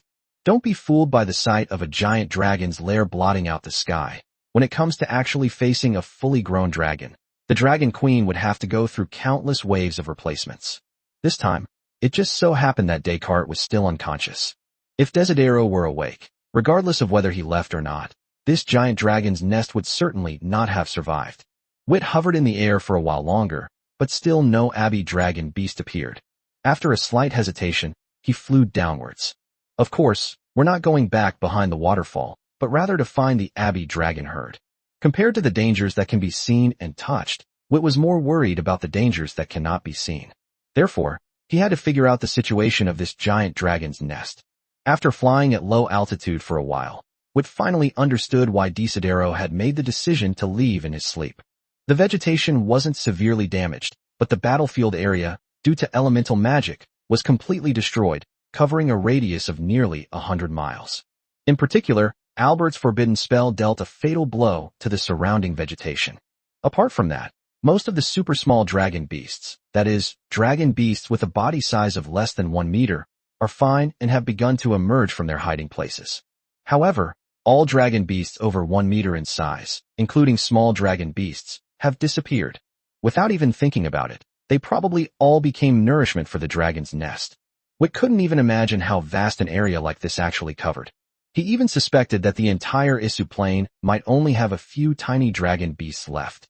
Such an ecological environment would be unsuitable for even a small nest with only a few hundred dragons, let alone a large dragon nest like Desidero with around 30,000 resident dragons. Wit flew south for nearly 10 days before he could see the mountains to the south, which meant that he had arrived at the southernmost tip of the Isu Plain. Just as he had guessed, he couldn't find a single dragon beast over a meter long along the way. Vittor could only continue to endure the hunger and rely on consuming elements to sustain his growth. As for those tiny dragon beasts, although they also have meat, it's far too little for Wit, and the Isu Plains are already in dire straits enough. Having reached the southernmost point of the Isu Plain, Wit finally made a discovery. He spotted the Abadraman. However, Wit soon realized something was wrong. These Abbey dragons are only at the iron level, not even bronze, but they are clearly in their adult form. At the same time that Wit discovered these dragon beasts, these Abbey dragon beasts also discovered Wit's whereabouts. Unsurprisingly, these Abbey dragon beasts charged straight at Vit. At the same time, a large swarm of Abbey dragons flew in from afar. Well, Victor roughly estimated that there were only tens of thousands of them, not even a small dragon nest. Of course, this applies to adult dragons. For a young dragon like Wit, tens of thousands of Abbey dragons were still a bit of a headache. Fortunately, these dragon beasts were not very strong. A grayish-white magic circle rose from beneath Wit's feet, then passed through his body, at which point Wit's appearance began to change. Just like when he dealt with those Abbey dragon beasts before. Wit named this state, in which his entire body was imbued with sharp magic, the blade dragon form, meaning that his whole body was like a sharp blade. Moreover, although the other two shaping spells cannot yet cover the entire body, Wit has already thought of names for them.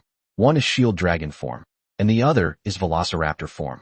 Having transformed into his blade dragon form, Wit completely ignored the approaching Abadraman and flew in the direction it had come from. It now appears that the giant dragon's nest is no longer here. These Abiosaurus might be seeds left behind by the other party. Wit already had a guess about the other party's sudden appearance and departure. Only final verification remained. The group of weak abbey dragons charging at Wit was simply courting death. Wit didn't even bother to attack them. Even normal flight was already a deadly danger to the abbey dragons that approached Vit. Soon, Wit braved the suicidal attacks of the dragon beast horde and arrived at the place where the dragon beasts had emerged. There is a huge, perfectly circular open space here. Seeing the open space, Wit thought to himself, just as I thought. That giant dragon's nest was brought here through spatial teleportation. As Desidero left, he hid behind the waterfall. There were no more baby dragons or dragon eggs worth keeping there, so the guys teleported away.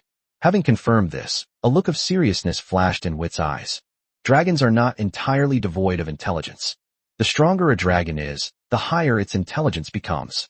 In fact, after successfully breaking through to the legendary level, a dragon beast can possess complete intelligence.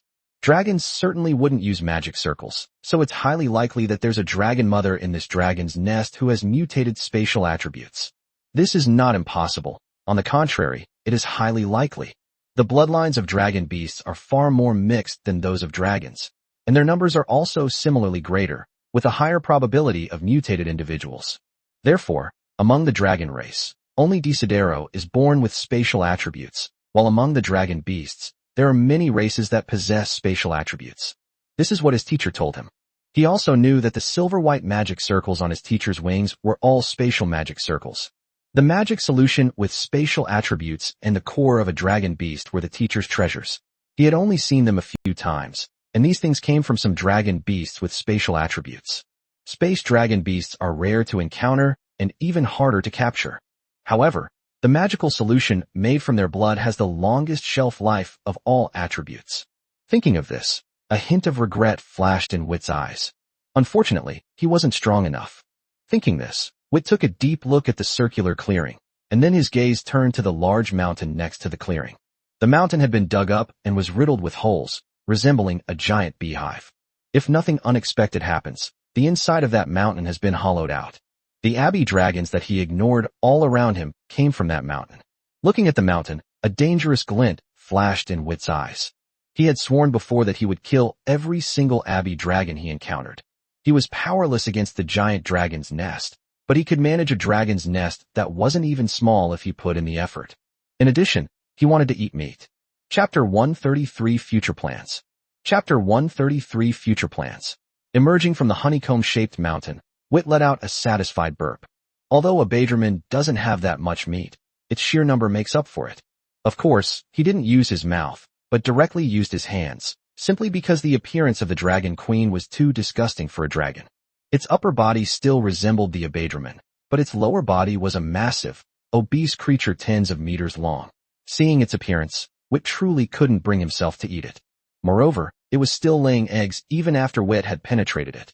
However, on the other hand, those abbey dragon eggs tasted much better than the mature ones, but they were too small, even smaller than dragon eggs. Wit patted his belly and turned to look at the abbey dragon's nest. The dragon's lair has been cleared. Under normal circumstances, it shouldn't have escaped, since he was the last one to kill the dragon queen. As long as the dragon queen is alive, both the dragon guards and the dragon soldiers will swear to protect her to the death. Of course, there are exceptions. For example, the dragon soldiers who went out to find food flew too far and didn't have time to come back.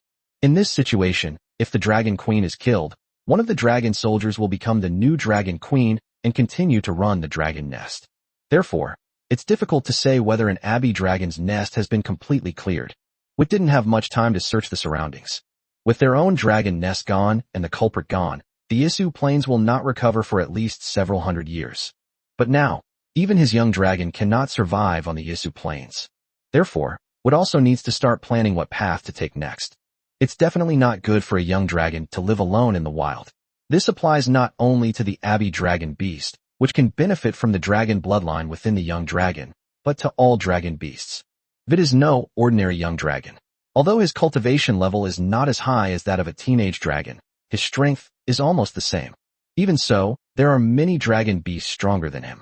One wrong move, and you could lose your life. Finding a place to hide is also a good option. Yucca Hills would be a good choice. With that thought in mind, Wit turned back in the direction he had come from. The Yucca Hills were most likely unaffected. If they were caught in the crossfire, those abbey dragons wouldn't have been able to move so quickly. You have to understand, the Yaka Hills are much larger than the Yisu Plains. There are both advantages and disadvantages to staying in the Yaka Hills. The advantage is that the Yaka Hills are very close to the Great Rift Valley. If Winters and the others haven't teleported too far, they might come back to find him. If they stay in the Yaka Hills, they might run into him. Of course, he knew that the possibility was not very high, but it was not entirely impossible either. Moreover, and most importantly, Wit remembered that Karen, whom Boko had complained about several times, had never returned. Adult dragons rarely perish unless they encounter special circumstances. Just like Winters back then, she clashed with a black dragon, lost a wing and an arm, but she still returned to the dragon's lair. Therefore, the probability of Karen's death is even smaller than that of Winters and his team finding her. Karen is unaware of Desidero's situation, so if she returns, she will definitely come back here. Staying with a fully grown dragon is much safer than wandering outside. However, there are two issues involved here. One question is, when will Karen return? Another problem is that Wit is face-blind, and all he knows is that Karen is a green dragon in her prime.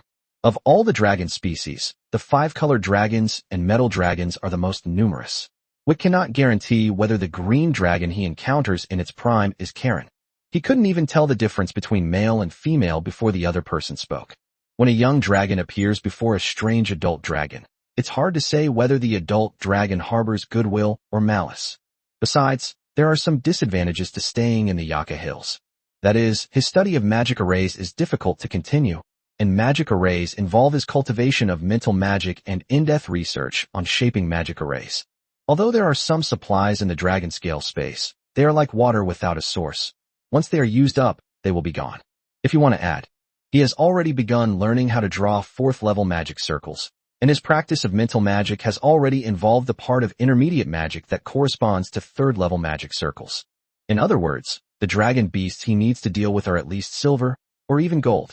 This is no joke. Regardless of whether he is an opponent or not, such high-profile actions indicate that he is no longer hiding in the Yaka Hills, but rather acting recklessly in the Yaka Hills. In just a few days, he will die under the claws of the dragon beasts that covet the dragon blood within him. Therefore, surviving in the Yaka Hills actually means finding a secluded place within the Yaka Hills and living a life of seclusion. If he could encounter Karen who had returned, or members of the dragon nest who had come back to find him, that would be better. If he doesn't run into them at all, then the next time he meets Celine and the others, let alone crushing them, don't misunderstand, I mean fighting, he'll probably get crushed by Billy. This is something he absolutely cannot accept. So, instead of staying in the Yaka Hills, Wit wanted to try something else. As a child, Victor longed for the outside world. So, in his spare time, he would search for information about the outside world in the library to prepare for his future travels to the Dragon Realm. It must be said that Wit was quite prescient. This is exactly what came in handy. This world is called the Dragon Realm, that goes without saying. The Dragon Realm actually consists of several continents. The continent where Wit and his companions lived was called the Fast Continent, and the Warren Rift Valley was located in the north of the Fast Continent. North of the Warren Rift Valley was the Yaka Hills, and further north of the Yaka Hills was the Great Ice Plains. The book describes the Great Ice Field as a vast ice field that covers 1/5 of the continent of Fast, and is covered in snow all year round. The water of Moonshadow River comes from the melting snow of the Great Ice Field. The Moonshadow River begins at the Great Ice Field, bisects the Yaka Hills, flows through the Warren Rift Valley, then brushes against the eastern side of the Yisu Plains, and continues south until it merges with a great river called Starry Night.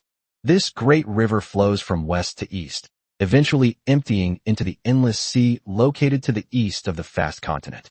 Of course, that's not the key point. The key point is that the Wanlong Grand Feast is held at the mouth of the Xingye River where it flows into the endless sea, forming a large alluvial plain called the Xingye Plain. Okay, that's not the key point either. After all, it will be thousands of years before the next Grand Dragon Feast. However, Wit's goal was related to this Starry River. Following the Moonshadow River all the way to the Starry Night River, instead of going downstream, go upstream to find a dragon city-state called Free City. That city-state was Wit's second choice besides the Yaka Hills. Chapter 134 Dragon City-State. Chapter 134 Dragon City-State. Victor had no intention of seeking another dragon's lair to join. In his heart, Desidero was irreplaceable. Joining Dragon Nest is not just about joining. It also represents responsibility. If he really joins a dragon's lair, then what will he do when Desidero reappears in the future? Moreover, joining Dragon's Nest isn't something you can just do on a whim.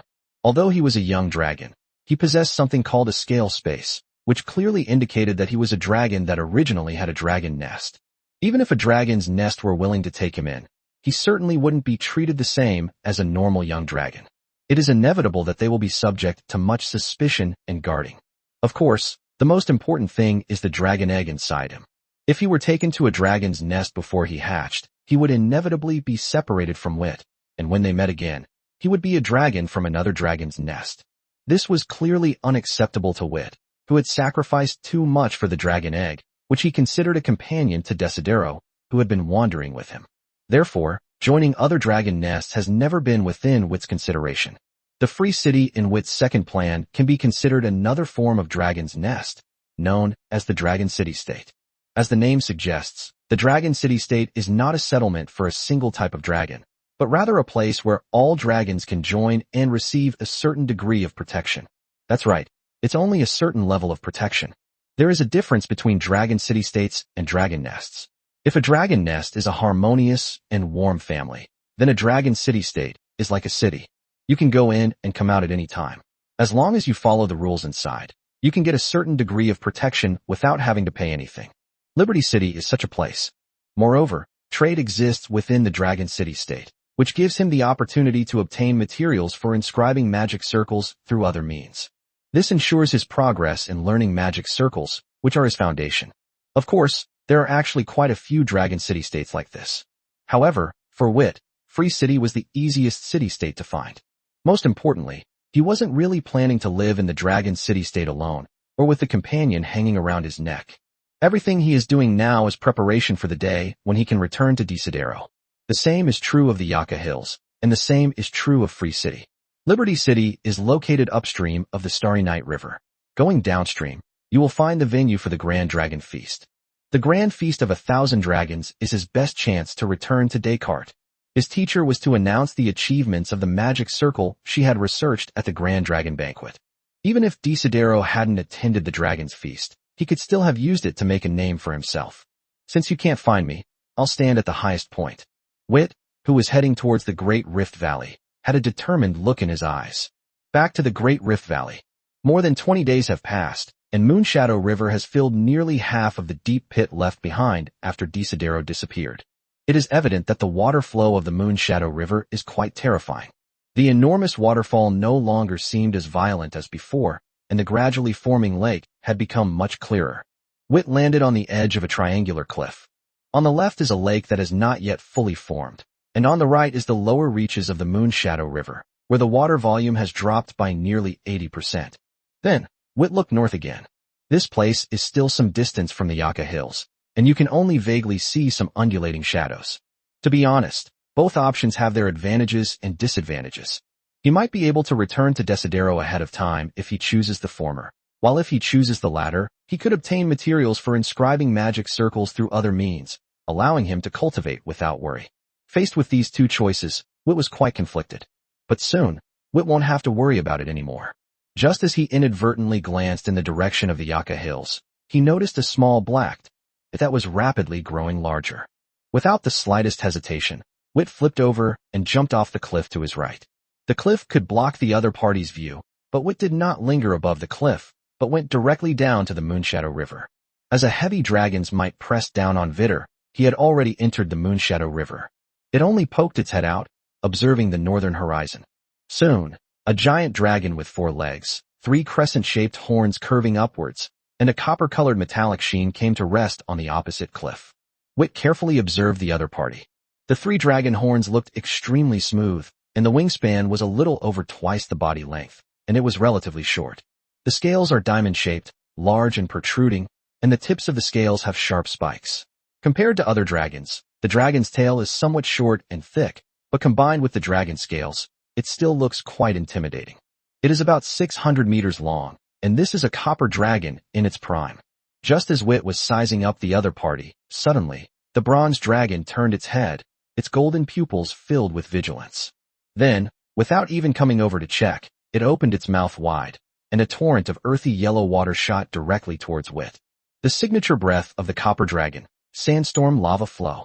When the other person looked over, Wit realized something was wrong. He immediately dived into the water and swam downstream at top speed without hesitation. At the same time, he has already made his decision regarding Liberty City. Putting everything else aside, judging from the dragon's habit of exhaling a breath without saying a word, the Yaka Hills are simply not suitable for a young dragon like him to live in. Just as Wit was thinking this, the Moon Shadow River behind him had already been cut off by this breath. At the same time, a heavy pressure swept over them. The other side is catching up. Sensing the violent aura emanating from the other party's oppressive presence, Vittor dared not let them capture him. Seeing the water level rapidly dropping due to the damming of the river, Wit gritted his teeth, suppressed his disgust, and plunged headfirst into the mud below. Time reversal. With a brief chant, the muddy riverbed where Wit had burrowed was restored to its original state. Wit remained motionless, trying to calm himself down and slow his heartbeat to bring his vital signs down. Mental power has certain limitations and cannot penetrate objects.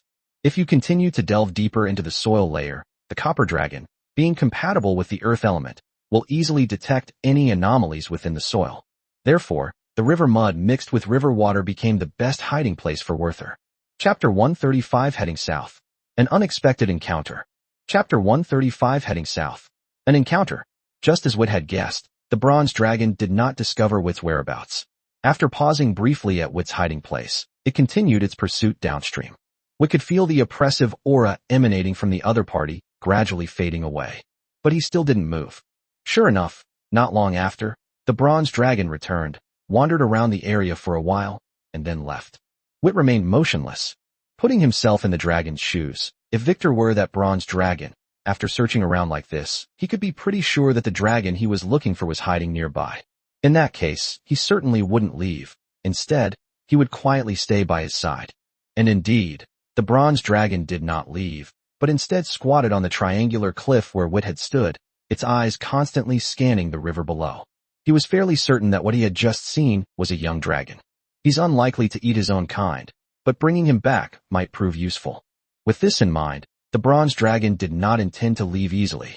Of course, the other party might also die directly from his breath. He was startled by that prying gaze, so he didn't hold back at all. Otherwise, the Moon Shadow River wouldn't have dried up completely. Let alone a young dragon. Even a young adult dragon could be completely destroyed. He stayed here just to give it a try. At this moment, the Moon Shadow River, which had been blocked by the sandstorm torrent of the copper dragon, began to flow again. Upon seeing this, the bronze dragon frowned slightly, but quickly relaxed its brow. If the other party is not dead, then they should be hiding in the river mud, as that is the only place where they can escape his senses. However, the Moon Shadow River is wide, and it's not worth washing it with your breath. If you consume too much energy, you'll easily attract the attention of other creatures in the Yaka Hills. As a bronze dragon, he disliked damp and muddy places if he were to search by hand. Now that the river is flowing again, it can help him determine whether the young dragon is alive or dead. Time passed quickly, little by little. Seeing that the river remained still, the copper dragon finally concluded that the dragon must have died from his breath. Otherwise, they would have given up and crawled out long ago. Moreover, there was no trace of water element fluctuations, indicating that the other party was not hiding in the water. TCH. What a waste of time. He muttered something casually, and the dragon's might was released once more from the copper dragon, a symbol of his status in the Yaka Hills. After he had been gone for a while, Wit cautiously poked his head out of the river. Then he swam downstream without hesitation. We can't let them find out again. We only have one more chance to use time reversal. After that, the time rune will go into complete slumber. The next time he shows signs of awakening, he will be pulled into a new time loop. While it may not necessarily be a bad thing, the idea of knowing what the future holds, yet being forced to follow the established path, is really hard for him to accept. That's right, Wit used time reversal again before. Facing yourself. That's why he was able to stay in the river mud for so long without breathing. After taking one last look in the direction of the Great Rift Valley, Wit plunged into the river. His massive body moved with the agility of a fish, swimming downstream. The Yaka Hills are really not suitable for him. That copper dragon alone is enough to give him trouble. However, Wit is not some majestic dragon. That guy not only nearly killed him, but also forced him to hide in the filthy river mud for so long, forcing him to use his life-saving trump card twice. He had already memorized the aura emanating from the other party, and he knew that once the other party became stronger, he would definitely come back to cause trouble for him. I hope you hadn't left the Yaka Hills back then. With these thoughts in mind, Witt continued his journey toward the unknown future. In the blink of an eye, a month has passed since he left the Great Rift Valley. Along the way, Witt wasn't entirely in a hurry. Don't be fooled by how easy the book makes it sound.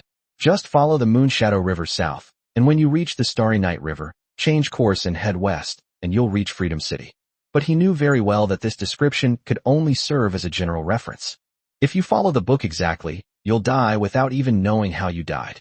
Putting aside the terrain along the Moonshadow River, the possibility of encountering dragons in the surrounding area is a major problem. Therefore, every so often, Witt would stop and investigate the dragons that appeared around him.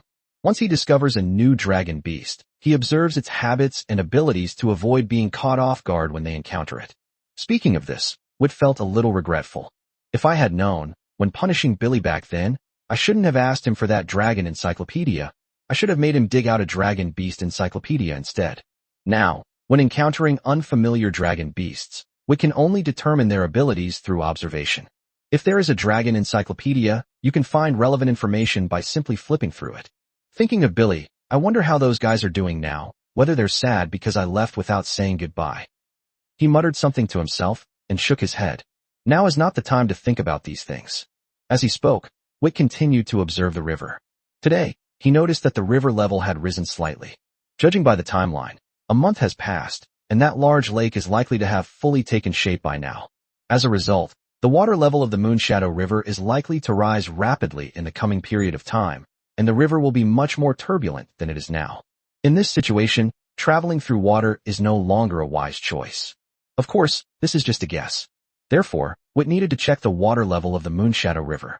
If the rise is only slight, it's likely due to rain somewhere upstream, in which case you can still continue your journey. But if the water level rises too quickly, it could very well be the situation he's guessing. Therefore, he would need to stay nearby for a while and wait for the Moonshadow River to calm down before he could continue his journey. Soon, 2 magical hours had passed. Seeing the water level rise by nearly 10 meters in the 2 magical moments, Witt sighed helplessly. His guess came true. Such a significant increase could not have been caused by a single rain shower. Looks like I need to find a hiding place. Witt turned his head and glanced at the dense forest behind him, a thoughtful look flashing in his eyes. He had already scouted the area and found no powerful dragon beasts. Otherwise, given his cautious nature, he wouldn't have so openly lay on the shore observing the water level. Just as Witt got up, preparing to enter the dense forest, he caught a glimpse of a shadow floating in the turbulent waters of the Moonshadow River. Witt paused for a moment, then couldn't help but rub his eyes. Where did this baby dragon come from? Chapter 136 Alien Dragon. Chapter 136 Alien Dragon. Where did this baby dragon come from? Witt turned his head, staring in astonishment at the figure bobbing in the water, moving from afar to near, and then back to far away. Wrong. This is just like someone who drowned and got swept away. Realizing what was happening, Witt quickly spread his wings and gave chase.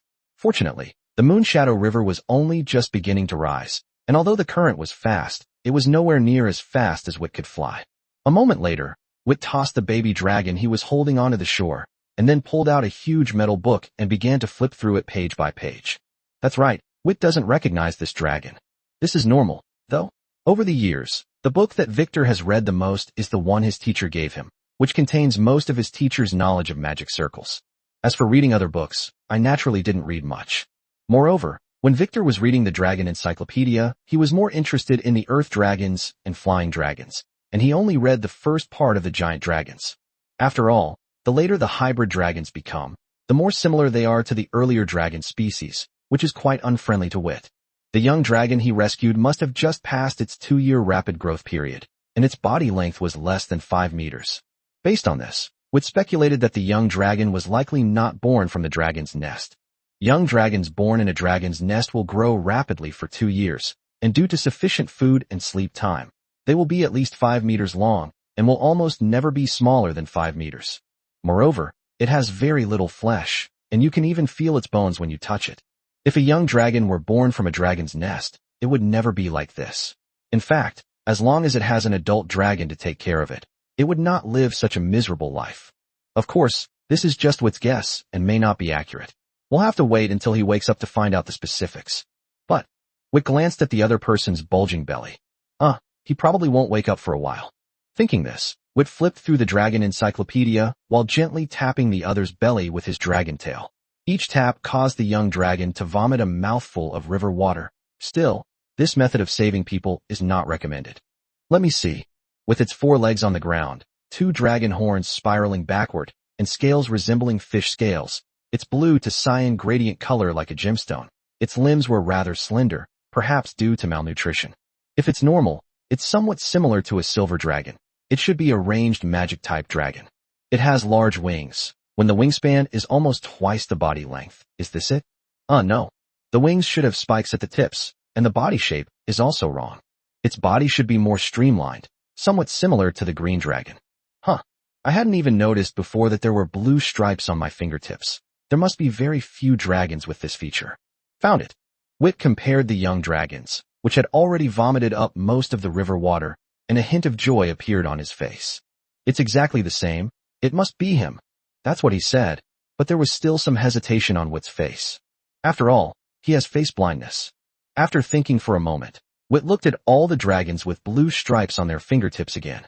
Only after confirming that the scale color of only one type of dragon matched did he breathe a sigh of relief.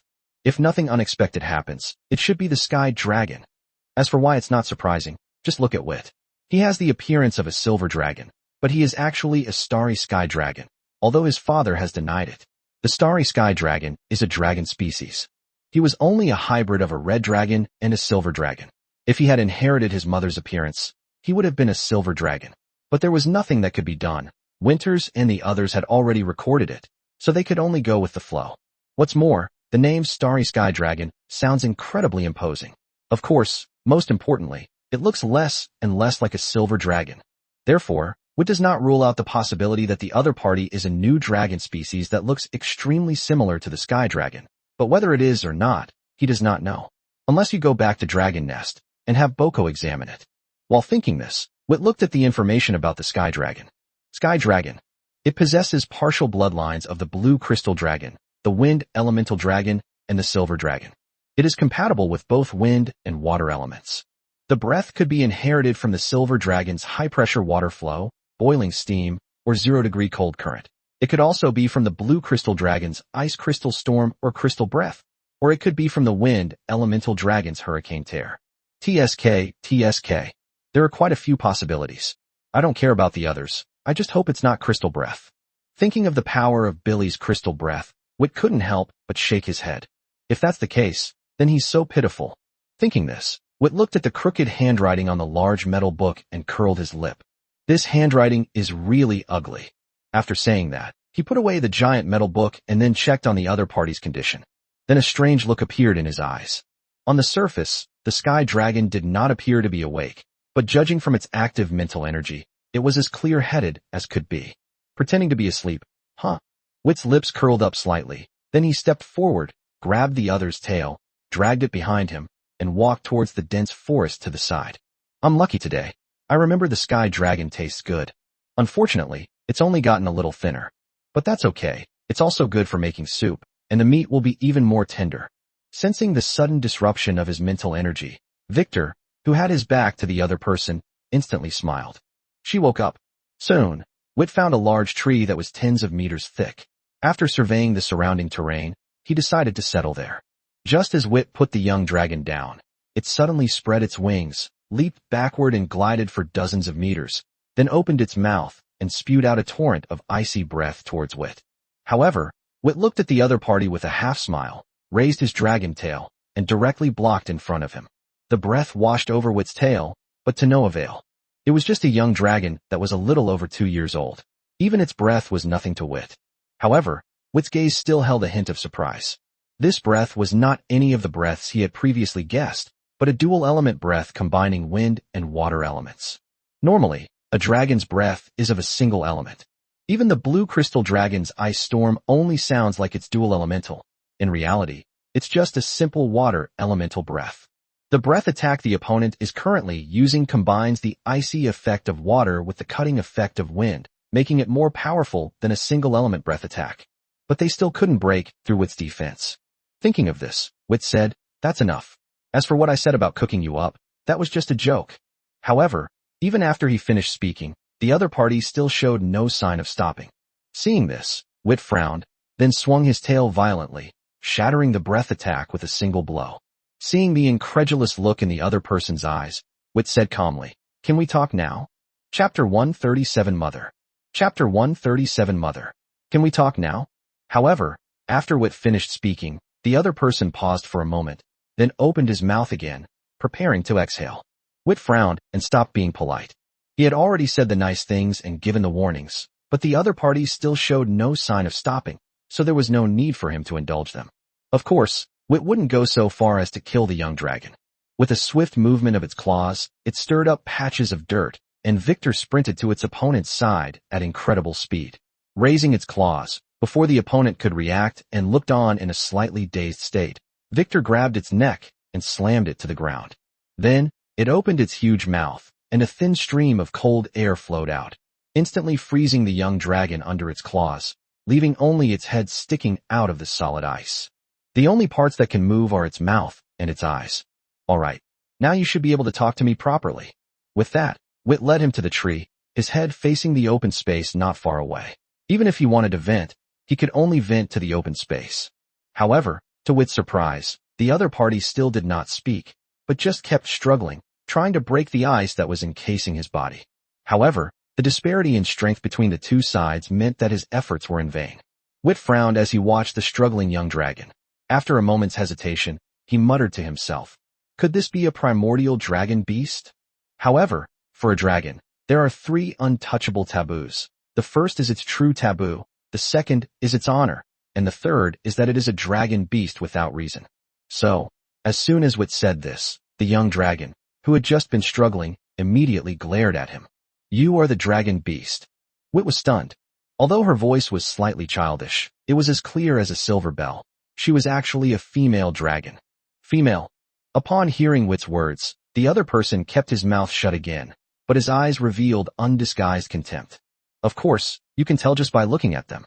Wit didn't care about the other person's disdain. If he could see it, he wouldn't be face blind. "May I have your name?" Looking at the silent young dragon, Wit felt somewhat helpless. Since the other party was not speaking, he couldn't force it to cooperate. After all, it was just a young dragon.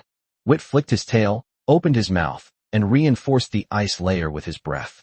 "All right, since you're unwilling to cooperate, then we'll just have to leave it sealed off like this for now." After saying that, Wit turned and walked towards the big tree. The tree is very large. Wit originally intended to build a platform on its branches, but with 2 dragons involved, that won't work. Metal dragons are already heavy, and with a young dragon nearly 5 meters long added on, they simply couldn't support it. Walking to the tree and looking at the open space beneath it, Vittor sighed. "If only I knew elemental magic, it would be so much easier to find a place to live." As he spoke, Wit spread his wings and flew upwards. He planned to simply build a roof on the open ground under the tree to shelter him from the rain, so that he wouldn't be disturbed by external factors when he was inscribing the magic circle. The Moon Shadow River will be flooded for quite some time this time, so we can't waste this opportunity. On the other side, the young dragon's pupils trembled violently as it listened to the continuous sound of branches falling behind it. She suspected that the other person really intended to eat her. Otherwise, why gather so many branches? It's for starting a fire. The thought filled her with fear. Hey, didn't you hear me?" With that thought in mind, she suppressed her fear and spoke aloud. "Hello, what's up?" Hearing a commotion coming from the baby dragon, Wit stopped what he was doing and looked over in confusion. "What are you doing?" Wit glanced down at the branch in his paw and grinned. "Of course they're setting up the scaffolding." "Then what?" "Start a fire." "Why do you need to start a fire?" "Of course I'll cook. I'm starving."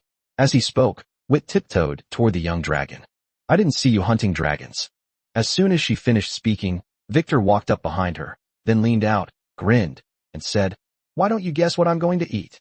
The ferocious smile made the young dragon's pupils shrink sharply, and then she opened her mouth again and breathed on Wit's head. Wit quickly pulled his head back, then watched as the breath swept across the open space ahead, destroying a large area of trees. Tisk, that's quite an extraordinary performance. Looks like your survival instinct is pretty strong. With that, Wit grabbed the ice block containing the baby dragon and walked towards the tree. He casually tossed it into a corner, leaving it facing him, and then continued working on it. The small branches on the tree were trimmed, and then a few of the thicker branches were used as the outer support, while the thinner ones were used as the roof beams. Then the leaves were laid on top. Of course, this wouldn't prevent rain, so they used breath to finish it off, and an ice roof was completed. With tree branches as its internal framework, the ice roof is less likely to collapse. All right, all done. As he spoke, Wit glanced at the young dragon, which had quieted down again, but ignored it and took out a large piece of meat from his scale space. However, it wasn't cooked. There was plenty of meat like this. It was prey he caught along the way. He used to avoid eating raw meat, mainly because of its texture. But now that he's wandering alone, what could taste worse than a stone? He took a big bite out of the meat in his hand, chewed it briefly, and then swallowed it. Suddenly, a strange sound came from inside. Upon hearing the sound, Wit paused for a moment, then looked towards the young dragon, only to see it staring intently at the meat in his hand. As for that sound, it was the sound of her swallowing. Seeing this, Wit's eyes darted around, and then he raised the meat in his hand. Want some? Upon hearing this, the young dragon hesitated for a moment, but she still didn't speak, only tightly closing her eyes. Wit chuckled upon seeing this. He deliberately moved closer and started eating right in front of her. Needless to say, Vittor had an enormous appetite. After eating for half a magic hour without stopping, he finally couldn't hold back any longer and suddenly opened his eyes. Give me. Upon hearing this, Wit continued eating, chewing as he said, Name. The young dragon glanced at the meat in Wit's hand.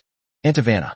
Wit grinned, then stretched out his tail and tapped the ice covering her, freeing her neck and head from its confinement. Then, he simply threw a piece of meat over there.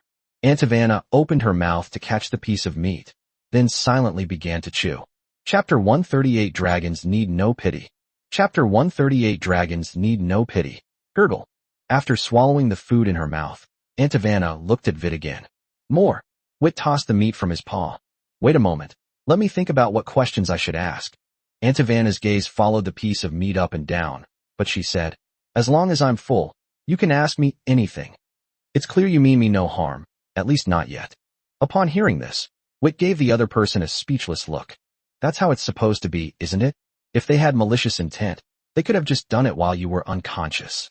Upon hearing Wit's words, Auto-Devour shifted her gaze from the meat to Wit, her eyes filled with wariness and distrust. Looking at Auto-Devour like this, a look of disbelief flashed in Wit's eyes. What a familiar look. I remember when he was born, the way he looked at Winters and the others was probably like this. Besides wariness and distrust, all that was left in his heart was a sense of powerlessness. Thinking of this, Wit sighed, swung his tail, and shattered the ice on Auto-Devour's body, then threw all the meat in his hand at her.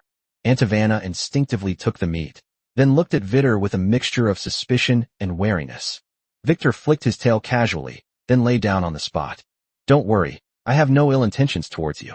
Otherwise, with my strength, there would be no need for me to do this. However, upon hearing this, Auto-Devour's wariness did not diminish at all. She took the meat to a place she considered relatively safe and ate it silently. Wit sighed. He wasn't Winters. He didn't have that much patience, nor did he possess that reassuring aura that made the dragon feel at ease. Therefore, he didn't expect to make the other party lower their guard. Although you're called a sky dragon, you actually possess the bloodlines of a silver dragon and a blue crystal dragon. How did you manage to almost drown? At this point, Wit was somewhat speechless. Although it may sound a bit exaggerated, this situation is equivalent to a fish almost drowning in the water. Silver dragons are one thing, but blue crystal dragons are the real deal, dragons that live in water. Upon hearing this, Auto-Devour's expression froze for a moment. Then she mumbled. The water suddenly rose, and I was swept away without warning. Wit watched Auto-Devour wolf down her food, a strange glint in his eyes. Could this girl have been searching for food in the water when she unfortunately encountered the rising waters of the Moonshadow River? And because she was too weak from hunger, she was simply swept away? You know what? Judging from her appearance, it really might be true. Although he felt he had guessed the truth, Wit did not reveal it. After all, it's best not to expose a dragon's secret. You must have a bloodline inheritance. Auto-Devour nodded. Without those, I wouldn't have survived at all. Wit thought to himself. As expected, Auto-Devour wasn't born from the dragon's nest. It's not hard to imagine how much hardship this young dragon endured to develop such a wary personality in the wild. Haven't you ever been active in your area? If you had, you should have encountered a dragon's nest. Dragon's nest. Wit was taken aback. He had never encountered a dragon's nest before. Thinking this to himself, he explained aloud. It's a place where a large number of adult dragons live together, and they will take in young dragons that don't have a dragon's nest. Aunt Ivana shook her head. Is there anything else? Visto looked closely and saw that a large piece of meat was gone. It seemed that he was really starving. Thinking this, he tossed another piece of meat over. Taking the meat, Aunt Ivana ate as she said, "You're the only one I've ever met who's like this."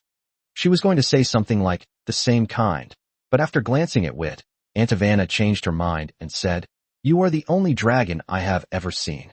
Upon hearing this, Wit looked at Aunt Ivana with a hint of pity. Not all dragons deliberately discard their eggs around their nests. Some even more irresponsible parents simply find a relatively safe place and dump them there. As for the reason, only their parents know. Are you pitying me? When Victor came to his senses, he saw Aunt Ivana looking at him angrily, so he subtly looked away. No, I was just thinking about something. Upon hearing this, Aunt Ivana gave Wit a deep look, then lowered her head and continued eating. You lived in Dragon's Nest? Wit glanced at Aunt Ivana with some surprise, then nodded with a slight sigh.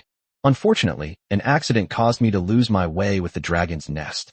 Not only did he go missing, but Desidero also went missing. By the way, how old are you? 37. Wit stared at Aunt Ivana in astonishment.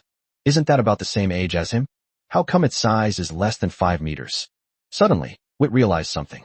In the 2 years of rapid growth, the growth in the first year was obvious, but not very fast. The key was the dormancy in the second year. In the wild, Aunt Ivana, let alone sleeping for a year, probably spent the previous year suffering from hunger and thirst. Severe malnutrition could have caused this situation. And you? 42. Aunt Ivana paused for a moment, then looked up at the enormous creature in front of her, which was 10 meters long and 20 meters long, including its tail. Are you a baby dragon? Wit nodded with a somewhat strange expression.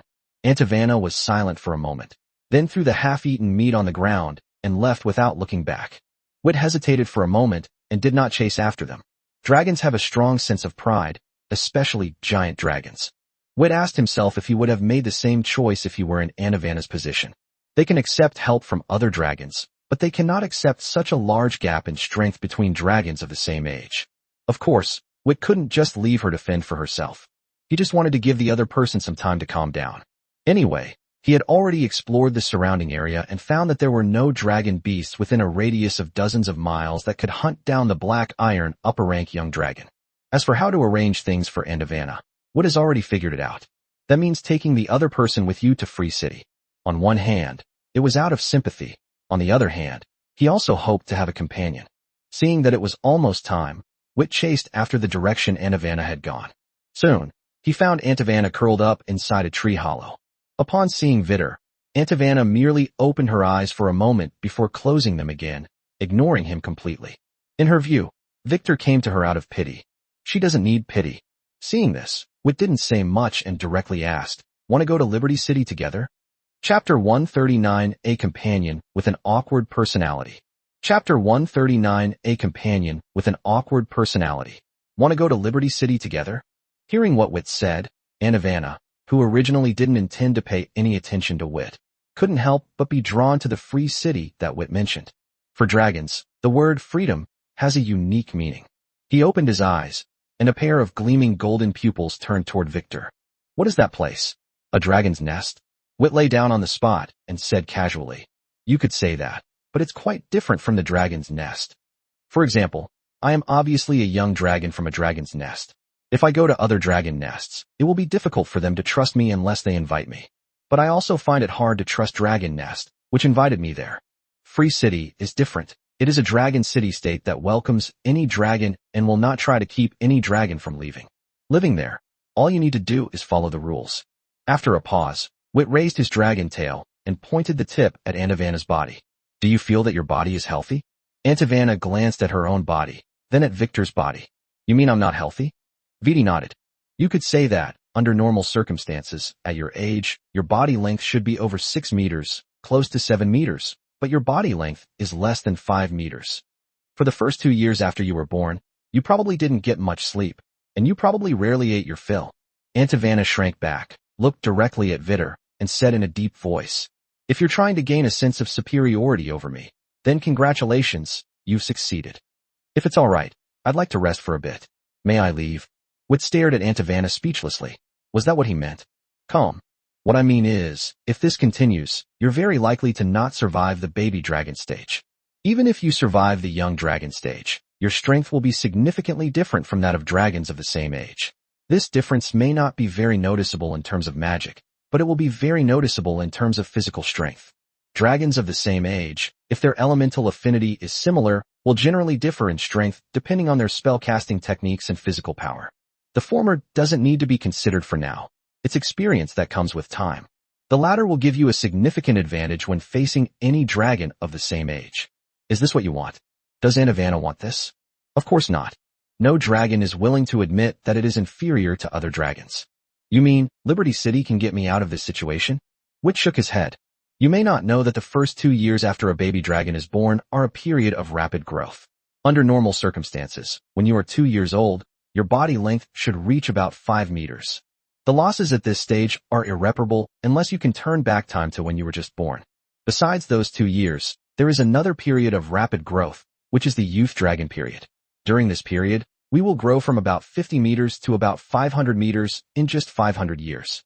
It doesn't sound like they're growing very fast. However, if you do the math, you'll understand that the dragons changed every year during this period. Without a stable, safe, and reliable place to rely on, you know what you'll miss, needless to say. In fact, when Wit mentioned another period of rapid growth, Aunt Vanna had already straightened her neck and barely thought about it. I want to go to Liberty City with you. Wit chuckled softly, then stretched his tail out in front of Aunt Vanna. Then, it's a pleasure to cooperate. Aunt Vanna hesitated for a moment, then stretched out her tail and touched it with Vit's tail. Then let's go back to that tree first. We can't leave here anytime soon. There's been a problem upstream of the Moonshadow River, and it will take quite some time for the water flow to return to normal. As he spoke, Wit flew toward the stronghold he had previously set up. Behind her, Aunt Vanna hesitated for a moment, then followed.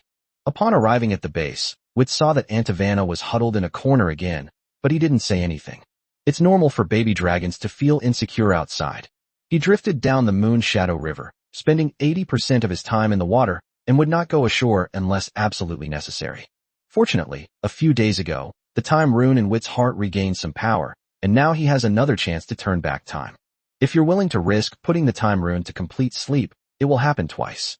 Thus, Wit was basically certain that he would have one more opportunity to use the time reversal technique each month. Whitman found the recovery time acceptable. Vit took out another piece of meat from the dragon scale space and handed it to Aunt Vanna. You probably didn't eat enough. Seeing Aunt Vanna's hesitant expression, Wit inwardly complained about her awkward personality, but said aloud, "In the wild, it's best to keep yourself in peak condition as much as possible. In this way, even if unexpected situations arise, one can better survive. You don't want to hold us back, do you?"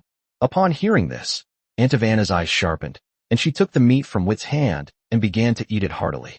She can tolerate her weakness because she firmly believes that she can become stronger. But she couldn't bear to be a burden.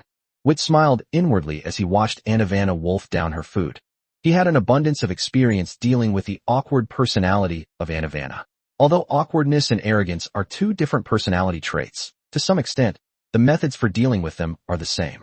Just like dealing with when dealing with Aunt Vanna, you only need to give her a choice first, and then give her an even more unacceptable choice, and she will do as you say. Aunt Vanna looked at Wit's smiling face, but she was extremely wary, feeling that this guy was plotting against her. But after thinking about it carefully, she felt that she might be overthinking things. After thinking for a moment, in order to ease the tension, Aunt Vanna took the initiative to ask, "Why did you say before that I might not survive the period when I was a baby dragon?" Upon hearing this, Wit smiled casually. There are many reasons. Young dragons without the protection of a dragon's nest or an adult dragon are just mobile food for those predatory dragon beasts.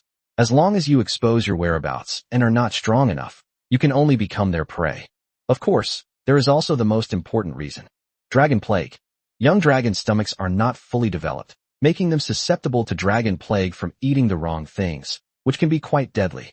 I once saw the carcass of a baby dragon born in the wild in Boko's lab. Shortly after birth, it died from the dragon plague. As they were talking, Wit noticed that Aunt Vanna's gaze toward him was becoming increasingly strange, and her wariness was growing stronger. Wit slapped his forehead. Have to. That awkward personality trait kicked in again, I'm definitely thinking about something I shouldn't be thinking about. Chapter 140 Further Construction. Chapter 140 Further Construction.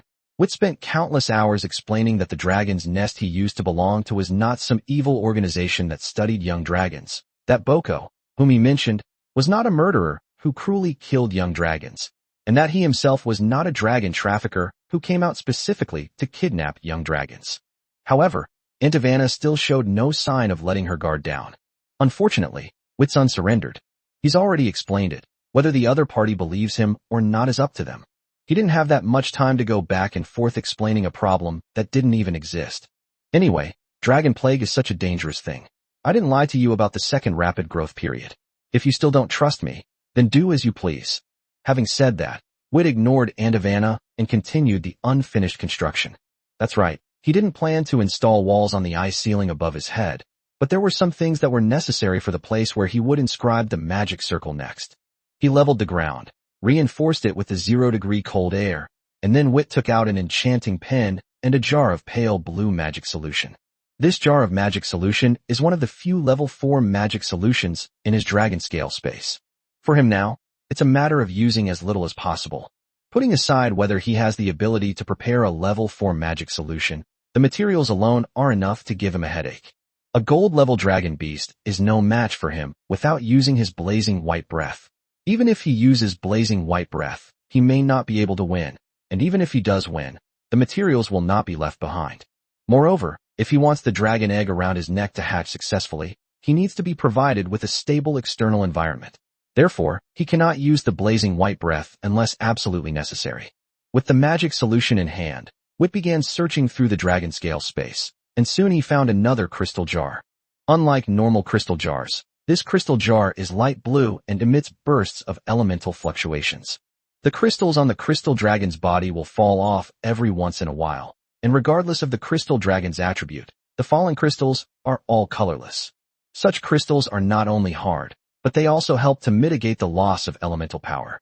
However, this effect is quite limited, especially for higher-grade magic solutions. If a crystal is not naturally detached from a crystal dragon but is directly removed, it will retain its original color. Such crystals can effectively prevent the dissipation of corresponding elements. Don't get me wrong. It's not like we'd kill a dragon to get the crystal. The crystals on the crystal dragon's body, like its scales, are regenerable. However, if it falls off automatically, the crystal will grow very quickly, in just a few days. If it is removed directly, the growth time will be extended to 2 to 3 months. When other dragons in the dragon's nest need this crystal, they only need to talk to the crystal dragon. As long as the dragon isn't in a bad mood, it will usually give it to them. The crystal jar that Wit just took out is made of this kind of crystal, because only crystals like this can preserve what's inside. His teacher once told him that embedding the dragon beast crystal core directly into the magic circle was the most primitive way to use the dragon beast crystal core. The key to a magic array's longevity lies in the infusion of magical energy, crafted from dragon beast crystals through alchemy. This crystal jar contains the infused magic core. To put it simply, it involves refining the large, fixed-shaped dragon beast crystal cores, which are not very efficient at utilizing elemental power, into a liquid with a high elemental concentration. This liquid form magic core will crystallize in a short period of time and become part of the magic circle. Most importantly, this magic core does not need to follow the level correspondence rule. That is, a magic solution of the same level must correspond to a magic core of the same level. The jar of magic cores in Victor's hand is a level 5 magic core. This magic core can be used for magic arrays below level 5, including level 5 magic arrays. Such a precious item was naturally not something that Wit crafted himself, but rather a gift from his teacher, and like everything else, it diminishes with each use. Wit himself could only refine magic cores of level 3 or lower. It wasn't that Wit was being lazy, but the process of refining a magic core would also result in an explosion, and the explosion would be far more powerful than a magic circle explosion. The explosion of a level 3 magic core alone would be enough to replace all the scales on Wit's body. He won't be able to refine a magic core of this level for at least 200 or 300 years, or even longer. Therefore, if the magic circle he was about to inscribe wasn't so important, he wouldn't have been willing to use this magic core. On the other side, Aunt gaze towards Vittor changed from initial wariness to doubt, and then quickly to curiosity. What are you doing? However, Wit did not respond, or rather, he did not hear Anavana's voice at all. At this moment, Wit had already begun drawing the magic circle. A level 4 magic circle is quite difficult for Wit. Even with his full dedication, success cannot be guaranteed. However, he had limited materials at his disposal, and the magic core was extremely precious. Therefore, Wit completely blocked out all external information, striving to prevent any factors from interfering with his drawing of the magic circle. When Anavana saw that Wit was ignoring her, she thought that her distrustful attitude had angered him. Feeling somewhat embarrassed, she was also even more curious about what Vittor was doing, so she stood up and walked towards him. When she saw the gracefully curved lines being etched into the ground by Wit's claws, her eyes lit up. Just as she was about to ask a question, she saw Wit's serious and earnest gaze and subconsciously stopped talking. This time she understood that Wit wasn't ignoring her, but was actually working diligently. Looking at the lines on the ground, Anavana felt a sense of familiarity. After searching through her memories, she finally understood what Vittor was doing. So this is a magic circle. After muttering something under her breath, Anavana stood aside and watched curiously. And upon closer inspection, it turned out to be 2 magical moments. Once Wit reconnected to the circuit, he skillfully spread his wings and vanished from the spot in the blink of an eye. Anavana was left completely bewildered, not knowing what had happened. Just as she hesitated for a moment, preparing to leave like Wit suddenly flew back. Of course, it wasn't because he noticed that Anavana was still inside the magic circle, but because the light emanating from the magic circuit was stable and smooth. Step 1. Magic circuit successfully inscribed. At this moment, Wit noticed Anavana standing to the side. After a moment of surprise, he looked away somewhat guiltily. Fortunately, it succeeded. If the magic circuit inscription had failed. Chapter 141 The Choice That Must Be Made. Chapter 141 A Choice That Must Be Made. If he fails, he may lose this companion. Of course, this doesn't mean Anavana will be killed by the explosion, but given her personality, she might mistake the explosion of the magic circuit for a trap set by Wit against her. Well, it's not impossible. What were you just doing? Meeting Anavana's suspicious gaze, Wit feigned composure and said, "It's nothing. Just testing the stability of the magic circuit to see if it will undergo any unpredictable changes due to some surrounding disturbances." What changes? Failure or explosion? To prevent any future complications, Wit deliberately added the word explosion. Moreover, he deliberately placed the explosion after the failure, thus reducing its prominence and making it a low-probability event. As expected, Anavana only frowned slightly and did not question Wit's previous behavior. Her attention shifted to the magic circuits. Isn't this a magic circle? Why do you call it a magic circuit? You mean this? A complete magic circle consists of a magic circuit and a magic core. You should move away from here for now. After injecting the magic core, we'll need to test the stability of the magic circle. There's a possibility of a huge explosion.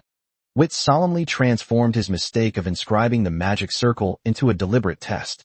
As expected, Anavana did not suspect anything and turned to fly outside. Once he saw that the other party was far enough away, Wit began the final injection of magic core. Injecting magic into the core requires no other tools. Mental energy is sufficient.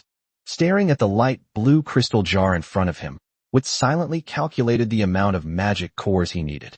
Then he opened the jar, used his mental power to envelop the liquid inside, took out a clump, and quickly put the lid back on. When exposed to air for a longer period, the magic core will crystallize. Although the crystallized magic core can still be used, it is much less flexible than its liquid form. After putting the crystal jar away, Wit manipulated his mental power to divide the core of magic into 27 equal parts. The magic circle he was to inscribe was a level 4 magic circle with 27 nodes. It's considered one of the lower-tier magic circles among level 4 magic circles, which is why Wit attempted to draw it. If it were a level 4 magic circle with more than 30 nodes, Wit wouldn't even try, preferring to choose a level 3 magic circle with a slightly weaker effect. Inject 27 drops of magic core into the location of the element node. Vittor vanished from the spot in a flash. By the time Anavana realized what was happening, Wit was already beside her. She glanced at Wit suspiciously. She felt that what Wit was doing didn't seem like a test, but rather something inherently dangerous. However, she didn't know much about magic circles. The part about magic circles in her bloodline inheritance was only about their appearance and effects. As for the principles, drawing methods, and processes of magic circles, there is absolutely nothing about them. In fact, apart from elemental magic, This is basically the case for bloodline inheritance involving other aspects of knowledge. Therefore, the Academy has specialized courses that teach dragon potions, magic, magic circles, and alchemy, which involve specific operations. Vanna made a decision. If she had the chance, she would definitely learn the principles of magic circles. Her intuition told her that Wit was up to no good. Vit had no idea of Vanna's plans, let alone that she would be determined to learn magic circles based on a tiny bit of intuition. Otherwise, he would definitely risk being misunderstood by the other party and confess his previous mistakes. Unfortunately, he didn't know. As the blue light first stabilized and then slowly faded away, a smile appeared on Wit's face. It's a success. With that, Wit flew toward the stronghold. Vanna, regaining her senses, curiously followed. So what is the name of this magic circle, and what is its effect? Water element protection.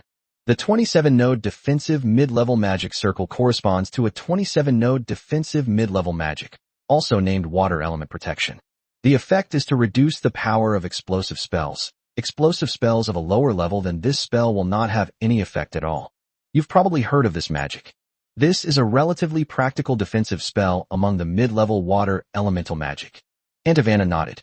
This magic exists within our bloodline, but what does 27 nodes mean? Wit paused for a moment, then remembered that the part about magic in the bloodline inheritance was not complete either. It has ancient language and script, and the names and spells of most of the corresponding elemental spells are also available, but there is no specific casting process or explanation of the spells. Therefore, this is also the significance of the Winter's magic course. Vanna had never taken Winter's magic class, so naturally she didn't know what elemental nodes were. Of course, you can learn elemental magic even if you don't know about elemental nodes. However, in that case, learning elemental magic is similar to learning shaping magic. Repeated practice and repeated failures until one accidentally matches the correct steps for casting the spell. Only then can one learn elemental magic. Thinking of this, Wit exhaled a breath towards the ground, sealing the exposed magic circle with a thin layer of ice, and then he looked at Vanna. I think it's necessary to test your abilities. Vanna frowned. What's the meaning? He gestured for Vanna to follow him outside, saying, You might be angry if I say this, but some things are more troublesome if you don't say them. Well, how should I put it? You might be weaker than I thought. Upon hearing this, Vanna's gaze sharpened immediately. However, due to the groundwork laid by Wit, she did not react immediately, but instead prepared to listen to what Wit meant. Seeing that Vanna didn't turn around and leave, Vittor breathed a slight sigh of relief, but quickly added, When you're learning magic, you should focus on practice, which means repeated training until you master a spell. Vanna nodded. Is there a problem? Wit gave a wry smile. This is a huge problem. But before I get to that, I need you to understand one thing. I invited you to come with me to Liberty City simply because I wanted a companion on the way. I have no ill intentions towards you. Furthermore, and most importantly, even if you don't want to come with me, I won't lose anything. Given this premise, I need you to make a choice now. Trust me completely, or don't. Now is not the time to smooth things over. Your level of trust in me will determine what I say next. Because if you don't believe me, there's no need for me to say certain things. So make your choice. Upon hearing this, Vanna stared at Vit for a long while before speaking. Chapter 142, Let's give it a name. Chapter 142, Let's give it a name. From the time you saved me until now, what you've done would have been enough to gain the trust of any other dragon. But I'm different. From birth, I have struggled on the brink of death. If I had easily believed everything I encountered and saw, I would not be alive today. So even if you say that, I still find it hard to believe you. However, if it can make me stronger, I will consider giving you my full trust. Upon hearing this, Wit smiled. That's enough. So, the first thing I want you to do now is to tell me all the magic you possess. I need to have a realistic understanding of your abilities. Upon hearing this, Vanna's pupils shrank instinctively, and then she looked directly at Vit. No wonder you said those things in advance. If I hadn't been willing to give you my utmost trust, I would have turned around and left when you said those words. You probably want to know my magic level, right? But by the same token, how can you prove that knowing my level of magic will make me stronger? Okay, actually the method is very simple. All you need to do is show me your magical abilities, don't you? Wit stared directly at Vanna, a slight smile playing on his lips. He understood what Vanna meant, of course. She didn't really want to know Vit's magical level. What she wanted to know was whether Vit regarded her as a dragon of the same age. This may not sound like much, but for a dragon, it is a very serious matter, a matter of dignity. If you want me to demonstrate my magical abilities, I'm sorry, I really can't. Vanna's face darkened, but she was stunned when she heard Wit's next words. Because I don't know any elemental magic at all. Coming to her senses, Vanna exclaimed in astonishment. You don't know elemental magic? How is that possible? This is equivalent to telling someone that you can't eat or drink. For dragons, elemental magic is as natural as eating and drinking. Therefore, even though Vanna wasn't born in a dragon's nest and didn't receive systematic elemental magic education, she was still able to master elemental magic through repeated practice. Wit blinked and casually said, I have no reason to lie to you. Due to my physical condition, I cannot use elemental magic. After a pause, Wit looked directly at Vanna with a confident smile on his face. However, the inability to use elemental magic does not mean that I have no knowledge of magic. It is no exaggeration to say that during the young dragon stage, no dragon can use elemental magic in front of me. I mean all of them. All attributes. After saying that, Wit saw that Vanna was staring at him blankly and scratched his head awkwardly. You don't believe me? Vanna shook her head, then whispered, I don't know many spells. I have 10 water elemental spells and 6 wind elemental spells. After saying that, she began to demonstrate them one by one. Although Wit didn't know why Vanna had suddenly become so cooperative, he still observed her carefully. In terms of sheer number of spells, a total of 16 elemental spells is pitifully few for a 37-year-old Vanna. Putting aside everything else, Billy, who has mastered the fewest number of spells, has more than 40 earth element spells alone, not even counting the fire element spells he has mastered. Of course, not all magic is suitable for combat. Combat magic has certain requirements. Regardless of power, it must at least have 1 or 2 special effects. For example, the most basic water element, the water sphere, is not actually a combat spell. It has neither special effects nor much power. Billy possesses many of these magical abilities, but he still uses more combat magic than Vanna. Despite her rather miserable life, Vanna is still a young dragon who has lived in the wild for 37 years. There was a reason she survived. What made Vittor feel more gratified was that all 16 elemental magic spells that Vanna mastered were combat magic. He uses it with great skill, and the transitions between spells are also quite good. Moreover, there is no doubt about the dragon's magical talent, regardless of whether it was born in a dragon's nest. In Wit's view, every spell that Vanna used had reached the limit of its power. It's no wonder that these young dragons survived in the harsh wild environment. How about it? After casting all the spells she knew, Vanna looked at Vit with a nervous expression. Very good, there are basically no problems with these spells. The only problem is that there are too few of them. The number of spells you master will directly affect your attack range. I can even tell from the magic you possess that the greatest threat to you from your original home was probably flying dragons. And most of your food comes from water. Upon hearing this, Vanna's eyes lit up. With just a few simple words, she could tell that Wit truly had a deep understanding of magic. So, what can you offer me, and what do you expect me to give in return? Wit smiled and said, very rational, very realistic. I can teach you the correct way to learn elemental magic. As for what you have to give up, if you can become stronger, it will be of great help to our successful arrival in Free City. Just this. Viti nodded. That one reason is enough. I can't even get what I want myself, let alone you. Vanna frowned. Can you tell me about it? Once I become stronger, if we work together, maybe we can find what you're looking for. Wit paused for a moment, then smiled and shook his head.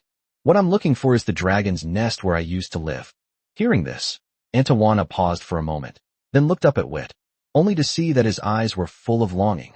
She didn't know what longing felt like, and had never experienced it before, but somehow, when she met Vittor's gaze, she was certain that it was longing. Haha, why are you looking at me like that? You're not serious, are you? I will indeed go back to Desidero, but it's impossible now. I don't even know where she is. Okay, enough of that. Let's talk about your breathing first. I've experienced your breath before. It's a rare dual-element breath, combining the icy chill of water with the cutting power of wind. By the way, have you named your breath attack? The Dragon Encyclopedia does not mention this kind of breath attack in the information about sky dragons. This means that Vanna is special. Vanna was taken aback when she heard what Wit said. A name for my breath? I don't know what to call it. Why don't you help me come up with one? Upon hearing this, Wit pondered for a moment. Since you put it that way, let's call it a cold snap. Chapter 143 is here again. Chapter 143 is here again. A cold snap. Aunt Ivana repeated the name, her eyes slowly brightening. This simple and direct naming method was quite in line with her aesthetic sense. Seeing that Aunt Ivana liked it, Whit breathed a slight sigh of relief. In fact, he wasn't very good at naming things. He glanced at the trees destroyed by Aunt Ivana's magic, then looked up at the sun that was about to set behind the mountains. It's getting late. Although I've already scouted the area, I still can't guarantee that no powerful dragon beasts passing by were attracted by the commotion just now. Therefore, it's best to explore your surroundings before taking a break. At this point, Whit glanced at Aunt Ivana and then continued. Aunt Ivana, the area of 5 kilometers upstream and downstream of the Moonshadow River is yours. If any situation arises, cast an ice spell towards the sky. As for the forest, leave that to me. Upon hearing this, Aunt Ivana nodded, her face showing no impatience at being assigned work, but rather a hint of happiness. In her view, this was Whit's way of treating her like a dragon of the same age. After watching Aunt Ivana leave, Whit also chose a direction and flew off. It is absolutely necessary to patrol the surrounding area, especially given their current situation. Any lapse in vigilance could lead to irreparable consequences. At least, that's what Whit thought. Soon, as darkness fell, both dragons completed their respective patrol tasks. Whit's patrol area is much larger than Aunt Ivana's, but the two dragons completed the task in about the same amount of time, which shows that the difference between them is quite obvious. All of this was etched in Aunt Ivana's mind, and Vit had become a goal she was determined to pursue. Upon returning to the base, Whit did not rest immediately. Instead, he wandered around the area and buried dragon scales into the ground.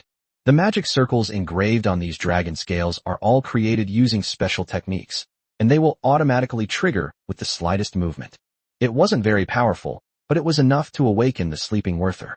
For the past month, it was only thanks to the existence of these magic circles that Whit dared to rest at night. After everything was arranged, Whit was finally able to rest. Whether it was because he was truly exhausted or because he had a companion nearby, Whit slept very soundly that night. Nothing happened that night. The next morning, as soon as Vittor woke up, he met Aunt Ivana's eyes. The emotions revealed in the other person's eyes were also quite straightforward. She wants to learn magic. Although I know you're in a hurry, don't rush. It's not just during the rapid growth period. For us young dragons, ensuring we get enough food every day is crucial for our growth. By the way, aren't you hungry? No sooner had Whit finished speaking than a strange voice rang out. Whit grinned, then took out a piece of meat and handed it to Aunt Ivana, before taking out some meat himself and eating it. Aunt Ivana took the meat without expression and then began to tear into it fiercely. Whit was terrified. This already shows a strong dragon-like sentiment. After breakfast, Vittor didn't linger any longer and went straight into explaining the process of casting the spell. That's exactly what Aunt Ivana is missing. After listening to the theory about elemental nodes, Aunt Ivana looked at the magic she had mastered, most of which were below the 6th node. I couldn't help but feel a little discouraged. She had always thought of herself as a magical genius. Whit said that this is perfectly normal. The more nodes there are, the harder it is to learn through repetitive practice.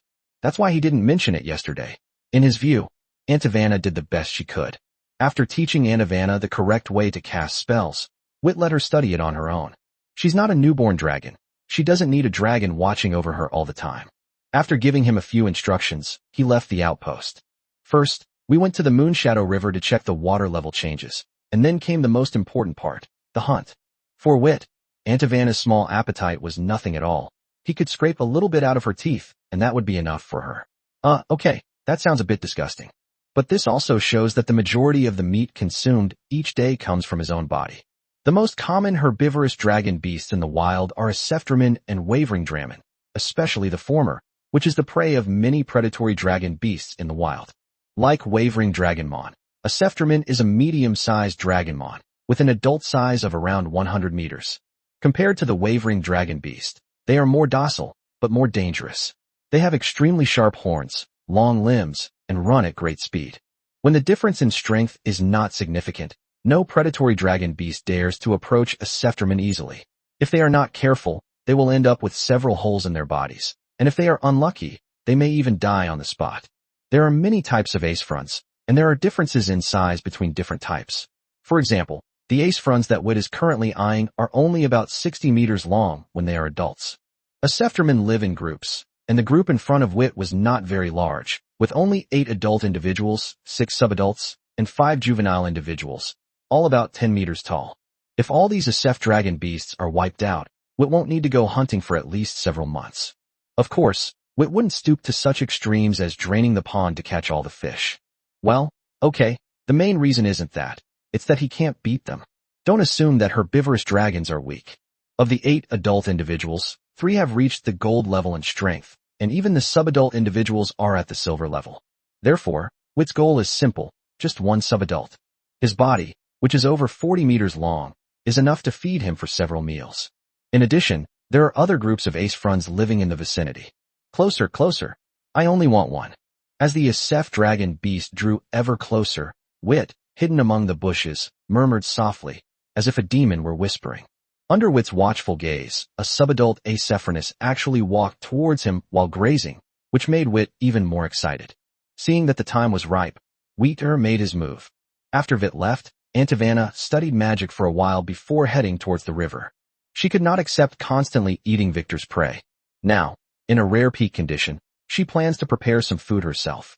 Of course, she preferred catching dragons in the water to those on land, as her racial advantage made her much more agile in the water than on land. Just as Antivana arrived at the riverbank, she saw a huge shadow floating down from upstream.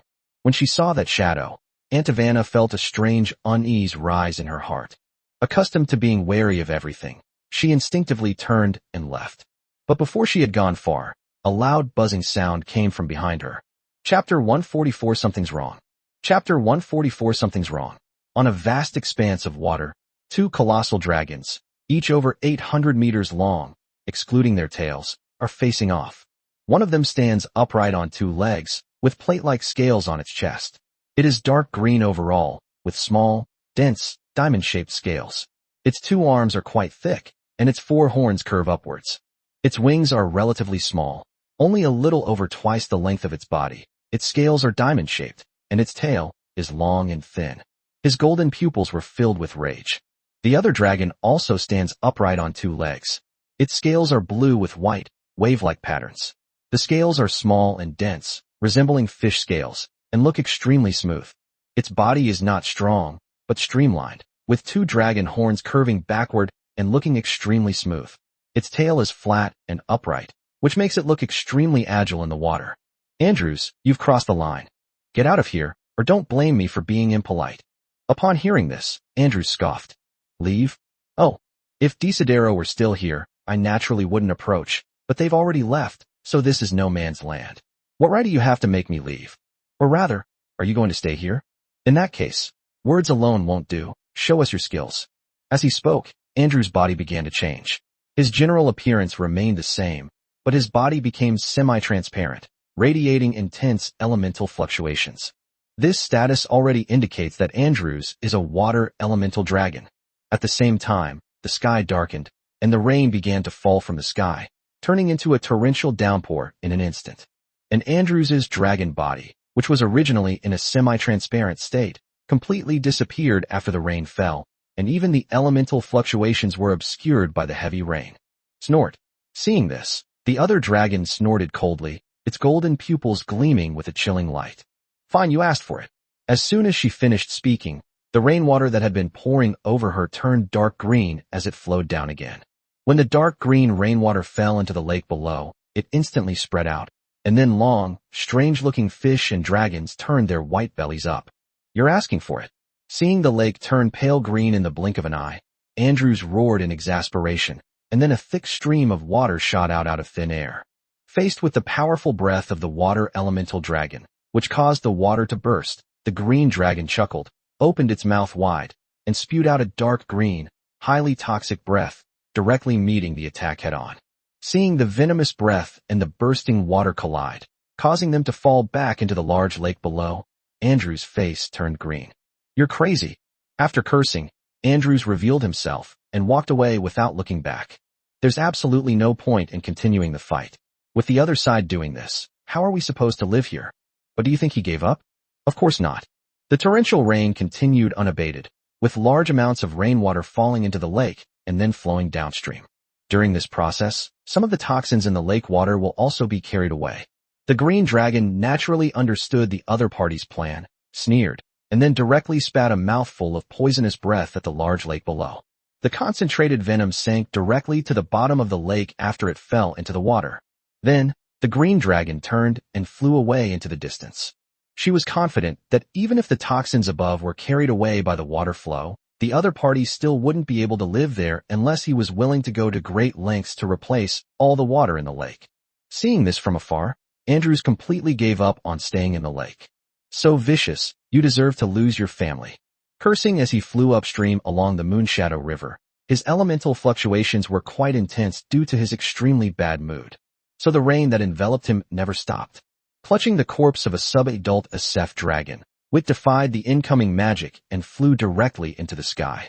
TSK. As expected of a gold-level weapon, it almost broke through the defense in just one hit. After muttering something under his breath, Wit glanced at the 3 gold-level Aseph dragon beasts below before quickly leaving, as he saw them gathering power again. High in the air, Wit dealt with the prey in his claws while searching for his next prey. But at that moment, Wit's pupils suddenly contracted. He then quickly collected the processed prey and flew rapidly towards the location of the stronghold. He saw a large group of familiar adversaries, the Abadraman. Damn it, how did these guys get here? He muttered a curse under his breath, and a gray-white magic circle appeared in front of him. He then plunged into the magic circle, and when he appeared on the other side of the magic circle, he had transformed into a sword dragon. Soon, Wit found Antivana struggling to cope with the onslaught of tens of thousands of Abasaurus beasts in the forest. With a flap of its wings, Wit swooped down in that direction. His eyes were fixed on the group of Abai dragon beasts, his mouth slightly open, and wisps of cold air leaked from the corners of his mouth.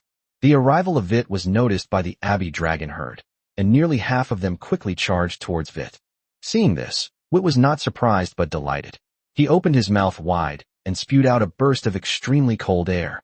In just one encounter, nearly 1/10 of the dragon beasts charging towards him were frozen in midair, and after falling down, they were smashed into pieces. Seeing Vittor return, Antivana didn't bother to ask why he had changed. She stared directly at the dragon beast horde and no longer held back the elemental power within her body. He opened his mouth as well, and a breath that was very similar to Wit's was exhaled, but the effect seemed to be much more shocking than Wit's breath. The dragons struck by Antivana's breath were initially frozen. They would soon be cut into ice shards by the wind element contained within, which would fall to the ground and become nutrients. Antivana's breath attack is powerful, but it also consumes a lot of energy. As the number of dragons increased, Antivana frowned and stopped using her breath attack, switching instead to magic that consumed far less energy. Wit had been observing Antivana and was quite satisfied to see that she did not lose her temper, but calmly chose the fighting style that suited her best. Of course, now is not the time to think about these things.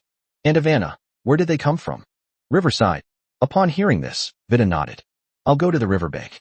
You go and clear out these dragon beasts. Remember, leave none alive. Also, don't let them get close to you.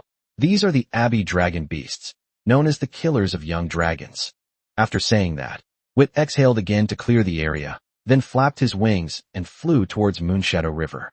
However, just as he reached the vicinity of Moonshadow River, Wit heard a violent splash, and a sense of foreboding immediately gripped his heart. Chapter 145 Mist? Chapter 145 Mist? The turbid river water surged and flowed downstream, with a large number of aquatic dragon beast corpses floating and sinking in the water. What exactly happened upstream? Looking at the current state of Moonshadow River, Wit couldn't help but exclaim in surprise. However, his attention was soon drawn to a huge rock. He recognized the stone. As you travel downstream along the Moonshadow River, this stone stands on the riverbank. However, at that time, he was busy on his journey and did not stop there. Unexpectedly, this rock turned out to be the nest of an Abbey dragon beast. Indeed, at this moment, Abbey dragon beasts were flying out of the rock, standing on the shore. Upon seeing Vit, they rushed directly towards him.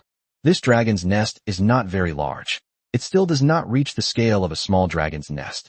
However, the number of dragon soldiers was greater than the group that Wit encountered in the southern part of the Yisu Plain, and the individual dragon soldiers were also stronger. Give them a few more years, and this dragon's nest will grow into a small dragon's nest. With that thought in mind, Wit flew directly toward the boulder. Despite its size, the rock was probably hollowed out long ago. Ignoring the suicide attacks around him, Wit exhaled directly. Of course, not to annihilate, but to freeze. After sealing off the dragon's nest, Wit turned his attention to the dragon's soldiers who had already run out.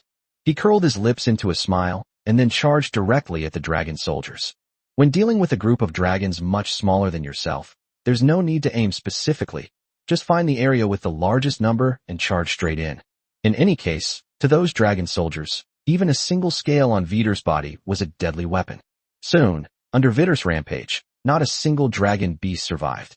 They, who were trying to rescue the dragon mother and the dragon's nest, did not even have the thought of escaping. After clearing out the dragon soldiers, Wit unleashed another breath attack on the dragon's nest, blocking the exit that was about to be breached by the dragon soldiers and guards inside once again. He glanced back at the area where Auto-Devour was. Although the abaterman could not be seen, the elemental fluctuations over there were still intense, indicating that Auto-Devour was still in the midst of a fierce battle. In fact, while young dragons of Auto-Devour's age possess the ability to deal with abaterman, this is only true when their numbers are small. If it weren't for the fear of hurting the other party's pride, and because Wit had the ability to hold the line, he would never have let the other party deal with so many abbey dragon beasts alone. The number of dragons he left for Auto-Devour was also carefully considered. This way, you can put some pressure on the other person without endangering their life, and in doing so, you can make them feel involved without hurting their self-esteem. Thinking of this, Wit couldn't help but sigh. He went to great lengths for this companion. If it weren't for the loneliness of traveling alone as a dragon, and his inability to bear seeing a young dragon wandering outside, he would have abandoned Auto-Devour and run away. This dragon is too difficult to please, even more difficult than Bio. Thinking this, Wit breathed another breath into the dragon's nest, and then focused his attention on the Moonshadow River.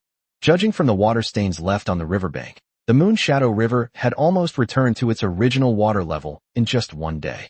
And the water level is still rising. This is clearly not a normal situation. According to his original estimate, it would take at least a month for Moonshadow River to recover to this extent. Therefore, he set up a base and inscribed magic circles so that he could continue to study magic circles in depth during this month. But now it seems that if the water level continues to rise, there may be a major flood, and the stronghold he had previously built may be affected. Furthermore, the major flood is the least of our worries. The real trouble is what might happen after the major flood. The thought of this made Wit feel a pang of heartache. The magic solution is fine. Once he settles down in Free City, he'll be able to concoct it sooner or later. But the magic core is not something that can be easily refined. At that moment, the corpse of an aquatic dragon beast floated down the water. After a moment's hesitation, Wit stretched out his tail and dragged the dragon's corpse up. This is a Perth dragon beast, streamlined in shape, without limbs, looking like a fish from that world, but with a dragon tail, which is flat and densely packed with muscles, making it extremely powerful. In terms of strength and size, different types of Perth dragon beasts vary, and there are also considerable differences between individuals.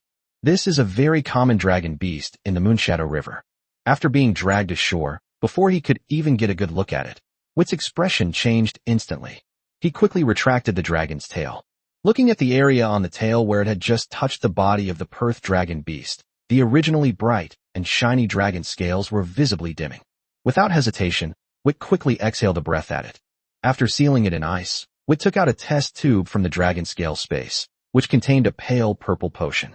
After hesitating for a moment, Wit switched to a normal purple potion and drank it. A moment later, a wisp of pale green smoke rose from the frozen tail of Wit, and a sweet, fishy smell filled the air. Upon smelling the scent, Wit quickly flapped his wings to disperse the pale green smoke. His face looked extremely ugly. Are you kidding me? How could it be the poison of an adult green dragon? Muttering to himself, Wit stared straight north. The sudden rise in the water level of the Moonshadow River must be due to an incident upstream. Normal rainfall wouldn't cause the river to rise to this extent. The lake in the Great Rift Valley must have been fully formed. It's perfectly normal for such a large lake to attract a mature dragon with an affinity for water elements. If Karen happens to return at this time, she might clash with the dragon that has settled in the lake. In that case, it would be normal for the river to swell and for aquatic dragons to be poisoned to death by the adult green dragon. Of course, this is just speculation. Green dragons also love water. It's not impossible that an adult green dragon isn't necessarily Karen. Other adult green dragons might also have their eyes on that big lake. But Wit definitely hoped that the dragon was Karen. Well, actually, he didn't want it to be Karen either, because it meant he missed an opportunity to be with an adult dragon. Wit, Just then, Aunt Ivana's voice came from behind. Victor, coming to his senses, patted his cheeks with a wry smile. Whether it was true or not, it had nothing to do with him now. The fact that the poison Perth dragons have been washed up here means that even if Karen goes back, several days have already passed since that incident. With Desidero gone, Karen certainly won't stay and wait. Even if he returns to the Great Rift Valley now, nothing will change. On the contrary, the chances of encountering other adult dragons are much greater. Thinking of this, Wit sighed and then turned to look at Aunt Ivana. Kill them all, leave no one alive. Seeing Aunt Ivana nod, Wit turned and unleashed a full-power 0-degree cold wave at the dragon's nest. Chapter 146 The Great Flood. Chapter 146 The Great Flood.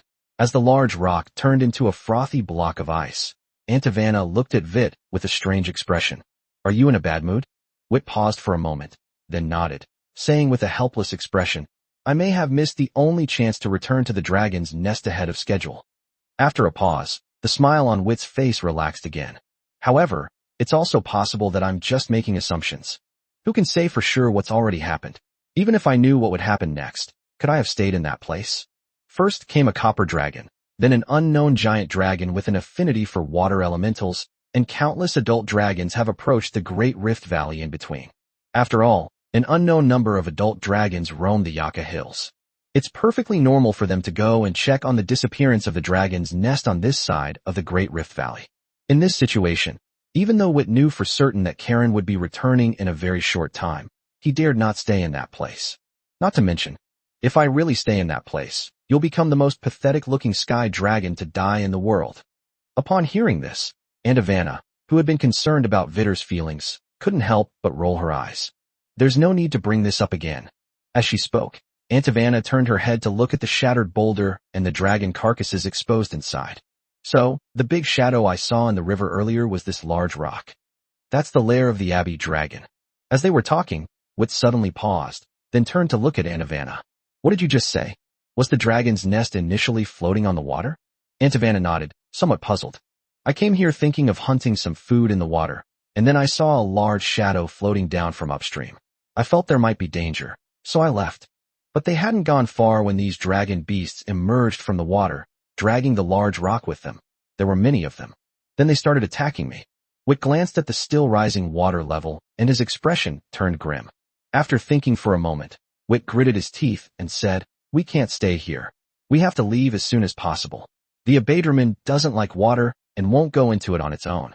There might be a major flood in the Moonshadow River. A great flood. Aunt Ivana turned her head and looked at her wings with some confusion. It's just a flood. Even if it gets bigger, it won't affect us. Wit shook his head and did not answer immediately, but instead spread his wings and flew into the sky. After comparing the terrain in the east and west directions, he called to Aunt Ivana, who was following closely behind, and flew towards the higher terrain to the west.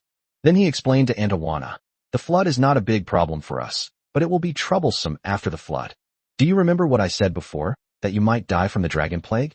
That's no joke. I'm fine.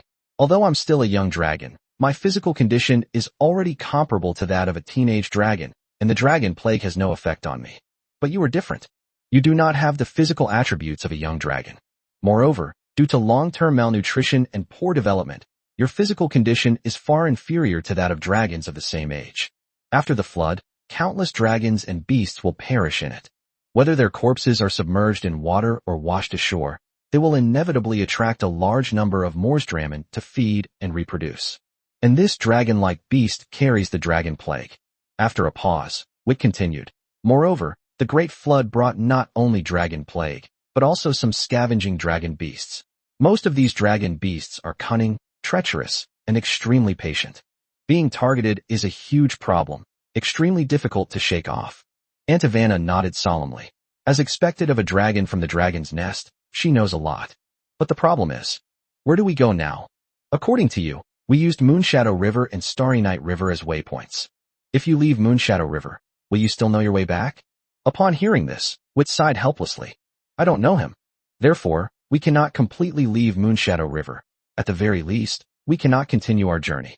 I plan to find a place nearby and stay for a year or two until the aftereffects of this major flood subside before continuing my journey. Aunt Ivana thought for a moment and said helplessly, That's the only way. Just then, A series of rumbling sounds came from the direction of Moonshadow River. Wit and the others turned to look in the direction of the Moonshadow River and saw a yellow line, like a roaring tsunami, carrying boundless power, coming from the upper reaches of the Moonshadow River. Because the terrain in this area is flat, the yellow lines spread rapidly in all directions. Wherever it passed, trees were broken and a vast expanse of yellow water appeared. Dragons that could fly took to the skies, while those that couldn't ran for their lives, desperately trying to escape the merciless torrent that was devouring everything behind them. In the blink of an eye, two waves formed on the ground, chasing each other, showing how fragile life is. At this moment, under the mighty power of nature, predators and prey, the strong and the weak, are so equal, because life is only once, and once it's gone, it's truly gone. The flying dragon beast emerged victorious. But how long can this one last? Nobody knows. They're not strong enough. Wit turned to look at Aunt Havana with some surprise. At this moment, you still have the heart to feel sentimental? Run. We've been targeted by some guys. As he spoke, a whooshing sound came from not far away. Wit spread his wings and instantly rose into the air. A wind blade grazed past his belly. That was close. Sensing the elemental power contained within that wind blade, Wit silently exclaimed in his heart. Then, looking in the direction from which the wind blades came, they saw a gold-level Elgindraman rushing towards them. Of course, it wasn't just this Elgindraman that was charging towards them. Without hesitation, Wit turned and ran. Let's not even talk about whether he and Aunt Havana can take down this Elgindraman together. The mere sight of those uncivilized dragon beasts preparing to gang up on them made Wit abandon the idea of fighting. Dragons are warlike, but not stupid. Aunt Havana, who was still lost in thought, snapped out of her reverie after hearing Wit's words. Upon seeing the Elgin dragon beast, her expression changed, and she hurriedly chased after Vit. Having lived in the wild for so many years, she had been bullied by such dragon beasts countless times. Seeing the two dragons escape, the dragon beasts did not give up. In their eyes, the young dragons were no longer food, but a way to improve their own potential and strength. And so, in the chase, they left the matter of the Great Flood and Moonshadow River behind. Chapter 147 Fierce Battle in the Valley. Chapter 147 Fierce Battle in the Valley. Wit, this can't go on. Because it was magical flight, even though there was a huge difference in strength between the two dragons, Aunt Havana was able to barely keep up with Vit's speed in flight. Of course, Wit also let the opponent win.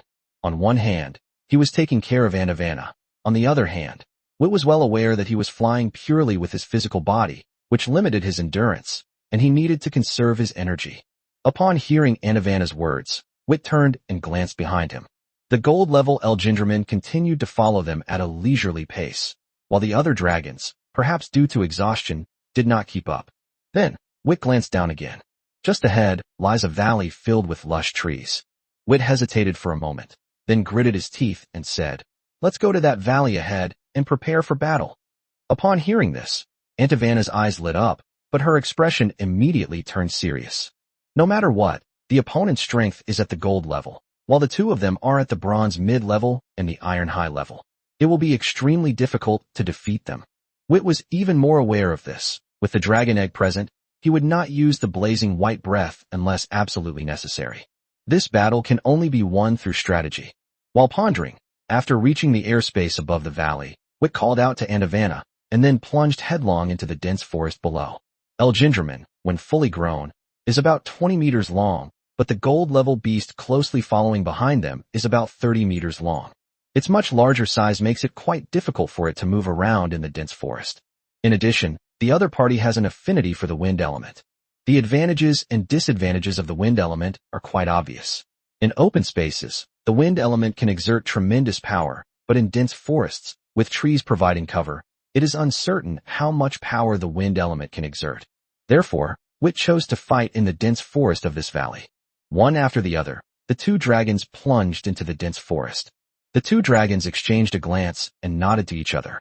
Then, Aunt Havana concealed the elemental fluctuations on her body and darted into the layers of branches and leaves. Her dragon body, less than 5 meters long, quickly disappeared from sight under the cover of the dense foliage. Wit landed directly on the ground, then raised his head, opened his mouth, and let out gusts of cold air as he prepared his breath. His eyes were fixed on the branches and leaves above. Suddenly, accompanied by a violent elemental fluctuation, dozens of wind blades crossed and overlapped, falling from above. In an instant, it cleared a huge hole in the dense foliage and flew towards Wit with its remaining strength. A tearing sound followed, raising clouds of dust. Then, Wit suddenly sprang out of the smoke and dust, and then turned his head directly towards the gaping hole in the forest, spewing out a long brewing 0-degree cold current. The Elgenderman that had just flown in through the cave entrance was hit squarely by the spray. However, after the opponent roared, its wings closed in front of it, and then suddenly opened, sending out a series of wind blades that pushed Wit's 0-degree back. Upon seeing this, Wit's pupils contracted sharply, and he stopped exhaling. Then, with his wings tightly pressed against his body, he nimbly darted into the nearby woods. The spot where Wit had just stood, including the surrounding trees, was instantly cleared away by the sweeping wind blades. Seeing that its attack had no effect, Elgenderman roared and then chased after Wit. However, its massive size is clearly not suitable for moving around in the dense forest, and it needs to dodge large trees that suddenly appear from time to time. However, Elgenderman, having grown to this level, is also quite skilled in flying. Although it encountered some obstacles, it did not crash into a tree or cause any mishaps. But this is clearly not enough to catch up with Wit. As Vittor got further and further away from it, Elgenderman became increasingly agitated. Suddenly, it hovered in midair, then frantically flapped its wings in the direction Vittor had fled, unleashing a barrage of wind blades like a torrential downpour. Everything in their path, whether trees or boulders, was shredded to pieces by the wind blades. After sensing the intense elemental fluctuations behind him, Wit turned around and started running sideways. As he looked back, he saw that the trees between him and the Elgin dragon beast had been completely cleared away. He himself was almost affected as well. However, such powerful magic naturally consumes a lot of energy. Upon noticing the Elgin dragon beast stagger almost imperceptibly, Wit turned and charged towards it without hesitation, while 3 gray-white magic circles appeared around his body. However, this time Vittor did not use it immediately, but instead let the magic circle float around him. This is another advantage of using a magic circle to cast spells. As long as it is not actively activated, the magic circle will remain in this state until the best opportunity to use it is found. Of course, it's not without its drawbacks. If your opponent has some knowledge of magic circles, they can easily see through your intentions. However, this drawback is more pronounced in elemental magic. With shaping magic, you don't need to worry about so much. Even if the other party could recognize the relatively obscure magic of shaping magic, they wouldn't be able to use it against Vittoria. Because the shaping magic is for one's own use, there is no way to stop it unless the other party interrupts the casting. On the contrary, this can also confuse the opponent and distract them, because the opponent needs to pay attention to which part of the body the shaping magic is strengthening. However, this is used to deal with other dragons, and it has no effect on dragon beasts, as the other party has no idea what it is. Seeing Wit charging towards it, Elgenderman quickly changed direction and flapped its wings violently again, sending gusts of wind blades rushing towards Wit. Wit neither dodged nor avoided, but one of the 3 magic circles silently floated behind him and then suddenly passed through Wit's wings. As the magic circle dissipated, Wit's wings suddenly grew rapidly, from more than twice his original body length to about 3 times his original length in an instant. The muscles in the back also bulge out, but instead of feeling his wings become heavier, Wit felt much lighter. As the wind blades approached, Wit's lips curled up, his wings flapped violently, and he vanished from his spot, reappearing directly above the Elgin dragon beast. His speed far exceeded his normal flight speed. Looking down at Elgenderman, Wit opened his mouth wide without hesitation, and a freezing cold current swept wildly over Elgenderman's back. The force of the exhaled breath pinned it to the ground below. Chapter 148 Bones. Chapter 148 Bones. Roar. Vittor was pressing against it with his breath, scraping it against the ground. Elgenderman is completely enraged. The difference in strength only made it look rather disheveled, but in reality, Vit's breath did not break through the defense of its body feathers. Elgenderman struggled to its feet, braving Wit's freezing cold. One wing blocked Wit's breath, while on the other wing, wind elements were fluctuating wildly. Just then, another blast of cold air spewed out from the bushes behind, aimed directly at one of Elgenderman's claws.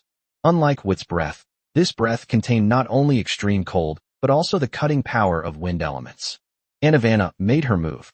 Without her noticing, she had already crept into the bushes behind the Elgin dragon beast. Its slender dragon body could be completely concealed even by low shrubs. Unfortunately, the gap in strength was too large. Antivana is only a high-ranking iron-level monster.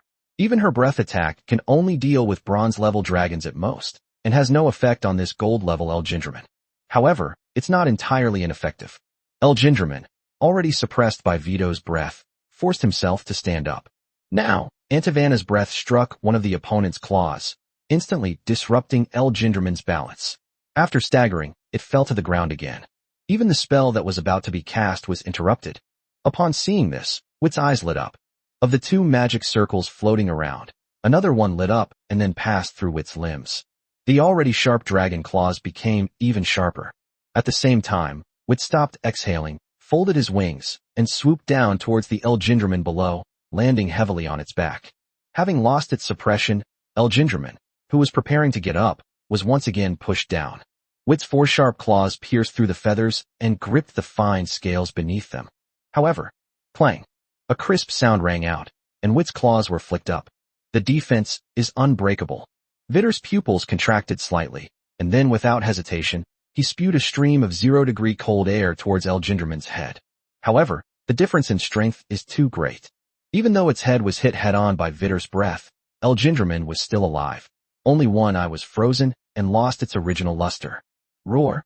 With one eye destroyed, Elgindraman went completely berserk. The massive body, about 30 meters long, began to roll. Wit spread his limbs and clung tightly to the other's back, his dragon tail wrapped around the other's body. Unfortunately, it's too short, and it always gets left behind. His pride and joy were completely overwhelmed by the opponent's movements. Moreover, because the opponent struggled too violently, the dragon breath he spewed could not accurately land on the opponent's head. To avoid accidentally injuring Antivana, Wit had to stop exhaling. However, without the suppression of its breath, Elgindraman completely broke free from Wit's control, its wings suddenly spreading as it prepared to take off. Seeing this, Wit gritted his teeth, his eyes filled with struggle. But soon, he became determined. We absolutely must not allow the enemy to take off. The reason he knocked his opponent down was entirely due to surprise. His opponent didn't expect that Wit's speed could be so fast with the acceleration magic. However, just as Wit was about to use his blazing white breath, Elgindraman suddenly stopped struggling, and before Wit could react, the beast let out a shrill scream. Wit felt the muscles on the other's body suddenly bulge, forcibly squeezing out his claws that had painstakingly dug into the other's scales. After falling off Elgindraman's back, Vit had only one thought in his mind. This is a huge problem. An injured dragon is in far greater danger than an uninjured one. But to his surprise, just as he steadied himself and prepared to continue the fight, Elgindraman smashed through the dense branches above and flew away. Wit stared blankly at the falling twigs and leaves, then turned his gaze to Antivana below. You did this. Antivana nodded. Breath. Impossible. Wit instinctively retorted. Although my breath is under my control, its destructive power is not low. I couldn't even break through its defense, so how did you break through it? However, Antivana did not reply, but instead gave a meaningful look to the junction of its two hind legs and tail. After being looked at like that by Antivana, Wit immediately understood what was going on. A chill ran through a certain part of my body. Wit grinned, subtly positioning himself to face Antivana as directly as possible, and said, Well done. Upon hearing this, Antivana rolled her eyes, but didn't say anything more. For a dragon to need to resort to such methods to drive away her enemies is not honorable. So that's it. Whether it's over or not is not up to us. It depends on whether it holds a grudge. If it does, it will most likely stay nearby and wait for us to come out. The forest here is too dense. Given its size, it can't fully utilize its abilities. After a pause, Wit continued. It'll probably hold a grudge. After all, I blinded one of its eyes and you. Then what do we do? Antivana quickly interrupted Wit. Wit didn't continue speaking, but turned to look around. We just happen to need a place to stay, and this place has a nice environment. The fact that no dragon beasts came despite the large commotion from the previous battle suggests that the dragon beasts living nearby are not very strong. It's not too close to Moonshadow River, but it's not too far either. The Great Flood won't reach this place. Moreover, I discovered something. Antivana looked at Vit with a puzzled expression. Thing. Wit pointed downwards, and seeing that Antivana was still looking at him with a puzzled expression, he stretched out his tail and swept it across the ground. The place they are standing in now is the same place where El Gingerman stood before. The opponent's huge and sharp claws made the soil on the ground extremely soft. With a mere sweep, Wit revealed what lay beneath the soil. I noticed before that the Elgin dragon's claws weren't fully gripping the ground. They were blocked by something. Looks like this is it. Aunt Havana's eyes flashed with surprise as she looked at the grayish-white, stone-like object. Bone. Vittor nodded, then reached out his claws and scratched around, but left no trace. Very hard bones. I don't know if it's from a dragon or a dragon-like beast, but it must be quite large. Aunt Havana gave it a strange look. You like collecting bones? Wit paused for a moment, then shook his head, somewhat amused and exasperated. How could that be? I have no interest in bones, but I am quite interested in its crystal core. If it's dragon crystal, it can be preserved for a very, very long time. Chapter 149 The title girl was buried in snow on her way here. Chapter 149 The title girl was buried in snow on her way here. So big. Aunt Havana gasped, her eyes wide with surprise. Wit was also somewhat surprised. He never expected that the bone would be so big after it was completely dug out. This is a tailbone, and even the smallest bone spur on it is longer than Aunt Havana's entire tail, and this is just a tailbone. After a quick calculation, Wit was horrified to discover that the other party's length might have exceeded 1,000 meters. That's not the main point. The key point is that just as Wit was trying to dig it out completely, he discovered that the upper and lower segments of this coccyx were connected by a rather complex structure. A normal dragon's tail doesn't look like this. Vittor had seen what a dragon's tail looked like after its flesh and blood were removed in Boko's laboratory. Each tail vertebra was connected by cartilage, which made the tail more flexible. Aunt Havana, I think I've dug up a big one.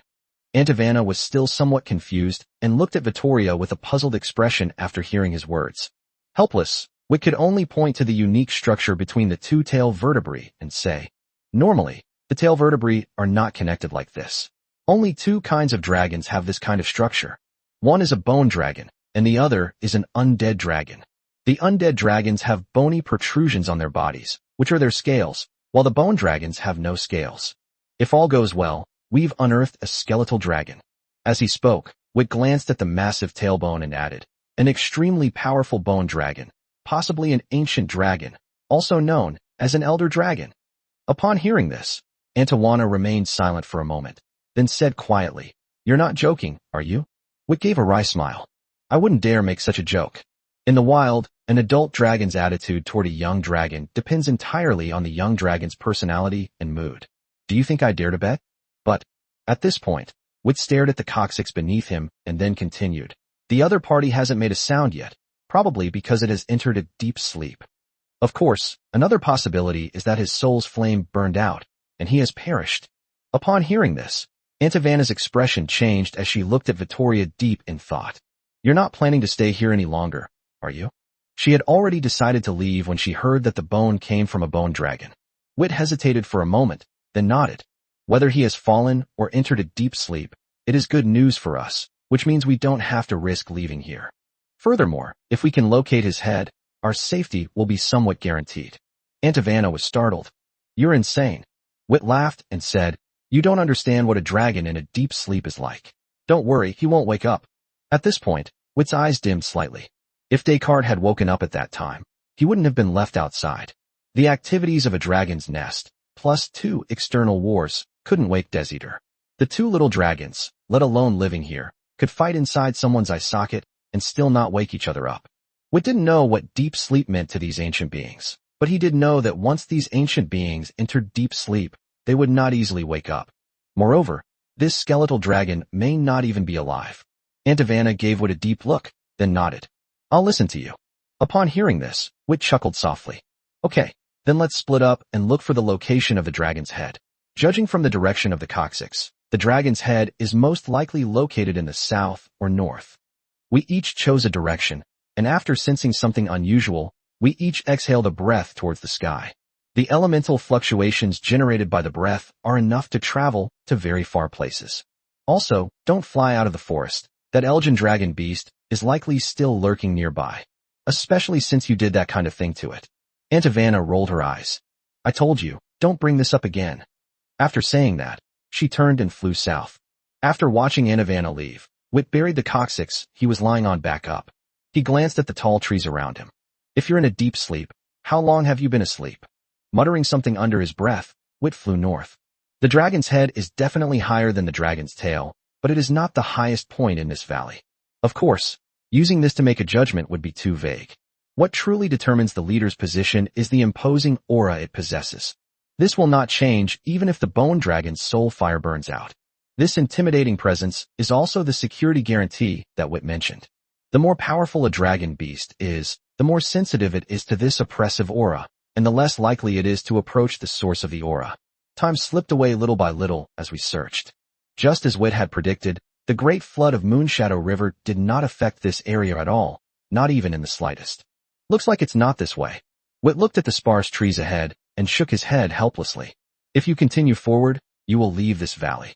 Suddenly, a sense of unease rose in Vittor's heart. He instinctively twisted his body and ran a short distance to the side. Looking back, he saw a deep slash mark where he had been standing. Looking up, I saw a huge black figure flash by. Tisk, as expected, this guy won't give up easily. That's right, this sudden attack was carried out by that Elgin dragon beast. Just then, an elemental fluctuation came from afar. Wit took a deep look at the Elgin dragon beast that was still circling in the sky, and then flew towards the direction from which the elemental fluctuations came. He had made up his mind that he had to kill this Elgin dragon beast no matter what. Otherwise, they would never have been able to leave this valley. While searching for the dragon's head, Wit didn't encounter many dragon beasts along the way. This means they have to go outside the valley to hunt. A moment later, Wit found Auto-Devour. Upon seeing Vittor arrive, Auto-Devour turned to look at him. This place makes me very uncomfortable. However, after Wit arrived, his expression relaxed considerably. That's the feeling. Feeling the subtle pressure emanating from his surroundings, Vittor murmured, a hint of disorientation flashing in his eyes. However, Wit quickly came to his senses and began to look around at the scene. They were currently on a flat area, with a small hill not far ahead. Most of the area was covered by soil and vegetation, but some areas exposed grayish-white rocks. At the very top are two adjacent peaks. Having already learned the truth, Wit naturally understood that the rock was not a rock, but exposed bone, and the peak was not a peak, but dragon horns. When he saw this, Wit was lost in thought. He's dead. Chapter 150, get ready. Chapter 150 preparation. He's already dead. After saying those words, Wit felt a strange sensation in his heart. A bone dragon is formed when a complete dragon corpse, after its death, is reborn with consciousness under certain special conditions, without any memories of its previous life. But they are also intelligent and not fools. How could they not know their own situation? Therefore, the bone dragons all know that they are not being reborn, but rather being reborn. After their rebirth, in order to fill the gaps in their memories, they have been wandering in the dragon realm, trying to find their past. However, apart from the dragons in the dragon's nest having close ties with other dragons, even the dragons in the dragon city-states are mostly solitary, not to mention the dragons that roam outside. Dragons that live in a dragon's nest rarely die outside. Normally, they either die fighting for the dragon's lair or wander around until they are about to die, then return to the dragon's lair to await their death. Few dragons are willing to provoke dragons of that level, so they can usually return to the dragon's lair successfully, unless they can't find the dragon's lair. Therefore, the bone dragon's journey to find its memories is destined to be fraught with difficulties, or even impossible. To be reborn from death, to burn the fire of the soul in solitude. This is a bone dragon. Of course, there are also carefree bone dragons, but those kinds of personalities are very rare. In comparison, he was much luckier. Although he didn't know where his dragon's nest was, he knew that as long as he grew stronger, he would have plenty of time to search for it, and Desidero must be waiting for him somewhere. And Ivana, standing next to Vittoria, didn't seem to have as many feelings. Having inherited her memories, she naturally knew what the bone dragon was like, so when she found this place, she knew that the bone dragon was already dead. But unlike Vittor, who had a home but left it, she had no home at all. Therefore, she wouldn't think too much about it. Compared to those vague and ethereal emotions, she values practicality more. So, we'll stay here for now. To be honest, I don't like this pressure, but if you insist. Auto-Devour's words brought Wit back to his senses. With a wry smile, Wit said helplessly, but it's this oppressive aura that guarantees our safety. I know you're not used to it, but compared to safety, that little bit of discomfort is nothing. Auto-Devour understood this principle as well. She only complained a few times. What hardships hasn't she endured to survive? Now that we've made up our minds, Let's find a place to stay first. Vittor nodded. Come with me. With that, he flew toward the low hill in front of him. Auto-Devour followed closely behind. Soon, Vittor and his companions arrived at the mountainside. After passing through the dense forest, a huge cave appeared before the two dragons, with many vines hanging around the entrance. This is it. The soul fire originally burned deep within, and this is also where the residual pressure is the strongest. As he spoke, Vittor surveyed the enormous cavern before him with satisfaction. It was sheltered from the outside weather. Although it's called a cave, this is actually the eye socket of the bone dragon. It was because of this that Vittor and his companions concluded that the skeletal dragon was dead. Because the burning fire of the soul will not be extinguished by sleeping, the extinguished fire of the soul has only one meaning.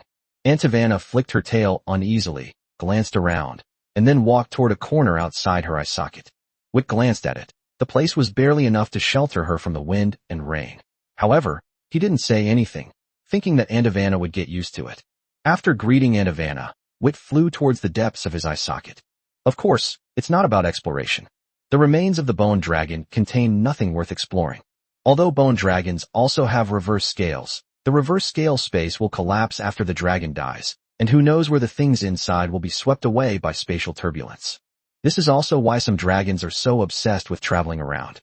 Whenever a dragon dies, treasures will appear out of nowhere in one or several places in the world. Of course, some dragons will bury their treasures in some corner of the world beforehand, and set up many dangerous magic circles or traps. The dragon's treasure is sacred and inviolable.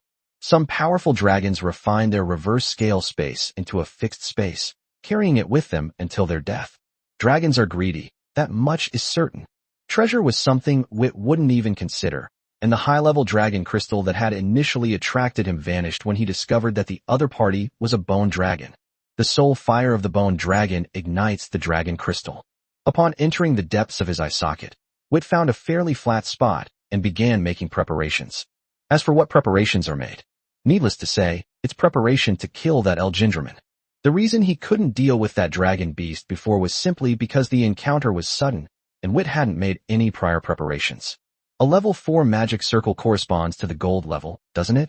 While Vittor's success rate in inscribing level 4 magic circles wasn't very high, he could still manage to create several level 4 magic circles if he was willing to expend a lot of money and use materials relentlessly.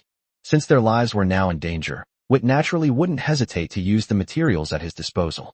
Dragon scales, level 4 magic solution, level 5 liquid magic core, enchanting pen, and most importantly, the complete explanation of the magic circle that his teacher gave him.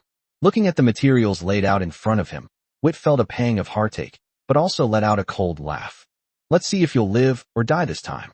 With that, Vittor opened the magic circle manual and began to search carefully. He was still relatively unfamiliar with level 4 magic circles. With limited materials, he needed to carefully select the type of magic circle he would be using on the Elgin Dragon Beast. Power can come later, but control is essential. The fewer nodes, the better, as this reduces the difficulty of inscribing the magic circle.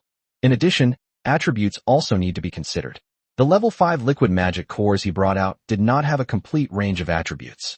There were level 4 liquid magic cores, but level 4 would have a lower margin for error when hunting. Time passed slowly, and soon, Vittor began to inscribe the magic circle. Perhaps due to a lack of concentration, or perhaps because they were not very familiar with the magic circle being inscribed, a series of explosions soon rang out. Auto-Devour, who was outside, was drawn to the commotion inside. When she looked into the depths of his eye socket, she saw Vittor diligently drawing a magic circle. Just as she was considering that it was not the right time to disturb Vittor and was about to leave, she saw Vittor skillfully throw out a dragon scale, and then the dragon scale exploded. Auto-Devour's face darkened instantly. She seemed to understand something. Chapter 151 5 Magic Arrays. Chapter 151 5 Magic Arrays. Auto-Devour, I'll show you something good. That's all. These are 5 level 4 magic circles that I spent 3 days drawing. With these 5 level 4 magic arrays, we can. Why are you looking at me like that? That day, Vittor flew out from the depths of the cave, eye socket, and then flew excitedly to Auto-Devour's side, placing 5 dragon scales, each half the size of Auto-Devour's body, in front of her. Just as Vittor was about to tell Auto-Devour about his plan, he noticed that there was a strange meaning in the way Auto-Devour looked at him. Upon hearing this, Auto-Devour rolled her eyes. How dare you ask? That wasn't some kind of test of the stability of magic circuits. The sudden remark made Witt's face stiffen instantly. Just as he was about to retort, he suddenly realized that, given Aunt Vanna's personality, if she had said it, she must have been caught red-handed. Considering that she had devoted herself to drawing the magic circle for the past 3 days, Aunt Vanna might have seen something. Witt scratched his head awkwardly, his claws scraping across the scales, sending sparks flying. So you already knew? Actually, you can't blame me. I was so focused on drawing the magic circuits that I didn't even notice you watching me. So, Aunt Vanna casually waved her claws, then turned her gaze to the dragon scales in front of her. You should have made it clear to me back then. I'm not some unreasonable dragon. Besides, you didn't just not notice me. You completely forgot I existed. Forget it, let's just let it go. Anyway, judging from your expression, you didn't do it on purpose. Tell me about your plan first. It seems you're planning to use these magic arrays to deal with that Elgin dragon? Seeing that Aunt Vanna didn't take it to heart, Witt breathed a sigh of relief. It's no wonder he was so nervous. Each dragon has a different personality. If Aunt Vanna were replaced by Celine, she would definitely want to duel him. Celine detests lies, even if they are well-intentioned. Moreover, this wasn't a white lie he told. It was an attempt to cover up his mistake. And he didn't want to lose this ally. Judging from the previous joint effort to deal with that Elgin dragon beast, Aunt Vanna's grasp of timing and understanding of her own strength are quite good. In addition, they are not impulsive or reckless, making them rare and good allies. With this in mind, Vittor pointed to the 5 dragon scales and began to introduce them. This is a 25-node, mid-level dark attribute curse spell. It weakens the opponent's power by up to 30% and can be used 10 times. This is a 26-node, mid-level natural attribute magic spell that weakens elements. It can reduce the user's resistance to elements by 30% to 40% through poisoning. It can be used 10 times. Both of these are 26-node, mid-level water attribute magic, water binding. The effect is self-explanatory from the name, and both have 10 uses. And this. Witt pointed to the last dragon scale, a look of heartache flashing in his eyes. This is a mid-level fire attribute spell, Blade of Fiery Blade, an offensive spell with 33 nodes and 10 uses. To inscribe it, I used more than half of my level 4 fire attribute magic solution. At this point, Witt's heart ached even more. The waste wasn't just of the magic solution, but also nearly a third of the reserves of level 5 fire attribute liquid magic cores. That was the real loss. 33 nodes are far beyond Witt's capabilities. But just in case, Vittor gritted his teeth and carved it out. Just thinking about the consumption of those 3 short days made Witt hate that Elgin dragon beast with a passion. After listening to Witt's explanation, Aunt Vanna's expression turned strange. If you had chosen 5 offensive magic circles, I wouldn't have been surprised, but I don't quite understand why you chose 2 weakening, 2 binding, and 1 attacking magic circles. You know better than I do about the elemental resistance of that Elgin dragon's feathers and scales. You don't want me to do what happened last time, do you? At this point, Aunt Vanna didn't continue, but the look in her eyes as she gazed at Witt became even stranger. Upon hearing this, Witt paused for a moment, then gave a wry smile. Am I as ruthless as you think? However, although it's not in that exact way, it's pretty much the same. You forgot. Last time, I blinded one of its eyes, so all you need to do with these 5 scales is hold this blazing blade. Your timing is excellent. The final attack is up to you. No. I need to give you another water binding as a trump card to prevent the opponent from targeting you. I will be responsible for the other 3. It's also important to note that both the power weakening and elemental weakening spells have time limits, and using them multiple times on the same target within a short period won't significantly increase their effectiveness. You should understand what I mean. Aunt Vanna nodded. Witt's meaning was simple. Opportunities to use the blazing blade were few and far between, and she needed to work harder to find them. Of course, she also knew that missing the opportunity didn't mean they would die. It's not that serious. At most, there's more uncertainty during the hunt, and there's a chance the prey will escape. Seeing that Aunt Vanna nodded, Witt handed her the blade of fire and the binding of water. Let's not delay, let's set off now. In fact, under normal circumstances, if Witt had been wielding the blade of fire, the success rate of this hunt would have been much higher. However, Witt is abnormal. Although Blade of Fire is not entirely a melee spell, the fire blade formed by fire elements must be gripped in the claws. If he were to perform it, the power of the magic would be reduced due to his own absorption of external elements. This magic is intended to replace the blazing white breath as a finishing move. If the power isn't enough at a crucial moment, then it'll be a problem. Therefore, in order to increase the success rate, Wit gave the blade of fire to Andavana to use. Above, the El Gingerman, having just finished its meal, once again surveyed the valley below. As a dragon beast, its thoughts are very simple. It's all about revenge. Of course, most importantly, it instinctively felt that eating those two little things would make it stronger. As for what to do after becoming stronger, it doesn't know. Just like hunting and eating, becoming stronger is simply an instinct for it. There's no other reason. Having lost an eye, its ability to judge distances is far less than when it had two eyes, and it almost failed to hunt today. Thinking of this, a hint of resentment appeared in its single eye. We absolutely must eat those two little creatures. Just then, its single eye spotted the location of one of the small creatures. Chapter 152 The Hunt. Chapter 152 Hunting. Seeing the Elgin dragon beast rushing towards him at high speed, Wit glanced down at the forest below, then instead of retreating, he advanced to meet it head-on. El Gingerman learned its lesson from the previous battle. Seeing that Wit had approached, it stopped instead. With a flap of its wings, swathes of wind blades shot towards Wit like a fine rain. But this level of attack was nothing to Wit. With a twist of its waist and a spread of its wings, the incoming wind blades first grazed the top of Wit's head, and then could only follow behind Wit, sweeping across his path. The forest below was damaged quite a bit, but Wit didn't even touch a single scale. Wit then turned and flew to the right. The opponent's left eye was destroyed, and consequently, the right side became its blind spot. Really, as Wit flew to the right, the Elgin dragon panicked and hurriedly turned its head, unleashing even more concentrated wind blades. But this is not the result Wit wanted. 3 gray-white magic circles reappeared once again. After one of them passed through the wings, Wit's wings grew longer and larger again. This time, without the interference of the surrounding trees, Wit's wings were able to fully spread out. Last time it looked only about 3 times its body length, but this time, it was fully outstretched, and the length of its wingspan was 4 times its body length. This made Wit look somewhat strange. But its speed is undeniable. In the blink of an eye, Wit disappeared from El Gingerman's sight. No matter how the opponent turned its head or changed its flight posture, Wit could easily position itself to the left rear of the opponent's head. El Gingerman's intact right eye could not detect Wit's figure at all. However, given that the opponent was able to survive in the harsh wilderness and had reached the gold level in strength, they were certainly not to be underestimated. We could roughly determine Werther's location simply by the sound of the wind generated by the flapping of his wings. It's just that it's not as fast as Vittorio Espada, so it can't shake him off.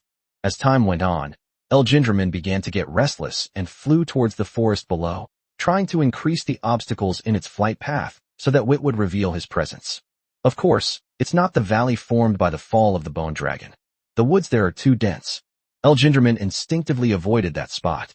Seeing that the other party had voluntarily lowered its flight altitude, Wit's eyes lit up, and then he opened his mouth and began to prepare his breath. Soon, the El Gingerman flew to a gap in the forest. However, just as it was about to burrow into the forest, a sudden, violent fluctuation of elements emanated from the dense branches beside it.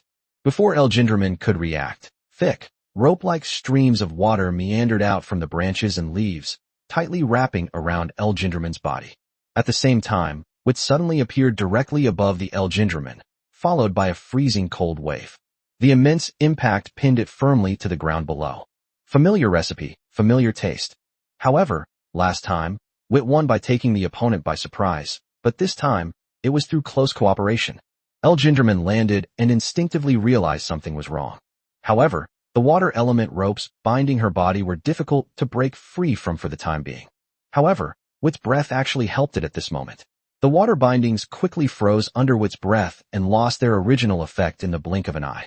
El Gingerman struggled slightly, and the frozen water elemental ropes snapped inch by inch. But by the time you break free, it's too late. Wit dispelled the acceleration. His wings returned to normal, and then he strengthened his foreclaws once more with sharpness, before clinging to the back of the El Gingerman. This time, however, what floated around him were no longer 3 gray-white magic circles, but 3 dragon scales that floated in the air, using his mental power. A flick of the finger.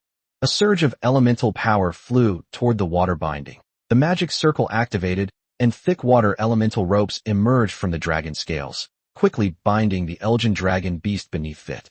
Before the light of the water binding magic circle had subsided, another surge of elemental power flew in, activating the magic circle for the second time. This time, the target of the water binding is the head of Elgindraman.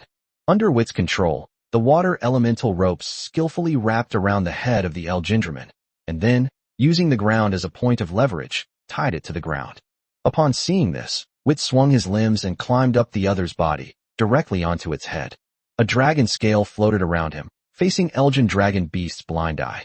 Then, a magic circle lit up, and a ball of green light entered its eye socket. Instantly, a green light emanated from Elgindraman's body, while the feathers on its body dimmed considerably. Elemental weakening. Without any hesitation, a ball of dark light from the top of the last scale then entered the eye socket of the Elgindraman. The violent struggles that had been happening suddenly became powerless. After releasing his weakened power, Wit sensed the movement behind him and, with a thought, spread his wings and took to the air. As soon as Wit left, Antivana stepped in. 2 dragon scales floated beside her, one of which had just lost its red glow, and a fiery red blade extended from her right claw. However, the blade of fire in Antivana's claws no longer looks like a blade of fire, but more like a spear of fire. Well, Antivana is a bit small. However, this does not diminish the power of the blazing blade. The fiery red blade, as easily as a hot knife through butter, pierced through the eye socket of Elgindraman. The sudden, excruciating pain drove Elgindraman completely insane. The weakening effect seemed to have failed, and Elgindraman broke free from the water's restraints in an instant, sending Antivana flying with its head. Then, its hook-like beak slashed fiercely at Antivana. But just then, more water elemental ropes flew down from the sky and bound him. The bound Elgindraman struggled slightly for a few moments, then fell completely still. Seeing that Elgin Dragon Beast was no longer moving, Wit put away the magic circle and dragon scales, and then carefully landed next to the Elgin Dragon Beast's corpse. After checking the location of the wound, Wit turned to Antivana and said with a smile, "Well done, your brain is fully developed." Upon hearing this, Antivana forced a laugh, then collapsed to the ground, breathing heavily. His golden eyes were filled with exhaustion. Although she only activated the magic circle twice, she was actually using her mental power to drag 2 dragon scales, each half the size of her body, and keep up with Victor's movements. The consumption is quite large, especially in terms of mental energy. However, upon seeing the corpse of Elgindraman, Antivana's lips curled into a slightly ferocious smile. Chapter 153, Settling Down. Chapter 153, Settling Down. The body of the Elgindraman was brought back to the residence. Wit then proceeded to handle it in front of Antivana. After a moment, looking at the 4 large jars of blood in front of him, plus a blue dragon beast crystal core, Victor felt somewhat comforted. Blood can be used to prepare a level 4 wind attribute magic solution, and crystal cores can serve as level 4 wind attribute magic cores. Of course, one is basically useless unless he can refine it into a liquid magic core.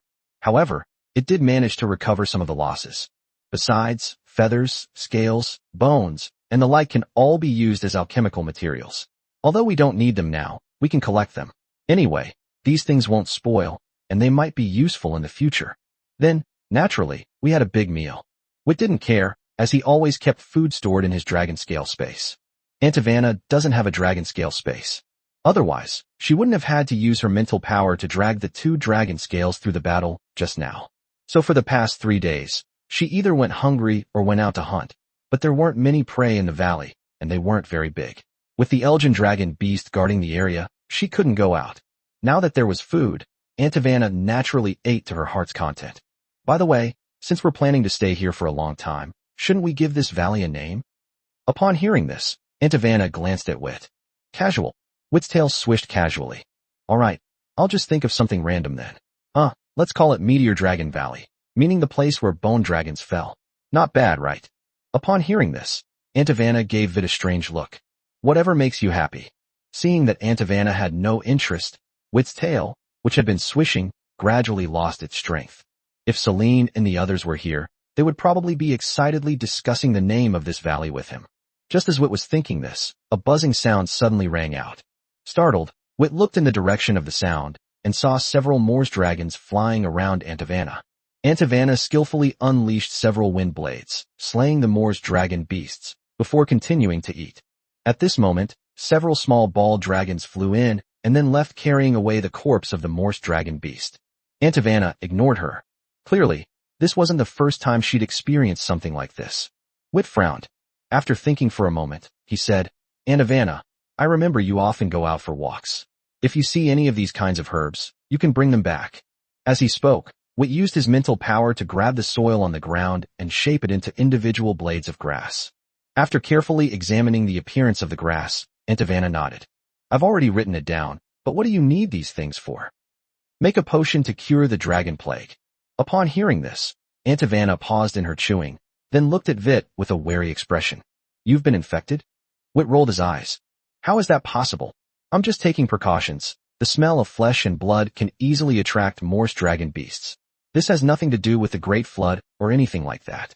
Although you seem to be used to their harassment, and theoretically the probability of you getting the dragon plague is not very high. What if you do? It's always good to have some medicine on hand." Aunt Ivana nodded, recalling again the appearances of the various grasses that Wit had shown her earlier. Judging from what Wit said, the dragon plague is quite dangerous for young dragons, so she should try her best to find it.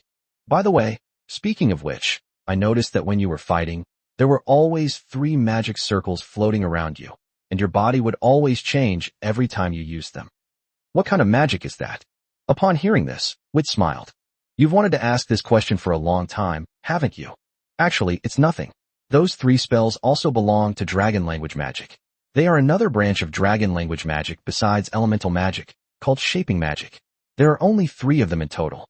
As for the magic circle floating beside me, it was something I developed myself. It's the magic circle corresponding to the 3 shaping spells. Of course, that spell casting method was not invented by me. It was an existing spell casting method without incantation. Do you want to learn? If you want to learn, I can teach you." Upon hearing this, Aunt Ivana's eyes lit up. "Are you serious?" But she quickly realized what was happening. "What you're going to teach me is probably that kind of spell casting technique, right?" Wit shook his head. "Not just spell casting techniques, but also shaping magic, and even, if you want to learn the corresponding magic circles, I can teach you." Upon hearing this, Aunt Ivana looked at Wit suspiciously. "Real?" Vittor nodded and said with a smile. "However, although I am willing to teach, I'm afraid you are not willing to learn, especially about magic circles. You may not even be willing to learn the 3 shaping spells." Seeing that Aunt Ivana looked at him with disbelief, Wit explained the advantages and disadvantages of shaping magic, the difficulty of learning it, and the advantages and disadvantages of magic circles, as well as some of their contents. When Wit stopped, Aunt Ivana had already begun to doubt dragon life.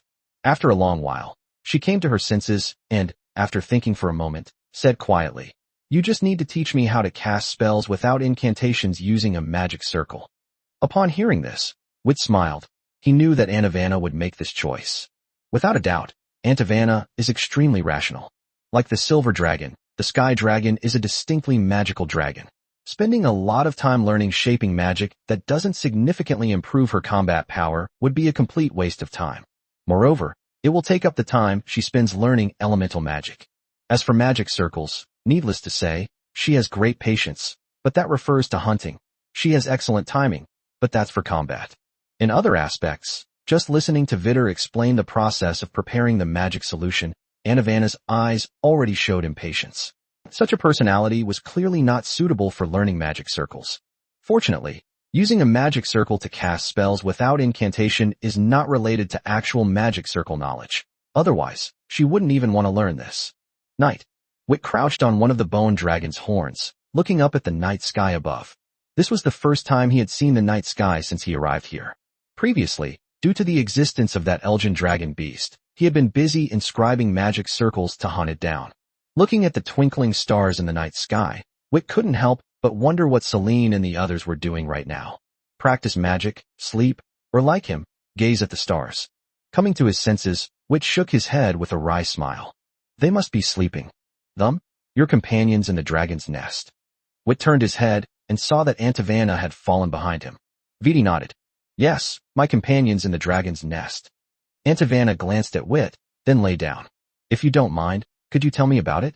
Wit paused for a moment, then smiled and said, Of course, who should we start with? Billy he is. As the night breeze blew, Werther's voice drifted away into the distance. Chapter 154, I Found a Dragon. Chapter 154, I Found a Dragon. In the hazy night, Celine lay on the ring-shaped rock above the crater, staring blankly at the sky. Are you thinking of Wit? The sudden sound made Celine's eyes sharpen, but her gaze softened when she realized who was speaking. It's you, Tenet. I thought it was one of those things. Thinking of those things, a deep disgust flashed in Celine's eyes, a look that was very similar to the look in Victor's eyes when he was covered in sticky liquid. Upon hearing this, a hint of disgust flashed in Tenet's eyes as well. She walked over to Celine and lay down beside her. Don't worry, Celine, Winters will handle it. Although we don't know where those disgusting things came from, there's no reason why Winters and the others can't handle something that even we can deal with. Besides, we have Desidero. If there's real danger, she'll wake up. Celine smiled when she heard what Tenet said. I see. Tenet looked up at the starry sky above. The sky was cloudless, and the stars swirled like a vortex, radiating magnificent colors that even outshone the moonlight. If Witt saw this starry sky, he'd probably jump for joy. Haha, okay, I know he won't. Celine chuckled softly. What he liked was never the starry sky. Do you like stars? Witt paused for a moment, then turned to look at Aunt Ivana. Why do you ask that? Seeing this, Aunt Ivana raised her tail and pointed upwards. When you were talking about them, your eyes were always fixed on the sky. Don't you like looking at the stars? Witt smiled. I guess so. It's getting late. We should rest. We have things to do tomorrow. Even if this place is safe, we'll have to find another place if there isn't enough food around. With that, Witt stood up, spread his wings, and flew downwards. Aunt Ivana watched Witt's retreating figure thoughtfully, then followed him. Nothing more was said that night. Morning. After having breakfast, the two dragons began their respective tasks. Aunt Ivana is responsible for scouting the Fallen Dragon Valley and its surroundings, including but not limited to the types and population density of dragons. Of course, there's also the material to collect for Vittor's potion to cure the dragon plague. At the same time, she also needs to set up some trigger-type magic circles that Witt had drawn around the Meteor Dragon Valley. Witt, on the other hand, needs to explore further afield. Some dragon beasts have very large hunting ranges, and Witt needs to determine the types and strengths of the predatory dragon beasts in the area surrounding Meteor Dragon Valley. Then they can decide whether to let them roam freely, take action to hunt them down, or even leave the Meteor Dragon Valley. Yesterday's hunt for that Elgin dragon beast went quite smoothly. Of the 4 spells, Power Weakening, Elemental Weakening, and Blade of Fire each appear 9 times, while Water Binding appears a total of 16 times. Therefore, there's no need to worry about lower and mid-level gold tier dragons for now, but we can still put up a fight against upper-level gold tier ones. What Witt fears most is encountering a platinum-level dragon beast. This is an enemy that a level 4 magic circle cannot handle.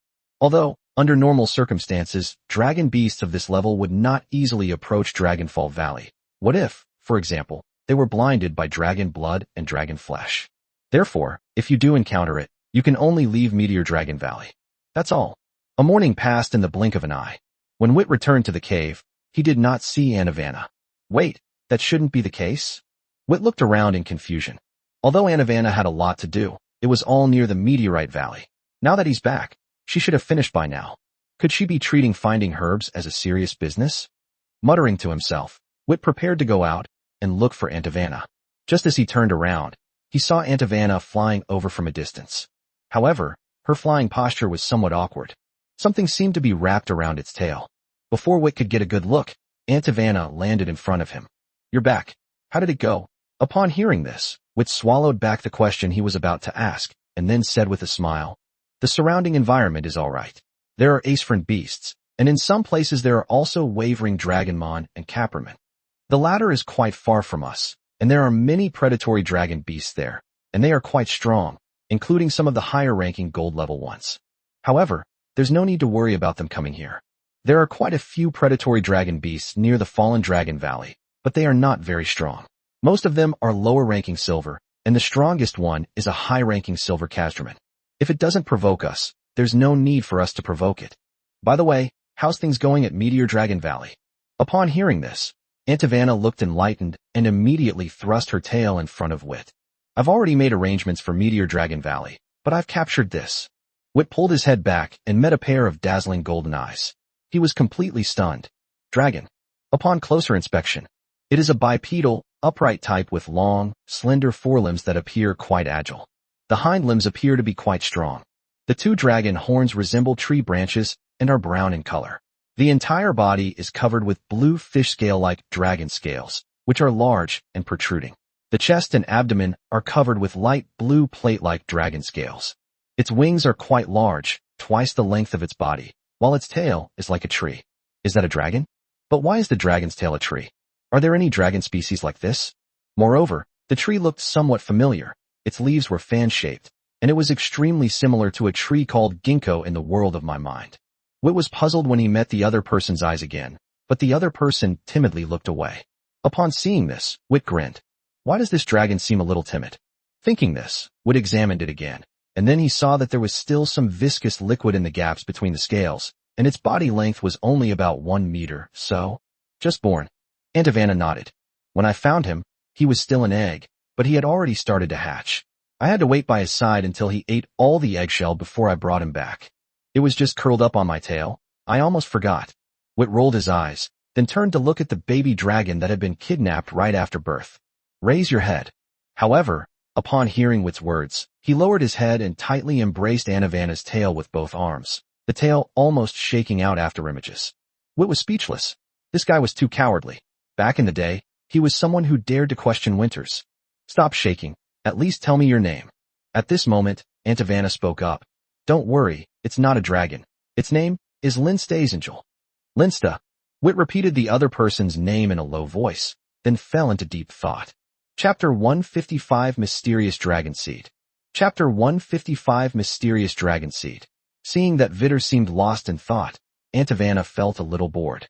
Linsida, who was holding tightly to her tail and seemed unwilling to let go, pulled the tail off and then curiously examined it. Linsta's eyes were full of grievance, but she dared not say anything and could only silently endure Aunt Havana's brutal behavior. When Vittor came to his senses and saw this scene, he was speechless, but he also understood why Winters had asked them to go through 2 years of rapid growth before they came into contact with other young dragons in the academy. All right, Aunt Havana, put him down. Newborn dragons are still too fragile for us. Be careful not to hurt him. Upon hearing this, Aunt Havana smiled sheepishly and then placed Linsta on the ground. Linsta, who was placed on the ground, breathed a sigh of relief and glanced gratefully at Wit, but he still didn't dare to run around and just stayed there quietly. Seeing this, Aunt Havana leaned closer to observe and casually asked, What were you thinking about just now? Wit casually remarked, thinking about his race, thinking about what we should do next after finding him. As for the race, I know that it is an extremely rare and ancient dragon species. It appears very rarely, and only one appears each time. It is called the ancient forest dragon. Wit paused for a moment, then looked at Aunt Havana with some surprise. This must be knowledge passed down through her bloodline. No wonder Celine and the others weren't interested in the dragon encyclopedia. It's really convenient. With that in mind, Wit continued, Is there any other, more specific information? This time, Aunt Havana shook her head. That's all. Upon hearing this, Wit sighed and then took out the dragon encyclopedia. He thought he wouldn't need it this time. However, if you have a name, it will be easy to find. As Wit took out a large metal book, Aunt Havana's attention was immediately drawn to it. He abandoned Linsta and went to Victor's side. I remember when I first woke up, I saw you rummaging through this thing. What is it? The dragon encyclopedia contains information about all, or rather most, dragons, including flying dragons and earth dragons. Upon hearing this, Aunt Havana suddenly understood. So, you were looking up my race back then? Viti nodded. Otherwise what? I thought you were going to use me as alchemical material.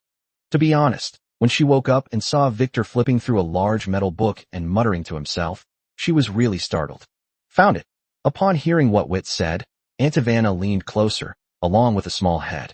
Wit looked up at Linsta and grinned. It seems your bloodline inheritance is somewhat unreliable. Aunt Havana glanced at Wit thoughtfully. Linsta, who heard Wit's words, did not back down this time. Although he subconsciously shrank his neck, he still stood firmly on the metal book, his eyes full of confusion. I don't even know if the ancient forest dragon you're talking about is me. Perhaps because his voice was too loud at the beginning, Linsida paused for a moment, then lowered his voice and continued. This was the first time Linsta had spoken. Her voice was soft, her speech was slow, and it had the babyish quality of a newborn dragon. Wit smiled. There are only the 3 of us here. Since we didn't do anything to you in the first place, you don't need to be so afraid. Linsida lowered his head somewhat embarrassed. Feel sorry. Seeing this, Wit shook his head helplessly. This was clearly an honest dragon, but honest dragons are easily bullied. Thinking this, Wit looked down at the records about the ancient forest dragon. But soon, his brows furrowed. Well, that's not much more than what I said. Antivana couldn't help but speak up. Wit was also somewhat helpless. He hadn't expected that even Desidero's collection of books contained so little information about the ancient forest dragon, one of the oldest mutant dragons. It is far more mysterious than the equally ancient, but already large-scale, sacred dragons and dark dragons. To date, only 3 have appeared, with Linzda being the 4th. Each time it appears, it is alone, and after being active for a period of time, it disappears. That's why the race was named Ancient Forest Dragon. Like the green dragon, it is compatible with natural elements, and its breath is also natural, capable of robbing life. Moreover, and most importantly, the 3 ancient forest dragons that appeared before were all powerful dragons that had grown to the legendary level. Seeing this, Wit couldn't help but laugh and said, Linzda, your 3 kin are all dragons who have grown to the top of this world, so shouldn't you change your timid nature? Upon hearing this, Linzda smiled sheepishly, his expression a mixture of fear and shyness. Wit was utterly speechless. Let alone becoming a legendary dragon, he even doubted whether this child could successfully grow into a qualified dragon. Hey, look here. Vit looked in the direction Antivana's claws were pointing and saw a description of the ancient forest dragon's tail. I looked at the tail of the ancient forest dragon. It wasn't a real tree, but rather a high concentration of natural elements, similar to the crystals on the crystal dragon's body. It can regrow after being broken, and it can also be used as a natural alchemical material. The leaves change color in different seasons, light green in spring, dark green in summer, pale yellow in autumn, and golden yellow in winter. Is it really that magical? As they spoke, Wit and Antivana's gaze shifted to Linzda's tail. It's dark green now. Under the watchful eyes of the 2 dragons, Linzda trembled violently, wanting to escape, but realized that he could not possibly escape their claws and could only stand there helplessly. Linzda's behavior actually made Wit and Antivana a little embarrassed, as if they were the bad dragons. With a dry cough, Wit grabbed Linzda by the tail and plucked her off the book. After putting the book away, Wit hesitated only slightly before solemnly saying to Linzda, Starting tomorrow, I will teach you some skills that a young dragon should master. This includes, but is not limited to, magic circles, potions, and alchemy. Of course, magic is the most important so far. And I need you to remember one thing. If you believe in the existence of bloodline inheritance, you should understand that no dragon will help you for no reason. Of course, this is not to make you believe in things like prioritizing profit above all else. Besides the benefits, there was also a lot of help that stemmed from emotions. In my eyes, you are just like me, a young dragon born in Desidero, and all the help I give you comes from this perspective. Do you get me? Chapter 156 The Great Icefield's Unexpected Changes. Chapter 156 The Great Icefield Anomaly. Do you understand what I mean? Linzda nodded upon hearing Wit's words, but just as he was about to speak, Wit interrupted him. Don't rush to make a decision. Joining my dragon nest, also known as Desidero, is not just a simple sentence. It means your entire life will be tied to Desidero. Therefore, I will give you the right to choose. Even if you don't join Desidero, I will still teach you those things and protect your growth. However, I need you to make a commitment. That means, until I return to the dragon's lair, you must stay by my side and do everything in your power to help me. At this point, Wit paused, waiting for Linzda's choice. 40 years is only a short time, which is almost equivalent to the age of a human for a long-lived species like a dragon. Therefore, in his attitude towards Linzda, Wit preferred to place him on the same level as Antivana, rather than the young dragon. However, to his surprise, Linzda chose to join Desidero almost without any hesitation. Are you sure? I think you don't understand the current situation yet. The fact that there are only 2 of us dragons around should make it clear that we are not in the dragon's nest I mentioned. Or rather, for a long time to come, we will be in this state of wandering. Seeing the puzzled look on Victor's face, Linzda said cautiously, In my inherited memories, there is the existence of the dragon's nest. I know what that means. I just want a home, even if I can't go back now. Wit paused for a moment, then said solemnly, I will do everything in my power to train you into a qualified dragon belonging to Desidero. Hearing what Wit said, Linzda nodded happily. But what he didn't expect was that when Wit said he was using all his strength, he really meant using all his strength. Antivana, who had been silent all along, couldn't help but ask, What about me? Wit paused for a moment. You also want to join Descartes? Antivana nodded at first, then hesitated slightly. The dragon's nest shouldn't restrict freedom, right? Unlike Linsida, she has been living outside for over 30 years. Although it is tough and tiring, it must be said that this kind of life is quite free. Viti nodded. Dragon's nest does not restrict freedom, of course, provided that the dragon is an adult. Hearing this, Antawana breathed a sigh of relief. Then I'll join too. After saying that, Antavanna breathed a sigh of relief again. To be honest, when she saw that Wit was preparing to let Linsta join his dragon's lair, she couldn't help but feel a sense of crisis. She was afraid that Vittor would no longer take her with him. Freedom is freedom, and loneliness is loneliness. The two should not be confused. Although she cherished her freedom, she felt a sense of ease and comfort she had never experienced before during the few days she spent living with Vittor. Therefore, she also offered to join. And what about Wit? Naturally, they welcome all comers. Linsta, for example, was born under the watchful eyes of Antavanna, whose situation also indicates that she was a dragon born in the wild. Even if Winters were here, he would only offer a welcome. To show his welcome to the two dragons, Wit brought out his treasured red tassels, not for them to eat directly, but to be served with meat. The reason it is called a treasure is that Vittor discovered after leaving the dragon's nest that there were no red ribbon fruit trees outside. Therefore, the red tassel fruit in his dragon scale space is becoming increasingly scarce, with each one consumed reducing the available supply.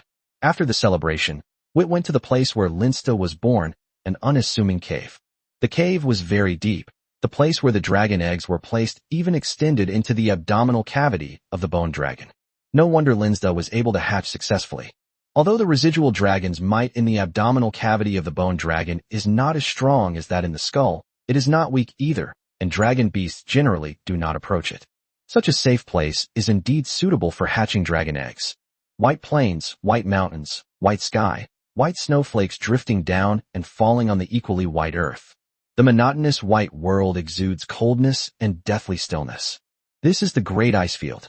There are very few dragons living in environments like the Great Ice Field. Most of them are concentrated on the outer edges of the Great Ice Field. Correspondingly, dragons who prefer this kind of environment also live there, though their numbers are even fewer. Once a dragon's stomach is mature, it no longer needs to eat. However, young dragons do not. Therefore, they all choose to live in places with abundant food. Only a few solitary and powerful adult dragons will settle deep within the Great Ice Plains. Ace was such a dragon. As a solitary and powerful frost dragon, he slept alone deep within the Great Ice Plains. On this day, the desolate ice plains were suddenly struck by a violent tremor. The tremors triggered a massive avalanche in the Delhi Mountains, the highest mountain range deep within the Great Ice Field.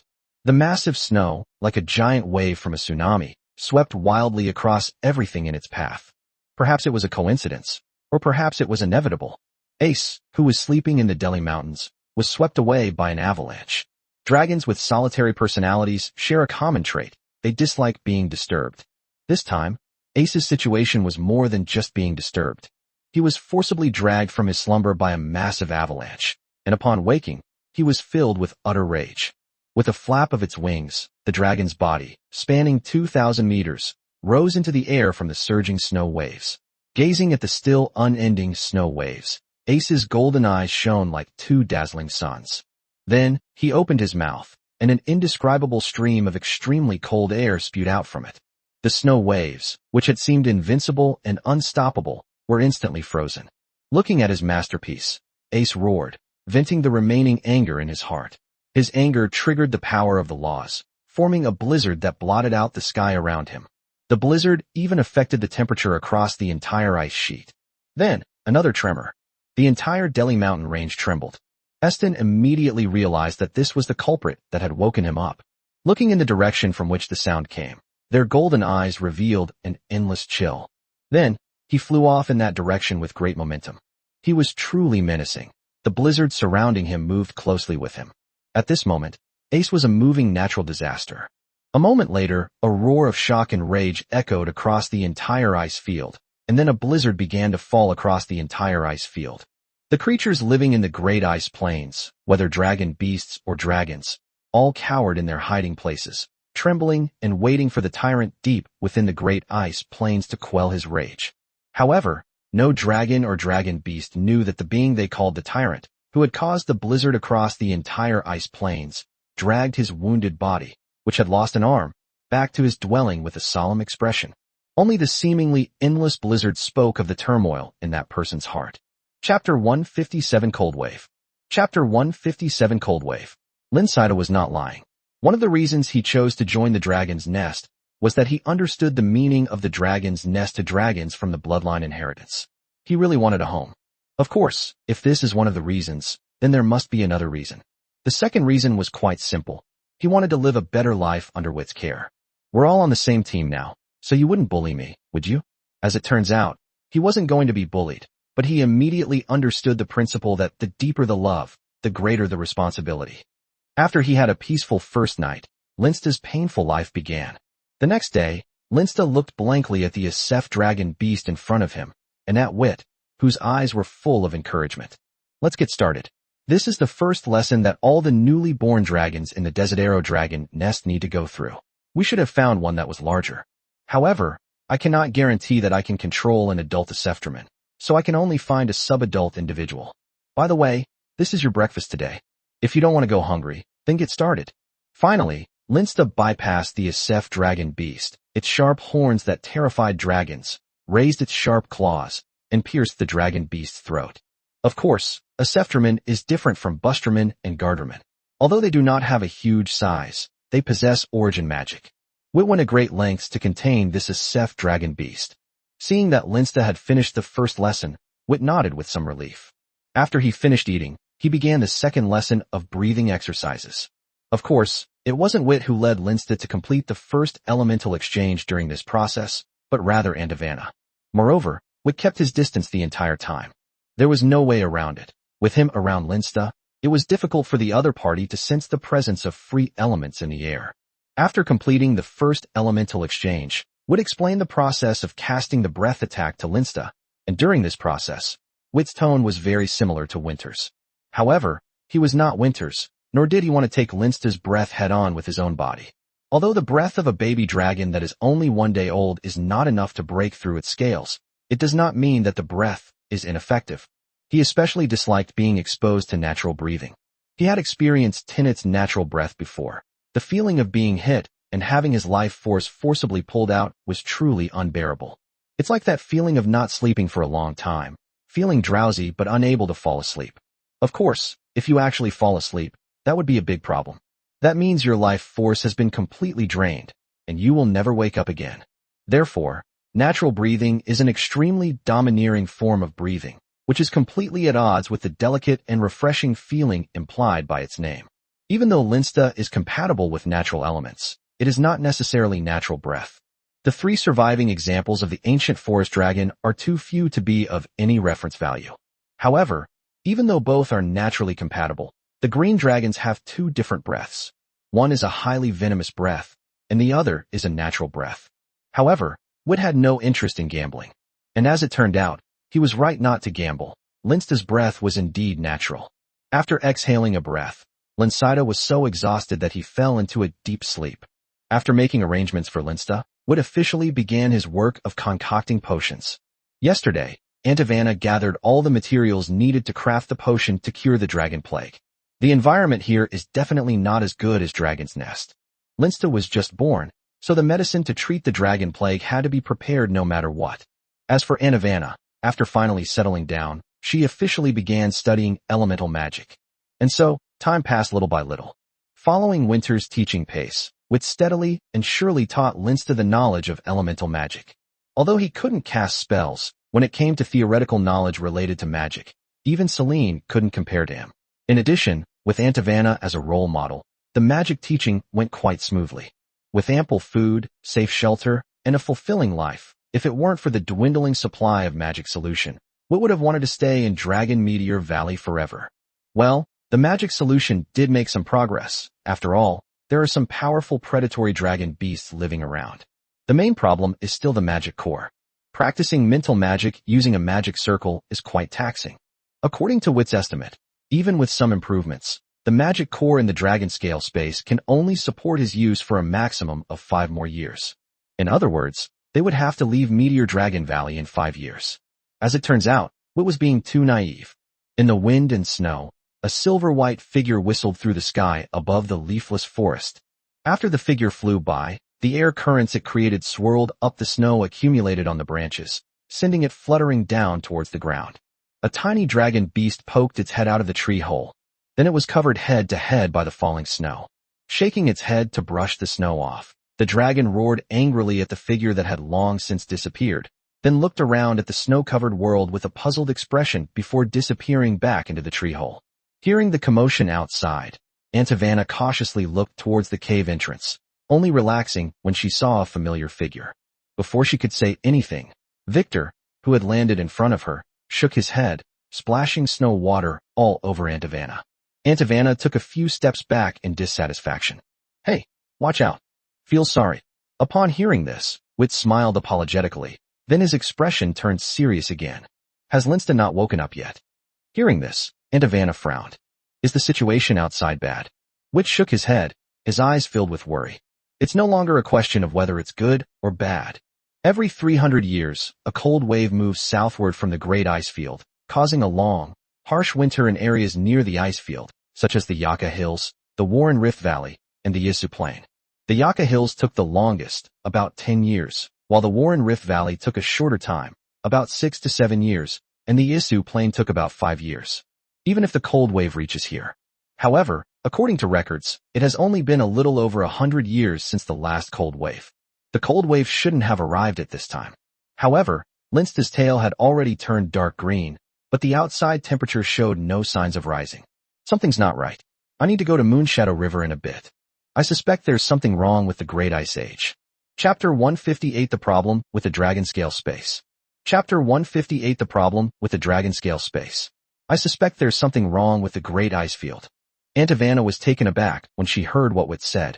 It sounds amazing, but what kind of place is this vast ice field? Upon hearing this, Wit slapped his forehead. "Sorry, I forgot to mention it." As he spoke, Wit gave Aunt a detailed introduction to the vast continent beneath their feet. Of course, he didn't know much either. It refers only to a few areas with Moonshadow River and Starry Night River as reference points. Other places were also unknown territory for Wit. After Wit explained the terrain of the northern region of the vast continent in detail, Aunt finally understood what Wit meant by the cold wave that occurred every 300 years. This also made it clear that the climate they were experiencing was definitely not normal. But Linsta has not woken up yet. Wit sighed. This is the most troublesome issue right now. 8 months ago, Linsida, who was already a year old, officially began to fall into a deep sleep. This is certainly a good thing, indicating that Wit's approach to nurturing Linsta is correct, and Linsta is growing step by step. But this also means that it will likely be about 4 months before Linsta wakes up. No one knows what will happen in these 4 months. Perhaps the climate will return to normal, or perhaps it will remain in this state of winter forever. The former is fine, but if it's the latter, those herbivorous dragon beasts that are not adapted to this climate may migrate south, and once the herbivorous dragon beasts migrate south, food will become the biggest problem. Shaking his head, Wit said helplessly, "Forget it. We won't get a clear picture by just guessing here. I'll go check out Moonshadow River first, and then make a decision." That's what they say, but Wit also knows that leaving is inevitable, but he'll have to wait until Linsta wakes up. Thinking this, Wit nodded to Aunt then turned and flew away again. "Be careful." Aunt wanted to stay with Vit. After all, Moonshadow River had flooded before, and in less than 2 years, those dragons attracted by the flood might not leave.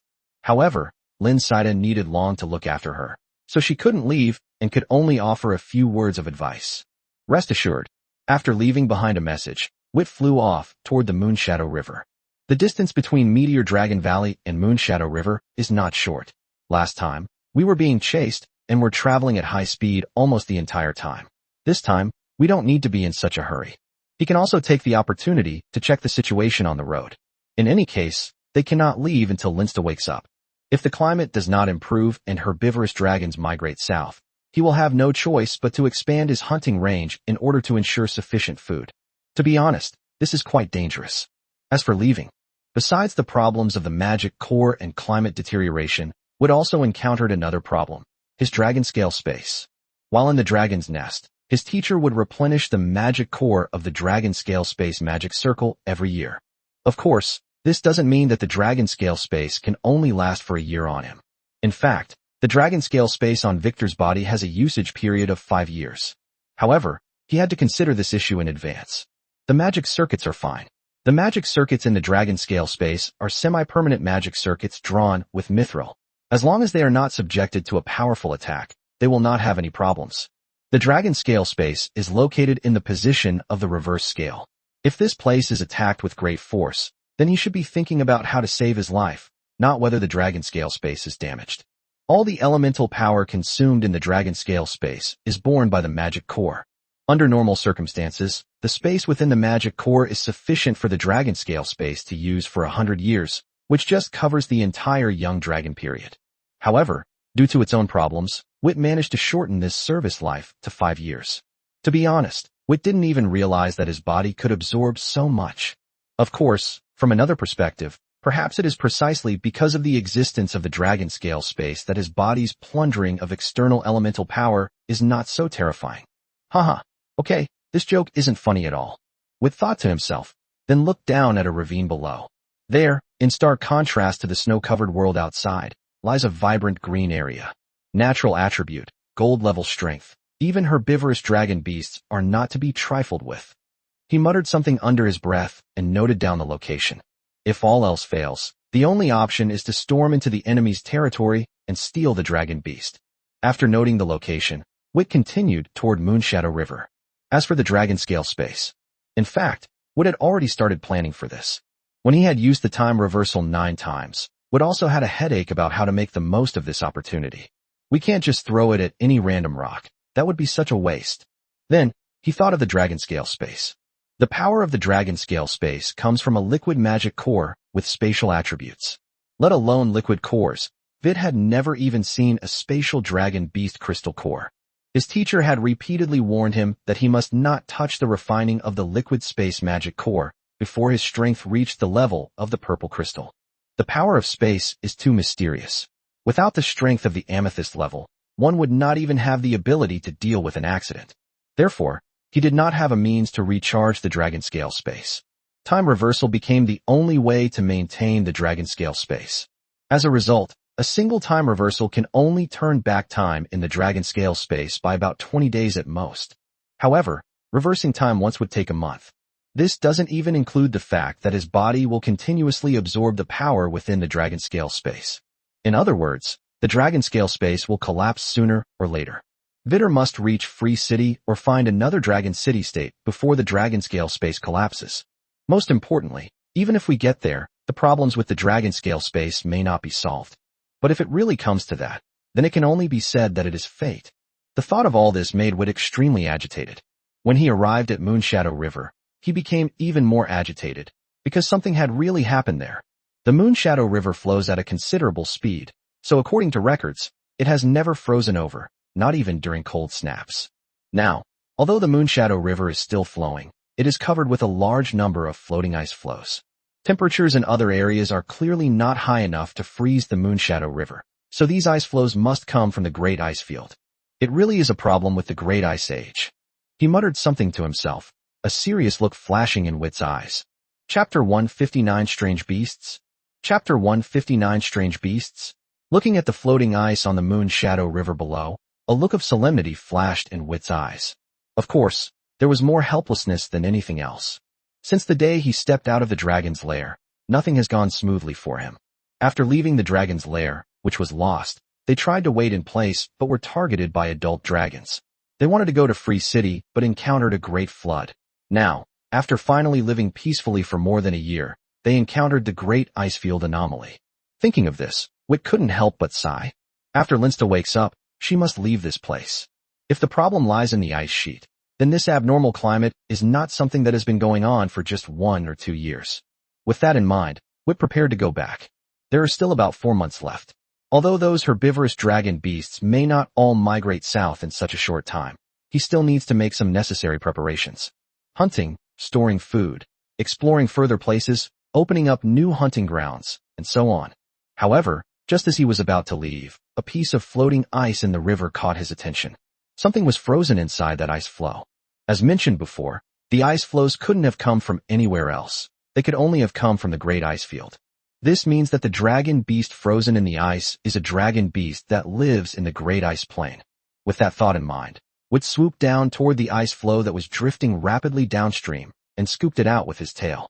However, as soon as he pulled it out, Wit paused for a moment, a look of surprise flashing in his eyes. After landing on the shore and setting down the ice block, Wit stared at it. This was certainly not ordinary ice. Otherwise, Wit wouldn't have been so surprised.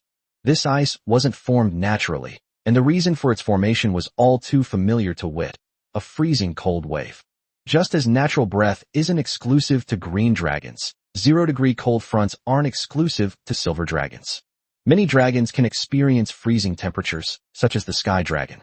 In addition, there is the white dragon among the 5-colored dragons, the frost dragon, which looks extremely similar to the holy dragon, and so on. Although Wit didn't know what kind of dragon used the 0-degree cold stream, he could tell from the pure water element it contained that the dragon using this breath was extremely powerful. Thinking of this, a strange look flashed in Wit's eyes. The last major flood in Moonshadow River was likely caused by a fight between an adult green dragon and an adult dragon with water elemental affinity. Could it be that this sudden cold snap was caused by a fight between several powerful adult dragons? As he thought about it, Wit tried scratching the ice with his claws. It can be broken open. This means that the dragon beast inside was affected and was only caught in the aftermath. 0-degree cold waves are quite distinctive. Those that die from the breath have only a thin layer of ice on their bodies, but the inside is completely frozen. If it is an aftershock, the outside is a layer of extremely hard ice. Only when it is slightly affected will the ice layer be so easily broken. That guy is really unlucky. With a sigh, Wit broke the ice, revealing the dragon beast that had been frozen to death inside. What is this? Wit stared in astonishment at the creature before him, or rather, it might not even qualify as a creature. It's not a dragon. He had no dragon features whatsoever, and Wit couldn't even sense any dragon blood in him, whereas dragon beasts possessed dragon blood within them. Besides, its appearance is extremely strange. Overall, it looks a lot like a wolf from the world of memories, but its back is covered with a layer of bone armor. Its fur and flesh were not intact, and the exposed black flesh emitted a putrid stench. The right forepaw was not covered with flesh and blood. The exposed bone was not naturally grown, but rather had a unique structure, like that of a bone dragon. In other words, the other party is not actually rotten, but that's how it's always looked. The aura emanating from him carried a sense of madness and chaos. Clearly, if this thing were alive, it wouldn't be a good thing. But the question is, what exactly is this? As Wit stared at the strange creature's corpse in deep thought, the corpse began to change. A chaotic and frenzied aura emanated from the corpse, which, under the influence of this power, turned into a pool of thick black liquid. Then the concentrated water began to corrode the snow below, then the ground, and it seemed to spread in all directions. Wit's pupils contracted. How dangerous! What domineering power! Fortunately, these forces were limited and did not spread very far before stopping. Wit thought for a moment, then took out a crystal jar, dug out a piece of corroded soil, examined it, and finding no signs of corrosion on the crystal jar, put it away. Then, his gaze shifted to the corroded ground, and he exhaled a blast of freezing cold air. At first, those forces with chaotic and insane energy tried to resist Wit's breath, but they were dispersed in an instant. After the force was dispersed, the corroded ground returned to its original state. Well, it's not exactly a restoration to the original state. After being thoroughly washed away by Vittor's breath, no weeds will grow here for many years. Just as Wit was pondering what this thing was, a wind blade suddenly attacked from behind. Because Wit was thinking about something, he didn't have time to dodge and was hit squarely by the wind blade. Fortunately, the opponent was not very strong and couldn't even break through Wit's dragon scales. Wit turned his head warily, and upon seeing the dragon beast attacking him, his expression turned grim. A scardosaur. On its long, curved neck sits a head remarkably similar to that of the Elgindraman, and its bald neck is covered with razor-sharp dragon scales. Their bodies and broad wings are covered with a thick layer of feathers. These feathers not only allow them to better feel the power of the wind during flight, but also provide excellent elemental resistance, especially to wind elements. Its tail is short and also covered with feathers. Judging from its appearance alone, it looks more like a bird from another world than a dragon. Apart from the dragon scales on its neck, the golden dragon eyes, and the dragon claws, it is basically no different from a bird. Well, the differences are quite significant. Putting aside other factors, its adult size was roughly 10 meters, similar to that of the current Vittorio Emanuele II. Incidentally, Witt's size has continued to grow steadily over the past year and has already exceeded the limit for a young dragon, 10 meters. But his Achilles heel still hasn't started to grow. Witt guessed that this might be related to his mother. Of course, while it's said to be related to the mother, this could very well be the normal growth state of the star dragon. Asgardosaurus was about the same size as Witt, and the difference in strength was not significant either. Witt was only at the upper bronze level. For Witt, who was capable of hunting silver-level dragon beasts on his own, this was practically like handing food to the enemy. That's how it should normally be. But the truth is, Witt's mood was even worse than when he saw the ice floes on the Moonshadow River. These things live in groups. This thing is a carrion eater. Common characteristics of carrion-eating dragons include carrying dragon plague, patience, and persistence. Therefore, Vittor, who has been targeted by this thing, is definitely not allowed to return to Dragonvale Valley now. Moreover, he must deal with the Asgardian dragon that is targeting him. Otherwise, these guys would follow him to the ends of the earth. Chapter 160 Research. Chapter 160 Research. Click. With a crisp sound, Witt tossed an Asgardian dragon with its neck broken at his feet. Due to the dragon's powerful vitality, even though its neck had been broken by Witt, the Asgardian dragon continued to struggle tenaciously. But soon, a sharp dragon tail pierced right through its chest. Seeing that the last Asgardian beast that had been chasing them had completely lost its movement, Witt couldn't help but breathe a sigh of relief.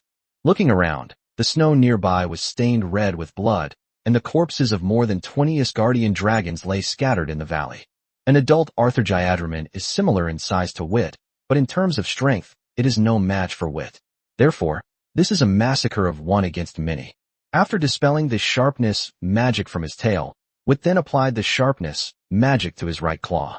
Then, he cleanly and efficiently cut open the chests of these corpses and took out the dragon beast crystal cores inside. Although they were just some bronze-level dragon beast cores, they were no longer of any use to him. After all, he had now begun to focus on third-tier magic arrays, including mental magic. But just because he can't use it doesn't mean Linsta can't. It just so happens that once he wakes up, we can start teaching magic circles, potions, and alchemy. As for the blood of these dragon beasts, there was no time to collect it. Carrion-eating dragons are extremely sensitive to the smell of blood. Although he deliberately chose to locate the battlefield in a remote valley far from the Moonshadow River, he believed that it wouldn't be long before other Asgardian dragons would be attracted by the scent of blood. As for meat, let's not even talk about the fact that these guys are scavenging dragon beasts, and they carry dragon plague. In fact, even their flesh was sour and rancid. Winters has repeatedly emphasized that carrion dragons are not tasty and should not be eaten. Therefore, Witt is not prepared to try the flesh and blood of the Asgardian unless absolutely necessary. After retrieving the crystal core, Witt left the valley and found another place. He then used his breath to give himself several ice baths, going up and down, until the smell of blood on his body was completely gone before leaving the area. Of course, there is another reason for doing this, which is the dragon plague. He's fine. Antivana might be fine, but Linsta is different. He's only been born for less than 2 years. As he left, his sharp eyes noticed a large patch of tiny black dots flying over from the Moonshadow River. Secretly relieved by his own caution, Witt quickly left the area. As night fell, Antivana crouched at the cave entrance, gazing at the eastern sky with a worried look in her eyes. Although she understood that this place was quite a distance from Moonshadow River, and that it was almost noon when Vittor left, it would be perfectly normal for him not to have returned by now if he had discovered something else. But she was still a little worried. After all, their small team of 3 dragons revolves around Vittor. If something happens to Vittor, she really doesn't know what to do. She was already miserable enough living as a dragon. She couldn't even imagine what it would be like if she had Linsta with her. Just then, she saw a dark shadow flying towards her in the distance. Is it Vittor? Muttering to herself, Antivana did not go to meet them. Instead, she hid back in the cave and chose a secluded corner to hide in. Until that familiar silver figure flew into the cave, Antivana lowered her guard and emerged from her hiding place. You're still awake. When he saw Antivana emerge from the corner, Witt was not surprised at all. He knew very well what the other party was planning to do while hiding there. Only with such a cautious personality could the other person survive in the wild. Hearing what Witt said, Antivana shook her head. How could I possibly sleep? How is Moonshadow River? This is not good. There is indeed a problem with the great ice field. As he spoke, Witt thought of the strange beast carcass that had been pulled out of the ice. That thing gave him a bad feeling. Then what should we do? Vanna's words brought Wit back to his senses. On my way there and back, I found some settlements of dragon beasts. I'll explore further tomorrow when it's light and expand my hunting range. In this way, we can still manage to persevere for 4 months. However, we'll have to leave once Linsta wakes up. Although there are still scavenging dragons around Moonshadow River, they should leave soon, whether due to climate or food shortages. We can go that way. Vanna thought for a moment, then said, I'll go with you tomorrow. If we expand the hunting area, we're more likely to run into some powerful dragons. As for Linsta, we've lived here for over a year and no dragons have ever come here. Setting up some magic arrays shouldn't be a problem. Moreover, you had already set up many magic arrays in the Fallen Dragon Valley. Even if something happens, there's enough time. Wit thought for a moment, then nodded. Okay, it's settled then. By the way, have you eaten yet? Vanna shook her head. Seeing this, Wit sighed helplessly.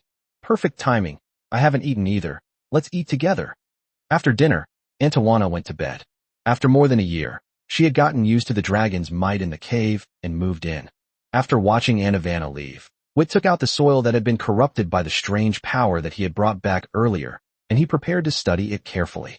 Wit quickly divided the soil into 3 parts. He sealed one part and kept it as a sample, while the other 2 parts were used as research materials. Wit left one of them exposed to the air and then ignored it. Picking up the last one, Wit examined it carefully. He first touched it with his own claws, and then he saw that the original silvery white color of the tips of his claws had become somewhat dull, as if covered by a layer of shadow. Is it corrosive? Thinking this, Wit hesitated for a moment, then manipulated his mental power to touch the corroded soil. The moment they made contact, Wit felt a surge of irritation, accompanied by a slight urge to destroy. Fortunately, this force was too weak, and Wit's emotions were not even out of control. However, this contact allowed Wit to gain a deeper understanding of the characteristics of this power. Crazy, chaotic, the creature that uses this power must have completely lost its mind, and this power is also highly infectious. If we have enough power, we might be able to transform a rational dragon into a beast that only knows destruction and slaughter. No, they can't even be called wild beasts. Moreover, in addition to the above, Wit also noticed another characteristic of this force, or rather, the even more terrifying effects that erosion and infection could achieve. Chapter 161 Would you believe me if I said the title girl got lost? Chapter 161 Would you believe me if I said the title girl got lost? This special energy can not only erode mental power, but also the elements. Although Wit was not compatible with earth elements, he could clearly sense that the earth elements in these eroded soils were no longer the calm and solid elements they normally possessed, but rather violent and chaotic ones. I should have thought of that sooner. Wit looked at the soil in the crystal jar and muttered to himself. If it can pollute the soil, how could the earth elements not be affected? Or rather, this force originally relied on the power of the polluting elements to affect matter. After speaking, Wit hesitated for a moment, then turned his gaze to another jar of contaminated soil. After thinking for a moment, he took out a dragon scale that he had once shed, carved the words, "Do not move, do not touch" on it, and placed it next to the jar. Then Wit put away the jar he had just been observing and flew outside. Vanna did notice the commotion on Wit's side, but by the time she arrived, Wit had already left, leaving only the open jar and the dragon scales with writing on them. After glancing at the words left by Wit, Vanna hesitated for a moment, then lay down on the spot. Since Vittor specifically mentioned it, it means that the contents of this jar are quite important.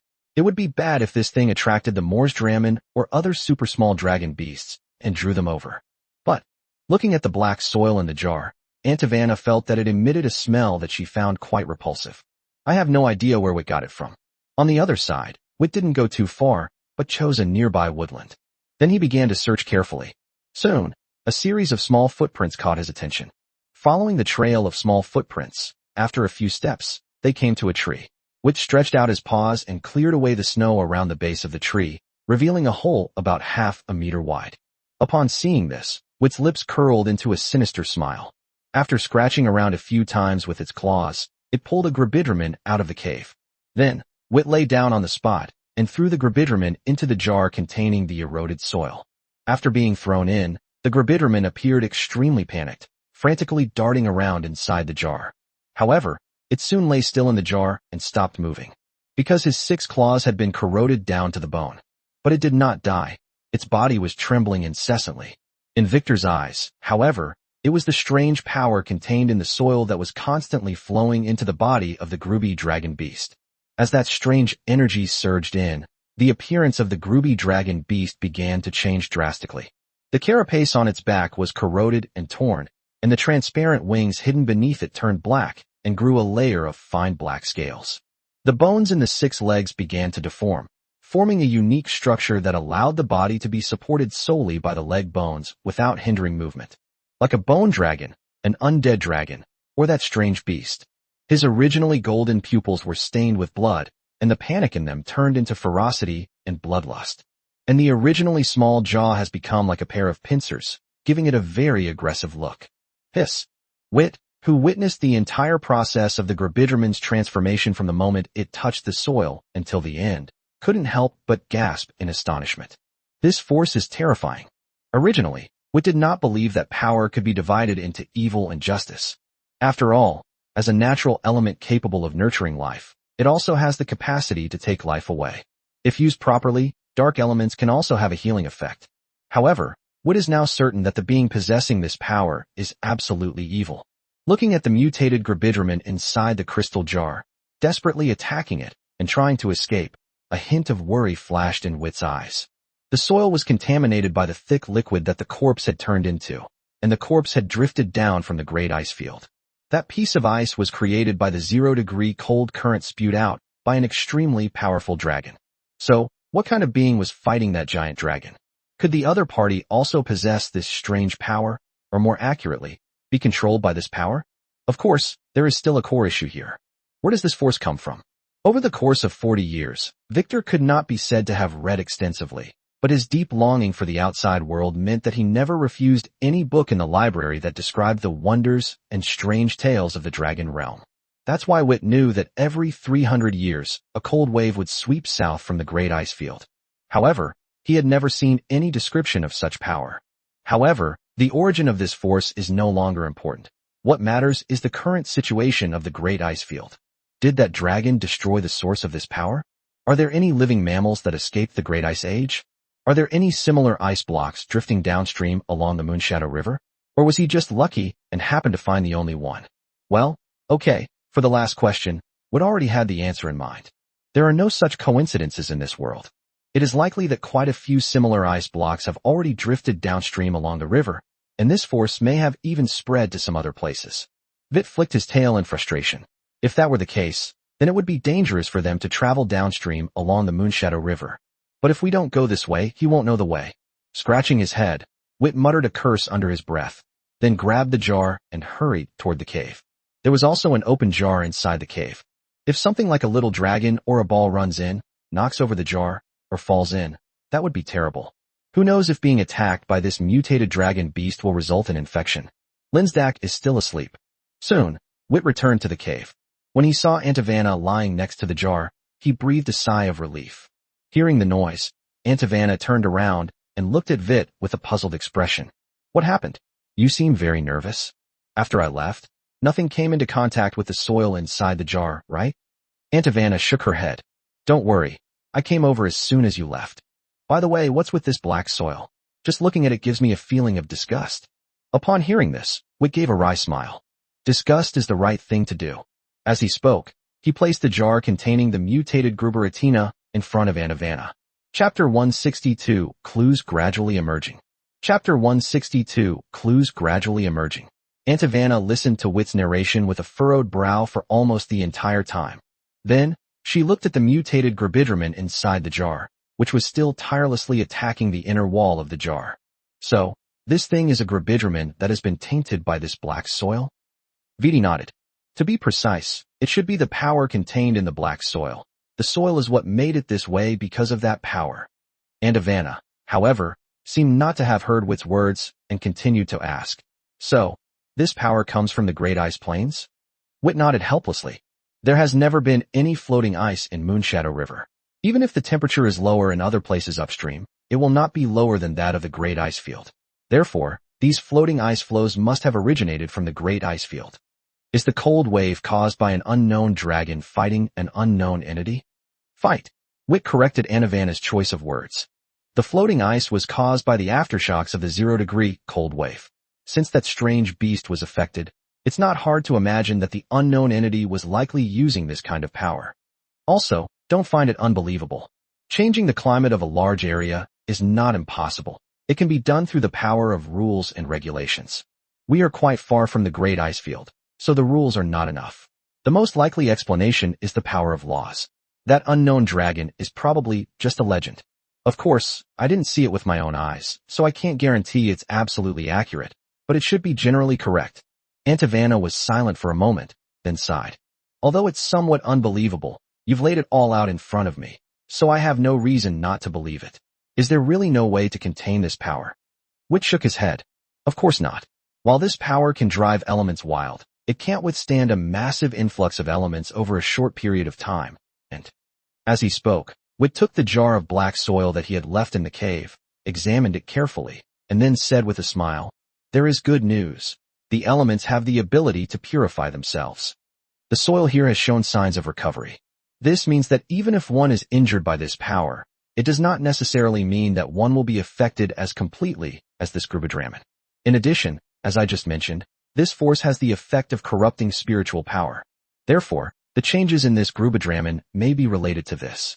Rather than mutation, I think the word corruption is more appropriate to describe the state of this dragon beast. Although dragons lack intelligence, they still possess their own thoughts. Once influenced by this force, they become beings who only know how to kill, losing all their own thoughts. This is a form of depravity." Upon hearing this, Aunt Ivana patted her head.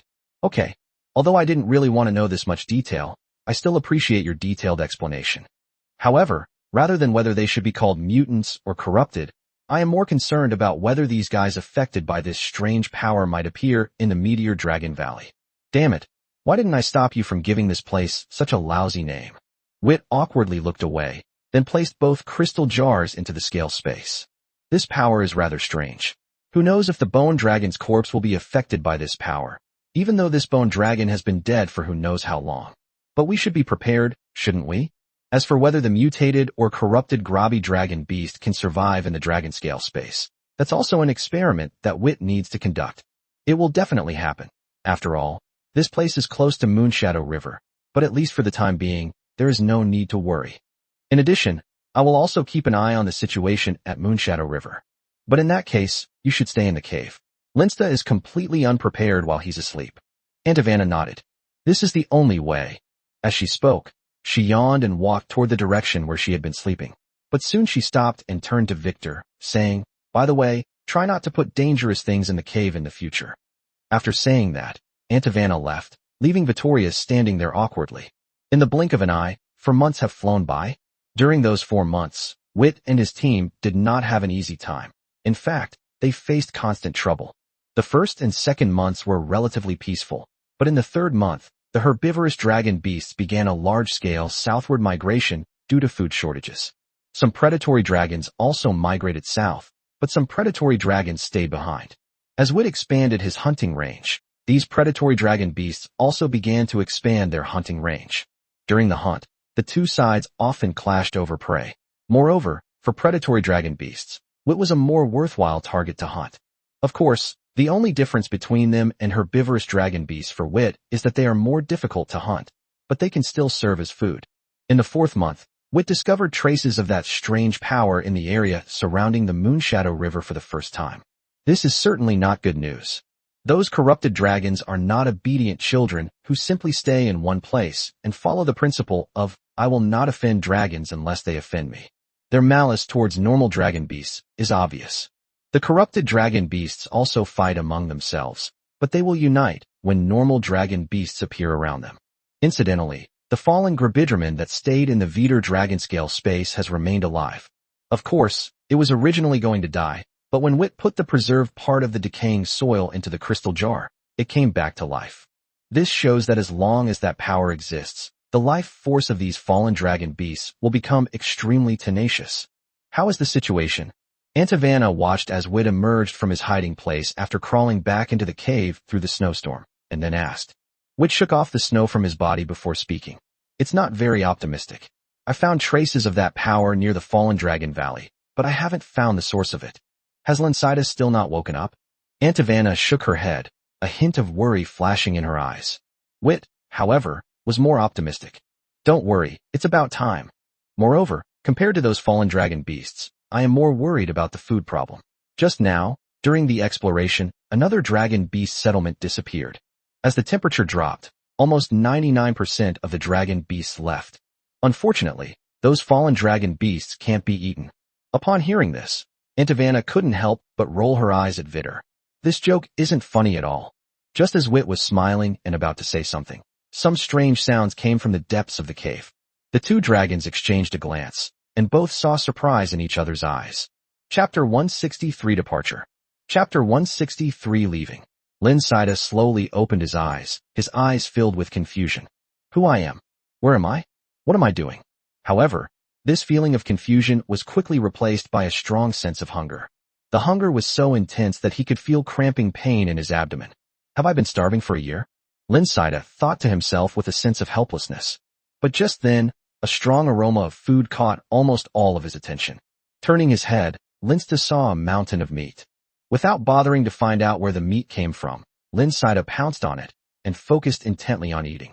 It took about half a magic hour for Linsida, who had eaten his fill, to regain his intelligence. Turning his head, he saw, sure enough, two figures, one in silver and one in blue-green, watching him quietly not far away. Seeing this, Linsida instinctively shrank back and said somewhat uneasily, Vittor, Antivana, why are you looking at me like that? Did something happen? Seeing Linsida's pathetic state, Wit shook his head helplessly. Even though he had taught him for a whole year and tried to train Linsida in various ways, he didn't expect to change his cowardly character, but at least he wanted to prevent him from being so timid. But it turned out that it was an innate personality trait, and his efforts were almost entirely in vain, just like when he tried to stop Billy from putting things in his mouth. Therefore, Wit could only hope that Linsida's timid nature would improve as he grew up, allowing him to gradually realize that he was a fearless dragon, not a coward. Well, once again, facts have proven him wrong. After a year of slumber, he has grown quite a bit in height, but his personality remains unchanged. Thinking of this, Wit sighed again. However, when it came to height, Wit couldn't help but glance at Antivana beside him. These past 2 years have probably been the most peaceful 2 years of Antivana's life since birth, with plenty of food. However, her period of rapid growth is long gone, and she wasn't as gifted as Wit. Therefore, the extent of Antivana's physical changes over 2 years is virtually imperceptible unless you look closely. She herself has hardly changed, but her companions have all grown much older. Antivana must not be feeling very good. When Antivana saw Vit suddenly looking at her, she was taken aback for a moment, then rolled her eyes in annoyance. What are you looking at? I don't care about this kind of thing. It doesn't affect the power of my magic. Wit awkwardly looked away, then turned to the bewildered Linsida. Look down at your own body shape. Upon hearing this, Linsida obediently lowered his head to look at himself. As his magic teacher, his initial fear of Vittoria has turned into respect. Well, for him, it doesn't make much difference. He still appears cowardly. When he saw his own face clearly, a look of surprise appeared on his face. My size has grown so much, Vittor. Is this the rapid growth period you mentioned before? So, I've just woken up from a deep sleep. Wit paused for a moment. Then a look of surprise appeared in his eyes. During the period of rapid growth, Wit only mentioned it briefly when he was teaching Linsida, but he didn't expect that the other party would remember it so well. Thinking this to himself, Vittor nodded. You've been asleep for a year. A year. As he murmured, a sudden realization flashed in Linsida's eyes. No wonder he was so hungry when he first woke up. He really had been starving for a year. But then, the realization in his eyes was replaced by confusion. If his memory serves him correctly, he should have fallen into a deep sleep during the summer. But even though he hasn't gone out yet, the temperature around him already indicates that it's winter. Thinking of this, Linsida turned to look at his tail. Dark green. Linsida paused for a moment, then looked at Wit with a blank expression. When Wit saw Linsida's actions, he knew what Linsida was wondering about, so he told him in detail what had happened in the past few months. Despite Linsida's current size being significantly larger than Antivana's, if it came down to a fight, he would definitely be completely dominated by Antivana. With over 30 years of magical understanding and over 30 years of combat experience, they were simply not on the same level. Moreover, Antivana has already been promoted to the lower bronze rank. He was only one minor realm below Vittoria, but of course, the difference in their combat power was still quite significant. Although Linsida is not strong, he has still managed to leave the most vulnerable period of a young dragon. With his breath attack, he can still participate in bronze-level battles. Moreover, there's no need to hide this from anyone. Those fallen dragon beasts are already at our doorstep. That's the situation, so for our safety, we have to leave here. Leave? Lin Saito was stunned for a moment, then lowered his head and fell silent. Although he agreed to join Desidero's group, he had absolutely no idea what the dragon's lair was. In contrast, this cave, inhabited only by the three-headed dragons, was the home he longed for. But now he needs to leave. Lin Saito felt a strange, indescribable emotion welling up inside him. Seeing this, Wit and Antivana exchanged a glance, then sighed helplessly. All right, it seems you need some time now. In fact, I understand how you feel. When I first left the dragon's nest, I felt the same way. With that, Wit flew outside. Antivana glanced at the departing Wit, then spread her wings and said calmly, "At least your memories are beautiful, while I haven't even had that." After saying that, Antivana left. Upon hearing Antivana's words, Linsta stared blankly at the surrounding cave for a long time before snapping back to reality. With a wry smile, Linsaida spread his wings, preparing to leave. He's not stupid. After hearing Wit's account, how could anyone possibly make such a brainless decision as to stay? Outside, there are strange, corrupted dragons. Inside, food is scarce. Staying here is just waiting to die. He just couldn't accept the fact that he was about to leave. Just as Linsaida was silently saying goodbye to the land where he was born and lived, he sensed a strong elemental fluctuation coming from outside. Linsaida's expression immediately changed. It's Wit and his group. As he spoke, he hurriedly flew outside. Chapter 164 Shadows in an Icy World. Chapter 164 Shadows in the Icy World. How did these things get here and... At this point, Antivana glanced around with a grim expression, looking at the hordes of fallen dragon beasts surging towards them, and continued, "There are just too many." Unfortunately, Wit had no time to answer her question. The freezing cold he was breathing never stopped. In the sweeping cold wave, countless fallen dragons were frozen into ice blocks, and then shattered into ice shards by the impact of their companions. As for the power within their bodies, it was completely dissipated under the cleansing force of their breath, leaving no hidden dangers. Wit knew all too well the terror of this power. As for Antivana's question, although he couldn't speak for the time being, Wit's serious yet somewhat doubtful gaze already indicated that he wasn't very clear about the current situation either. Fortunately, these fallen dragon beasts were not medium or large dragon beasts, but rather super small dragon beasts, with some small dragon beasts of similar size to Wit occasionally mixed in. In addition, Wit was also familiar with these small dragon beasts. They were the Asgardian dragon beasts with whom he had clashed a few months ago when he went to Moonshadow River. He had thought these creatures would leave because they didn't have enough food, but he never expected that they would be corrupted by that force. However, upon closer reflection, it's not so surprising to Wit. These creatures are scavenging dragon beasts, and the fallen dragon beasts have a putrid smell, so it's no surprise that they target them. After preying on the fallen dragon beasts, the fallen dragon beasts naturally fall into corruption. With that thought in mind, Wit stopped breathing. Of course, it didn't kill all the fallen dragon beasts with its breath, it just ran out of breath. Taking a few deep breaths and slightly moving his slightly numb jaw, the breath of death descended once again upon the fallen dragon beast horde. At that moment, a deep green breath suddenly appeared and entered the battle. The fallen dragon beast, struck by the breath, turned grayish-white all over, as if its color had faded, leaving its corpse motionless in place. After being hit by other fallen dragon beasts, it shattered into pieces like a clay sculpture, scattering across the ground. Wit turned his head and looked in the direction from which the breath came, only to see Linsta flying in the air, his face full of shock, but he was attacking the fallen dragon beasts without hesitation. While taken aback, I couldn't help but reflect on it. Perhaps Linsta wasn't as cowardly as he imagined.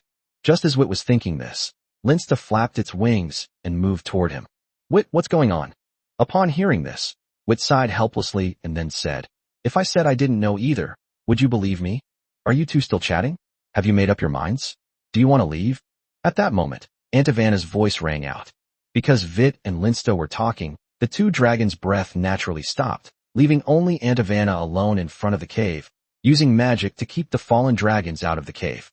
However, there are simply too many fallen dragon beasts. Most of the super small dragon beasts are social creatures, so if one individual is infected, the others will inevitably be infected as well. If we're not planning to leave today, we absolutely cannot let these things crawl into the cave. Otherwise, cleaning them up will be hellish. Upon hearing Anavana's words, Wit and Linsta exchanged a glance, both feeling somewhat embarrassed.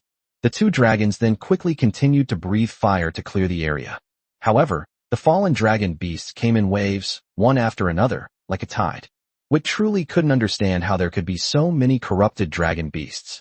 If it weren't for the fact that, apart from small dragons like Asgia, all the rest of these fallen dragons were super small, Wit would have suspected that the area had been corrupted by that strange power. As time went by, the difference in strength became apparent, and while Wit and Andavana were still fighting, Linsta had to stop. If this continues, even flying will become a problem for him. Linsta glanced regretfully at the cave behind him, gave a wry smile, and turned to look at Wit and Andavana. I'm sorry, I was being selfish. Let's leave here. Upon hearing this, Wit and Andavana didn't say anything, nodded, and flew directly into the sky. Furthermore, during this process, Wit also made a point of eliminating the few remaining fallen Asgardians. Among the super small dragon beasts, many of them originally possessed the ability to fly, and even after being corrupted into fallen dragon beasts, they did not lose their ability to fly. However, their flight speed was far slower than that of Wit and his companions. The Asgardians are different. They were already skilled at flying, and after being corrupted, their flying ability became even stronger. If they aren't removed, they'll just keep following you.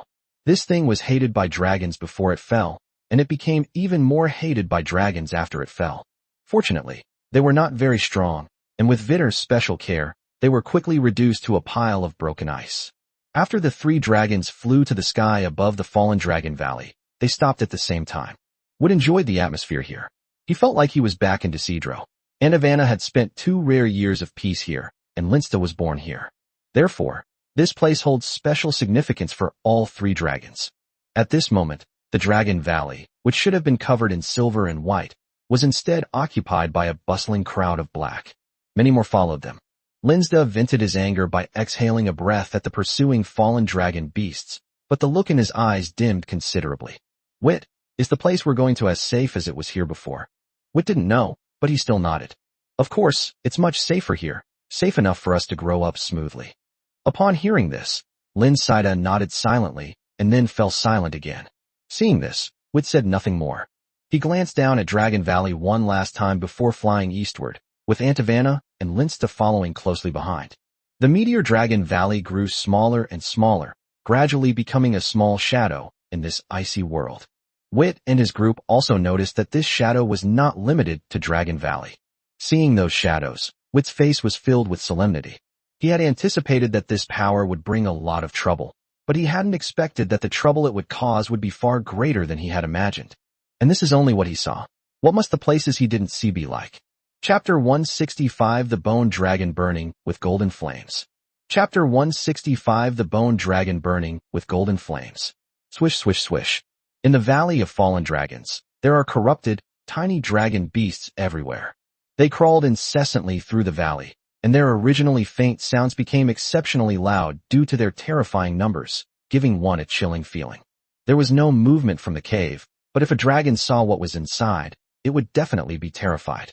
The cave was crawling with fallen dragons, not only on the floor, but also on the ceiling. Some of the dragons were even standing on the bodies of their companions.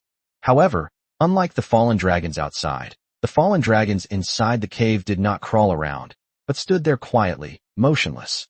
Only the strange power emanating from them surged incessantly, causing the free elements in the air within the cave to become violently corrupted. Time keeps passing by, and in the blink of an eye, half a month has passed. For the past 2 weeks, these fallen dragon beasts have remained in the same state. Some are running around outside, seemingly searching for something, while others remain motionless inside the cave, as if waiting for something.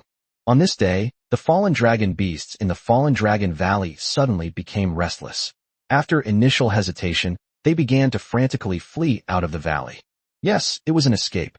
Like a fountain, it spread out in all directions. Even the fallen dragons inside the cave surged outwards. However, before they could even escape from the Fallen Dragon Valley, the valley began to tremble, and then, illusory golden flames began to burn throughout the valley. Any fallen dragons that touched the golden flames burst into flames, but they did not die immediately or turn to ashes. On the contrary, the flames seemed to cause no harm at all, simply burning. However, whenever other fallen dragon beasts come into contact with the fallen dragon beast burning with golden flames, the same flames also ignite on their bodies. Soon, all the fallen dragon beasts gathered in the Fallen Dragon Valley were enveloped in golden flames. The tremors in the Meteor Dragon Valley intensified, and golden flames engulfed the entire valley. Just then, an old voice, drawn out in an unusually slow tone, suddenly rang out. That feeling is so familiar, but I've forgotten where I felt it before. It's so familiar, but I've forgotten so many things. So what am I doing here? Old friend. He asked me to help him identify something. What is it? Huh. Have they already left? Did I leave when I was thinking about something? I should have asked him. Accompanied by a deep murmur, a huge head slowly rose. The tumbling rocks and fallen trees were like weeds in front of that head, utterly insignificant. As for those fallen dragon beasts, the moment that sound rang out, the illusory golden flames on their bodies instantly solidified, leaving not even ashes behind. The golden flames did not extinguish with the death of the fallen dragon beast. Instead, they spread throughout the Fallen Dragon Valley, quickly covering the entire valley. Then, the rocks shattered with a violent tremor, revealing the grayish-white skeleton inside. Golden flames, like flesh and blood, clung to the grayish-white bones. After his more than 2,000-meter-long bony dragon body was completely covered by golden flames, he stood up. On his ferocious skull, the eye sockets burned with a golden radiance even more dazzling than the flames on his body. What a strange aura. It doesn't seem like the power of the dragon realm. Is it really not? My memory is so bad.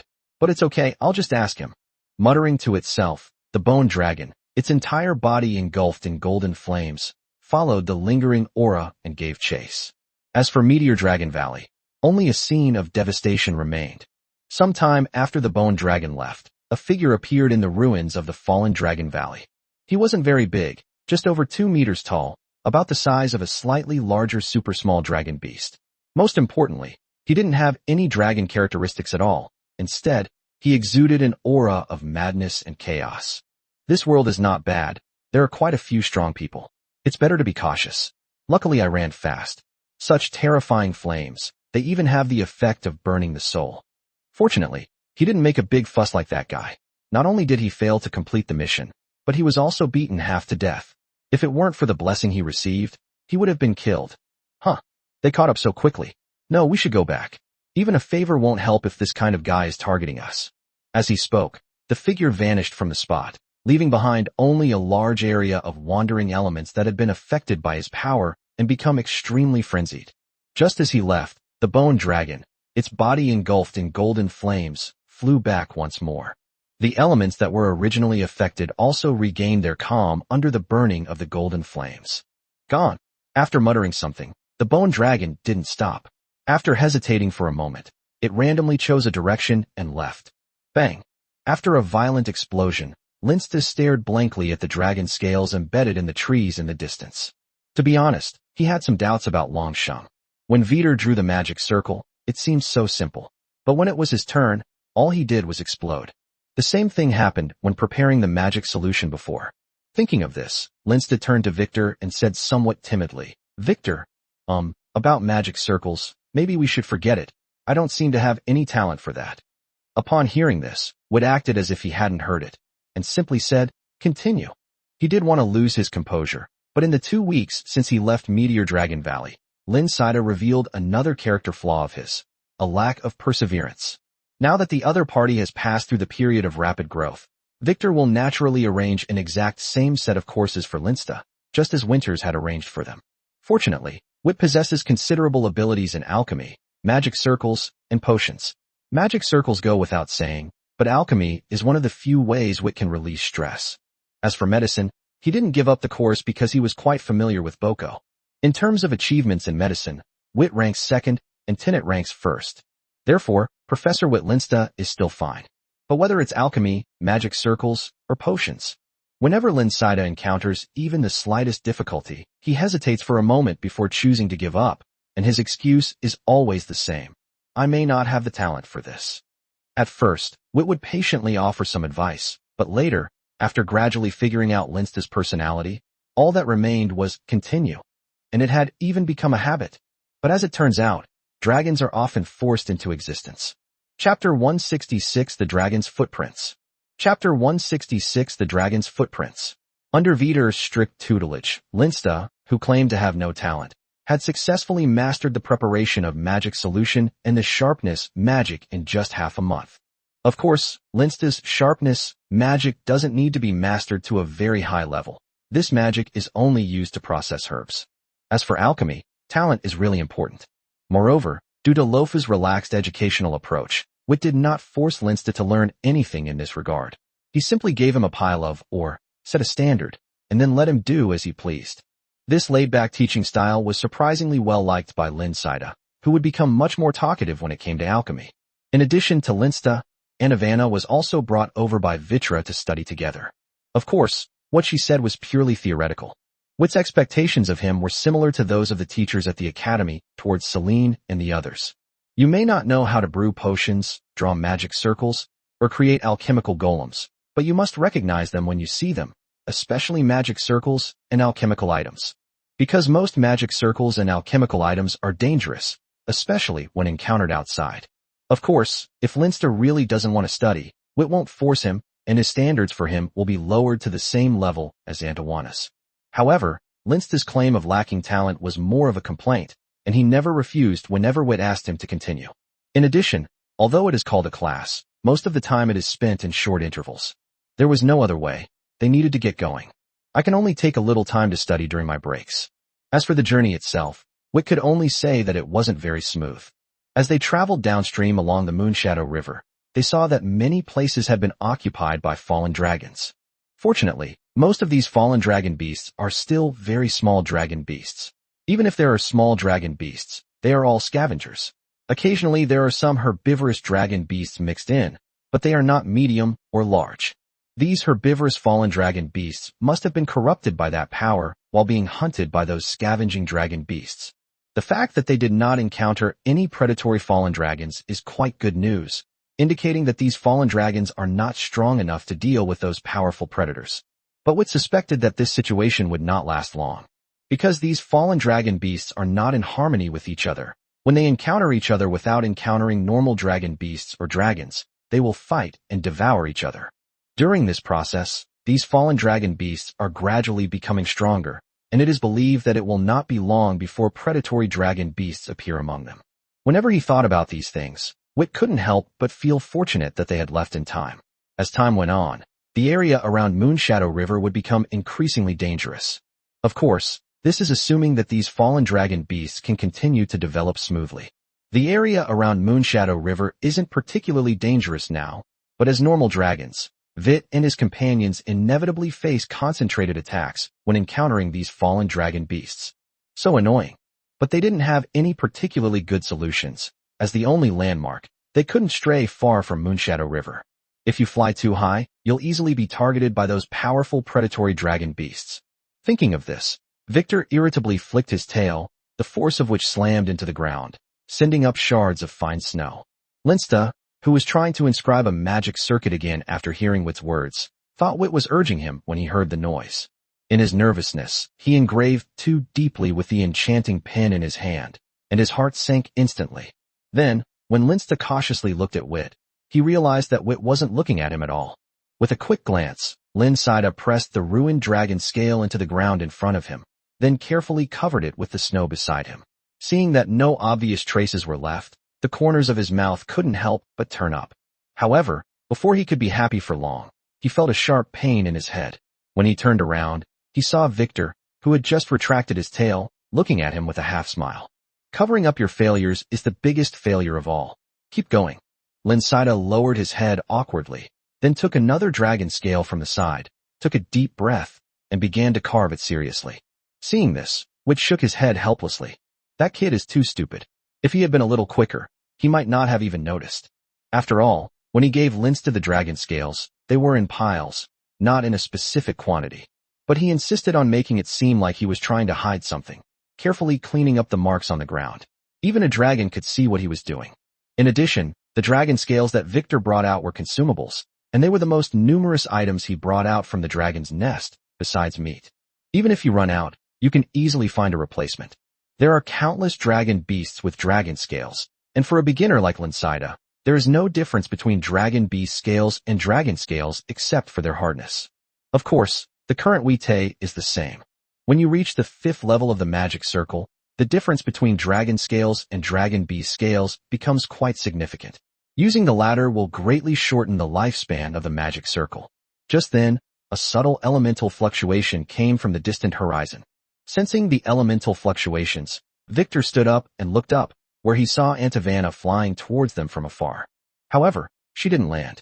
Instead, she flew closer and said directly, "Wit, I found something." Upon hearing this, a hint of curiosity flashed in Victor's eyes. An unusual discovery wouldn't have made Antivana so anxious. Let's go take a look." As he spoke, Wit collected everything that was in front of Linsta. Linsta subconsciously breathed a sigh of relief, then, thinking about what had just happened, followed behind Victor somewhat embarrassedly. Antivana looked at the 2 dragons approaching, a hint of curiosity flashing in her eyes. Did something just happen? Upon hearing this, Linsida lowered his head again. Wit simply smiled. "It's nothing serious, but judging from how relaxed you are, what you found is harmless to us, right?" Upon hearing this, Antivana didn't ask any further questions, but instead shook her head. "You might not be so sure. You should go and see for yourself." As she spoke, she began to lead the way. Nearly half an hour later, they arrived at a plain covered in snow. Of course, there's nothing noteworthy about the plains themselves. What is noteworthy is the trail of footprints on the plains. When he saw the set of footprints, Wit was also stunned for a moment. Dragon Race. Chapter 167 Rock Dragon. Chapter 167 Rock Dragon. Dragon Clan. Hearing what Wit said, Antivana nodded. "Just as I thought." Wit flew higher again, then glanced in the direction the footprints had gone, a sudden glint of excitement flashing in his eyes. "Antivana, Linsta, we might be about to hit the jackpot." With that, Wit flew past Antivana and headed in the direction the footprints had gone. Antivana and Linsta exchanged a glance, then quickly followed after them. They also wanted to know what discovery could have caused such a dramatic emotional fluctuation in Victor. Soon, they caught up with Wit and arrived at a rock. They saw Wit staring intently at the rock, his excitement growing stronger. That's right, this is it. He left this behind. As long as we follow his footprints and find him, we will be able to reach the Dragon City state." As he spoke, Wit also came to his senses. But when he turned around, he was startled. "Why are you all standing so close?" As he spoke, Wit moved back a little, thus creating distance between himself and the 2 dragons. Seeing this, Antivana and Linsta did not continue to approach. The former rolled his eyes. "You have to tell us what you've discovered." Upon hearing this, Wit paused for a moment. "You don't know?" Antivana stretched out her tail, slightly agitated, and poked the nearby rock hard. "If I had known, I wouldn't have said hut." As she was speaking, Antivana suddenly paused, then turned to look at the rock she had poked a few times, her brows furrowing involuntarily. Such a strong earth element. This stone wasn't formed naturally. Hearing Antivana's words, Linsta curiously snuggled his tail against hers, and then a comfortable expression appeared on his face. "Seriously, the earth element is so strong. I want to bury myself in it." Upon hearing this, Wit rolled his eyes but didn't say anything. For Linsta, this was just normal procedure. The dragon's horns are made of wood, and its tail is made of trees. It's almost a given what the ancient forest dragons liked. That's right, it's about burying yourself. Of course, this has no practical significance. It's like how red dragons like to soak in lava, green dragons like to soak in poisonous pools, and gold dragons like to bask in the sun. It just makes them more comfortable. Moreover, the more concentrated the corresponding elements are, the more comfortable they feel. By the way, Wit both loves swimming and soaking in lava. There is a volcanic pool in Desidero, a place that young dragons are not allowed to go, but Wit accidentally went in, and ever since then he has loved the feeling of soaking in lava. He had sneaked in more than a dozen times before Winters discovered it and forbade it. The more he thought about it, the more Wit wanted to find a volcano to soak in. Wrong. Wit shook his head. Now was not the time to think about such things. Forcibly pulling his wandering thoughts back, Wit looked at the 2 dragons' puzzled gazes and realized that they might not actually know this. Having only ever interacted with his own kind, Wit had almost forgotten that dragons were a proud race. Although there were 3 main types of dragons, Wit had never heard of the other 2 types of dragons from Winters and the others. It now seems that it wasn't that they didn't mention it, but rather that they probably didn't know much about it either. Thinking of this, Wit looked up at the two dragons. Do you have any information about earth dragons and flying dragons in your inherited memories? Upon hearing this, Aunt Havana understood something. Then, she shook her head and said, I only know that there are two kinds of dragons, but I don't know what they look like or what kinds they are in the inherited memories. Wit thought to himself, just as I thought. Given the dragon's arrogance, it is indeed unlikely that information about the other two types of dragons would be included in its inherited memories. I think you all need to learn more. As he spoke, Wit pulled out the dragon encyclopedia. Looking at the huge metal book, Wit couldn't help but feel relieved that Winters had found him a dragon encyclopedia instead of a giant dragon encyclopedia. Thinking this, Wit flipped through the book and said, Dragons are not the largest dragons on average. I think you should know that. Seeing Wit flipping through the book, Aunt Havana and Linsta curiously came over. After hearing what Wit said, they both nodded, knowing that they did indeed know this. The largest dragon on average is the Titanosaur, which is an earth dragon. The size differences among the dragon species are not significant, so the size ranking is based on the entire dragon species, without specifying any particular type of dragon. Therefore, the average size of dragons ranks second. However, earth dragons are different. The size difference between different species is quite large. The smallest earth dragon is even about the same size as a small dragon beast. So, do you know which dragon ranks third in average size? Without a doubt, the two dragons shook their heads, looking completely bewildered. It's a rock dragon among the earth-dwelling dragons. Rock. Aunt Havana grasped the key words and turned to look at the huge rock beside her. Wit naturally noticed Aunt Havana's gaze. That's right, the row of footprints we see, and this rock, were left by the rock dragon. Upon hearing this, Aunt Havana asked in confusion, How can you be so sure? Wit chuckled and pointed to the row of footprints, saying, As for dragons, I doubt any dragon would walk to reach its destination. Seeing Aunt Havana nod, Wit continued, Therefore, the only creature that could have left this row of footprints is an earth dragon or some kind of large dragon beast. However, the size of the footprints and the distance between them ruled out the possibility of a dragon. Based on my estimation, the size of the footprints and the distance between them indicate that the dragon was over 1,000 meters long. The largest dragon beast, the Busadragon, was only about 800 meters long when it reached adulthood. Therefore, it can be deduced that this is a large, adult terrestrial dragon. There are only a few species of adult large terrestrial dragons that are about the same length as giant dragons. Of course, this is just my speculation.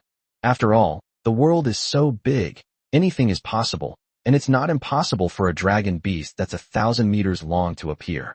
Therefore, it was this stone that led me to conclude that the other party was a rock dragon.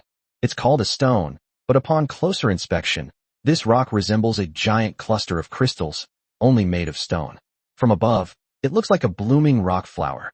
As he spoke, Wit stopped turning the pages of the book, then stretched out his paw and pointed to a spot on the page. When Aunt Havana and Linsta saw this, they quickly went over and saw that where Wit was pointing, there were 7 big words written. Dragon's Wrath Rock Lair Eruption. Chapter 168, The Wanderer of the Dragon Clan. Chapter 168, The Wanderer of the Dragon Clan. Dragon's Wrath Rock Lair erupts. What is this?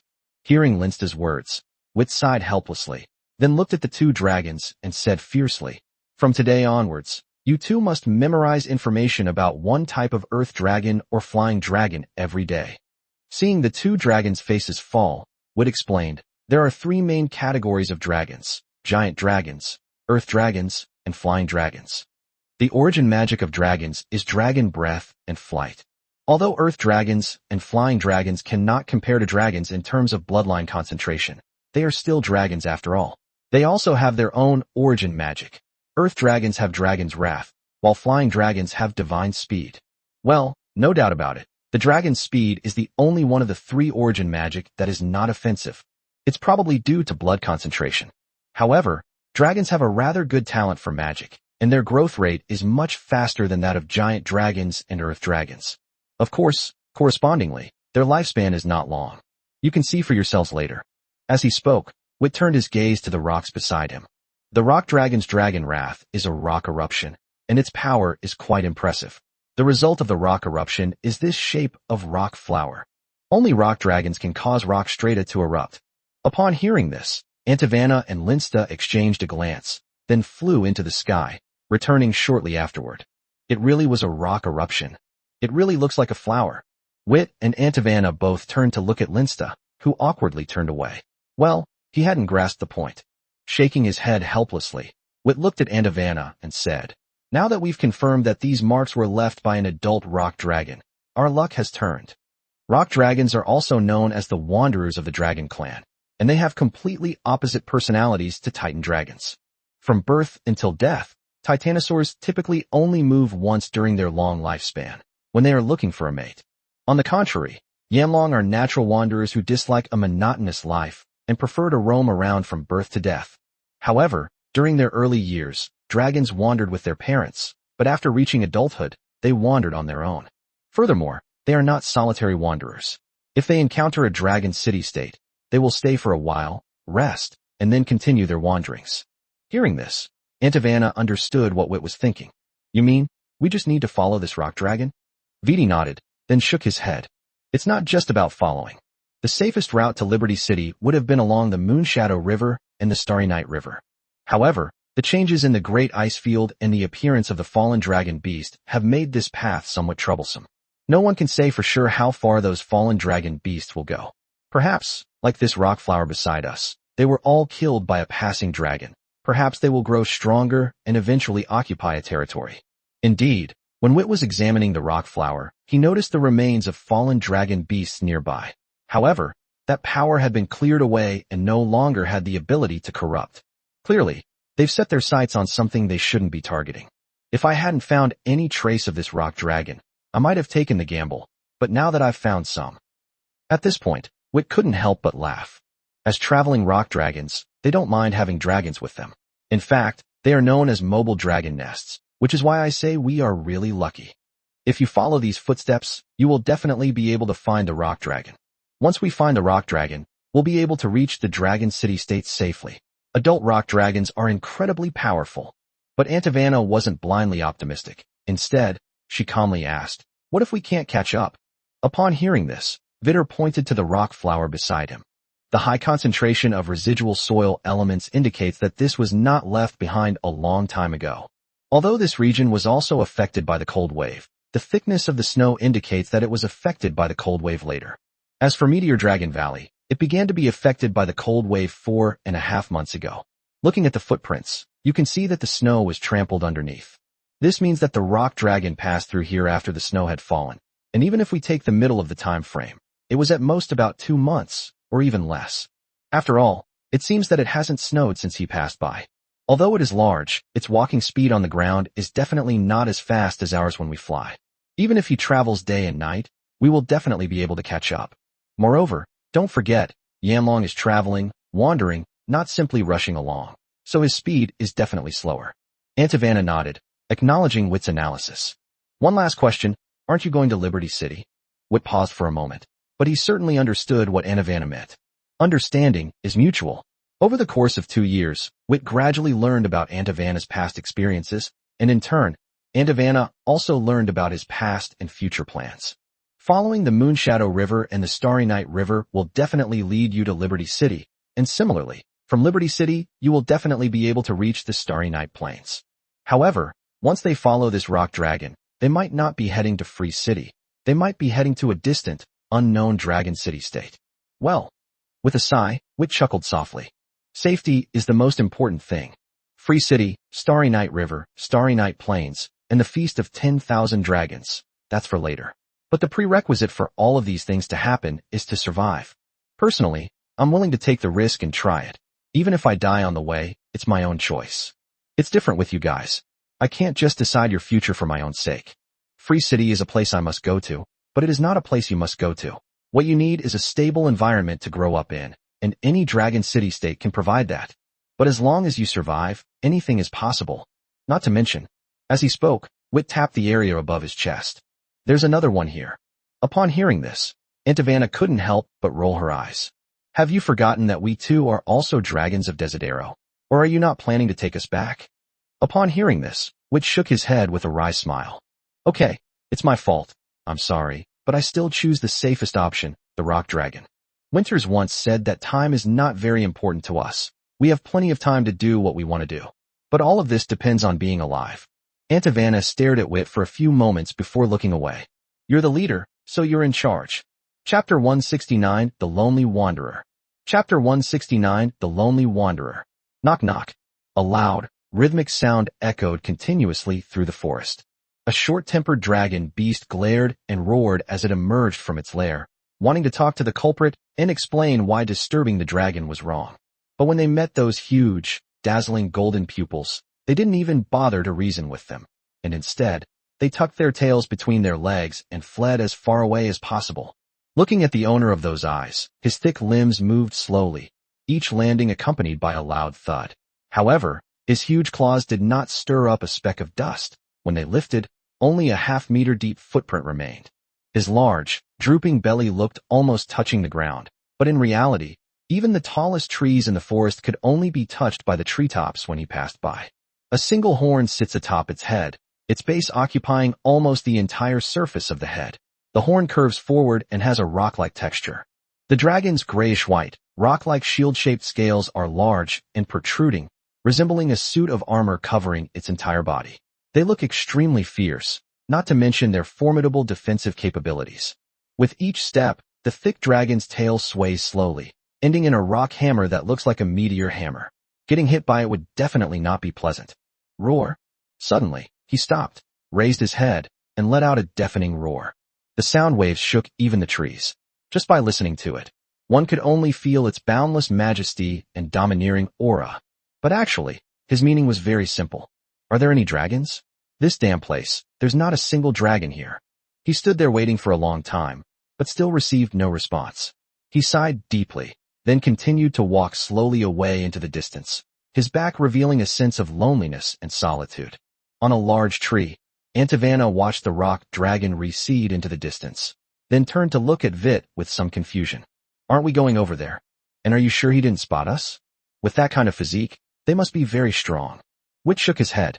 He won't be able to spot us unless he looks directly at us. Rock dragons are not magical dragons, or rather, most earth dragons are not magical dragons. Although they also possess a vast amount of elemental power within their bodies, their physical bodies are too strong, preventing their mental power from being released. Without the control of mental power, they naturally cannot use magic. Only when anger rises in their hearts can their spiritual power break through the physical body's barriers and unleash a massive amount of elemental power within them. That is why their origin magic is called Dragon's Wrath. However, they have excellent eyesight, so we still need to avoid them. As for going to find him, after a pause, Vit said helplessly, I also want to get to him as soon as possible, but the rock dragon is shrouded in a layer of dragon might that they themselves cannot control and naturally exude. Flying dragons are one thing, but their dragon might is very weak, and they basically don't react when they encounter the dragon might of rock dragons. But we are different. The dragon's bloodline is more concentrated, and its dragon might is stronger. If we get too close, our dragon might will also go out of control. The two dragon mights repel each other. Who do you think will gain the upper hand? Auto-Devour rolled her eyes at Vit and said nothing more. It has been a month and a half since they left the Fallen Dragon Valley. In other words, it took them a month to catch up with the rock dragon. To be honest, it was somewhat beyond their expectations. It happened much faster than they anticipated. Of course, this is also related to their constant travel. Moreover, predatory dragon beasts will only jump out and block the way in the first half of the journey. The closer you get to this rock dragon, the stronger its residual aura becomes, which will deter most dragon beasts from approaching. Only those carefree, tiny dragon beasts will not care about such things. But this kind of dragon beast posed absolutely no threat to Vittor and his companions. When can we go there? Linsida watched Yanlong's retreating figure, a strange look flashing in his eyes, before adding, he looks very lonely. Upon hearing this, Vit glanced at Linsida with some surprise. He must have finished one journey and started a new one, which is why there are no dragons around him. Well, in fact, only dragons can travel with him. Giant dragons are mostly solitary creatures, while earth dragons generally prefer to stay in one place peacefully. However, this will no longer happen when he meets his future partner, and they will travel together. As for us, we need to follow behind him and gradually become familiar with his presence.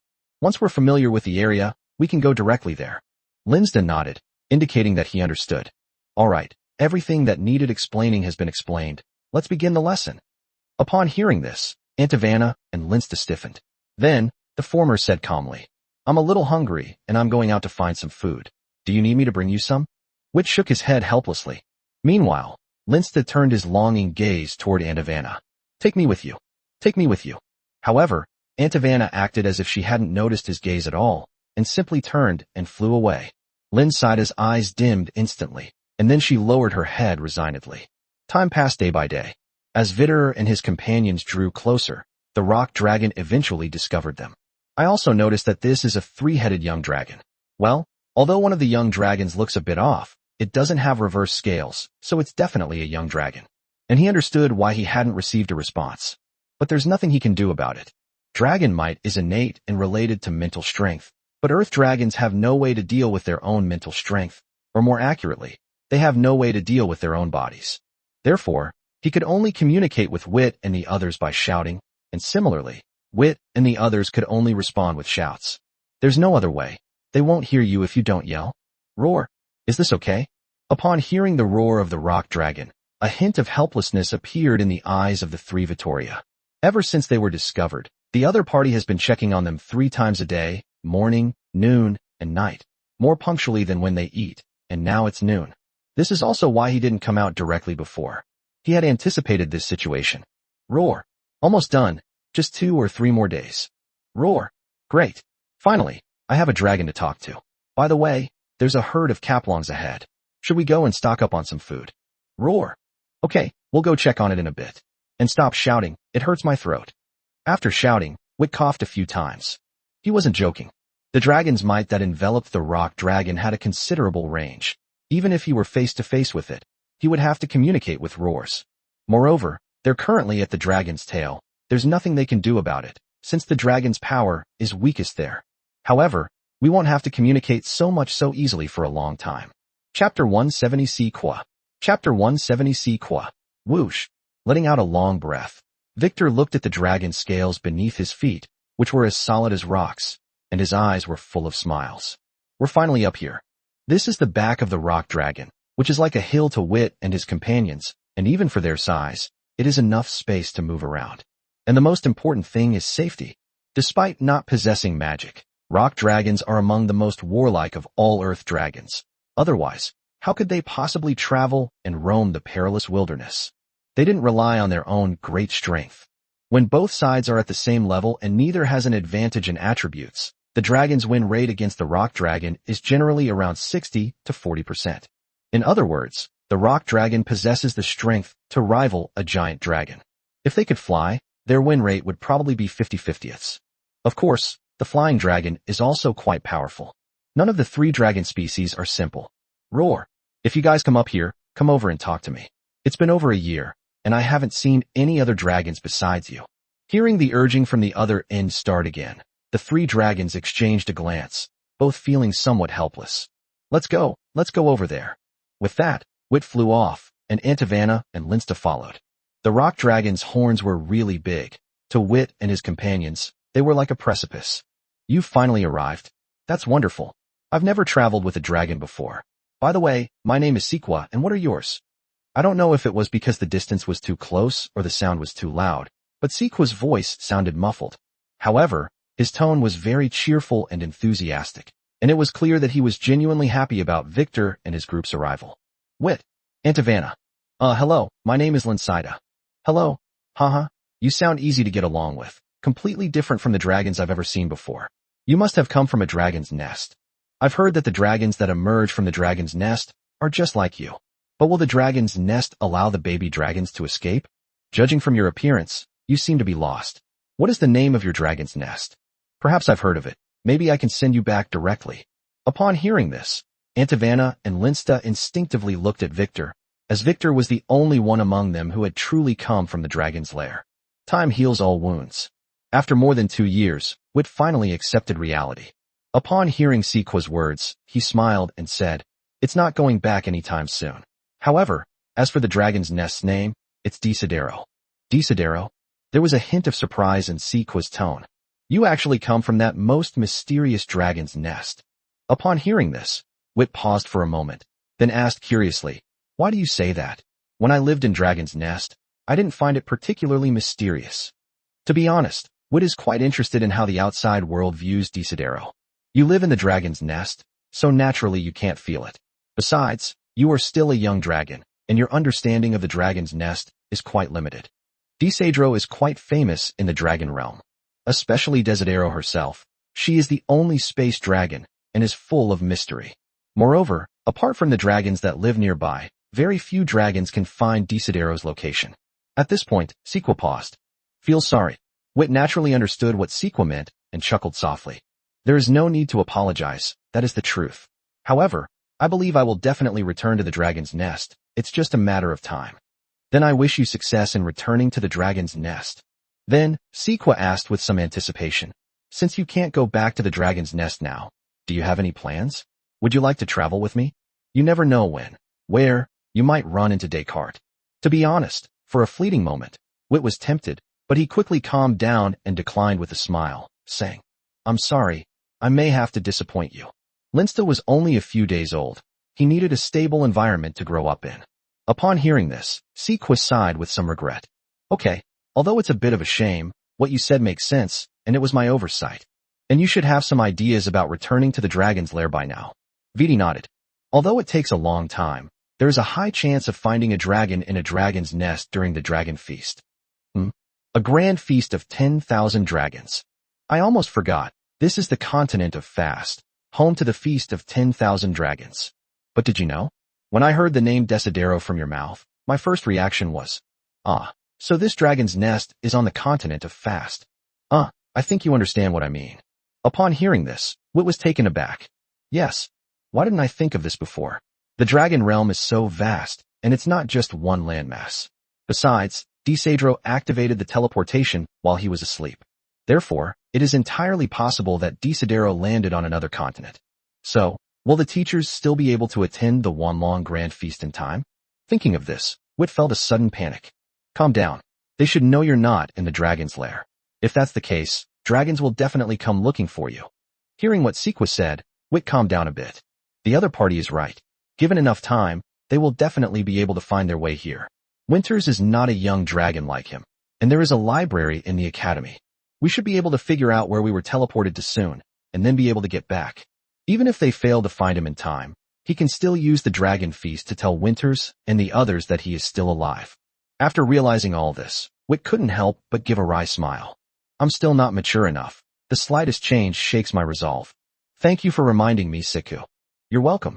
However, if you're looking for a stable place, you're probably planning to go to the Dragon City-State, right? Wit composed himself. That's right. We were originally planning to go to Free City, but the area around Moonshadow River has been occupied by fallen dragon beasts. When we were hesitating about whether to continue, we saw the footprints you left behind. The fallen dragon beasts you're talking about are those dragon beasts that have been affected by a strange power, right? They are indeed quite dangerous. Of course, the most dangerous thing is the force that influences them. I don't know where it came from. I've never seen that kind of power before. As for Freedom City, I've never heard of that city-state. However, I do know of another rather impressive city-state called Sky City. Castle in the Sky? Undoubtedly, the name successfully attracted the attention of the three dragons.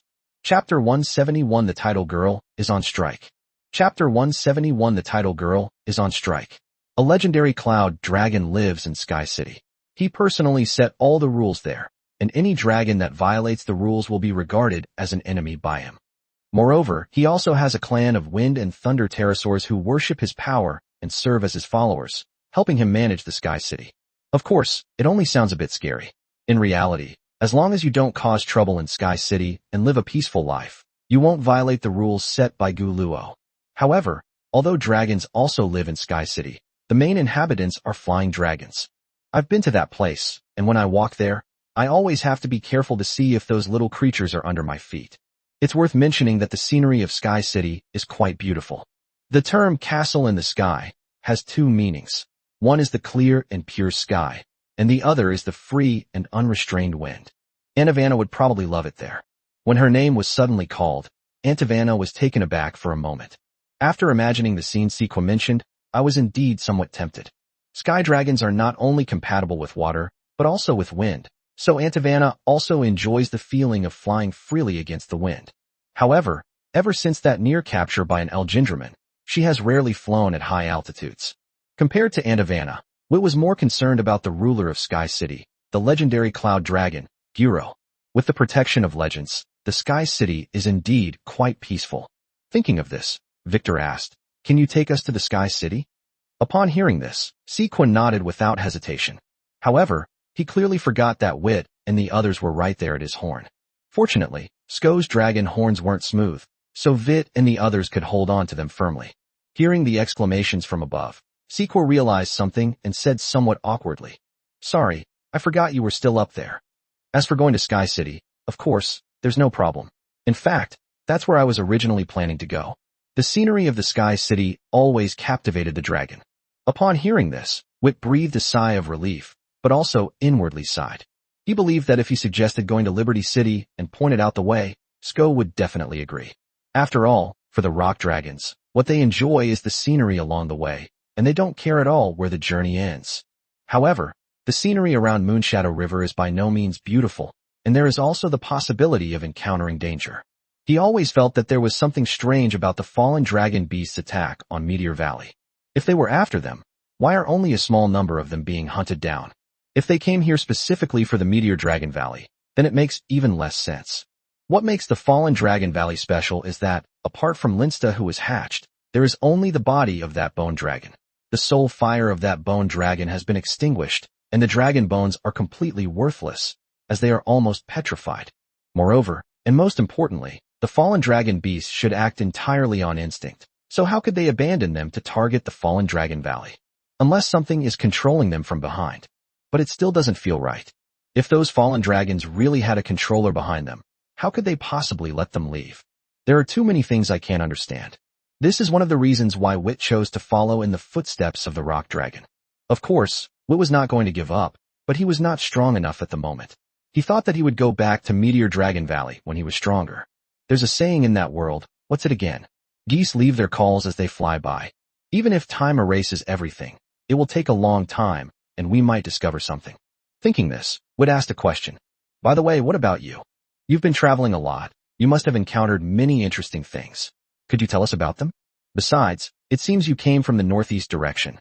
Are there dragon city-states there too? Upon hearing this, Sequa immediately perked up. There is indeed a city-state over there called the Ice and Snow City, and it's quite large. Unfortunately, the climate has been somewhat abnormal in recent years, and there are many of those creatures that you call fallen dragon beasts over there. Otherwise, the Ice and Snow City is also a good choice. Although it's called the Ice and Snow City, it's actually a wonderful place with 4 distinct seasons, and it's not far from here. What a pity. As for what I saw and heard on the journey, I'll tell you. Then, as if a floodgate had been opened, Sequa began to pour out his experiences and observations from his long journey. Sko's experiences held immense appeal for Vit, whose memories were mostly of the academy, teachers, and friends, and for Aunt Ivana, who lived on the edge of danger every day. As for Linsida, needless to say, he was only a few years old. Time heals all wounds, including joy. Amidst laughter and cheers, their journey was full of unknowns. By the way, Sequa, when will we be able to reach the Sky City? It won't be long, just over 10 years. The smile froze on Victor's face. Well, this journey really is an unknown. In the repetitive routine of daily life, time always flies by. In the blink of an eye, another month has passed. During this time, the occasional snowfall in the surrounding area completely disappeared, not to mention the figures of those fallen dragon beasts. Although Sequa's route was constantly being adjusted due to his physical condition, the general direction remained the same, heading southwest. Of course, Wit and his group had no interest in these things. After learning that this was a journey that would last for more than a decade, Victor and his companions completely settled down and officially returned to their daily lives. The Vittor religion, Aunt Ivana and Linsta studied. Of course, Vittor himself also studied it. As for the things I used to worry about, such as the dragon scale space, the magic solution, and the magic core, Victor is no longer worried about them at all. It wasn't that he had a solution, but rather that he knew there was no way to solve these problems. A problem that cannot be solved is no longer a problem. In terms of studies, Aunt Ivana often cheated and slacked off. In her opinion, understanding these things was far less practical than practicing magic. Wit didn't insist. Dragons have excellent memories.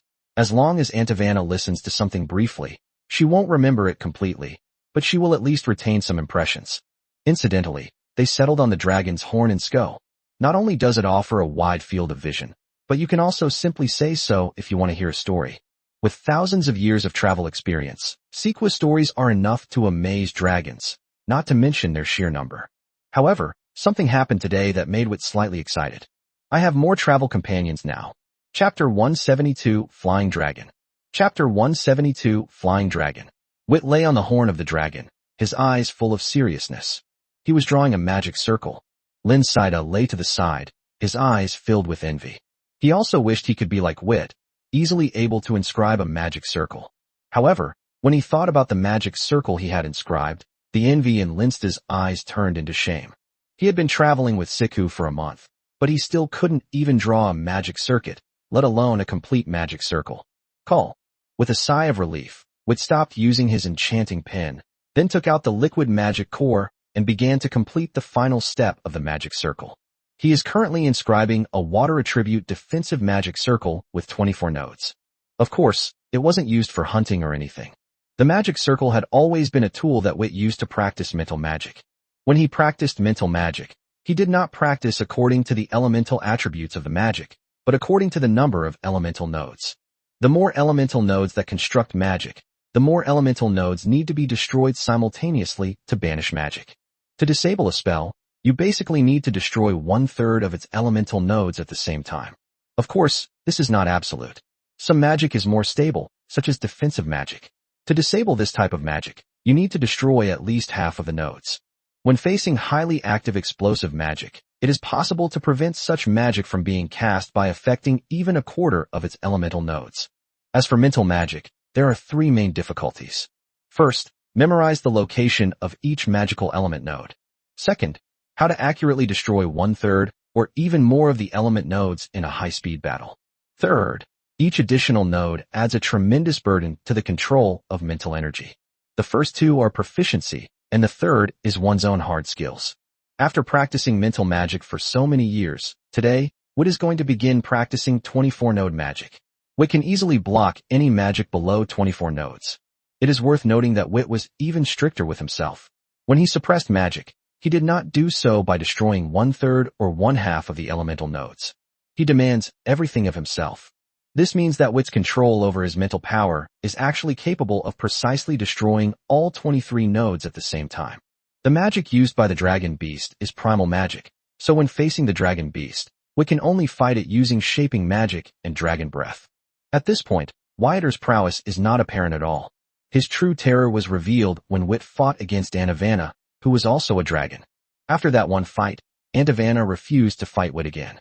From beginning to end, apart from the dragon's breath, she didn't release a single spell, and when the dragon's breath hit Vittor, not even a single ice flower could form. That was a complete and utter crushing defeat. So when Antivana, who was practicing magic not far away, saw Vit start drawing a new magic circle, her brows furrowed. If she weren't always rational, Antivana would have given up elemental magic and focused on learning shaping magic to deal with Vit. But after considering Wit's size, she gave up. Even if I learned shaping magic, I still couldn't beat them. As for mental magic, Antivana also probed Wit's intentions. Wit was indeed willing to teach her, but after she delved deeper into mental magic, she gave up. Just as the teacher told Wit back then, a dragon that knows elemental magic would never choose to learn mental magic. Because if the energy spent on mental magic were used to learn elemental magic, the achievements would be much greater. Mental magic is ultimately not orthodox magic. But the problem is, how many dragons can put in the same amount of effort as Wit did when learning elemental magic? Alright, looking at the magic circle in front of him, Wit smiled. However, his expression soon turned bitter again. There's no need to worry about the magic solution for now, since the stockpile has long been used up. The magic solution he's using now is the latest one, and the materials naturally come from the dragon beasts that they hunt as food. The key issue is the magic core. The liquid magic core is almost depleted, and soon he will only be able to use dragon beast crystal cores as the magic core. Leaving aside the utilization rate of dragon beast crystal cores, the quantity and source of dragon beast crystal cores are a major problem. A suitable dragon beast can only provide 1 crystal core. He now needs 24 suitable dragon beast crystal cores to inscribe a magic circle. He worked hard for 5 or 6 days, and a magic circle could empty him out. Given the intensity of his training, a magic circle might not even last half a day. The efficiency is too low. As for asking Sequa for help, are you kidding me? This guy is a legendary mid-level earth dragon. Asking him to deal with some silver-level dragon beasts is like using a sledgehammer to crack a nut. Earth dragons do not have reverse scale spaces, so it is impossible for Sequa to carry so many crystal cores with him. Thinking about all this, Wit's face grew even more bitter.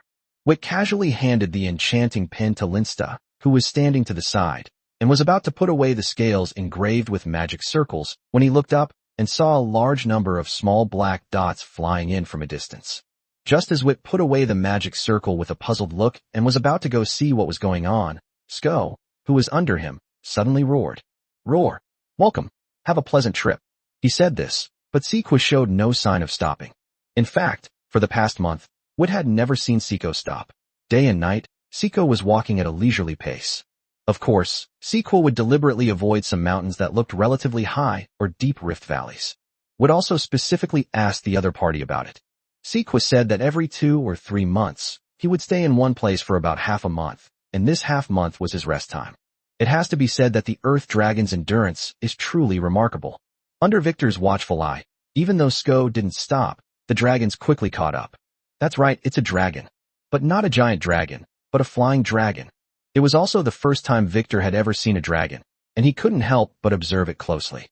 It had a long snout with fine, sharp teeth, and behind its head was a purple dragon horn that extended in the opposite direction of the snout, crackling with electricity. Its body resembles that of a bat, with a membrane covered in bluish-purple scales on its forelimbs, hind limbs, and sides of its torso. Its body is covered in bluish-purple dragon scales. The dragon's tail behind them was short and thin, only about half the length of their bodies. Looking closer to the group, most individuals are around 10 meters tall, with a few possibly larger, but not by much. In other words, their adult size is around 10 meters. After seeing what these dragons looked like, a name popped into Victor's mind: Wind and Thunder Wyvern. Chapter 173, The Pilgrimage. Chapter 173, The Pilgrimage. There are 2 main categories of wyverns: pterosaurs and bipedal wyverns. Pterosaurs, like the wind and thunder pterosaur that Wit is seeing now, have a layer of fleshy wings connecting their limbs, sides of their torso, and part of their tail.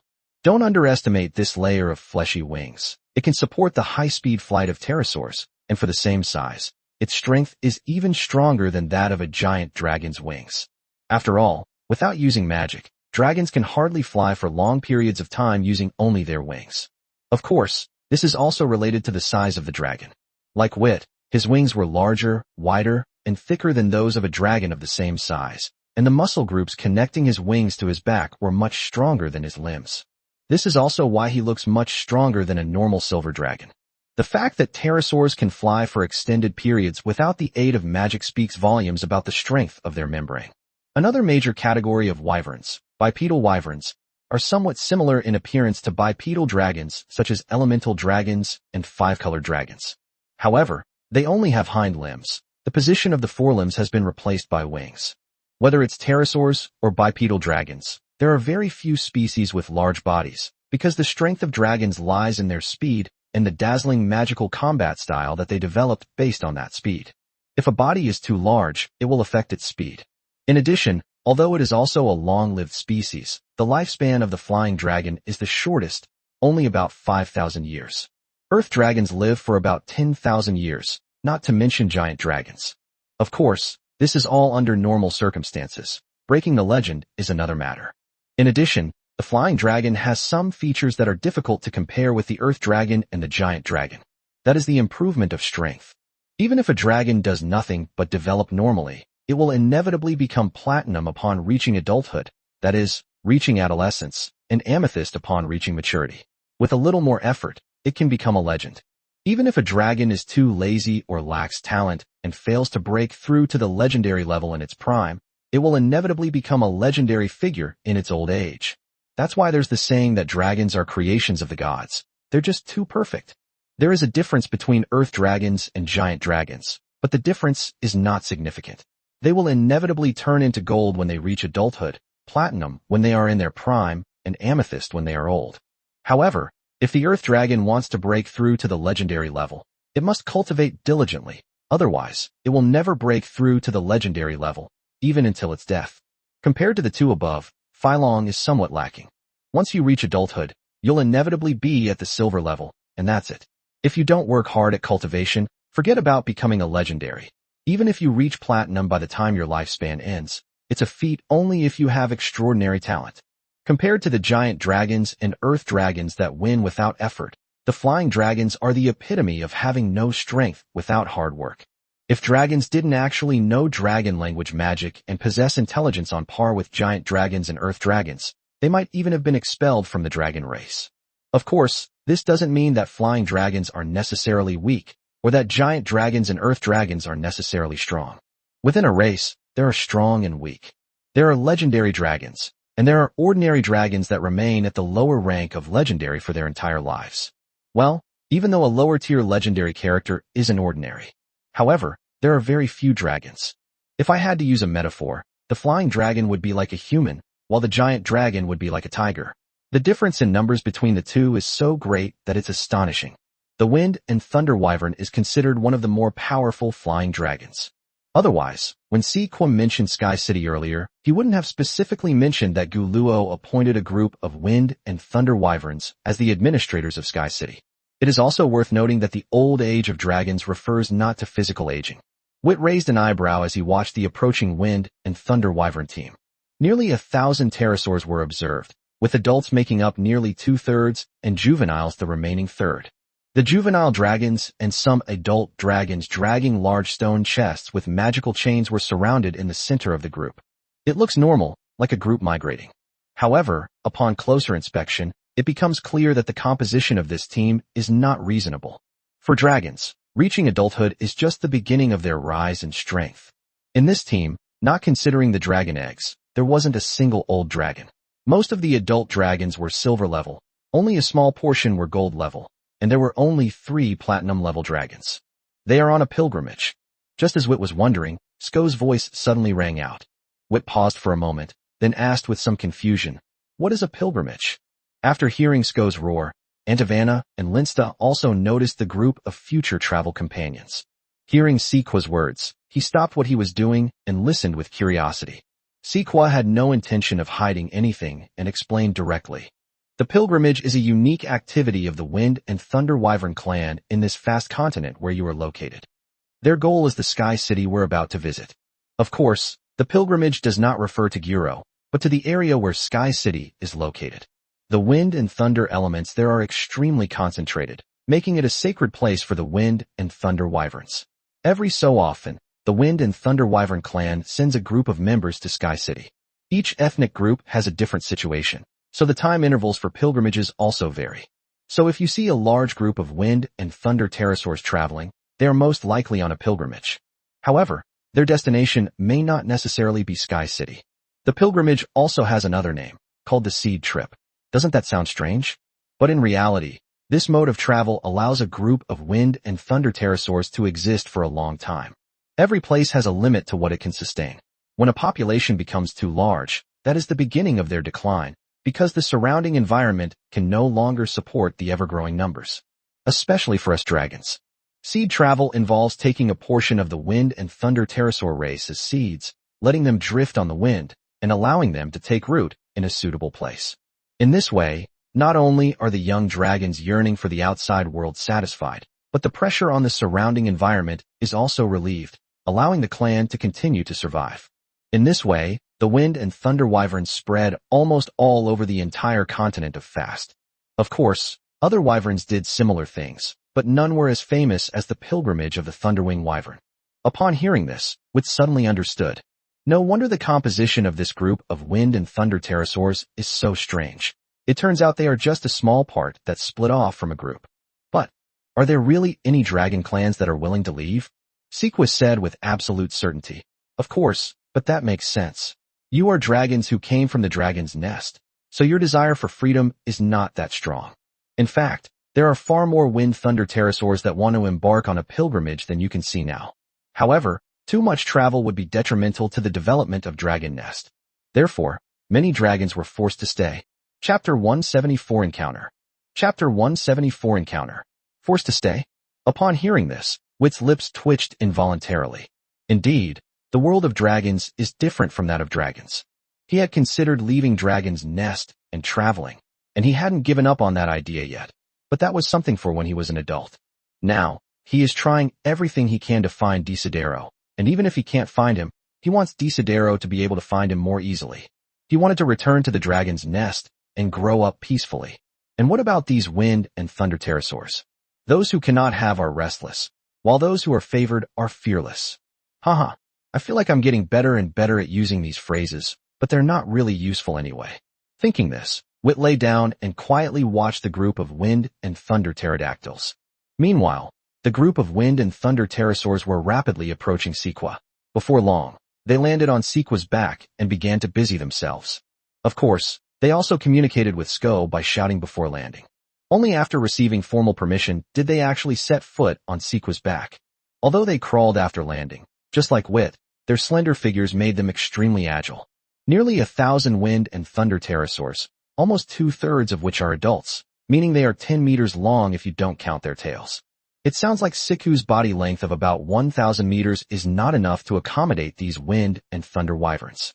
But in reality, about 1,000 meters is only the body length. Sequa was extremely strong, and his back had a lot of space. After nearly 1,000 wind and thunder pterosaurs landed, a quarter of the area on their backs was enough for them to move around normally.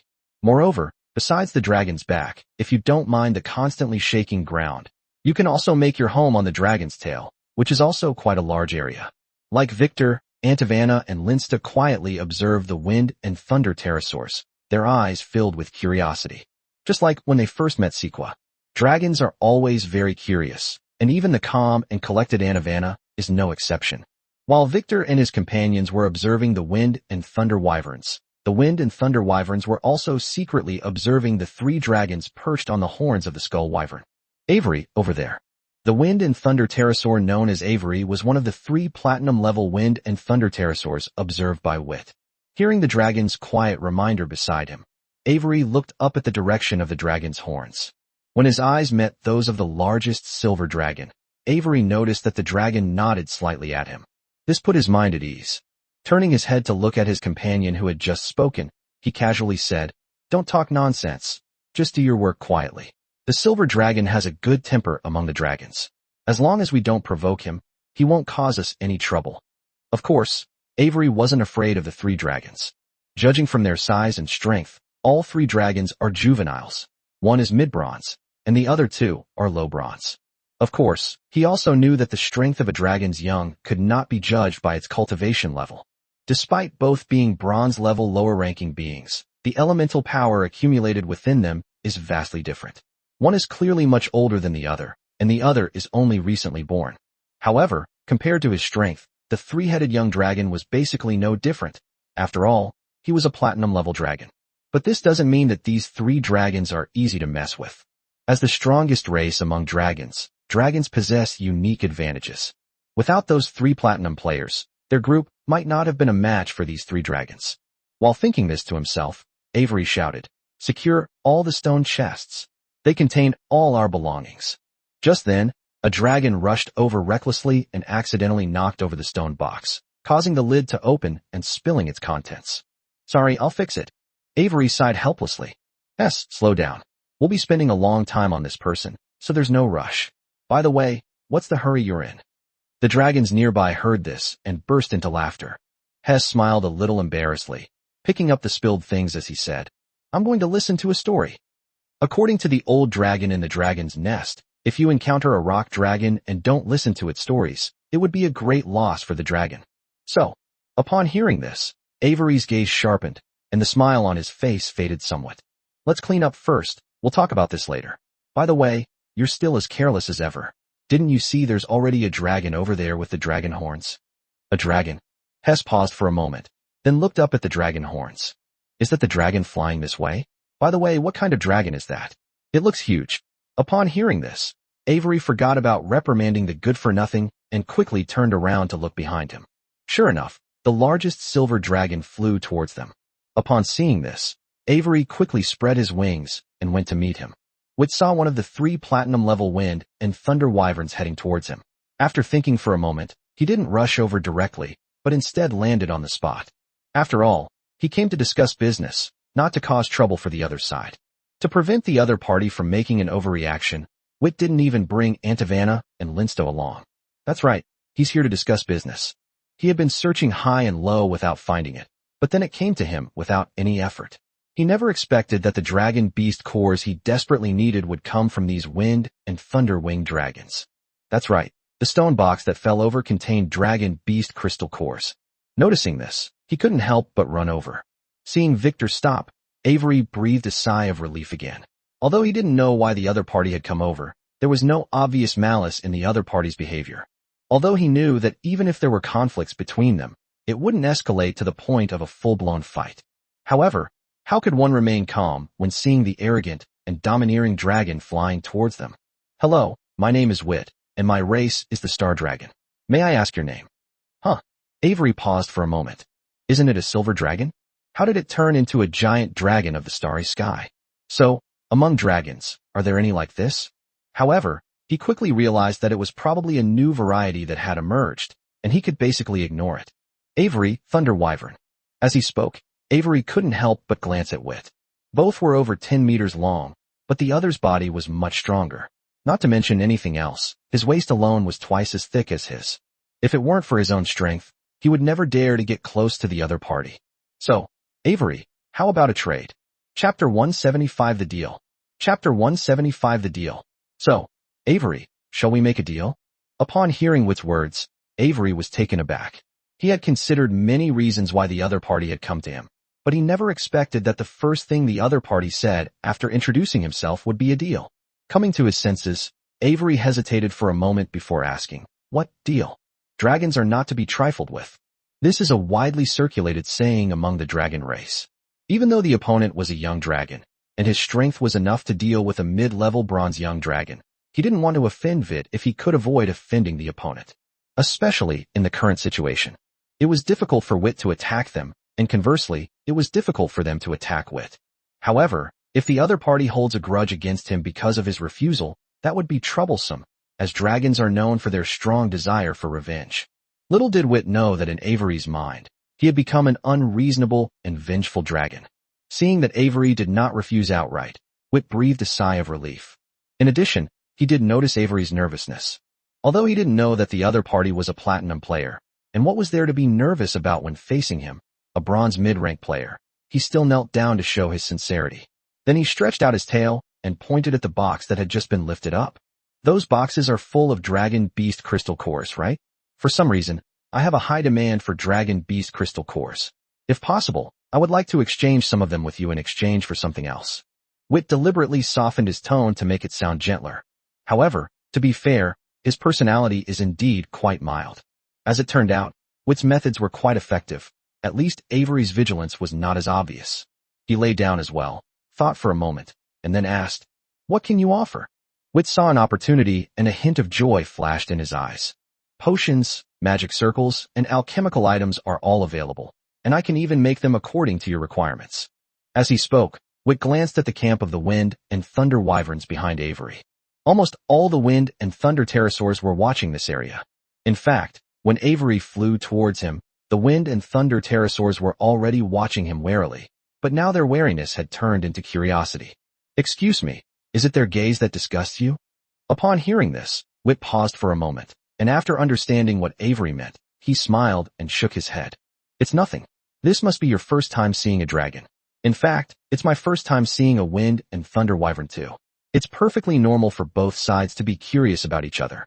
Upon hearing this, Avery completely lowered his guard. At least for now, this silver dragon is just like the old dragons in the dragon's nest described the silver dragon. Noble and elegant, but gentle in nature. Well, although he calls himself the starry sky dragon, he looks pretty much the same as the silver dragon. Now that he was certain the other party meant no harm, Avery began to seriously consider Wit's suggestion. In fact, for them, the biggest use of dragon beast cores, besides making alchemical items and serving as magic cores, is actually his currency. Carrying these dragon beast cores is also a preparation for life in Sky City. After all, with more types of dragons, trading will become one of the ways to communicate with each other. In order to avoid attracting the attention of dragons, dragon beast cores, which dragons are not particularly interested in, became a fairly good form of currency. Of course, it is not a real currency, so there is no suitable standard of measurement. The specific situation depends on the willingness of both parties in the transaction. In essence, it is still a barter system. However, dragon beast cores are something that most dragons need, so they are easier to trade. After leaving, Avery didn't actually have the idea that he would definitely reach the Sky City. After all, who can say for sure what will happen on a journey? If they come across a suitable place along the way, they might stay and live there. As long as the dragon beast crystal cores are beneficial to them, it doesn't matter when they are used. Of course, within this branch of the race, there were already talented individuals skilled in potions, alchemy, and magic arrays. However, they are all still at the apprentice level. After all, these talents are of great importance to the development of a race, and these dragons have become accustomed to a stable life, with few willing to venture out. Only some young dragons are filled with curiosity about the outside world. Therefore, what they bring out is knowledge, not technology, and this transformation will take a considerable amount of time. But there are some things they do need.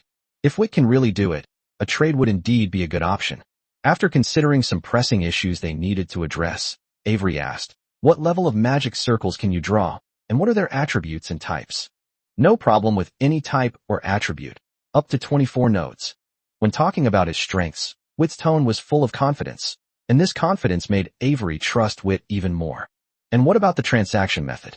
10 level 3 magic arrays, and 1 level 4 dragon beast crystal core. You provide the materials, and I can guarantee a 100% success rate. After a pause, Wit thought for a moment and added, "A level 3 dragon beast crystal core is also acceptable. A level 3 magic circle and 2 dragon beast crystal cores are required, and the remaining conditions are the same. Of course, if you order a lot of magic circles, level 2 magic circles are free." Upon hearing this, a thoughtful look flashed in Avery's eyes. A level 3 magic circle is indeed useful, but not that useful. If possible, he would prefer at least a level 4 magic circle. After all, most of the adult dragons that emerged were at the silver level, capable of using mid-level magic with a node count of 24 or lower. Moreover, since they need to use a magic circle, it means they are dealing with a dragon beast that is stronger than themselves, so a level 3 magic circle is somewhat useless to them. Wit naturally noticed Avery's hesitation and quickly understood his concerns. A level 4 magic array is also possible, but the magic core can only be a dragon beast crystal core. With my current abilities, I don't have the ability to refine a level 4 liquid magic core. Moreover, the success rate cannot be guaranteed to be 100%. Upon hearing this, Avery paused for a moment, then stared at Wit in astonishment. "You mean, level 3 magic arrays all use liquid magic cores?" Vittor nodded, then looked at Avery with a puzzled expression. "Of course, you need a magic circle for combat, right? If you use a dragon beast crystal core as the magic core directly, the magic circle is very likely to malfunction." Avery's eyes lit up. "Make a deal." Chapter 176, What a daring guy. Chapter 176, a very bold guy. Wit hadn't expected Avery to be so decisive. Seemingly noticing Wit's confusion, Avery hesitated for a moment before saying with a wry smile, "You may not know, but a liquid magic core magic circle is almost twice as expensive as a regular magic circle. The dragon's lair where I originally lived did not have the technology to refine liquid magic cores, so such magic arrays could only be purchased from merchants on the mainland. Every time it results in massive bleeding." As he spoke, Avery glanced at Wit somewhat nervously. "Your conditions from before shouldn't change, right?" Wit wagged his tail, somewhat amused and exasperated. "Don't worry, now that we've agreed on a price, I'm not going to back out so quickly.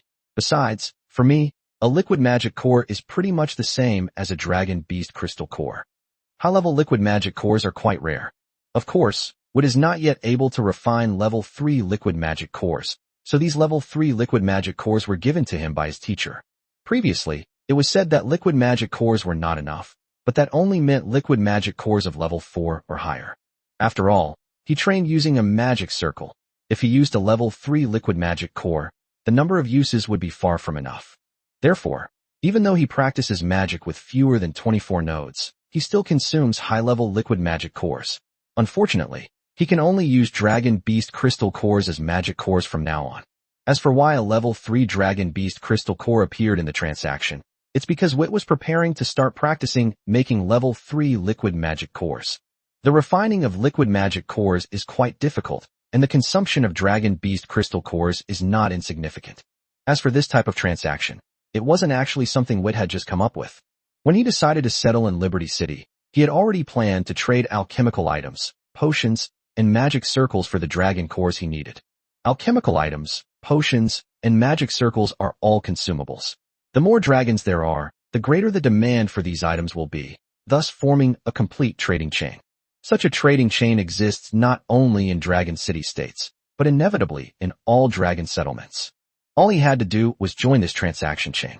Only through this method could he obtain enough dragon beast crystal cores for his use. If he intended to hunt it himself, there was no need for him to risk going to Liberty City. Hearing Wit's words, Avery breathed a sigh of relief again, and his gaze toward Wit became more friendly. This dragon is worth befriending. Alright, let's not talk about that for now. Since you've decided to make the deal, let's discuss the specific types, attributes, and quantities of magic circles you need. Also, aren't you going to get some medicine? Of course, I know you must have considered everything carefully before you came out, and you must have brought medicine and the like.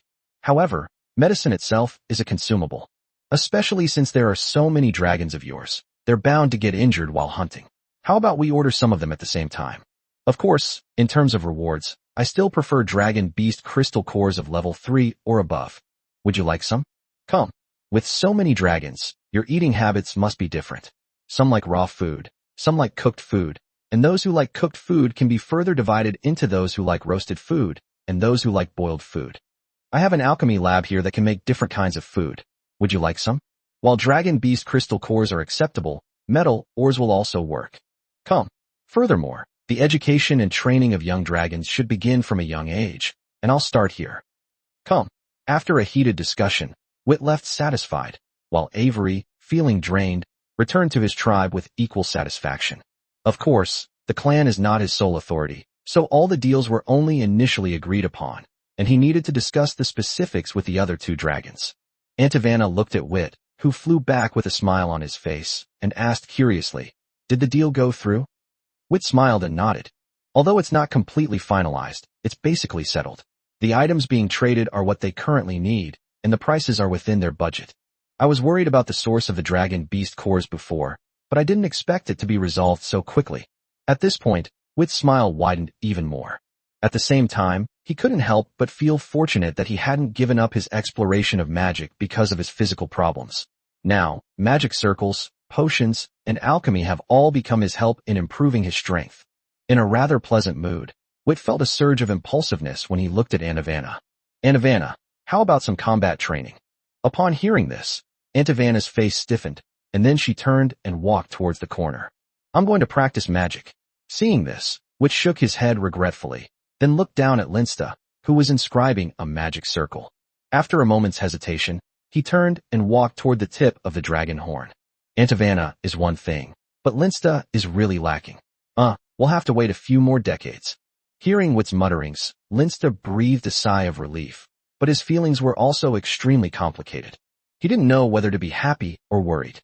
He was happy because at least he wouldn't be dragged into combat training by Vittor for decades, but he was worried because Vittor wouldn't drag him into combat training, but Antivana would. Sure enough, after he glanced at Antivana, he met her thoughtful gaze. As Linsta watched the smile gradually appear on Antivana's face, a chill ran through him. On the other side, Wit walked to the edge of the large horn of the scorpion and lay down. "You seem to be in a good mood." Upon hearing Sequa's voice, Wit smiled and nodded. "I would be even happier if you could tell me a story." "That's easy. Let me tell you about something I experienced 3,000 years ago. Back then, I was traveling with my parents." Sequa's voice was full of enthusiasm, and his story was very engaging. Soon, Antivana and Linsta also gathered around. Time passed little by little as Sequa narrated, and before they knew it, night fell, and the sky was dotted with stars. "Alright, that's how it is. What do you guys think? This is amazing." Just as the old dragon in the dragon's nest said, the rock dragon always has a lot of fascinating stories to tell. The sudden sound startled Wit and the others. The three dragons exchanged a glance, then simultaneously turned their heads to look, only to see a wind thunder pterosaur lying not far away, still praising the story of Sequa. Chapter 177 Acquaintance. Chapter 177 Acquaintance. Hess was excitedly recounting his feelings, but his voice grew softer and softer as he noticed that the moonlight in the sky was being obscured by three figures. Looking at the three-headed dragon that had surrounded him, Hess's face did not show fear, but rather a hint of embarrassment and apology. Sorry, I didn't mean to eavesdrop. Upon hearing this, Wit paused again, then looked at the other person with a strange expression. Whether I'm eavesdropping or not is irrelevant. By the way, don't you know what our race is? Hess scratched his head sheepishly. I know you were dragons. I asked them during the day, and they all said that dragons have bad tempers. But I saw that you and Avery got along very well, so you must have a pretty good temper. Upon hearing this, Wit looked at Hess speechlessly. This isn't a matter of good or bad temper. Dragons are among the dragon race with the strongest sense of territory. Familiar dragons are fine, but if an unfamiliar dragon enters your territory, it will be considered a provocation. Linsta was mild-mannered, though somewhat wary. He noticed that Anavana had almost spit out her breath, but perhaps because of Sko beneath her, she didn't actually attack. Don't get too close to dragons. That should be common sense. Seeing the other person's bewildered expression, Wit really didn't know what to say. Anavana and Linsta exchanged a glance, both speechless. They thought the dragon was incredibly audacious. By the way, my name is Hess. What are your names? But Hess, as if he were missing a screw, asked rather enthusiastically when he saw that Wit and the others were not speaking. Wit gave Hess a strange look. Just call me Wit. Sensing the goodwill in the other person's tone, Anavana and Linsta couldn't simply ignore them, so they each briefly introduced themselves. Haha, I knew it. You guys have great personalities, but they didn't believe me. Upon hearing this, the three dragons rolled their eyes in unison. Wit glanced toward the Wind and Thunder Wyvern's camp, then casually lay down and asked with some curiosity, why are you here in the middle of the night instead of sleeping? By the way, don't go near dragons casually in the future. Dragons aren't as good-tempered as you might think. You've led me astray. What I mean is, in most cases, dragons don't like other dragons getting close to their surroundings. Do you understand what I mean? Hearing this, Hess was taken aback for a moment, then cautiously glanced at Wit and the others. So I'm leaving now? Wit slapped his forehead. This dragon must be stupid. No need. What I'm saying is that when you encounter an unfamiliar dragon in the future, don't approach it casually. By the way, you haven't answered my question yet. Upon hearing this, Hess chuckled and scratched his head. Haha, I thought you were going to kick me out, but it turns out you were just reminding me. Okay, I'll remember that. As for why I came, it's to hear a story. Sanlong was stunned again. So, you risked getting close to the three-headed dragon just to hear a story? Risk? Hess looked at Wit with some confusion. Wit pointed at Anavana and said with some helplessness. You were almost injured by her just now, and even if she had, Sko wouldn't have said anything. After all, it was you who approached us without permission. And who is Sequa? Wit looked at Hess with a hint of frustration. Was that the main point of what I just said? Hello, I am Sequa. They are not joking with you. If Antawana really makes a move, the most I can guarantee is that you will live. It was indeed wrong of you to trespass into another dragon's territory. Also, thank you for your compliment, and thank you for liking my story. As a dragon who has traveled for thousands of years, he has his own way of handling matters between his fellow travelers. So he didn't say anything just now. When traveling together, conflicts are inevitable. If he has to meddle in everything, what's the fun in traveling together? He might as well travel alone. Therefore, in most cases, as long as the dragon's destiny is not involved, he will not pay attention to such matters. With Sko's explanation, Hess finally understood what Wit meant. Hess glanced nervously at Anavana and said dejectedly, I'm sorry, I really didn't think that much about it before. Anavana shook her head and said nothing. Wit sighed helplessly. All right, you still don't understand what I mean. Never mind, just remember not to get close to strange dragons, especially giant dragons. Upon hearing Wit's words, Hess quickly nodded, but then hesitated and asked, and what about you? Upon hearing this, Wit glanced at Anavana and Linsta and casually wagged his tail. Whatever. Although the way we met was a bit strange, we can still be considered acquaintances. You can come over any time you want. As they were talking, Wit turned to look at Hess's camp. A platinum-level Wind and Thunder Wyvern was seen flying rapidly towards them. If nothing unexpected happened, it should be Avery. As for why it's said that Wit is face-blind. After discussing for an afternoon, we finally settled on the necessary items. After parting ways with Jones and Lair, Avery couldn't help but stretch. He was so tired that he would have preferred to go hunting. Don't be fooled by the fact that there are only 3 main categories: magic circles, potions, and alchemical items. But in reality, they need to consider all aspects, especially the magic array, which will be used in battle. If they don't consider it carefully, and something goes wrong during the battle, it could cost the dragon its life. Just as Avery was about to go to rest, Elong flew towards him in a panic. Avery frowned, a sense of foreboding rising in his heart. Sure enough, as soon as the dragon flew over and spoke, his expression changed drastically. Hess is gone. Knowing the other party's stubborn personality, Avery didn't hesitate and flew straight towards the dragon's horns. Sure enough, when he flew to a point where he could clearly see the situation on the dragon's horns, he saw Hess surrounded by 3 giant dragons. Without time to think it through, Avery flew over immediately. However, when they arrived at the destination, before he could even speak, Vittor beckoned to him with his claws. Avery, you're here. Hurry up and take this kid back and teach him a lesson. It's lucky he ran into us. If it were any other dragon, things would be much more complicated. By the way, an entire afternoon has passed. Have you come to any conclusions from your discussions? Besides, she is Auto-Devour, and he is Linsta. They are both my companions. Unexpectedly, Avery was taken aback for a moment, then turned to look at Hess, who was looking down and not daring to look at him, a smile appearing on his face. We've already discussed it, but I need to organize it. I'll give you a list tomorrow. Oh, and besides those, we also have. As he spoke, he naturally landed next to Wit. Chapter 178 Preparations Before Refining. Chapter 178 Preparations Before Refining. Wit. Hearing the sound behind him, Vittor, who had just taken out his experimental table and was preparing to work, turned around and saw a group of wind and thunder pterosaurs flying towards him. The top 3 are all platinum level. Behind them followed 9 golden level wind and thunder winged dragons, which were divided into 3 teams, dragging 3 large stone chests with magical chains. Following them was a familiar dragon, Hess, who had trespassed into the territory of the 3 dragons in order to hear a story. Wit, where are these things? Just place them around that testing platform. By the way, aren't you going to introduce these 2 to me? Wit pointed to the test bench behind him, then turned to look at the other 2 platinum-level wind and thunder wyverns, and asked with a casual smile. Hearing what Wit said, Avery didn't think much of it. After all, he had some understanding of Wit's personality from their conversation the night before. However, the other 2 dragons looked at Vit with a hint of surprise. Dragons are solitary and proud. This is something known to the entire dragon race. Forget about talking to a dragon. You might get sprayed with its breath if you just casually approach its territory. Of course, this is assuming you have the ability.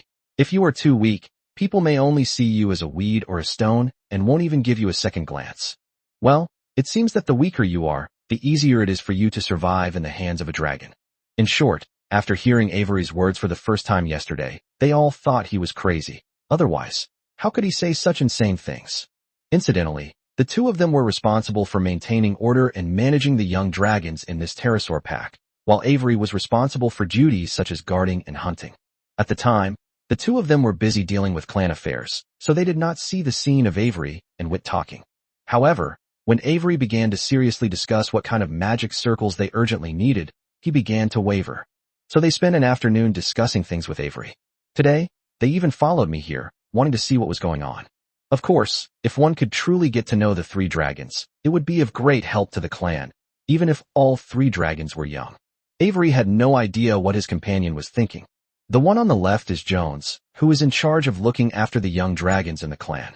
The one on the right is Riel, who is in charge of managing the order of the entire clan and ensuring its normal operation. Although the 2 dragons were surprised, they did not forget to greet each other. Wit also introduced himself and Auto-Devour. Wit's attitude had some influence on Auto-Devour and Linsta, so they were also willing to have a brief exchange with these wind and thunder pterosaurs. Especially Auto-Devour, whose personality was already awkward. When they first met, she didn't even pay much attention to Vit. Linsta was much better. He was naturally a gentle person. After some conversation, the 2 sides became much more familiar with each other. Wit walked up to the 3 large stone chests and turned to look at Avery. Avery understood what Wit meant, so he walked up to a box and began to introduce the contents one by one. This box contains level 3 Dragon Beast crystal cores, and this box contains metal ore and level 4 Dragon Beast crystal cores. That should be enough materials and rewards. If it's not enough, let me know. As for this box. At this point, Avery grinned. You haven't forgotten, have you? If we order enough magic circles, you'll draw level 2 magic circles for us for free. Hee. Upon hearing this, Wit's lips twitched, and he looked at Avery with annoyance. You're not letting go of even the slightest bit of advantage. Avery laughed dismissively and said, It's all for the sake of the tribe. Wit walked up to the last box, patted it, and then looked at Avery curiously. What do you need so many level 2 magic arrays for? Upon hearing this, Avery glanced in the direction of his own camp and said with a smile, of course, it's used as a teaching tool to help them learn magic better. The magic circle displays the locations of the elemental nodes in a very intuitive way. The location of elemental nodes has always been a major challenge in learning magic. Once you master the location of elemental nodes, learning magic becomes much easier. Upon hearing this, Whit paused for a moment, then slapped his forehead. He's fallen into a cognitive trap. They thought magic circles were only for practicing mental magic, but they forgot that elemental nodes are the key to learning magic. However, after thinking about it for a while, Whit felt that something was not quite right. If this could really speed up the learning of magic, Winters and the others would surely have thought of it, but they still chose to let the young dragons find the locations of the elemental nodes on their own. There must be some issues hidden here that he is unaware of. Whit, hearing the sound, Whit looked up at Avery, who was looking at him with a puzzled expression. Whit smiled and said, it's nothing, I was just thinking about something. After a pause, Whit continued, now that we have all the materials ready, we can start preparing the level 3 and level 4 dragon beast blood as well. By the way, didn't you need another batch of medicine? Upon hearing this, Avery nodded. All right, dragon blood isn't a problem. As for the potion ingredients, we didn't bring them with us when we came out of the dragon's nest because they're difficult to preserve. But it won't be long before we can collect them all. Whit expressed his understanding of this.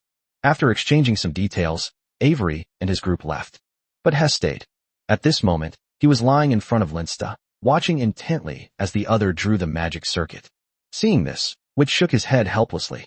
Hess, be careful. Magic circuits can explode, especially. Before Whit could finish speaking, the moment the magic circuits connected, it exploded. After a moment of surprise, noticing the resentful look Linsta was giving him, Whit silently shut his mouth. Whit glanced at Hess. He wasn't injured, just his face was covered in black from the blast, which didn't surprise him. Although Hess was a bit stubborn, he was still an adult wind and thunder pterosaur. His own strength has reached the mid-level of silver. The explosion of a level 2 magic solution could not possibly harm the opponent. Incidentally, Whit did not teach Linsta any level 1 magic circles, because these were developed by his teacher, and Whit would not teach any dragons without his teacher's permission. Ignoring the 2 dragons, Vittor signaled to Avery and the others, who had flown back after hearing the commotion, that nothing had happened, and then began his preparations. As for why it was prepared, it was naturally to refine a level 3 liquid magic core. However, after glancing at Linsida and the others, he silently carried the experimental table to a location some distance away from Geelong. The explosion of a level 3 liquid magic core is extremely powerful. Whit himself could only barely hold on. Moreover, the explosions during the refining process are uncontrollable. They won't stop even if you're skilled at it. Whether it explodes or not is entirely up to you. Chapter 179 Explosions Everywhere. Chapter 179 Explosions Everywhere. Boom. A loud bang drew the attention of all the wind and thunder wyverns. From afar, they saw a black dot fall from the dragon's horn. However, they did not show any surprise on their faces. After all, this was not the first or second time this had happened. They knew very well that in a few minutes, the other side would fly up again. Sure enough, a moment later, a figure swayed and flew towards the dragon horn above. Turning their gaze away, the wind and thunder pterosaurs continued with their own tasks. Jones and Lear turned their gaze to Avery, who was standing to the side. Is he really reliable? Avery hesitated for a moment. It should be fine, right? Okay, it's not that Avery doesn't trust Whit. In fact, they have had this kind of conversation several times already. Especially the first time, he even went over to ask about Victor's situation. They breathed a sigh of relief when they learned that the other party was not drawing a magic circle, but refining a liquid magic core. After all, they knew all too well the difficulty of refining liquid magic cores. They had been researching it in the dragon nest for countless years without any progress. The fact that Whit possessed the technology to refine liquid magic cores was already quite a surprise to them. It's perfectly normal for unexpected things to happen during the refining process. Well, that's what Avery thought from the beginning. However, with each explosion, and with that figure being blasted away and then flying back again and again, his confidence in Whit sank deeper and deeper into the abyss of his heart. Why don't you go ask again? Jones turned to look at Avery, hesitated for a moment, and then said. Avery's lips twitched. Forget it. Even if a dragon has the best temper, it's still a dragon. After failing so many times in a row, How could it possibly be in a good mood? Going there now would only be provoking it. Let's take another look. Anyway, the materials have already been submitted, so it's not easy to get them back. Moreover, he also said that there is a reserve of level 3 liquid magic cores, enough to inscribe the magic array we need. Boom. As they were speaking, another loud bang rang out, and they watched helplessly as Wit was blasted away again, falling off the dragon's horn. Lil glanced at Avery. The 38th time. Avery silently shut his mouth, looking at the dragon horns over there, waiting for Wit to fly back. Shaking his head, which was still dazed from the explosion, Victor regained some clarity, then got up and flew towards the dragon horns. Because his head was hit by the explosion, he flew through the air as if he were drunk. Returning to the lab bench, looking at the empty crystal jar, his lips twitched involuntarily, followed by a long sigh. His mood wasn't as bad as Avery had imagined. After all, he knew that the explosion that occurred during the refining of the liquid magic core was not necessarily due to his own operational error, but could also be a matter of luck. Moreover, luck plays a major role. Let alone refining a level 3 liquid magic core, he often explodes even with a level 1. Even when his teacher was teaching him how to refine a level 1 liquid magic core, the first time he demonstrated it, it exploded. To be honest, with his current abilities, he still can't tell whether the teacher was trying to comfort him with an explosion that time, or it really exploded? Shaking his head, Wit stopped thinking about those things. Then, a look of heartache flashed in Wit's eyes. Another level 3 dragon beast crystal core was wasted. This is the 38th one already. Wit, why don't you take a rest first? Upon hearing this, Wit turned to look at Vanna, only to find her staring at him with a strange expression. After a moment of stunned silence, Wit said with a wry smile, "Don't worry, I wasn't blown out of my mind. This is how it's supposed to be when refining liquid magic cores. If you succeed 4 or 5 times out of 10, you're considered lucky. But you haven't succeeded even once." Wit's face stiffened, and for a moment he didn't know what to say. No matter how many reasons you give, if you don't succeed, nothing you say will help. So, Wit grinned. "You're right, I do need to rest, but just resting is too boring. I remember it's been a long time since we've fought. It seems your skills have improved considerably. Sorry, I suddenly remembered where that magic note is. I need to go and verify it right away. You can do as you please." Before Wit could finish speaking, Vanna left a comment and flew away. Upon seeing this, a smile appeared on Wit's face. Feeling that his head was no longer buzzing, Wit walked back to the lab table, took out a level 3 fire attribute dragon beast crystal core, and put it into the crystal jar. Even dragon beast crystal cores of the same level can vary in size. The larger the dragon beast, the more elemental power it stores, and the larger its crystal core. The power of the same element can vary. Of course, this does not mean that elements are graded. The power of an element depends on its activity level. The higher the activity level, the stronger the element's power. Cultivation actually involves 2 aspects of improvement. Enhancing mental strength is one aspect. Strong mental strength allows one to control more dynamic elements. On the other hand, it is to increase the activity of elements. The way to increase this is to absorb elements. In the same space, the more elements gather, the more active the elements become. Why do dragons grow stronger so slowly? Wit was already over 40 years old, but his cultivation level was only at the middle bronze level. The reason is that the dragon crystal is also in the development stage and has not yet matured. Moreover, unlike the dragon stomach and reverse scale, the dragon crystal will not truly mature until adulthood. This is also why dragons have boundless potential. The dragon beast crystal core that Wit took out was very large, about half the size of his fist. After placing it in the crystal jar, Wit put it on a thermostat and began to slowly heat it up. The dragon beast core is the hardest part of a dragon beast's body, but it is still far from being as hard as the crystal, the hardest part of a crystal dragon. Of course, in reality, the part that is said to be the hardest on the crystal dragon is not actually the hardest in the true sense. Regardless of the type of dragon or dragon beast, dragon crystals and crystal cores are the hardest, and crystal dragons are no exception. However, no crystal dragon would actually take out its own dragon crystal to throw at someone, which is why there's a saying that the hardest part of a crystal dragon's body is crystal. Soon, when the temperature array reached an extremely high temperature, Wit stabilized the input elemental power, keeping it at that temperature. Before long, the dragon beast crystal core in the crystal jar began to melt. This time, Wit was lucky. The melted dragon beast core didn't explode like the previous one. This is a high-purity elemental polymer, Whether it explodes or not really depends on my mood. Seeing that the dragon beast crystal core had completely melted, Wit quickly threw in 5 white crystals, then stared intently at the liquid in the crystal jar. Chapter 180 Refining. Chapter 180 Refining. Watching the white crystals gradually merge into the liquid formed by the melting of the dragon beast crystal core, Wit finally breathed a sigh of relief. Finally, we can begin the formal refining process. That's right, melting the dragon beast crystal core is just a preparatory step before refining. This preparation resulted in Wit being bombed 38 times. If the dragon's head hadn't been hard enough, it would have been blown to pieces long ago. This is also why Wit knew he couldn't refine a level 4 liquid magic core in a short time. His head couldn't withstand the force of the explosion when the level 4 dragon beast's crystal core melted. During the melting process, you must keep a close eye on the melting details inside the crystal jar.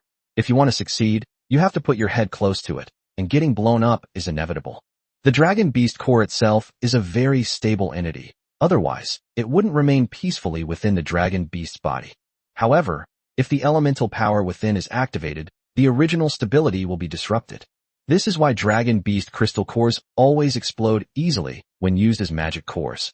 Melting the originally stable dragon beast crystal core is essentially releasing the active elemental power within it, which is an operation that completely breaks the balance and is more likely to explode. To prevent it from exploding, these elements need to be made inactive. That's right.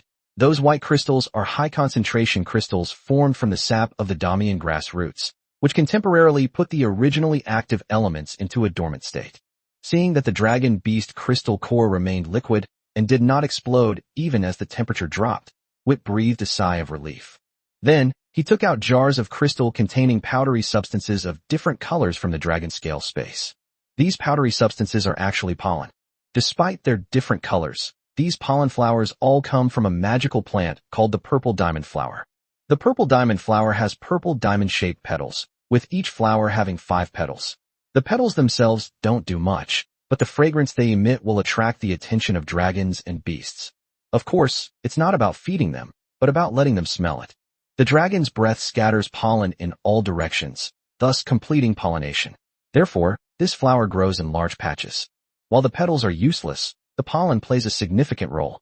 The pollen of the purple water chestnut flower comes in 8 different colors, and each color of pollen can absorb the corresponding element. Unlike dragons, dragon beasts absorb elements all at once, then filter out the useless elements. This method of absorbing elements results in their crystal nuclei not being pure single elements, but inevitably containing some other elements. The key to the stable existence of the liquid magic core is that it is a pure polymer of elemental power with a single attribute. Therefore, the pollen from these purple water chestnut flowers is used to absorb impurities. After removing the pollen, Wit took out a jar containing white fruit. The fruit inside is called albino fruit. It is a regular sphere with a layer of white fuzz on its surface. Of course, Wit wasn't hungry. These ginkgo nuts are inedible, or rather, they don't taste good. Even when ripe, they are bitter and astringent. However, it has a unique adsorption function. It can firmly adhere to small particles. That's right, it's also used to remove impurities. While purple water chestnut pollen removes impurity elements, it also becomes an impurity itself. To remove it completely, it can only be done through ginkgo seeds. The impurity removal process is relatively safe, but it shouldn't be delayed for too long. After all, the effect of crystallizing the sap from the roots of domia grass is temporary. If it's left to stand for too long, it will eventually explode. Wit quickly finished removing the impurities. A smile appeared on Victor's face as he looked at the clear red liquid in the crystal jar. Then he took out a jar of milky white liquid. These sap come from a common plant called the Clostridium clavatum. Simply cut open the bark of the chloe tree, and this milky white sap will be secreted from the trunk. Don't underestimate this thing. It's the key to the complete formation of the liquid magic core. Don't be fooled by the fact that Wit has obtained a pure, single-element liquid now. Once the sap from the roots of the domia grass crystallizes and loses its effect, the liquid will immediately begin to crystallize again, and it could even explode if things go wrong. To maintain this liquid state, crow tree sap is needed as a fusing agent, which can act as a container to hold elemental power while maintaining its own liquid state. In this process, Wit needs to be careful. The same question remains. Whether to fry it or not depends on my mood. Wit took out a small stick, also made of crystal, because only this thing could withstand the power of the elements. After calming himself down, Witt inserted the crystal rod into the crystal jar and gently stirred it. As Witt stirred it, the fire element inside became active, and the liquid in the crystal jar began to emit a red glow. What is called an explosion is actually a large amount of elemental power spreading into the surrounding space in the shortest time and at the fastest speed, thus unleashing extremely strong power. If this process is slower, it's simply a matter of element diffusion. Seeing the movement in the crystal jar, Witt quickly began adding the sap of the chlorophytum comosum. As the mixture continued to stir, the sap from the chloe tree gradually blended with the elements in the jar. Maybe it was just good luck. This time, no explosion occurred. The elemental power was steadily integrated into the sap of the chloe tree, becoming a stable liquid. Once the liquid solidified, Witt quickly enveloped it with his mental energy. There's a reason why elements exist in the form of crystal cores, whether within dragon beasts or within the dragon race. Liquid form is ultimately not the most stable state for a large number of polymerized elements. It will spontaneously transform into a more stable solid state. After taking out a red crystal jar and placing the refined level 3 liquid core inside, Witt finally breathed a sigh of relief. This thing is really dangerous. In fact, if you look closely at the dragon scales on Witt's head, you will find that some of the scales have cracks. Clearly, they cannot withstand repeated high-intensity elemental impacts. He touched his head. As expected, I shouldn't even think about a level 4 liquid magic core. Muttering something under his breath, Witt turned and flew towards Avery's camp. In fact, there is a hard condition for whether you can refine a level 3 liquid magic core, whether you have the ability to melt a level 3 dragon beast crystal core. Although it uses a constant temperature array on the experimental table, you still need to provide elemental power yourself to activate the constant temperature array. If the elemental power is insufficient, it cannot even melt the dragon beast crystal core, so how could it possibly refine a liquid magic core? Therefore, Witt was actually just trying it out. As it turns out, he had only just met that requirement. The first 38 times all exploded midway, so the consumption of elemental power was not very noticeable. However, in that last instance, despite its short duration, Witt consumed a full 80% of his fire element reserves in order to maintain the high temperature of the constant temperature array. Now that the refining process has been successfully completed, the materials need to be prepared. Needless to say, the sap of the clod tree, as well as the pollen from the purple water chestnut and the seeds from the albino fruit, cannot be reused. The collection of these things can only rely on Avery and his group.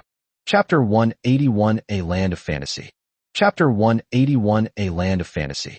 Could the purple water chestnut pollen, albino fruit, and sap of the chloe tree be the materials for refining a liquid magic core? Looking at Witt standing opposite, curiously examining his own camp, Avery's attention was focused on the words Witt was using.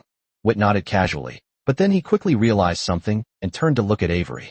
That's true, but you'd better not try it lightly. Of course, it's not because I'm afraid you'll steal my skills, but because the refining of this stuff is actually quite dangerous. You must have felt the explosion over there. As for the refining of liquid magic cores, such explosions are not accidents, but rather a common occurrence. Of course, if you really want to learn, just provide me with enough magic cores to draw 50 level 4 magic circles, and I can teach you step by step. Incidentally, a workbench for refining liquid magic cores is also included. Upon hearing this, Avery's eyes lit up, and he seemed interested. There are enough magic cores to draw 50 level 4 magic circles, totaling approximately 1,500.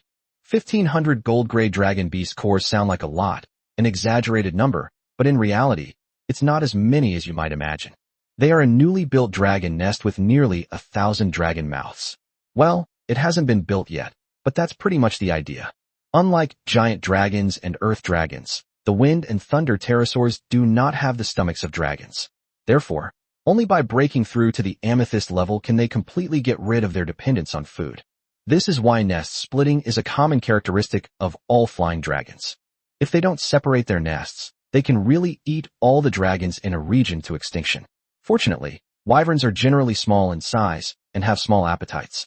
Even with a small appetite, the amount of meat consumed each day is still considerable. Therefore, their prey has always been large-sized dragon beasts, and most dragon beasts are larger the stronger they are. After accounting for its own consumption, it would only take 2 or 3 years to collect all 1,500 gold-grade dragon beast cores. The value of liquid magic cores is immeasurable. If it were the dragon's nest they used to live in, they would trade it for 500 without hesitation, let alone 50. But, after thinking for a moment, Avery finally shook his head with a wry smile. The offer is very tempting, but we dare not accept it. The liquid magic core technology is far more valuable than you can imagine. Although the Sky City we're heading to has a clear rule against fighting and disrupting its order, other methods can still be used as long as the order isn't disrupted. Few dragons dare to provoke a solitary dragon like you, even if you are just young dragons. However, those methods are quite effective when used against a larger group like ours. We dare not take the liquid magic core technology, but I am quite interested in that alchemy experimental table. Would you sell it? Witt glanced at Avery with some surprise. Such things can happen in Sky City? Don't the dragons responsible for guarding Sky City care? Upon hearing this, Avery shook his head. Where there are dragons, there will be conflict. Besides, it's not that they don't want to get involved, but there are some things they can't interfere with. You'll understand when you get to Sky City. Witt nodded thoughtfully, then took out an experimental table directly from the dragon scale space. It's yours. Well, I can't really say it's yours. Consider it payment for helping me collect the materials. This one experimental table should be enough. Avery's lips twitched as he looked at the silver-white patterns on the lab table. It's more than enough. That's a mithril magic circle. As long as it's not used violently and is maintained regularly, it can be used indefinitely. The lifespan of this thing is definitely longer than his. Witt had no idea what Avery was thinking. In fact, the reason he was willing to bring out such an experimental table was because he wanted to get involved with this Wind and Thunder Wyvern clan. He didn't have any mithril on him, and he didn't make these experimental tables himself. He got them from Lofa. There were only 3 of them in total. If Avery hadn't made it clear last night, after learning that their destination was also Sky City, that they were going there too, Witt wouldn't have brought out something like mithril. At most, he would have used copper. Even in a place like Sky City, where dragons are unfamiliar with the land, even if they can't integrate, they can still rely on Avery and his clan to ensure that the core of their magic power is not cut off. If Vittor could understand this, how could Avery, a dragon who had lived for hundreds of years, not understand it? He actually held the same idea. Even disregarding the fact that Vittor can provide magic circles, potions, and alchemical items, the identities of the 3 of them alone make them worth befriending. This is friendship from a dragon. With the business done, Witt suggested visiting Avery's camp. Avery readily agreed. Although the 2 sides did not have a long conversation, they got along very well. The Wind and Thunder Wyvern's camp was quite well constructed. If it weren't for the constantly changing scenery in the distance, Vittor would have thought he had actually arrived at a dragon's nest built in the hills. Various kinds of rock structures were fixed to the back of the scorpion. In response, Avery explained that these were all done with Sko's permission, and that they would be dismantled when they finished their journey and left. Besides that, what impressed Vittor the most was their pterosaur park. It's actually a habitat for baby dragons. Those young dragons, which were generally 2 or 3 meters long, or even smaller, stirred up some memories for Witt. Of course, Avery's willingness to take Witt to visit the pterosaur park already shows that they trust Witt quite a bit. After visiting the pterosaur park, just as Vittor was about to return to prepare the magic solution, Avery had already given Vittor the blood he had collected during the hunt. Sko, who had been moving forward at a leisurely pace, suddenly stopped. A look of astonishment flashed across Witt's eyes. He officially joined Sequa's team a month ago, and had been tracking Sequa for a long time before that. Is it time for our 3-month break? With that thought in mind, Witt flew toward the dragon's horns. Avery, also wanting to figure out why the rock dragon senior beneath his feet had stopped, followed after him. Soon the 2 dragons reached the position of the dragon horns. However, before Witt could speak, Sequa spoke first. Witt, it's been a month. Are you feeling a little bored on the journey? But actually, that's just because you haven't seen anything truly interesting.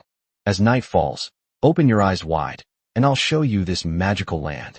Chapter 182 The Fantastic World of Light. Chapter 182 The Fantastic World of Light. When Sequa spoke those words, his tone revealed an undisguised excitement, as if what was about to happen here was something rarely seen elsewhere. A fantasy land. Witt and the others were all stunned for a moment, then turned their gaze to the valley ahead. Nothing special. Even less magnificent and beautiful than those deep valleys and high mountains that are bypassed by Sequa. How could such an ordinary valley be a magical place? However, judging from the aura, there are quite a few dragon beasts inside, but they seem unwilling to come out during the day, and not a single one has been seen. Could you elaborate? What I say is far less impressive than what you see with your own eyes.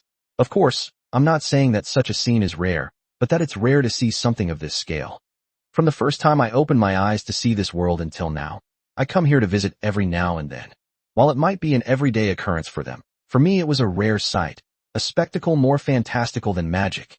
Hearing Sequa's praise, Wit and the others looked down at the unremarkable valley with a growing sense of curiosity and anticipation. The waiting process always made the dragon feel restless and anxious, especially after they heard Sequa's comments. They were eager to know what kind of scene could make a traveler with thousands of years of experience so unforgettable. Unfortunately, time seemed to be deliberately working against everyone. Instead of moving faster, it slowed down. Okay, I admit I don't have the patience for that. Unable to bear it any longer, Wit took out the dragon blood that Avery had given him, then forcibly pulled his attention back and began to prepare the magic solution. As it turned out, Wit's method was quite effective. At first, Wit might have paid some attention to the time, but once he got into it, time became meaningless to him, and all he could see was the color of the magic solution itself. After Wit had used up all the dragon blood, he realized that it was already dark. Why didn't the dragon call me? After glancing at the night sky, Wit muttered something and looked toward the tip of the corner, where he saw a large group of figures crowded together in the darkness. Some even flew directly into the air. Is this some kind of exaggeration? Has Avery summoned all the dragons?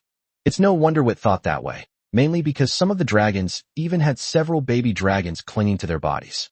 Seeing that there was nowhere for him to land, Vittor flew over directly. After he took flight, he finally understood why the dragons had been so quiet. Without the moon, the stars in the sky resemble a great river, but their brilliance has little effect on the scene on the ground, so the forest in front is also very dark. That's how it should normally be.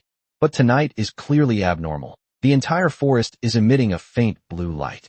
The flickering blue light, like the slow breathing of a sleeping forest, calmed the dragon down involuntarily. Even Vittor slowed down the frequency of his wing flapping, afraid that his movements would disturb the forest that exuded a calming aura for dragons. But the forest clearly doesn't think so. As time passed, the blue light in the forest changed from light to dark at an imperceptible pace, and the light grew brighter and brighter, as if it were about to awaken. Suddenly, the entire forest lit up. Although it was just a pure blue glow, it gave the dragon a dazzling and colorful feeling, like a starry sky. Under the blue glow, some areas were exceptionally bright. Like stars dotting the night sky, they have little pattern, yet possess a unique beauty. Wood admitted that he was completely stunned. Having lived in the dragon's nest for over 40 years, he has witnessed many magnificent sights. After all, for enormous dragons, the places where they can live and play are already rare and magnificent wonders. Moreover, he had witnessed the overwhelming dragon beasts and the world-destroying forbidden spells. Compared to all of the above, in the world of his mind, only the boundless starry sky could truly awe Vittor. He thought he would never again be amazed by a certain scene. It turns out he was too young. A grand scene doesn't necessarily have to be magnificent. It can also touch the soul. The forest before him brought Wit an unprecedented sense of tranquility. Just as Vittor was filled with emotion, the forest ahead told him that what he had seen before was nothing at all, merely an appetizer. The main course is just beginning. As time passed, tiny specks of light slowly rose from the forest.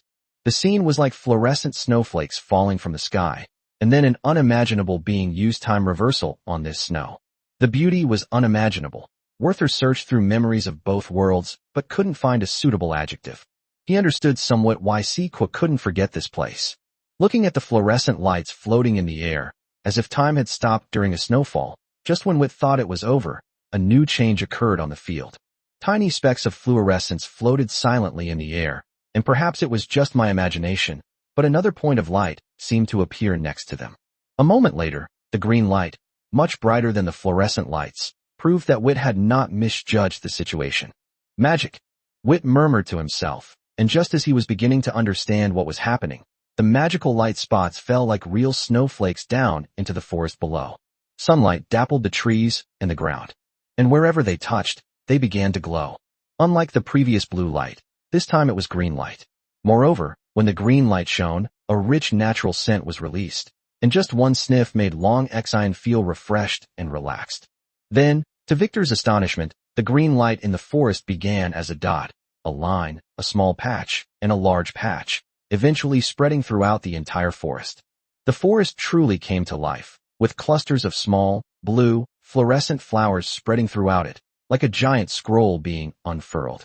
It was only then that Wit noticed that the forest was not made up of ordinary trees, but rather a large grove of fruit trees. However, after the fruit trees blossomed, the blue fluorescent light floating in the air dimmed considerably without anyone noticing, but soon it regained its former brilliance. A gift from nature. The sudden sound startled Wit. Then he realized that Sequoia was referring to the magic that the dragon beasts had just used collectively. That's right. Those fluorescent lights floating in the air are a kind of miniature dragon beast. Chapter 183 The Ferocious Dragon Beast. Chapter 183 The Ferocious Dragon Beast. The Ghostly Dragon Beast. These are ultra-small dragon beasts, ranging in length from a dozen centimeters to about 2 meters. Depending on where they live, their body shapes may vary, but overall they resemble bipedal wyverns. Its wings, however, resemble those of a butterfly, covered with a layer of scales that can mitigate the damage from elemental magic. Beneath the scales lies a layer of pale blue fine scales. Its body is covered with blue scales, and its chest and abdomen have light blue plate-like scales. It has a crown of thorns on its head, dewlaps on its neck, and glands on its belly and tail that secrete a substance that emits blue light. These substances have a strong sedative effect. In large quantities, they can cause paralysis. Her favorite food is the fruit of a tree called the moonlit tree, which contains components that synthesize luminescent substances. Of course, they occasionally prey on dragons smaller than themselves, but fruit remains their primary food source. Looking at the points of light flying in the night sky ahead, some information about this dragon beast surfaced in Victor's mind. However, Wood had not expected that when enough ghost dragon beasts gathered, such a fantastical scene would be created. But nature's gift? Is that the magic they just used collectively? Sequin nodded almost imperceptibly. That's right. This is a very magical spell, and only a few dragon beast races besides the dragon race can master it. The ghostly dragon beast is one of them. Moreover, ordinary ghost dragon beasts cannot use this magic. This magic is only used when their population reaches a certain size, and no dragon knows why. As for the effects of nature's bounty, it's not just about making fruit trees flower and bear fruit. The true effect of this magic was to make the land fertile again. Over the next few days, every night they would perform a collective act of nature's grace, which lasted for 7 days. This is their way of giving back to the land and forests that have nurtured their entire species. It is also key to our long-term survival here. Upon hearing this, a touch of emotion welled up in Wit's eyes. Whether they are dragons or dragon beasts, they have never forgotten to seek ways to live together with their surroundings in the long run. While Victor was still reminiscing, the wind and thunder pterosaurs also came back to their senses from the scene they had just witnessed. Hearing the growing volume of conversation, Avery and the others realized it was time to go back. After saying goodbye to Wit, he led the dragons toward the camp. Watching Avery and the others leave, Wit noticed that Sko still had no intention of leaving. Wit asked curiously, "Sook, is it not over yet? Or are you planning to stay here for 7 days?" Of course not. Such a scene is only at its best when seen for the first time. If you keep seeing it for several days in a row, it will ruin the beauty. The reason I'm still here is to wait for some little ones. Little one. Wit paused for a moment, then exchanged a glance with the 2 dragons, Antivana and Linsta, who had just walked up to him. Could it be a new travel companion? Sequoia chuckled softly. Keep watching, and you'll see. Just as Vittor and his companions were somewhat puzzled, a gentle breeze blew by, and the light emanating from the flying ghost dragon beasts suddenly began to fluctuate violently. At the same time, they flew frantically towards the forest below. It was as if some ferocious and terrifying thing had its eyes on them. Unfortunately, perhaps because Sequel wanted to get a more comprehensive view, this place is still quite a distance from that forest. During the day, a dragon's eyesight might be able to see things clearly, but on a moonless night, even Victor couldn't see anything. But just by looking at those flickering, constantly fleeing points of light, you can feel their fear. Are they natural enemies? Wit couldn't help but ask. No. Those little guys just like to eat the substances that emit blue light on their bodies, so they always appear in groups near the ghostly dragon beast. However, although they are not malicious, they can still cause considerable trouble for the ghostly dragon beast. Therefore, whenever I encounter a herd of ghostly dragons, I take them with me. Upon hearing this, a hint of curiosity flashed in Victor's eyes. May I go take a look? Incidentally, I'm quite interested in the lair of the ghost-like dragonflight. According to the book, the ghostly dragon beast likes to collect things that it finds pleasing to the eye into its dragon nest, such as stones, dragon beast cores, or ores. Their dragon nests always bring surprises to the dragons. Of course, as long as you don't cause too much damage. Also good luck. Upon hearing this, Wit's face lit up with joy. He then turned to look at Andavana and Linsta, and sure enough, they also showed some interest on their faces. Let's go together. Upon hearing Wit's words, Linsta let out a soft gasp of surprise. Perhaps because he was so young, Wit rarely involved him in anything. In most cases, Wit or Andavana would investigate several times before allowing him to get close. Surprisingly, they relented this time. But you must stay close to me, or Andavana. Upon hearing this, Lin sighed. A smile froze on his face. Okay, they haven't given in. Watching Vit and Andavana fly towards the glowing forest, Linsta hesitated for a moment, but ultimately chose Andavana. In his mind, Wit had always been a stern figure. On the other hand, Wit had no idea what Linsta was thinking, and even if he did, he wouldn't care. Linsta was only a little over 2 years old, and her experience in dealing with unexpected problems was far less than his or Antoine's. Sanlong is very fast. Before long, they arrived at the forest composed of the moonlit trees. It was only then that Wit realized what the little guy Sko was talking about was. It's not a dragon, but a dragon beast. Moreover, it's a dragon beast called Ball Little Dragon that Wit is quite familiar with. However, the little dragon at this moment was completely different from the one Wit remembered.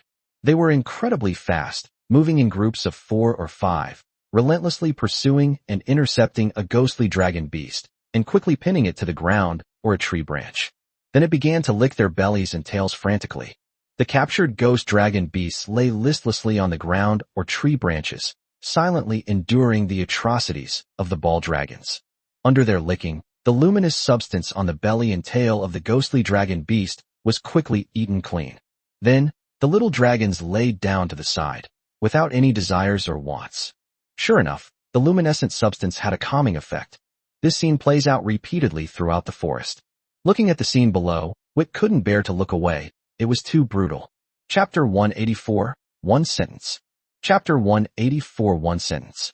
Flying towards the lair of the ghostly dragon beast, every scene that came into view was tragic. It wasn't that the ghost dragons didn't put up a fight, but when their attacks landed on the suddenly swollen body of the ball dragon, they had no effect whatsoever. The tough skin that even baby dragons cannot leave any marks on allows the little dragons to be so unrestrained when facing the ghost dragon beast. With an even larger number of them than the ghost fire dragon beasts, there was no doubt that the ghost fire dragon beast's lair had fallen. Okay, actually there's also the factor of ability. The strength of most ghost-like dragon beasts is at the iron level, with a few occasionally reaching the bronze level, but their numbers are extremely small. These little ball dragons are generally bronze level. Although there are no silver level ball dragons, they are still overwhelmingly superior to the ghostly dragon beast.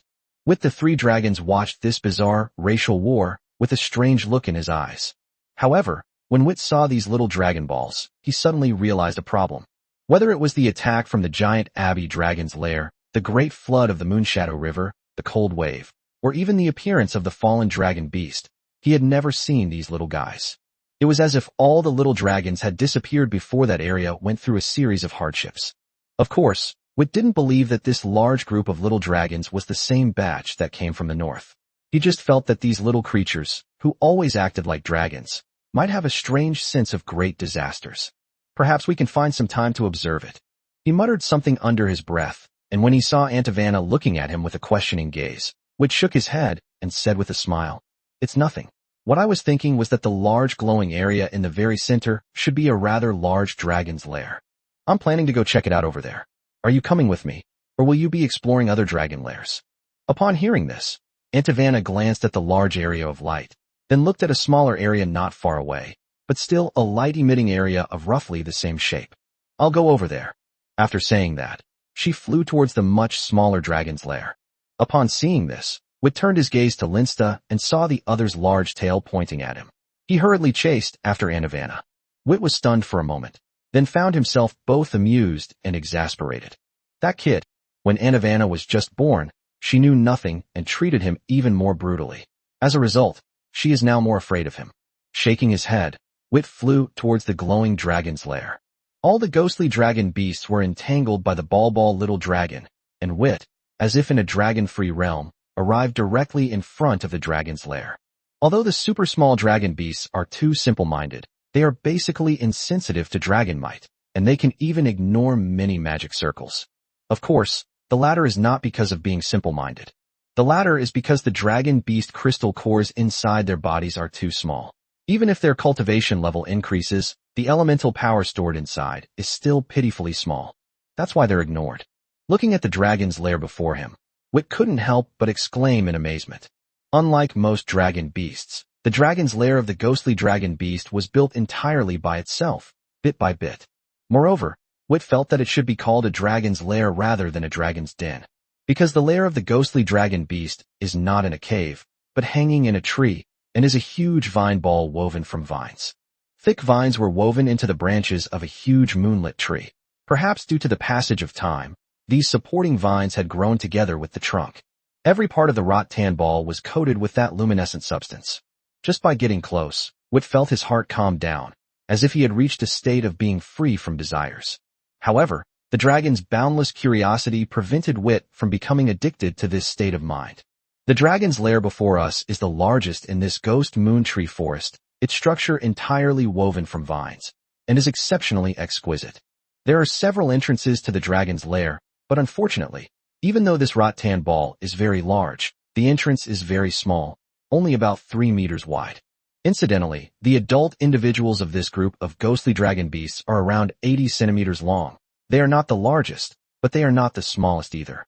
The entrance was only 3 meters wide, and Wit could barely fit his head and neck through it. It was too narrow to fit past his shoulders, not to mention the wingspan on his back, which was more than twice the length of a dragon's body. After peeking inside, Wit discovered that the structure resembled a honeycomb, separating individual spaces. Moreover, the structure was three-dimensional, far more complex and intricate than a honeycomb. Where did they put the things they brought back? Wit was no robber.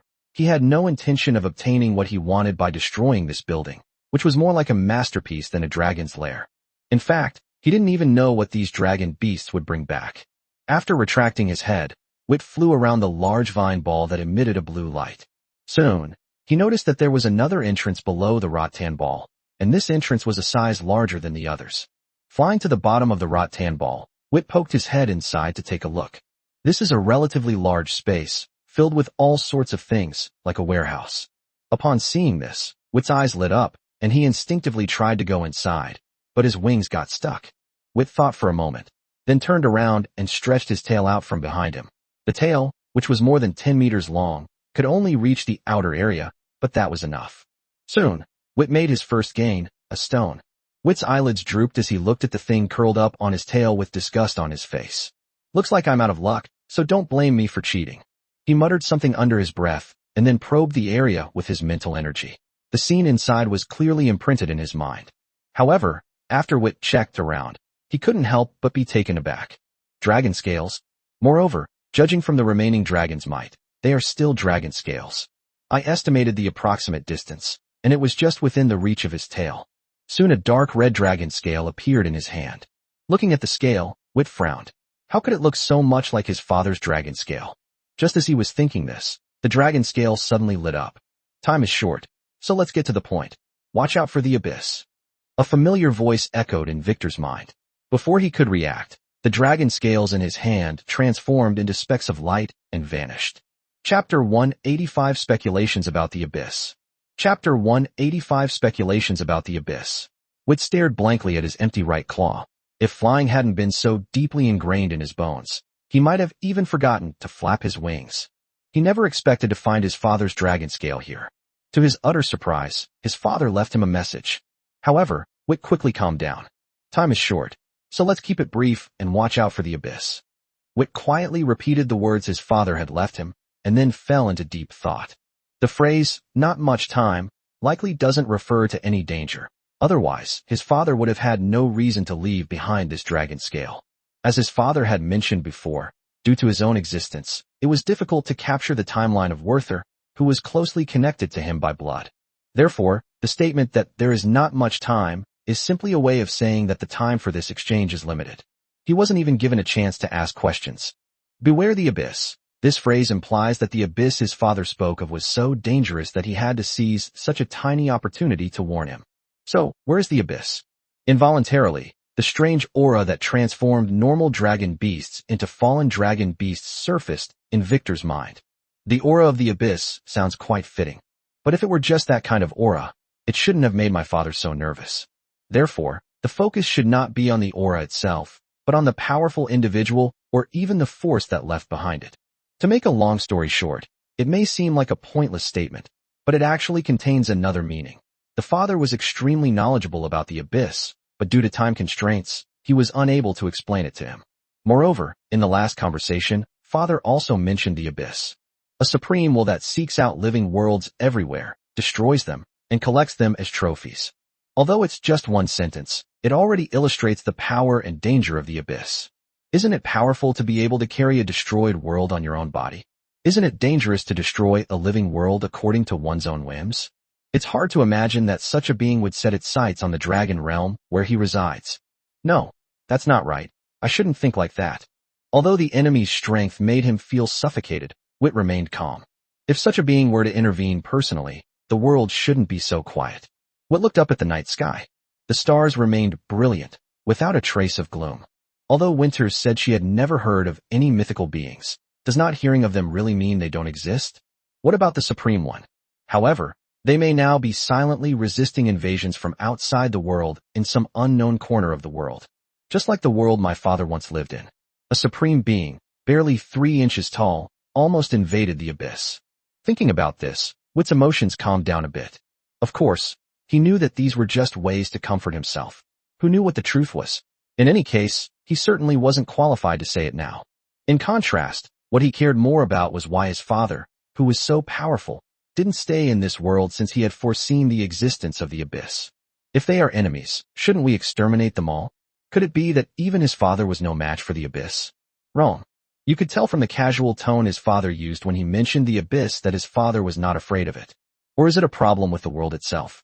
It's possible that his father was someone who had transcended the river of time, but when it came to matters concerning him, this time, he only left behind a single sentence. However, this problem is still too far removed from his reality. If I can't figure it out, then I'll stop thinking about it. Wit shook his head, then began to sort out his own situation. Magic. Upon hearing this word, a glint of light flashed in Wit's eyes. Worth knew he didn't have the courage to bear the weight of rules and laws with his own body. Although his physical body is almost invincible among dragons of the same age, this is only a legacy from his father, and he may not be able to succeed on his own. Magic was the only path he had ever strived for. Thinking of this, Wit looked down and examined his own body. Other dragons might not be able to see it, but he could feel it. His body was constantly absorbing the surrounding elemental power to strengthen his physical body. It will eventually stop. Muttering to himself, Wit glanced at the dragon's lair above, a sense of urgency rising in his heart. Of course, it's only a few points.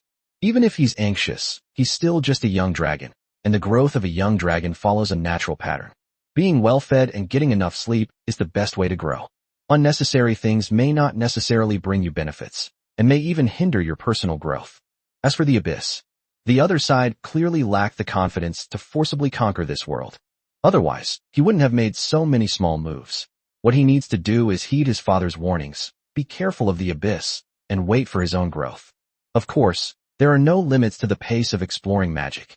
Time is the most important factor in accumulating magic. Especially for him, the longer the time, the greater his achievements in magic. Shaping magic and mental magic are merely transitional. He firmly believed that when his body returned to normal, magic would shine with its most brilliant light in his hands. Thinking this, Wit glanced at the dragon's lair above again, then flew towards the direction where Antivana and the others were.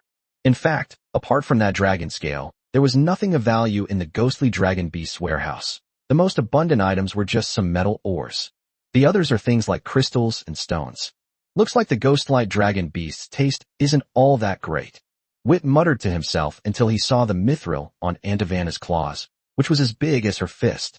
After a moment of stunned silence, Wit's eyes darted around. Antivana, the metal in your hand looks quite beautiful, and it's about the same color as my dragon scales. Why don't you give it to me? Antivana gave Wit a strange look, then tossed him the mithril in her hand. I just haven't received the education you did. You're neither stupid nor dull, and you even have a bloodline to carry on your legacy. But as for Mithril, I do recognize it. Witt's smile, which hadn't yet appeared, froze on his face, turning into embarrassment. Okay, then this Mithril. Antivana waved her hand dismissively. That thing is only useful in alchemy and magic circles. To me, it's no different from a piece of ordinary metal. You can keep it. Linsta looked at Witt with a strange expression. He hadn't expected that the usually serious and earnest Witt would do something like this. However, when Witt turned his gaze to him, he quickly concealed his strange expression and pretended not to have heard anything. That shouldn't be enough to get me silenced, right? Chapter 186 Companions Who Travel with the Wind. Chapter 186 Companions Who Travel with the Wind. Linsta was not silenced. After all, how could Witt possibly know what he was thinking? The reason Vittor looked at Linsta was simply to check on the other's condition. After all, the luminescent substance secreted by the ghostly dragon beast has a calming effect, but if there is a large amount, it may cause paralysis or other effects. To be honest, he was terrified of Billy, who would stuff anything into his mouth, and was afraid that Linsta would do something similar. Thankfully, no. That's all. With a piece of mithril as a base, Witt immediately became interested. So he led the two dragons and searched for the lair of the ghostly firefly dragon beast throughout the ghostly moontree forest. The lair of the ghostly dragon beast might be a bit harder to find during the day, but at night it's incredibly obvious. Victor's body was too big to fit in, but Antivana was different. She was 2 sizes smaller than Linsta and could fit in just the right amount of time. As for the harvest, it was quite good. Other ores don't matter. The main one is mithril. There might be a mithril mine nearby. They harvested 6 pieces of varying sizes, the largest being as big as Antivana's fist, and the smallest being about half the size of a ghostlight dragon. This much mithril is enough for Witt to use for a long time. As for what to use it for, Witt planned to inscribe 1 or 2 level 5 magic circles as a trump card. Compared to magic circles made of magic solution and magic core, mithril magic circles are much less dangerous and will not explode under normal circumstances. The drawback is that, since the magic circle is activated by Witt himself providing the elemental power, the only types of magic available are water elemental magic and fire elemental magic. In fact, he prefers wind elemental magic, which has a stronger destructive power, to fire elemental magic, which is characterized by its explosive power.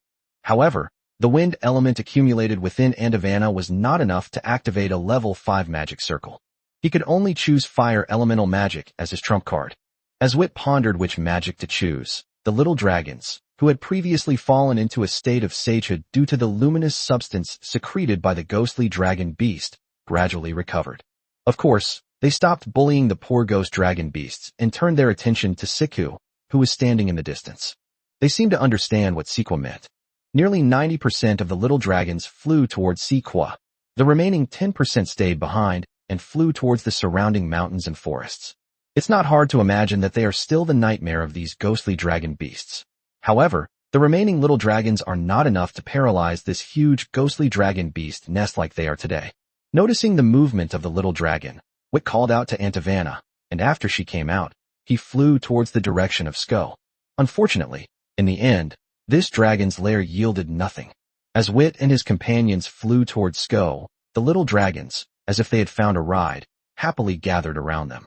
Using the wind tunnel that Witt and his companions had created, they not only saved energy, but also caught up with Witt and his companions in terms of flight speed. Some of the bolder ones even landed directly on Victor's backs and heads, playing around with abandon without a care in the world. Instead of being annoyed, Witt and his companions were amused by the animals' carefree and unrestrained joy, which put them in a rather pleasant mood. With the help of Witt and his group, this large group of little dragon balls quickly reached around Sko. Judging from your expressions, you had a good trip. Upon hearing Sko's words, Victor, who had just landed on Sko's horn, said with a smile, "We found quite a bit of mithril. There should be a mithril mine nearby. Maybe. Are you going to go look for it? I can rest here for half a month." Upon hearing this, Witt was somewhat tempted, but after thinking about it, he ultimately shook his head. "Forget it. What I found is enough for me. There's no need to let this affect everyone's journey. Moreover, there shouldn't be many dragons living in the vicinity. Otherwise, the ghostly dragon beasts could not have gathered to form such a large dragon nest. Avery and his group have so many mouths to feed. If they stay too long, it will have a significant impact on the surrounding area. We can't let this magical land disappear." After a pause, Wit looked up at the little dragon that was flying around Skull. More than mithril, I'm curious about where you plan to take them. These little guys aren't as fragile as they look. If you just leave them in one area, the surrounding miniature dragons will suffer. Upon hearing this, Sequoia chuckled a few times. Haha, who knows? They are probably the freest creatures in the entire dragon realm. They can go wherever they want. Maybe one day, you'll wake up and they'll all be gone. As for environmental issues, they know far more about them than you do. Otherwise, they wouldn't have flown right over when they saw me. Perhaps they don't know what they're doing, but instinct tells them that doing so brings more freedom. As he spoke, Sequoia's enormous body began to move. With such a massive body, the wind it generates must be considerable. As the wind rose, the little dragons surrounding Sequoia took a deep breath of wind element, their bodies instantly expanding into balls, and then floating on the rising wind like balloons. However, these are living balloons, and even after becoming balloons, they haven't forgotten to play and frolic. Freedom. Wit lay on the ground, looking up at the little ones, a hint of envy flashing in his eyes. This carefree freedom feels great.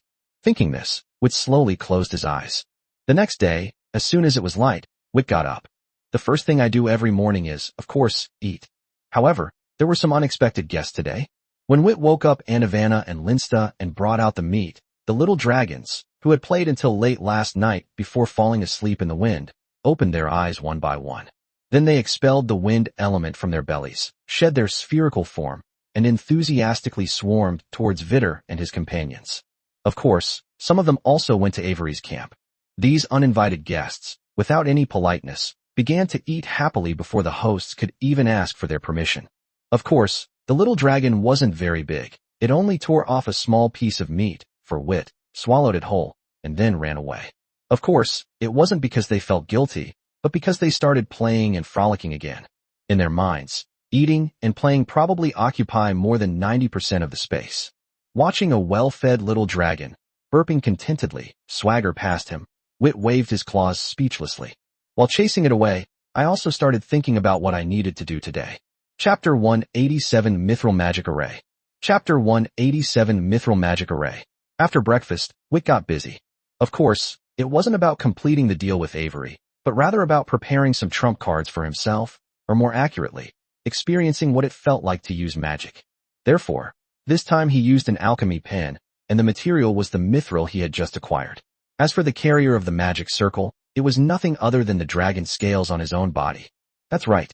Wit is preparing to inscribe a magic circle on his body. Normally, having a magic circle inscribed on his body would be a complete waste, as the elements contained in the magic solution or the magic core would be absorbed by his physical body. The dragon scale space is a prime example of this. Even now, it still needs to use time reversal to extend its lifespan. However, the mithril magic circle is different. In the mithril magic circle, mithril itself is the magic circuit, and there is no magic core. Only the positions of the elemental nodes are marked. Therefore, the mithril magic circle is actually an alchemical item rather than a magic circle. It's just that this alchemical item is a magic circle. Its form of existence is actually the same as the magic circle on the alchemy pen that Wit is holding and the enchanted pen that he just gave to Linsta. No magic core is needed. To activate the magic circle, simply inject elemental power into the elemental nodes within the mithril magic circle. The mithril magic circle itself does not possess elemental power. Therefore, in theory, the mithril magic circle could be inscribed on Wit's body. When he uses it, he only needs to inject elemental power to activate the magic circle, thereby achieving the effect of using magic. So why didn't Wit use this method before? There are actually many reasons for this. First, Wit didn't have mithril, for a very simple and realistic reason. Mithril, as the second-ranked magical metal, is actually a very precious material. If he hadn't gotten incredibly lucky this time, and there might have been a mithril mine nearby, he wouldn't have been able to get so much mithril. Of course, Wit has already noted this place down, and if he has the chance in the future, he will definitely come back to look for mithril mines. Secondly, it's unnecessary. With his teacher around, Vittor could easily obtain some mithril if he wanted to, but there was no need for him to inscribe mithril magic circles on his body inside the dragon's nest. If the magic circle is of low level, it's useless. If the magic circle is of medium level, it's better to use shaping magic, at least that's your own power. If the magic circle is of high level, who can you use it on in the dragon's nest? Third, Wit is still a young dragon. Young dragon scales are replaced, while giant dragons only replace their scales when their scales are damaged in battle or when they break through to a higher level. Although the mithril magic circle is engraved on the dragon scales, it does not affect the use even if the dragon scales fall off. If the purpose is just to experience casting magic personally, then the feeling will be lost once the dragon scales fall off. Using the mithril magic circle on the detached dragon scales is like using a tool. Considering the above 3 points, Wit did not inscribe a mithril magic circle on his body when he was in the dragon's nest. But things are different now. He's not in the dragon's lair now, so a powerful magical shield is essential. Even if it falls off his body, it would still be a powerful combat item. Of course, if it really falls off due to molting, Wit would choose to re-engrave the magic circle rather than use it as a combat item. Only by engraving it on one's own body can the magic circle be activated immediately. In fact, Wit had this idea a long time ago, but he just didn't have any mithril on him. However, there is yuan bronze within Wit's dragon scale space. Although there is a significant difference between copper and mithril, copper is still acceptable for engraving magic circles, although its lifespan is shorter. He didn't use yuan tong for 2 reasons. Firstly, his body was silvery white, while yuan tong was yellowish brown, making it too obvious to be engraved on his body. Secondly, to put it bluntly, it was ugly. However, if Wit had to choose between being ugly and being alive, he would definitely choose to be alive. However, since he was traveling with Sequoia, his safety was relatively guaranteed, so he did not use yuan copper to inscribe the magic circle. With so much mithril, it's enough to inscribe 4 or 5 magic circles. However, whether it's during the use of the magic circle or when the dragon scales fall off and need to be re-engraved, there will be some loss, so some need to be kept as spares. Therefore, 2 magic circles are the most suitable. As he muttered to himself, Wit opened the book his teacher had given him, turning to the 5th level magic circle section, specifically the water attribute chapter. The primary priority is survival, therefore, water-based control magic is essential. Next, we need to consider fire attribute offensive magic. Found it, this is it. As he spoke, Wit turned his head and summoned his tail. There are various reasons why the teacher would inscribe the magic circles under the wings. First of all, the teacher's magic circle is a real magic circle, not an alchemical creation. Therefore, he only needs a little elemental power to activate and operate the magic circle, and then uses mental power to control it to defend against enemies. Since he is an alchemical creation, he must provide all the elemental power needed to cast magic, a part of which requires mental manipulation. Using magic definitely requires control, which in turn requires a certain amount of mental energy. A level 5 magic circle is far beyond what Wit can handle, so his mental energy is definitely insufficient. Wit needs to simplify the steps as much as possible. He knew he couldn't skimp on the mental energy required to control the element input, so he focused his attention on the operation. In close combat, precise control is not required. You only need to control the direction. If it is engraved on the dragon's tail, even the mental energy required to control the direction can be saved. In addition, the teacher's magic circle contains 8 attributes, and the colors are so vibrant that it can't be left unhidden. What was different? The color of mithril is similar to that of silver dragon scales. In addition, Wit flies using his physical body, not magic, which allows for greater range of motion. Even when flying on his tail, it is difficult to notice. With this in mind, Wit hugged his tail and began looking for a suitable place to start riding. However, his tail clearly had a different opinion. Even when Vittor was holding her, she kept wriggling. Wit frowned and looked at his tail. Quiet down, or I'll beat you up. Seemingly realizing that Wit wasn't joking, the tail instantly quieted down.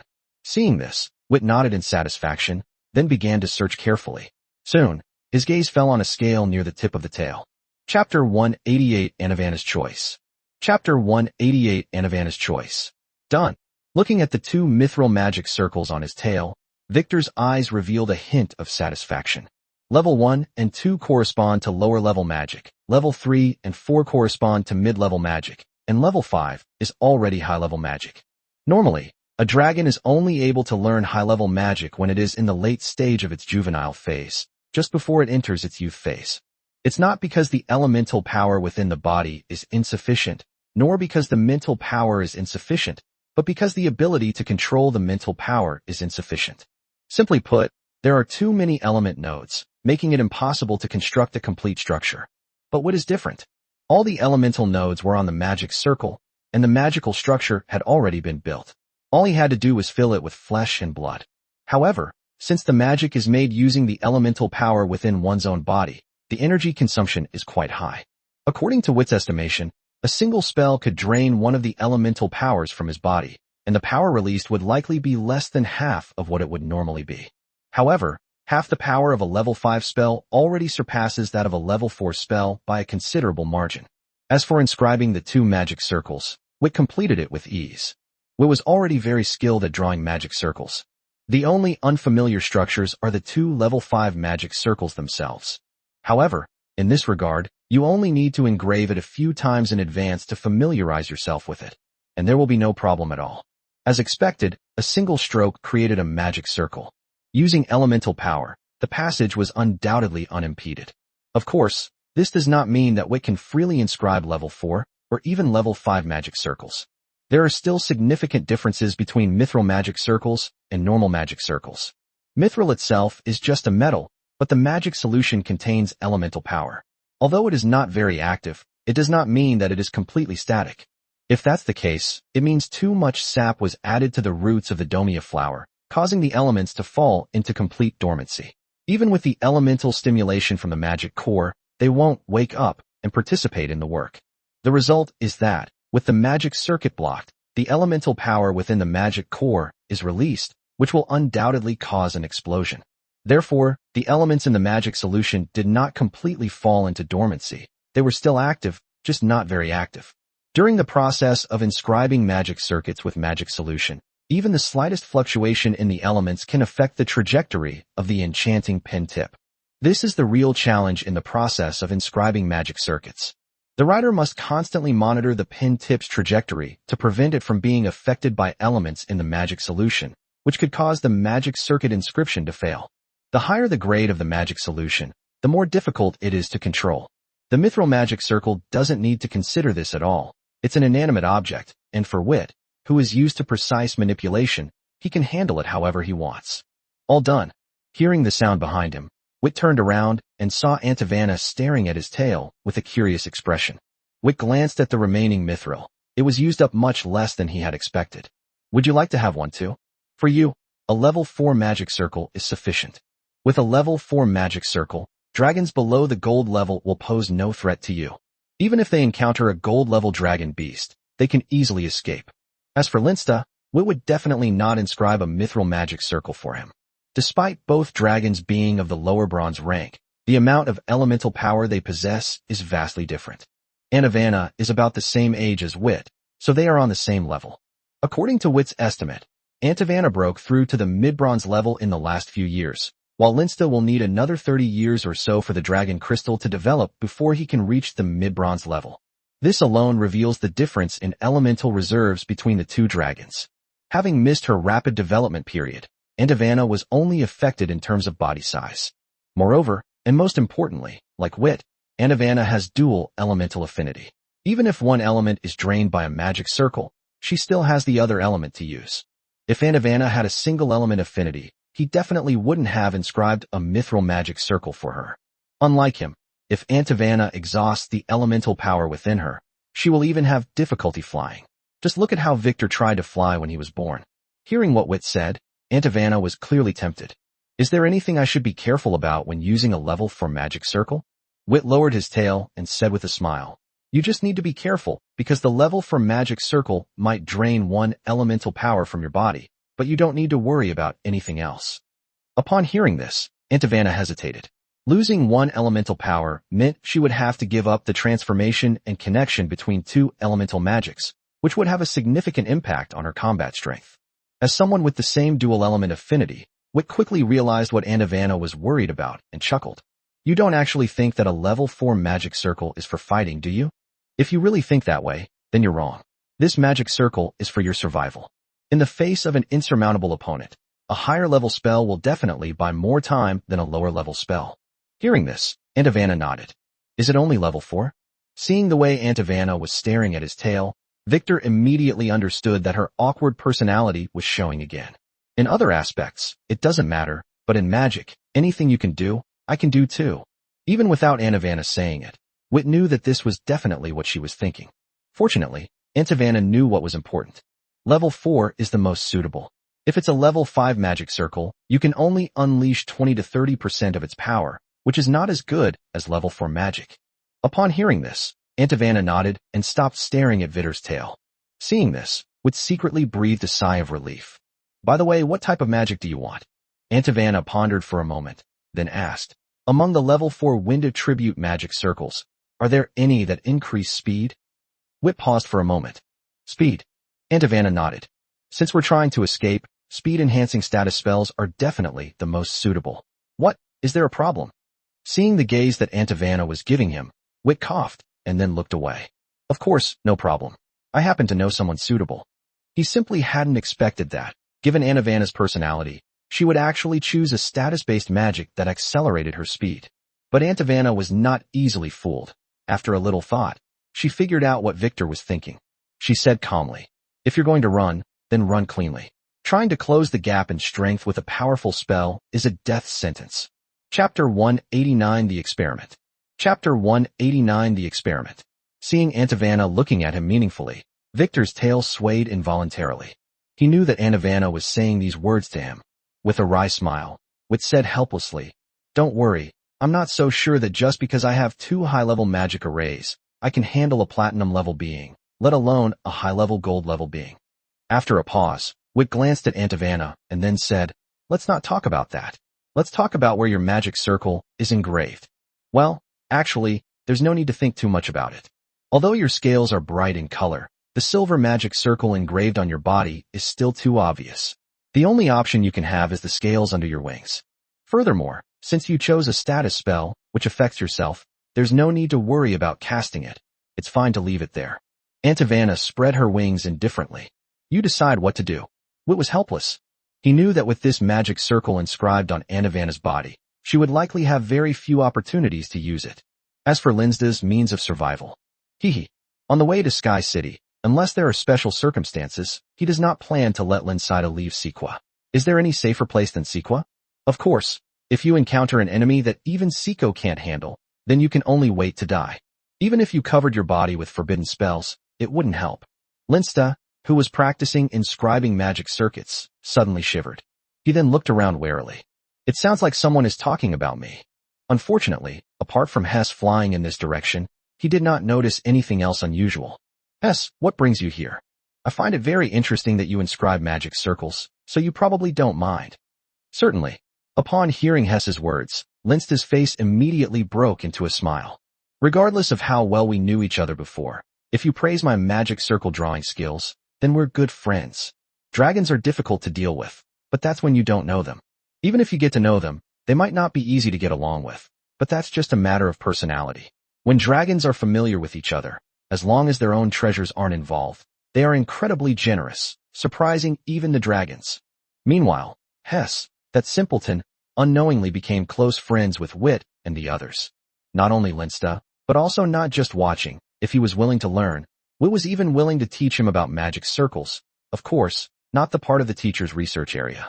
Unfortunately, Hess only liked to watch, not to learn. Wit and the others naturally noticed Hess's arrival. After a brief greeting, Wit began to familiarize himself with the magic circle he was going to inscribe for Aunt Level 5 is easy to achieve, let alone level 4. Soon, Wit had it engraved on Aunt right wing, and even with her wings spread, it was difficult to spot without careful observation. After completing the mithril magic circle, Aunt went to the side to practice her own magic, showing no intention of trying out the magic circle at all. Wit was not surprised at all by this.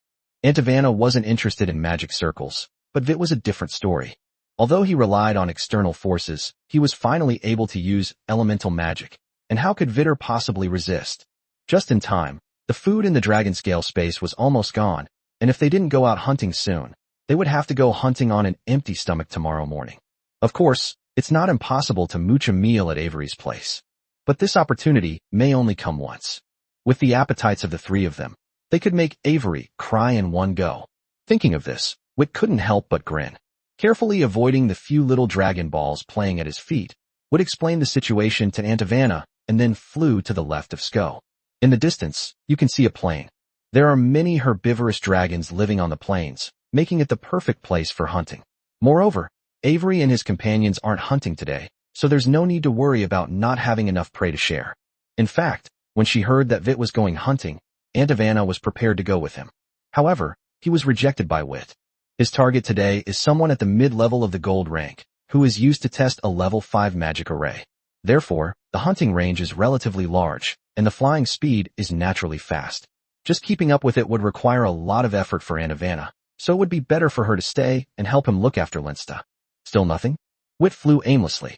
Of course, they weren't looking for prey, but rather for suitable subjects to test their magic circles.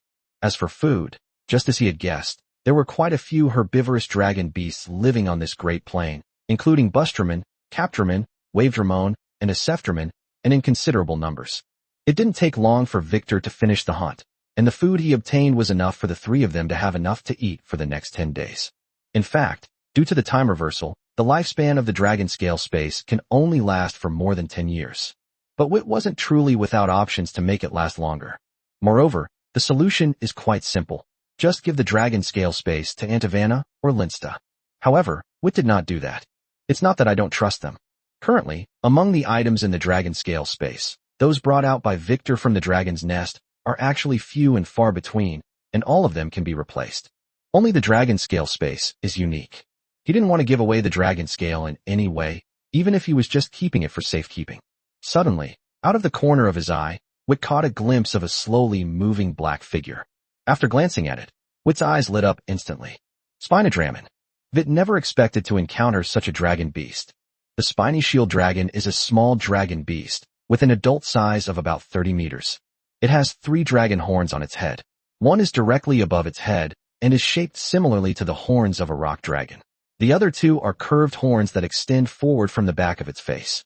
The 3 dragon horns are extremely thick and sturdy, symbolizing their power. The scales on its abdomen are white and plate-like, making it the least defensive part of its body. The scales on the other parts of its body are thick, black, and fish scale-like, with a sharp spike on each scale. The row of dragon scales on the upper part of its back is particularly huge and ferocious. The dragon's tail is short and thick, also covered with scales. Although it is also a herbivorous dragon beast, it is the ceiling of combat power among small dragon beasts of the same level, including predatory dragon beasts. Putting everything else aside, its scales alone are enough to show how formidable it is. In any case, Wit didn't want to know how sharp the spikes on those dragon scales were. Covered in spikes, much larger than him, and possessing the strength of a gold saint, Vittor's dragon scales couldn't withstand it. But wouldn't it be fine to just stay away? The other side can't fly. Thinking this, Wit grinned and flew towards the spiny shield dragon below. Chapter 190 Battle. Part 1. Chapter 190 Battle. Part 1. It is the overlord that occupies a large area on the plains. Its high-level gold-tier strength, immense power, and unparalleled yet exceptionally sharp spiked scales make it a being that even platinum-level predators dare not provoke lightly. But today is an exception. A small creature hovered above it, like a Morse dragon, which annoyed the dragon. Moreover, and most importantly, while it was annoyed, it also felt insulted. The elemental fluctuations emanating from the opponent already indicated his strength. Normally, a creature of this caliber would be unable to even walk steadily when facing it, but now, its behavior is clearly a provocation. However, having survived on this plane until now, it certainly isn't the impulsive type. On the contrary, even when it felt insulted, it remained firmly on the ground, the earth element within its body resonating with the earth beneath its feet, providing it with boundless power while preparing to strike at any moment. The golden pupils hidden behind the many scales were fixed on the figure in the air. Roar. The deep roar carried a hint of mockery. Spiny shield dragon beast, with an affinity for earth element and scales possessing strong elemental resistance. I feel like I've just made myself into trouble. Wit kept circling above the spiny shield dragon, trying to find a weakness in the other party. Clearly, he couldn't find it. The spiked scales on the spiny shield dragon's body were all around, and even its eyes were hidden between the scales on its face. As long as it closed its eyes, it would be well protected. Since it's a test, we can't just throw out the magic randomly, see the effect, and then leave. Rather than that, we might as well find a stone to test it on. High-level magic is powerful enough to break through the spiked scales of a high-ranking gold-level thorn shield dragon beast, but unfortunately, Wit couldn't use the full power of that magic. Insufficient element reserves are one issue, but the elemental power is also inadequate. In fact, The second point is the most problematic. Platinum-grade elements are far more reactive than bronze, and naturally, they are also more powerful. However, due to the special nature of this magic, he was able to unleash 60% of its power beyond its limits. Of course, it was also possible that he could only achieve less than 60%. Even at 60% power, it would be absolutely impossible to break through the opponent's spiked scales if it were to hit them directly. Therefore, he had to find a way to get the other party to expose their vulnerable abdomen. Although the abdominal plate armor of the spiny shield dragon is quite defensive, since it cannot fly, it mainly relies on its abdominal plate armor to block attacks from the ground. To be honest, Wit wasn't sure if his magic could break through the opponent's abdominal plate armor. Roar! Hearing the deep roar from below, Wit was momentarily stunned. He certainly couldn't understand the language of the dragon beasts, but the mockery in their voices was something that language barriers couldn't block out. Wit raised an eyebrow. You don't really think I can't do anything to you, do you? With this thought in mind, a series of difficult, ancient syllables rang out from Wit's mouth. A large amount of water elemental power surged out from the dragon crystal and spread around Victor's body, and Victor's body began to undergo a dramatic transformation. Starting from the tail, each dragon scale grew larger and thicker. In fact, it wasn't just the dragon scales, but Victor's entire body that became heavier. This continued until the last dragon scale on Wit's head completed its transformation. Werther, who had stopped singing, had completely changed his appearance.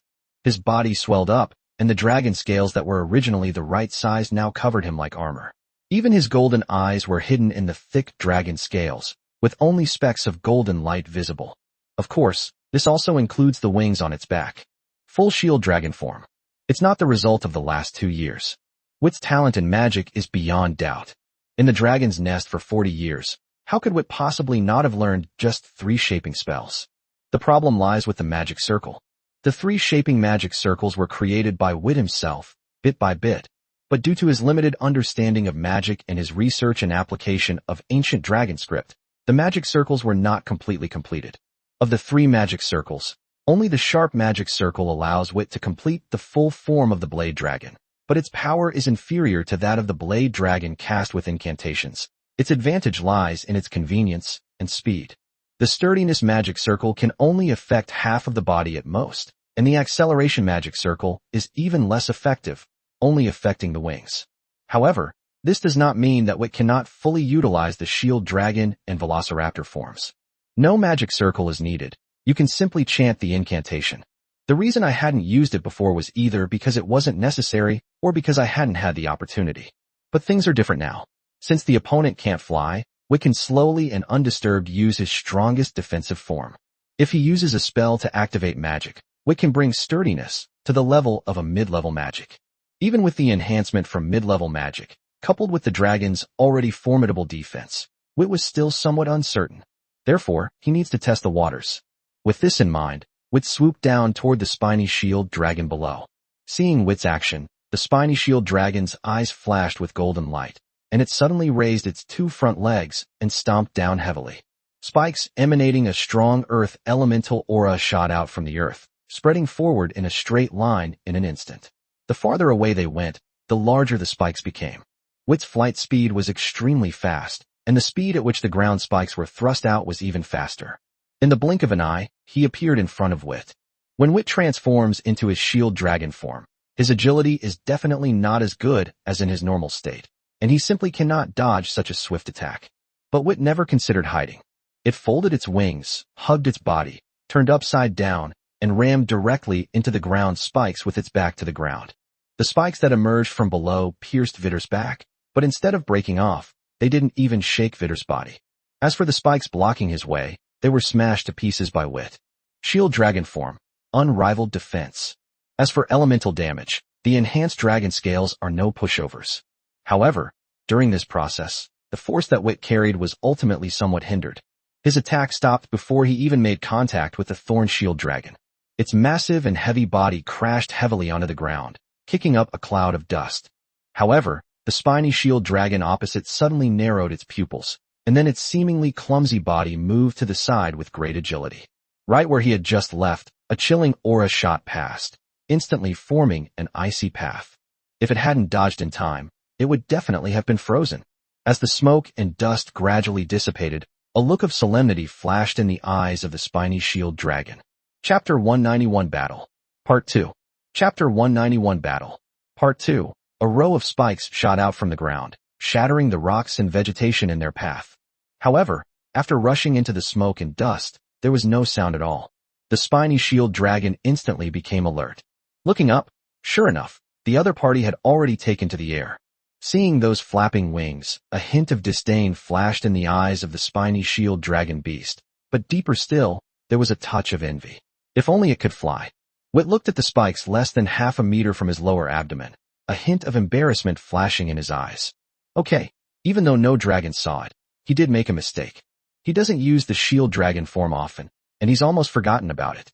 In this form, his weight doesn't double as dramatically, but it's not much different. Moreover, the wings in this form are also very heavy. So, the fall to the ground just now wasn't what he originally wanted. He just didn't get airborne. After taking off again and adjusting his emotions and state of mind, Witt began looking for opportunities once more. The dragon beasts didn't use elemental magic, but rather primal magic.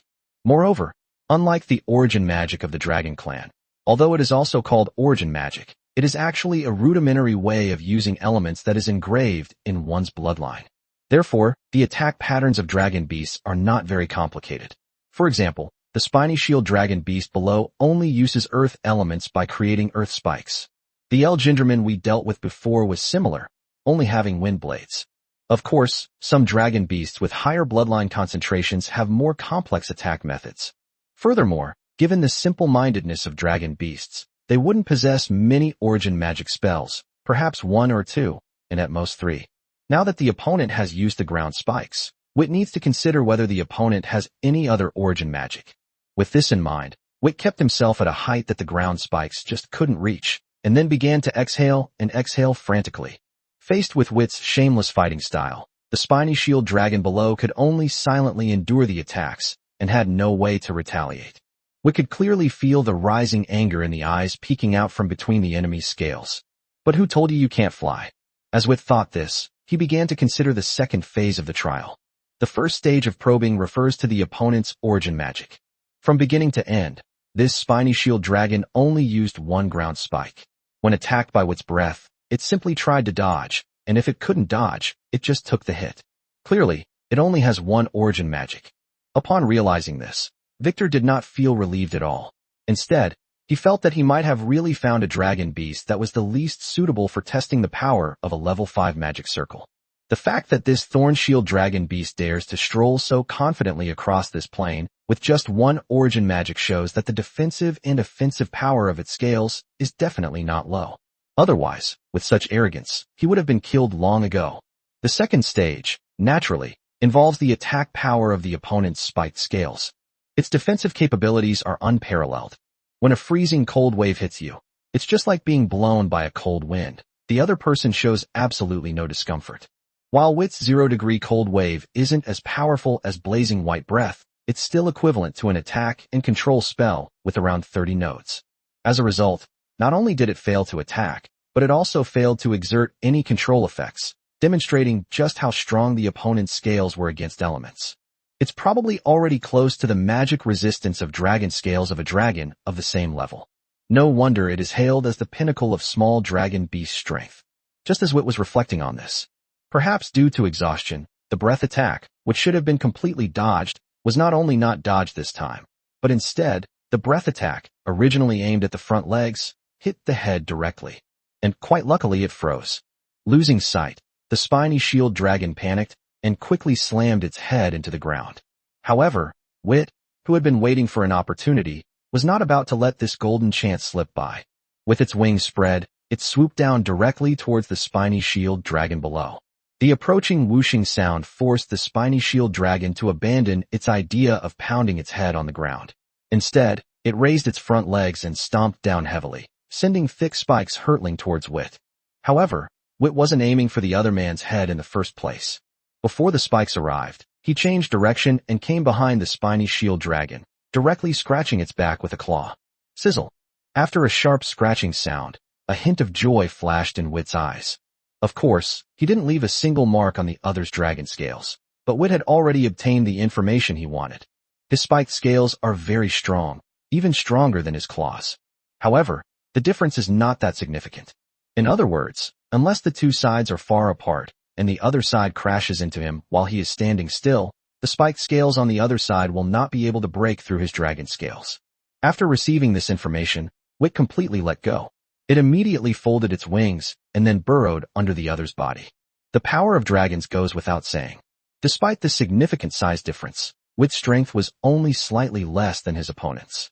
Therefore, Wit decided to take a direct, forceful approach, flipping the opponent over and then using a level 5 magic circle on his stomach. Even if you can't kill the opponent, you can at least break through their defenses. The spiny shield dragon clearly understood that Wit was targeting its vulnerable abdomen. So, after removing the ice from its head, it began to stomp on the ground frantically, injecting earth element into the earth beneath its feet, which in turn created sharp spikes. The spiny shield dragon was trying to use this method to force Wit away from him. But since Wit had chosen to launch a full-scale attack, he wouldn't let this opportunity slip by. He let the spikes pierce his body as he dodged the giant feet of the spiny shield dragon beast and ran towards its base. Seeing this, the spiny shield dragon also started to act shamelessly. It stopped using its spikes and stopped jumping around in place. Instead, it lay down. Wit stared blankly at the white plate armor that was so close, yet had vanished right in front of him. Then he realized there was no way to overcome it. Looking at the Spinosaurus lying motionless on the ground, its head turned to look at him with a mocking expression, Wit felt extremely frustrated. The fighting has stopped, but there were no winners. Wit circled the spiny shield dragon, trying to find a way to break through. The spiny shield dragon, however, seemed completely unfazed, lying on the ground with its golden eyes, hidden in the gaps of its dragon scales, even narrowing. At first, it was actually a little nervous. However, after Wit probed its body a few times with its claws, it didn't care anymore. Anyway, the other party couldn't break its dragon scales, so it would just wait it out. Chapter 192 The Treacherous Dragon Beast. Chapter 192 The Treacherous Dragon Beast. Rise. Wit braced himself against the hind legs of the spiny shield dragon, his neck outstretched, his tail tucked tightly behind him. He was trying to use brute force to flip the spiny shield dragon over. However, the other person's body seemed to be welded to the ground, remaining completely still. Then, seeing the massive body falling towards him, Wit quickly retreated a considerable distance. Boom. After a loud bang, the spiny shield dragon's fallen body sprang back to its original position. Looking at the deep pits left on the ground, Wit's face darkened. This wasn't the first time. Otherwise, he wouldn't have been so adept at dodging. In fact, after his opponent was knocked down, Wit saw that the opponent looked like he was ready to be attacked, and that he would only consider himself a loser if he made a single move, so he prepared to leave. After all, time was limited, and he still had to catch up with Sko. He couldn't afford to waste time on a spiny shield dragon. Unless there are special circumstances, sequel will not stop for any dragon. However, just as Wit was about to leave, the other person gave him a mocking look. If we could tolerate this, then Wit wouldn't be a dragon. Therefore, the two sides have been deadlocked until now, with neither able to gain the upper hand. Of course, the magic on Vittoria had been dispelled. The energy consumption in shield dragon form is still quite high.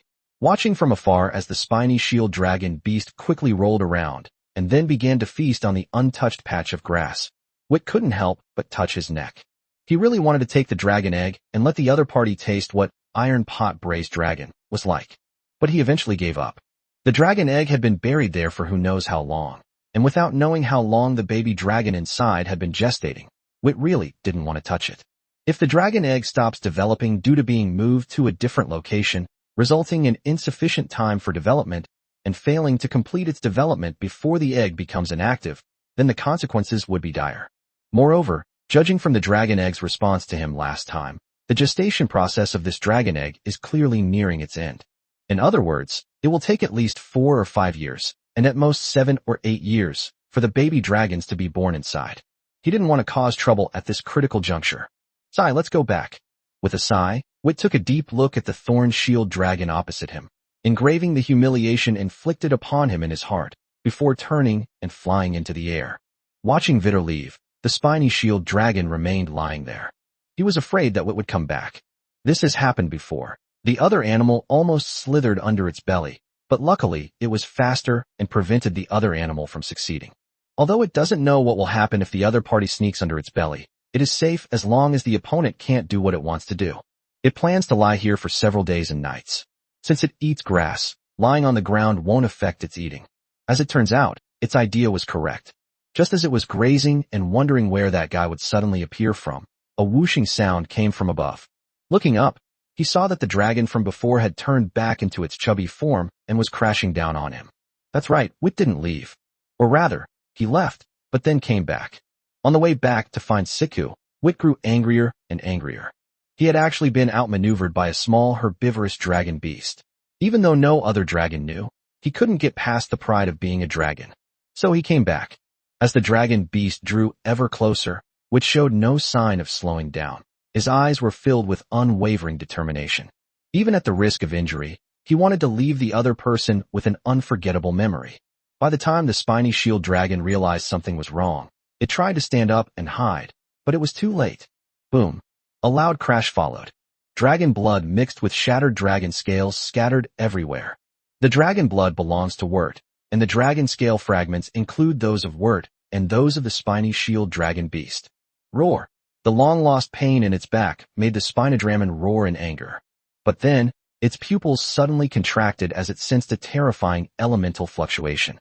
When it turned its head, it saw the other party's bright golden eyes staring at it, and on the dragon's tail, a fireball compressed to a size of several tens of centimeters. The next second, the fireball exploded, and a fiery red lotus flower bloomed on the back of the spiny shield dragon. Fire element, high level, 43-node explosive magic. Karmic Crimson Lotus. Extreme compression, extreme explosion. Its true power is comparable to high-level magic with around 50 nodes of other attributes. The immense impact sent Vittor flying. The dragon scales on the dragon's body have the highest resistance to elemental affinity, and what affected Wit was his own element. Even so, Wit's tail was still blasted, and scales flew everywhere. This demonstrates just how powerful the destructive force of high-level magic can be. However, Wit, who was blown away, was not happy at all. After rolling uncontrollably on the ground several times, Wit managed to stop himself, and then hurriedly flew into the air. As soon as Wit left, a huge rock ball, about 10 meters long, crashed into the spot where he had just been standing. After the aftershocks of the explosion of the Crimson Lotus of karmic fire dissipated, the spiny shield dragon beast that was revealed was completely different from the one that had been lying on the ground and acting spoiled before. He was clad in even thicker rock armor, and was brewing another rock cannonball in his mouth. The rock armor where Wit had attacked was shattered, the largest spiked scale was missing, black smoke was billowing from the wound, and the flesh was charred black. However, these injuries were not very serious for the spiny shield dragon. Compared to its opponent, Wit's front paw was twisted, its tail was charred black, a third of its dragon scales were gone, and its wounds were a bloody mess. Even the combined elemental resistance of dragon scales and skin couldn't withstand the impact of high-level magic. Looking down at the spiny shield dragon, Wit opened his mouth, and a deep, ancient syllable rang out. The shattered scales on the battlefield began to gather towards Wit, and his twisted arm gradually began to heal. Time travel. Soon, Vittor returned to his prime. This was originally his plan. Wit was least afraid of getting injured. But what he didn't expect was that the spiny shield dragon below was even more cunning than him. What do you mean one origin magic? There should be 3. On the other side, seeing that Wit's injured body had recovered, the spiny shield dragon's pupils shrank slightly. Then, it dispersed the rock sphere that was about to be completed and instead repaired the rock armor at the wound. The two sides confronted each other again. But this confrontation didn't last long. The thorny dragon began to retreat step by step, and when it saw that Wit didn't stop it, it turned and ran away. Wit also breathed a sigh of relief. 3 origin magic spells and 1 origin magic spell are worlds apart, not to mention that one of them is a defensive type. With only the Crimson Lotus of karmic fire, Wit was no match for his opponent. Even if you could turn back time, it wouldn't work. Just as Wit was about to leave, something left behind on the battlefield caught his eye. Chapter 193 Dragon Ruins. Chapter 193 Dragon Ruins. It's the spikes on that guy's scales. Wit stared at the black, claw-like spikes that were as thick as his waist, paused for a moment, and then smiled. I didn't expect this thing to survive the karmic fire lotus. It'll be perfect to take it back as a trophy. With that, Wit put the spikes away. As a hard-won draw, a piece of loot is still necessary, right? Wit knew that no matter what, he would never be a match for that spiny shield dragon. Even if you use the blazing white breath, it's the same. Even in that emergency, the opponent's defensive origin magic was able to block the attack of a high-level magic. His blazing white breath, in terms of power, was only close to a high-level magic, not even comparable to the karmic fire red lotus. Therefore, more than a spoil of war, it is a souvenir of defeat that constantly reminds Werther not to make hasty judgments about anything. After putting away the spike, Witt let out a soft exclamation. Previously, the spikes were in a state of being pierced into the ground, but they were not completely submerged. Witt didn't pay much attention at first. However, when he pulled out the spike, he saw that beneath it was a stone radiating earth elemental energy. Thinking back now, the spikes were actually launched by the force generated by the explosion of the karmic fire red lotus. The spikes themselves are quite heavy. In this situation, while it may not be completely submerged, it is certainly possible for it to be submerged by at least most of its length. In reality, the spike was only shallowly embedded in the ground. That must be the reason for the elemental fluctuations emanating from this stone. Under normal circumstances, whether it is soil or rock, although they contain a large amount of earth elements, they do not have elemental fluctuations. They are stable elements that have fallen into a state of dormancy. The condition for element fluctuations is that the elements become active. Such items are usually magical creations. For example, the ice created by Witt, or the spikes and rock balls created by the spiny shield dragon beast, will not dissipate. However, the active elements contained within them will gradually subside and become normal things in nature. The stronger the power, the longer it takes for the active elements within a magical creation to become dormant. Of course, there are also some natural things that have elemental fluctuations, and these things are called magical items, such as the purple water chestnut pollen used when refining the liquid magic core. They automatically absorb the surrounding free and relatively active elements. Over time, either the elements accumulate too much and explode naturally, or they advance themselves and become higher-level magical items. A magical item containing earth element. Looks like I'm not so unlucky today after all. As he spoke, Witt stretched out his claws and began to dig. Magical items are rare. The elemental fluctuations emitted by these items are quite attractive to dragons of the same attribute. Even if they are not swallowed directly, simply sleeping around them can accelerate their growth and strength. Although he doesn't need the earth elemental magic items, they are a good choice whether to trade them or keep them for alchemy. To be honest, Witt had wanted to get a batch of elemental golems for a long time. With the help of the elemental golems, he no longer needs to deal with some repetitive and tedious tasks, such as taking care of Linsta. I'll try making elemental golems when I get back. Witt muttered to himself as he dug diligently into the soil. However, this thing seemed to be much larger than Witt had imagined. When Witt came to his senses, the area he had dug out was larger than his body. Looking at the rather flat rock, Witt's lips twitched. No way. Something seems off. Although there are quite a few large magical items, Witt had some doubts about whether he would actually be lucky enough to find one. As it turns out, Witt was quite self-aware of his own luck. After he gritted his teeth and dug for a long time, the results came out. The good news is that the stone has finally been dug out intact. The bad news is that the stone's surface is flat, measuring exactly 40 meters long and 20 meters wide. Moreover, rocks of the same material were excavated from all four sides of this stone.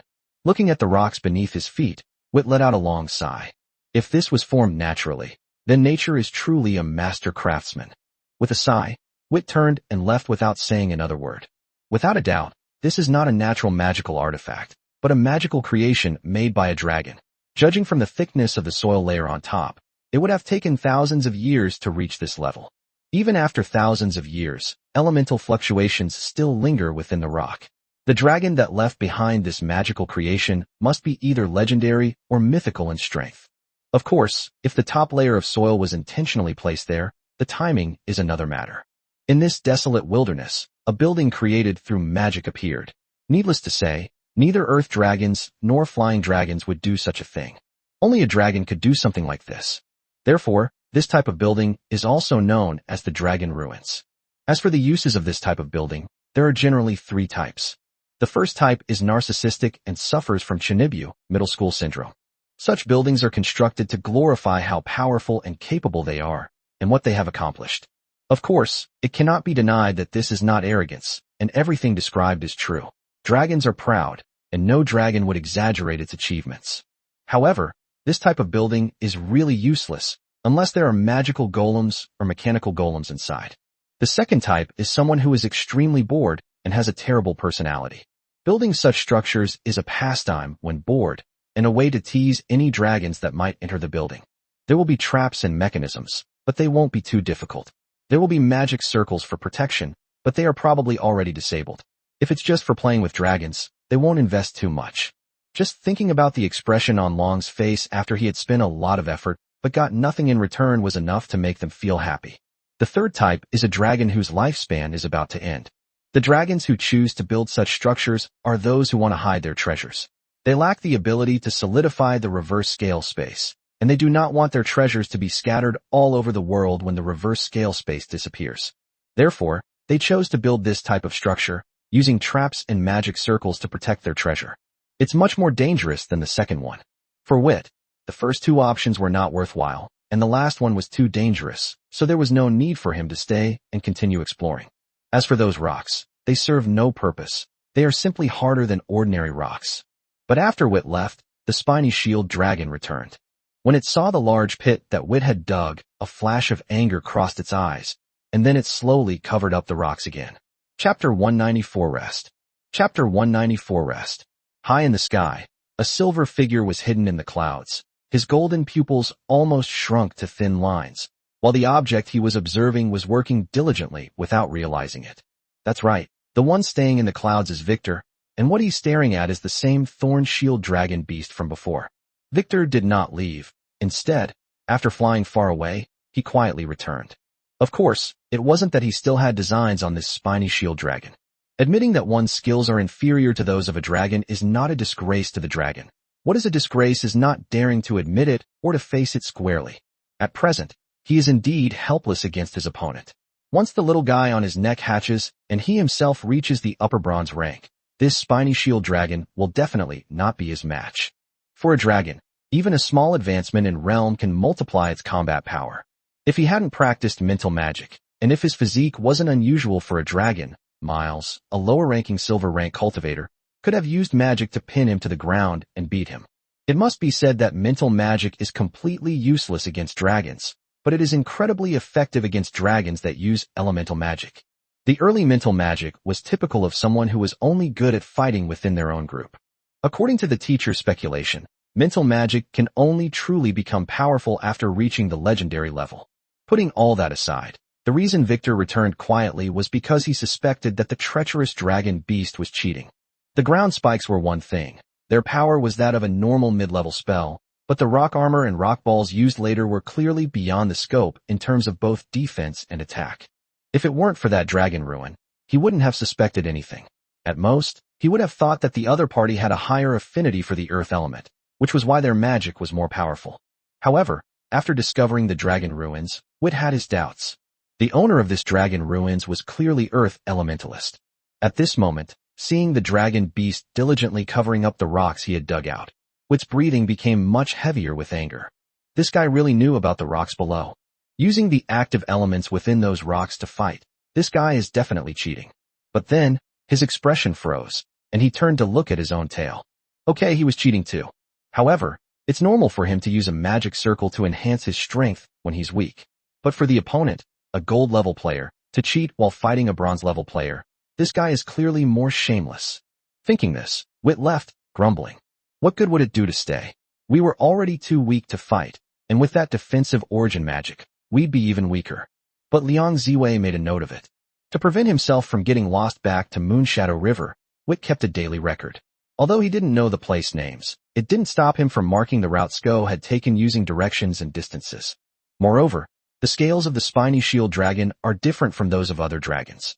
While dragon scales are completely replaced several times, the scales of the spiny shield dragon have protected them since birth and will continue to protect them until the end of their lifespan. In other words, the guy had his largest dragon scale shattered by Wit.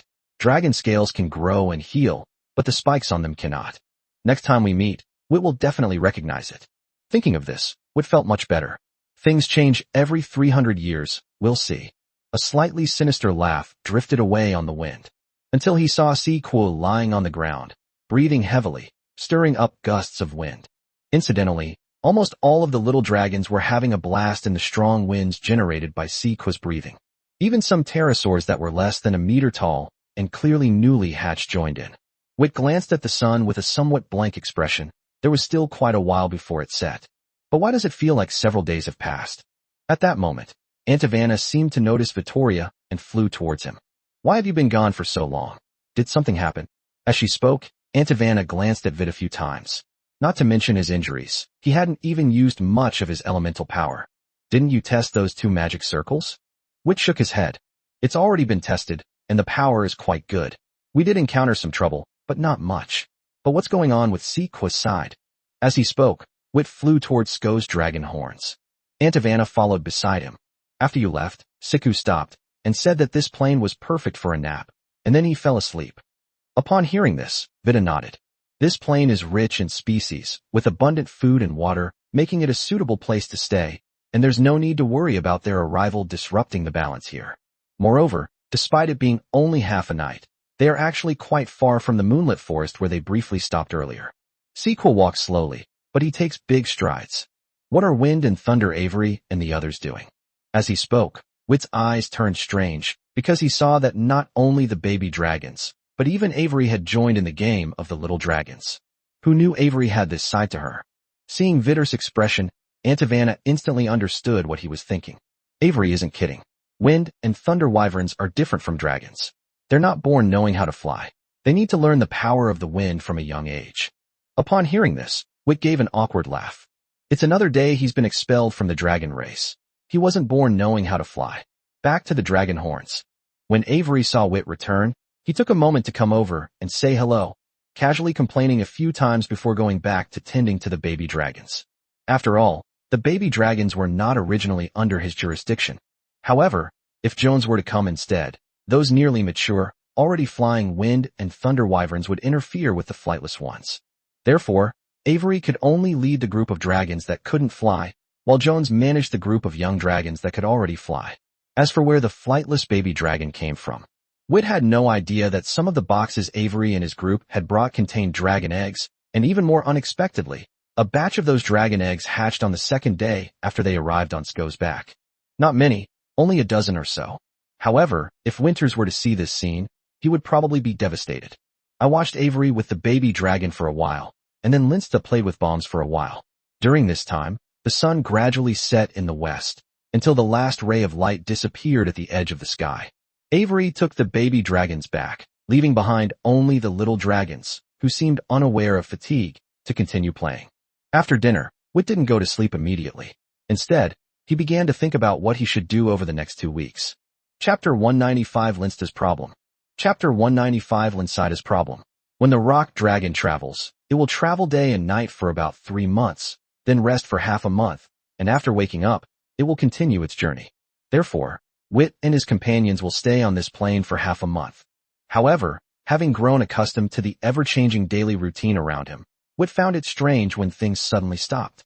He thought about it for a long time, but couldn't come up with any results. Instead, he fell asleep without realizing it. The next morning, having not received the answer he wanted, Victor had little appetite. He ate only twice the amount of food that Aunt Ivana and Linsta combined, and then stopped. Aunt Ivana naturally noticed that something was wrong with Wit's condition. But she ignored it and went to a corner to continue practicing her magic. Sometimes she experiences this too. She loses her appetite, doesn't want to do anything, and just wants to sit quietly for a while. That's just how dragons are. As for Linsta, he didn't even notice Wit's condition. He was also lost in thought. Moreover, he seems to already have the answer. However, whenever his eyes hardened, the next second he would look miserable again, pick up the enchanting pen, and continue to create explosion after explosion. As for Wit, just as Antowana had expected, after eating, he went to the side and lay down, doing nothing but quietly lying there. A little while later, Avery and his group arrived again. However, seeing Victor's condition, he wisely refrained from going over to greet him, and instead took the group of baby dragons to continue experiencing the feeling of flight. As for Hess, who came along, he went to find Linsta. However, he felt that Linsta's condition was a bit off today. In the past, when he inscribed 5 magic circuits, they would explode twice, but today they kept exploding. As always, he was stubborn, so he took the initiative to ask, but Linsida just shook his head and refused to say anything, and the magic circuit he was inscribing kept exploding. Time passed slowly. Wit, whose mind had been blank, finally focused his unfocused gaze again. Wit patted his head and gave a wry smile. Why think so much? It's so dramatic. Wit muttered something under his breath and was about to get up when an explosion drew his attention. After a moment of surprise, Wit looked in the direction where Linsta was, puzzled. Although he had his mind blank, it didn't mean that Wit couldn't hear the noises outside. He just hadn't been in the mood to pay attention.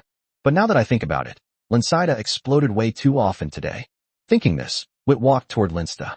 Wit did not conceal his footsteps, so Linsta quickly noticed him approaching. He subconsciously tried to cover up his achievements for the day, but then he embarrassingly discovered that his achievements were too big to hide. When Vittor walked up to Linsta, he naturally noticed the large pile of discarded scales, and his lips twitched involuntarily. "Did you carve all of these today?"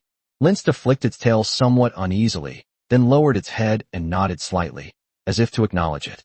Upon seeing this, Wit frowned slightly.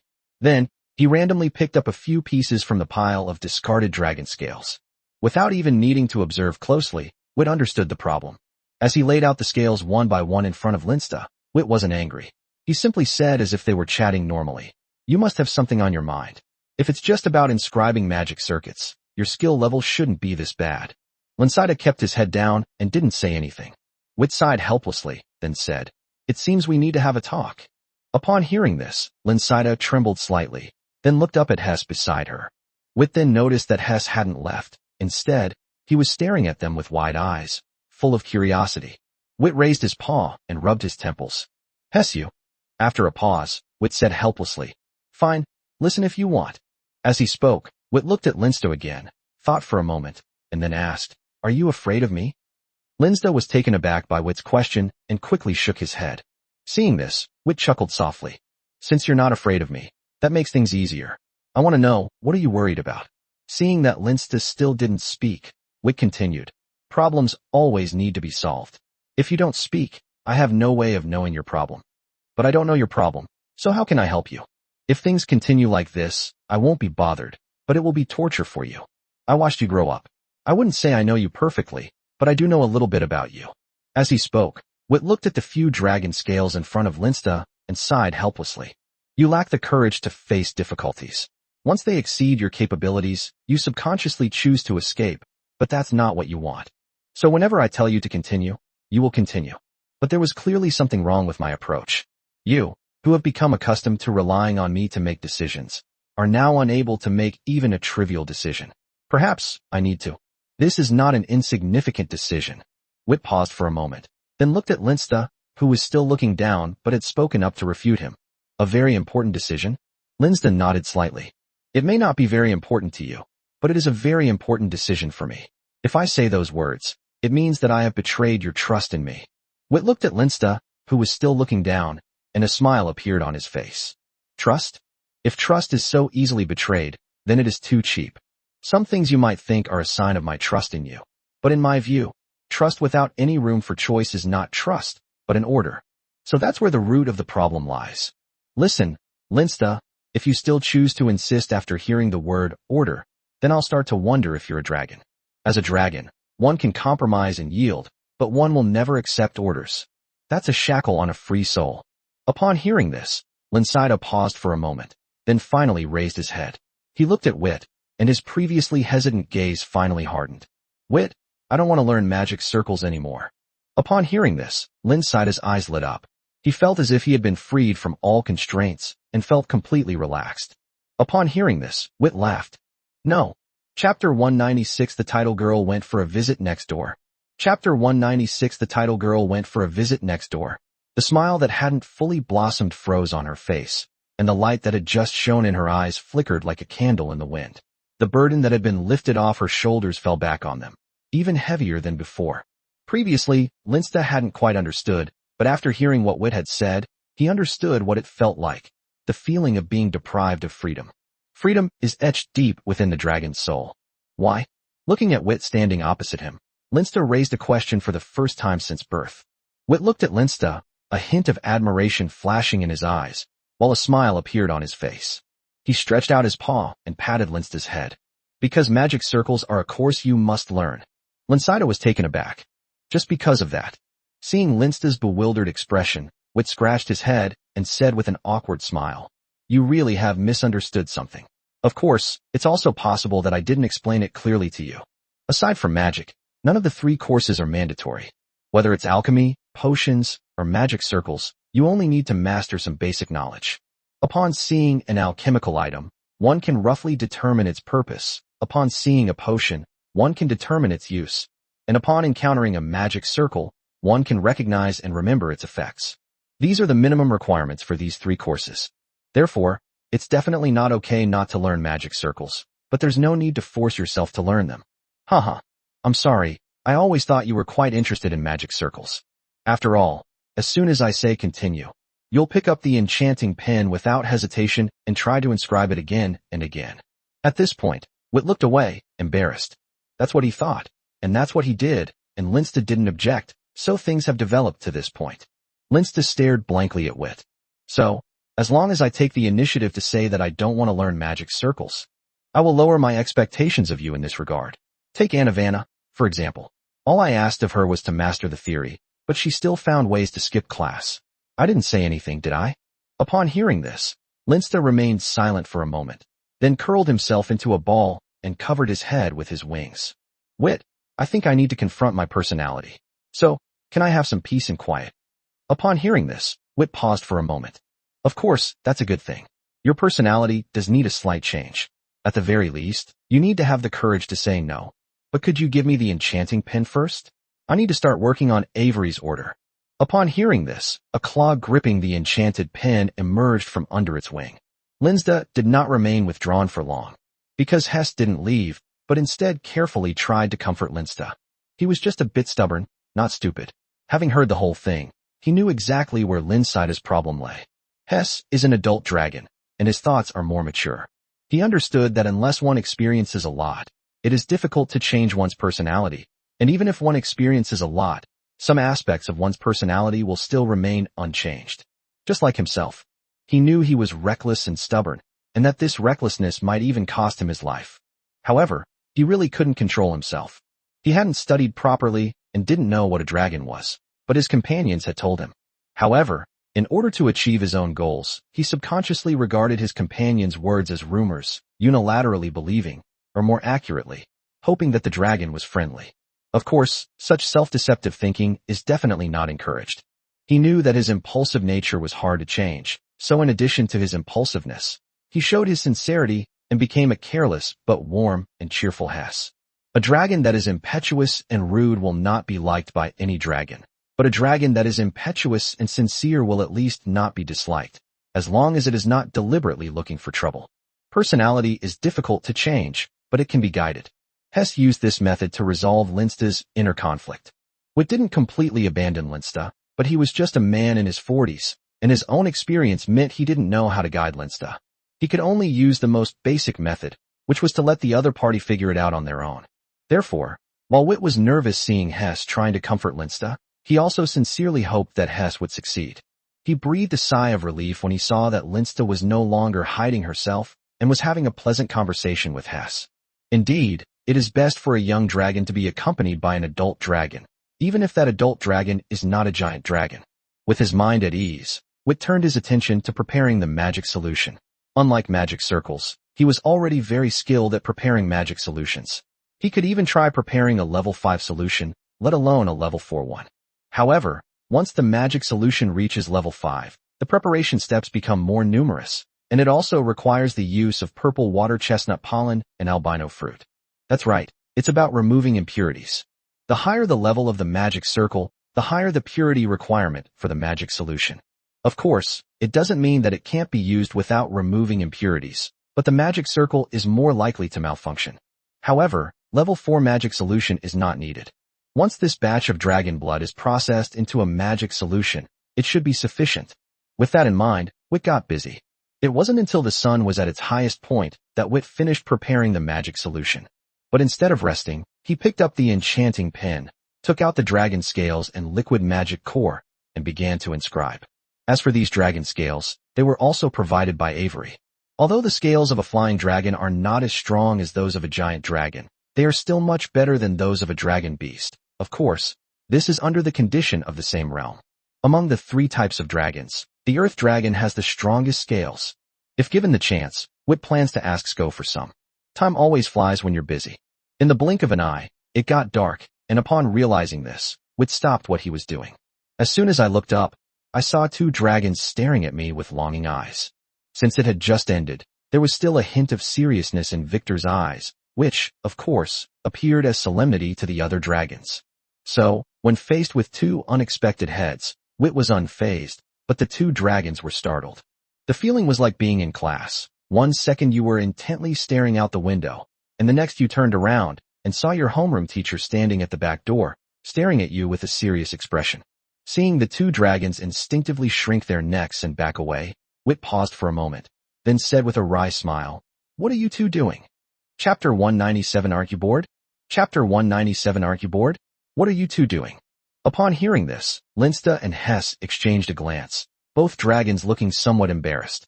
In fact, the two of them were drawn over as soon as Wit began inscribing the magic circle. In other words, they had been standing there for a whole afternoon. They were actually quite surprised by this. So engrossed in the fluid movements of Wit's magic circle drawing, they didn't realize that an entire afternoon had passed before they came to their senses. Moreover, Linsta had a feeling that if he could be as single-minded as Wit, magic circles might not be so difficult to work with. Fortunately, he came to his senses in time. Watching you inscribe magic circles is a real treat. They're so simple and fluid. Unlike Linsta, who was almost seduced back again, Hess exaggeratedly praised Werther, just as he praised the story of Sko. Although the behavior was exaggerated, Wit could sense the sincerity in the other person's tone. Listening to Hess's seemingly endless praise, Wit scratched his head somewhat embarrassedly, then quickly interrupted him. "Really? I had no idea I was so good at this.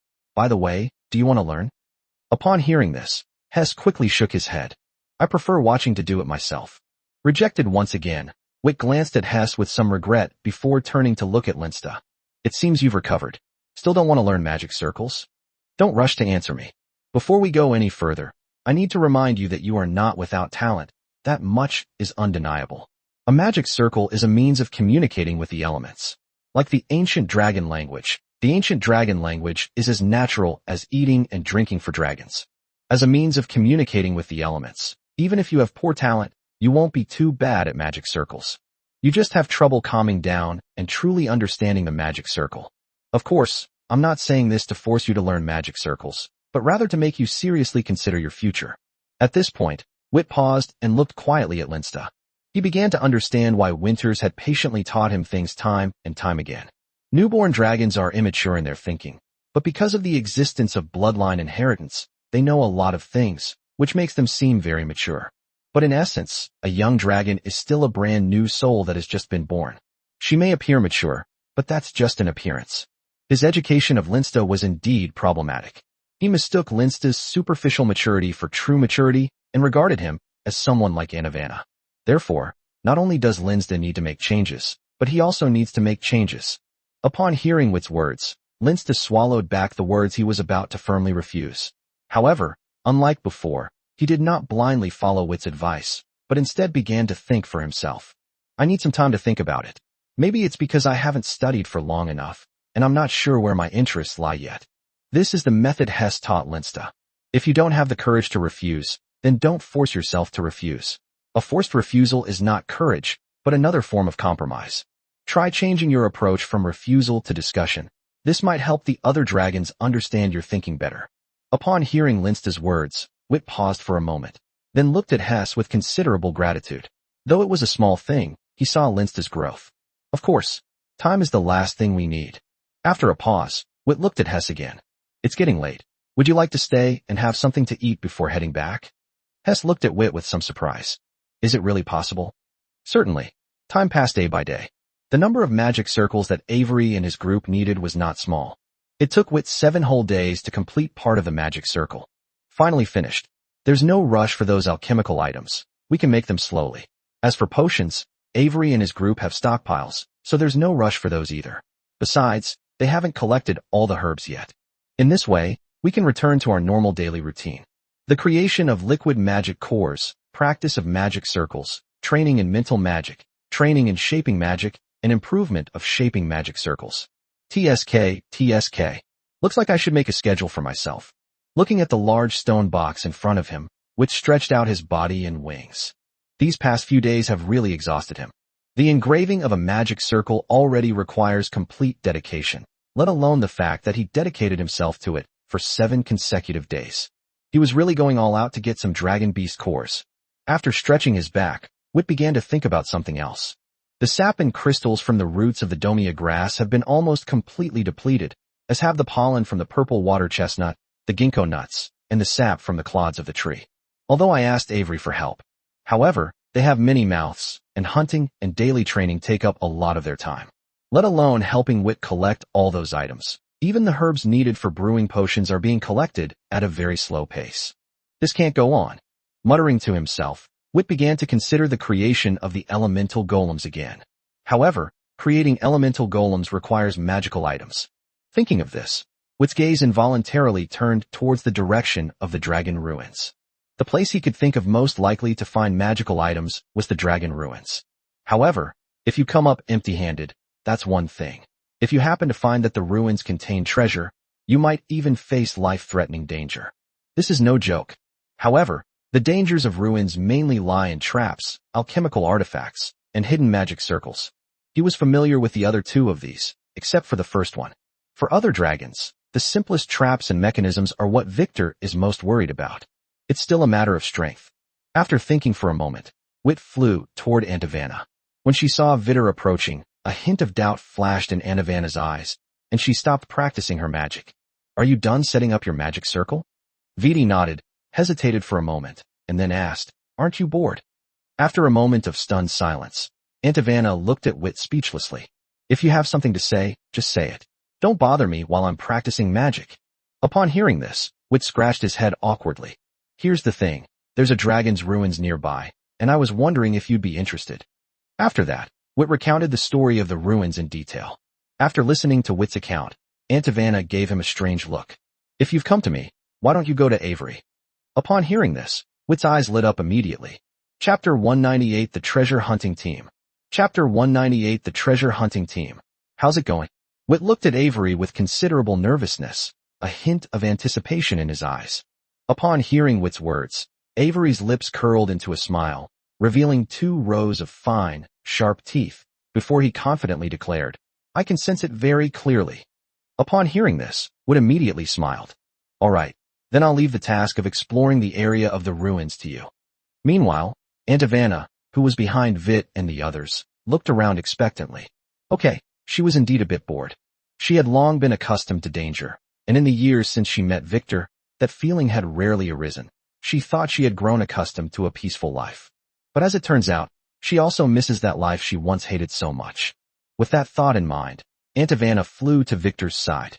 Is there anything I need to do?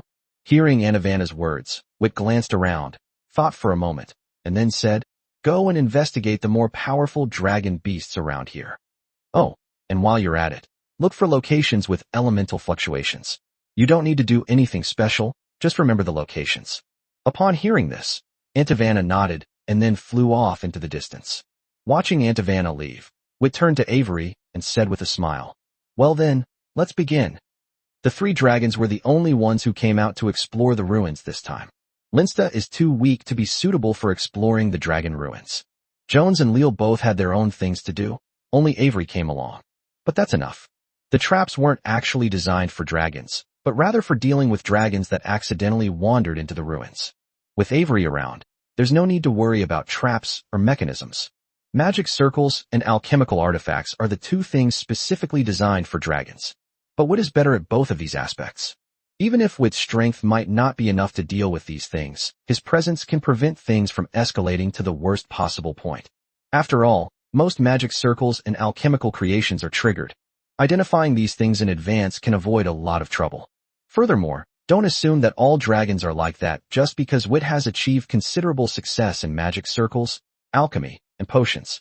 In fact, most dragons, like Selene, O, and Isa, are not interested in any of these 3 types of knowledge and are only interested in magic and combat.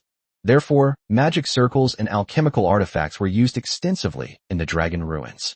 Of course, Avery's role is not limited to dealing with mechanisms and traps. With his platinum-level strength, he can more easily sense subtle elemental fluctuations. These are things that Wit and Antivana could not do. Just like now, Wei specifically said that even when standing on the ground, he couldn't feel the elemental fluctuations emanating from the rocks beneath the soil. But Avery could sense it from the air. At this moment, they used Avery's perception of the elemental fluctuations below to determine the exact location and size of this dragon ruin. Whit held a scale in his hand, ready to record the information Avery had gathered. As time passed, the dragon ruins were gradually unveiled by Whit and his companions. The exploration was not completely completed until dusk. Back on Sequa's back, the three dragons gathered together. Whit carefully observed the information on the scales in front of him, while Avery and Antivana waited quietly to the side. Although Avery is an adult dragon, he doesn't know much about dragons, magic circles, or alchemical creations. Antivana goes without saying. Therefore, only Whit can do the analysis of this kind of thing. After waiting for a moment, Whit let out a long breath, then took out another scale and an enchanting pen, and looked up at the two dragons. Next, I'd like to talk about what we've gained today. We've gained quite a lot, which will be of great help to our formal exploration of the ruins tomorrow. First, there's the area occupied by the ruins. The ruins are square in shape, measuring 5,000 meters on each side, which makes them relatively small among the dragon ruins. Here, I want to clarify that there are three types of dragon ruins: glory ruins, treasure ruins, and mischief ruins. Among them, the ruins of glory are the least common in the wild. These kinds of ruins are usually built by dragons in dragon nests before their death, by dragons who made great contributions to the nests in order to display their glory. Therefore, such ruins are generally large-scale and basically safe. Of course, this is without causing damage. Next up are the treasure ruins. This type of ruin is the most dangerous of all dragon ruins.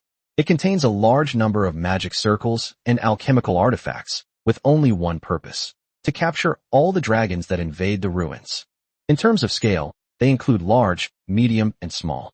As for the final prank ruins, they were just something some bored dragons made on a whim.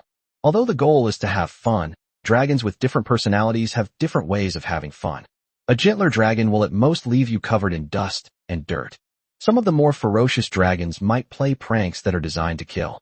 However, they wouldn't be so bored as to go to great lengths to build a large ruin just for a prank. Therefore, most of these types of ruins are small, with medium-sized ones appearing only in rare cases. What we encountered were small ruins. Basically, it boils down to the latter two. At this point, Vittor paused, then looked at the two dragons and said helplessly, "There is definitely danger, but danger also means gain." The magic circles in the ruins are mostly alchemical magic circles, not elemental magic circles, because only alchemical magic circles can maintain their effect for a longer period of time. The materials for alchemical magic circles are adamantite, mithril, or copper, with the former two being more precious than copper. Apart from that, alchemical creations are mostly mechanical golems or elemental golems. Mechanical golems have alchemical magic circles on them, while elemental golems have magical items at their elemental cores. Regardless of the type of golem, they are all very useful to us. And these are our goals. It can be obtained without venturing deep into the ruins. Whether or not to venture deeper into the ruins depends on the specific circumstances. In addition, as he spoke, Whit pointed to the dots in the square on the scale that represented the ruins. Then he started drawing on another scale. Some of these points were discovered by Antivana, while others were discovered by Avery. After these dots were drawn, a magic circle appeared on the scales, and those dots were the elemental nodes of the magic circle. This is an incomplete magic circle. The nodes are not complete. I need to determine the function of this magic circle. It will decide whether we continue exploring or give up. Chapter 199. It seems like we've encountered the real deal. Chapter 199. It seems we've struck gold. It seems we've struck gold. A night passed, and when the three dragons reunited, Whit's first words surprised Antivana and Avery. "What's the meaning?" Whit glanced at Antivana, then took out the dragon scale that had been used to connect the magic circle yesterday. The two dragons brought their heads close to observe. Compared to yesterday, there are almost half as many more points in the magic circle. After counting, Avery looked at Whit with some surprise. 69 elemental nodes. This is a magic array that's almost at level 6. Avery didn't know much about magic circles, so even though Whit had completed the magic circle, he still couldn't recognize it. However, he still understood some basic knowledge about magic circles. 70 elemental nodes constitute a level 6 magic circle, and a level 6 magic circle corresponds to a forbidden spell. Even the lowest level forbidden spells have earth-shattering effects. Forbidden spells represent the strongest power below the legendary level. Vittor nodded. That's right. It's a magic circle that's almost at level 6, and it's not an ordinary alchemical magic circle or elemental magic circle, but a more profound and complex composite magic circle. That's why we searched for so long yesterday, but couldn't find the magic circuit. This magic circle, which is almost at level 6, has only one effect: concealment. If this magic circle is an effect, we wouldn't even realize there's a dragon's ruin there if we didn't know for sure. That's why I said, we might have stumbled upon the real deal. As he spoke, a look of joy appeared in Witt's eyes. Of course, it's not because the ruins are genuine. Genuine items represent danger, and no one can guarantee what might happen before personally exploring them. To Witt's delight, he had stumbled upon a complex magic circle. Because composite magic circles are considered a relatively advanced concept within magic circles, the book his teacher gave him did not include this part. It seems the teacher intended to teach him elemental magic circles only after he had mastered them to a certain level, but a barely perceptible hint of sadness flashed in Witt's eyes, but it was only for a moment before he became excited again. Controlling 3 magic circles at once was a considerable burden on his mental energy. Therefore, Witt had long considered merging the 3 shaping magic circles into a single magic circle that combined the effects of sharpness, sturdiness, and acceleration. However, he still had no ideas. The appearance of this complex magic circle gave him hope. He didn't expect to gain knowledge about composite magic arrays in Sky City. Within the dragon's nest, knowledge is shared, but outside the nest, knowledge becomes a target of contention. This was Witt's impression of the area outside the dragon's nest after Avery revealed the reason for abandoning the liquid magic core. Unlike Witt, Antavanna and Avery were unaware of the significance of the composite magic circle, or rather, even if they were aware, they didn't care. In contrast, they cared more about the word genuine that Witt mentioned. This means that buried within those ruins is a treasure that once belonged to the dragons. A treasure belonging to the dragons. When Vittor came to his senses, he looked at the 2 dragons with excited expressions, paused for a moment, and then helplessly stretched out his tail and waved it in front of the 2 dragons. Wake up. Don't get excited yet. Have you all forgotten what I said yesterday? The rewards from the treasure ruins are unmatched by the other 2 types of ruins, but the level of danger is also much higher. Therefore, our first consideration was not to delve into the ruins to find treasure, but rather how to obtain the materials we needed in the perilous surrounding area. We will only choose to go deeper if conditions permit. Most importantly, the area of the ruins that I mentioned yesterday. 5,000 meters long and 5,000 meters wide. To us, this sounds like a fairly large ruin. But consider the size of the dragon in the image. Adult dragons that exceed the 700 to 800 meter range will choose to shrink their size to maintain it within that range. It allows for easy movement without losing the grandeur of a dragon. For a site of this size, measuring 5,000 meters in length and width, it would be an open space where people could move around. Then, subtract the space needed to set up traps, magic circles, and alchemical creations. At this point, Witt didn't need to say anything more. He had already seen that after Antavanna and Avery did their calculations, they instantly lost most of their interest. If the goal were truly to protect it rigorously and eliminate all creatures that intrude into the ruins, the area where the treasure is stored might not even be as large as the area the 3 of them have enclosed at this moment. What can you hide in a place with a big butt? Incidentally, Witt wasn't joking, because if you do the math, a classroom in the Academy of Desidero is only about 1/5 the size of this small ruin. Seeing that the 2 dragons had calmed down, Witt nodded to himself and then said, "The above is what I deduced based on this complex magic circle. This magic circle is the most suitable one I found after flipping through several books on magic. However, whether this is true or not still needs to be verified.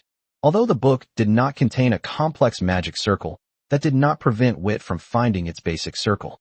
Ultimately, a composite magic circle is simply a combination of multiple magic circles in a special way, and in the process of combination, the basic magic circle is the core of the composite magic circle."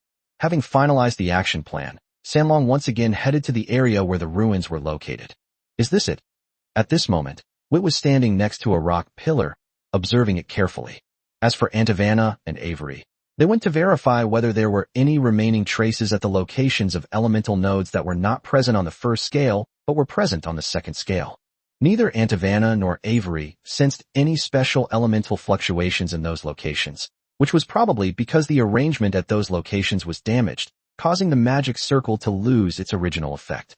The rock pillar that Wit is observing at this moment is one of the nodes. The rock pillar is over 50 meters high, and next to it is a huge rock that has been weathered and broken, which makes the rock pillar standing here not seem out of place. If you don't consider elemental fluctuations, no dragon would pay any attention to such a rock pillar. These elemental fluctuations should have been concealed by that basic magic circle.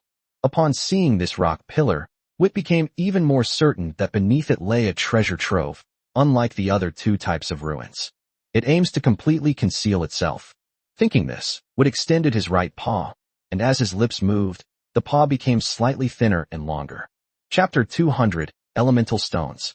Chapter 200, Elemental Stones. Wit firmly inserted his claws into the rock pillar, but ordinary rock was no match for his sharp claws. Of course, he wasn't testing his claws. As the claws probed deeper, Wit gradually became serious. Suddenly, a unique sensation came from him, and Wit's claws stopped instantly. Wit smiled. Found it. He then began to swing his claws wildly, peeling away pieces of rock and gradually revealing what was inside the rock pillar. The precision he had honed through years of handling herbs made Wit's movements as he peeled away the rock appear extremely smooth, without the slightest pause. Soon, a standard cylindrical stone pillar was completely peeled out. Upon seeing the stone pillar, Wit was stunned for a moment. Then a look of heartache flashed in his eyes. The rock pillar emitted an extremely faint elemental fluctuation, which could only be vaguely sensed when standing close to it. That's not the point. The point is that the cause of element fluctuations is not the dissipation of elements, but the absorption of elements. The stone used to make this pillar is a natural magical item, an elemental stone. But this pillar in front of us has clearly been ruined. Its absorption of elements is so slow that it's almost imperceptible. What a waste.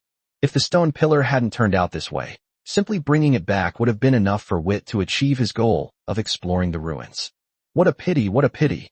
After muttering a few words, Wit's attention shifted from the material of the stone pillar itself to the magic array patterns on it. Mithril, it's all mithril magic arrays. Wit's eyes were filled with surprise. The crafting of elemental golems also requires mithril. Wit originally intended to use the mithril that was reserved for the 2 level 5 magic arrays on his body. After all, with the existence of time reversal, even if those 2 level 5 magic arrays were used as a regular method, the mithril consumption wouldn't be too much. They only hunt 2 or 3 times a month, and the chances of encountering an opponent that requires the use of a level 5 magic array are even smaller. Keeping the mithril as a backup was simply a habit of Wit's. It was this habit that prevented him from leaving the dragon's nest with nothing. If he were replaced by Billy, he would have gone hungry on the first day, and his chances of survival would be even slimmer. While thinking about these things, Vittor took out the book his teacher had given him, along with a huge dragon scale and an enchanted pen. While flipping through the book and comparing it with the magic circles on the stone pillars, he kept recording the positions of these magic circles on the dragon scales. These records were even accurate, down to the size of the magic circles and their positions on the stone pillars. These are all necessary for studying composite magic arrays. Without understanding the complex magic circle, Wit dared not make the slightest mistake. If he were to get stuck at some point while researching composite magic arrays in the future because of a mistake he made today, he would be devastated. Of course, it's not necessary to dismantle this stone pillar. After all, he still has some mithril. If all else fails, copper can also be used as a material to make elemental golems, although their lifespan may be shorter. However, if all the information above could be recorded completely, there would be no need to keep this pillar, and the mithril on it could be reused. Moreover, he did have some ideas about the pillar itself. Even though it's broken, it still retains some of the effects of magical items, so maybe it can be reused. Wood already had a general idea about this. To find out the specifics, you'll just have to try it out once you get back. It'll be quick soon, but not this time. Recording the information on the stone pillars in detail would be quite time-consuming. It wasn't until Aunt Vanna and Avery returned, and after waiting a while, that Wit managed to record all the information completely. Aunt Vanna looked at Vitna with some curiosity as he recorded information about the entire dragon scale. What's the use of these things? Upon hearing this, Wit put away the scales, his eyes practically overflowing with laughter. You wouldn't understand even if I explained. This is good stuff, by the way. As he spoke, Wit turned to look at Avery. We explored the ruins together. When we get back, I will make a copy of what's on this scale for you. It's related to a composite magic circle, and you might need it in the future. Upon hearing Witt's words, Avery was first taken aback, then overjoyed. He also didn't understand complex magic circles, but unlike Anavana, he knew their importance even though he didn't understand them. Originally, he planned to take a pillar back with him, but he didn't expect that Witt would be willing to give him the information that he had already organized. Thinking of this, Avery solemnly said to Witt, "Although I am not very strong, I will never refuse to help you if you ever need anything in the future." Witt waved his paw. "What are you saying? When I asked you to explore the ruins, you didn't refuse." At first, Witt wasn't sure what kind of ruin it was, and he might end up empty-handed. He made these things clear when he approached Avery, but Avery still agreed to accompany him to explore the ruins. He could tell that at that time, Avery had no hope for the ruins at all. After all, most dragon ruins are empty, especially those that can be found very easily. They are either prank ruins or were already there by dragons. Since Avery was willing to help him, Witt naturally wouldn't be stingy. "Alright, let's not talk about that for now. What were the results of your investigation?" Upon hearing this, the two dragons exchanged a glance, and then Avery said, "Those locations do indeed have unusual marks. Some are simply half of this style of pillar." At this point, Avery paused, then continued, "However, it's not entirely accurate. Some residual traces are misaligned. It has some unique features. This is normal. Magic is developing, improving, and progressing. A subtle change in a syllable is reflected in the element nodes as a change in the node position. Let's go check out the other nodes and collect these elemental stones while we're at it." After saying that, Witt took the lead and flew towards the location of the other element nodes. After that, things were relatively simple. At each location, Witt would peel off the stone pillar, and after confirming that the magic circle on the pillar was no different from the first one in both position and size, he would dig it out and take it away. Since the magic circle is already destroyed, leaving these things here is a complete waste. The sun is high in the sky. Witt and his men put away the last stone pillar. There are 35 in total. Now that the external research is complete, the next step is to find the entrance to the ruins.